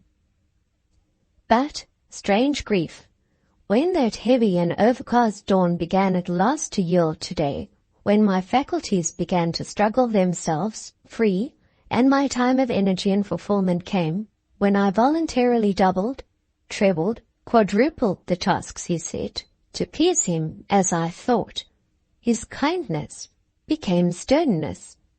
The light changed in his eyes from a beam to a spark. He fretted, he opposed, he curbed me imperiously. The more I did, the harder I worked, the less he seemed content. Sarcasms of which the severity amazed and puzzled me, harassed my ears. Then flowed out the bitterest innuendos against the pride of intellect. I was vaguely threatened with I know not what doom, if I ever trespassed the limits proper to my sex, and conceived a contraband appetite for unfeminine knowledge. Alas, I had no such appetite. What I loved, it joyed me by any effort to content. But the noble hunger for science in the abstract, the godlike thirst after discovery, these feelings were known to me but by briefest flashes. Yet, when Monsieur Paul sneered at me, I wanted to possess them more fully. His injustice stirred in me ambitious wishes. It imparted a strong stimulus. It gave wings to aspiration. In the beginning, before I had penetrated to motives, that uncomprehended sneer of his made my heart ache. But, by and by, it only warmed the blood in my veins, and sent added action to my pulses. Whatever my powers, feminine or the contrary, God had given them, and I felt resolute to be ashamed of no faculty of his bestowal. The combat was very sharp for a time. I seemed to have lost Monsieur Paul's affection, He treated me strangely.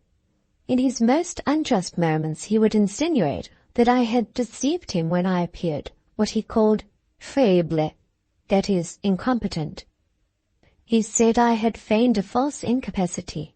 Again he would turn suddenly round and accuse me of the most far-fetched imitations and impossible plagiarisms, asserting that I had extracted the pith out of books I had not so much as heard of, and over the perusal of which I should infallibly have fallen down in a sleep as deep as that of Eutychus.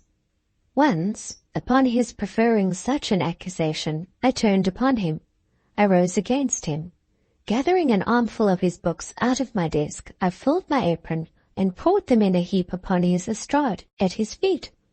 "Take them away, Monsieur Paul," I said, "and teach me no more. I never asked to be made learned, and you compel me to feel very profoundly that learning is not happiness." And returning to my desk, I laid my head on my arms, nor would I speak to him for 2 days afterwards. He pained and chagrined me. His affection had been very sweet and dear, a pleasure new and incomparable. Now that this seemed withdrawn, I cared not for his lessons. The books, however, were not taken away. They were all restored with careful hand to their places, and he came, as usual, to teach me. He made his peace somehow, too readily perhaps. I ought to have stood out longer, but when he looked kind and good, and held out his hand with amity, memory refused to reproduce with due force his oppressive moments. And then reconcilement is always sweet. On a certain morning a message came from my godmother, inviting me to attend some notable lecture to be delivered in the same public rooms before described. Dr. John had brought the message himself, and delivered it verbally to Rosine, who had not scrupled to follow the steps of Monsieur Emmanuel. Then passing to the first class, and in his presence, stand carrément before my desk, hand in apron pocket, and rehearse the same, saucily and aloud, concluding with the words, "Qu'il est vraiment beau, mademoiselle, ce jeune docteur. Quel yeux, quel regard, tenez, j'en ai le cou tout ému." When she was gone, my professor demanded of me why I suffered, cette fille effrontée, cette créature sans pudeur, to address me in such terms. I had no pacifying answer to give. The terms were precisely such as Rosine, a young lady in whose skull the organs of reverence and reserve were not largely developed, was in the constant habit of using. Besides, what she said about the young doctor was true enough. Graham was handsome. He had fine eyes and a thrilling glance. An observation to that effect actually formed itself into sound on my lips. Section 53. "Elle ne dit que la vérité," I said. "Ah, vous trouvez? Mais sans doute." The lesson to which we had that day to submit was such as to make us very glad when it terminated. At its close, the released pupils rushed out, half trembling, half exultant. I too was going. A mandate to remain arrested me. I muttered that I wanted some fresh air sadly. The stove was in a glow, the class overheated. An inexorable voice merely recommended silence, and this salamander, for whom no room ever seemed too hot, sitting down between my desk and the stove, a situation in which he ought to have felt broiled, but did not, proceeded to confront me with a Greek quotation. In Monsieur Emmanuel's soul rankled a chronic suspicion that I knew both Greek and Latin. As monkeys are said to have the power of speech if they would but use it, and are reported to conceal this faculty in fear of its being turned to their detriment, so to me was ascribed a fund of knowledge which I was supposed, criminally and craftily, to conceal. The privileges of a classical education, it was insinuated, had been mine. On flowers of Hymettus I had revelled.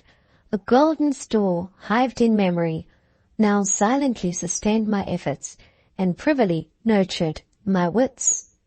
100 expedients did Monsieur Paul employ to surprise my secret, to wheedle, to threaten, to startle it out of me. Sometimes he placed Greek and Latin books in my way, and then watched me, as Joan of Arc's jailers tempted her with the warrior's accoutrements, and lay in wait for the issue. Again he quoted I know not what authors and passages, and while rolling out their sweet and sounding lines, the classic tones fell musically from his lips, for he had a good voice, remarkable for compass, modulation, and matchless expression. He would fix on me a vigilant, piercing, and often malicious eye. It was evident he sometimes expected great demonstrations. They never occurred, however. Not comprehending, of course, I could neither be charmed nor annoyed. Baffled, almost angry, he still clung to his fixed idea. My susceptibilities were pronounced marble, my face a mask. It appeared as if he could not be brought to accept the homely truth and take me for what I was. Men, and women too, must have delusion of some sort. If not made ready to their hand, they will invent exaggeration for themselves. At moments I did wish that his suspicions had been better founded. There were times when I would have given my right hand to possess the treasures he ascribed to me. He deserved condign punishment for his testy crotchets. I could have gloried in bringing home to him his worst apprehensions, astoundingly realized. I could have exalted to burst on his vision, confront and confound his lunettes, one blaze of acquirements. Oh, why did nobody undertake to make me clever while I was young enough to learn, that I might, by one grand, sudden, inhuman revelation, one cold, cruel, overwhelming triumph, have forever crushed the mocking spirit out of Paul, Carl, David, Emmanuel. Alas, no such feat was in my power. Today, as usual, his quotations fell ineffectual. He soon shifted his ground. Women of intellect was his next theme. Here he was at home. A woman of intellect, it appeared, was a sort of lusus naturae, a luckless accident, a thing for which there was neither place nor use in creation, wanted neither as wife nor worker.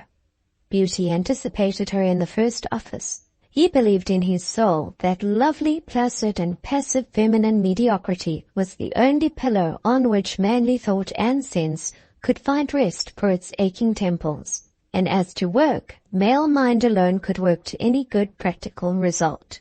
Hain? This Hain was a note of interrogation intended to draw from me contradiction or objection. However, I only said, Cela ne me regarde pas, je ne m'en soucie pas, and presently added, May I go, monsieur? They have rung the bell for the second déjeuner, i.e., luncheon. What of that? You are not hungry? Indeed I was, I said. I had had nothing since breakfast at 7, and should have nothing till dinner at 5. If I missed this bell, well, he was in the same plight, but I might share with him. And he broke into the brioche, intended for his own refreshment, and gave me half. Truly, his bark was worse than his bite, but the really formidable attack was yet to come. While eating his cake, I could not forbear expressing my secret wish that I really knew all of which he accused me. Did I sincerely feel myself to be an ignoramus? He asked, in a softened tone. If I had replied meekly, by an unqualified affirmative, I believe he would have stretched out his hand and we should have been friends on the spot. But I answered, Not exactly. I am ignorant, monsieur, in the knowledge you ascribe to me, but I sometimes, not always, feel a knowledge of my own. What did I mean? He inquired sharply. Unable to answer this question in a breath, I evaded it by change of subject. He had now finished his half of the brioche, feeling sure that on so trifling a fragment he could not have satisfied his appetite, as indeed I had not appeased mine, and inhaling the fragrance of baked apples afar from the refectory, I ventured to inquire whether he did not also perceive that agreeable odour. He confessed that he did. I said if he would let me out by the garden door, and permit me just to run across the court, I would fetch him a plateful, and added that I believed they were excellent. as Goton had a very good method of baking, or rather stewing fruit, putting in a little spice, sugar, and a glass or two of vin blanc. Might I go? Petit gourmand, said he, smiling. I have not forgotten how pleased you were with the pâté à la crème I once gave you, and you know very well, at this moment, that to fetch the apples for me will be the same as getting them for yourself. Go then, but come back quickly. And at last he liberated me on parole. My own plan was to go and return with speed and good faith, to put the plate in at the door, and then to vanish incontinent, leaving all consequences for future settlement. That intolerably keen instinct of his seemed to have anticipated my scheme. He met me at the threshold, hurried me into the room, and fixed me in a minute in my former seat. Taking the plate of fruit from my hand, he divided the portion intended only for himself and ordered me to eat my share. I complied with no good grace, and vexed, I suppose, by my reluctance, he opened a masked and dangerous battery. All he had yet said I could count as mere sound and fury, signifying nothing. Not so of the present attack. It consisted in an unreasonable proposition with which he had before afflicted me, namely, that on the next public examination day I should engage, foreigner as I was, to take my place on the first form of first-class pupils, and with them improvise a composition in French, on any subject any spectator might dictate, without benefit of grammar or lexicon. I knew what the result of such an experiment would be. I, to whom nature had denied the impromptu faculty, who in public was by nature a cipher, whose time of mental activity, even when alone, was not under the meridian sun, who needed the fresh silence of morning or the recluse peace of evening to win from the creative impulse one evidence of his presence, one proof of his force. I, with whom that impulse was the most intractable, the most capricious, the most maddening of masters, him before me always excepted, a deity which sometimes, under circumstances apparently propitious, would not speak when questioned, would not hear when appealed to, would not, when sought, be found, but would stand, all cold, all indurated, all granite, a dark bowl with carven lips and blank eyeballs, and breast like the stone face of a tomb. And again, suddenly, at some turn, some sound, some long trembling sob of the wind, at some rushing past of an unseen stream of electricity, the irrational demon would wake unsolicited, would stir strangely alive, would rush from its pedestal like a perturbed Dagon, calling to its votary for a sacrifice, whatever the hour, to its victim for some blood or some breath, whatever the circumstance or scene, rousing its priest, treacherously promising vaticination, perhaps filling its temple with a strange hum of oracles, but sure to give half the significance to fateful winds, and grudging to the desperate listener even a miserable remnant, yielding it sordidly, as though each word had been a drop of the deathless echo of its own dark veins. And this tyrant I was to compel into bondage, and make it improvise a theme, on a school estrade, between a Mathilde and a Corelli, under the eye of a Madame Beck, for the pleasure and to the inspiration of a bourgeois of Le Berserker. Upon this argument Monsieur Paul and I did battle more than once, strong battle, with confused noise of demand and rejection, exaction and repulse. On this particular day I was soundly rated. The obstinacy of my whole sex, it seems, was concentrated in me. I had an orgueil de diable. I feared to fail, forsooth. What did it matter whether I failed or not? Who was I that I should not fail, like my betters? It would do me good to fail. He wanted to see me worsted. I knew he did. And one minute he paused to take breath. Would I speak now and be tractable? Never would I be tractable in this matter. Law itself should not compel me. I would pay a fine or undergo an imprisonment rather than write for a show and to order, perched up on a platform. Could softer motives influence me? Would I yield for friendship's sake? Not a whit, not a hairbreadth. No form of friendship under the sun had a right to exact such a concession. No true friendship would harass me thus. He supposed then, with a sneer, Monsieur Paul could sneer supremely, curling his lip, opening his nostrils, contracting his eyelids. He supposed there was but one form of appeal to which I would listen, and of that form it was not for him to make use. Under certain persuasions from certain quarters, je vous vois d'ici, said he, eagerly subscribing to the sacrifice, passionately arming for the effort, making a simpleton, a warning, and an example of myself before 150 of the papas and mammas of Villette. And here, losing patience, I broke out afresh with a cry that I wanted to be liberated, to get out into the air. I was almost in a fever. "Shoot!" said the inexorable. This was a mere pretext to run away. He was not hot, with the stove close at his back. How could I suffer, thoroughly screened by his person? I did not understand his constitution. I knew nothing of the natural history of salamanders. For my own part, I was a phlegmatic islander, and sitting in an oven did not agree with me. At least, might I step to the well and get a glass of water? The sweet apples had made me thirsty. If that was all, he would do my errand. He went to fetch the water. Of course, with the door only on the latch behind me, I lost not my opportunity. Ere his return, his half-worried prey had escaped. Section 54.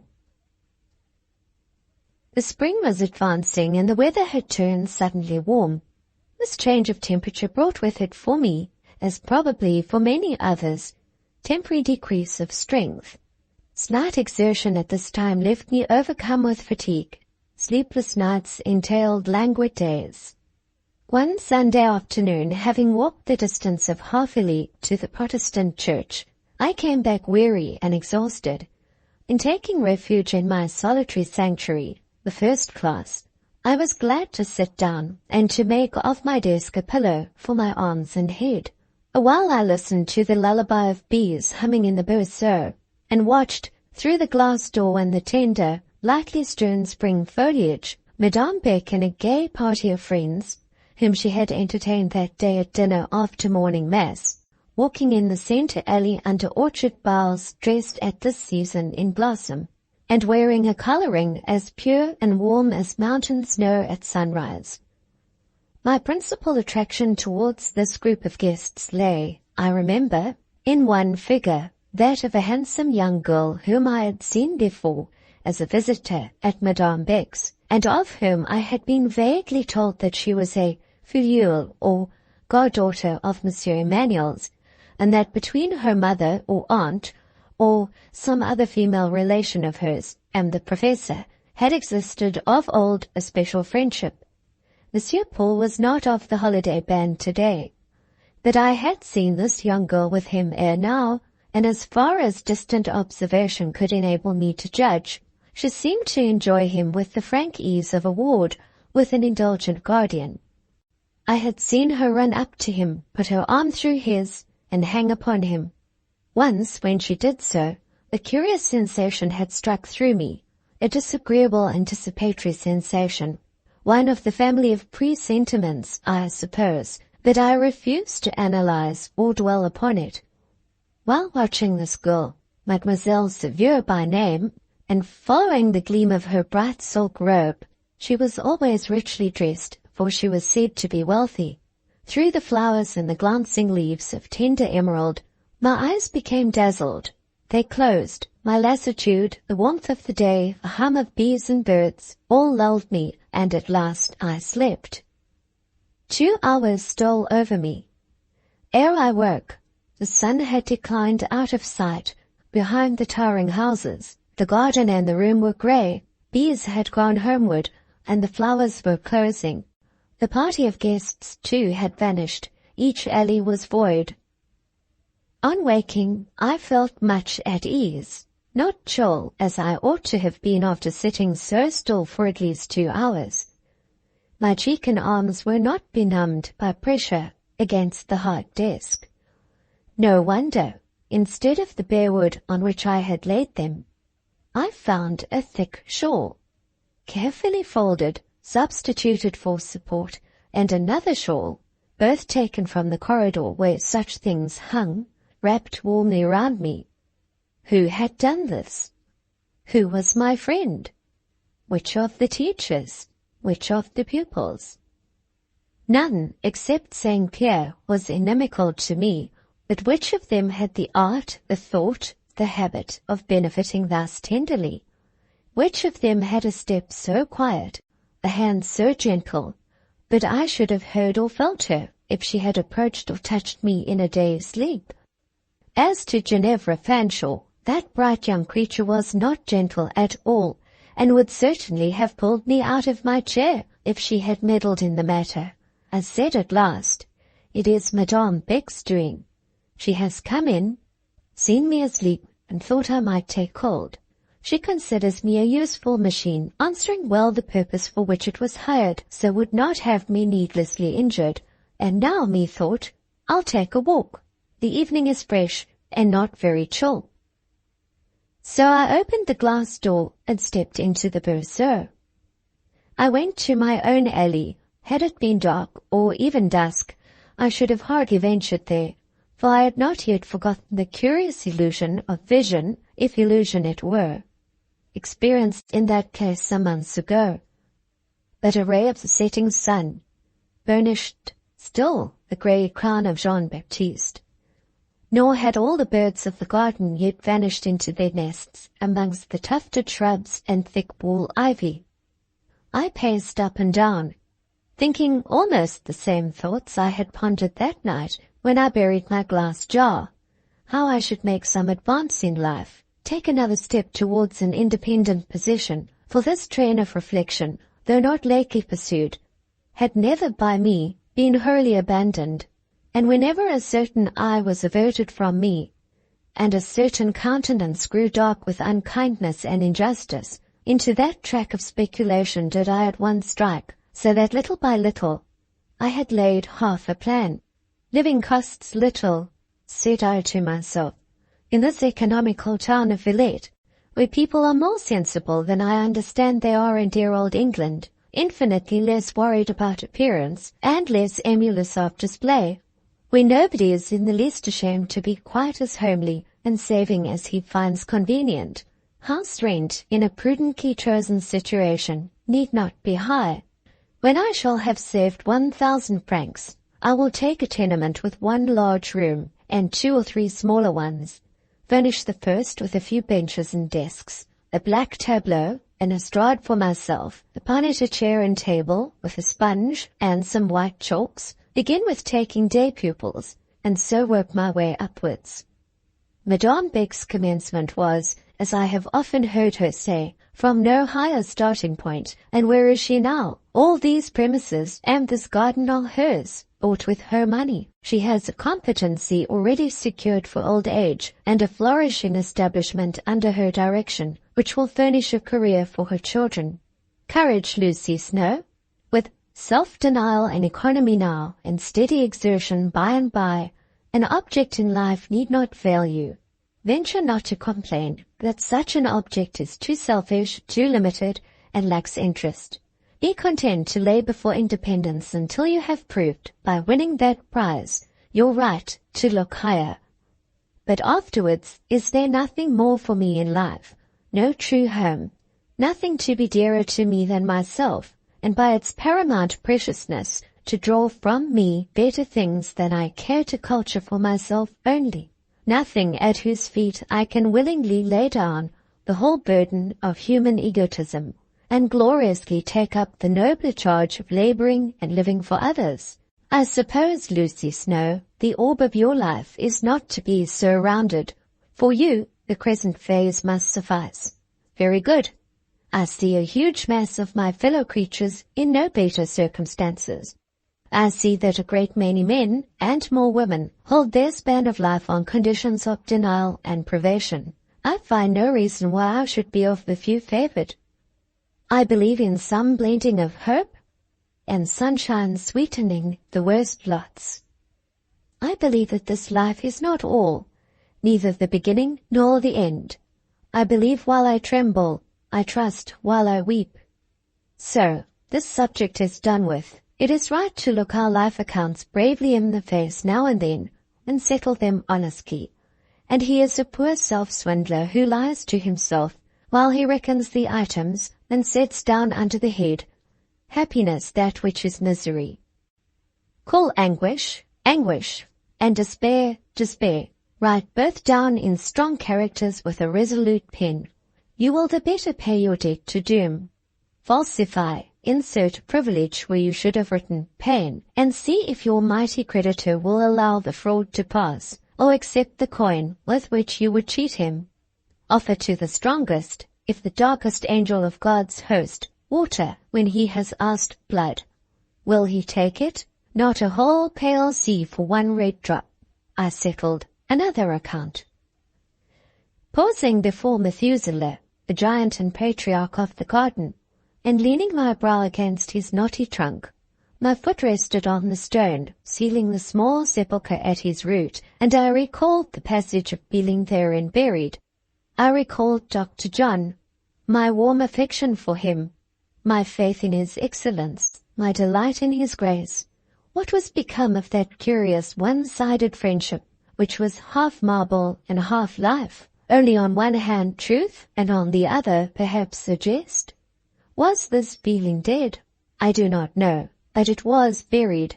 Sometimes I thought the tomb unquiet, and dreamed strangely of disturbed earth, and of hair, still golden and living, obtruded through coffin chinks.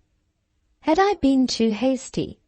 I used to ask myself, and this question would occur with a cruel sharpness after some brief chance interview with Dr. John. He had still such kind looks, such a warm hand. His voice still kept so pleasant a tone for my name. I never liked Lucy so well as when he uttered it, but I learnt in time that this benignity, this cordiality, this music belonged in no shape to me. It was a part of himself. It was the honey of his temper. It was the balm of his mellow mood. He imparted it, as the ripe fruit rewards with sweetness the rifling bee. He diffused it about him, as sweet plants shed their perfume. Does the nectarine love either the bee or bird it feeds? Is the sweet briar enamored of the air? Good night, Dr. John. You're good, you're beautiful, but you are not mine. Good night, and God bless you. Section 55.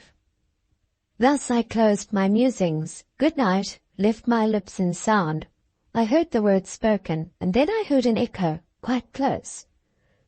Good night, mademoiselle, or rather good evening. The sun is scarce set. I hope you slept well. I started, but was only discomposed a moment. I knew the voice and speaker. Slept, monsieur? When? Where? You may well inquire when, where. It seems you turn day into night, and choose a desk for a pillow, rather hard lodging. It was softened for me, monsieur, while I slept.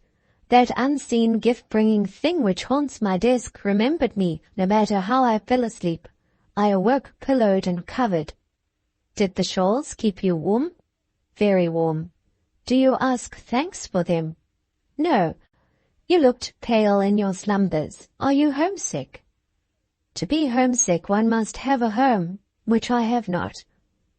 Then you have more need of a careful friend. I scarcely know anyone, Miss Lucy, who needs a friend more absolutely than you. Your very faults imperatively require it. You want so much checking, regulating, and keeping down. This idea of keeping down never left Monsieur Paul's head. The most habitual subjugation would, in my case, have failed to relieve him of it. No matter what did it signify.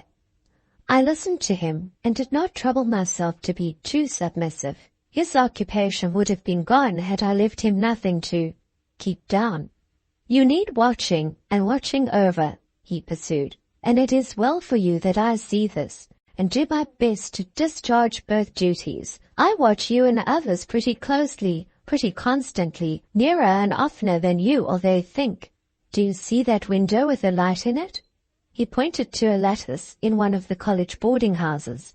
"That," said he, "is a room I have hired, nominally for a study, virtually for a post of observation. There I sit and read for hours together. It is my way, my taste. My book is this garden. Its contents are human nature, female human nature. I know you all by heart. Ah, I know you well. Saint Pierre, the Parisienne, cette maîtresse femme, my cousin Beck herself." "It is not right, monsieur." Comment: "It is not right? By whose creed? Does some dogma of Calvin or Luther condemn it? What is that to me? I am no Protestant. My rich father, for though I have known poverty, and once starved for a year in a garret in Rome, starved wretchedly, often on a meal a day, and sometimes not that, yet I was born to wealth. My rich father was a good Catholic, and he gave me a priest and a Jesuit for a tutor. I retain his lessons, and to what discoveries, grand Dieu, have they not aided me? Discoveries made by stealth seem to me dishonorable discoveries. Puritain, I doubt it not. Yet see how my Jesuit system works. You know the Saint Pierre? Partially." He laughed. "You say right, partially, whereas I know her thoroughly. There is the difference. She played before me the amiable, offered me pâté de velours, caressed, flattered, fawned on me. Now, I am accessible to a woman's flattery, accessible against my reason. Though never pretty, she was, when I first knew her, young, or knew how to look young. Like all her countrywomen, she had the art of dressing. She had a certain cool, easy social assurance which spared me the pain of embarrassment.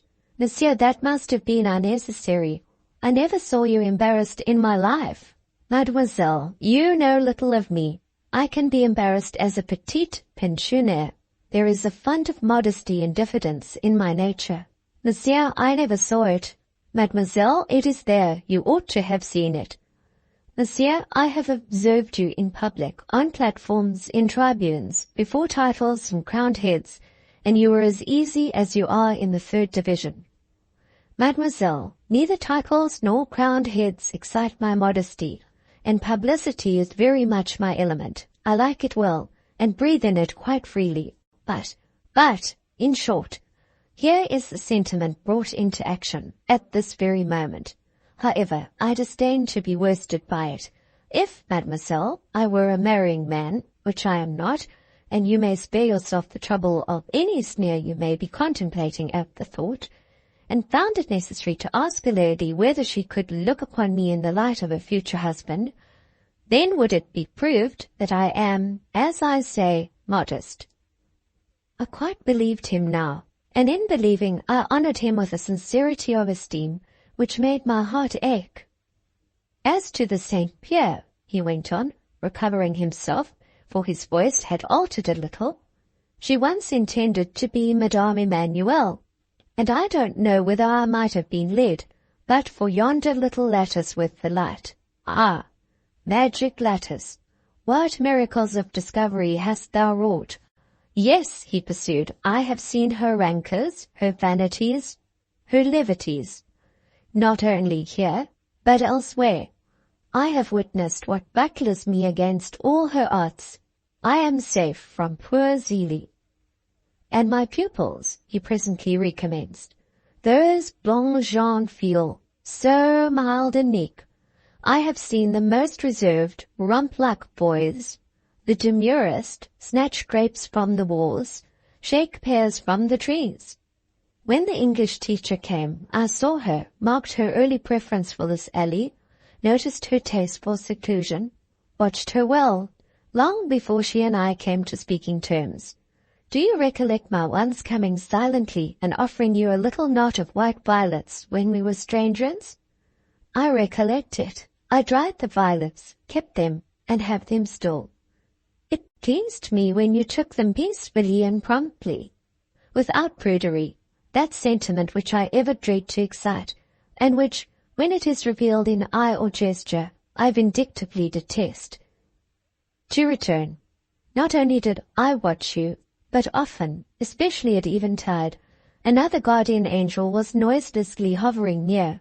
Night after night my cousin Beck has stolen down yonder steps, and glidingly pursued your movements when you did not see her. But, monsieur, you could not from the distance at that window see what passed in this garden at night. By moonlight I possibly might with a glass. I use a glass. But the garden itself is open to me. In the shed at the bottom there is a door leading into a court, which communicates with the college. Of that door I possess the key, and thus come and go at pleasure. This afternoon I came through it, and found you asleep in class. Again this evening I have availed myself of the same entrance. I could not help saying, if you were a wicked, designing man, how terrible would all this be? His attention seemed incapable of being arrested by this view of the subject. He lit his cigar, and while he puffed it, leaning against a tree, and looking at me in a cool, amused way he had when his humour was tranquil, I thought proper to go on sermonizing him. He often lectured me by the hour together. I did not see why I should not speak my mind for once, so I told him my impressions concerning his Jesuit system. The knowledge it brings you is bought too dear, monsieur. This coming and going by stealth degrades your own dignity. My dignity, he cried, laughing. When did you ever see me trouble my head about my dignity? It is you, Miss Lucy, who are Dean.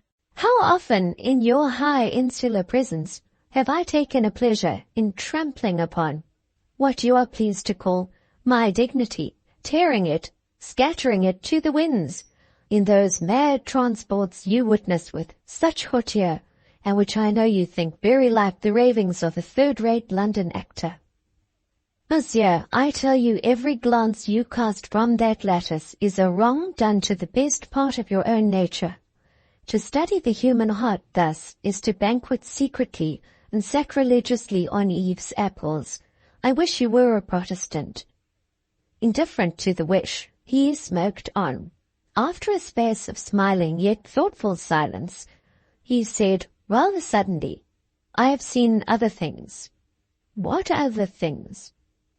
Taking the weed from his lips, he threw the remnant amongst the shrubs, where for a moment it lay glowing in the gloom. Look at it, said he. Is not that spark like an eye watching you and me? He took a turn down the walk.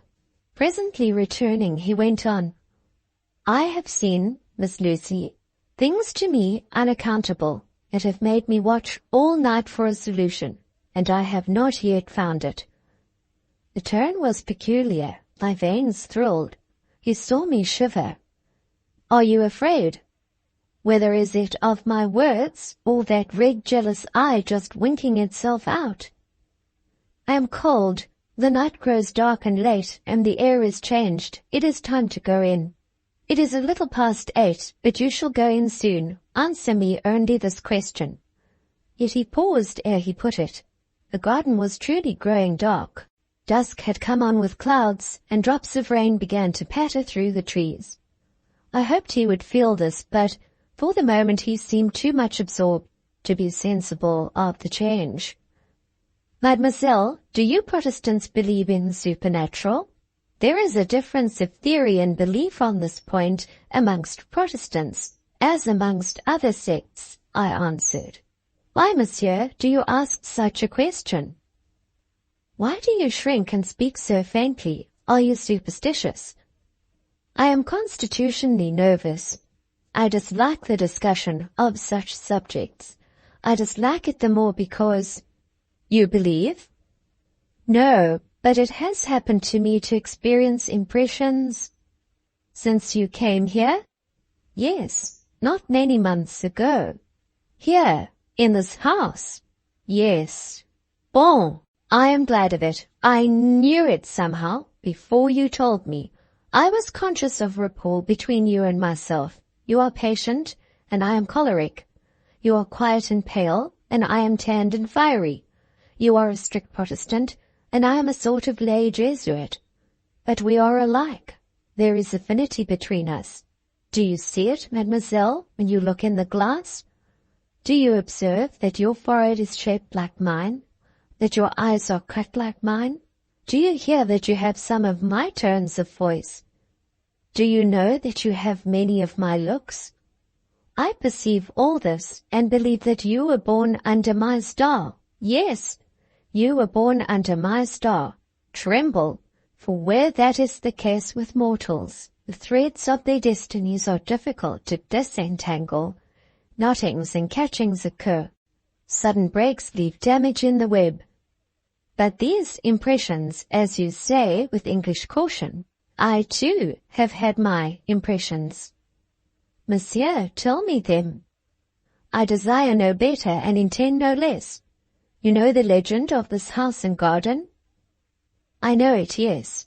They say that hundreds of years ago a nun was buried here alive at the foot of this very tree, beneath the ground which now bears us. And that in former days a nun's ghost used to come and go here?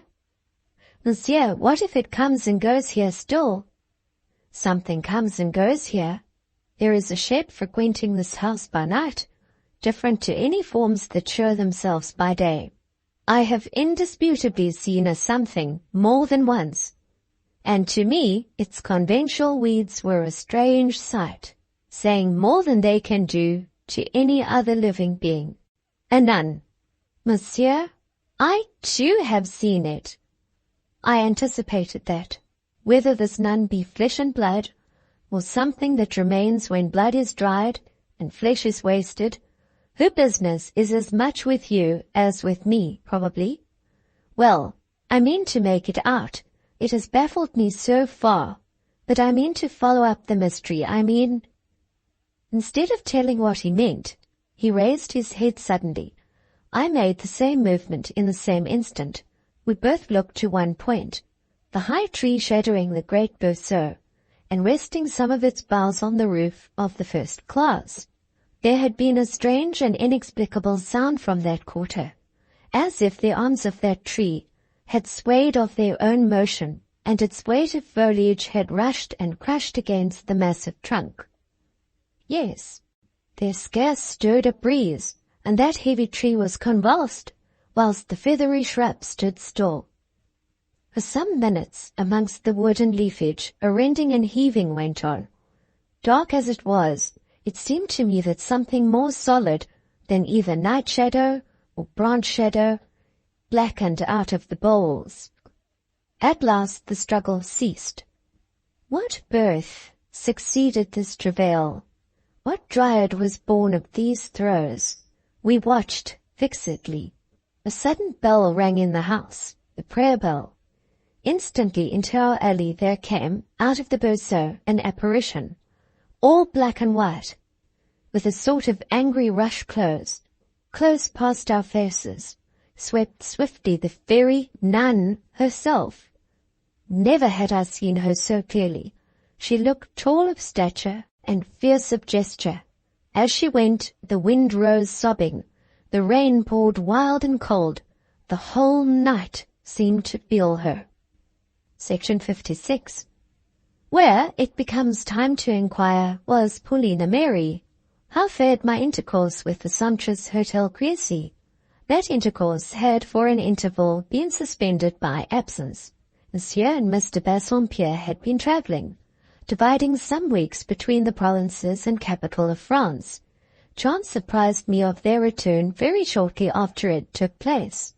I was walking one mild afternoon on a quiet boulevard, wandering slowly on, enjoying the benign April sun, and some thoughts not unpleasing, when I saw before me a group of riders, stopping, as if they had just encountered, and exchanging greetings in the midst of the broad, smooth, linden-bordered path. On one side a middle-aged gentleman and young lady, on the other a young and handsome man. Very graceful was the lady's mien, choice her appointments, delicate and stately her whole aspect. Still, as I looked, I felt they were known to me, and drawing a little nearer, I fully recognized them all. The Count, Home de Bassompierre, his daughter, and Dr. Graham Bretton. How animated was Graham's face! How true, how warm, yet how retiring the joy it expressed! This was the state of things, this the combination of circumstances, at once to attract and enchain, to subdue and excite Dr. John. The pearl he admired was in itself of great price and truest purity, but he was not the man who, in appreciating the gem, could forget its setting.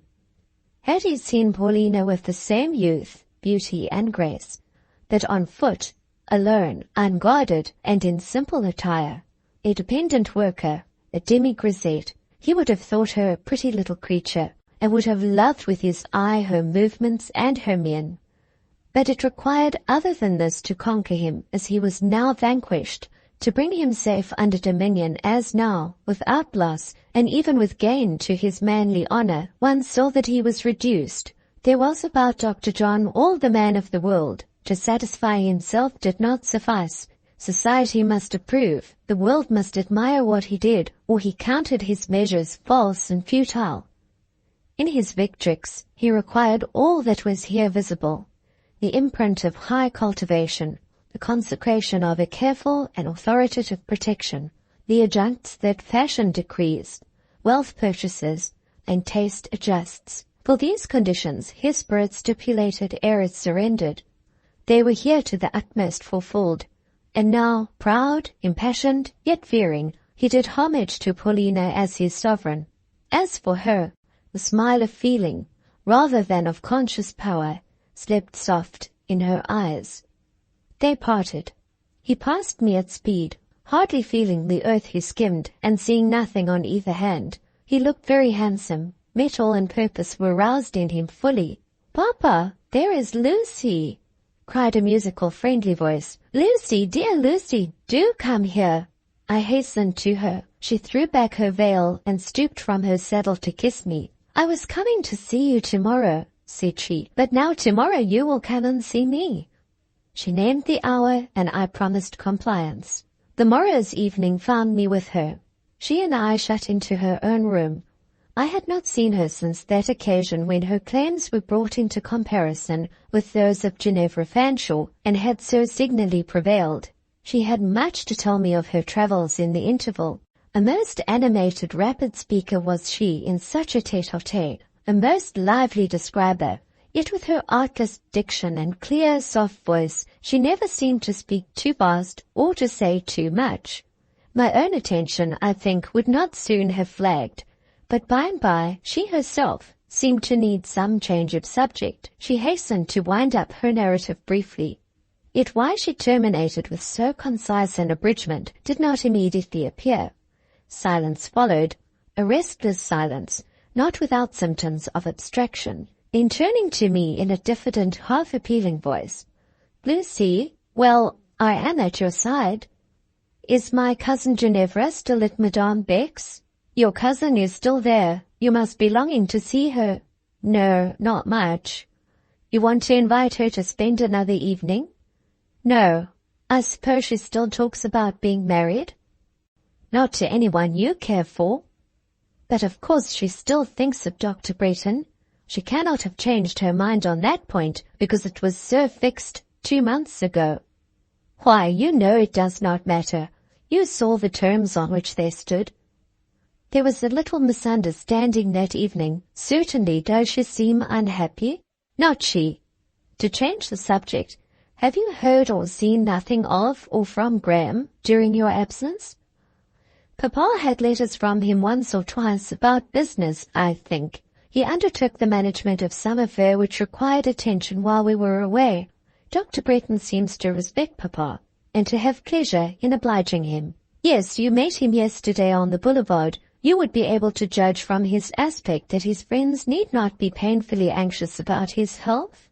Papa seems to have thought with you." I could not help smiling. "He is not particularly observant, you know, because he is often thinking of other things than what pass before his eyes. But he said, as Dr. Bretton rode away, 'Really, it does a man good to see the spirit and energy of that boy.' He called Dr. Bretton a boy. I believe he almost thinks him so, just as he thinks me a little girl. He was not speaking to me, but dropped that remark to himself. 'Lucy,' again fell the appealing accent, and at the same instant she left her chair and came and sat on the stool at my feet. I liked her. It is not a declaration I have often made concerning my acquaintance in the course of this book. The reader will bear with it for once. Intimate intercourse, close inspection, disclosed in Paulina only what was delicate, intelligent, and sincere. Therefore my regard for her lay deep. An admiration more superficial might have been more demonstrative. Mine, however, was quiet. "What have you to ask of, Lucy?" said I. "Be brave, and speak out." But there was no courage in her eye. As it met mine, it fell, and there was no coolness on her cheek. Not a transient surface blush, but a gathering inward excitement raised its tint and its temperature. "Lucy, I do wish to know your thoughts of Dr. Bretton. Do give me your real opinion of his character, his disposition." "His character stands high, and deservedly high." "And his disposition? Tell me about his disposition," she urged. "You know him well." "I know him pretty well." "You know his home side. You have seen him with his mother. Speak of him as a son." "He is a fine-hearted son, his mother's comfort and hope, her pride and pleasure." She held my hand between hers, and at each favorable word gave it a little caressing stroke. "In what other way is he good, Lucy? Dr. Bretton is benevolent, humanely disposed towards all his race. Dr. Bretton would have benignity for the lowest savage or the worst criminal." I heard some gentlemen, some of Papa's friends who were talking about him, say the same. They say many of the poor patients at the hospitals who tremble before some pitiless and selfish surgeons welcome him. They are right. I have witnessed as much. He once took me over a hospital. I saw how he was received. Your father's friends are right. The softest gratitude animated her eye as she lifted it a moment. She had yet more to say, but seemed hesitating about time and place. Dusk was beginning to reign. Her parlor fire already glowed with twilight ruddiness that I thought she wished the room dimmer. The hour later. "How quiet and secluded we feel here," I remarked, to reassure her. "Do we?" "Yes, it is a still evening, and I shall not be called down to tea. Papa is dining out." Still holding my hand, she played with the fingers unconsciously, dressed them, now in her own rings, and now circled them with a twine of her beautiful hair. She patted the palm against her hot cheek, and at last, having cleared a voice that was naturally liquid as a lark's, she said, "You must think it rather strange that I should talk so much about Dr. Bretton, ask so many questions, take such an interest, but—" "Not at all strange, perfectly natural. You like him." "And if I did," said she, with slight quickness, "is that a reason why I should talk? I suppose you think me weak, like my cousin Ginevra." "If I thought you one whit like Madame Ginevra, I would not sit here waiting for your communications. I would get up, walk at my ease about the room, and anticipate all you had to say by a round lecture. Go on." "I mean to go on," retorted she. "What else do you suppose I mean to do?" And she looked and spoke, the little Polly of Bretton, petulant, sensitive. "If," said she emphatically, "if I liked Dr. John till I was fit to die for liking him, that alone could not license me to be otherwise than dumb, dumb as the grave, dumb as you, Lucy Snowe. You know it, and you know you would despise me if I failed in self-control and whined about some rickety liking that was all on my side. It is true I little respect women or girls who are loquacious either in boasting the triumphs or bemoaning the mortifications of feelings. But as to you, Paulina, speak, for I earnestly wish to hear you. Tell me all. It will give you pleasure or relief to tell. I ask no more. Do you care for me, Lucy? Yes, I do, Paulina. And I love you. I had an odd content in being with you, even when I was a little troublesome, disobedient girl. It was charming to me then to lavish on you my naughtiness and whims. Now you are acceptable to me, and I like to talk with and trust you. So listen, Lucy.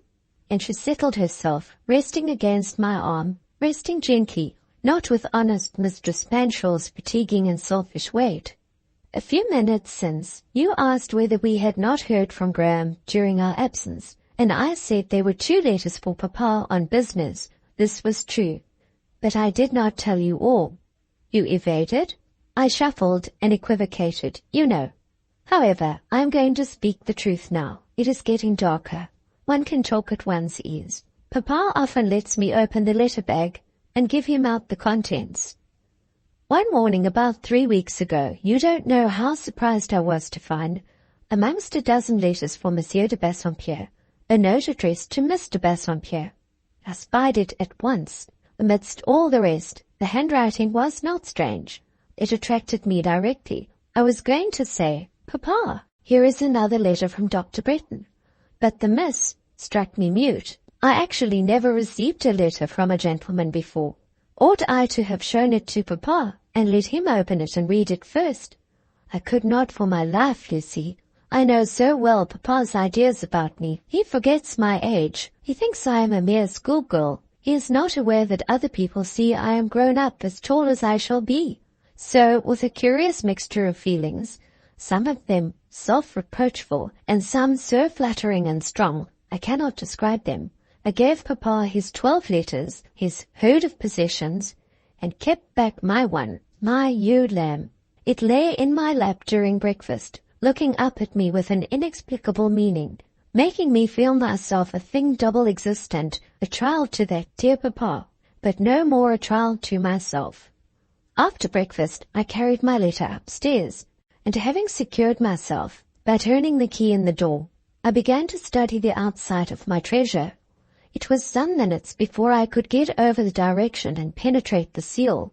One does not take a strong place of this kind by instant storm. One sits down a while before it, as beleaguers say.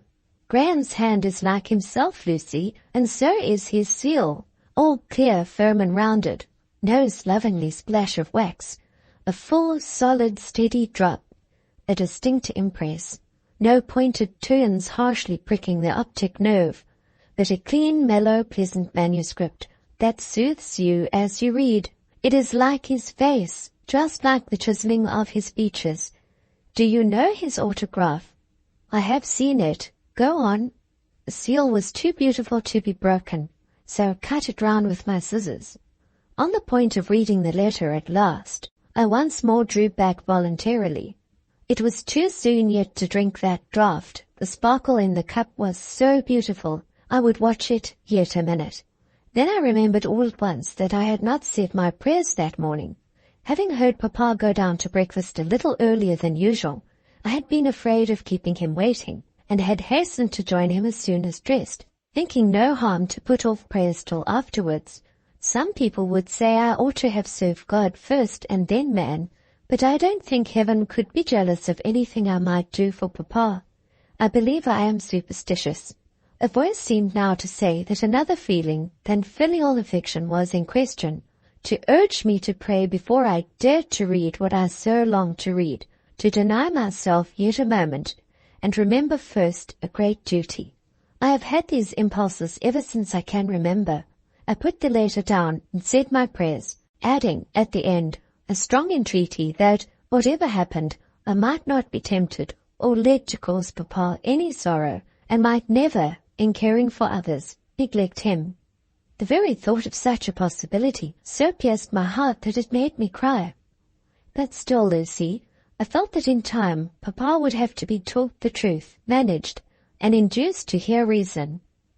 I read the letter. Lucy, life is said to be all disappointment. I was not disappointed.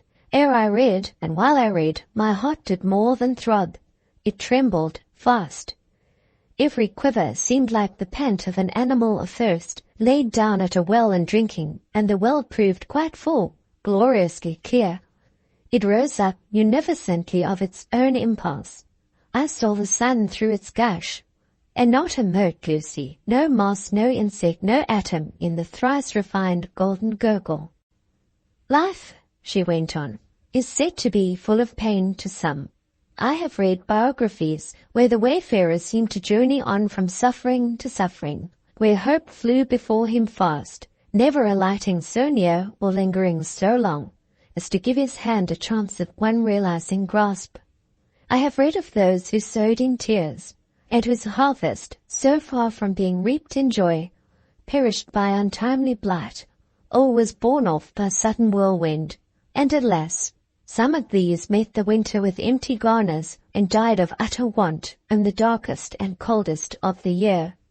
Was it their fault, Paulina, that they of whom you speak thus died?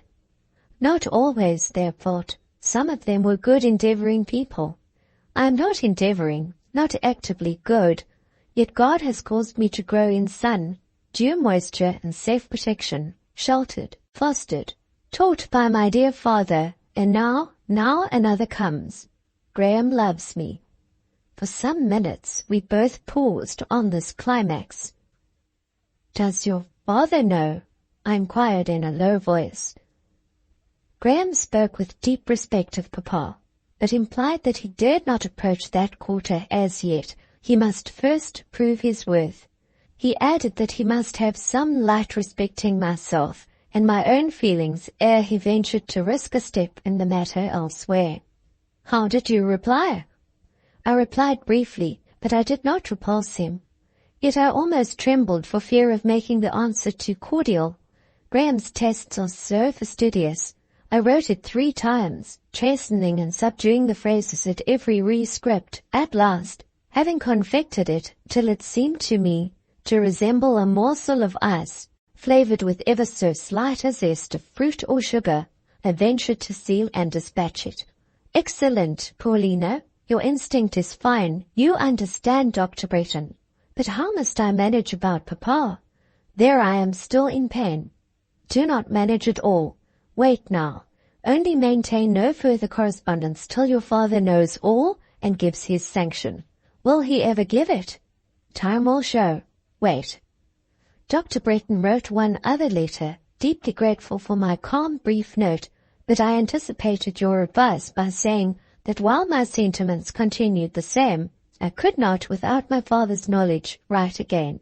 You acted as you ought to have done, so Dr. Bretton will feel. It will increase his pride in you, his love for you, if either be capable of increase. Paulina, that gentle hoarfrost of yours, surrounding so much pure, fine flame, is a priceless privilege of nature. You see, I feel Graham's disposition, said she. I feel that no delicacy can be too exquisite for his treatment. It is perfectly proved that you comprehend him, and then, whatever Dr. Bretton's disposition, were he one who expected to be more nearly mate, you would still act truthfully, openly, tenderly with your father. Lucy, I trust I shall thus act always. Oh, it will be pain to wake Papa from his dream and tell him I am no more a little girl. Be in no hurry to do so, Paulina. Leave the revelation to time and your kind fate. I also have noticed the gentleness of her cares for you. Doubt not she will benignantly order the circumstances, and fitly appoint the hour. Yes, I have thought over your life, just as you have yourself thought it over. I have made comparisons, like those to which you adverted. We know not the future, but the past has been propitious. As a child, I feared for you. Nothing that has life was ever more susceptible than your nature in infancy, under harshness or neglect. Neither your outward nor your inward self would have ripened to what they now are. Much pain, much fear, much struggle would have troubled the very lines of your features, broken their regularity, would have harassed your nerves into the fever of habitual irritation. You would have lost in health and cheerfulness, in grace and sweetness. Providence has protected and cultured you, not only for your own sake, but I believe for Graham's. His star, too, was fortunate to develop fully the best of his nature. A companion like you was needed. There you are, ready. You must be united. I knew it the first day I saw you together at La Terrasse. In all that mutually concerns you and Graham, there seems to me promise, plan, harmony. I do not think the sunny youth of either will prove the forerunner of stormy age. I think it is deemed good that you two should live in peace and be happy. Not as angels, but as few are happy amongst mortals. Some lives are thus blessed. It is God's will. It is the attesting trace and lingering evidence of Eden. Other lives run from the first another course. Other travellers encounter weather fitful and gusty, wild and variable. Rest, adverse winds, are belated and overtaken by the early closing winter night. Neither can this happen without the sanction of God, and I know that, amidst His boundless works, is somewhere stored the secret of this last fate's justice. I know that His treasures contain the proof as the promise of its mercy. Section 57. On the 1st of May, we had all, i.e. the 20 boarders and the 4 teachers, noticed to rise at 5 o'clock of the morning, to be dressed and ready by 6, to put ourselves under the command of Monsieur le Professeur Emmanuel, who was to head our march forth from Villette, for it was on this day he proposed to fulfill his promise of taking us to breakfast in the country. I, indeed, as the reader may perhaps remember, had not had the honour of an invitation when this excursion was first projected. Rather the contrary, but on my now making allusion to this pact, and wishing to know how it was to be, my ear received a pull, of which I did not venture to challenge the repetition by raising further difficulties. Je vous conseille de vous faire prier, said Monsieur Emmanuel, imperially menacing the other ear. One Napoleonic compliment, however, was enough, so I made up my mind to be of the party. The morning broke calm as summer, with singing of birds in the garden, and a light dew mist that promised heat. We all said it would be warm, and we all felt pleasure in folding away heavy garments and in assuming the attire suiting a sunny season, the clean, fresh print dress and the light straw bonnet, each made and trimmed as the French workwoman alone can make and trim, so as to unite the utterly unpretending with the perfectly becoming, was the rule of costume. Nobody flaunted in faded silk. Nobody wore a second-hand best article. At 6 the bell rang merrily, and we poured down the staircase, through the carré, along the corridor, into the vestibule. There stood our professor, wearing, not his savage-looking paletot and severe bonnet grec, but a young-looking belted blouse and cheerful straw hat. He had for us all the kindest good morrow, and most of us for him had a Thanksgiving smile. We were marshalled in order, and soon started. The streets were yet quiet, and the boulevards were fresh and peaceful as fields. I believe we were very happy as we walked along. This chief of ours had the secret of giving a certain impetus to happiness when he would, just as, in an opposite mood, he could give a thrill to fear. He did not lead nor follow us, but walked along the line, giving a word to everyone, talking much to his favourites, and not wholly neglecting even those he disliked. It was rather my wish, for a reason I had, to keep slightly aloof from notice, and being paired with Ginevra Fanshawe, bearing on my arm the dear pressure of that angel's not unsubstantial limb, she continued in excellent case, and I can assure the reader it was no trifling business to bear the burden of her loveliness. Many a time in the course of that warm day, I wished goodness there had been less of the charming commodity. However, having her, as I said, I tried to make her useful by interposing her always between myself and Monsieur Paul, shifting my place, according as I heard him coming up to the right hand or the left. My private motive for this manoeuvre might be traced to the circumstance of the new print dress I wore, being pink in colour, a fact which, under our present convoy, made me feel something as I have felt when, clad in a shawl with a red border, necessitated to traverse a meadow where pastured a bull. For a while the shifting system, together with some modifications in the arrangement of a black silk scarf, answered my purpose. But by and by he found out that whether he came to this side or to that, Miss Fanshawe was still his neighbour. The course of acquaintance between Ginevra and him had never run so smooth that his temper did not undergo a certain crisping process whenever he heard her English accent. Nothing in their dispositions bittered. They jarred if they came in contact. He held her empty and affected. She deemed him bearish, meddling, repellent. At last, when he had changed his place for about the 6th time, finding still the same untoward result to the experiment, he thrust his head forward, settled his eyes on mine, and demanded, with impatience, "Que est? Que c'est? Vous me jouez des tours?" The words were hardly out of his mouth, however, ere, with his customary quickness, he seized the root of this proceeding. In vain I shook out the long fringe and spread forth the broad end of my scarf.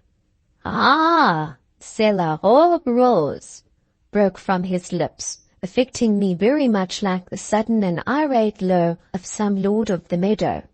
"It is only cotton," I alleged hurriedly, "and cheaper, and washes better than any other color." "Et Mademoiselle Lucy est coquette, comme dit Parisienne," he answered. "Ah, enjamez-vous une Anglaise pareille. Regardez plutôt son chapeau, et ses gants, et ses brodequins." These articles of dress were just like what my companions wore, certainly not one whit smarter, perhaps rather plainer than most. But Monsieur had now got hold of his text, and I began to chafe under the expected sermon. It went off, however, as mildly as the menace of a storm sometimes passes on a summer day.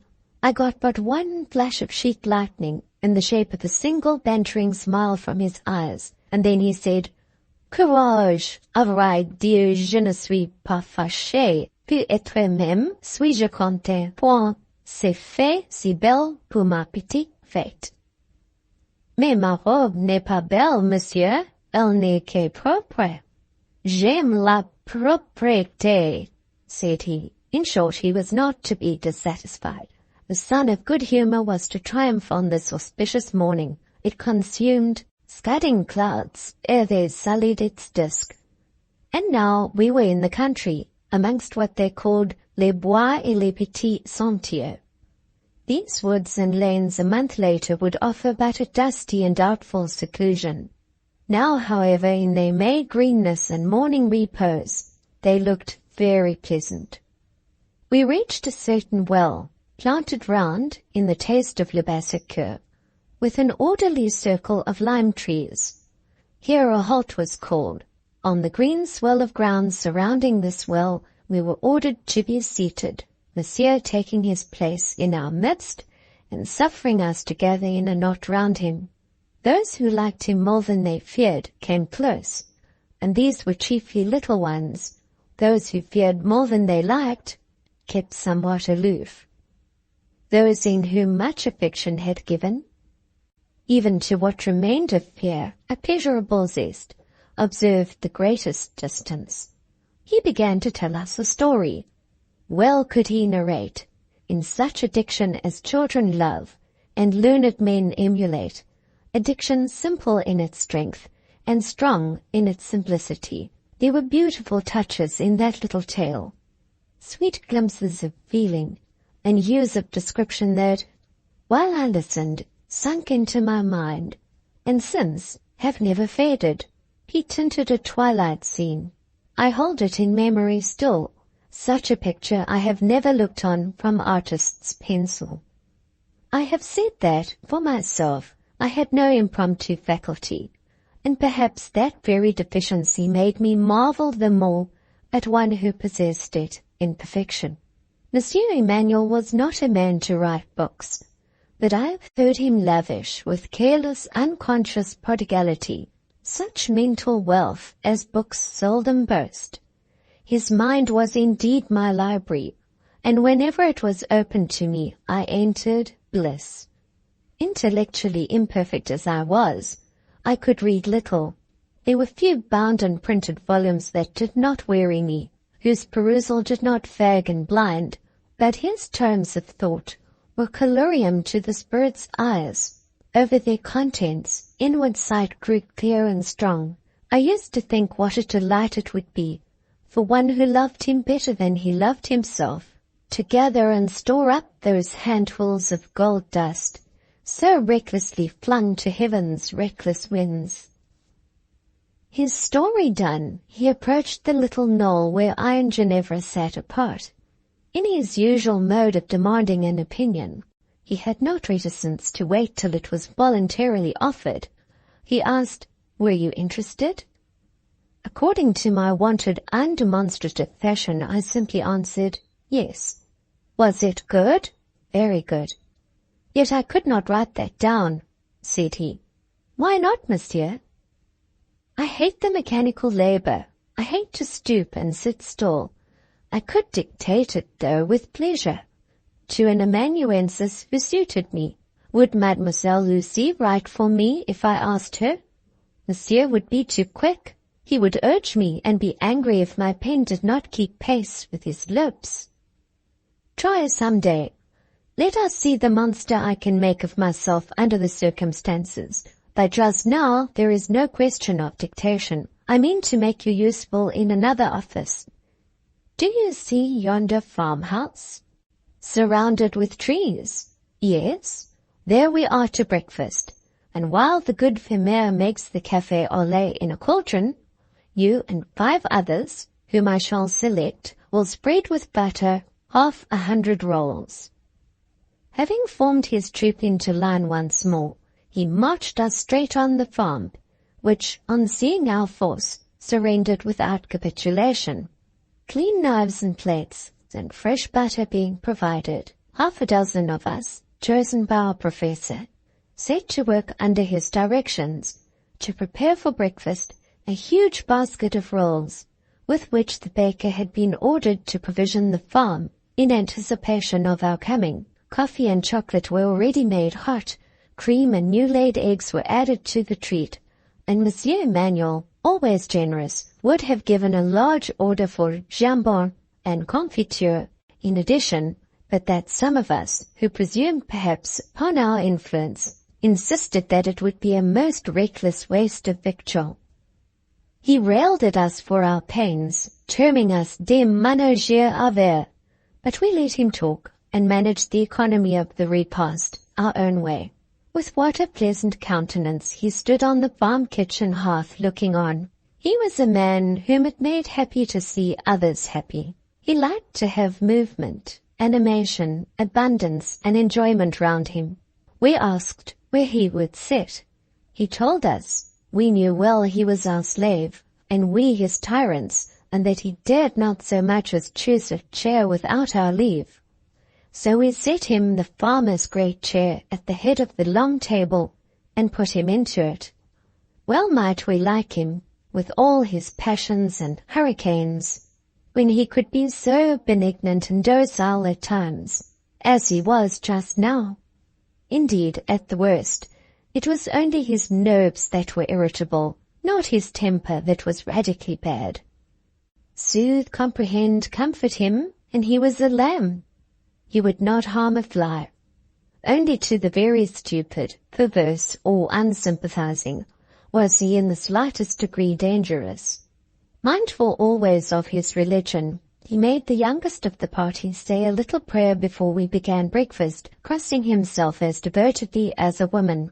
I had never seen him pray before, or make that pious sign. He did it so simply, with such childlike faith. I could not help smiling pleasurably as I watched. His eyes met my smile. He just stretched out his kind hand, saying, "Donnez-moi la main." I see we worship the same God, in the same spirit, though by different rites. Most of Monsieur Emmanuel's brother professors were emancipated freethinkers, infidels, atheists, and many of them men whose lives would not bear scrutiny. He was more like a knight of old, religious in his way, and of spotless fame. Innocent childhood, beautiful youth were safe at his side. He had vivid passions, keen feelings, but his pure honor and his artless piety were the strong charm. It kept the lions couchant. That breakfast was a merry meal, and the merriment was not mere vacant clatter. Monsieur Paul originated, led, controlled, and heightened it. His social, lively temper, played unfettered and unclouded, surrounded only by women and children. There was nothing to cross and thwart him. He had his own way, and a pleasant way it was. The meal over, the party were free to run and play in the meadows. A few stayed to help the farmer's wife to put away her earthenware. Monsieur Paul called me from among these to come out and sit near him under a tree, whence he could view the troop gambolling over a wide pasture, and read to him whilst he took his cigar. He sat on a rustic bench, and I at the tree root. While I read a pocket classic, a Corneille, I did not like it, but he did, finding therein beauties I never could be brought to perceive. He listened with a sweetness of calm, the more impressive from the impetuosity of his general nature. The deepest happiness filled his blue eye and smoothed his broad forehead.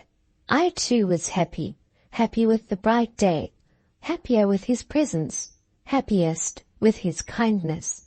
He asked, by and by, if I would not rather run to my companions than sit there. I said, no, I felt content to be where he was. He asked whether, if I were his sister, I should always be content to stay with a brother such as he. I said, I believed I should, and I felt it. Again he inquired whether, if he were to leave Villette and go far away, I should be sorry, and I dropped Corneille, and made no reply. "Petit sûr," said he, "how long could you remember me if we were separated?" "That, monsieur, I can never tell, because I do not know how long it will be before I shall cease to remember everything earthly. If I were to go beyond seas for 2, 3, 5 years, should you welcome me on my return?" "Monsieur, how could I live in the interval? Pourtant, j'ai été pour vous bien exigeante." I hid my face with the book, for it was covered with tears. I asked him why he talked so, and he said he would talk so no more, and cheered me again with the kindest encouragement. Still, the gentleness with which he treated me during the rest of the day went somehow to my heart. It was too tender. It was mournful. I would rather he had been abrupt, whimsical, and irate, as was his wont. When hot noon arrived, for the day turned out, as we had anticipated, glowing as June, our shepherd collected his sheep from the pasture, and proceeded to lead us all softly home. But we had a whole league to walk. Thus far from Villette was the farm where he had breakfasted. The children especially were tired with their play. The spirits of most flagged at the prospect of this midday walk over chaussee, flinty, glaring, and dusty. This state of things had been foreseen and provided for. Just beyond the boundary of the farm, we met 2 spacious vehicles coming to fetch us. Such conveyances as are hired out purposely for the accommodation of school parties. Here, with good management, room was found for all, and in another hour Monsieur Paul made safe consignment of his charge at the Rue Villette. It had been a pleasant day. It would have been perfect, but for the breathing of melancholy which had dimmed its sunshine a moment. That tarnish was renewed the same evening. Just about sunset, I saw Monsieur Emmanuel come out of the front door, accompanied by Madame Beck. They paced the centre alley for nearly an hour, talking earnestly, he looking grave yet restless, she wearing an amazed, expostulatory, dissuasive air. I wondered what was under discussion, and when Madame Beck re-entered the house as it darkened, leaving her kinsman Paul yet lingering in the garden, I said to myself, he called me petit sûr this morning. If he were really my brother, how I should like to go to him just now, and ask what it is that presses on his mind. See how he leans against that tree, with his arms crossed and his brow bent. He wants consolation, I know. Madame does not console, she only remonstrates. What now? Starting from quiescence to action, Monsieur Paul came striding erect and quick down the garden. The carré doors were yet open. I thought he was probably going to water the orange trees in the tubs, after his occasional custom. On reaching the court, however, he took an abrupt turn and made for the berceau and the first-class glass door. There, in that first class, I was. Thence I had been watching him, but there I could not find courage to await his approach. He had turned so suddenly, he strode so fast, he looked so strange. The coward within me grew pale, shrank, and, not waiting to listen to reason, and hearing the shrubs crash and the gravel crunch to his advance, she was gone on the wings of panic. Nor did I pause till I had taken sanctuary in the oratory, now empty. Listening there with beating pulses and an unaccountable, undefined apprehension, I heard him pass through all the schoolrooms, clashing the doors impatiently as he went. I heard him invade the refectory which the lecture pews was now holding under hallowed constraint. I heard him pronounce these words, "Où est Mademoiselle Lucy?" And just as, summoning my courage, I was preparing to go down and do what, after all, I most wished to do in the world, viz., meet him, the wiry voice of St. Pierre replied glibly and falsely, "Elle est au lit," and he passed, with the stamp of vexation, into the corridor. Then the dame Beck met, captured, chid, convoyed to the street door, and finally dismissed him. As that street door closed, a sudden amazement at my own perverse proceeding struck like a blow upon me. I felt from the first it was me he wanted, me he was seeking, and had not I wanted him too? What then had carried me away? What had wrapped me beyond his reach? He had something to tell. He was going to tell me that something. My ear strained its nerve to hear it, and I had made the confidence impossible. Yearning to listen and console, while I thought audience and solace beyond hope's reach, no sooner did opportunity suddenly and fully arrive than I evaded it, as I would have evaded the levelled shaft of mortality. Well, my insane inconsistency had its reward. Instead of the comfort, a certain satisfaction I might have won, could I but have put choking panic down, and stood firm 2 minutes. Here was dead blank, dark doubt, and drear suspense.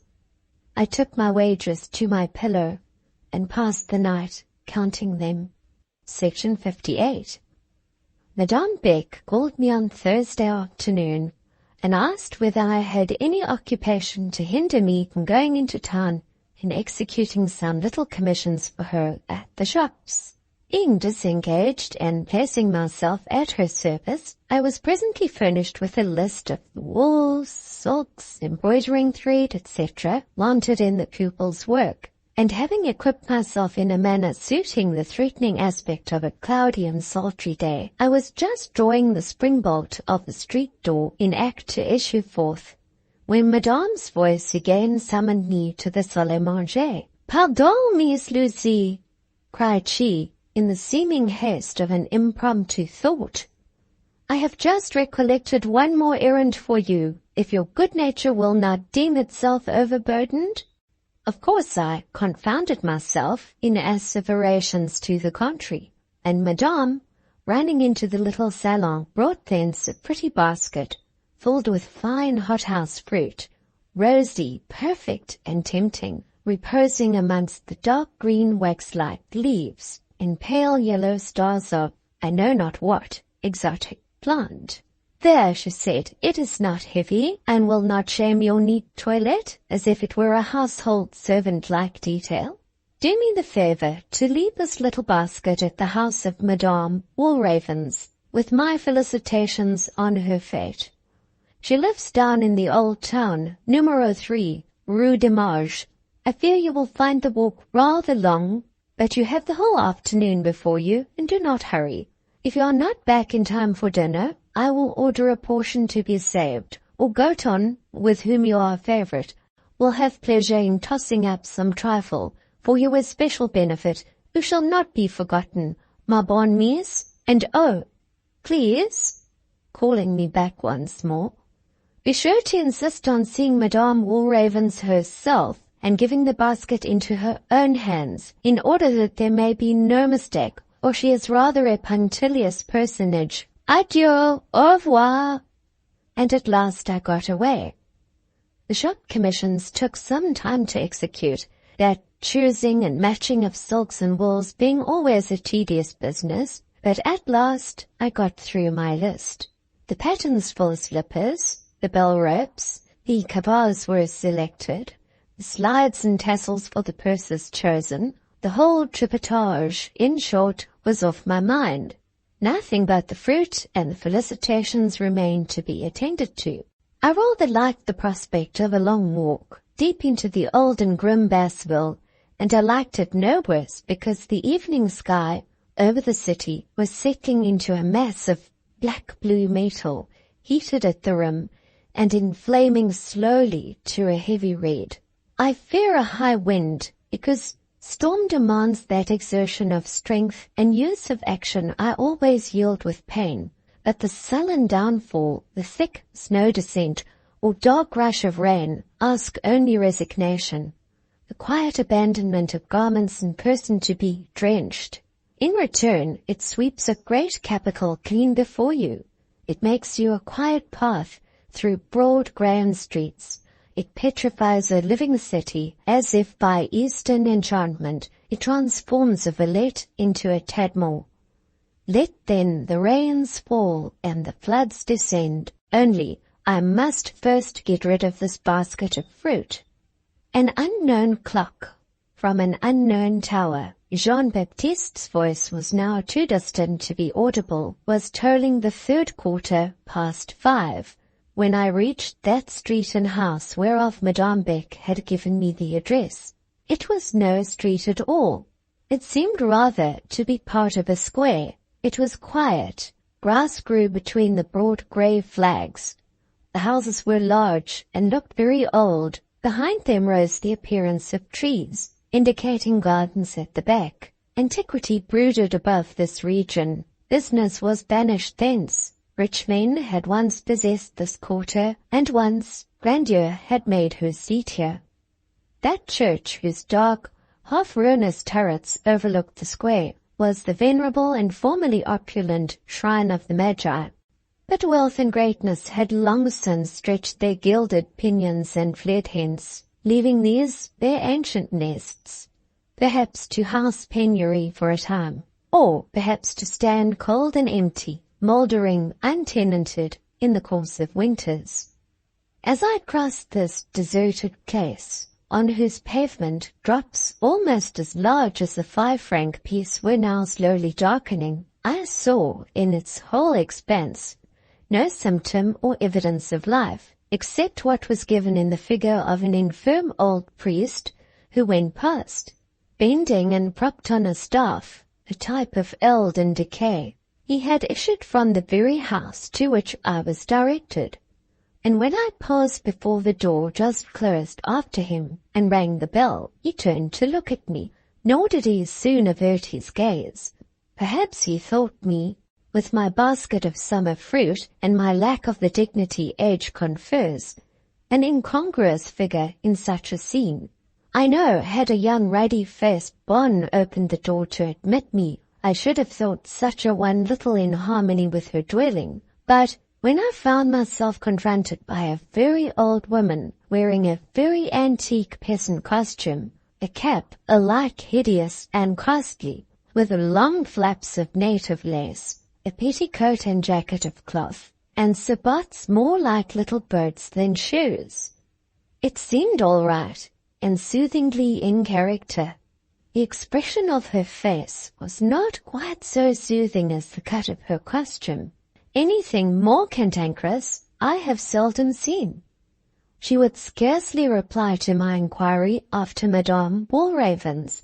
I believe she would have snatched the basket of fruit from my hand, had not the old priest, hobbling up, checked her, and himself lent an ear to the message with which I was charged.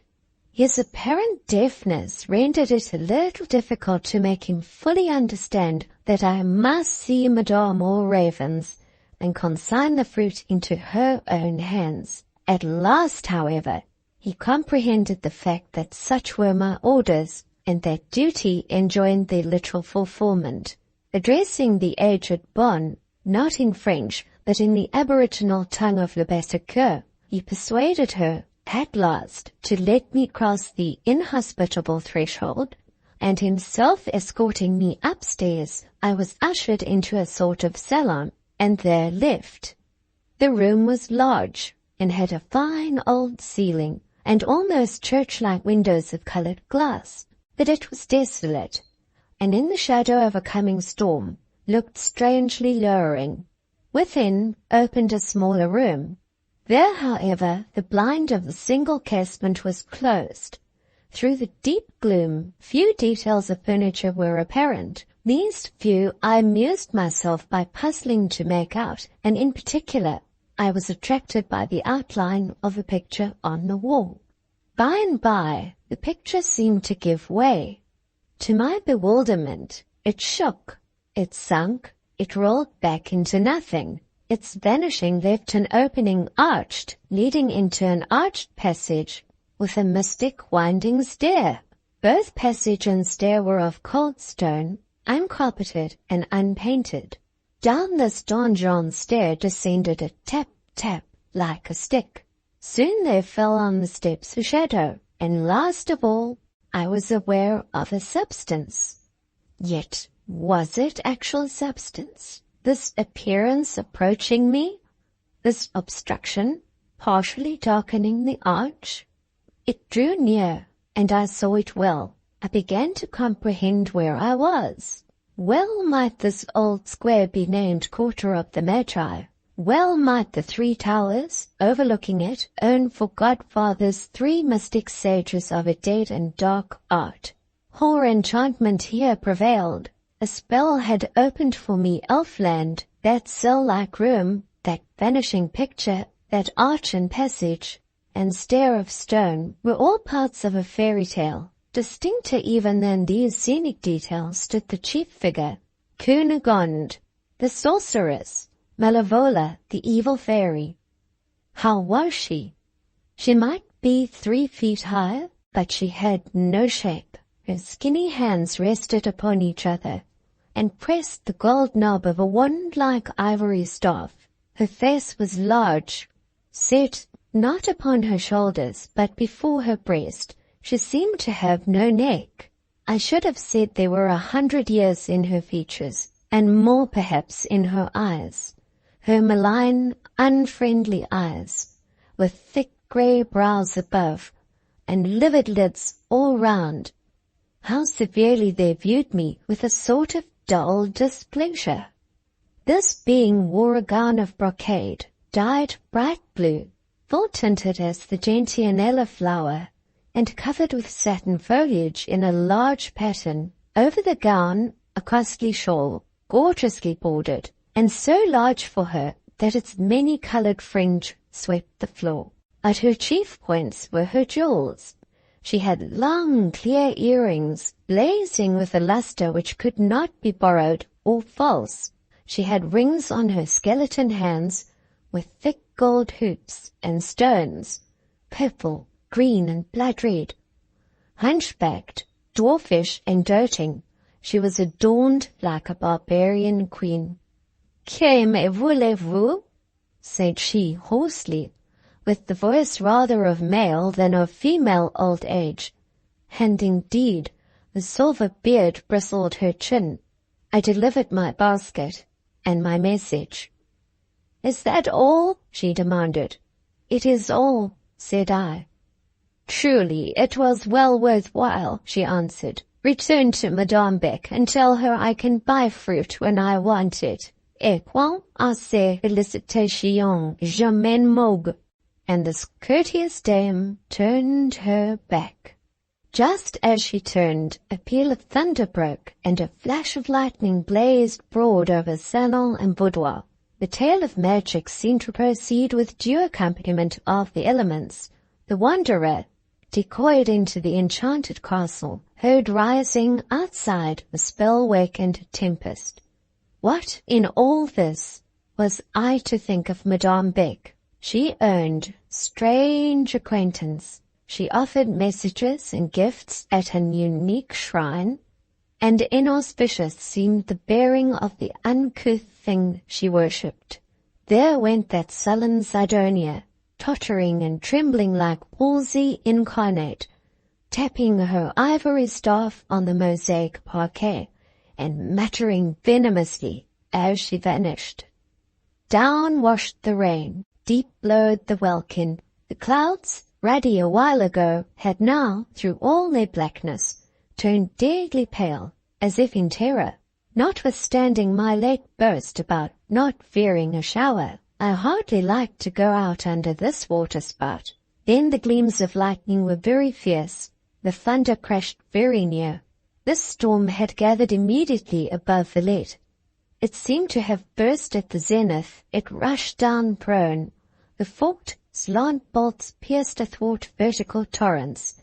Red zigzags interlaced a descent blanched as white metal, and all broke from a sky heavily black in its swollen abundance. Section 59. Leaving Madame Walraven's inhospitable salon, I betook myself to her cold staircase. There was a seat on the landing. There I waited. Somebody came gliding along the gallery just above. It was the old priest. "Indeed, mademoiselle shall not sit there," said he. "It would displeasure our benefactor if he knew a stranger was so treated in this house." And he begged me so earnestly to return to the salon that without discourtesy I could not but comply. The smaller room was better furnished and more habitable than the larger. Thither he introduced me. Partially withdrawing the blind, he disclosed what seemed more like an oratory than a boudoir, a very solemn little chamber, looking as if it were a place rather dedicated to relics and remembrance than designed for present use and comfort. The good father sat down as if to keep me company, but instead of conversing, he took out a book, fastened on the page his eyes, and employed his lips in whispering what sounded like a prayer or litany. A yellow electric light from the sky gilded his bald head. His figure remained in shade, deep and purple. He sat still as sculpture. He seemed to forget me for his prayers. He only looked up when a fiercer bolt or a harsher, closer rattle told of nearing danger. Even then it was not in fear, but in seeming awe. He raised his eyes. I too was awestruck, being however under no pressure of slavish terror. My thoughts and observations were free.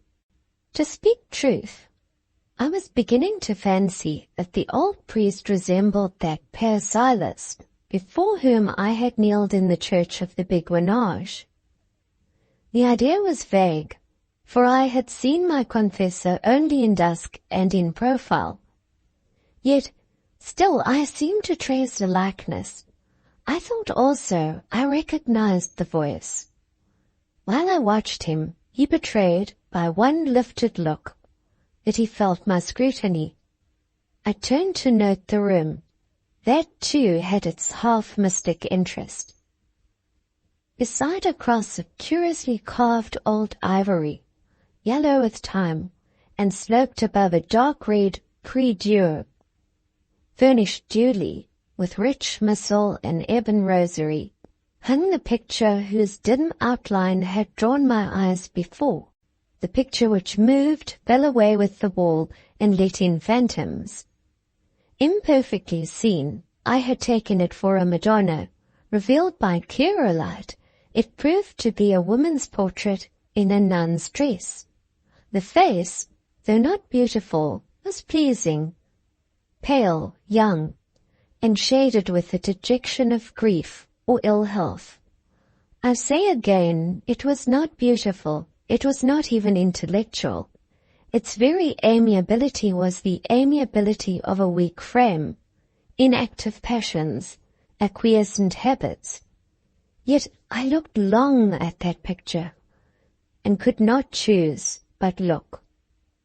The old priest, who at first had seemed to me so deaf and infirm, must yet have retained his faculties in tolerable preservation. Absorbed in his book as he appeared, without once lifting his head, or, as far as I knew, turning his eyes, he perceived the point towards which my attention was drawn, and in a slow, distinct voice dropped, concerning it, these 4 observations. She was much beloved. She gave herself to God. She died young. She is still remembered, still wept. By that aged lady, Madame Walravens, I inquired, fancying that I had discovered in the incurable grief of bereavement the key to that same aged lady's desperate ill humour. The father shook his head with half a smile. No, no, said he. A grand dame's affection for her children's children may be great, and her sorrow for their loss lively, but it is only the affianced lover to whom fate, faith, and death have trebly denied the bliss of union, who mourns what he has lost, as Justine Marie is still mourned. I thought the father rather wished to be questioned, and therefore I inquired who had lost and who still mourned Justine Marie. I got, in reply, quite a little romantic narrative, told not unimpressively, with the accompaniment of the now subsiding storm. I am bound to say it might have been made much more truly impressive if there had been less French, Rousseau-like sentimentalizing and wire-drawing, and rather more healthful carelessness of effect. But the worthy father was obviously a Frenchman born and bred. I became more and more persuaded of his resemblance to my confessor. He was a true son of Rome. When he did lift his eyes, he looked at me out of their corners with more and sharper subtlety than, one would have thought, could survive the wear and tear of 70 years. Yet I believe he was a good old man. The hero of his tale was some former pupil of his, whom he now called his benefactor, and who, it appears, had loved this pale Justine Marie, the daughter of rich parents, at a time when his own worldly prospects were such as to justify his aspiring to the well-dowered hand. The pupil's father, once a rich banker, had failed, died, and left behind him only debts and destitution. The son was then forbidden to think of Marie, especially that old witch of a grand dame I had seen, Madame Walravens, opposed the match with all the violence of a temper which deformity made sometimes demoniac. The mild Marie had neither the treachery to be false, nor the force to be quite staunch to her lover. She gave up her first suitor, but, refusing to accept a second with a heavier purse, withdrew to a convent, and there died in her novitiate. Lasting anguish, it seems, had taken possession of the faithful heart which worshipped her, and the truth of that love and grief had been shown in a manner which touched even me, as I listened. Some years after Justine Marie's death, ruin had come on her house too. Her father, by nominal calling a jeweller, but who also dealt a good deal on the bourse, had been concerned in some financial transactions which entailed exposure and ruinous fines. He died of grief for the loss and shame for the infamy. His old hunchback mother and his bereaved wife were left penniless, and might have died too of want. But their lost daughter's once despised yet most true-hearted suitor, hearing of the condition of these ladies, came with singular devotedness to the rescue. He took on their insolent pride the revenge of the purest charity, housing, caring for, befriending them, so as no son could have done it more tenderly and efficiently. The mother, on the whole a good woman, died blessing him. The strange, godless, loveless, misanthrope grandmother lived still, entirely supported by this self-sacrificing man. Her who had been the bane of his life, blighting his hope, and awarding him, for love and domestic happiness, long mourning and cheerless solitude, he treated with the respect a good son might offer a kind mother. He had brought her to this house, and, continued the priest, while genuine tears rose to his eyes, here too he shelters me, his old tutor, and Agnes, a superannuated servant of his father's family. To our sustenance and to other charities, I know he devotes 3 parts of his income, keeping only the 4th to provide himself with bread and the most modest accommodations. By this arrangement he has rendered it impossible to himself ever to marry. He has given himself to God and to his angel bride as much as if he were a priest, like me. The father had wiped away his tears before he uttered these last words, and in pronouncing them, he for one instant raised his eyes to mine. I caught this glance, despite its veiled character. The momentary gleam shot a meaning which struck me. These Romanists are strange beings, such a one among them, whom you know no more than the last Inca of Peru or the first Emperor of China, knows you and all your concerns, and has his reasons for saying to you so-and-so, when you simply thought the communication sprang impromptu from the instant's impulse. His plan in bringing it about that you shall come on such a day, to such a place, under such and such circumstances, when the whole arrangement seems to your crude apprehension the ordinance of chance, or the sequel of exigency.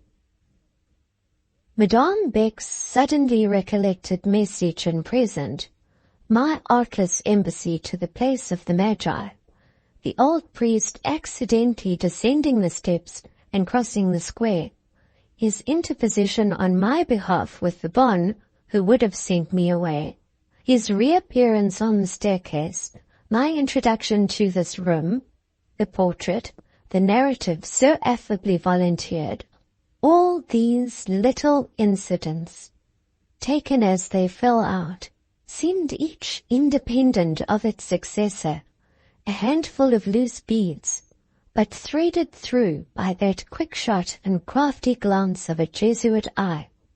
They dropped pendant in a long string, like that rosary on the prie-dieu. Where lay the link of junction? Where the little clasp of this monastic necklace? I saw or felt union, but could not yet find the spot, or detect the means of connection. Perhaps the musing fit into which I had by this time fallen appeared somewhat suspicious in its abstraction. He gently interrupted. "Mademoiselle," said he, "I trust you have not far to go through these inundated streets?" "More than half a league."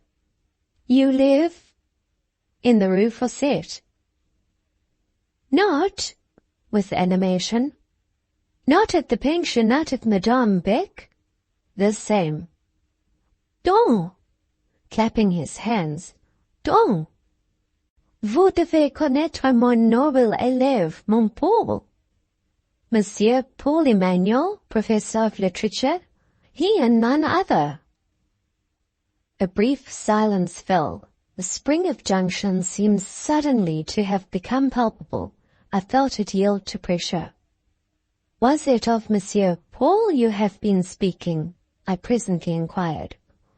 "Was he your pupil, and the benefactor of Madame All Ravens?"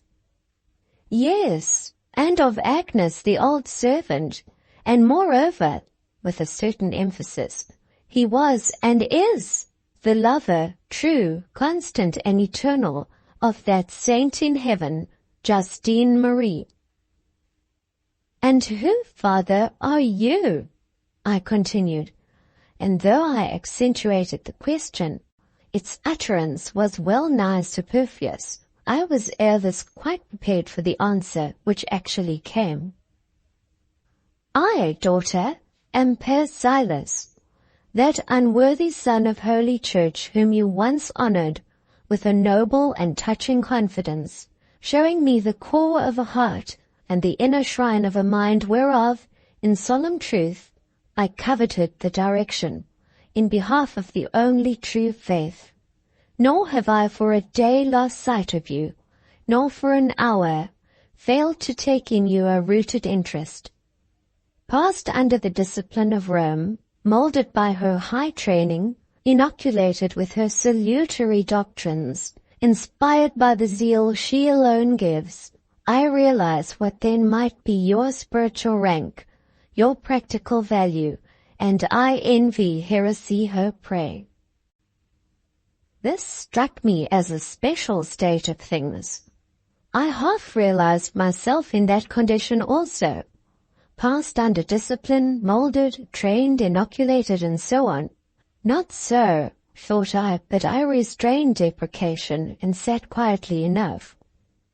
I suppose Monsieur Paul does not live here? I resumed, pursuing a theme which I thought more to the purpose than any wild renegade dreams. No, he only comes occasionally to worship his beloved saint, to make his confession to me, and to pay his respects to her he calls his mother. His own lodging consists but of 2 rooms. He has no servant, and yet he will not suffer Madame or Ravens to dispose of those splendid jewels with which you see her adorned, and in which she takes a puerile pride as the ornaments of her youth, and the last relics of her son, the jeweller's wealth. How often, murmured I to myself, has this man, this Monsieur Emmanuel, seemed to me to lack magnanimity in trifles, yet how great he is in great things. I own I did not reckon amongst the proofs of his greatness either the act of confession or the saint worship. How long is it since that lady died? I inquired, looking at Justine Marie. 20 years. She was somewhat older than Monsieur Emmanuel.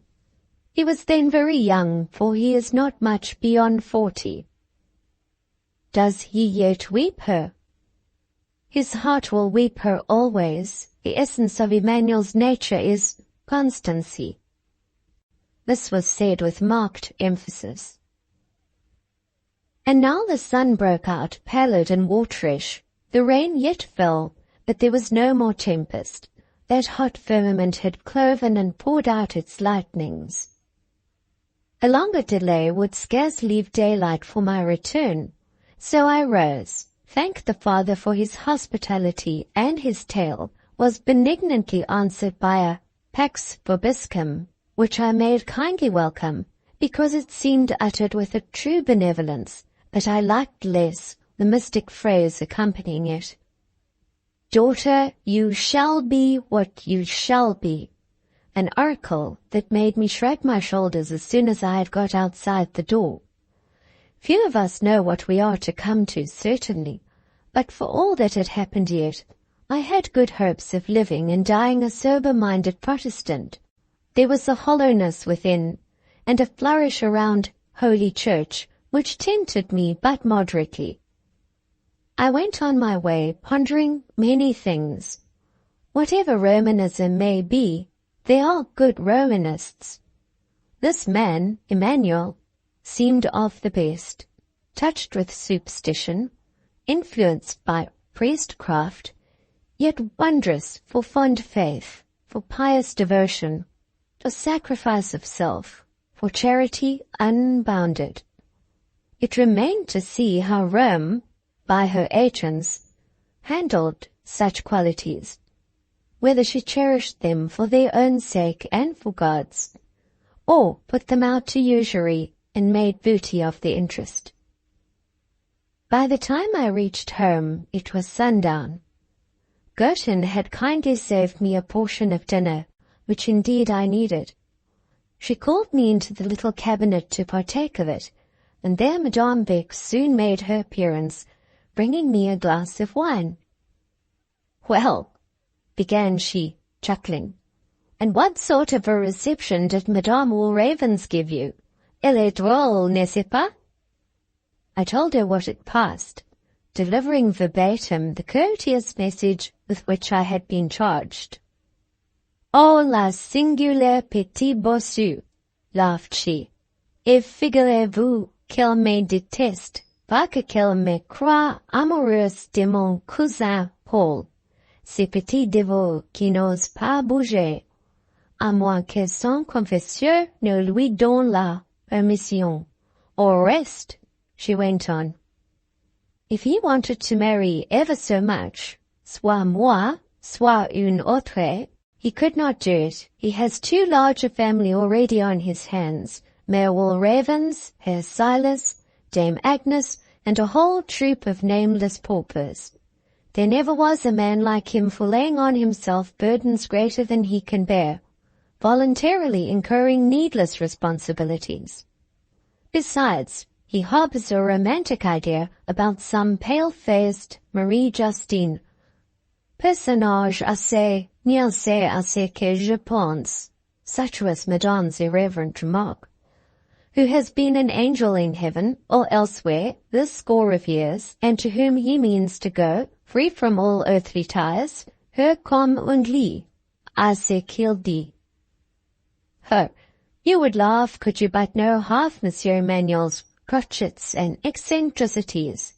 But I hinder you from taking refreshment, ma bonne miss, which you must need.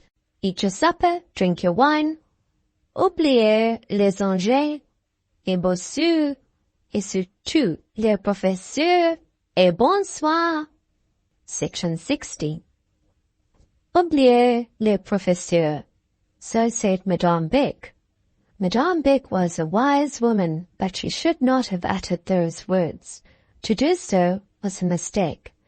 That night she should have left me calm, not excited, indifferent, not interested, isolated in my own estimation and that of others, not connected even in idea with the second person whom I was to forget. Forget him? Ah! They took a sage plan to make me forget him, the wise heads. They showed me how good he was. They made of my dear little man a stainless little hero, and then they had prated about his manner of loving. What means had I, before this day, of being certain whether he could love at all or not? I had known him jealous, suspicious. I had seen about him certain tendernesses, fitfulnesses, a softness which came like a warm air, and a ruth which passed like early dew, dried in the heat of his irritabilities. This was all I had seen. And they, Père Silas and Modeste Maria Beck, that these two wrought in concert I could not doubt, opened up the adytum of his heart, showed me one grand love, the child of the southern nature's youth, born so strong and perfect that it had laughed at death himself, despised his mean rape of matter, clung to immortal spirit, and in victory and faith had watched beside a tomb 20 years. This had been done, not idly. This was not a mere hollow indulgence of sentiment. He had proven his fidelity by the consecration of his best energies to an unselfish purpose, and attested it by limitless personal sacrifices. For those once dear to her he prized. He had laid down vengeance and taken up a cross. Now, as for Justine Marie, I knew what she was, as well as if I had seen her. I knew she was well enough. There were girls like her in Madame Beck's school, phlegmatics, pale, slow, inert but kind-natured, neutral of evil, undistinguished for good. If she wore angel's wings, I knew whose pert fancy conferred them. If her forehead shone luminous with the reflex of a halo, I knew in the fire of whose irids that circuit of holy flame had generation. Was I then to be frightened by Justine Marie? Was the picture of a pale dead nun to rise an eternal barrier? And what of the charities which absorbed his worldly goods? What of his heart sworn to virginity? Madame Beck, Père Silas, you should not have suggested these questions. They were at once the deepest puzzle, the strongest obstruction, and the keenest stimulus I had ever felt. For a week of nights and days I fell asleep, I dreamt, and I woke upon these two questions. In the whole world there was no answer to them, except where one dark little man stood, sat, walked, lectured, under the headpiece of a banded bonnet grec, and within the girth of a sorry paletot, much be-inked, and no little adust. After that visit to the Rue des Marges, I did want to see him again. I felt as if, knowing what I now knew, his countenance would offer a page more lucid, more interesting than ever. I felt a longing to trace in it the imprint of that primitive devotedness, the signs of that half-knightly, half-saintly chivalry which the priest's narrative imputed to his nature. He had become my Christian hero, and at that character I wanted to view him. Nor was opportunity slow to favour. My new impressions underwent her test the next day. Yes, I was granted an interview with my Christian hero, an interview not very heroic, or sentimental, or biblical, but lively enough in its way.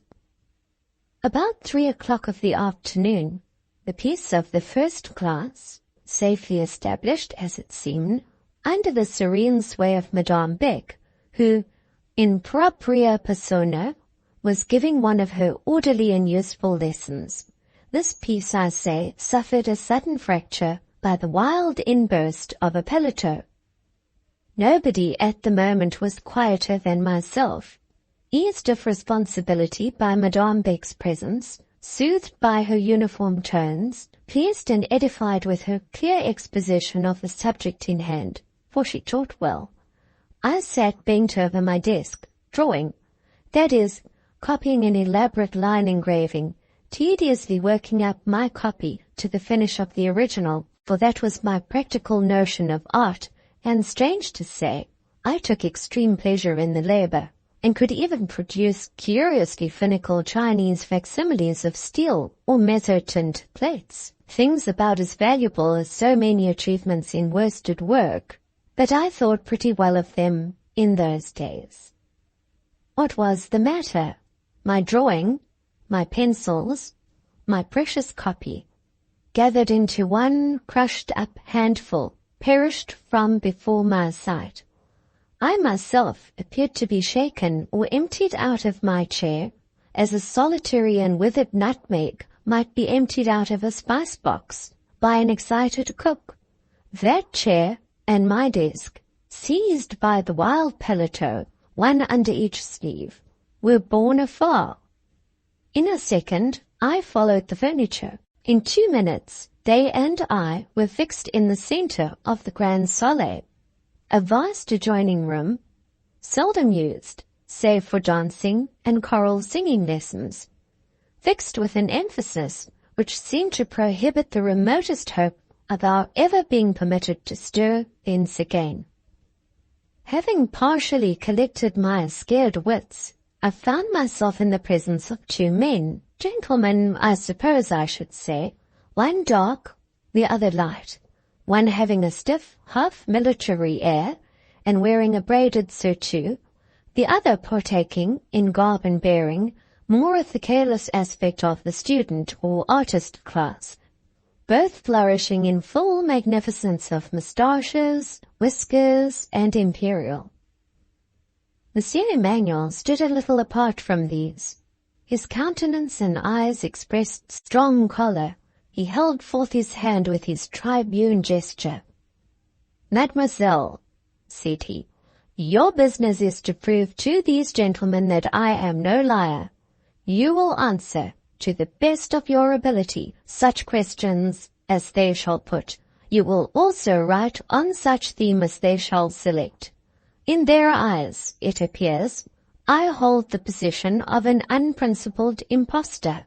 I write essays, and with deliberate forgery sign to them my pupils' names and boast of them as their work. You will disprove this charge.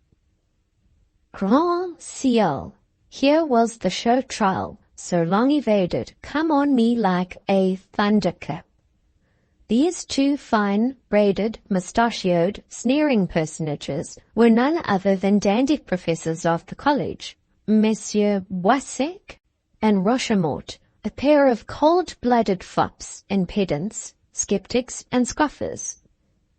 It seems that Monsieur Paul had been rashly exhibiting something I had written, something he had never once praised or even mentioned in my hearing, and which I deemed forgotten. The essay was not remarkable at all. It only seemed remarkable, compared with the average productions of foreign schoolgirls. In an English establishment it would have passed scarce noticed. Messieurs Boissec and Rochemort had thought proper to question its genuineness and insinuate a cheat. I was now to bear my testimony to the truth, and to be put to the torture of their examination. A memorable scene ensued. They began with classics, a dead blank. They went on to French history. I hardly knew Miravet from Pharamond. They tried me in various ologies, and still only got a shake of the head and an unchanging je n'en sais rien. After an expressive pause, they proceeded to matters of general information, broaching one or two subjects which I knew pretty well, and on which I had often reflected. Monsieur Emmanuel, who had hitherto stood looking on, dark as the winter solstice, brightened up somewhat. He thought I should now show myself at least no fool. He learned his error.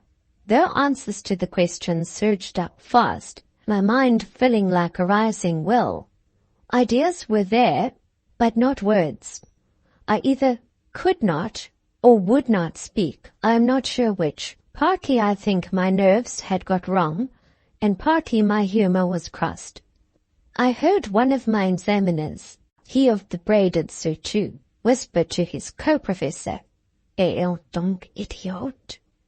Yes, I thought, an idiot she is and always will be, for such as you. But I suffered cruelly. I saw the damps gather on Monsieur Paul's brow, and his eyes spoke a passionate, yet sad reproach. He could not believe in my total lack of popular cleverness. He thought I could be prompt, if I would. At last, to relieve him, the professors, and myself, I stammered out, "Gentlemen, you had better let me go. You will get no good of me. As you say, I am an idiot." I wish I could have spoken with calm and dignity, or I wish my sense had sufficed to make me hold my tongue. That traitor tongue tripped, faltered. Beholding the judges cast on Monsieur Emmanuel a hard look of triumph, and hearing the distressed tremor of my own voice, out I burst in a fit of choking tears. The emotion was far more of anger than grief. Had I been a man and strong, I could have challenged that pair on the spot, but it was emotion, and I would rather have been scourged than betrayed it. The incapables! Could they not see at once the crude hand of a novice in that composition they called a forgery? The subject was classical. When Monsieur Paul dictated the trait on which the essay was to turn, I heard it for the first time. The matter was new to me, and I had no material for its treatment. But I got books, read up the facts, laboriously constructed a skeleton out of the dry bones of the real, and then clothed them and tried to breathe into them life, and in this last aim I had pleasure. With me it was a difficult and anxious time till my facts were found, selected and properly jointed, nor could I rest from research and effort till I was satisfied of correct anatomy. The strength of my inward repugnance to the idea of flaw or falsity sometimes enabled me to shun egregious blunders. But the knowledge was not there in my head, ready and mellow. It had not been sown in spring, grown in summer, harvested in autumn, and garnered through winter. Whatever I wanted, I must go out and gather fresh, glean of wild herbs my lapful, and shred them green into the pot. Messieurs Boissec and Rochemort did not perceive this. They mistook my work for the work of a ripe scholar. They would not yet let me go. I must sit down and write before them. As I dipped my pen in the ink with a shaking hand, and surveyed the white paper with eyes half-blinded and overflowing, one of my judges began mincingly to apologize for the pain he caused. Nous agissons dans l'intérêt de la vérité, nous ne voulons pas vous blesser, said he. Scorn gave me nerve. I only answered, Dictate, monsieur.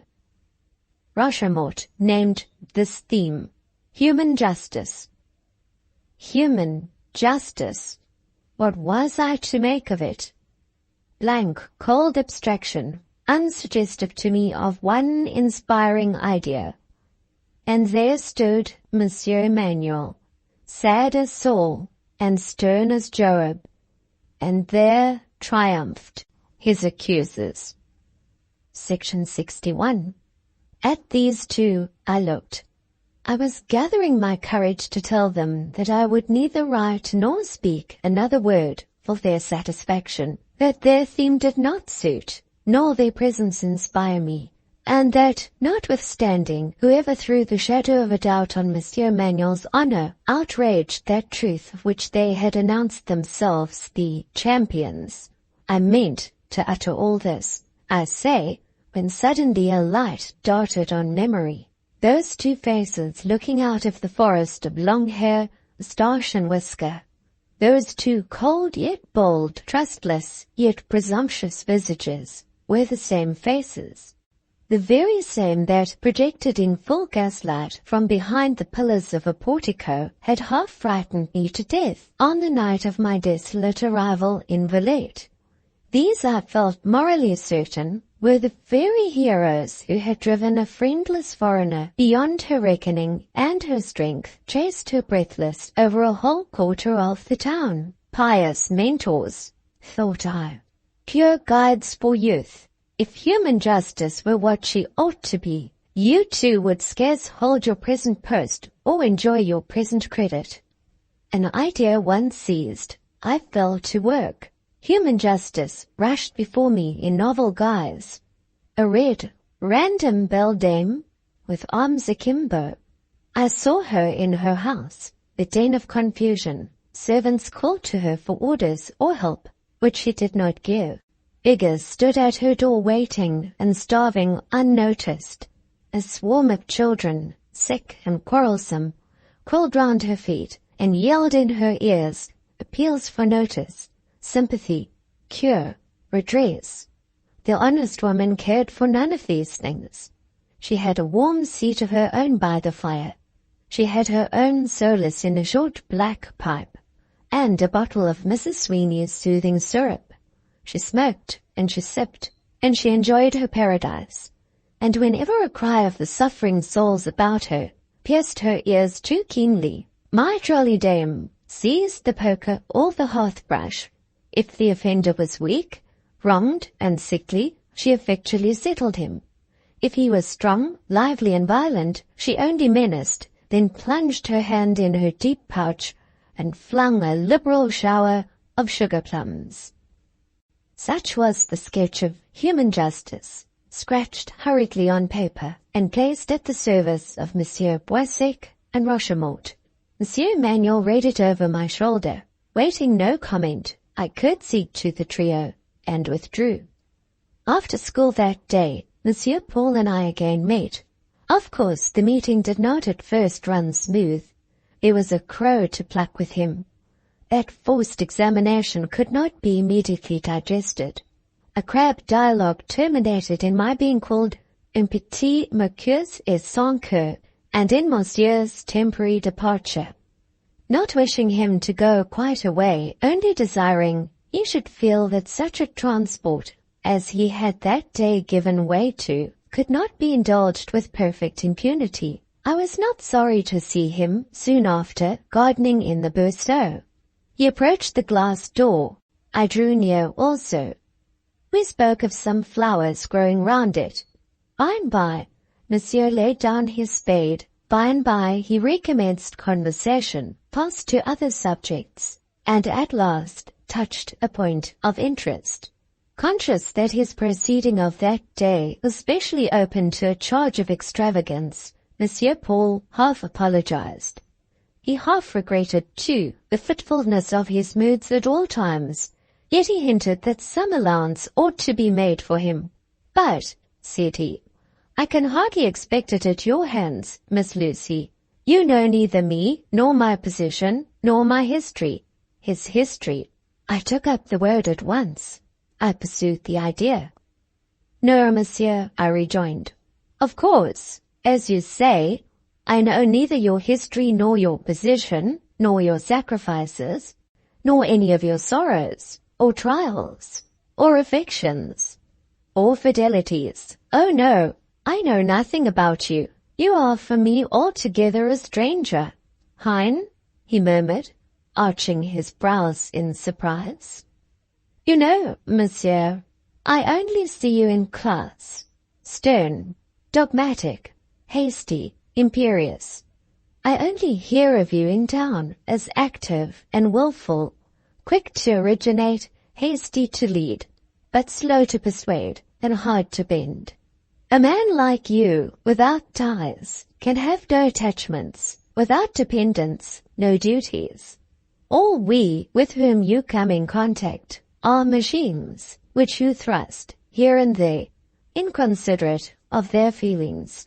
You seek your recreations in public by the light of the evening chandelier.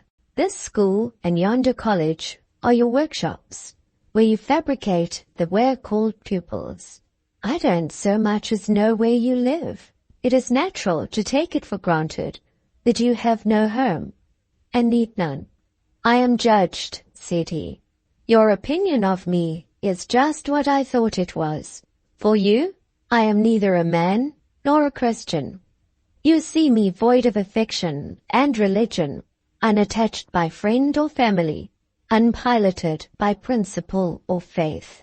It is well, mademoiselle, such is our reward in this life.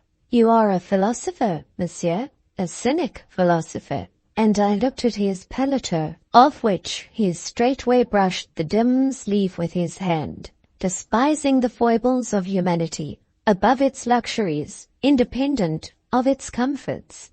"Et vous, mademoiselle, vous êtes propre et douillette, et effreusement insensible par-dessous le marché. But in short, monsieur, now I think of it, you must live somewhere. Do tell me where. And what establishment of servants do you keep?"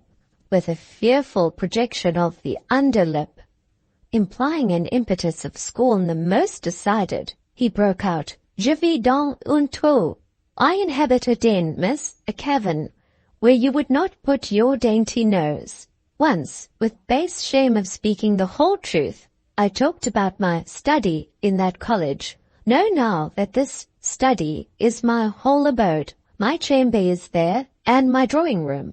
As for my establishment of servants, mimicking my voice, they number 10, les voilà. And he grimly spread, close under my eyes, his 10 fingers. "I black my boots," pursued he savagely. "I brush my paletot." "No, monsieur, it is too plain, you never do that," was my parenthesis. "Je fais mon lit et mon ménage. I seek my dinner in a restaurant. My supper takes care of itself. I pass days laborious and loveless, nights long and lonely. I am ferocious and bearded and monkish, and nothing now living in this world loves me, except some old hearts worn like my own, and some few beings impoverished, suffering, poor in purse and in spirit, whom the kingdoms of this world own not, but to whom a will and testament not to be disputed has bequeathed the kingdom of heaven." "Ah, monsieur, but I know. What do you know? Many things I verily believe, yet not me, Lucy.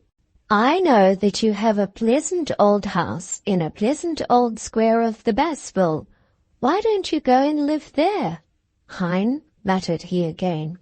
I liked it much, monsieur, with the steps ascending to the door, the grey flags in front, the nodding trees behind. Real trees, not shrubs, trees dark, high, and of old growth. And the boudoir oratoire. You should make that room your study. It is so quiet and solemn. He eyed me closely. He half smiled, half coloured. Where did you pick up all that? Who told you? He asked. Nobody told me. Did I dream it, monsieur, do you think? Can I enter into your visions? Can I guess a woman's waking thoughts, much less her sleeping fantasies? If I dreamt it, I saw in my dream human beings as well as the house. I saw a priest, old, bent and grey, and a domestic, old too, and picturesque, and a lady, splendid but strange. Her head would scarce reach to my elbow. Her magnificence might ransom a duke. She wore a gown bright as lapis lazuli, a shawl worth 1,000 francs. She was decked with ornaments so brilliant, I never saw any with such a beautiful sparkle, but her figure looked as if it had been broken in two and bent double. She seemed also to have outlived the common years of humanity, and to have attained those which are only labour and sorrow. She was become morose, almost malevolent, yet somebody, it appears, cared for her in her infirmities. Somebody forgave her trespasses, hoping to have his trespasses forgiven. They lived together, these three people, a mistress, a chaplain, a servant, all old, all feeble, all sheltered under one kind wing. He covered with his hand the upper part of his face, but did not conceal his mouth, where I saw hovering an expression I liked. I see you have entered into my secrets, said he. But how was it done? So I told him how, the commission on which I had been sent, the storm which had detained me, the abruptness of the lady, the kindness of the priest.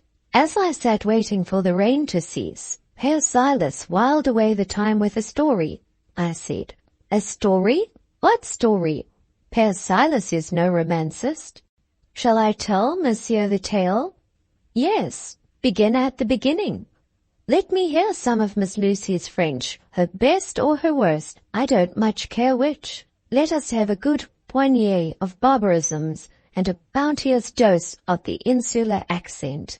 Monsieur is not going to be gratified by a tale of ambitious proportions, and the spectacle of the narrator sticking fast in the midst. But I will tell him the title, The Priest's Pupil. Bah, said he, the swarthy flush again dyeing his dark cheek. The good old father could not have chosen a worse subject. It is his weak point. But what of the priest's pupil? Oh, many things. You may as well define what things. I mean to know. There was the pupil's youth, the pupil's manhood, his avarice, his ingratitude, his implacability, his inconstancy.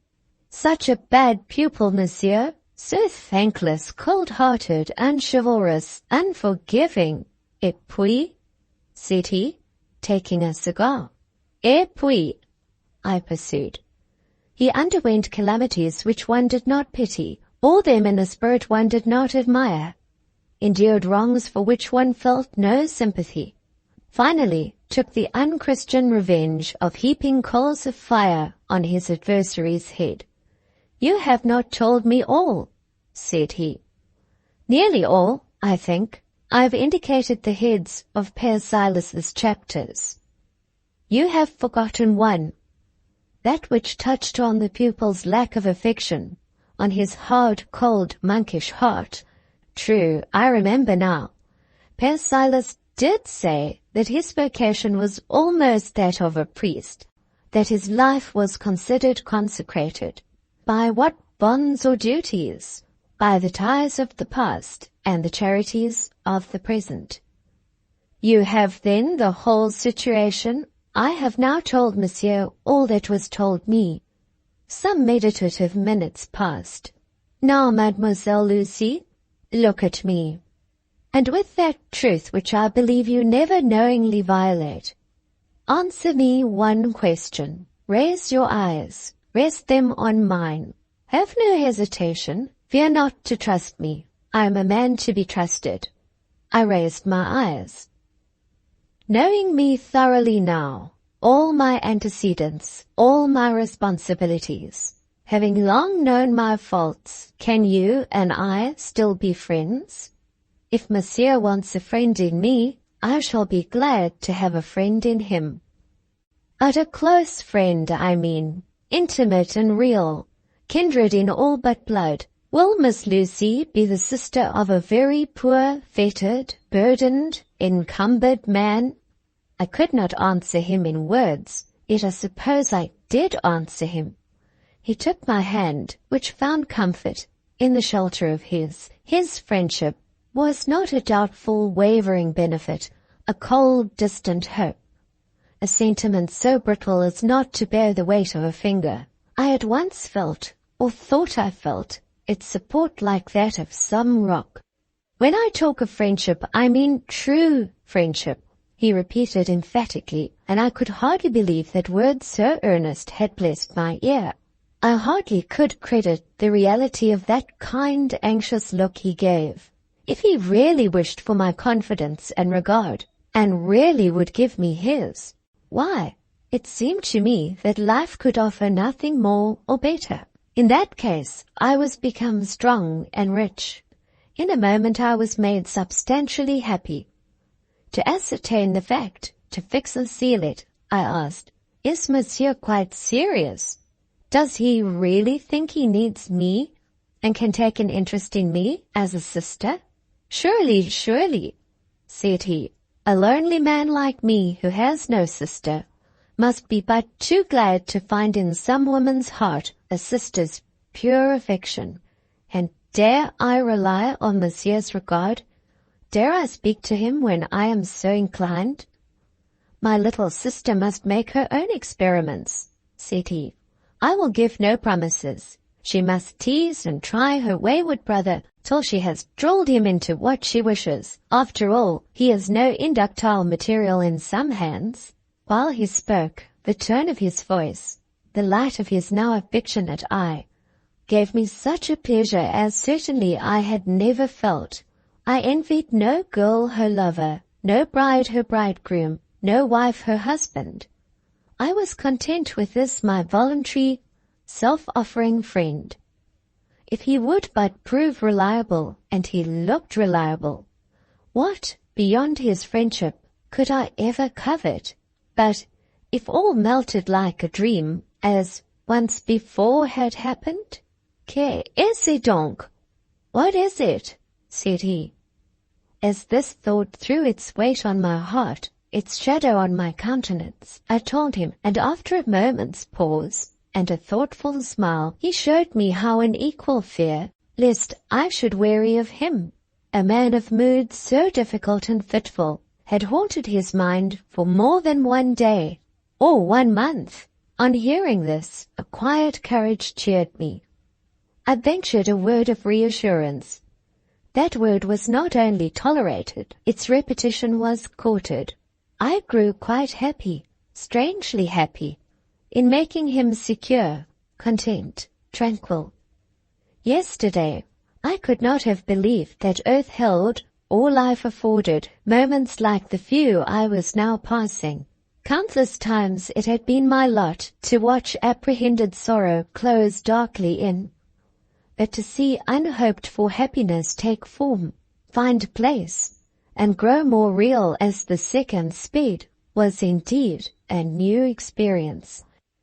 Lucy, said Monsieur Paul, speaking low, and still holding my hand, did you see a picture in the boudoir of the old house? I did. A picture painted on a panel. The portrait of a nun? Yes. You heard her history? Yes. You remember what we saw that night in the berceau? I shall never forget it. You did not connect the two ideas. That would be folly. I thought of the apparition when I saw the portrait, said I, which was true enough. You did not, nor will you fancy, pursued he, that a saint in heaven perturbs herself with rivalries of earth. Protestants are rarely superstitious. These morbid fancies will not beset you. I know not what to think of this matter, but I believe a perfectly natural solution of this seeming mystery will one day be arrived at. Doubtless, doubtless. Besides, no good living woman, much less a pure happy spirit, would trouble amity like ours. Nay, il pauvre? Ere I could answer, her fine bec burst in, rosy and abrupt, calling out that I was wanted. Her mother was going into town to call on some English family who had applied for a prospectus. My services were needed as interpreter. The interruption was not unseasonable. Sufficient for the day is always the evil. For this hour its good sufficed. Yet I should have liked to ask Monsieur Paul whether the morbid fancies, against which he warned me, wrought in his own brain. Section 62. Besides Fifine Bec's mother, another power had a word to say to Monsieur Paul and me, before that covenant of friendship could be ratified. We were under the surveillance of a sleepless eye. Rome watched jealously her son through that mystic lattice, at which I had knelt once, and to which Monsieur Manuel drew nigh month by month, the sliding panel of the confessional. Why were you so glad to be friends with Monsieur Paul? Asks the reader. Had he not long been a friend to you? Had he not given proof on proof of a certain partiality in his feelings? Yes, he had, but still I liked to hear him say so earnestly, that he was my close true friend. I liked his modest doubts, his tender deference, that trust which longed to rest, and was grateful when taught how. He had called me sister. It was well, yes. He might call me what he pleased so long as he confided in me. I was willing to be his sister on condition that he did not invite me to fill that relation to some future wife of his, and tacitly vowed as he was to celibacy. Of this dilemma there seemed little danger. Through most of the succeeding night I pondered that evening's interview. I wanted much the morning to break, and then listened for the bell to ring, and, after rising and dressing, I deemed prayers and breakfast slow, and all the hours lingering, till that arrived at last which brought me the lesson of literature. My wish was to get a more thorough comprehension of this fraternal alliance, to note with how much of the brother he would demean himself when we meet again, to prove how much of the sister was in my own feelings, to discover whether I could summon a sister's courage, and he a brother's frankness. He came. Life is so constructed that the event does not, cannot, will not match the expectation. That whole day he never accosted me. His lesson was given rather more quietly than usual, more mildly, and also more gravely. He was fatherly to his pupils, but he was not brotherly to me. Ere he left the class, I expected a smile, if not a word. I got neither. To my portion fell one nod, hurried, shy. This distance, I argued, is accidental, it is involuntary. Patience, and it will vanish. It vanished not. It continued for days. It increased. I suppressed my surprise, and swallowed whatever other feelings began to surge. Well might I ask when he offered fraternity, dare I rely on you? Well might he, doubtless knowing himself, withhold all pledge. True, he had bid me make my own experiments, tease and try him, vain injunction. Privilege nominal and unavailable. Some women might use it. Nothing in my powers or instinct placed me amongst this brave band. Left alone, I was passive, repulsed. I withdrew. Forgotten, my lips would not utter, nor my eyes dart a reminder. It seemed there had been an error somewhere in my calculations, and I wanted for time to disclose it. But the day came when, as usual, he was to give me a lesson. One evening in 7 he had long generously bestowed on me, devoting it to the examination of what had been done in various studies during the past week, and to the preparation of work for the week in prospect. On these occasions my schoolroom was anywhere, wherever the pupils and the other teachers happened to be, or in their close vicinage, very often in the large second division, where it was easy to choose a quiet nook when the crowding day pupils were absent, and the few boarders gathered in a knot about the surveillance estrade. On the customary evening, hearing the customary hour strike, I collected my books and papers, my pen and ink, and sought the large division. In class there was no one, and it lay all in cool deep shadow, but through the open double doors was seen the carré, filled with pupils and with light. Over hall and figures blushed the westering sun. It blushed so readily and vividly that the hues of the walls and the variegated tints of the dresses seemed all fused in one warm glow. The girls were seated, working or studying. In the midst of their circle stood Monsieur Manuel, speaking good-humouredly to a teacher. His dark paletot, his jetty hair, were tinged with many a reflex of crimson. His Spanish face, when he turned it momentarily, answered the sun's animated kiss with an animated smile. I took my place at a desk. The orange trees and several plants, full and bright with bloom, basked also in the sun's laughing bounty. They had partaken it the whole day, and now asked water. Monsieur Manuel had a taste for gardening. He liked to tend and foster plants. I used to think that working amongst shrubs with a spade or a watering pot soothed his nerves. It was a recreation to which he often had recourse, and now he looked to the orange trees, the geraniums, the gorgeous cactuses, and revived them all with the refreshment their drought needed. His lips, meantime, sustained his precious cigar, that, for him, first necessary and prime luxury of life. Its blue wreaths curled prettily enough amongst the flowers, and in the evening light. He spoke no more to the pupils, nor to the mistresses, but gave many an endearing word to a small spanieless, if one may coin a word, that nominally belonged to the house, but virtually owned him as master, being fonder of him than any inmate. A delicate, sulky, loving, and lovable little doggy she was, trotting at his side, looking with expressive, attached eyes into his face, and whenever he dropped his bonnet grec or his handkerchief, which he occasionally did in play, crouching beside it with the air of a miniature lion, guarding a kingdom's flag. There were many plants, and as the amateur gardener fetched all the water from the well in the court, with his own active hands, his work spun on to some length. The great school clock ticked on. Another hour struck. The carré and the youthful group lost the illusion of sunset.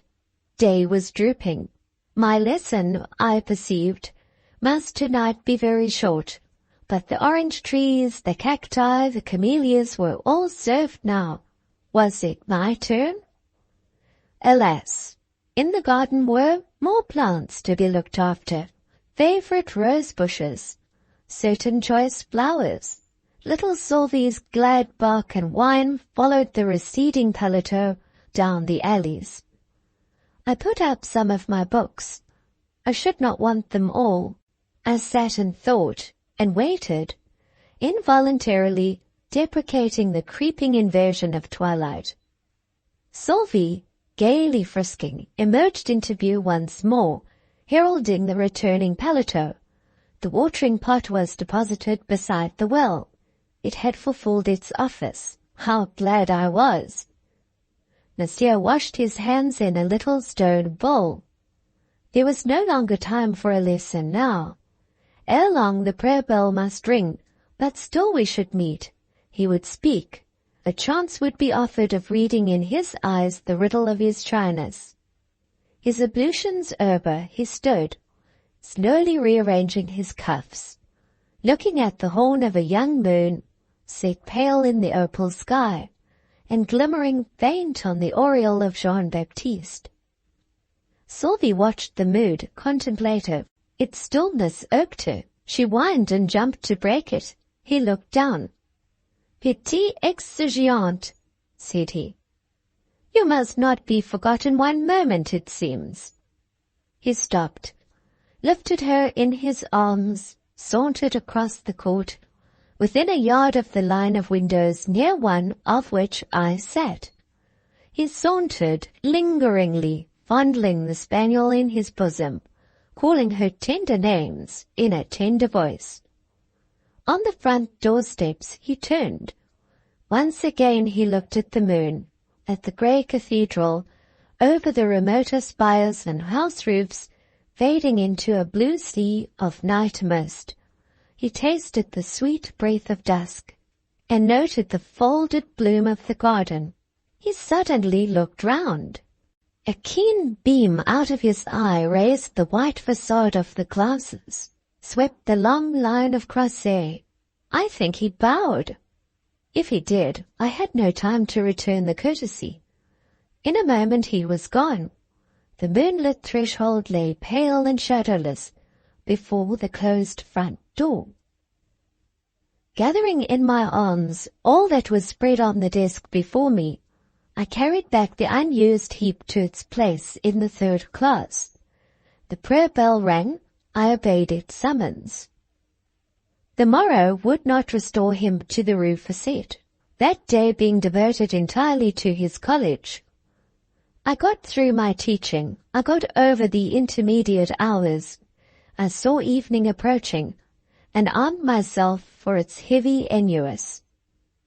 Whether it was worse to stay with my co-inmates or to sit alone, I had not considered.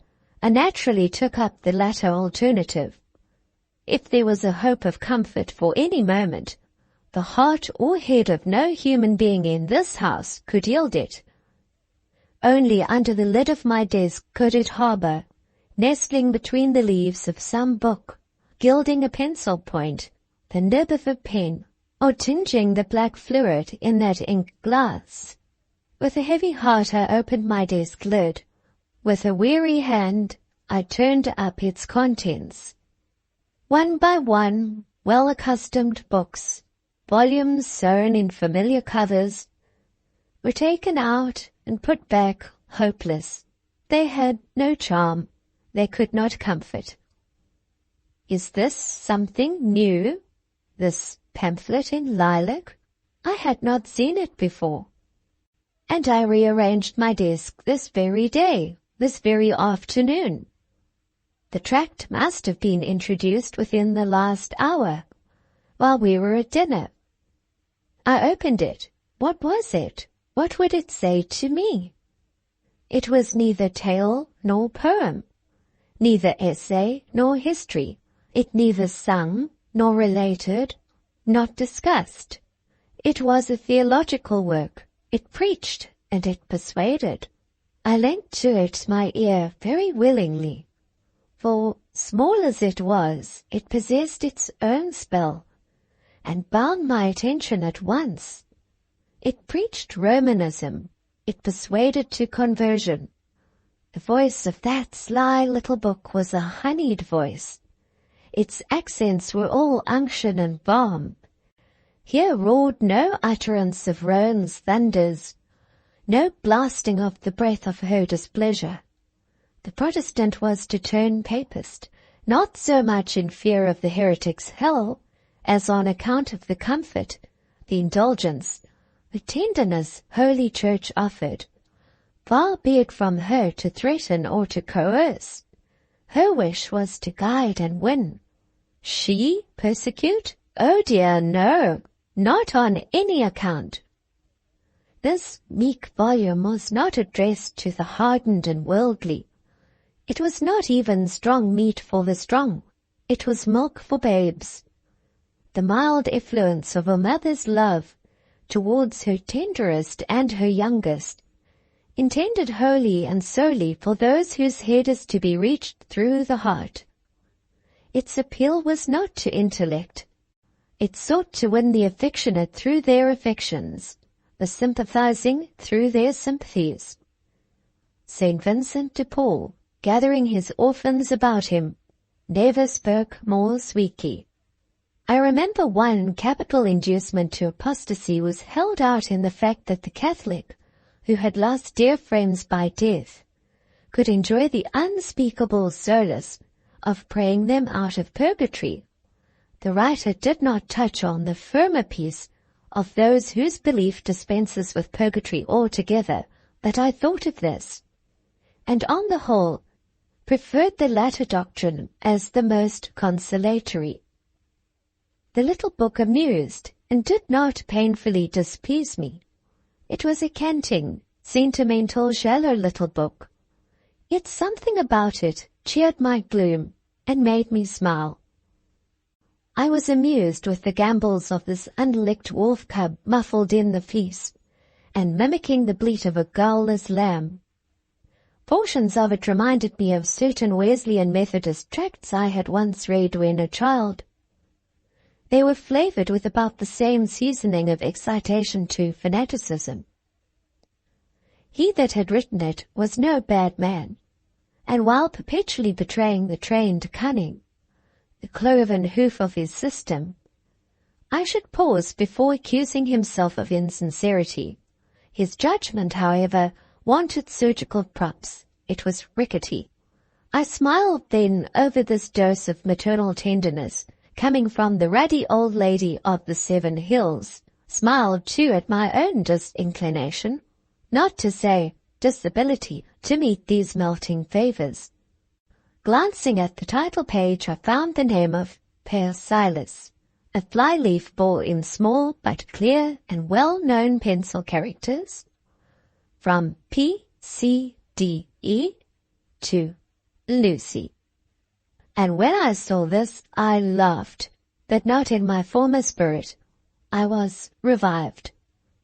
A mortal bewilderment cleared suddenly from my head and vision. The solution of the Sphinx riddle was one. The conjunction of those two names, Père Silas and Paul Emmanuel, gave the key to all. The penitent had been with his director, permitted to withhold nothing, suffered to keep no corner of his heart sacred to God and to himself. The whole narrative of our late interview had been drawn from him. He had avowed the covenant of fraternity and spoken of his adopted sister. How could such a covenant, such adoption, be sanctioned by the Church? Fraternal communion with a heretic. I seemed to hear Père Silas annulling the unholy pact, warning his penitent of its perils, entreating, enjoining reserve, nay, by the authority of his office, and in the name, and by the memory of all Monsieur Emmanuel held most dear and sacred, commanding the enforcement of that new system whose frost had pierced to the marrow of my bones. These may not seem pleasant hypotheses, yet by comparison they were welcome. The vision of a ghostly troubler hovering in the background was as nothing matched with the fear of spontaneous change arising in Monsieur Paul himself. At this distance of time, I cannot be sure how far the above conjectures were self-suggested, or in what measure they owed their origin and confirmation to another quarter. Help was not wanting. This evening there was no bright sunset. West and east were one cloud. No summer night mist, blue yet rose-tinged, softened the distance. A clammy fog from the marshes crept grey round Villette. Tonight the watering pot might rest in its niche by the well. A small rain had been drizzling all the afternoon, and still it fell fast and quietly. This was no weather for rambling in the wet alleys, under the dripping trees, and I started to hear Sylvie's sudden bark in the garden, her bark of welcome. Surely she was not accompanied, and yet this glad, quick bark was never uttered, save in homage to one presence. Through the glass door and the arching berceau, I commanded the deep vista of the Allée de Vendu. Thither rushed Sylvie, glistening through its gloom like a white guelder rose. She ran to and fro, whining, springing, harassing little birds amongst the bushes. I watched 5 minutes. No fulfillment followed the omen. I returned to my books. Sylvie's sharp bark suddenly ceased. Again I looked up. She was standing not many yards distant, wagging her white feathery tail as fast as the muzzle would work, and intently watching the operations of the spade, plied fast by an indefatigable hand. There was Monsieur Emmanuel, bent over the soil, digging in the wet mould amongst the rain-laden and streaming shrubs, working as hard as if his day's pittance were yet to earn by the literal sweat of his brow. Section 63. In this sign I read a ruffled mood. He would dig thus in frozen snow on the coldest winter day, when urged inwardly by painful emotion, whether of nervous excitation or sad thoughts of self-reproach. He would dig by the hour with knit brow and set teeth, nor once lift his head or open his lips. Sylvie watched till she was tired, again scampering devious, bounding here, rushing there, snuffing and sniffing everywhere. She had last discovered me in class. Instantly she flew barking at the pens, as if to urge me forth to share her pleasure or her master's toil. She had seen me occasionally walking in that alley with Monsieur Paul, and I doubt not considered it my duty to join him now, wet as it was. She made such a bustle that Monsieur Paul at last looked up, and of course perceived why and at whom she barked. He whistled to call her off. She only barked the louder. She seemed quite bent upon having the glass door opened. Tired, I suppose, with her importunity, he threw down his spade, approached, and pushed the door ajar. Sylvie, bursting, all impetuous, sprang to my lap, and with her paws at my neck, and her little nose and tongue somewhat overpoweringly busy about my face, mouth, and eyes, flourished her bushy tail over the desk and scattered books and papers far and wide. Monsieur Emmanuel advanced to still the clamour and repair the disarrangement. Having gathered up the books, he captured Sylvie and stowed her away under his paletot, where she nestled as quiet as a mouse, her head just peeping forth. She was very tiny, and had the prettiest little innocent face, the silkiest long ears, the finest dark eyes in the world.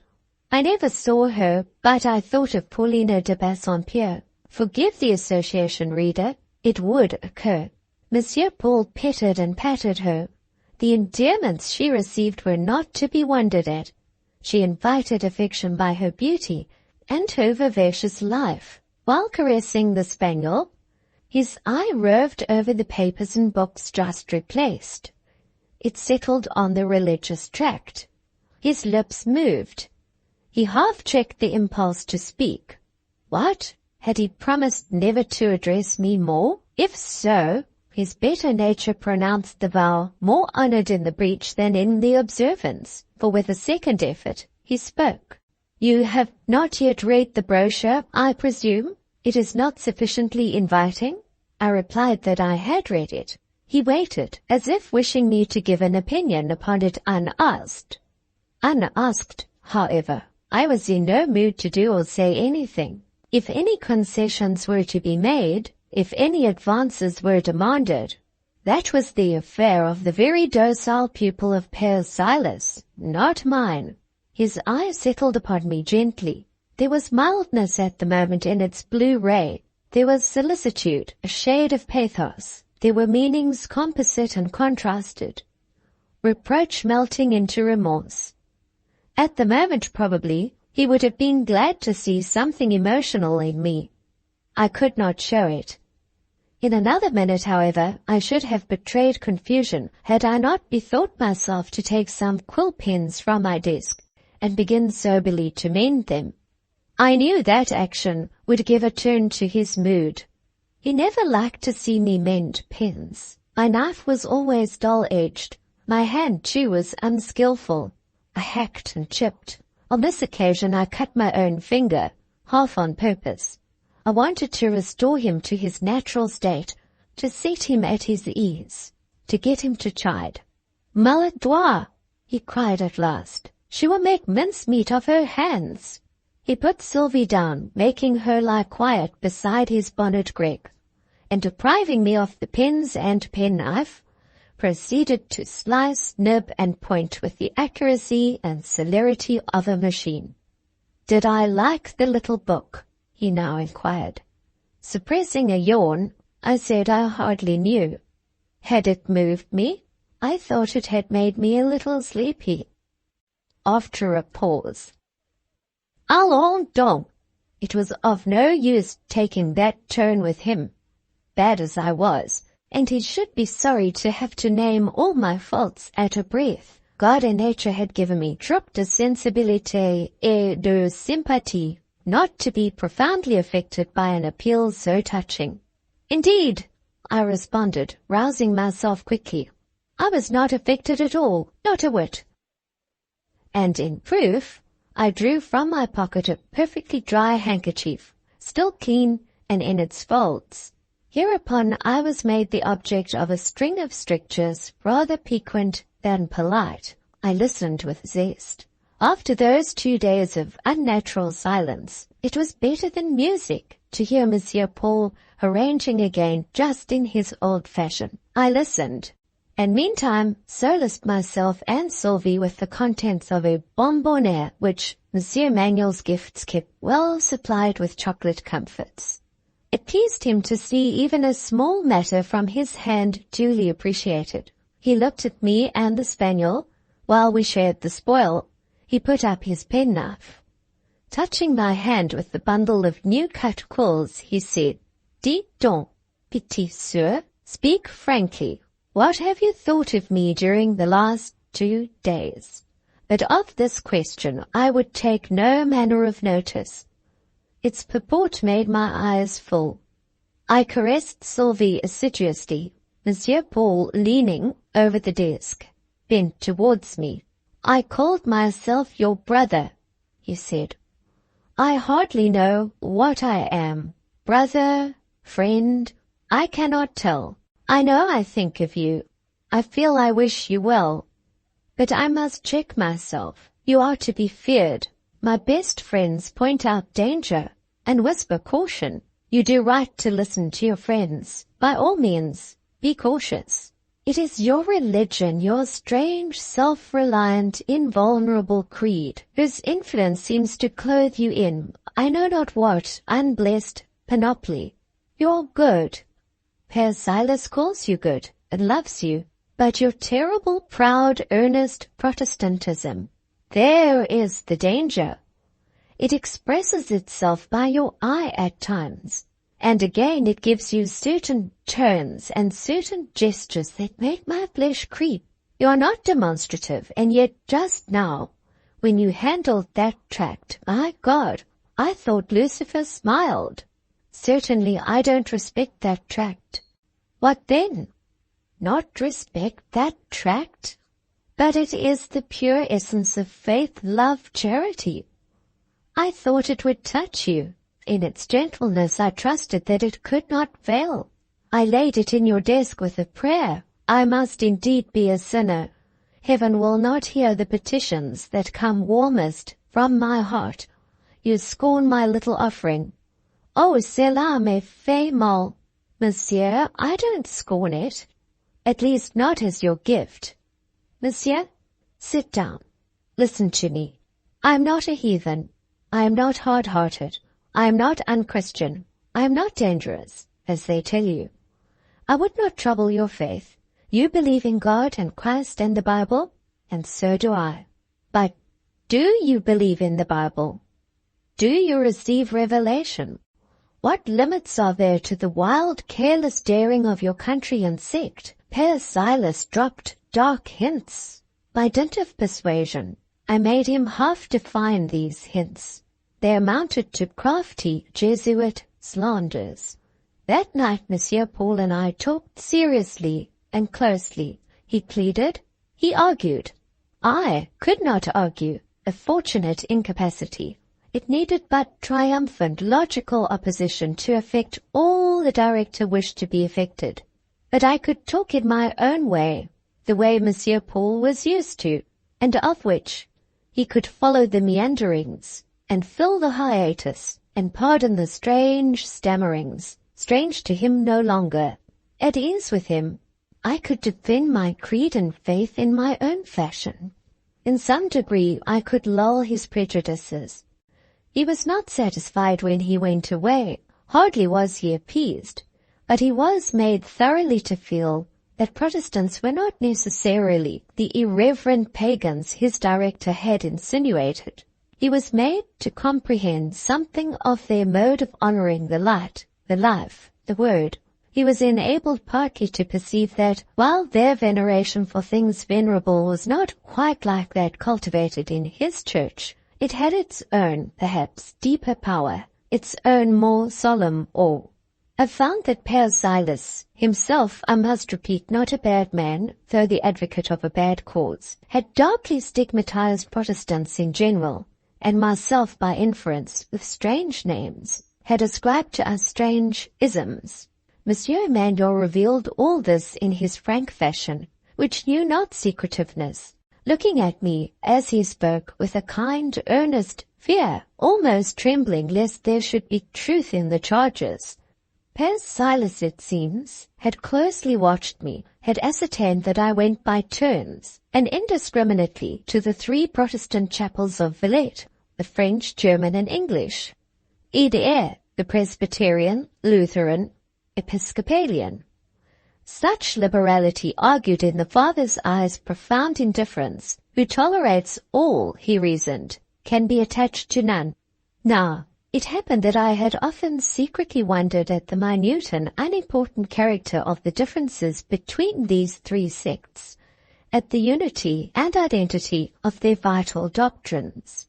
I saw nothing to hinder them from being one day fused into one grand holy alliance, and I respected them all, though I thought that in each there were faults of form, encumbrances, and trivialities. Just what I thought, that did I tell Monsieur Emmanuel, and explained to him that my own last appeal, the guide to which I looked, and the teacher which I owned, must always be the Bible itself, rather than any sect, of whatever name or nation. He left me soothed, yet full of solicitude, breathing a wish as strong as a prayer, that if I were wrong, heaven would lead me right. I heard, poured forth on the threshold, some fervid murmurings to Marie, Reine du Ciel, some deep aspiration that his hope might yet be mine. Strange, I had no such feverish wish to turn him from the faith of his fathers. I thought Romanism wrong, a great mixed image of gold and clay, but it seemed to me that this Romanist held the purer elements of his creed with an innocency of heart which God must love. The preceding conversation passed between 8 and 9 o'clock of the evening, in a schoolroom of the quiet rue Facets, opening on a sequestered garden, probably about the same or a somewhat later hour of the succeeding evening. Its echoes, collected by holy obedience, were breathed verbatim in an attent ear at the panel of a confessional in the hoary church of the Magi. It ensued that Père Silas paid a visit to Madame Beck, and stirred by I know not what mixture of motives, persuaded her to let him undertake for a time the Englishwoman's spiritual direction. Hereupon I was put through a course of reading. That is, I just glanced at the books lent me, They were too little in my way to be thoroughly read, marked, learned, or inwardly digested. And besides, I had a book upstairs under my pillow, whereof certain chapters satisfied my needs in the article of spiritual law, furnishing such precept and example as, to my heart's core, I was convinced could not be improved on. Then Père Silas showed me the fair side of Rome, her good works, and bade me judge the tree by its fruits.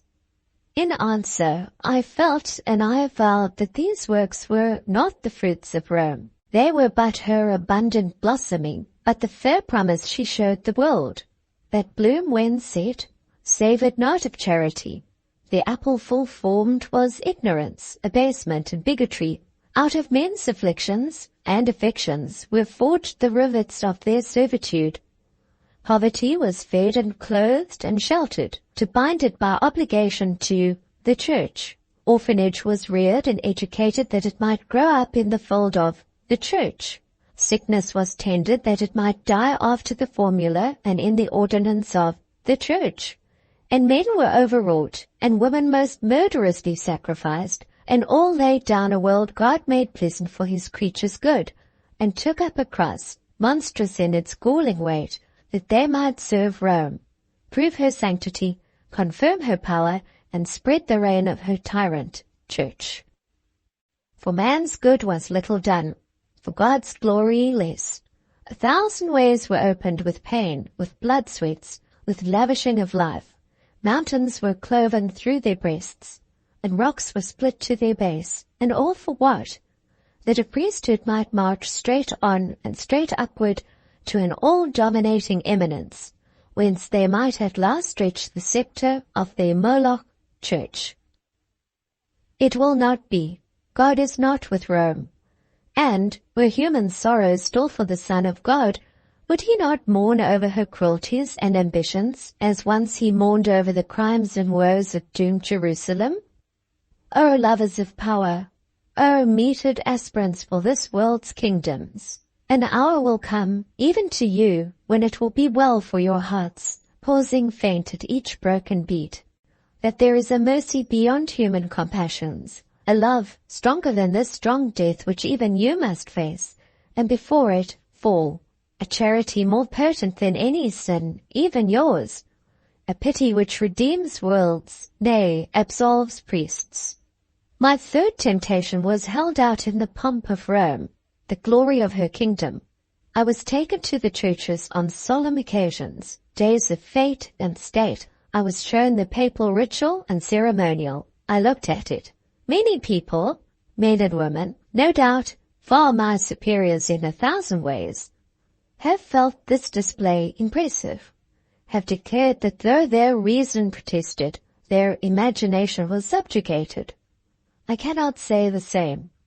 Neither full procession, nor high mass, nor swarming tapers, nor swinging censers, nor ecclesiastical millinery, nor celestial jewelry touched my imagination a whit. What I saw struck me as tawdry, not grand, as grossly material, not poetically spiritual. This I did not tell Père Silas. He was old, he looked venerable. Through every abortive experiment, under every repeated disappointment, he remained personally kind to me, and I felt tender of hurting his feelings. But on the evening of a certain day, when from the balcony of a great house I had been made to witness a huge mingled procession of the church and the army, priests with relics and soldiers with weapons, an obese and aged archbishop habited in cambric and lace, looking strangely like a grey daw in bird of paradise plumage, and a band of young girls fantastically robed and garlanded. Then I spoke my mind to Monsieur Paul. I did not like it, I told him. I did not respect such ceremonies. I wished to see no more. And having relieved my conscience by this declaration, I was able to go on, and speaking more currently and clearly than my wont, to show him that I had a mind to keep to my reformed creed. The more I saw of popery, the closer I clung to Protestantism. Doubtless there were errors in every church, But I now perceive by contrast how severely pure was my own, compared with her, whose painted and meretricious face had been unveiled for my admiration. I told him how we kept fewer forms between us and God, retaining indeed no more than, perhaps, the nature of mankind in the mass rendered necessary for due observance. I told him I could not look on flowers and tinsel, on wax lights and embroidery, at such times and under such circumstances, as should be devoted to lifting the secret vision to him whose home is infinity and his being eternity. That when I thought of sin and sorrow, of earthly corruption, mortal depravity, weighty temporal woe, I could not care for chanting priests or mumming officials. That when the pains of existence and the terrors of dissolution pressed before me, when the mighty hope and measureless doubt of the future arose in view, then even the scientific strain, or the prayer in a language learned and dead, harassed with hindrance a heart which only longed to cry, God be merciful to me, a sinner. When I had so spoken, so declared my faith, and so widely severed myself from him I addressed, then, at last, came a tone accordant, an echo responsive, one sweet chord of harmony in two conflicting spirits. Whatever say priests or controversialists, murmured Monsieur Emmanuel, God is good and loves all the sincere. Believe then what you can. Believe it as you can. One prayer at least we have in common. I also cry, Oh Dieu, sois apaisé, envers moi qui suis pécheur. He leaned on the back of my chair. After some thought he again spoke.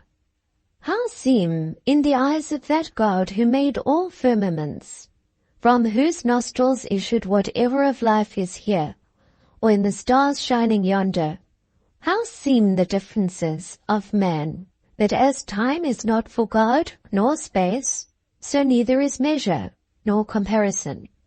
We abase ourselves in our littleness, and we do right, yet it may be that the constancy of one heart, the truth and faith of one mind, according to the light he has appointed, import as much to him as the just motion of satellites about their planets, of planets about their suns, of suns around that mighty unseen center incomprehensible, irrealizable, with strange mental effort only divined.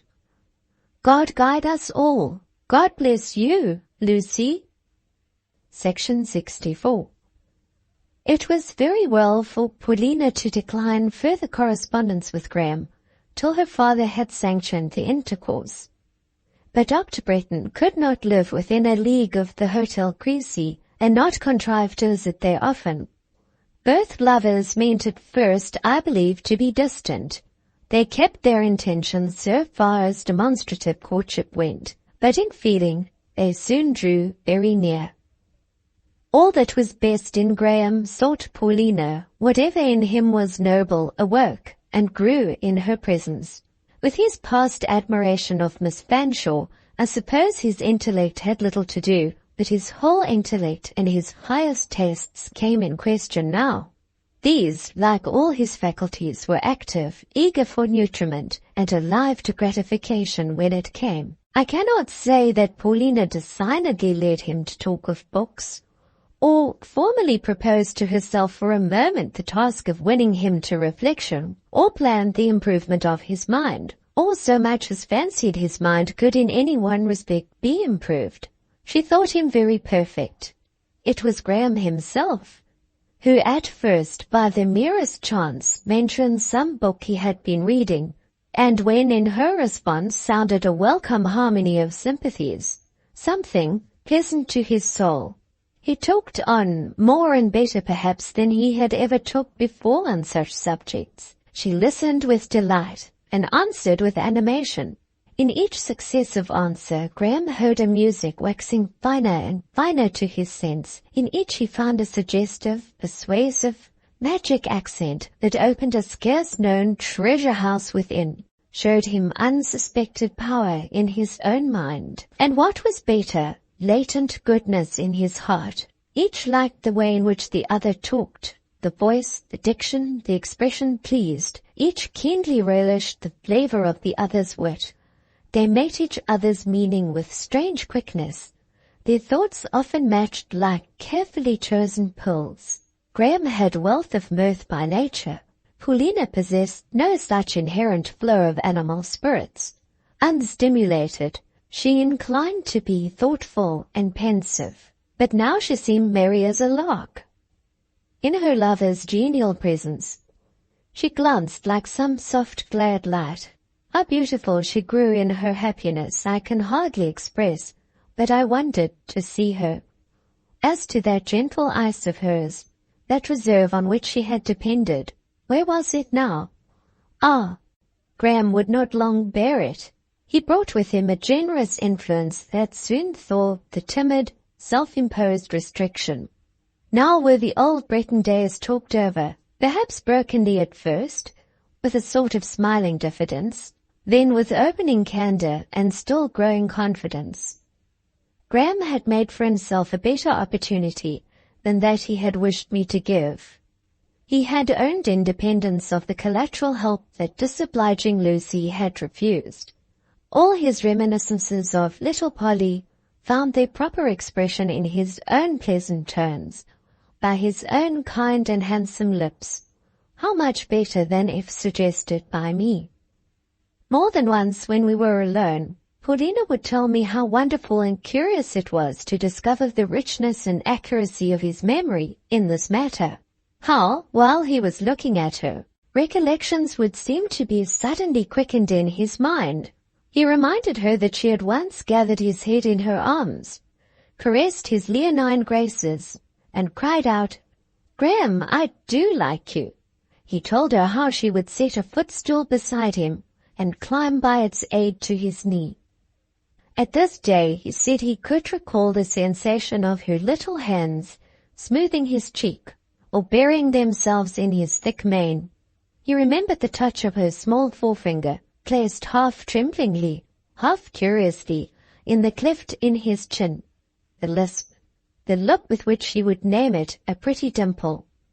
Then seek his eyes and question why they pierced so, telling him he had a nice, strange face, far nicer, far stranger than either his mamma or Lucy Snowe. Child as I was, remarked Paulina, I wonder how I dared be so venturous. To me he seems now all sacred, his locks are inaccessible, and Lucy, I feel a sort of fear when I look at his firm marble chin, at his straight Greek features. Women are called beautiful, Lucy. He is not like a woman, therefore I suppose he is not beautiful. But what is he then? Do other people see him with my eyes? Do you admire him? I'll tell you what I do, Paulina, was once my answer to her many questions. I never see him. I looked at him twice or thrice about a year ago, before he recognized me, and then I shut my eyes. And if he were to cross their balls 12 times between each day's sunset and sunrise, except from memory, I should hardly know what shape had gone by. Lucy, what do you mean? Said she, under her breath. I mean that I value vision and dread being struck stone blind. It was best to answer her strongly at once and to silence forever the tender, passionate confidences which left her lips sweet honey and sometimes dropped in my ear molten lead. To me she commented no more on her lover's beauty. Yet speak of him she would, sometimes shyly, in quiet, brief phrases, sometimes with a tenderness of cadence, in music of voice exquisite in itself, but which chafed me at times miserably. And then, I know, I gave her stern looks and words. But cloudless happiness had dazzled her native clear sight, and she only thought Lucy fitful. Spartan girl, proud Lucy, she would say, smiling at me. Graham says you are the most peculiar, capricious little woman he knows. But yet you are excellent. We both think so. You both think you know not what, said I. Have the goodness to make me as little the subject of your mutual talk and thoughts as possible. I have my sort of life apart from yours. But ours, Lucy, is a beautiful life, or it will be, and you shall share it. I shall share no man's or woman's life in this world, as you understand sharing. I think I have one friend of my own, but am not sure. Until I am sure, I live solitary. But solitude is sadness. Yes, it is sadness. Life, however, has worse than that. Deeper than melancholy lies heartbreak. Lucy, I wonder if anybody will ever comprehend you altogether. There is, in lovers, a certain infatuation of egotism. They will have a witness of their happiness, cost that witness what it may. Paulina had forbidden letters, yet Dr. Bretton wrote.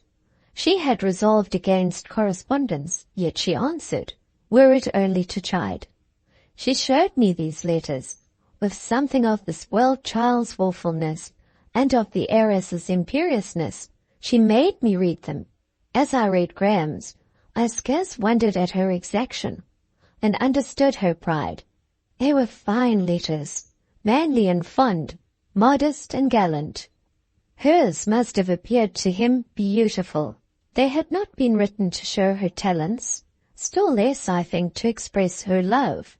On the contrary, it appeared that she had proposed to herself the task of hiding that feeling and bridling her lover's ardor. But how could such letters serve such a purpose? Graham was become dear as her life. He drew her like a powerful magnet. For her there was influence unspeakable in all he uttered, wrote, thought, or looked. With this unconfessed confession, her letters glowed. It kindled them from greeting to adieu. I wish Papa knew, I do wish Papa knew, began now to be her anxious murmur. I wish, and yet I fear. I can hardly keep Graham back from telling him. There is nothing I long for more than to have this affair settled, to speak out candidly, and yet I dread the crisis. I know, I am certain, Papa will be angry at the first. I fear he will dislike me almost. It will seem to him an untoward business. It will be a surprise, a shock. I can hardly foresee its whole effect on him. The fact was, her father, long calm, was beginning to be a little stirred. Long blind on one point, an importunate light was beginning to trespass on his eye. To her he said nothing, but when she was not looking at, or perhaps thinking of him, I saw him gaze and meditate on her. One evening, Paulina was in her dressing room, writing, I believe, to Graham. She had left me in the library, reading. Monsieur de Bassompierre came in. He sat down. I was about to withdraw. He requested me to remain. Gently, yet in a manner which showed he wished compliance. He had taken his seat near the window, at a distance from me. He opened a desk. He took from it what looked like a memorandum book. Of this book he studied a certain entry for several minutes. Miss Snowe, said he, laying it down, do you know my little girl's age? About 18, is it not, sir? It seems so. This old pocket-book tells me she was born on the 5th of May in the year 18 years ago. It is strange. I had lost the just reckoning of her age. I thought of her as 12, 14, an indefinite date, but she seemed a child. She is about 18, I repeated. She is grown up. She will be no taller. My little jewel, said Monsieur de Bassompierre, in a tone which penetrated like some of his daughter's accents. He sat very thoughtful. Sir, don't grieve, I said, for I knew his feelings, utterly unspoken as they were. She is the only pearl I have, he said, and now others will find out that she is pure and of price. They will covet her. I made no answer. Graham Bretton had dined with us that day. He had shone both in converse and looks. I know not what pride of bloom embellished his aspect and mellowed his intercourse. Under the stimulus of a high hope, something had unfolded in his whole manner which compelled attention. I think he had purposed on that day to indicate the origin of his endeavours and the aim of his ambition. Monsieur de Bassompierre had found himself forced, in a manner, to descry the direction and catch the character of his homage. Slow in remarking, he was logical in reasoning. Having once seized the thread, it had guided him through a long labyrinth. "Where is she?" he asked. "She is upstairs." "What is she doing?" "She is writing." "She writes, does she? Does she receive letters?" "None but such as she can show me, and sir, they have long wanted to consult you." "Pshaw! They don't think of me, an old father. I am in the way." "Ah, Monsieur de Bassompierre? Not so. That can't be. But Paulina must speak for herself, and Dr. Bretton, too, must be his own advocate." "It is a little late. Matters are advanced, it seems?" "Sir, till you approve, nothing is done. Only they love each other." "Only," he echoed. Invested by fate with the part of confidant and mediator, I was obliged to go on. "Hundreds of times has Dr. Bretton been on the point of appealing to you, sir, but with all his high courage, he fears you mortally." He may well fear me. He has touched the best thing I have. Had he but let her alone, she would have remained a child for years yet. So, are they engaged?" "They could not become engaged without your permission. It is well for you, Miss Snowe, to talk and think with that propriety which always characterizes you. But this matter is a grief to me. My little girl was all I had. I have no more daughters and no son. Bretton might as well have looked elsewhere. There are scores of rich and pretty women who would not, I dare say, dislike him. He has looks and conduct and connection. Would nothing serve him but my Polly? If he had never seen your Polly, others might and would have pleased him. Your niece, Miss Fanshawe, for instance. Ah, I would have given him Ginevra with all my heart, but Polly, I can't let him have her. No, I can't. He is not her equal," he affirmed rather gruffly. "In what particular is he her match? They talk of fortune. I am not an avaricious or interested man, but the world thinks of these things, and Polly will be rich." "Yes, that is known," said I. "All Villette knows her as an heiress. Do they talk of my little girl in that light?" "They do so." He fell into deep thought. I ventured to say, "Would you, sir, think anyone Paulina's match? Would you prefer any other to Dr. Bretton? Do you think higher rank or more wealth would make much difference in your feelings towards a future son-in-law?" "You touch me there," said he. "Look at the aristocracy of Villette. You would not like them, sir?" "I should not. Never a duke, baron, or viscount of the lot." "I am told many of these persons think about her, sir," I went on, gaining courage on finding that I met attention rather than repulse. "Other suitors will come, therefore, if Dr. Bretton is refused. Wherever you go, I suppose, aspirants will not be wanting. Independent of heiress-ship, it appears to me that Paulina charms most of those who see her." "Does she?" "How? My little girl is not thought a beauty." "Sir, Mr. Bassompierre is very beautiful." "Nonsense! Begging your pardon, Miss Snowe, but I think you are too partial. I like Polly. I like all her ways and all her looks, but then I am her father, and even I never thought about beauty. She is amusing, fairy-like, interesting to me. You must be mistaken in supposing her handsome. She attracts, sir. She would attract without the advantages of your wealth and position. My wealth and position? Are these any bait to Graham? If I thought so. Dr. Bretton knows these points perfectly, as you may be sure, Monsieur de Bassompierre, and values them as any gentleman would, as you would yourself, under the same circumstances. But they are not his baits. He loves your daughter very much. He feels her finest qualities, and they influence him worthily. What? Has my little pet fine qualities?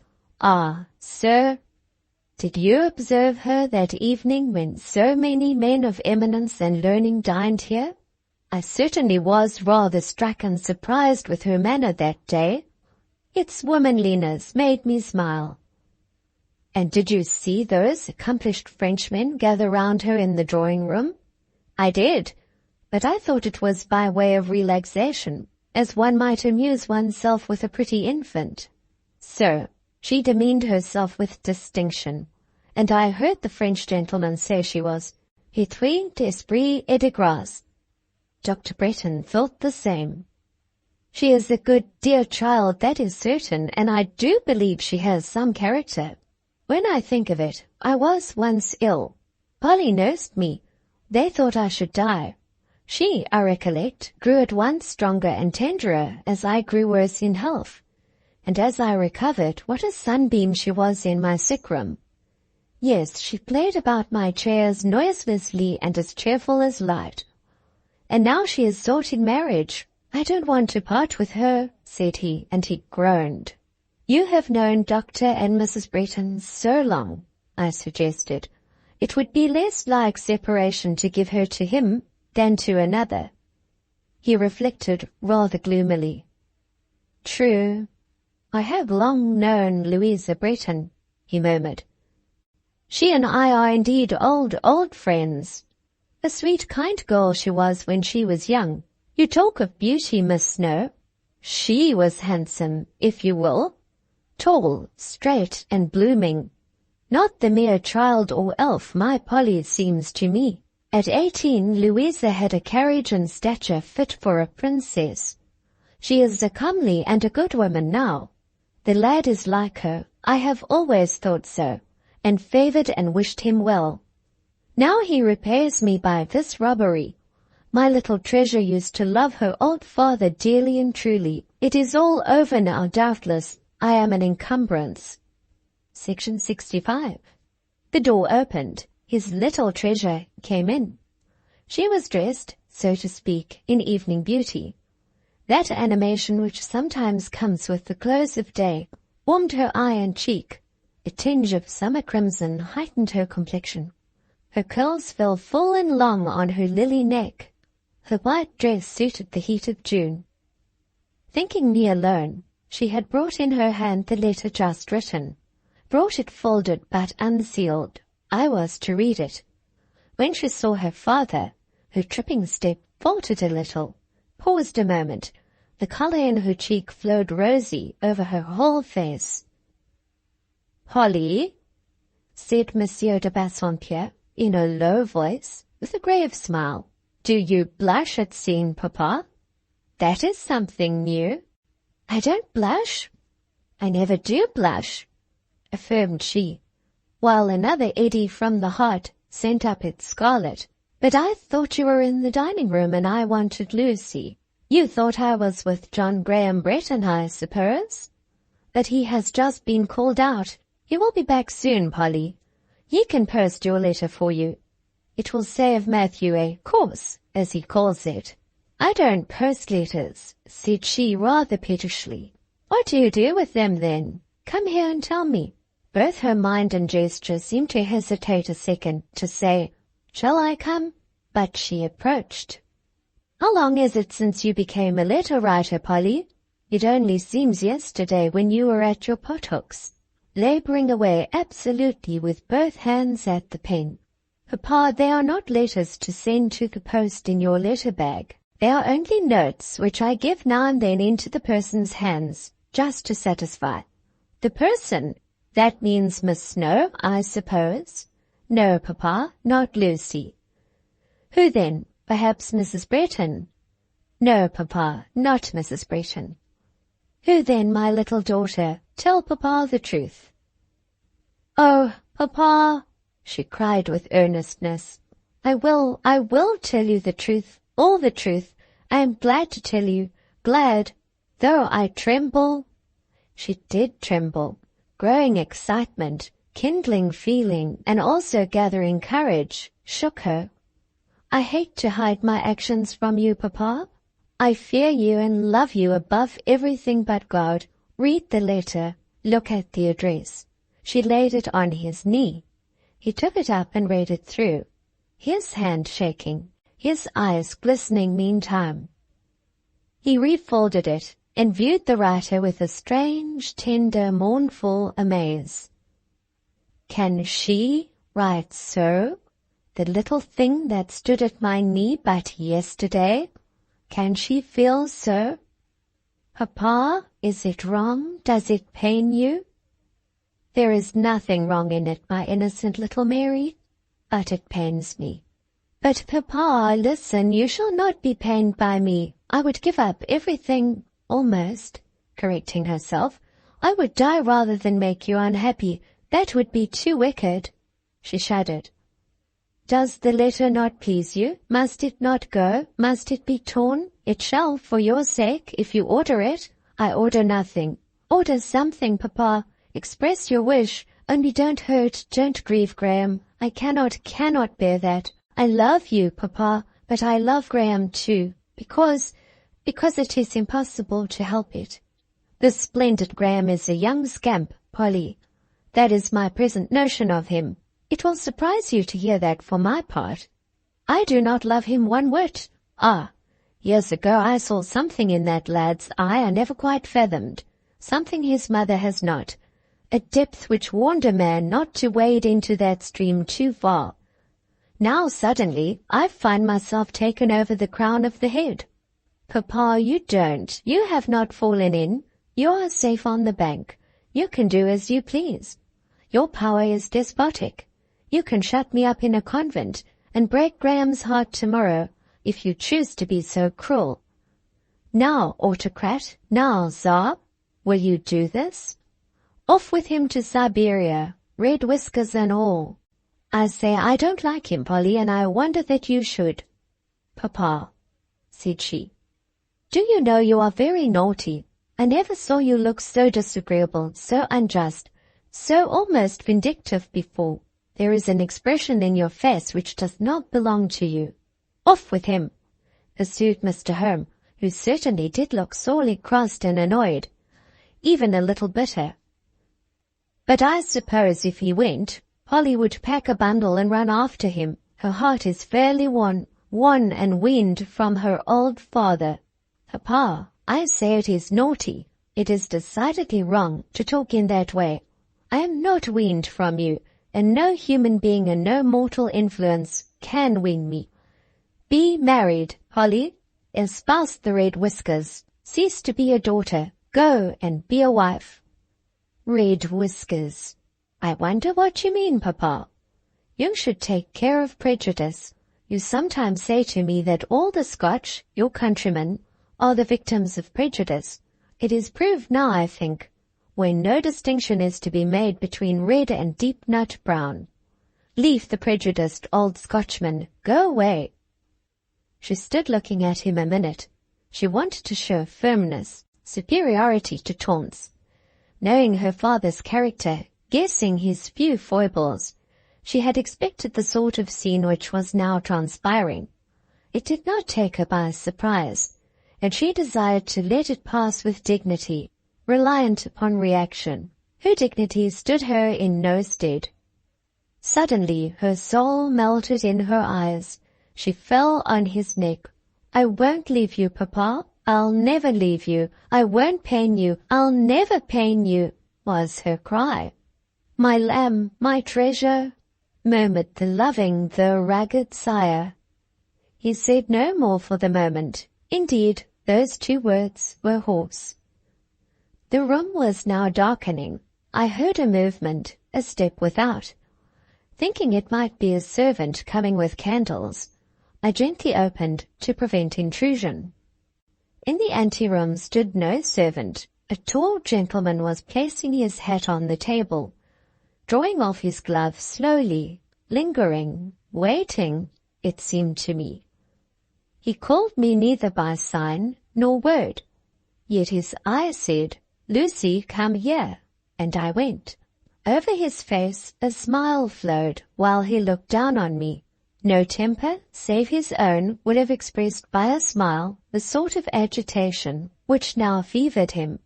"Monsieur de Bassompierre is there, is he not?" he inquired, pointing to the library. "Yes." "He noticed me at dinner? He understood me?" "Yes, Graham." "I am brought up for judgment then, and so is she?" Mr. Home, we now and always continue to term him Mr. Home at times, is talking to his daughter. "Ha! These are sharp moments, Lucy." He was quite stirred up. His young hand trembled. A vital, I was going to write mortal, but such words ill apply to one all living like him. A vital suspense now held, now hurried his breath. In all this trouble his smile never faded. "Is he very angry, Lucy?" "She is very faithful, Graham." "What will be done unto me?" "Graham, your star must be fortunate." "Must it, kind prophet? So cheered I should be a faint heart indeed to quail. I think I find all women faithful, Lucy. I ought to love them, and I do. My mother is good, she is divine, and you are true as steel, are you not?" "Yes, Graham." "Then give me thy hand, my little god-sister. It is a friendly little hand to me, and always has been. And now for the great venture. God be with the right. Lucy, say Amen." He turned and waited till I said Amen, which I did to please him. The old charm, in doing as he bid me, came back. I wished him success, and successful I knew he would be. He was born victor, as some are born vanquished. "Follow me," he said, and I followed him into Mr. Holmes' presence. "Sir," he asked, "what is my sentence?" The father looked at him. The daughter kept her face hid.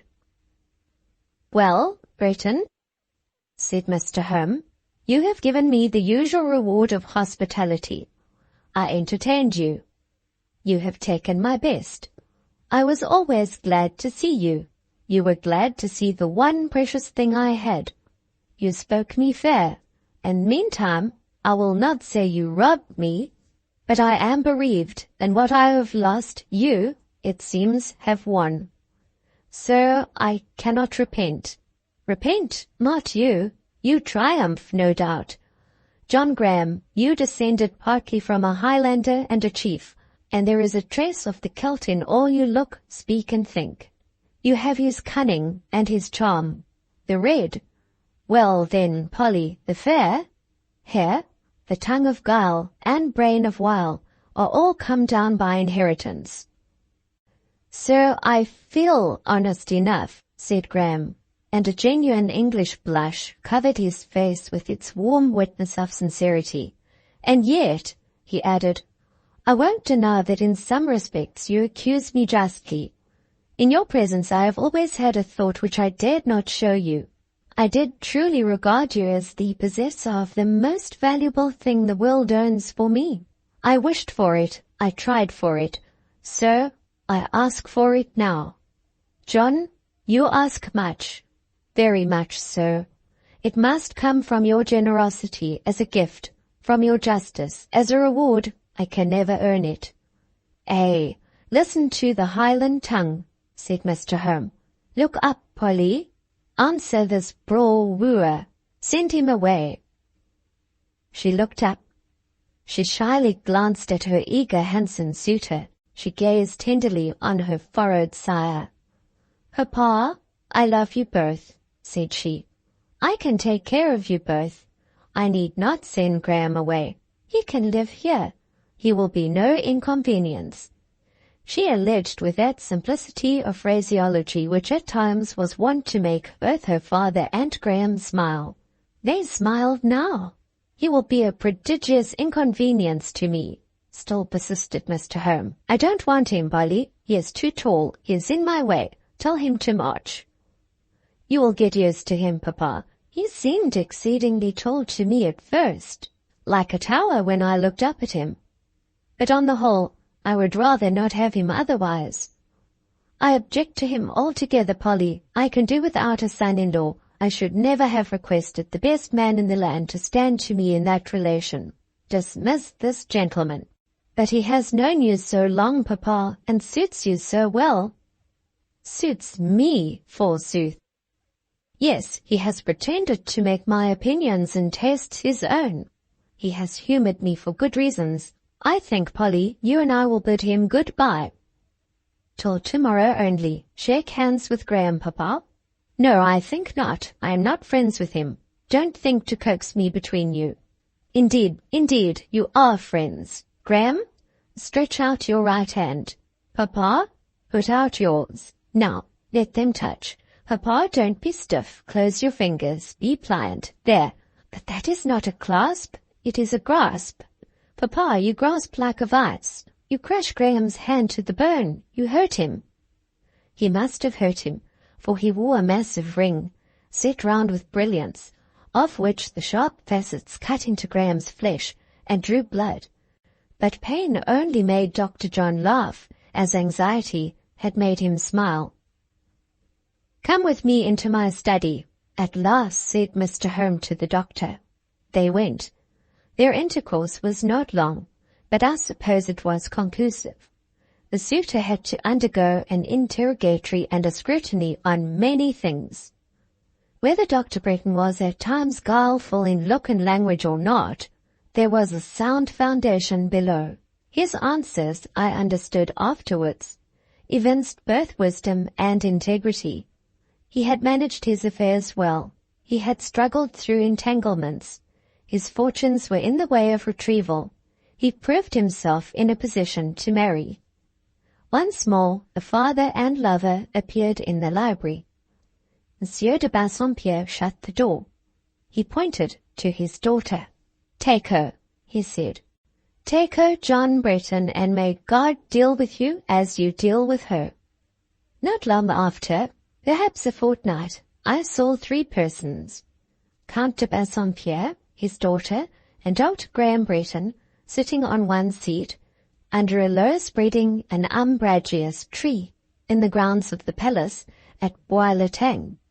They had come thither to enjoy a summer evening. Outside the magnificent gates, their carriage waited to take them home. The green sweeps of turf spread round them quiet and dim. The palace rose at a distance, white as a crag on Pentelicus. The evening star shone above it. A forest of flowering shrubs embalmed the climate of this spot. The hour was still and sweet. The scene, but for this group, was solitary. Paulina sat between the 2 gentlemen. While they conversed, her little hands were busy at some work. I thought at first she was binding a nosegay. No, with the tiny pair of scissors glittering in her lap, she had severed spoils from each manly head beside her, and was now occupied in plaiting together the grey lock and the golden wave. The plait woven, no silk thread being at hand to bind it. A tress of her own hair was made to serve that purpose. She tied it like a knot, prisoned it in a locket, and laid it on her heart. "Now," said she, "there is an amulet made, which has virtue to keep you 2 always friends. You can never quarrel so long as I wear this." An amulet was indeed made, a spell framed which rendered enmity impossible. She was become a bond to both, an influence over each, a mutual concord. From them she drew her happiness, and what she borrowed, she, with interest, gave back. "Is there indeed such happiness on earth?" I asked, as I watched the father, the daughter, the future husband, now united, all blessed and blessing. "Yes, it is so," Without any coloring of romance or any exaggeration of fancy, it is so. Some real lives do, for some certain days or years, actually anticipate the happiness of heaven, and I believe if such perfect happiness is once felt by good people, to the wicked it never comes. Its sweet effect is never wholly lost. Whatever trials follow, whatever pains of sickness or shades of death, the glory present still shines through, cheering the keen anguish and tinging the deep cloud. I will go farther. I do believe there are some human beings so born, so reared, so guided from a soft cradle to a calm and late grave, that no excess of suffering penetrates their lot, and no tempestuous blackness overcasts their journey. And often these are not pampered, selfish beings, but nature's elect, harmonious and benign, men and women mild with charity, kind agents of God's kind attributes. Let me not delay the happy truth. Graham Bretton and Paulina de Bassompierre were married, and such an agent did Dr. Bretton prove. He did not with time degenerate. His faults decayed, his virtues ripened. He rose in intellectual refinement. He won in moral profit. All dregs filtered away. The clear wine settled bright and tranquil. Bright, too, was the destiny of his sweet wife. She kept her husband's love. She aided in his progress. Of his happiness she was the cornerstone. This pair was blessed indeed, for years brought them with great prosperity, great goodness. They imparted with open hand, yet wisely. Doubtless they knew crosses, disappointments, difficulties, but these were well borne. More than once, too, they had to look on him whose face flesh scarce can see and live. They had to pay their tribute to the King of Terrors. In the fullness of years, Monsieur de Bassompierre was taken. In ripe old age departed Louisa Bretton.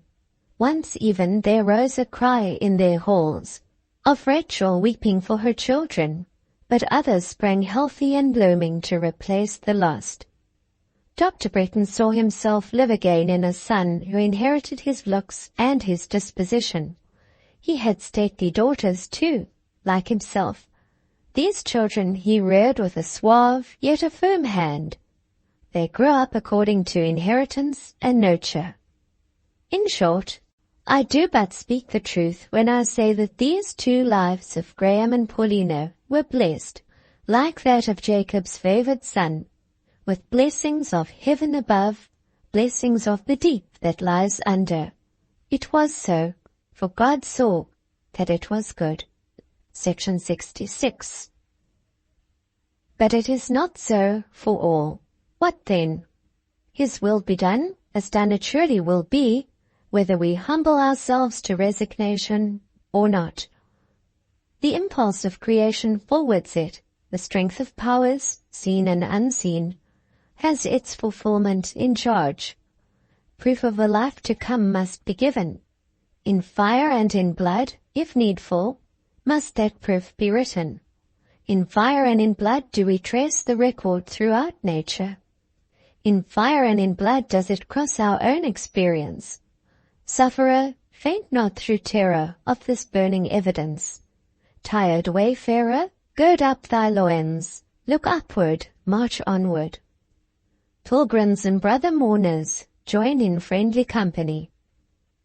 Dark through the wilderness of this world stretches the way for most of us. Equal and steady be our tread, be our cross, our banner. For staff we have his promise, whose word is tried, whose way perfect. For present hope his providence, who gives the shield of salvation, whose gentleness makes great. For final home his bosom, who dwells in the height of heaven. For crowning prize a glory exceeding and eternal. Let us so run that we may obtain. Let us endure hardness as good soldiers. Let us finish our course and keep the faith, reliant in the issue to come off more than conquerors. Art thou not from everlasting mine, Holy One? We shall not die. On a Thursday morning we were all assembled in class, waiting for the lesson of literature. The hour was come. We expected the master. The pupils of the first class sat very still. The keenly written compositions prepared since the last lesson lay ready before them, neatly tied with ribbon, waiting to be gathered by the hand of the professor as he made his rapid round of the desks. The month was July, the morning fine. The glass door stood ajar. Through it played a fresh breeze, and plants growing at the lintel waved, bent, looked in, seeming to whisper tidings. Monsieur Emmanuel was not always quite punctual. We scarcely wondered at his being a little late, but we wondered when the door at last opened, and instead of him, with his swiftness and his fire, there came quietly upon us the cautious Madame Beck. She approached Monsieur Paul's desk. She stood before it. She drew round her the light shawl covering her shoulders. Beginning to speak in low yet firm tones, and with a fixed gaze, she said, "This morning there will be no lesson of literature." The second paragraph of her address followed, after about 2 minutes' pause. "It is probable the lessons will be suspended for a week. I shall require at least that space of time to find an efficient substitute for Monsieur Emmanuel. Meanwhile it shall be our study to fill the blanks usefully. Your professor, ladies," she went on, "intends, if possible, duly to take leave of you. At the present moment he has not leisure for that ceremony. He is preparing for a long voyage. The very sudden and urgent summons of duty calls him to a great distance. He has decided to leave Europe for an indefinite time. Perhaps he may tell you more himself. Ladies, instead of the usual lesson with Monsieur Emmanuel, you will, this morning, read English with Mademoiselle Lucy." She bent her head courteously, drew closer the folds of her shawl, and passed from the class. A great silence fell. Then a murmur went round the room. I believe some pupils wept. Some time elapsed. The noise, the whispering, the occasional sobbing increased. I became conscious of a relaxation of discipline, a sort of greying disorder, as if my girls felt that vigilance was withdrawn and that surveillance had virtually left the class. Habit and the sense of duty enabled me to rally quickly, to rise in my usual way, to speak in my usual tone, to enjoin, and finally to establish quiet. I made the English reading long and close. I kept them at it the whole morning. I remember feeling a sentiment of impatience towards the pupils who sobbed. Indeed, their emotion was not of much value. It was only an hysteric agitation. I told them so, unsparingly.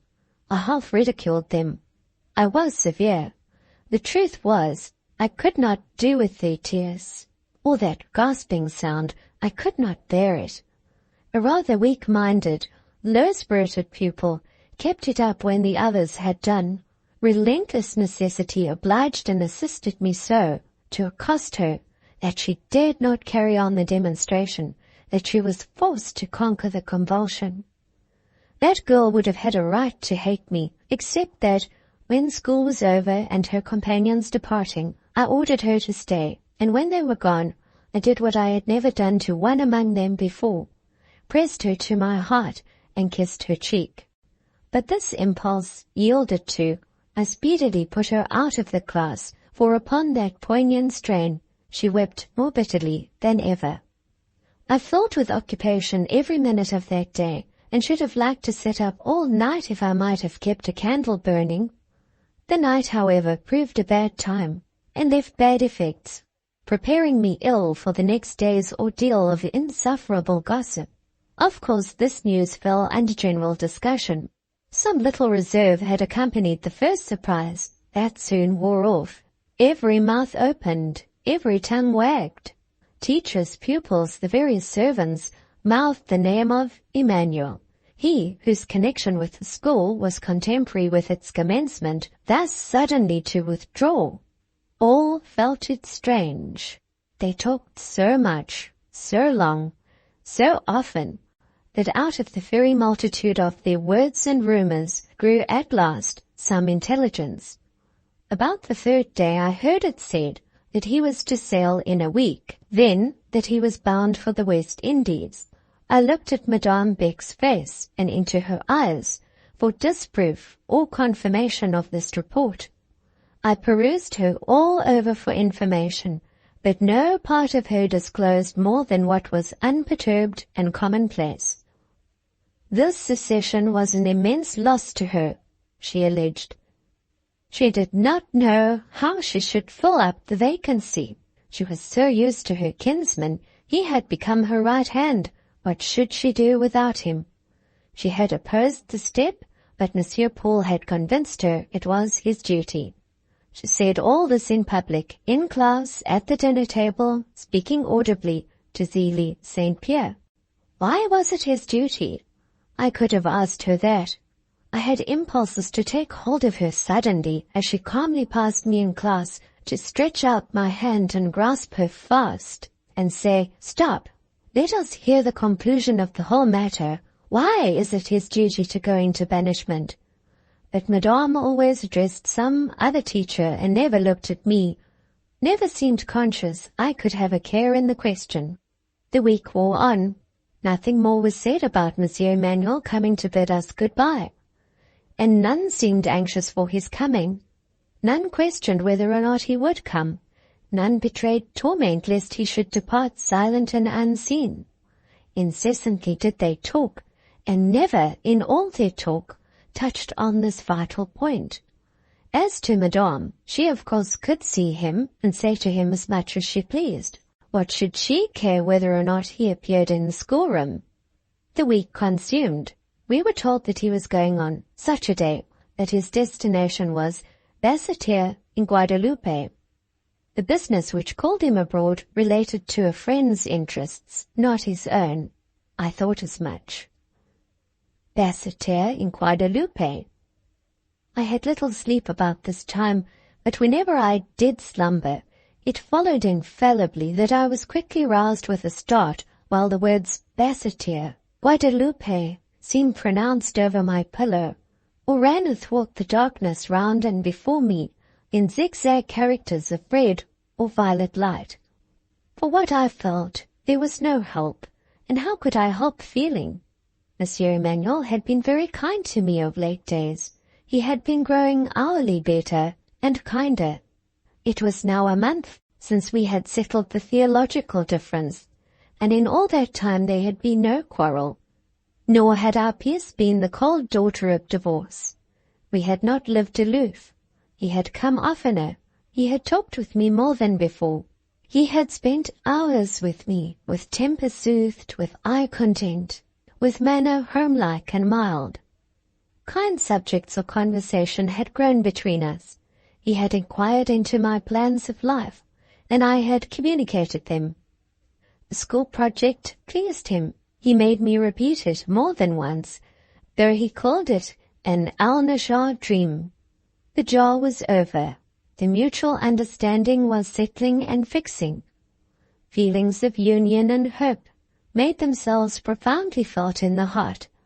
Affection and deep esteem and dawning trust had each fastened its bond. What quiet lessons I had about this time! No more taunts on my intellect, no more menaces of grating public shows.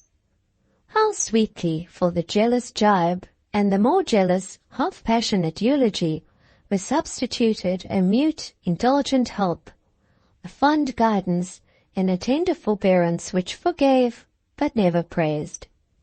There were times when he would sit for many minutes and not speak at all, and when dusk or duty brought separation, he would leave with words like these: "Il est doux, le repos. Il est précieux, le calme bonheur." One evening, not 10 short days since, he joined me whilst walking in my alley. He took my hand. I looked up in his face. I thought he meant to arrest my attention. "Bon petit ami," said he softly. "Douce consolatrice?" But through his touch and with his words, a new feeling and a strange thought found a course. Could it be that he was becoming more than friend or brother?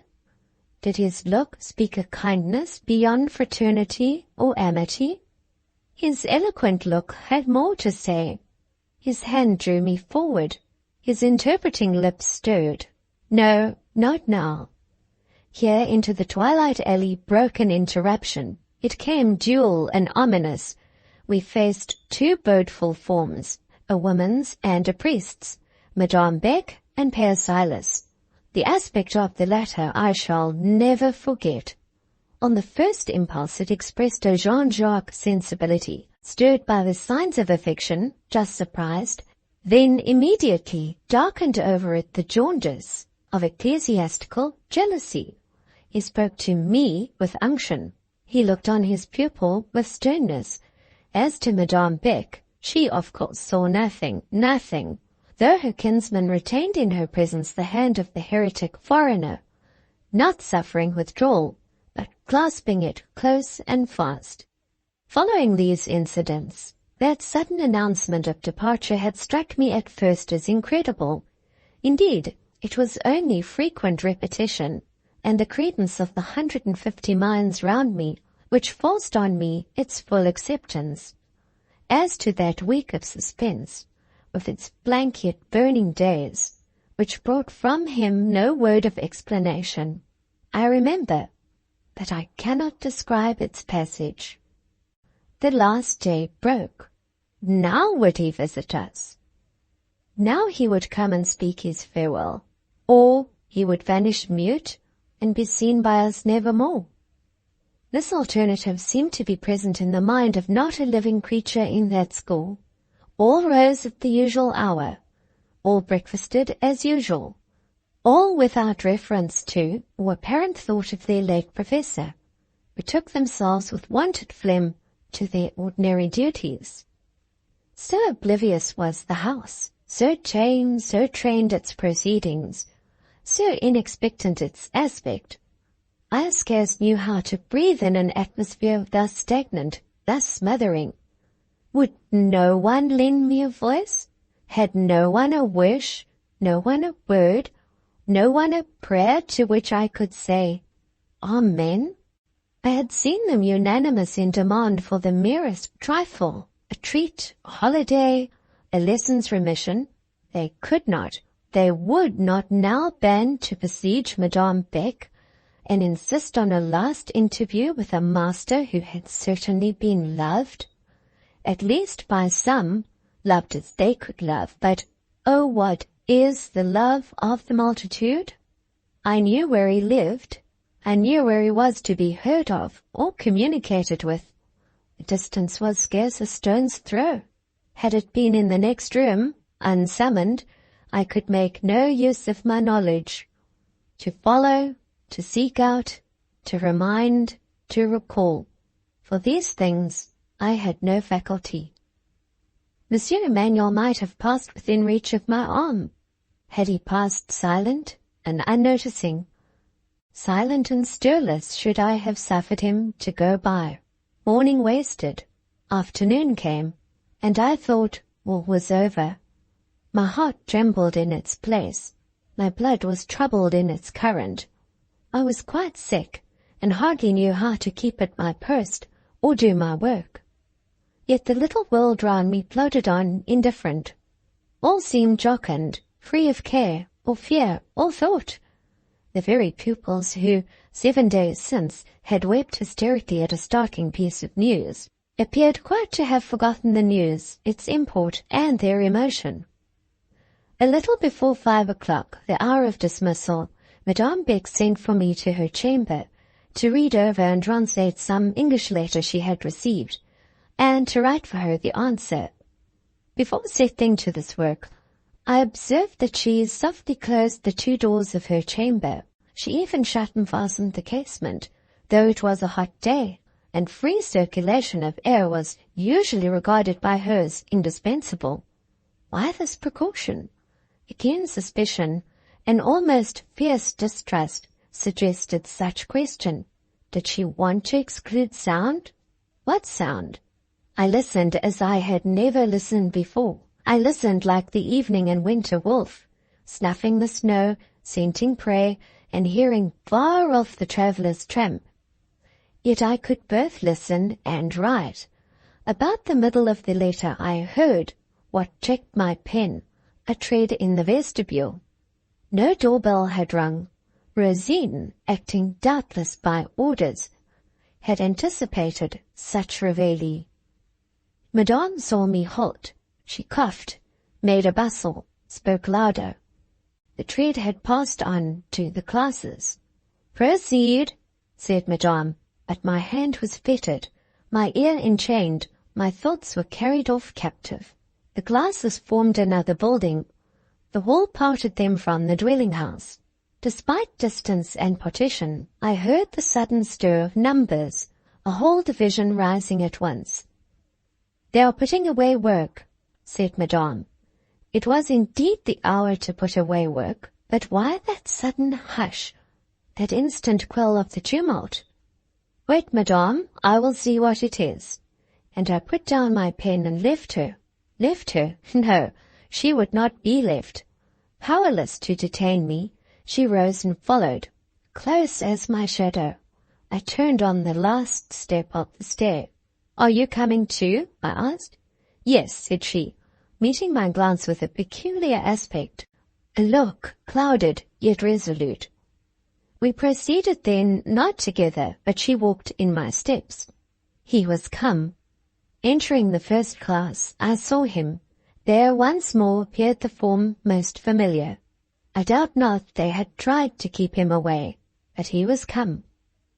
The girls stood in a semicircle. He was passing round, giving his farewells, pressing each hand, touching with his lips each cheek. This last ceremony, foreign custom permitted at such a parting, so solemn, to last so long. I felt it hard that Madame Beck should dog me thus, following and watching me close. My neck and shoulder shrunk in fever under her breath. I became terribly goaded. He was approaching. The semicircle was almost travelled round. He came to the last pupil. He turned. But Madame was before me. She had stepped out suddenly. She seemed to magnify her proportions and amplify her drapery. She eclipsed me. I was hid. She knew my weakness and deficiency. She could calculate the degree of moral paralysis, the total default of self-assertion, with which, in a crisis, I could be struck. She hastened to her kinsman. She broke upon him volubly.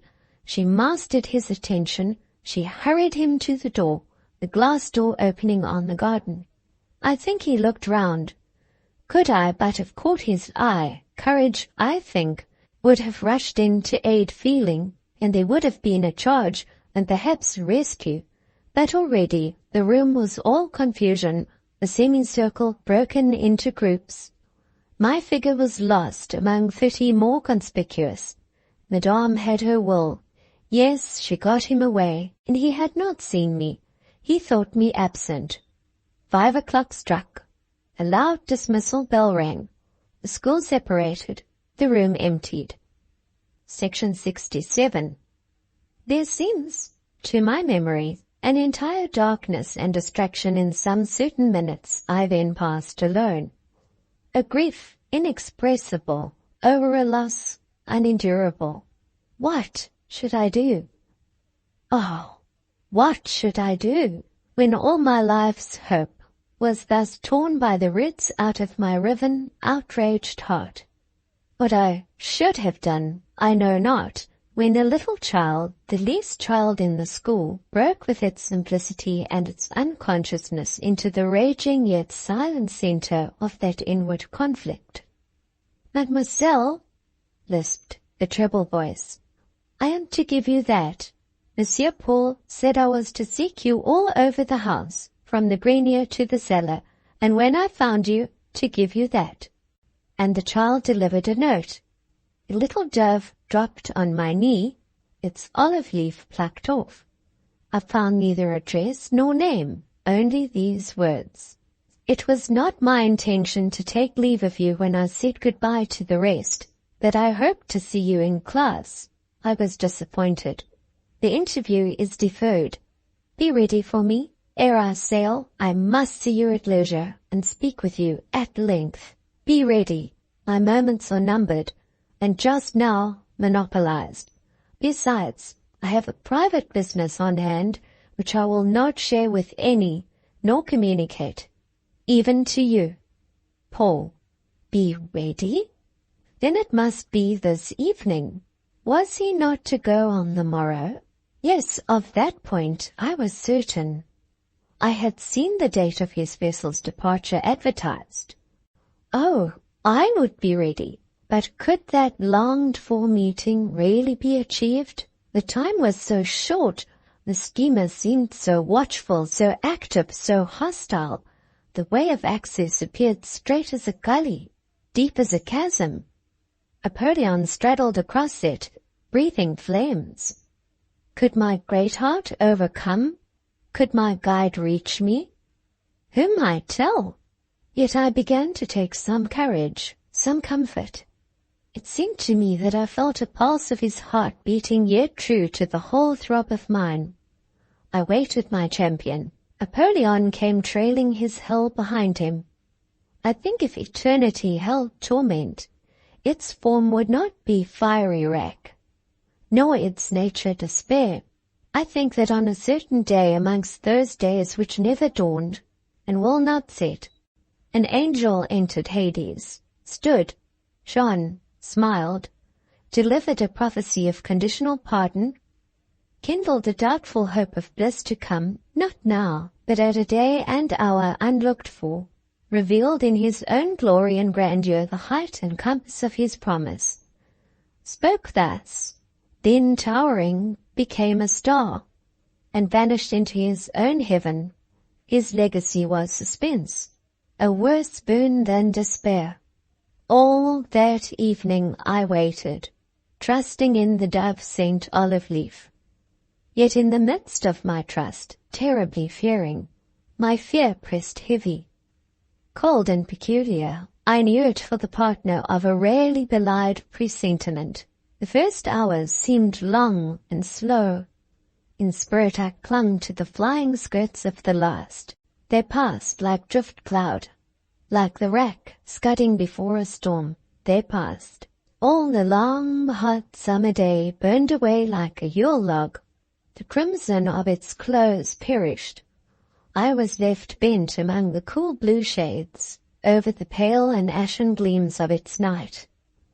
Prayers were over. It was bedtime. My co-inmates were all retired. I still remained in the gloomy first class, forgetting or at least disregarding rules I had never forgotten or disregarded before. How long I paced that class I cannot tell. I must have been afoot many hours. Mechanically had I moved aside benches and desks, and had made for myself a path down its length. There I walked, and there, when certain that the whole household were abed, and quite out of hearing, there I at last wept. Reliant on night, confiding in solitude, I kept my tears sealed, my sobs chained, no longer. They heaved my heart, they tore their way. In this house, what grief could be sacred? Soon after 11 o'clock, a very late hour in the Rue Facette, the door unclosed, quietly but not stealthily. A lamp's flame invaded the moonlight. Madame Beck entered, with the same composed air, as if coming on an ordinary occasion at an ordinary season. Instead of at once addressing me, she went to her desk, took her keys, and seemed to seek something. She loitered over this feigned search long, too long. She was calm, too calm. My mood scarce endured the pretense. Driven beyond common range, 2 hours since I had left behind me wonted respects and fears, led by a touch and ruled by a word, under usual circumstances, no yoke could now be borne, no curb obeyed. "It is more than time for retirement," said Madame. "The rule of the house has already been transgressed too long." Madame made no answer. I did not check my walk. When she came in my way, I put her out of it. "Let me persuade you to calm, miss. Let me lead you to your chamber," said she, trying to speak softly. "No," I said. "Neither you nor another shall persuade or lead me. Your bed shall be warmed. Goton is sitting up still. She shall make you comfortable. She shall give you a sedative." "Madame," I broke out, "you are a sensualist. Under all your serenity, your peace, and your decorum, you are an undenied sensualist. Make your own bed warm and soft. Take sedatives and meats, and drink spiced and sweet as much as you will. If you have any sorrow or disappointment, and perhaps you have, nay, I know you have, seek your own palliatives in your own chosen resources. Leave me, however, leave me, I say. I must send another to watch you, miss. I must send Goton. I forbid it. Let me alone. Keep your hand off me and my life and my troubles. Oh, madame, in your hand there is both chill and poison. You envenom and you paralyze." "What have I done, miss? You must not marry Paul. He cannot marry." "Dog in the manger," I said, for I knew she secretly wanted him and had always wanted him. She called him insupportable. She railed at him for a devote she did not love, but she wanted to marry, that she might bind him to her interest. Deep into some of Madame's secrets I had entered, I know not how, by an intuition or an inspiration which came to me, I know not whence. In the course of living with her too, I had slowly learned that unless with an inferior, she must ever be a rival.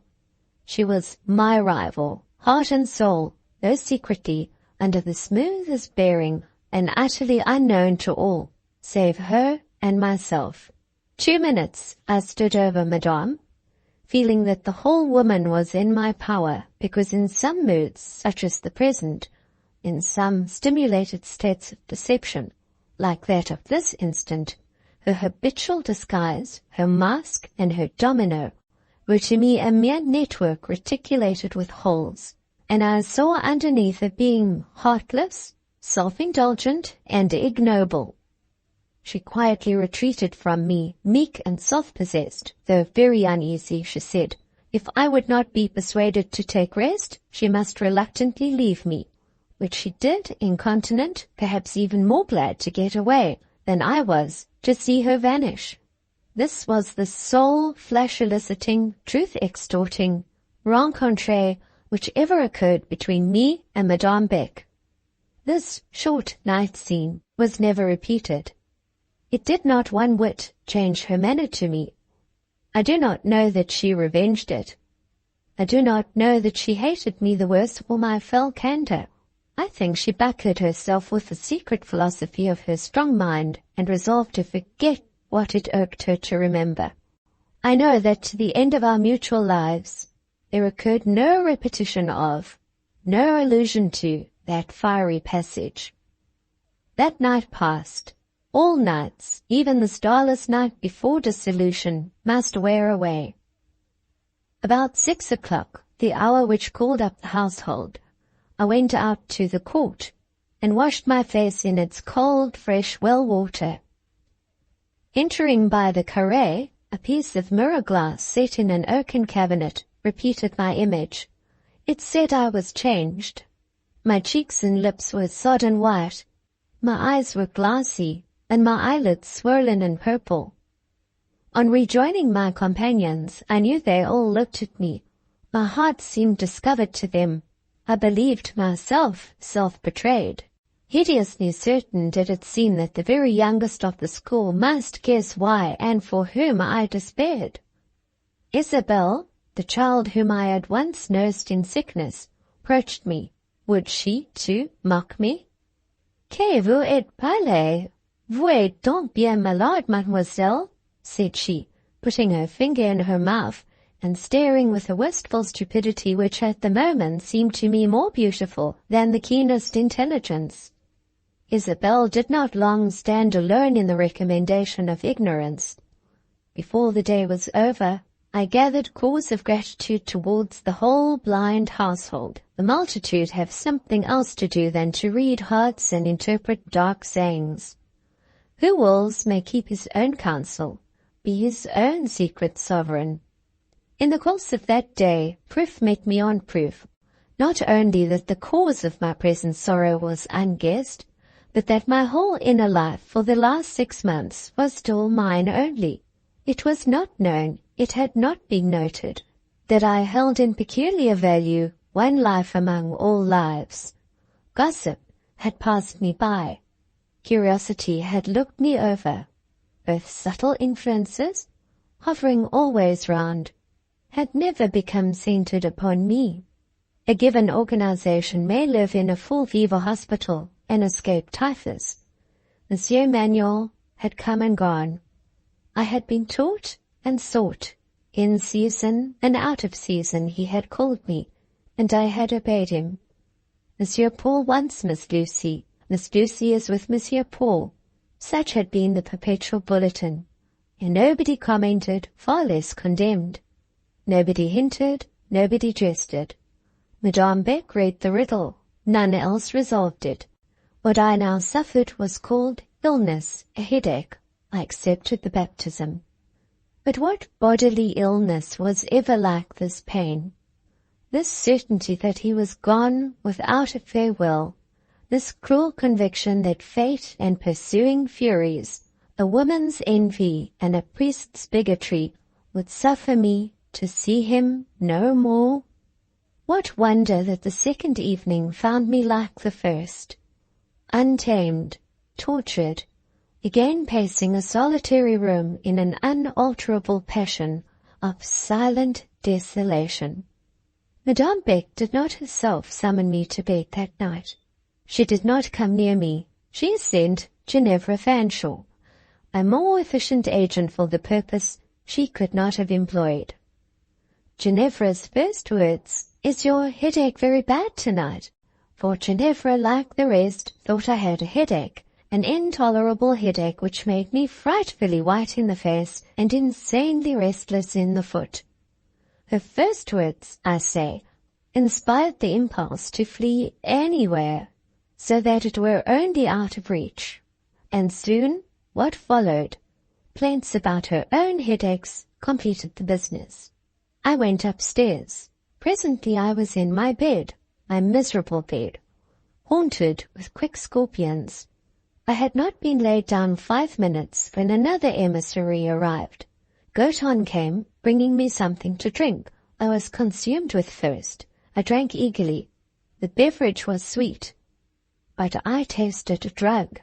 "Madame says it will make you sleep." "Shoo shoo," said Goton as she received back the emptied cup. Ah, the sedative had been administered. In fact, they had given me a strong opiate. I was to be held quiet for one night. The household came to bed. The night light was lit, the dormitory hushed. Sleep soon reigned. Over those pillows, sleep won an easy supremacy. Contented sovereign over heads and hearts which did not ache, he passed by the unquiet. The drug wrought. I know not whether Madame had overcharged or undercharged the dose. Its result was not that she intended. Instead of stupor came excitement. I became alive to new thought, to reverie peculiar in coloring. The gathering call ran among the faculties. Their bugles sang. Their trumpets rang an untimely summons. Imagination was roused from her rest, and she came forth impetuous and venturous. With scorn she looked on matter, her mate. "Rise," she said, "sluggard, this night I will have my will, nor shalt thou prevail." "Look forth and view the night," was her cry. And when I lifted the heavy blind from the casement close at hand, with her own royal gesture she showed me a moon supreme in an element deep and splendid. To my gasping senses she made the glimmering gloom, the narrow limits, the oppressive heat of the dormitory intolerable. she lured me to leave this den and follow her forth into dew, coolness, and glory. She brought upon me a strange vision of Villette at midnight. Especially, she showed the park, the summer park, with its long alleys, all silent, lone and safe. Among these lay a huge stone basin. That basin I knew, and beside which I had often stood, deep set in the tree shadows, brimming with cool water, clear with a green leafy rushy bed. What of all this? The park gates were shut up, locked, sentinelled. The place could not be entered. Could it not? A point worth considering. And while revolving it, I mechanically dressed.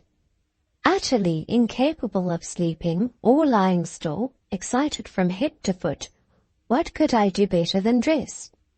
The gates were locked, soldiers set before them. Was there then no admission to the park?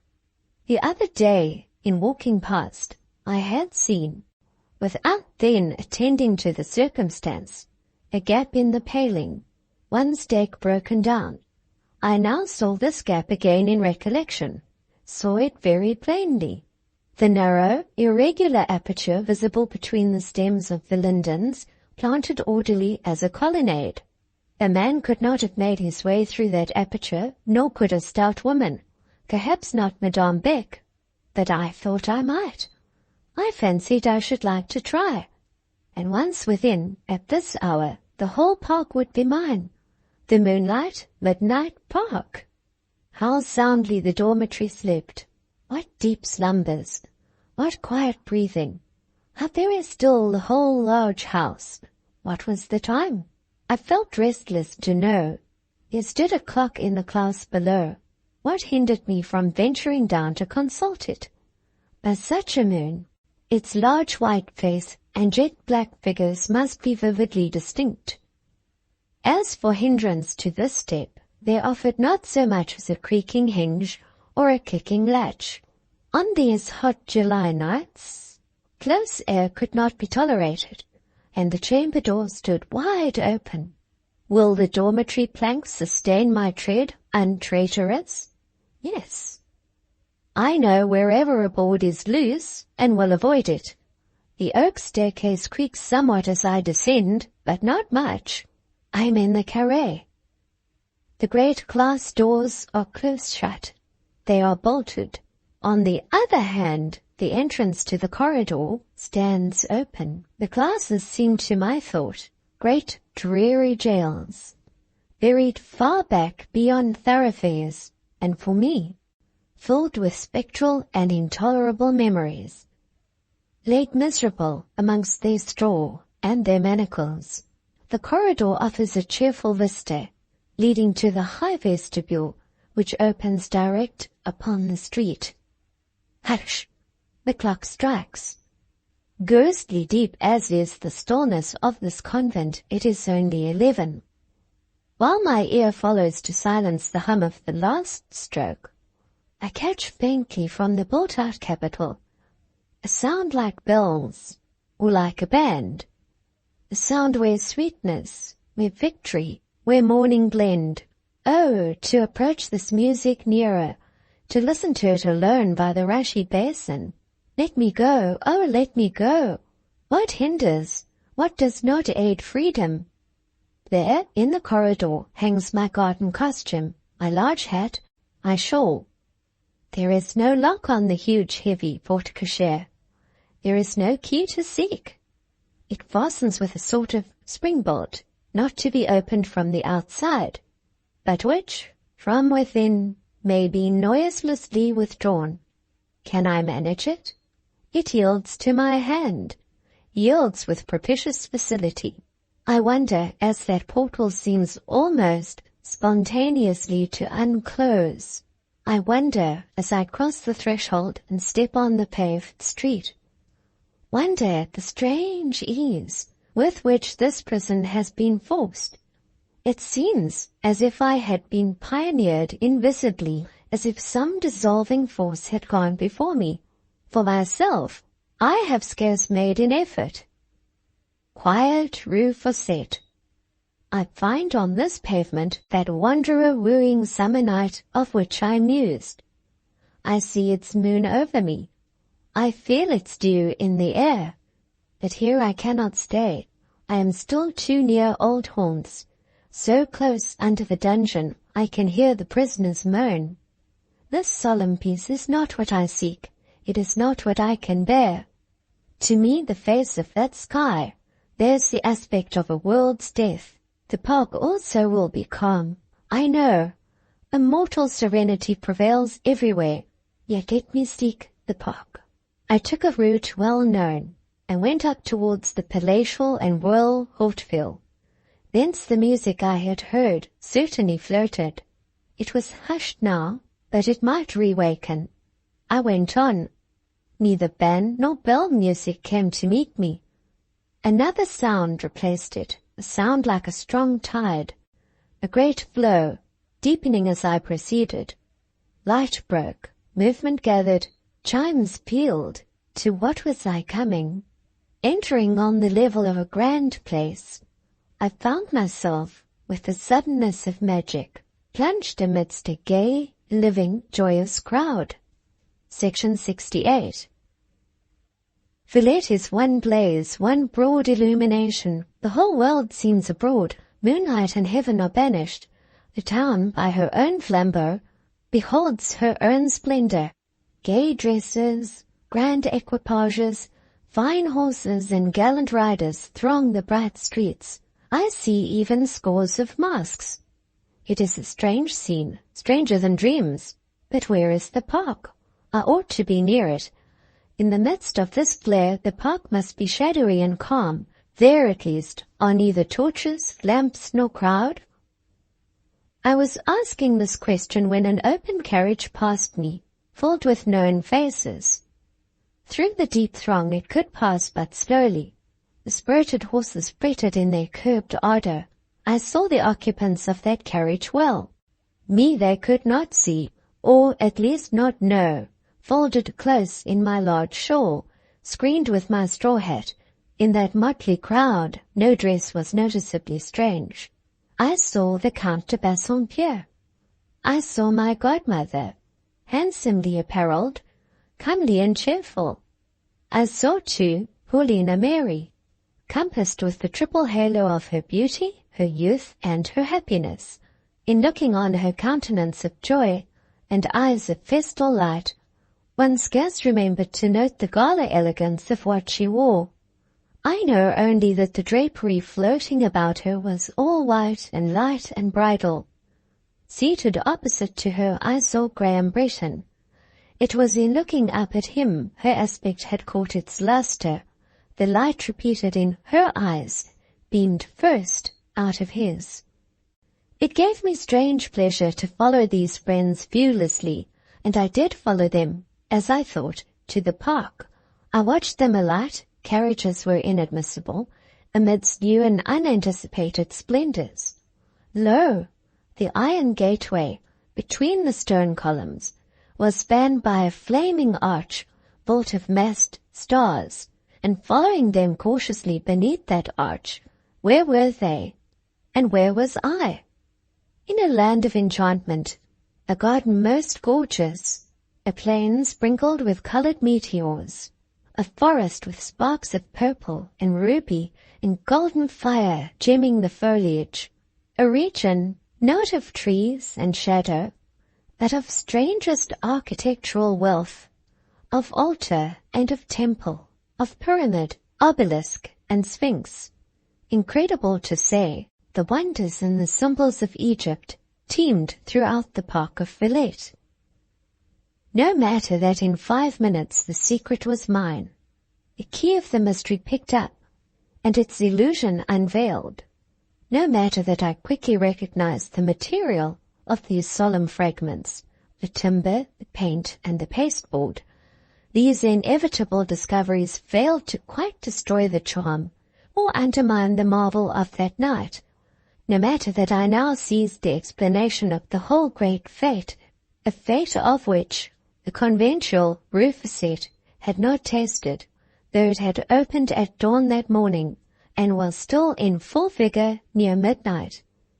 In past days there had been, said history, an awful crisis in the fate of Le Massacre, involving I know not what peril to the rights and liberties of her gallant citizens.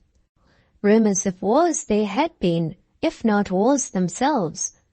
A kind of struggling in the streets, a bustle, a running to and fro, some rearing of barricades, some burgher rioting, some calling out of troops, much interchange of brickbats, and even a little of shot.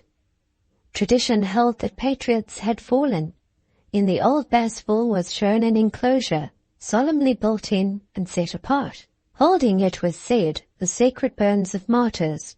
Be this as it may, a certain day in the year was still kept as a festival, in honor of the said patriots and martyrs, of somewhat apocryphal memory, the morning being given to a solemn Te Deum in St. Jean-Baptiste, the evening devoted to spectacles, decorations, and illuminations, such as these I now saw. While looking up at the image of a white ibis, fixed on a column, while fathoming the deep, torchlit perspective of an avenue, at the close of which was couched a sphinx, I lost sight of the party which, from the middle of the great square, I had followed, or rather they vanished like a group of apparitions. On this whole scene was impressed a dreamlike character. Every shape was wavering, every movement floating, every voice echo-like, half mocking, half uncertain. Paulina and her friends being gone, I scarce could avouch that I had really seen them, nor did I miss them as guides through the chaos, far less regret them as protectors amidst the night. That festal night would have been safe for a very child. Half the peasantry had come in from the outlying environs of Villette, and the decent burghers were all abroad and around, dressed in their best. My straw hat passed amidst cap and jacket, short petticoat, and long calico mantle, without perhaps attracting a glance. I only took the precaution to bind down the broad-leaf gypsy wires with a supplementary ribbon, and then I felt safe, as if masked.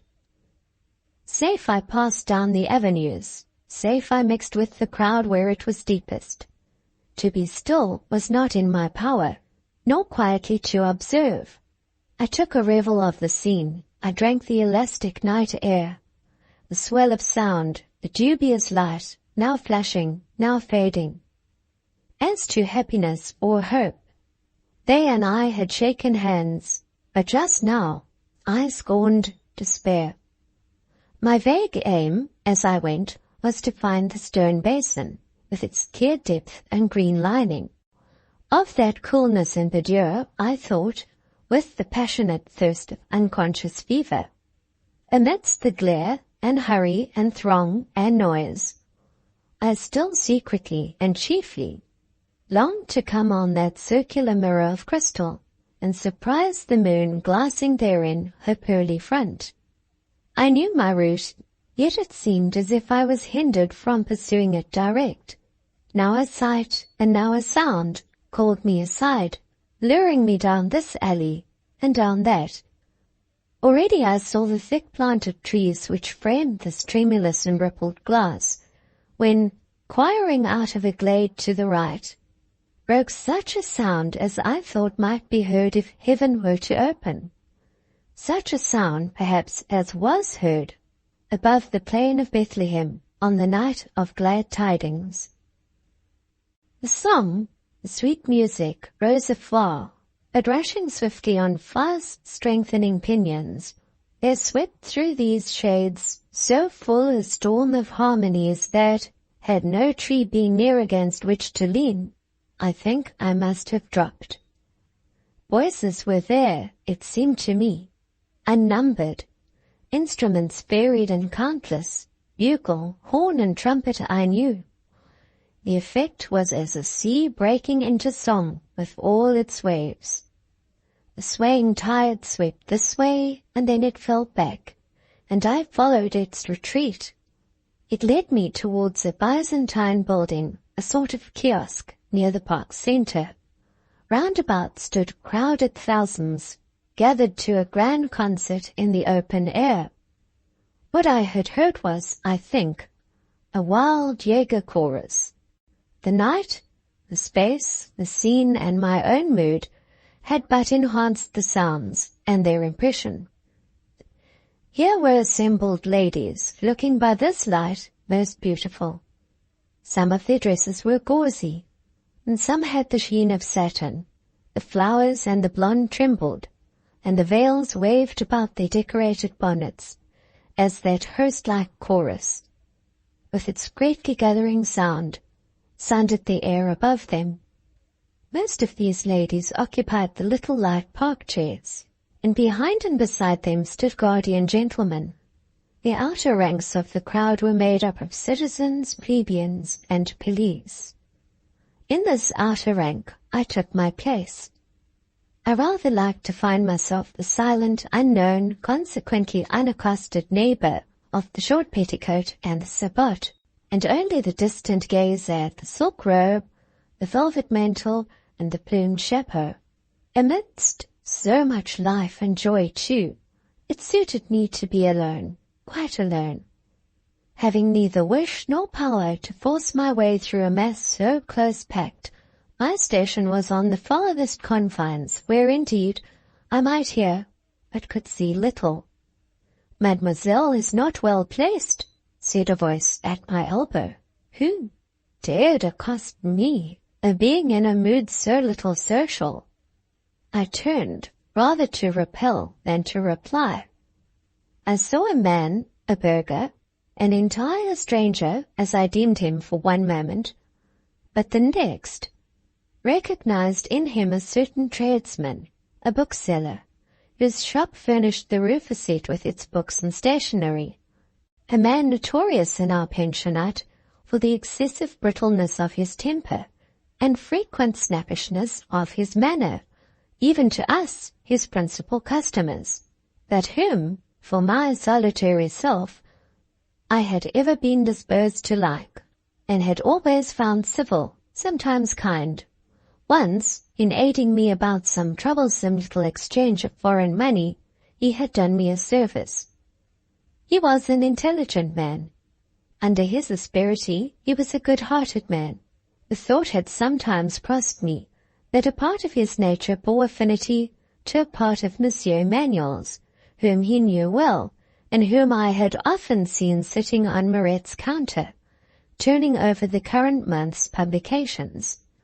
And it was in this affinity I read the explanation of that conciliatory feeling with which I instinctively regarded him. Strange to say, this man knew me under my straw hat and closely folded shawl, and, though I deprecated the effort, he insisted on making a way for me through the crowd, in finding me a better situation. He carried his disinterested civility further, and from some quarter procured me a chair. Once and again I have found that the most cross-grained are by no means the worst of mankind, nor the humblest in station the least polished in feeling. This man in his courtesy seemed to find nothing strange in my being here alone, only a reason for extending to me, as far as he could, a retiring yet efficient attention. Having secured me a place and a seat, he withdrew without asking a question, without obtruding a remark, without adding a superfluous word. No wonder that Professor Emanuel liked to take his cigar and his lounge, and to read his feuilleton in Monsieur Mirette's shop. The two must have suited. I had not been seated 5 minutes ere I became aware that chance and my worthy burgher friend had brought me once more within view of a familiar and domestic group. Right before me sat the Bretons and de Bassompierres. Within reach of my hand, had I chosen to extend it, sat a figure like a fairy queen, whose array, lilies, and their leaves seemed to have suggested, whatever was not spotless white, being forest green. My godmother, too, sat so near that had I leaned forward, my breath might have stirred the ribbon of her bonnet. They were too near. Having been just recognized by a comparative stranger, I felt uneasy at this close vicinage of intimate acquaintance. It made me quite start when Mrs. Breton, turning to Mr. Home and speaking out of a kind impulse of memory, said, "I wonder what my steady little Lucy would say to all this, if she were here. I wish we had brought her. She would have enjoyed it much." "So she would, in her grave, sensible fashion. It is a pity, but we had asked her," rejoined the kind gentleman, and added, "I like to see her so quietly pleased, so little moved, yet so content." Dear were they both to me. Dear are they to this day in their remembered benevolence. Little knew they the rack of pain which had driven Lucy almost into fever, and brought her out, guideless and reckless, urged and dragged to the brink of frenzy. I had half a mind to bend over the elders' shoulders, and answer their goodness with the thanks of my eyes. Monsieur de Bassompierre did not well know me, but I knew him, and honoured and admired his nature, with all its plain sincerity, its warm affection, and unconscious enthusiasm. Possibly I might have spoken, but just then Graham turned. He turned with one of his stately, firm movements, so different from those of a sharp-tempered, undersized man. There was behind him a throng, 100 ranks deep. There were thousands to meet his eye and divide its scrutiny. Why then did he concentrate all on me, but pressing me with the whole force of that full blue steadfast orb? Why, if he would look, did not one glance satisfy him? Why did he turn on his chair, rest his elbow on its back, and study me leisurely? He could not see my face. I held it down. Surely he could not recognize me. I stooped, I turned, I would not be known. He rose. By some means he contrived to approach. In 2 minutes he would have had my secret. My identity would have been grasped between his never tyrannous but always powerful hands. There was but one way to evade or to check him. I implied by a sort of supplicatory gesture that it was my prayer to be let alone. After that, had he persisted, he would perhaps have seen the spectacle of Lucy incensed. Not all that was grand or good or kind in him, and Lucy felt the full amount, should have kept her quite tame, or absolutely inoffensive and shadow-like. He looked, but he desisted. He shook his handsome head, but he was mute. He resumed his seat, nor did he again turn or disturb me by a glance, except indeed for one single instant, when a look, rather solicitous than curious, stole my way, speaking what somehow stilled my heart like the south wind quieting the earth. Graham's thoughts of me were not entirely those of a frozen indifference after all. I believe in that goodly mansion, his heart, he kept one little place under the skylights where Lucy might have entertainment, if she chose to call. It was not so handsome as the chambers where he lodged his male friends. It was not like the hall where he accommodated his philanthropy, or the library where he treasured his science. Still less did it resemble the pavilion where his marriage feast was splendidly spread.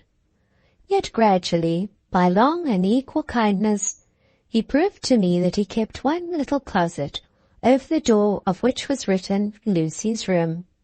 I kept a place for him too, a place of which I never took the measure, either by rule or compass. I think it was like the tent of Peri Banou. All my life long I carried it folded in the hollow of my hand, yet, released from that hold and constriction, I know not but its innate capacity for expanse might have magnified it into a tabernacle for a host. Forbearing as he was tonight, I could not stay in this proximity. This dangerous place and seat must be given up. I watched my opportunity, rose, and stole away. He might think, he might even believe, That Lucy was contained within that shawl, and sheltered under that hat, he never could be certain, for he did not see my face. Surely the spirit of restlessness was by this time appeased. Had I not had enough of adventure? Did I not begin to flag, quail, and wish for safety under a roof? Not so. I still loathed my bed in the school dormitory more than words can express. I clung to whatever could distract thought. Somehow I felt, too, that the night's drama was but begun, that the prologue was scarce spoken. Throughout this woody and turfy theatre reigned a shadow of mystery. Actors and incidents unlooked for waited behind the scenes. I thought so foreboding told me as much. Straying at random, obeying the push of every chance elbow, I was brought to a quarter where trees planted in clusters or towering singly broke up somewhat the dense packing of the crowd and gave it a more scattered character. These confines were far from the music and somewhat aloof even from the lamps, but there was sound enough to soothe, and with that full high moon, lamps were scarce needed. Here had chiefly settled family groups, burgher parents, some of them, late as was the hour, actually surrounded by their children, with whom it had not been thought advisable to venture into the closer throng. 3 fine tall trees growing close, almost twined stem within stem, lifted a thick canopy of shade above a green knoll, crowned with a seat which might have held several, yet it seemed abandoned to one. The remaining members of the fortunate party in possession of this side standing dutifully round. Yet amongst this reverend circle was a lady, holding by the hand a little girl. When I caught sight of this little girl, she was twisting herself round on her heel, swinging from her conductress's hand, flinging herself from side to side with wanton and fantastic gyrations. These perverse movements arrested my attention. They struck me as of a character fearfully familiar. On close inspection, no less so appeared the child's equipment, the lilac silk pelisse, the small swansdown boa, the white bonnet, the whole holiday toilette, in short, was the gala garb of a cherub, but too well known, of that tadpole, Desiree Beck, and Desiree Beck it was, she, or an imp, in her likeness. I might have taken this discovery as a thunderclap, but such hyperbole would have been premature. Discovery was destined to rise more than 1 degree, ere it reached its climax.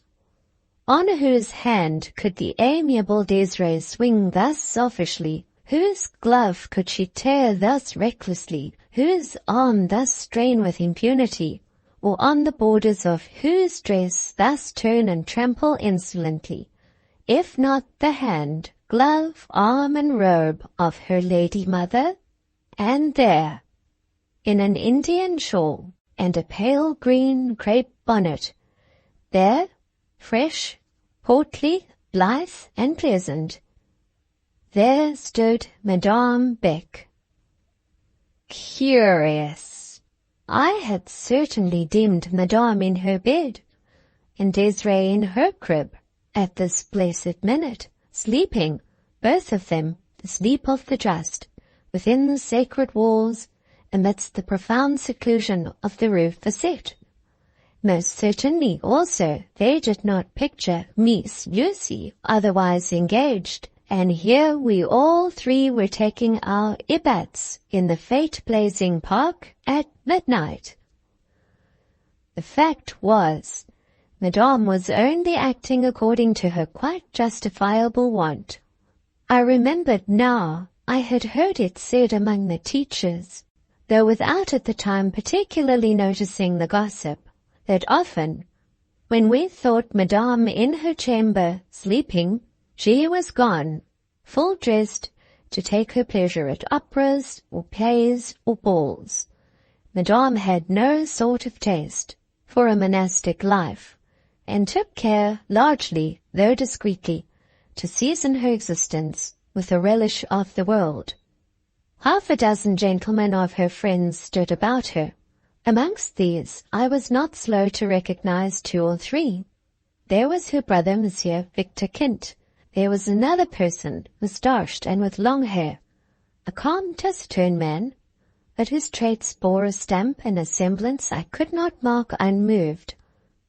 Amidst reserve and phlegm, amidst contrasts of character and of countenance, something there still was which recalled a face, mobile, fervent feeling, a face changeable, now clouded and now alight, a face from my world taken away, for my eyes lost, but where my best spring hours of life had alternated in shadow and in glow, that face where I had often seen movements so near the signs of genius, that why they did not shine fully out the undoubted fire, the thing, the spirit, and the secret itself, I could never tell.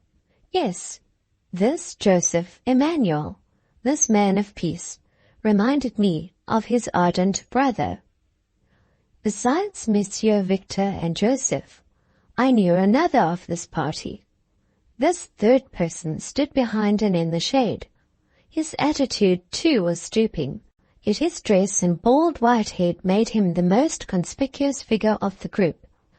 He was an ecclesiastic. He was Père Silas.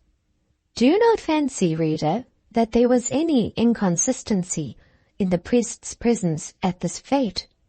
This was not considered a show of Vanity Fair, but a commemoration of patriotic sacrifice. The church patronized it, even with ostentation. There were troops of priests in the park that night. Père Silas stooped over the seat with its single occupant, the rustic bench, and that which sat upon it. A strange mass it was, bearing no shape, yet magnificent. You saw indeed the outline of a face in features, but these were so cadaverous and so strangely placed, you could almost have fancied a head severed from its trunk and flung at random on a pile of rich merchandise. The distant lampreys glanced on clear pendants, on broad rings. Neither the chasteness of moonlight, nor the distance of the torches, could quite subdue the gorgeous dyes of the drapery. Hail, Madame Walravens, I think you looked more witch-like than ever.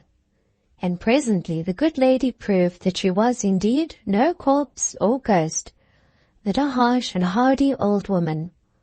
For upon some aggravation in the clamorous petition of Desiree Beck to her mother to go to the kiosk and take sweetmeats, the hunchback suddenly fetched her a resounding rap with her gold-knobbed cane.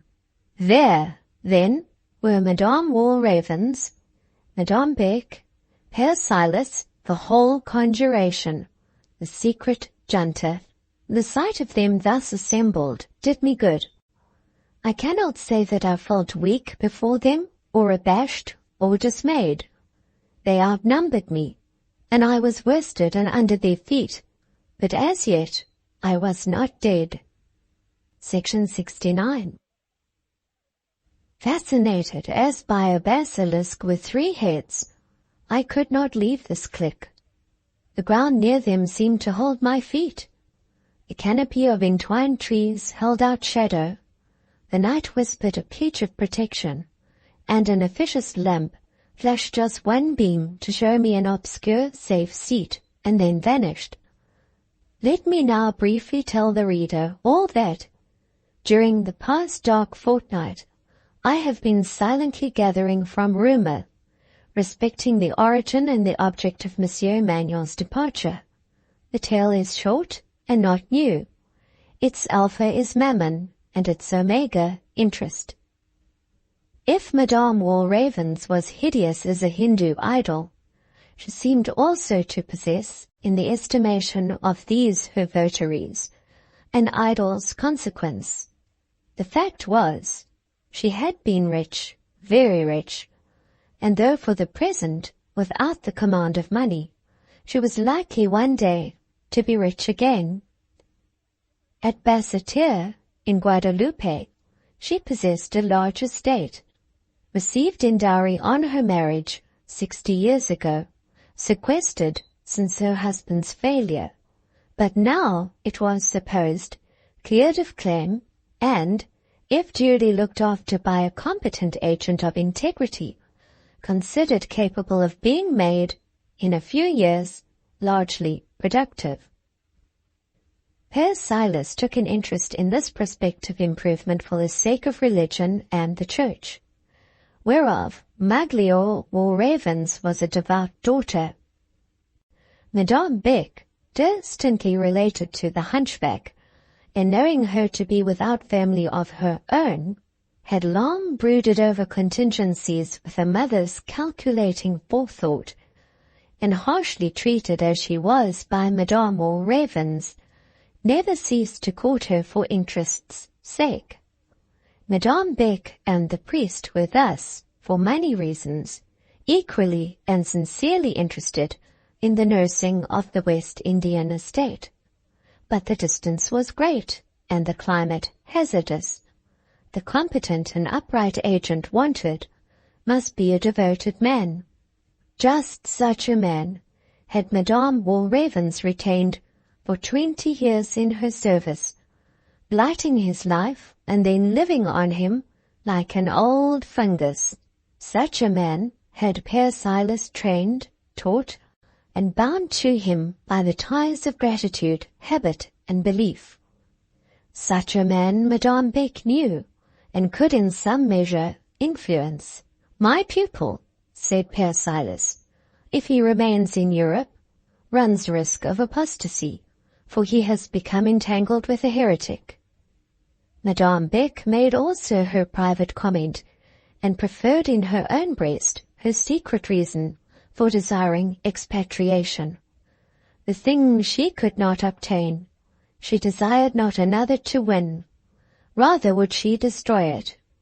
As to Madame Walravens, she wanted her money and her land, and knew Paul, if he liked, could make the best and faithfulest steward. So the three self-seekers banded and beset the one unselfish. They reasoned, they appealed, they implored.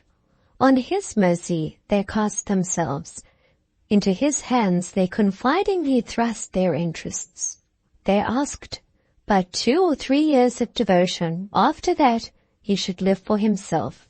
One of the number, perhaps, wished that in the meantime he might die.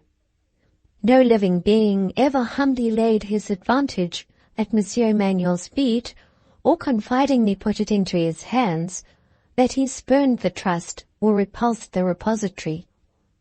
What might be his private pain or inward reluctance to leave Europe, what his calculations for his own future, none asked or knew or reported.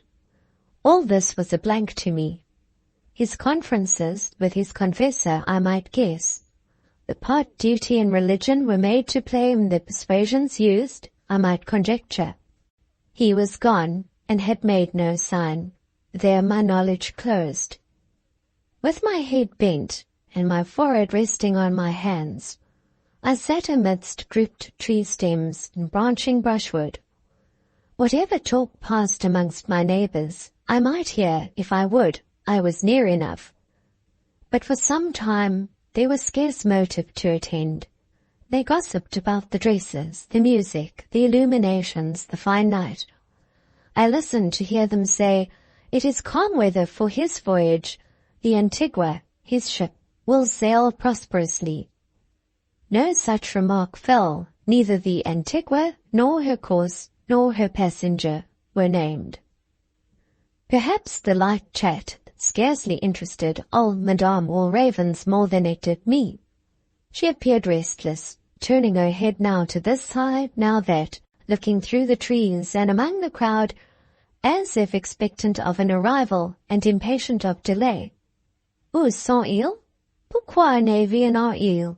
I heard her mutter more than once, and at last, as if determined to have an answer to her question, which hitherto none seemed to mind, she spoke aloud this phrase, a phrase brief enough, simple enough, but it sent a shock through me.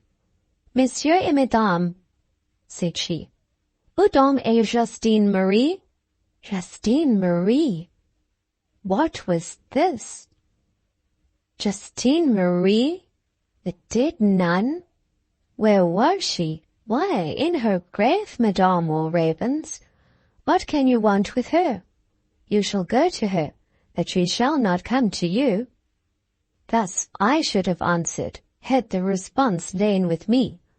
But nobody seemed to be of my mind. Nobody seemed surprised, startled, or at a loss.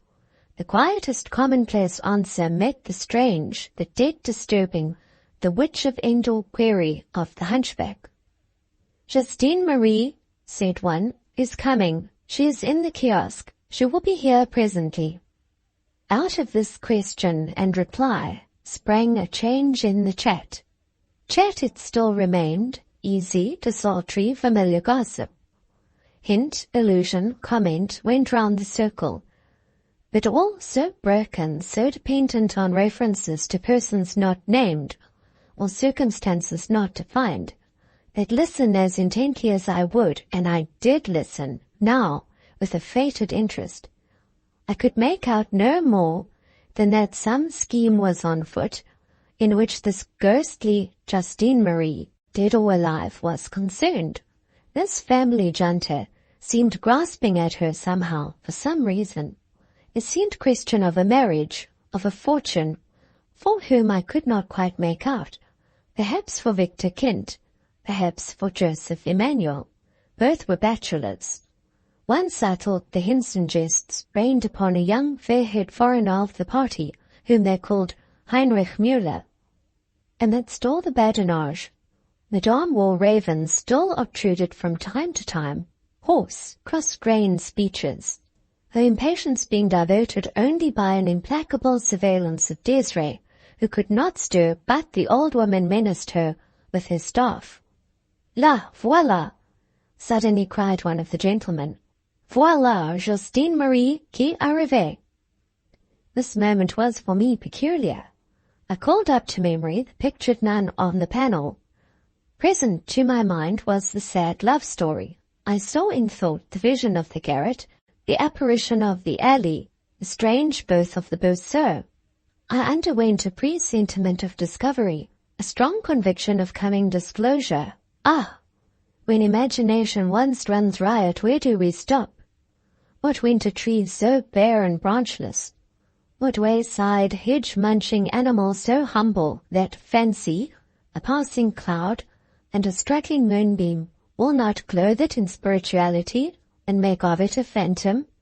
With solemn force pressed on my heart the expectation of mystery breaking up. Hitherto I had seen the spectre only through a glass darkly.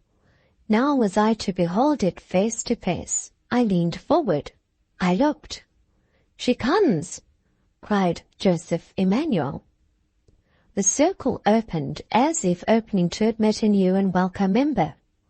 At this instant a torch chanced to be carried past. Its blaze aided the pale moon in doing justice to the crisis, in lighting to perfection the denouement pressing on.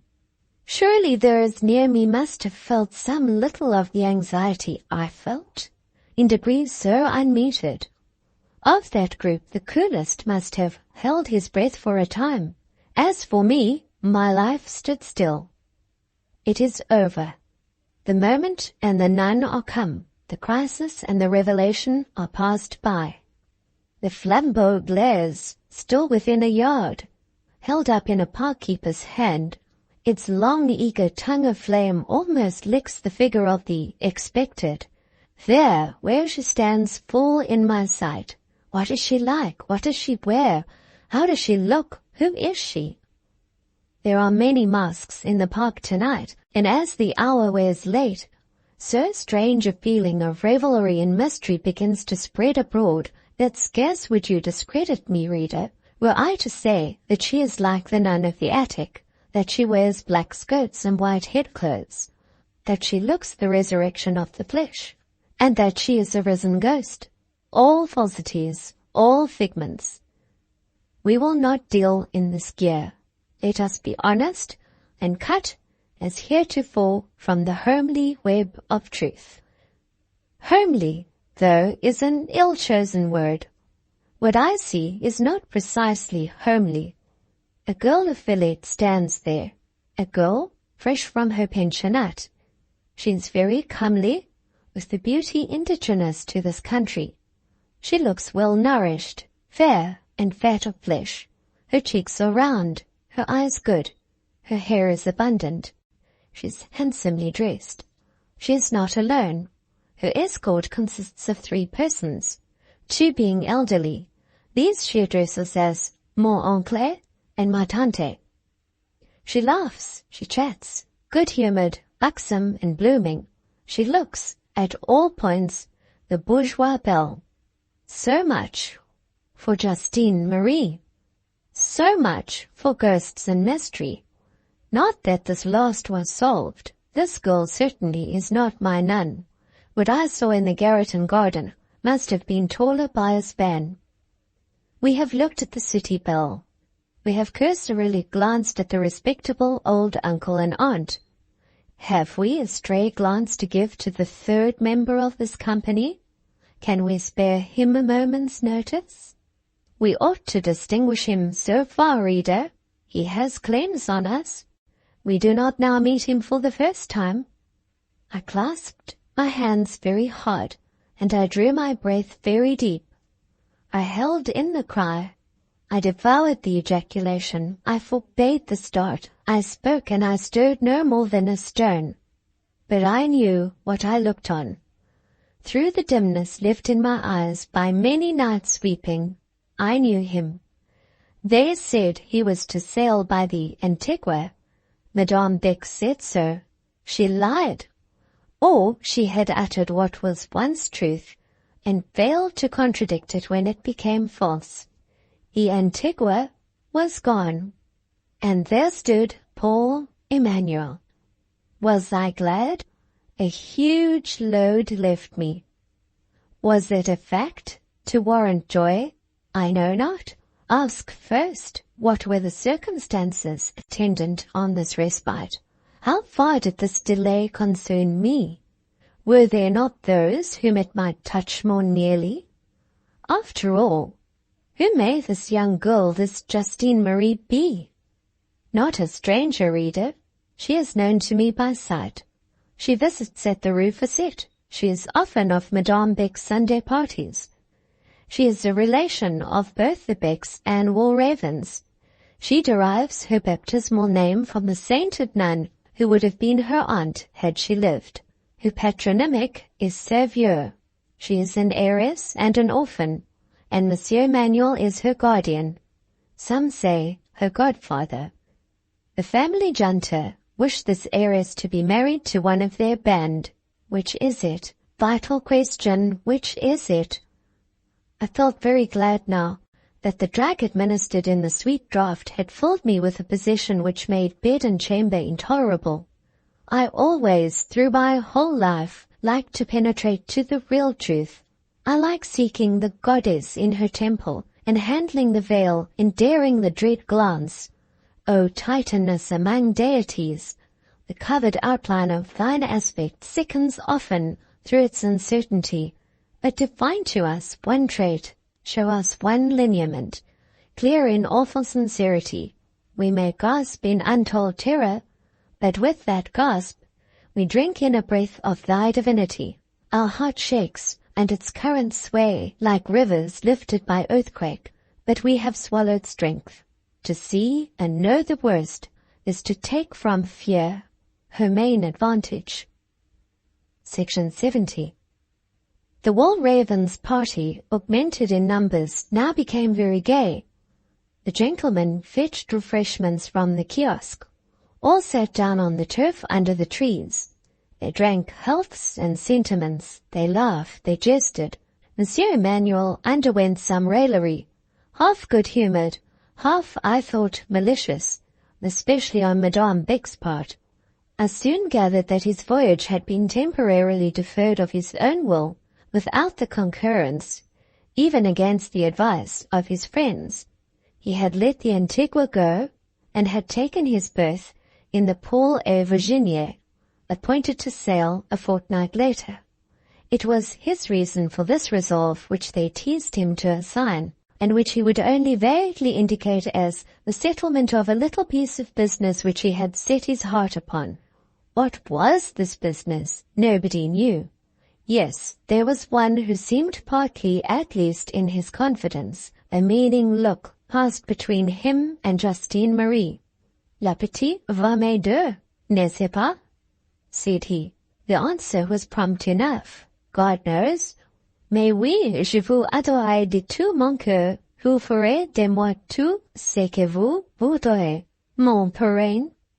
And this dear parrain took her hand and lifted it to his grateful lips, upon which demonstration I saw the light-complexioned young Teuton, Heinrich Müller, grow restless as if he did not like it.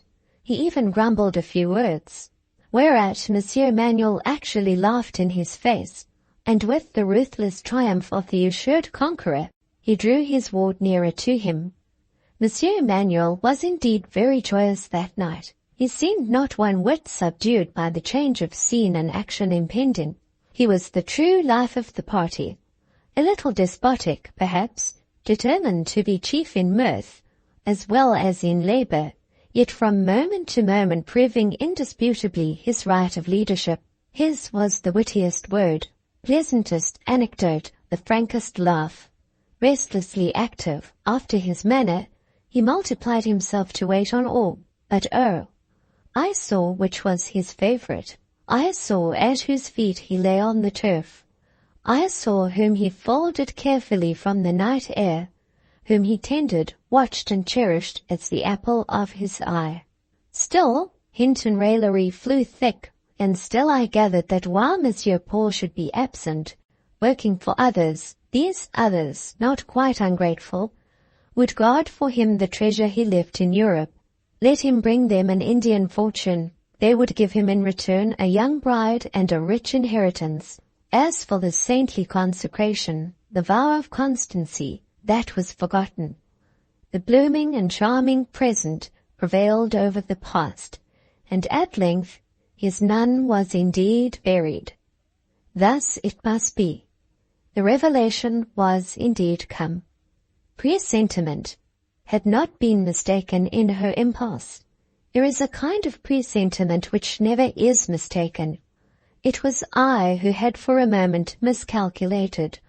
Not seeing the true bearing of the oracle, I had thought she muttered of vision when in truth her prediction touched reality. I might have paused longer upon what I saw. I might have deliberated ere I drew inferences. Some perhaps would have held the premises doubtful, the proofs insufficient. Some slow sceptics would have incredulously examined ere they conclusively accepted the project of a marriage between a poor and unselfish man of 40 and his wealthy ward of 18. But far from me such shifts and palliatives, far from me such temporary evasion of the actual, such coward fleeing from the dread, the swift-footed, the all-overtaking fact, such feeble suspense of submission to her the sole sovereign, such paltering and faltering resistance to the power whose errand is to march conquering and to conquer, such traitor defection from the truth. No, I hastened to accept the whole plan.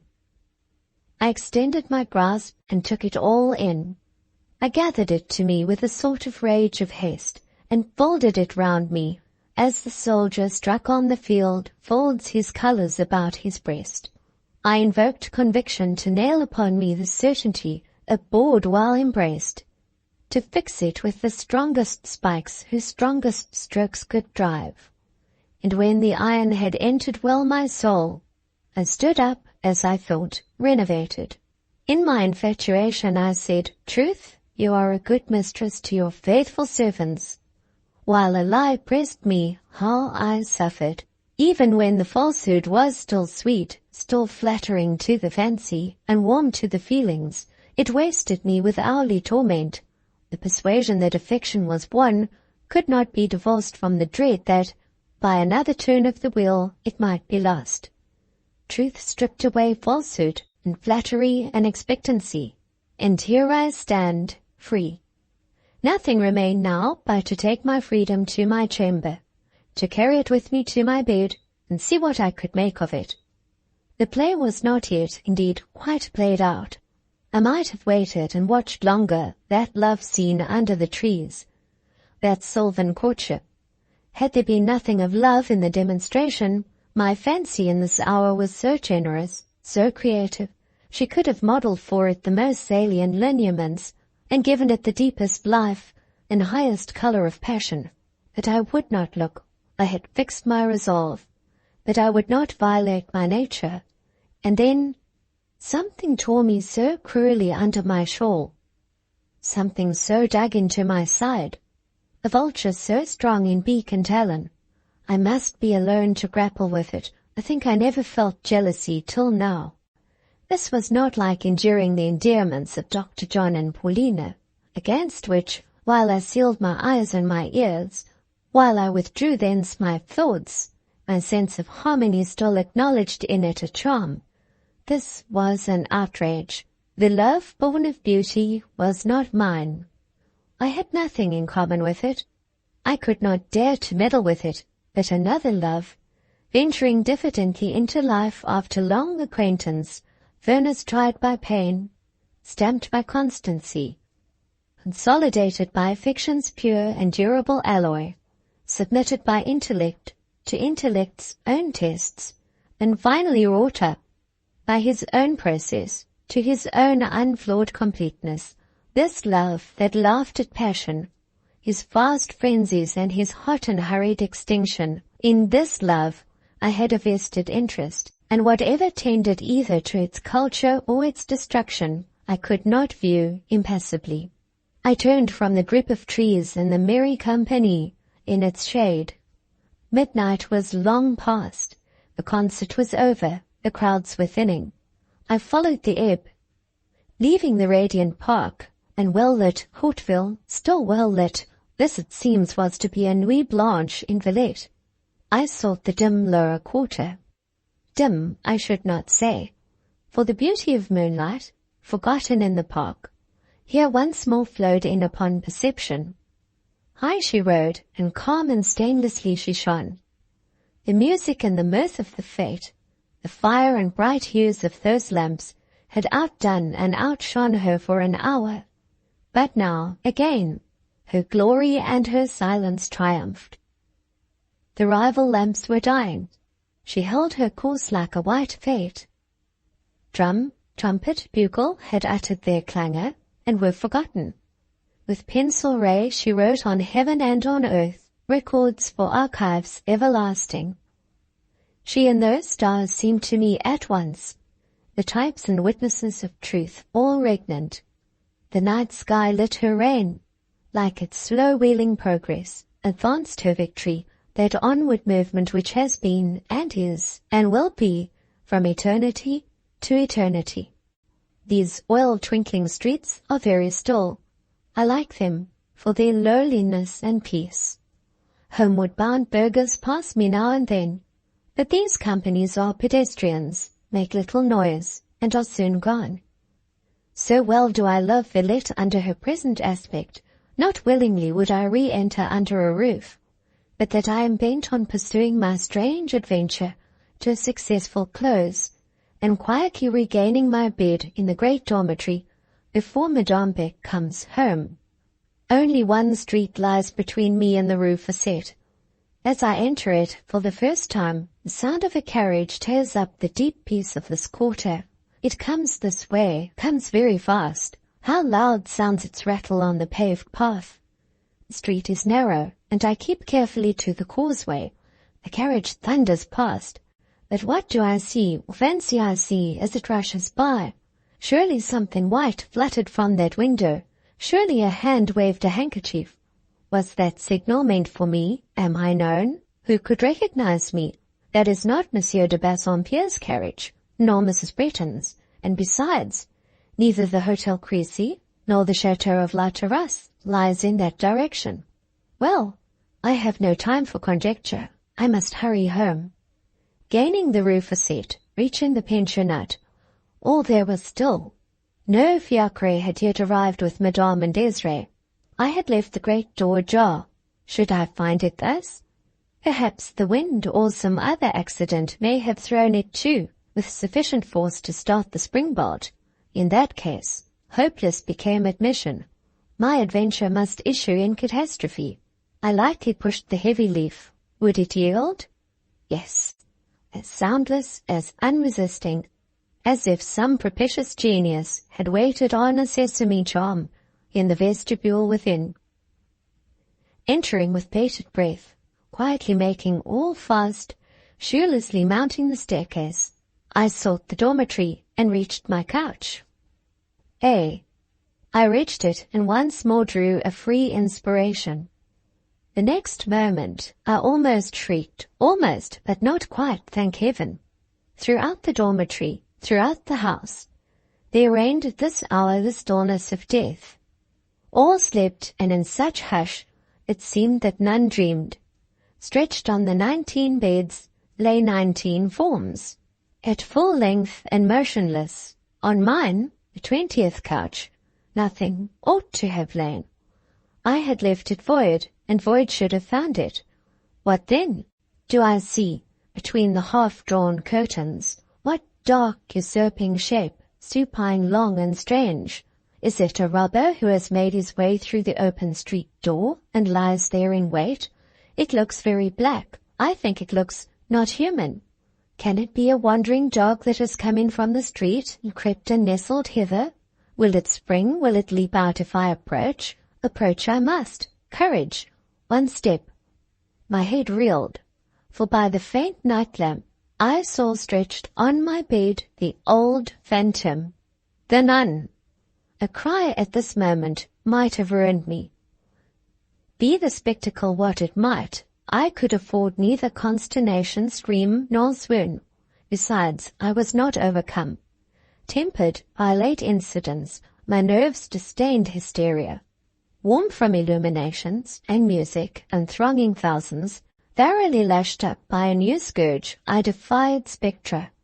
In a moment, without exclamation, I had rushed on the haunted couch. Nothing leapt out or sprung or stirred. All the movement was mine. So was all the life, the reality, the substance, the force, as my instinct felt. I tore her up, the incubus. I held her on high, the goblin. I shook her loose, the mystery, and down she fell, down all around me, down in shreds and fragments, and I trode upon her. Here again, behold the branchless tree, the unstable Rosinante, the form of cloud, the flicker of moonshine. The long nun proved a long bolster dressed in a long black stole, and artfully invested with a white veil. The garments, in very truth, strange as it may seem, were genuine nuns' garments, and by some hand they had been disposed with a view to illusion. Whence came these vestments? Who contrived this artifice? These questions still remained. To the head bandage was pinned a slip of paper. It bore in pencil these mocking words: "The nun of the attic bequeaths to Lucy Snowe her wardrobe. She will be seen in the roof facet no more." And what and who was she that had haunted me? She I had actually seen 3 times. Not a woman of my acquaintance had the stature of that ghost. She was not of a female height. Not to any man I knew could the machination for a moment be attributed.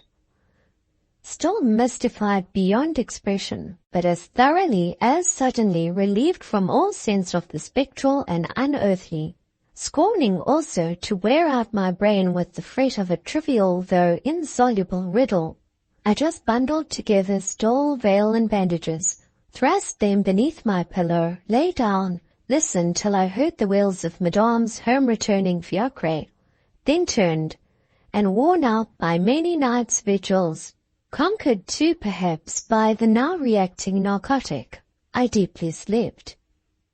Section 71. The days succeeding this remarkable midsummer night proved no common day. I do not mean that it brought signs in heaven above or portents on the earth beneath, nor do I allude to meteorological phenomena, to storm, flood, or whirlwind. On the contrary, the sun rose jocund with a July face. Morning decked her beauty with rubies, and so filled her lap with roses, that they fell from her in showers, making her path blush. The hours work fresh as nymphs, and emptying on the early hills their dew vials, they stepped out dismantled of vapor, shadowless, azure, and glorious. They led the sun's deeds on a burning and unclouded course. In short, it was as fine a day as the finest summer could boast. But I doubt whether I was not the sole inhabitant of the roof facet who cared or remembered to note this pleasant fact. Another thought busied all other heads. A thought, indeed, which had its share in my meditations, but this master consideration, not possessing for me so entire a novelty, so overwhelming a suddenness, especially so dense a mystery, as it offered to the majority of my co-speculators thereon, left me somewhat more open than the rest to any collateral observation or impression. Still, while walking in the garden, feeling the sunshine, and marking the blooming and growing plants, I pondered the same subject the whole house discussed. What subject? Merely this. When matins came to be said, there was a place vacant in the first rank of boarders. When breakfast was served, there remained a coffee cup, unclaimed. When the housemaid made the beds, she found in one a bolster laid lengthwise, clad in a cap and nightgown, and when Ginevra Fanshaw's music mistress came early, as usual, to give the morning lesson, that accomplished and promising young person, her pupil, failed utterly to be forthcoming. High and low was Miss Fanshaw's thought. Through length and breadth was the house ransacked, vainly, not a trace, not an indication, not so much as a scrap of a billet rewarded the search. The nymph was vanished, engulfed in the past night, like a shooting star, swallowed up by darkness. Deep was the dismay of surveillant teachers, deeper the horror of the defaulting directress. Never had I seen Madame Beck so pale or so appalled.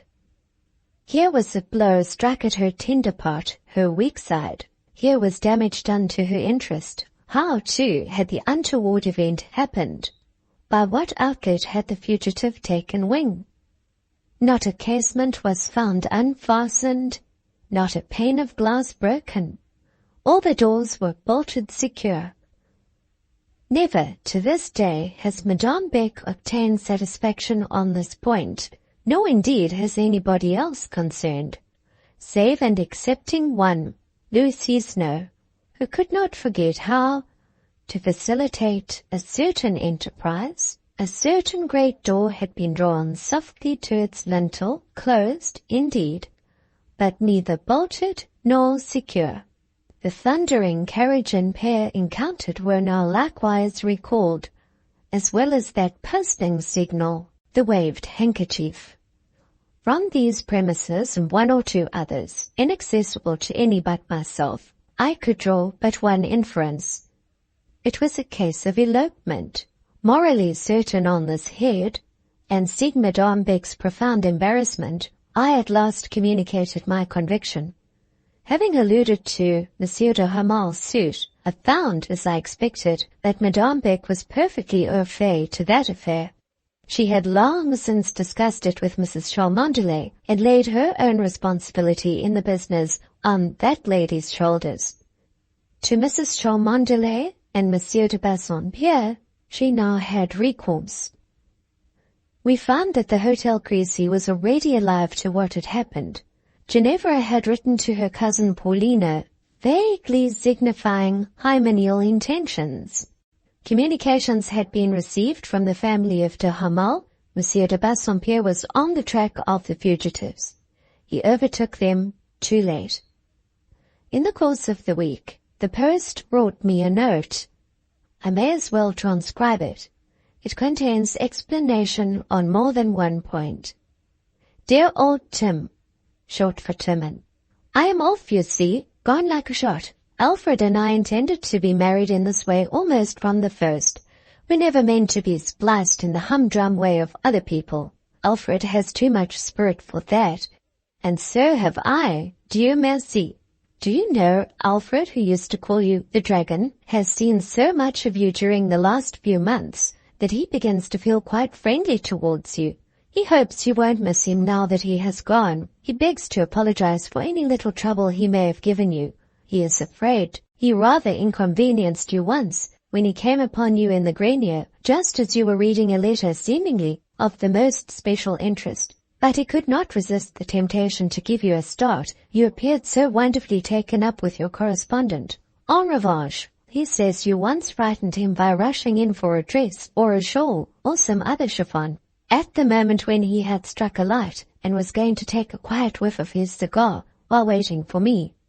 Do you begin to comprehend by this time that Monsieur le Comte de Hamal was the nun of the attic, and that he came to see your humble servant? I will tell you how you managed it.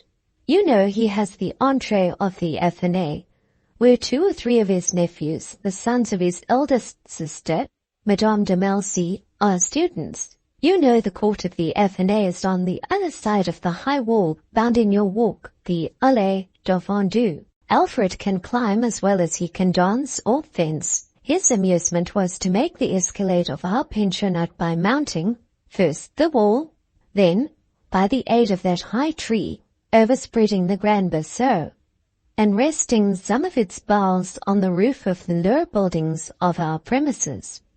He managed to scale the first class and the Grand Salé.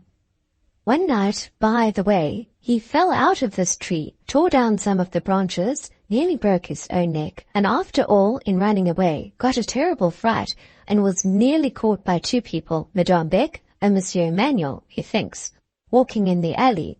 From the Grand Salé, the ascent is not difficult to the highest block of building, finishing in the great garret. The skylight, you know, is day and night left half open for air. By the skylight he entered. Nearly a year ago, I chanced to tell him our legend of the nun. That suggested his romantic idea of the spectral disguise, which I think you must allow he has very cleverly carried out. But for the nun's black gown and white veil, he would have been caught again and again, both by you and that tiger Jesuit, Monsieur Paul. He thinks you both capital ghost seers and very brave. What I wonder at is rather your secretiveness than your courage. How could you endure the visitations of that long spectre, time after time, without crying out, telling everybody, and rousing the whole house and neighborhood? Oh, and how did you like the nun as a bedfellow? I dressed her up. Didn't I do it well? Did you shriek when you saw her? I should have gone mad. But then you have such nerves, real iron and bent leather. I believe you feel nothing. You haven't the same sensitiveness that a person of my constitution has. You seem to me insensible both to pain and fear and grief. You are a real old Diogenes. Well, dear grandmother, and are you not mightily angry at my moonlight flitting and runaway match? I assure you it is excellent fun, and I did it partly to spite that minx, Paulina, and that bear, Dr. John, to show them that, with all their airs, I could get married as well as they. Monsieur de Bassompierre was at first in a strange fume with Alfred. He threatened a prosecution for détournement de mineur, and I know not what. He was so abominably in earnest that I found myself forced to do a little bit of the melodramatic. Go down on my knees, sob, cry, drench 3 pocket handkerchiefs. Of course, mon oncle soon gave in. Indeed, where was the use of making a fuss? I am married, and that's all about it. He still says our marriage is not legal, because I am not of age. Forsooth, as if that made any difference. I'm just as much married as if I were 100. However, we are to be married again, and I am to have a trousseau, and Mrs. Cholmondeley is going to superintend it, and there are some hopes that Monsieur de Bassompierre will give me a decent portion, which will be very convenient, as dear Alfred has nothing but his nobility, native and hereditary, and his pay. I only wish Uncle would do things unconditionally, in a generous, gentlemanlike fashion. He is so disagreeable as to make the dowry depend on Alfred's giving his written promise that he will never touch cards or dice from the day it is paid down. They accuse my angel of a tendency to play. I don't know anything about that, but I do know he is a dear, adorable creature. I cannot sufficiently extol the genius with which de Hamal managed our flight. How clever in him to select the night of the fete, when Madame, for he knows her habits, as he said, would infallibly be absent at the concert in the park. I suppose you must have gone with her. I watched you rise and leave the dormitory about 11 o'clock.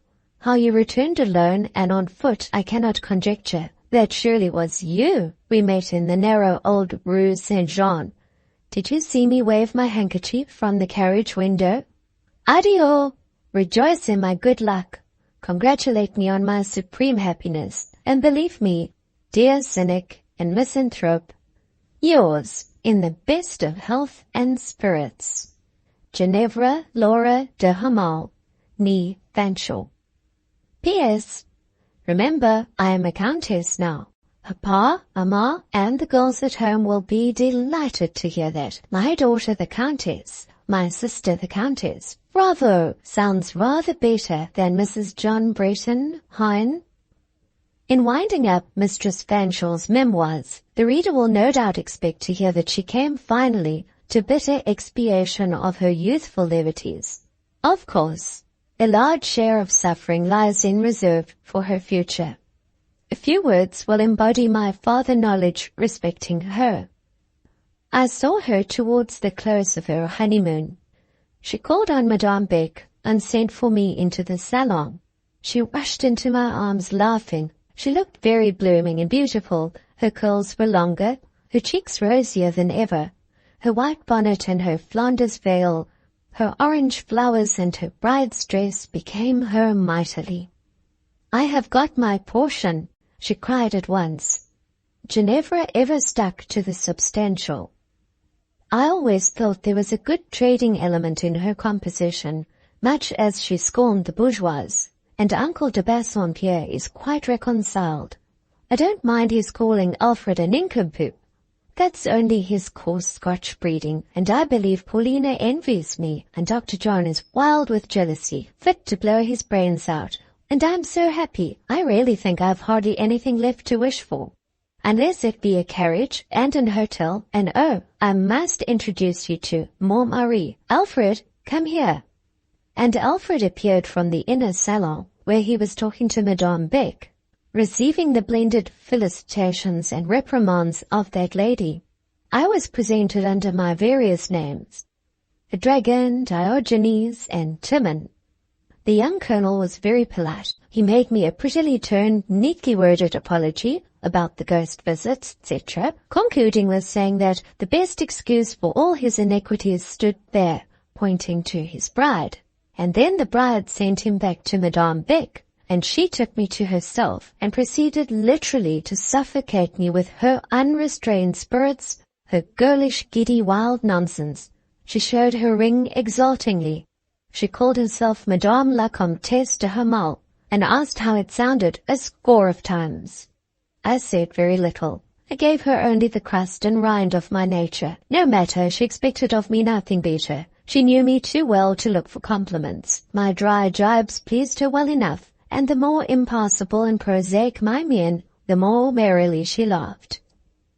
Soon after his marriage, Monsieur de Hamal was persuaded to leave the army as the surest way of weaning him from certain unprofitable associates and habits. A post of attaché was procured for him, and he and his young wife went abroad. I thought she would forget me now, but she did not. For many years she kept up a capricious, fitful sort of correspondence. During the first year or two, it was only of herself and Alfred she wrote. Then Alfred faded in the background. Herself and a certain newcomer prevailed. One Alfred Fanshawe de Bassompierre de Hamal began to reign in his father's stead. There were great boastings about this personage. extravagant amplifications upon miracles of precocity, mixed with vehement objurgations against the phlegmatic incredulity with which I received them. I didn't know what it was to be a mother. Unfeeling thing that I was, the sensibilities of the maternal heart were Greek and Hebrew to me, and so on. In due course of nature, this young gentleman took his degrees in teething, measles, whooping cough. That was a terrible time for me. The mamma's letters became a perfect shout of affliction. Never woman was so put upon by calamity. Never human being stood in such need of sympathy. I was frightened at first and wrote back pathetically.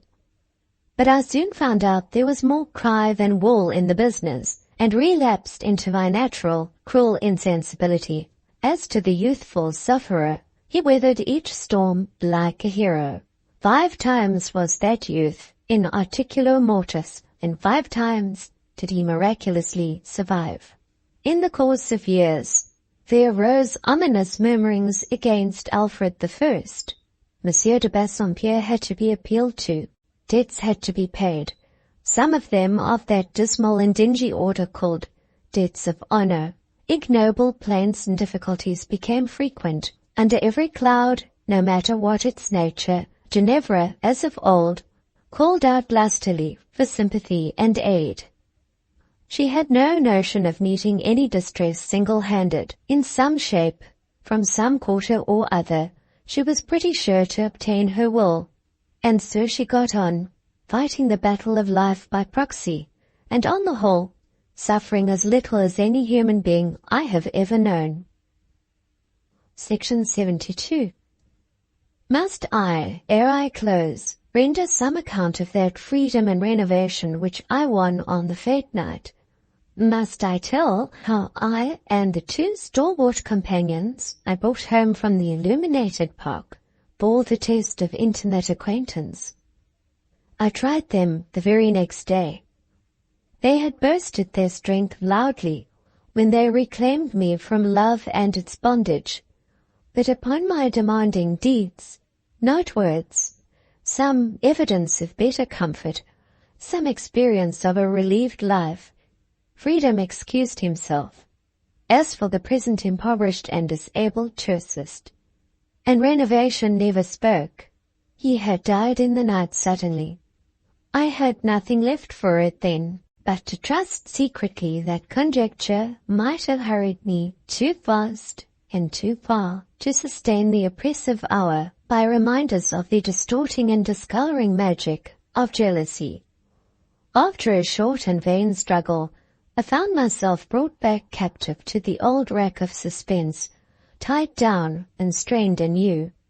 Shall I yet see him before he goes? Will he bear me in mind? Does he purpose to come? Will this day or the next hour bring him?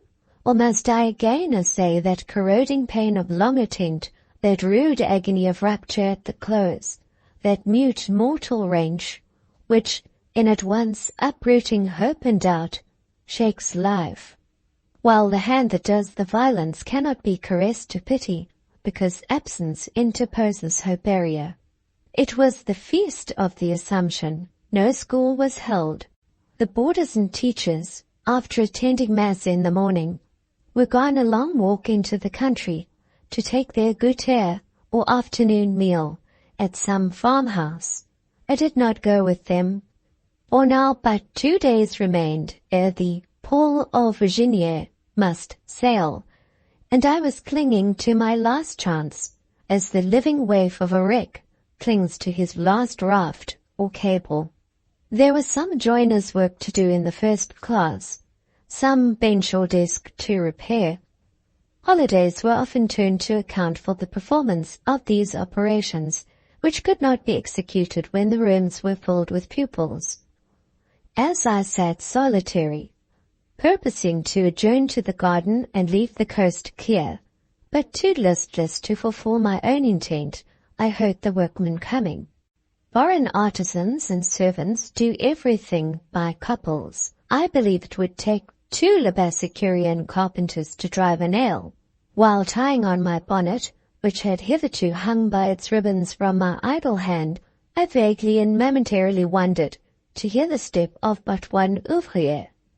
I noted, too, as captives in dungeons find sometimes dreary leisure to note the merest trifles, that this man wore shoes and not sabots. I concluded that it must be the master carpenter coming to inspect before he sent his journeyman. I threw round me my scarf. He advanced. He opened the door. My back was towards it. I felt a little thrill, a curious sensation, too quick and transient to be analyzed. I turned. I stood in the supposed master artisan's presence. Looking towards the doorway, I saw it filled with a figure, and my eyes printed upon my brain the picture of Monsieur Paul. Hundreds of the prayers with which we weary heaven bring to the suppliant no fulfillment. Once, haply in life, one golden gift falls prone in the lap, one boon full and bright, perfect from fruition's mint. Monsieur Emmanuel wore the dress in which he probably purposed to travel, a surtout, guarded with velvet.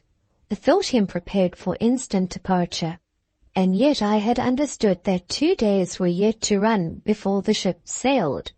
He looked well and cheerful. He looked kind and benign. He came in with eagerness. He was close to me in 1 second. He was all amity. It might be his bridegroom mood which thus brightened him. Whatever the cause, I could not meet his sunshine with cloud. If this were my last moment with him, I would not waste it in forced, unnatural distance. I loved him well, too well not to smite out of my path even jealousy herself, when she would have obstructed a kind farewell. A cordial word from his lips, or a gentle look from his eyes, would do me good for all the span of life that remained to me. It would be comfort in the last strait of loneliness. I would take it, I would taste the elixir, and pride should not spoil the cup. The interview would be short, of course. He would say to me just what he had said to each of the assembled pupils. He would take and hold my hand 2 minutes. He would touch my cheek with his lips. For the first, last, only time, and then no more. Then, indeed, a final parting. Then the wide separation, a great gulf I could not pass to go to him, across which, haply, he would not glance to remember me. He took my hand in one of his. With the other he put back my bonnet. He looked into my face. His luminous smile went out. His lips expressed something almost like the wordless language of a mother who finds a child greatly and unexpectedly changed, broken with illness or worn out by want. A check supervened. "Paul, Paul," said a woman's hurried voice behind. "Paul, come into the salon. I have yet a great many things to say to you, conversation for the whole day. And so has Victor, and Joseph is here. Come, Paul, come to your friends." Madame Beck, brought to the spot by vigilance or an inscrutable instinct, pressed so near she almost thrust herself between me and Monsieur Emmanuel. "Come, Paul," she reiterated, her eye grazing me with its hard ray like a steel stylet. She pushed against her kinsman. I thought he receded. I thought he would go. Pierced deeper than I could endure, made now to feel what defied suppression, I cried, "My heart will break." What I felt seemed literal heartbreak, but the seal of another fountain yielded under the strain. One breath from Monsieur Paul, the whisper, "Trust me," lifted a load, opened an outlet. With many a deep sob, with thrilling, with icy shiver, with strong trembling, and yet with relief, I wept. "Leave her to me. It is a crisis. I will give her cordial and it will pass," said the calm Madame Beck. To be left to her and her cordial seemed to me something like being left to the poisoner and her bowl. When Monsieur Paul answered deeply, harshly and briefly, "Laissez-moi," in the grim sound I felt a music strange, strong, but life-giving. "Laissez-moi," he repeated, his nostrils opening and his facial muscles all quivering as he spoke. But this will never do, said Madame, with sternness. More sternly rejoined her kinsman. Sortez d'ici.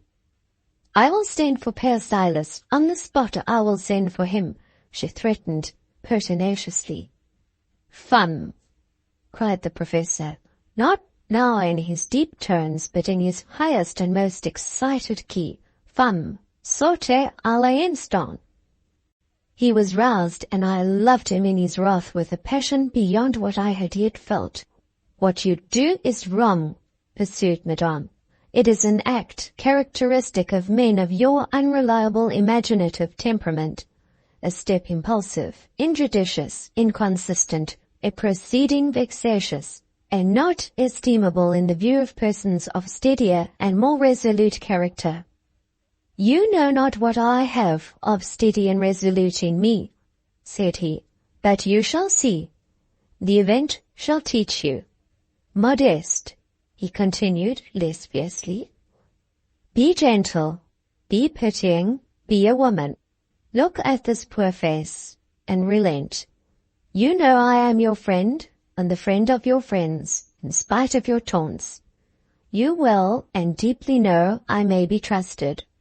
On sacrificing myself, I made no difficulty, but my heart is pained by what I see. It must have and give solace. Leave me.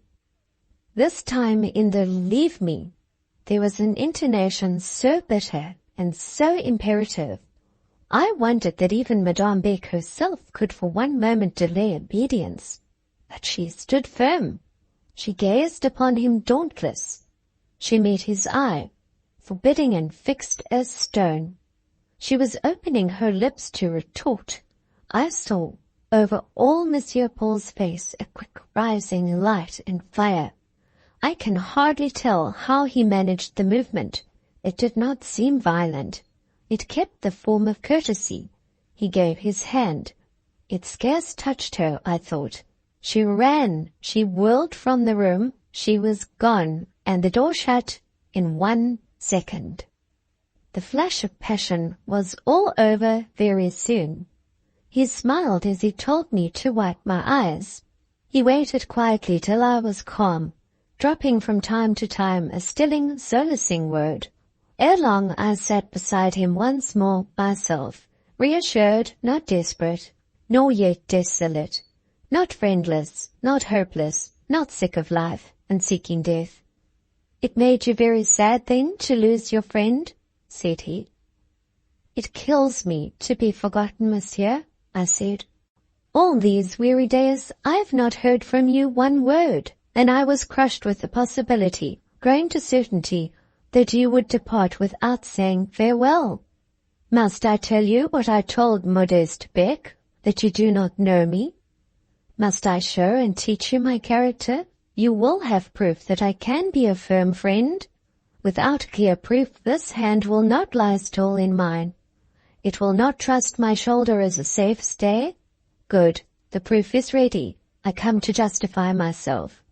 Say anything, teach anything, prove anything, monsieur. I can listen now. Then, in the first place, you must go out with me a good distance into the town. I came on purpose to fetch you. Without questioning his meaning, or sounding his plan, or offering the semblance of an objection, I retied my bonnet. I was ready. The route he took was by the boulevards. He several times made me sit down on the seats stationed under the lime trees. He did not ask if I was tired, but looked and drew his own conclusions. All these weary days, said he, repeating my words with a gentle, kindly mimicry of my voice and foreign accent, not new from his lips, and off which the playful banter never wounded, not even when coupled as it often was with the assertion that, however I might write his language, I spoke and always should speak it imperfectly and hesitatingly. All these weary days I have not for 1 hour forgotten you. Faithful women err in this, that they think themselves the sole faithful of God's creatures. On a very fervent and living truth to myself, I too, till lately, scarce dared count from any quarter, but, look at me. I lifted my happy eyes. They were happy now, or they would have been no interpreters of my heart. "Well," said he, after some second scrutiny, "there is no denying that signature. Constancy wrote it. Her pen is of iron. Was the record painful?" "Severely painful," I said with truth. "Withdraw her hand, monsieur. I can bear its inscribing force no more. Elle est tout pâle," said he, speaking to himself. "Cette figure, l'âme fait mal. Ah, I am not pleasant to look at?" I could not help saying this.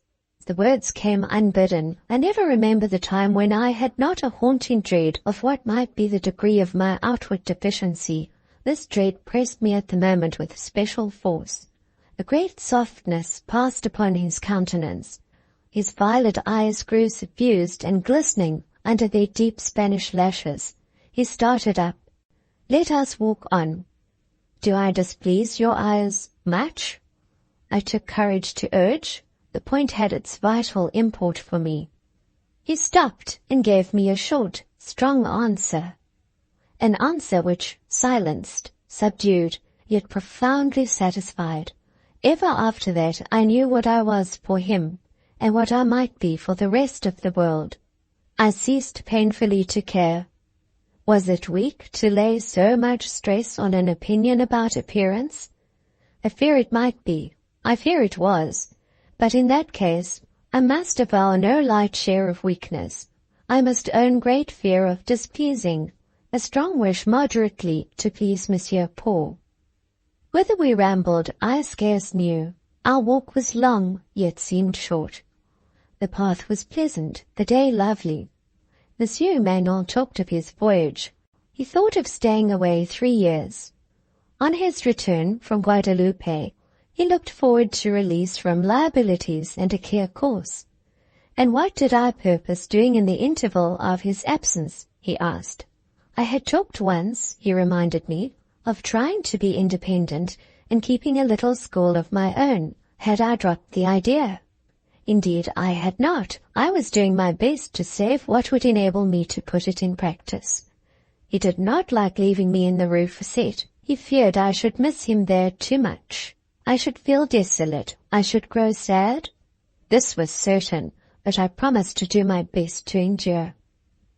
"Still," said he, speaking low, "there is another objection to your present residence. I should wish to write to you sometimes. It would not be well to have any uncertainty about the safe transmission of letters, and in the Rue Facette. In short, our Catholic discipline in certain matters, though justifiable and expedient, might possibly, under peculiar circumstances, become liable to misapplication, perhaps abuse." "But if you write," said I must have your letters, and I will have them. 10 directors, 20 directresses shall not keep them from me. I am a Protestant. I will not bear that kind of discipline, monsieur. I will not." "Doucement, doucement," rejoined he. "We will contrive a plan. We have our resources. Soyez tranquille." So speaking, he paused. We were now returning from the long walk.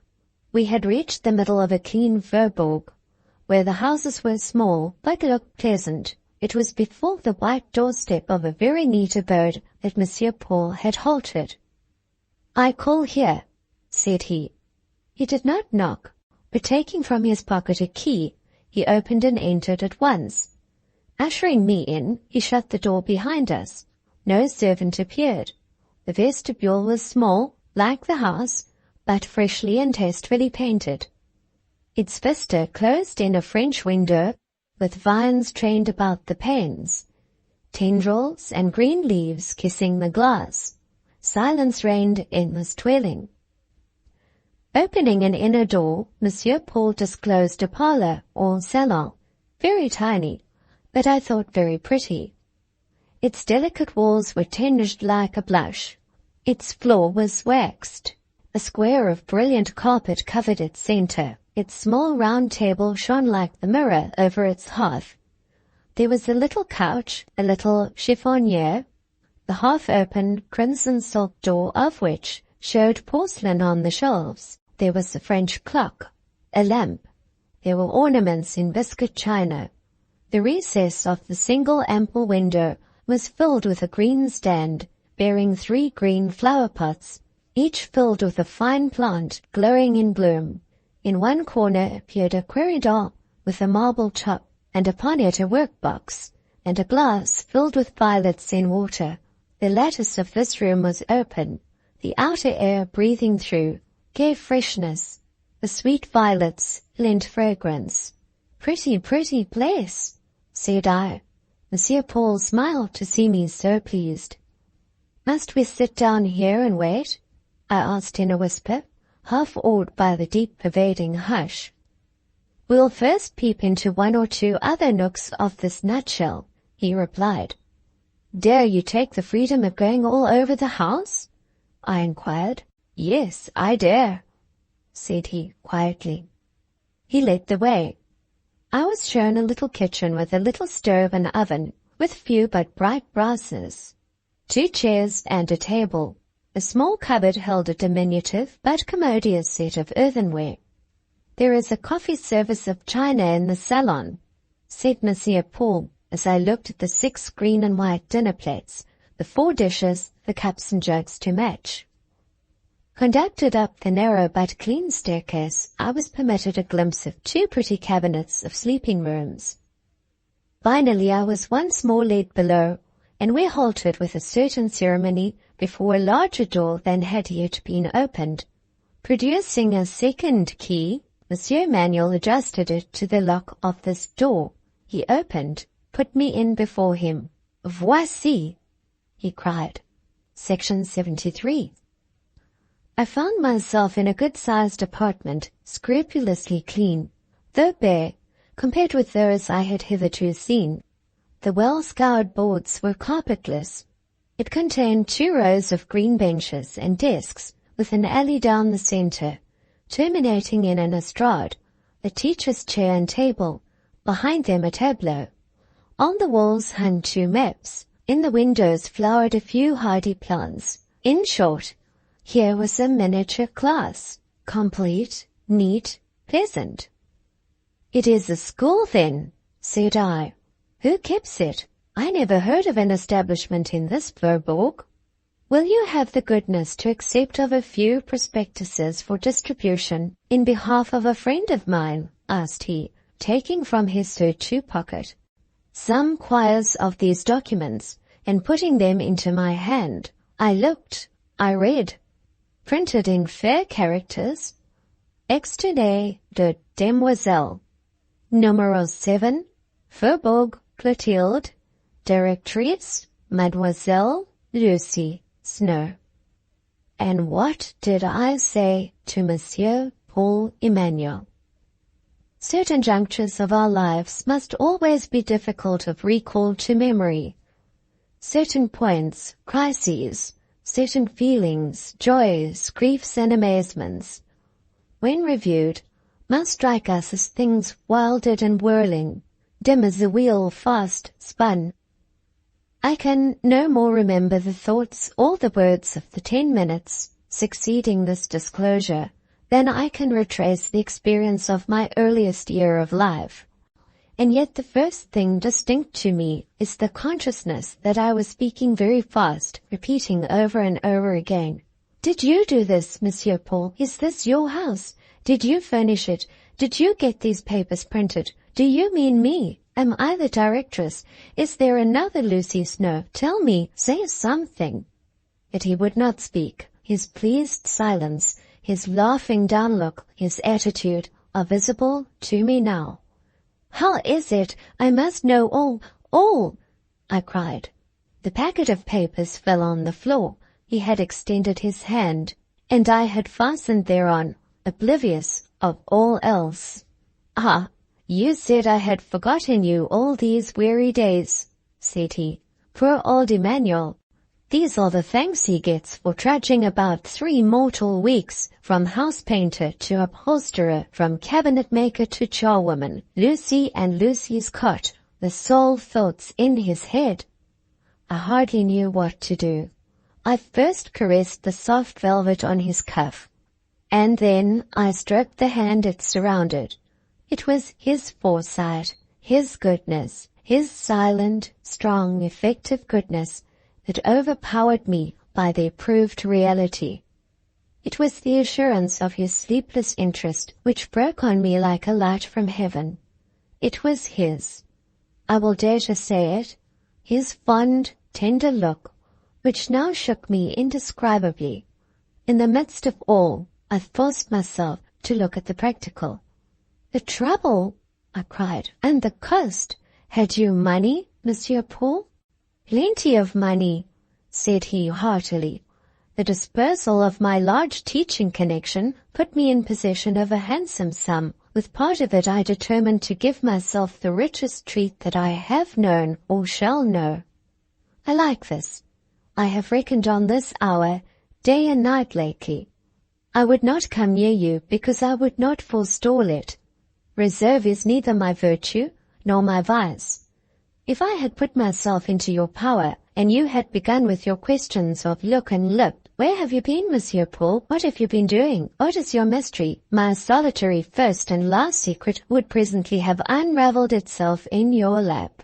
Now," he pursued, "you shall live here and have a school. You shall employ yourself while I am away. You shall think of me sometimes. You shall mind your health and happiness for my sake. And when I come back—" There he left a blank. I promised to do all he told me. I promised to work hard and willingly. "I will be your faithful steward," I said. "I trust at your coming the account will be ready. Monsieur, you are too good." In such inadequate language my feelings struggled for expression. I could not get it. Speech, brittle and unmalleable, and cold as ice, dissolved or shivered in the effort. He watched me still. He gently raised his hand to stroke my hair. It touched my lips in passing. I pressed it close. I paid it tribute. He was my king. Royal for me had been that hand's bounty. To offer homage was both a joy and a duty. The afternoon hours were over, and the stiller time of evening shaded the quiet faubourg.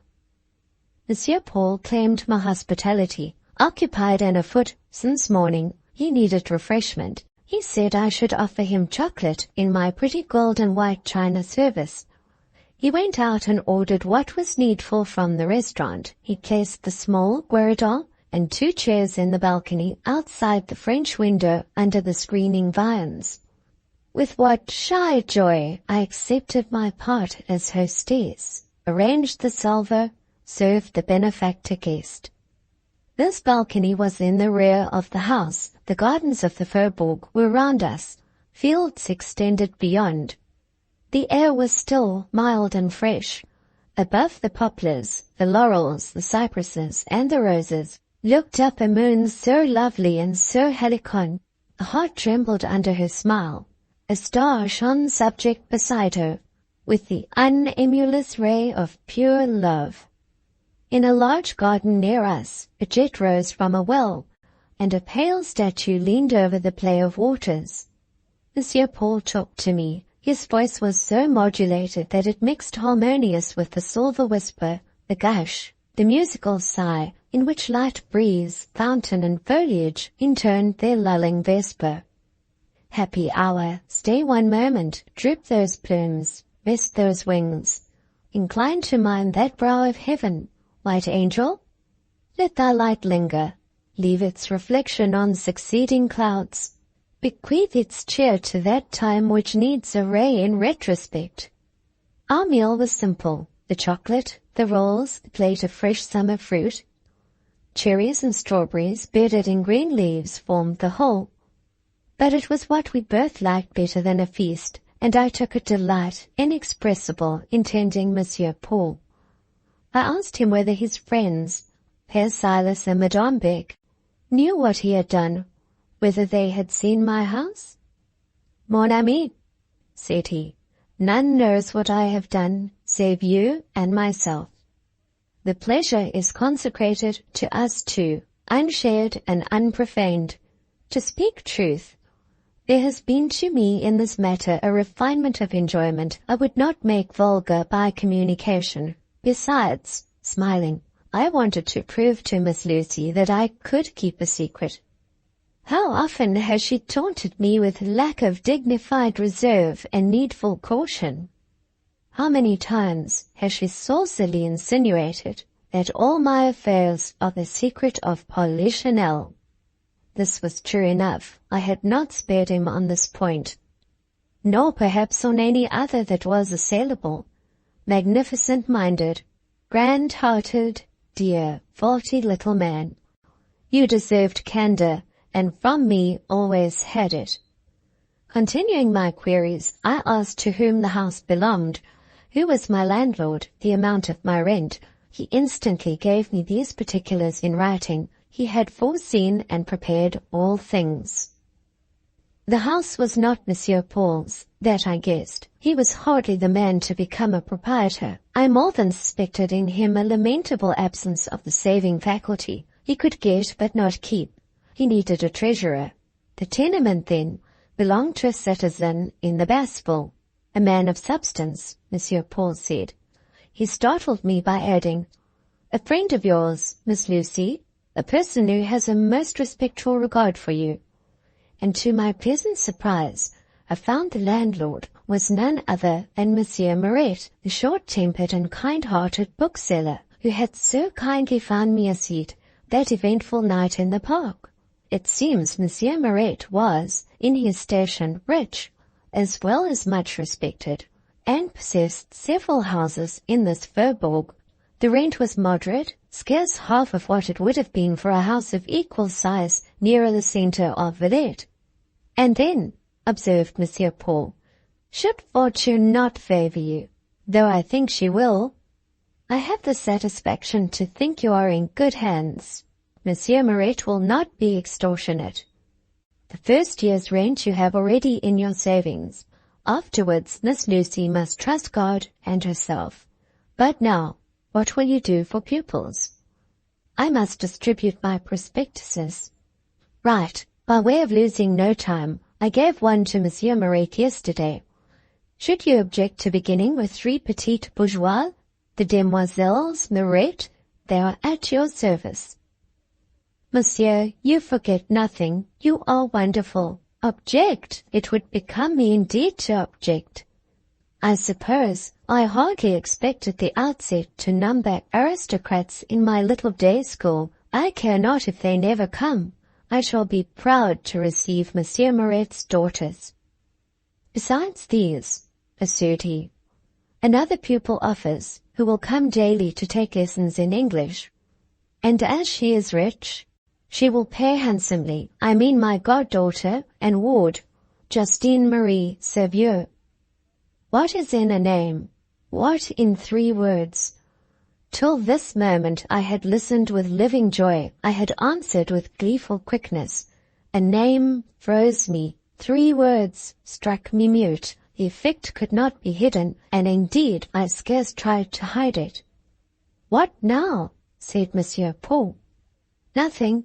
Nothing. Your countenance changes. Your colour and your very eyes fade. Nothing. You must be ill. You have some suffering. Tell me what." I had nothing to tell.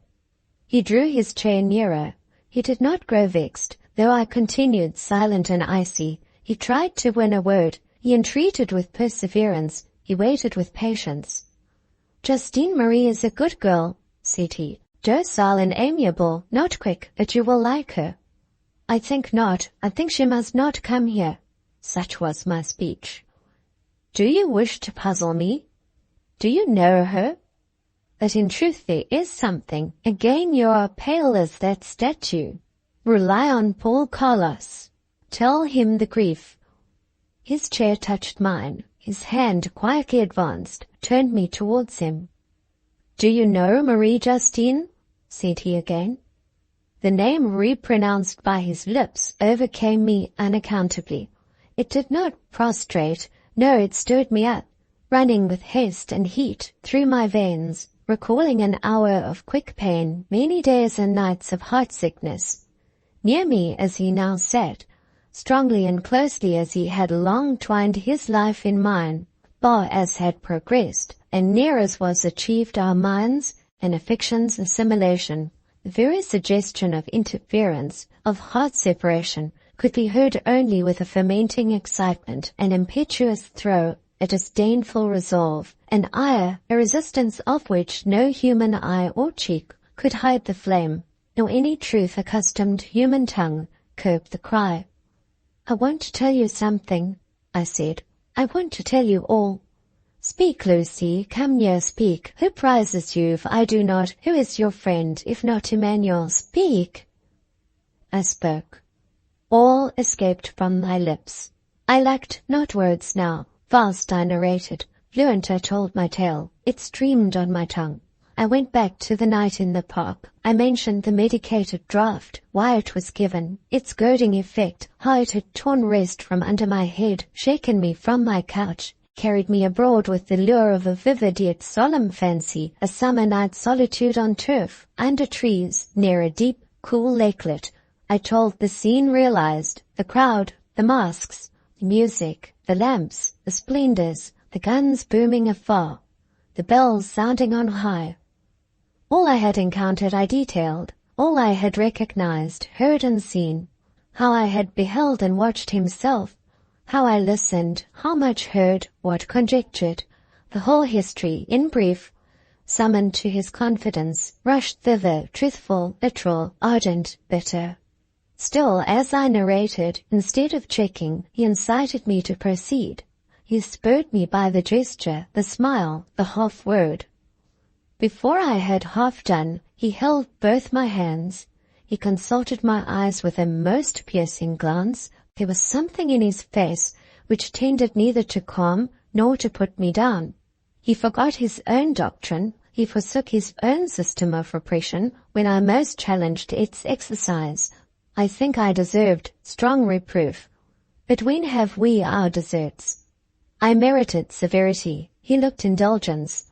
To my very self I seemed imperious and unreasonable, for I forbade Justine Marie my door and roof.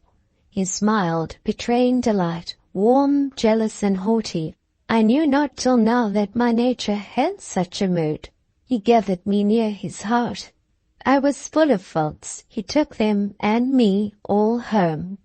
For the moment of utmost mutiny, he reserved the one deep spell of peace. These words caressed my ear. "Lucy, take my love. One day, share my life. Be my dearest, first on earth." We walked back to the rue facette by moonlight, such moonlight as fell on Eden, shining through the shades of the great garden, and haply gilding a path glorious for a step divine, a presence nameless. Once in their lives, some men and women go back to these first fresh days of our great sire and mother, taste that grand morning's dew, bathe in its sunrise. In the course of the walk, I was told how Justine Marie Sauvieux had always been regarded with the affection proper to a daughter, how, with Monsieur Paul's consent, she had been affianced for months to one Heinrich Müller, a wealthy young German merchant, and was to be married in the course of a year. Some of Monsieur Emmanuel's relations and connections would, indeed, it seems, have liked him to marry her with a view to securing her fortune in the family. But to himself the scheme was repugnant, and the idea totally inadmissible. We reached Madame Beck's door. Jean-Baptiste's clock told 9. At this hour, in this house, 18 months since, had this man at my side bent before me, looked into my face and eyes, and arbitered my destiny. This very evening he had again stooped, gazed and decreed. How different the look, how far otherwise the fate. He deemed me born under his star. He seemed to have spread over me its beam like a banner. Once, unknown and unloved, I held him harsh and strange. The low stature, the wiry make, the angles, the darkness, the manner displeased me. Now, penetrated with his influence, and living by his affection, having his worth by intellect and his goodness by heart, I preferred him before all humanity. We parted. He gave me his pledge, and then his farewell. We parted. The next day he sailed. Section 74. Man cannot prophesy. Love is no oracle. Fear sometimes imagines a vain thing. Those years of absence, how had I sickened over their anticipation? The woe they must bring seemed certain as death. I knew the nature of their course. I never had doubt how it would harrow as it went. The juggernaut on his car towered there a grim load. Seeing him draw nigh, burying his broad wheels in the oppressed soil, I, the prostrate votary, felt beforehand the annihilating crunch. Strange to say, strange yet true, and owning many parallels in life's experience, that anticipatory crunch proved all, yes, nearly all the torture. The great juggernaut, in his great chariot, drew on lofty, loud and sullen. He passed quietly, like a shadow sweeping the sky at noon. Nothing but a chilling dimness was seen or felt. I looked up. Chariot and demon charioteer were gone by. The votary still lived. Monsieur Manuel was away 3 years. Reader, they were the 3 happiest years of my life. Do you scout the paradox? Listen.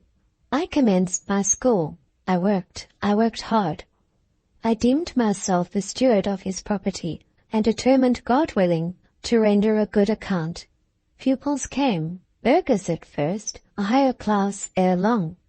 About the middle of the 2nd year, an unexpected chance threw into my hands an additional £100. One day I received from England a letter containing that sum. It came from Mr. Marchmont, the cousin and heir of my dear and dead mistress. He was just recovering from a dangerous illness. The money was a peace offering to his conscience, reproaching him in the matter of I know not what papers or memoranda found after his kinswoman's death, naming or recommending Lucy Snowe. Mrs. Barrett had given him my address. How far his conscience had been sinned against, I never inquired. I asked no questions. I took the cash and made it useful. With this £100, I ventured to take the house adjoining mine. I would not leave that which Monsieur Paul had chosen, in which he had lived, and where he expected again to find me. My externat became a pensionnat. That also prospered. The secret of my success did not lie so much in myself, in any endowment, any power of mine, as in a new state of circumstances, a wonderfully changed life, a relieved heart. The spring which moved my energies lay far away beyond seas, in an Indian isle. At parting I had been left a legacy, such a thought for the present, such a hope for the future, such a motive for a persevering, a laborious, an enterprising, a patient and a brave course. I could not flag. Few things shook me now. Few things had importance to vex, intimidate, or depress me. Most things pleased. Mere trifles had a charm. Do not think that this genial flame sustained itself, or lived wholly on a bequeathed hope, or a parting promise. A generous provider supplied bounteous fuel. I was spared all chill, all stint. I was not suffered to fear penury. I was not tried with suspense. By every vessel he wrote.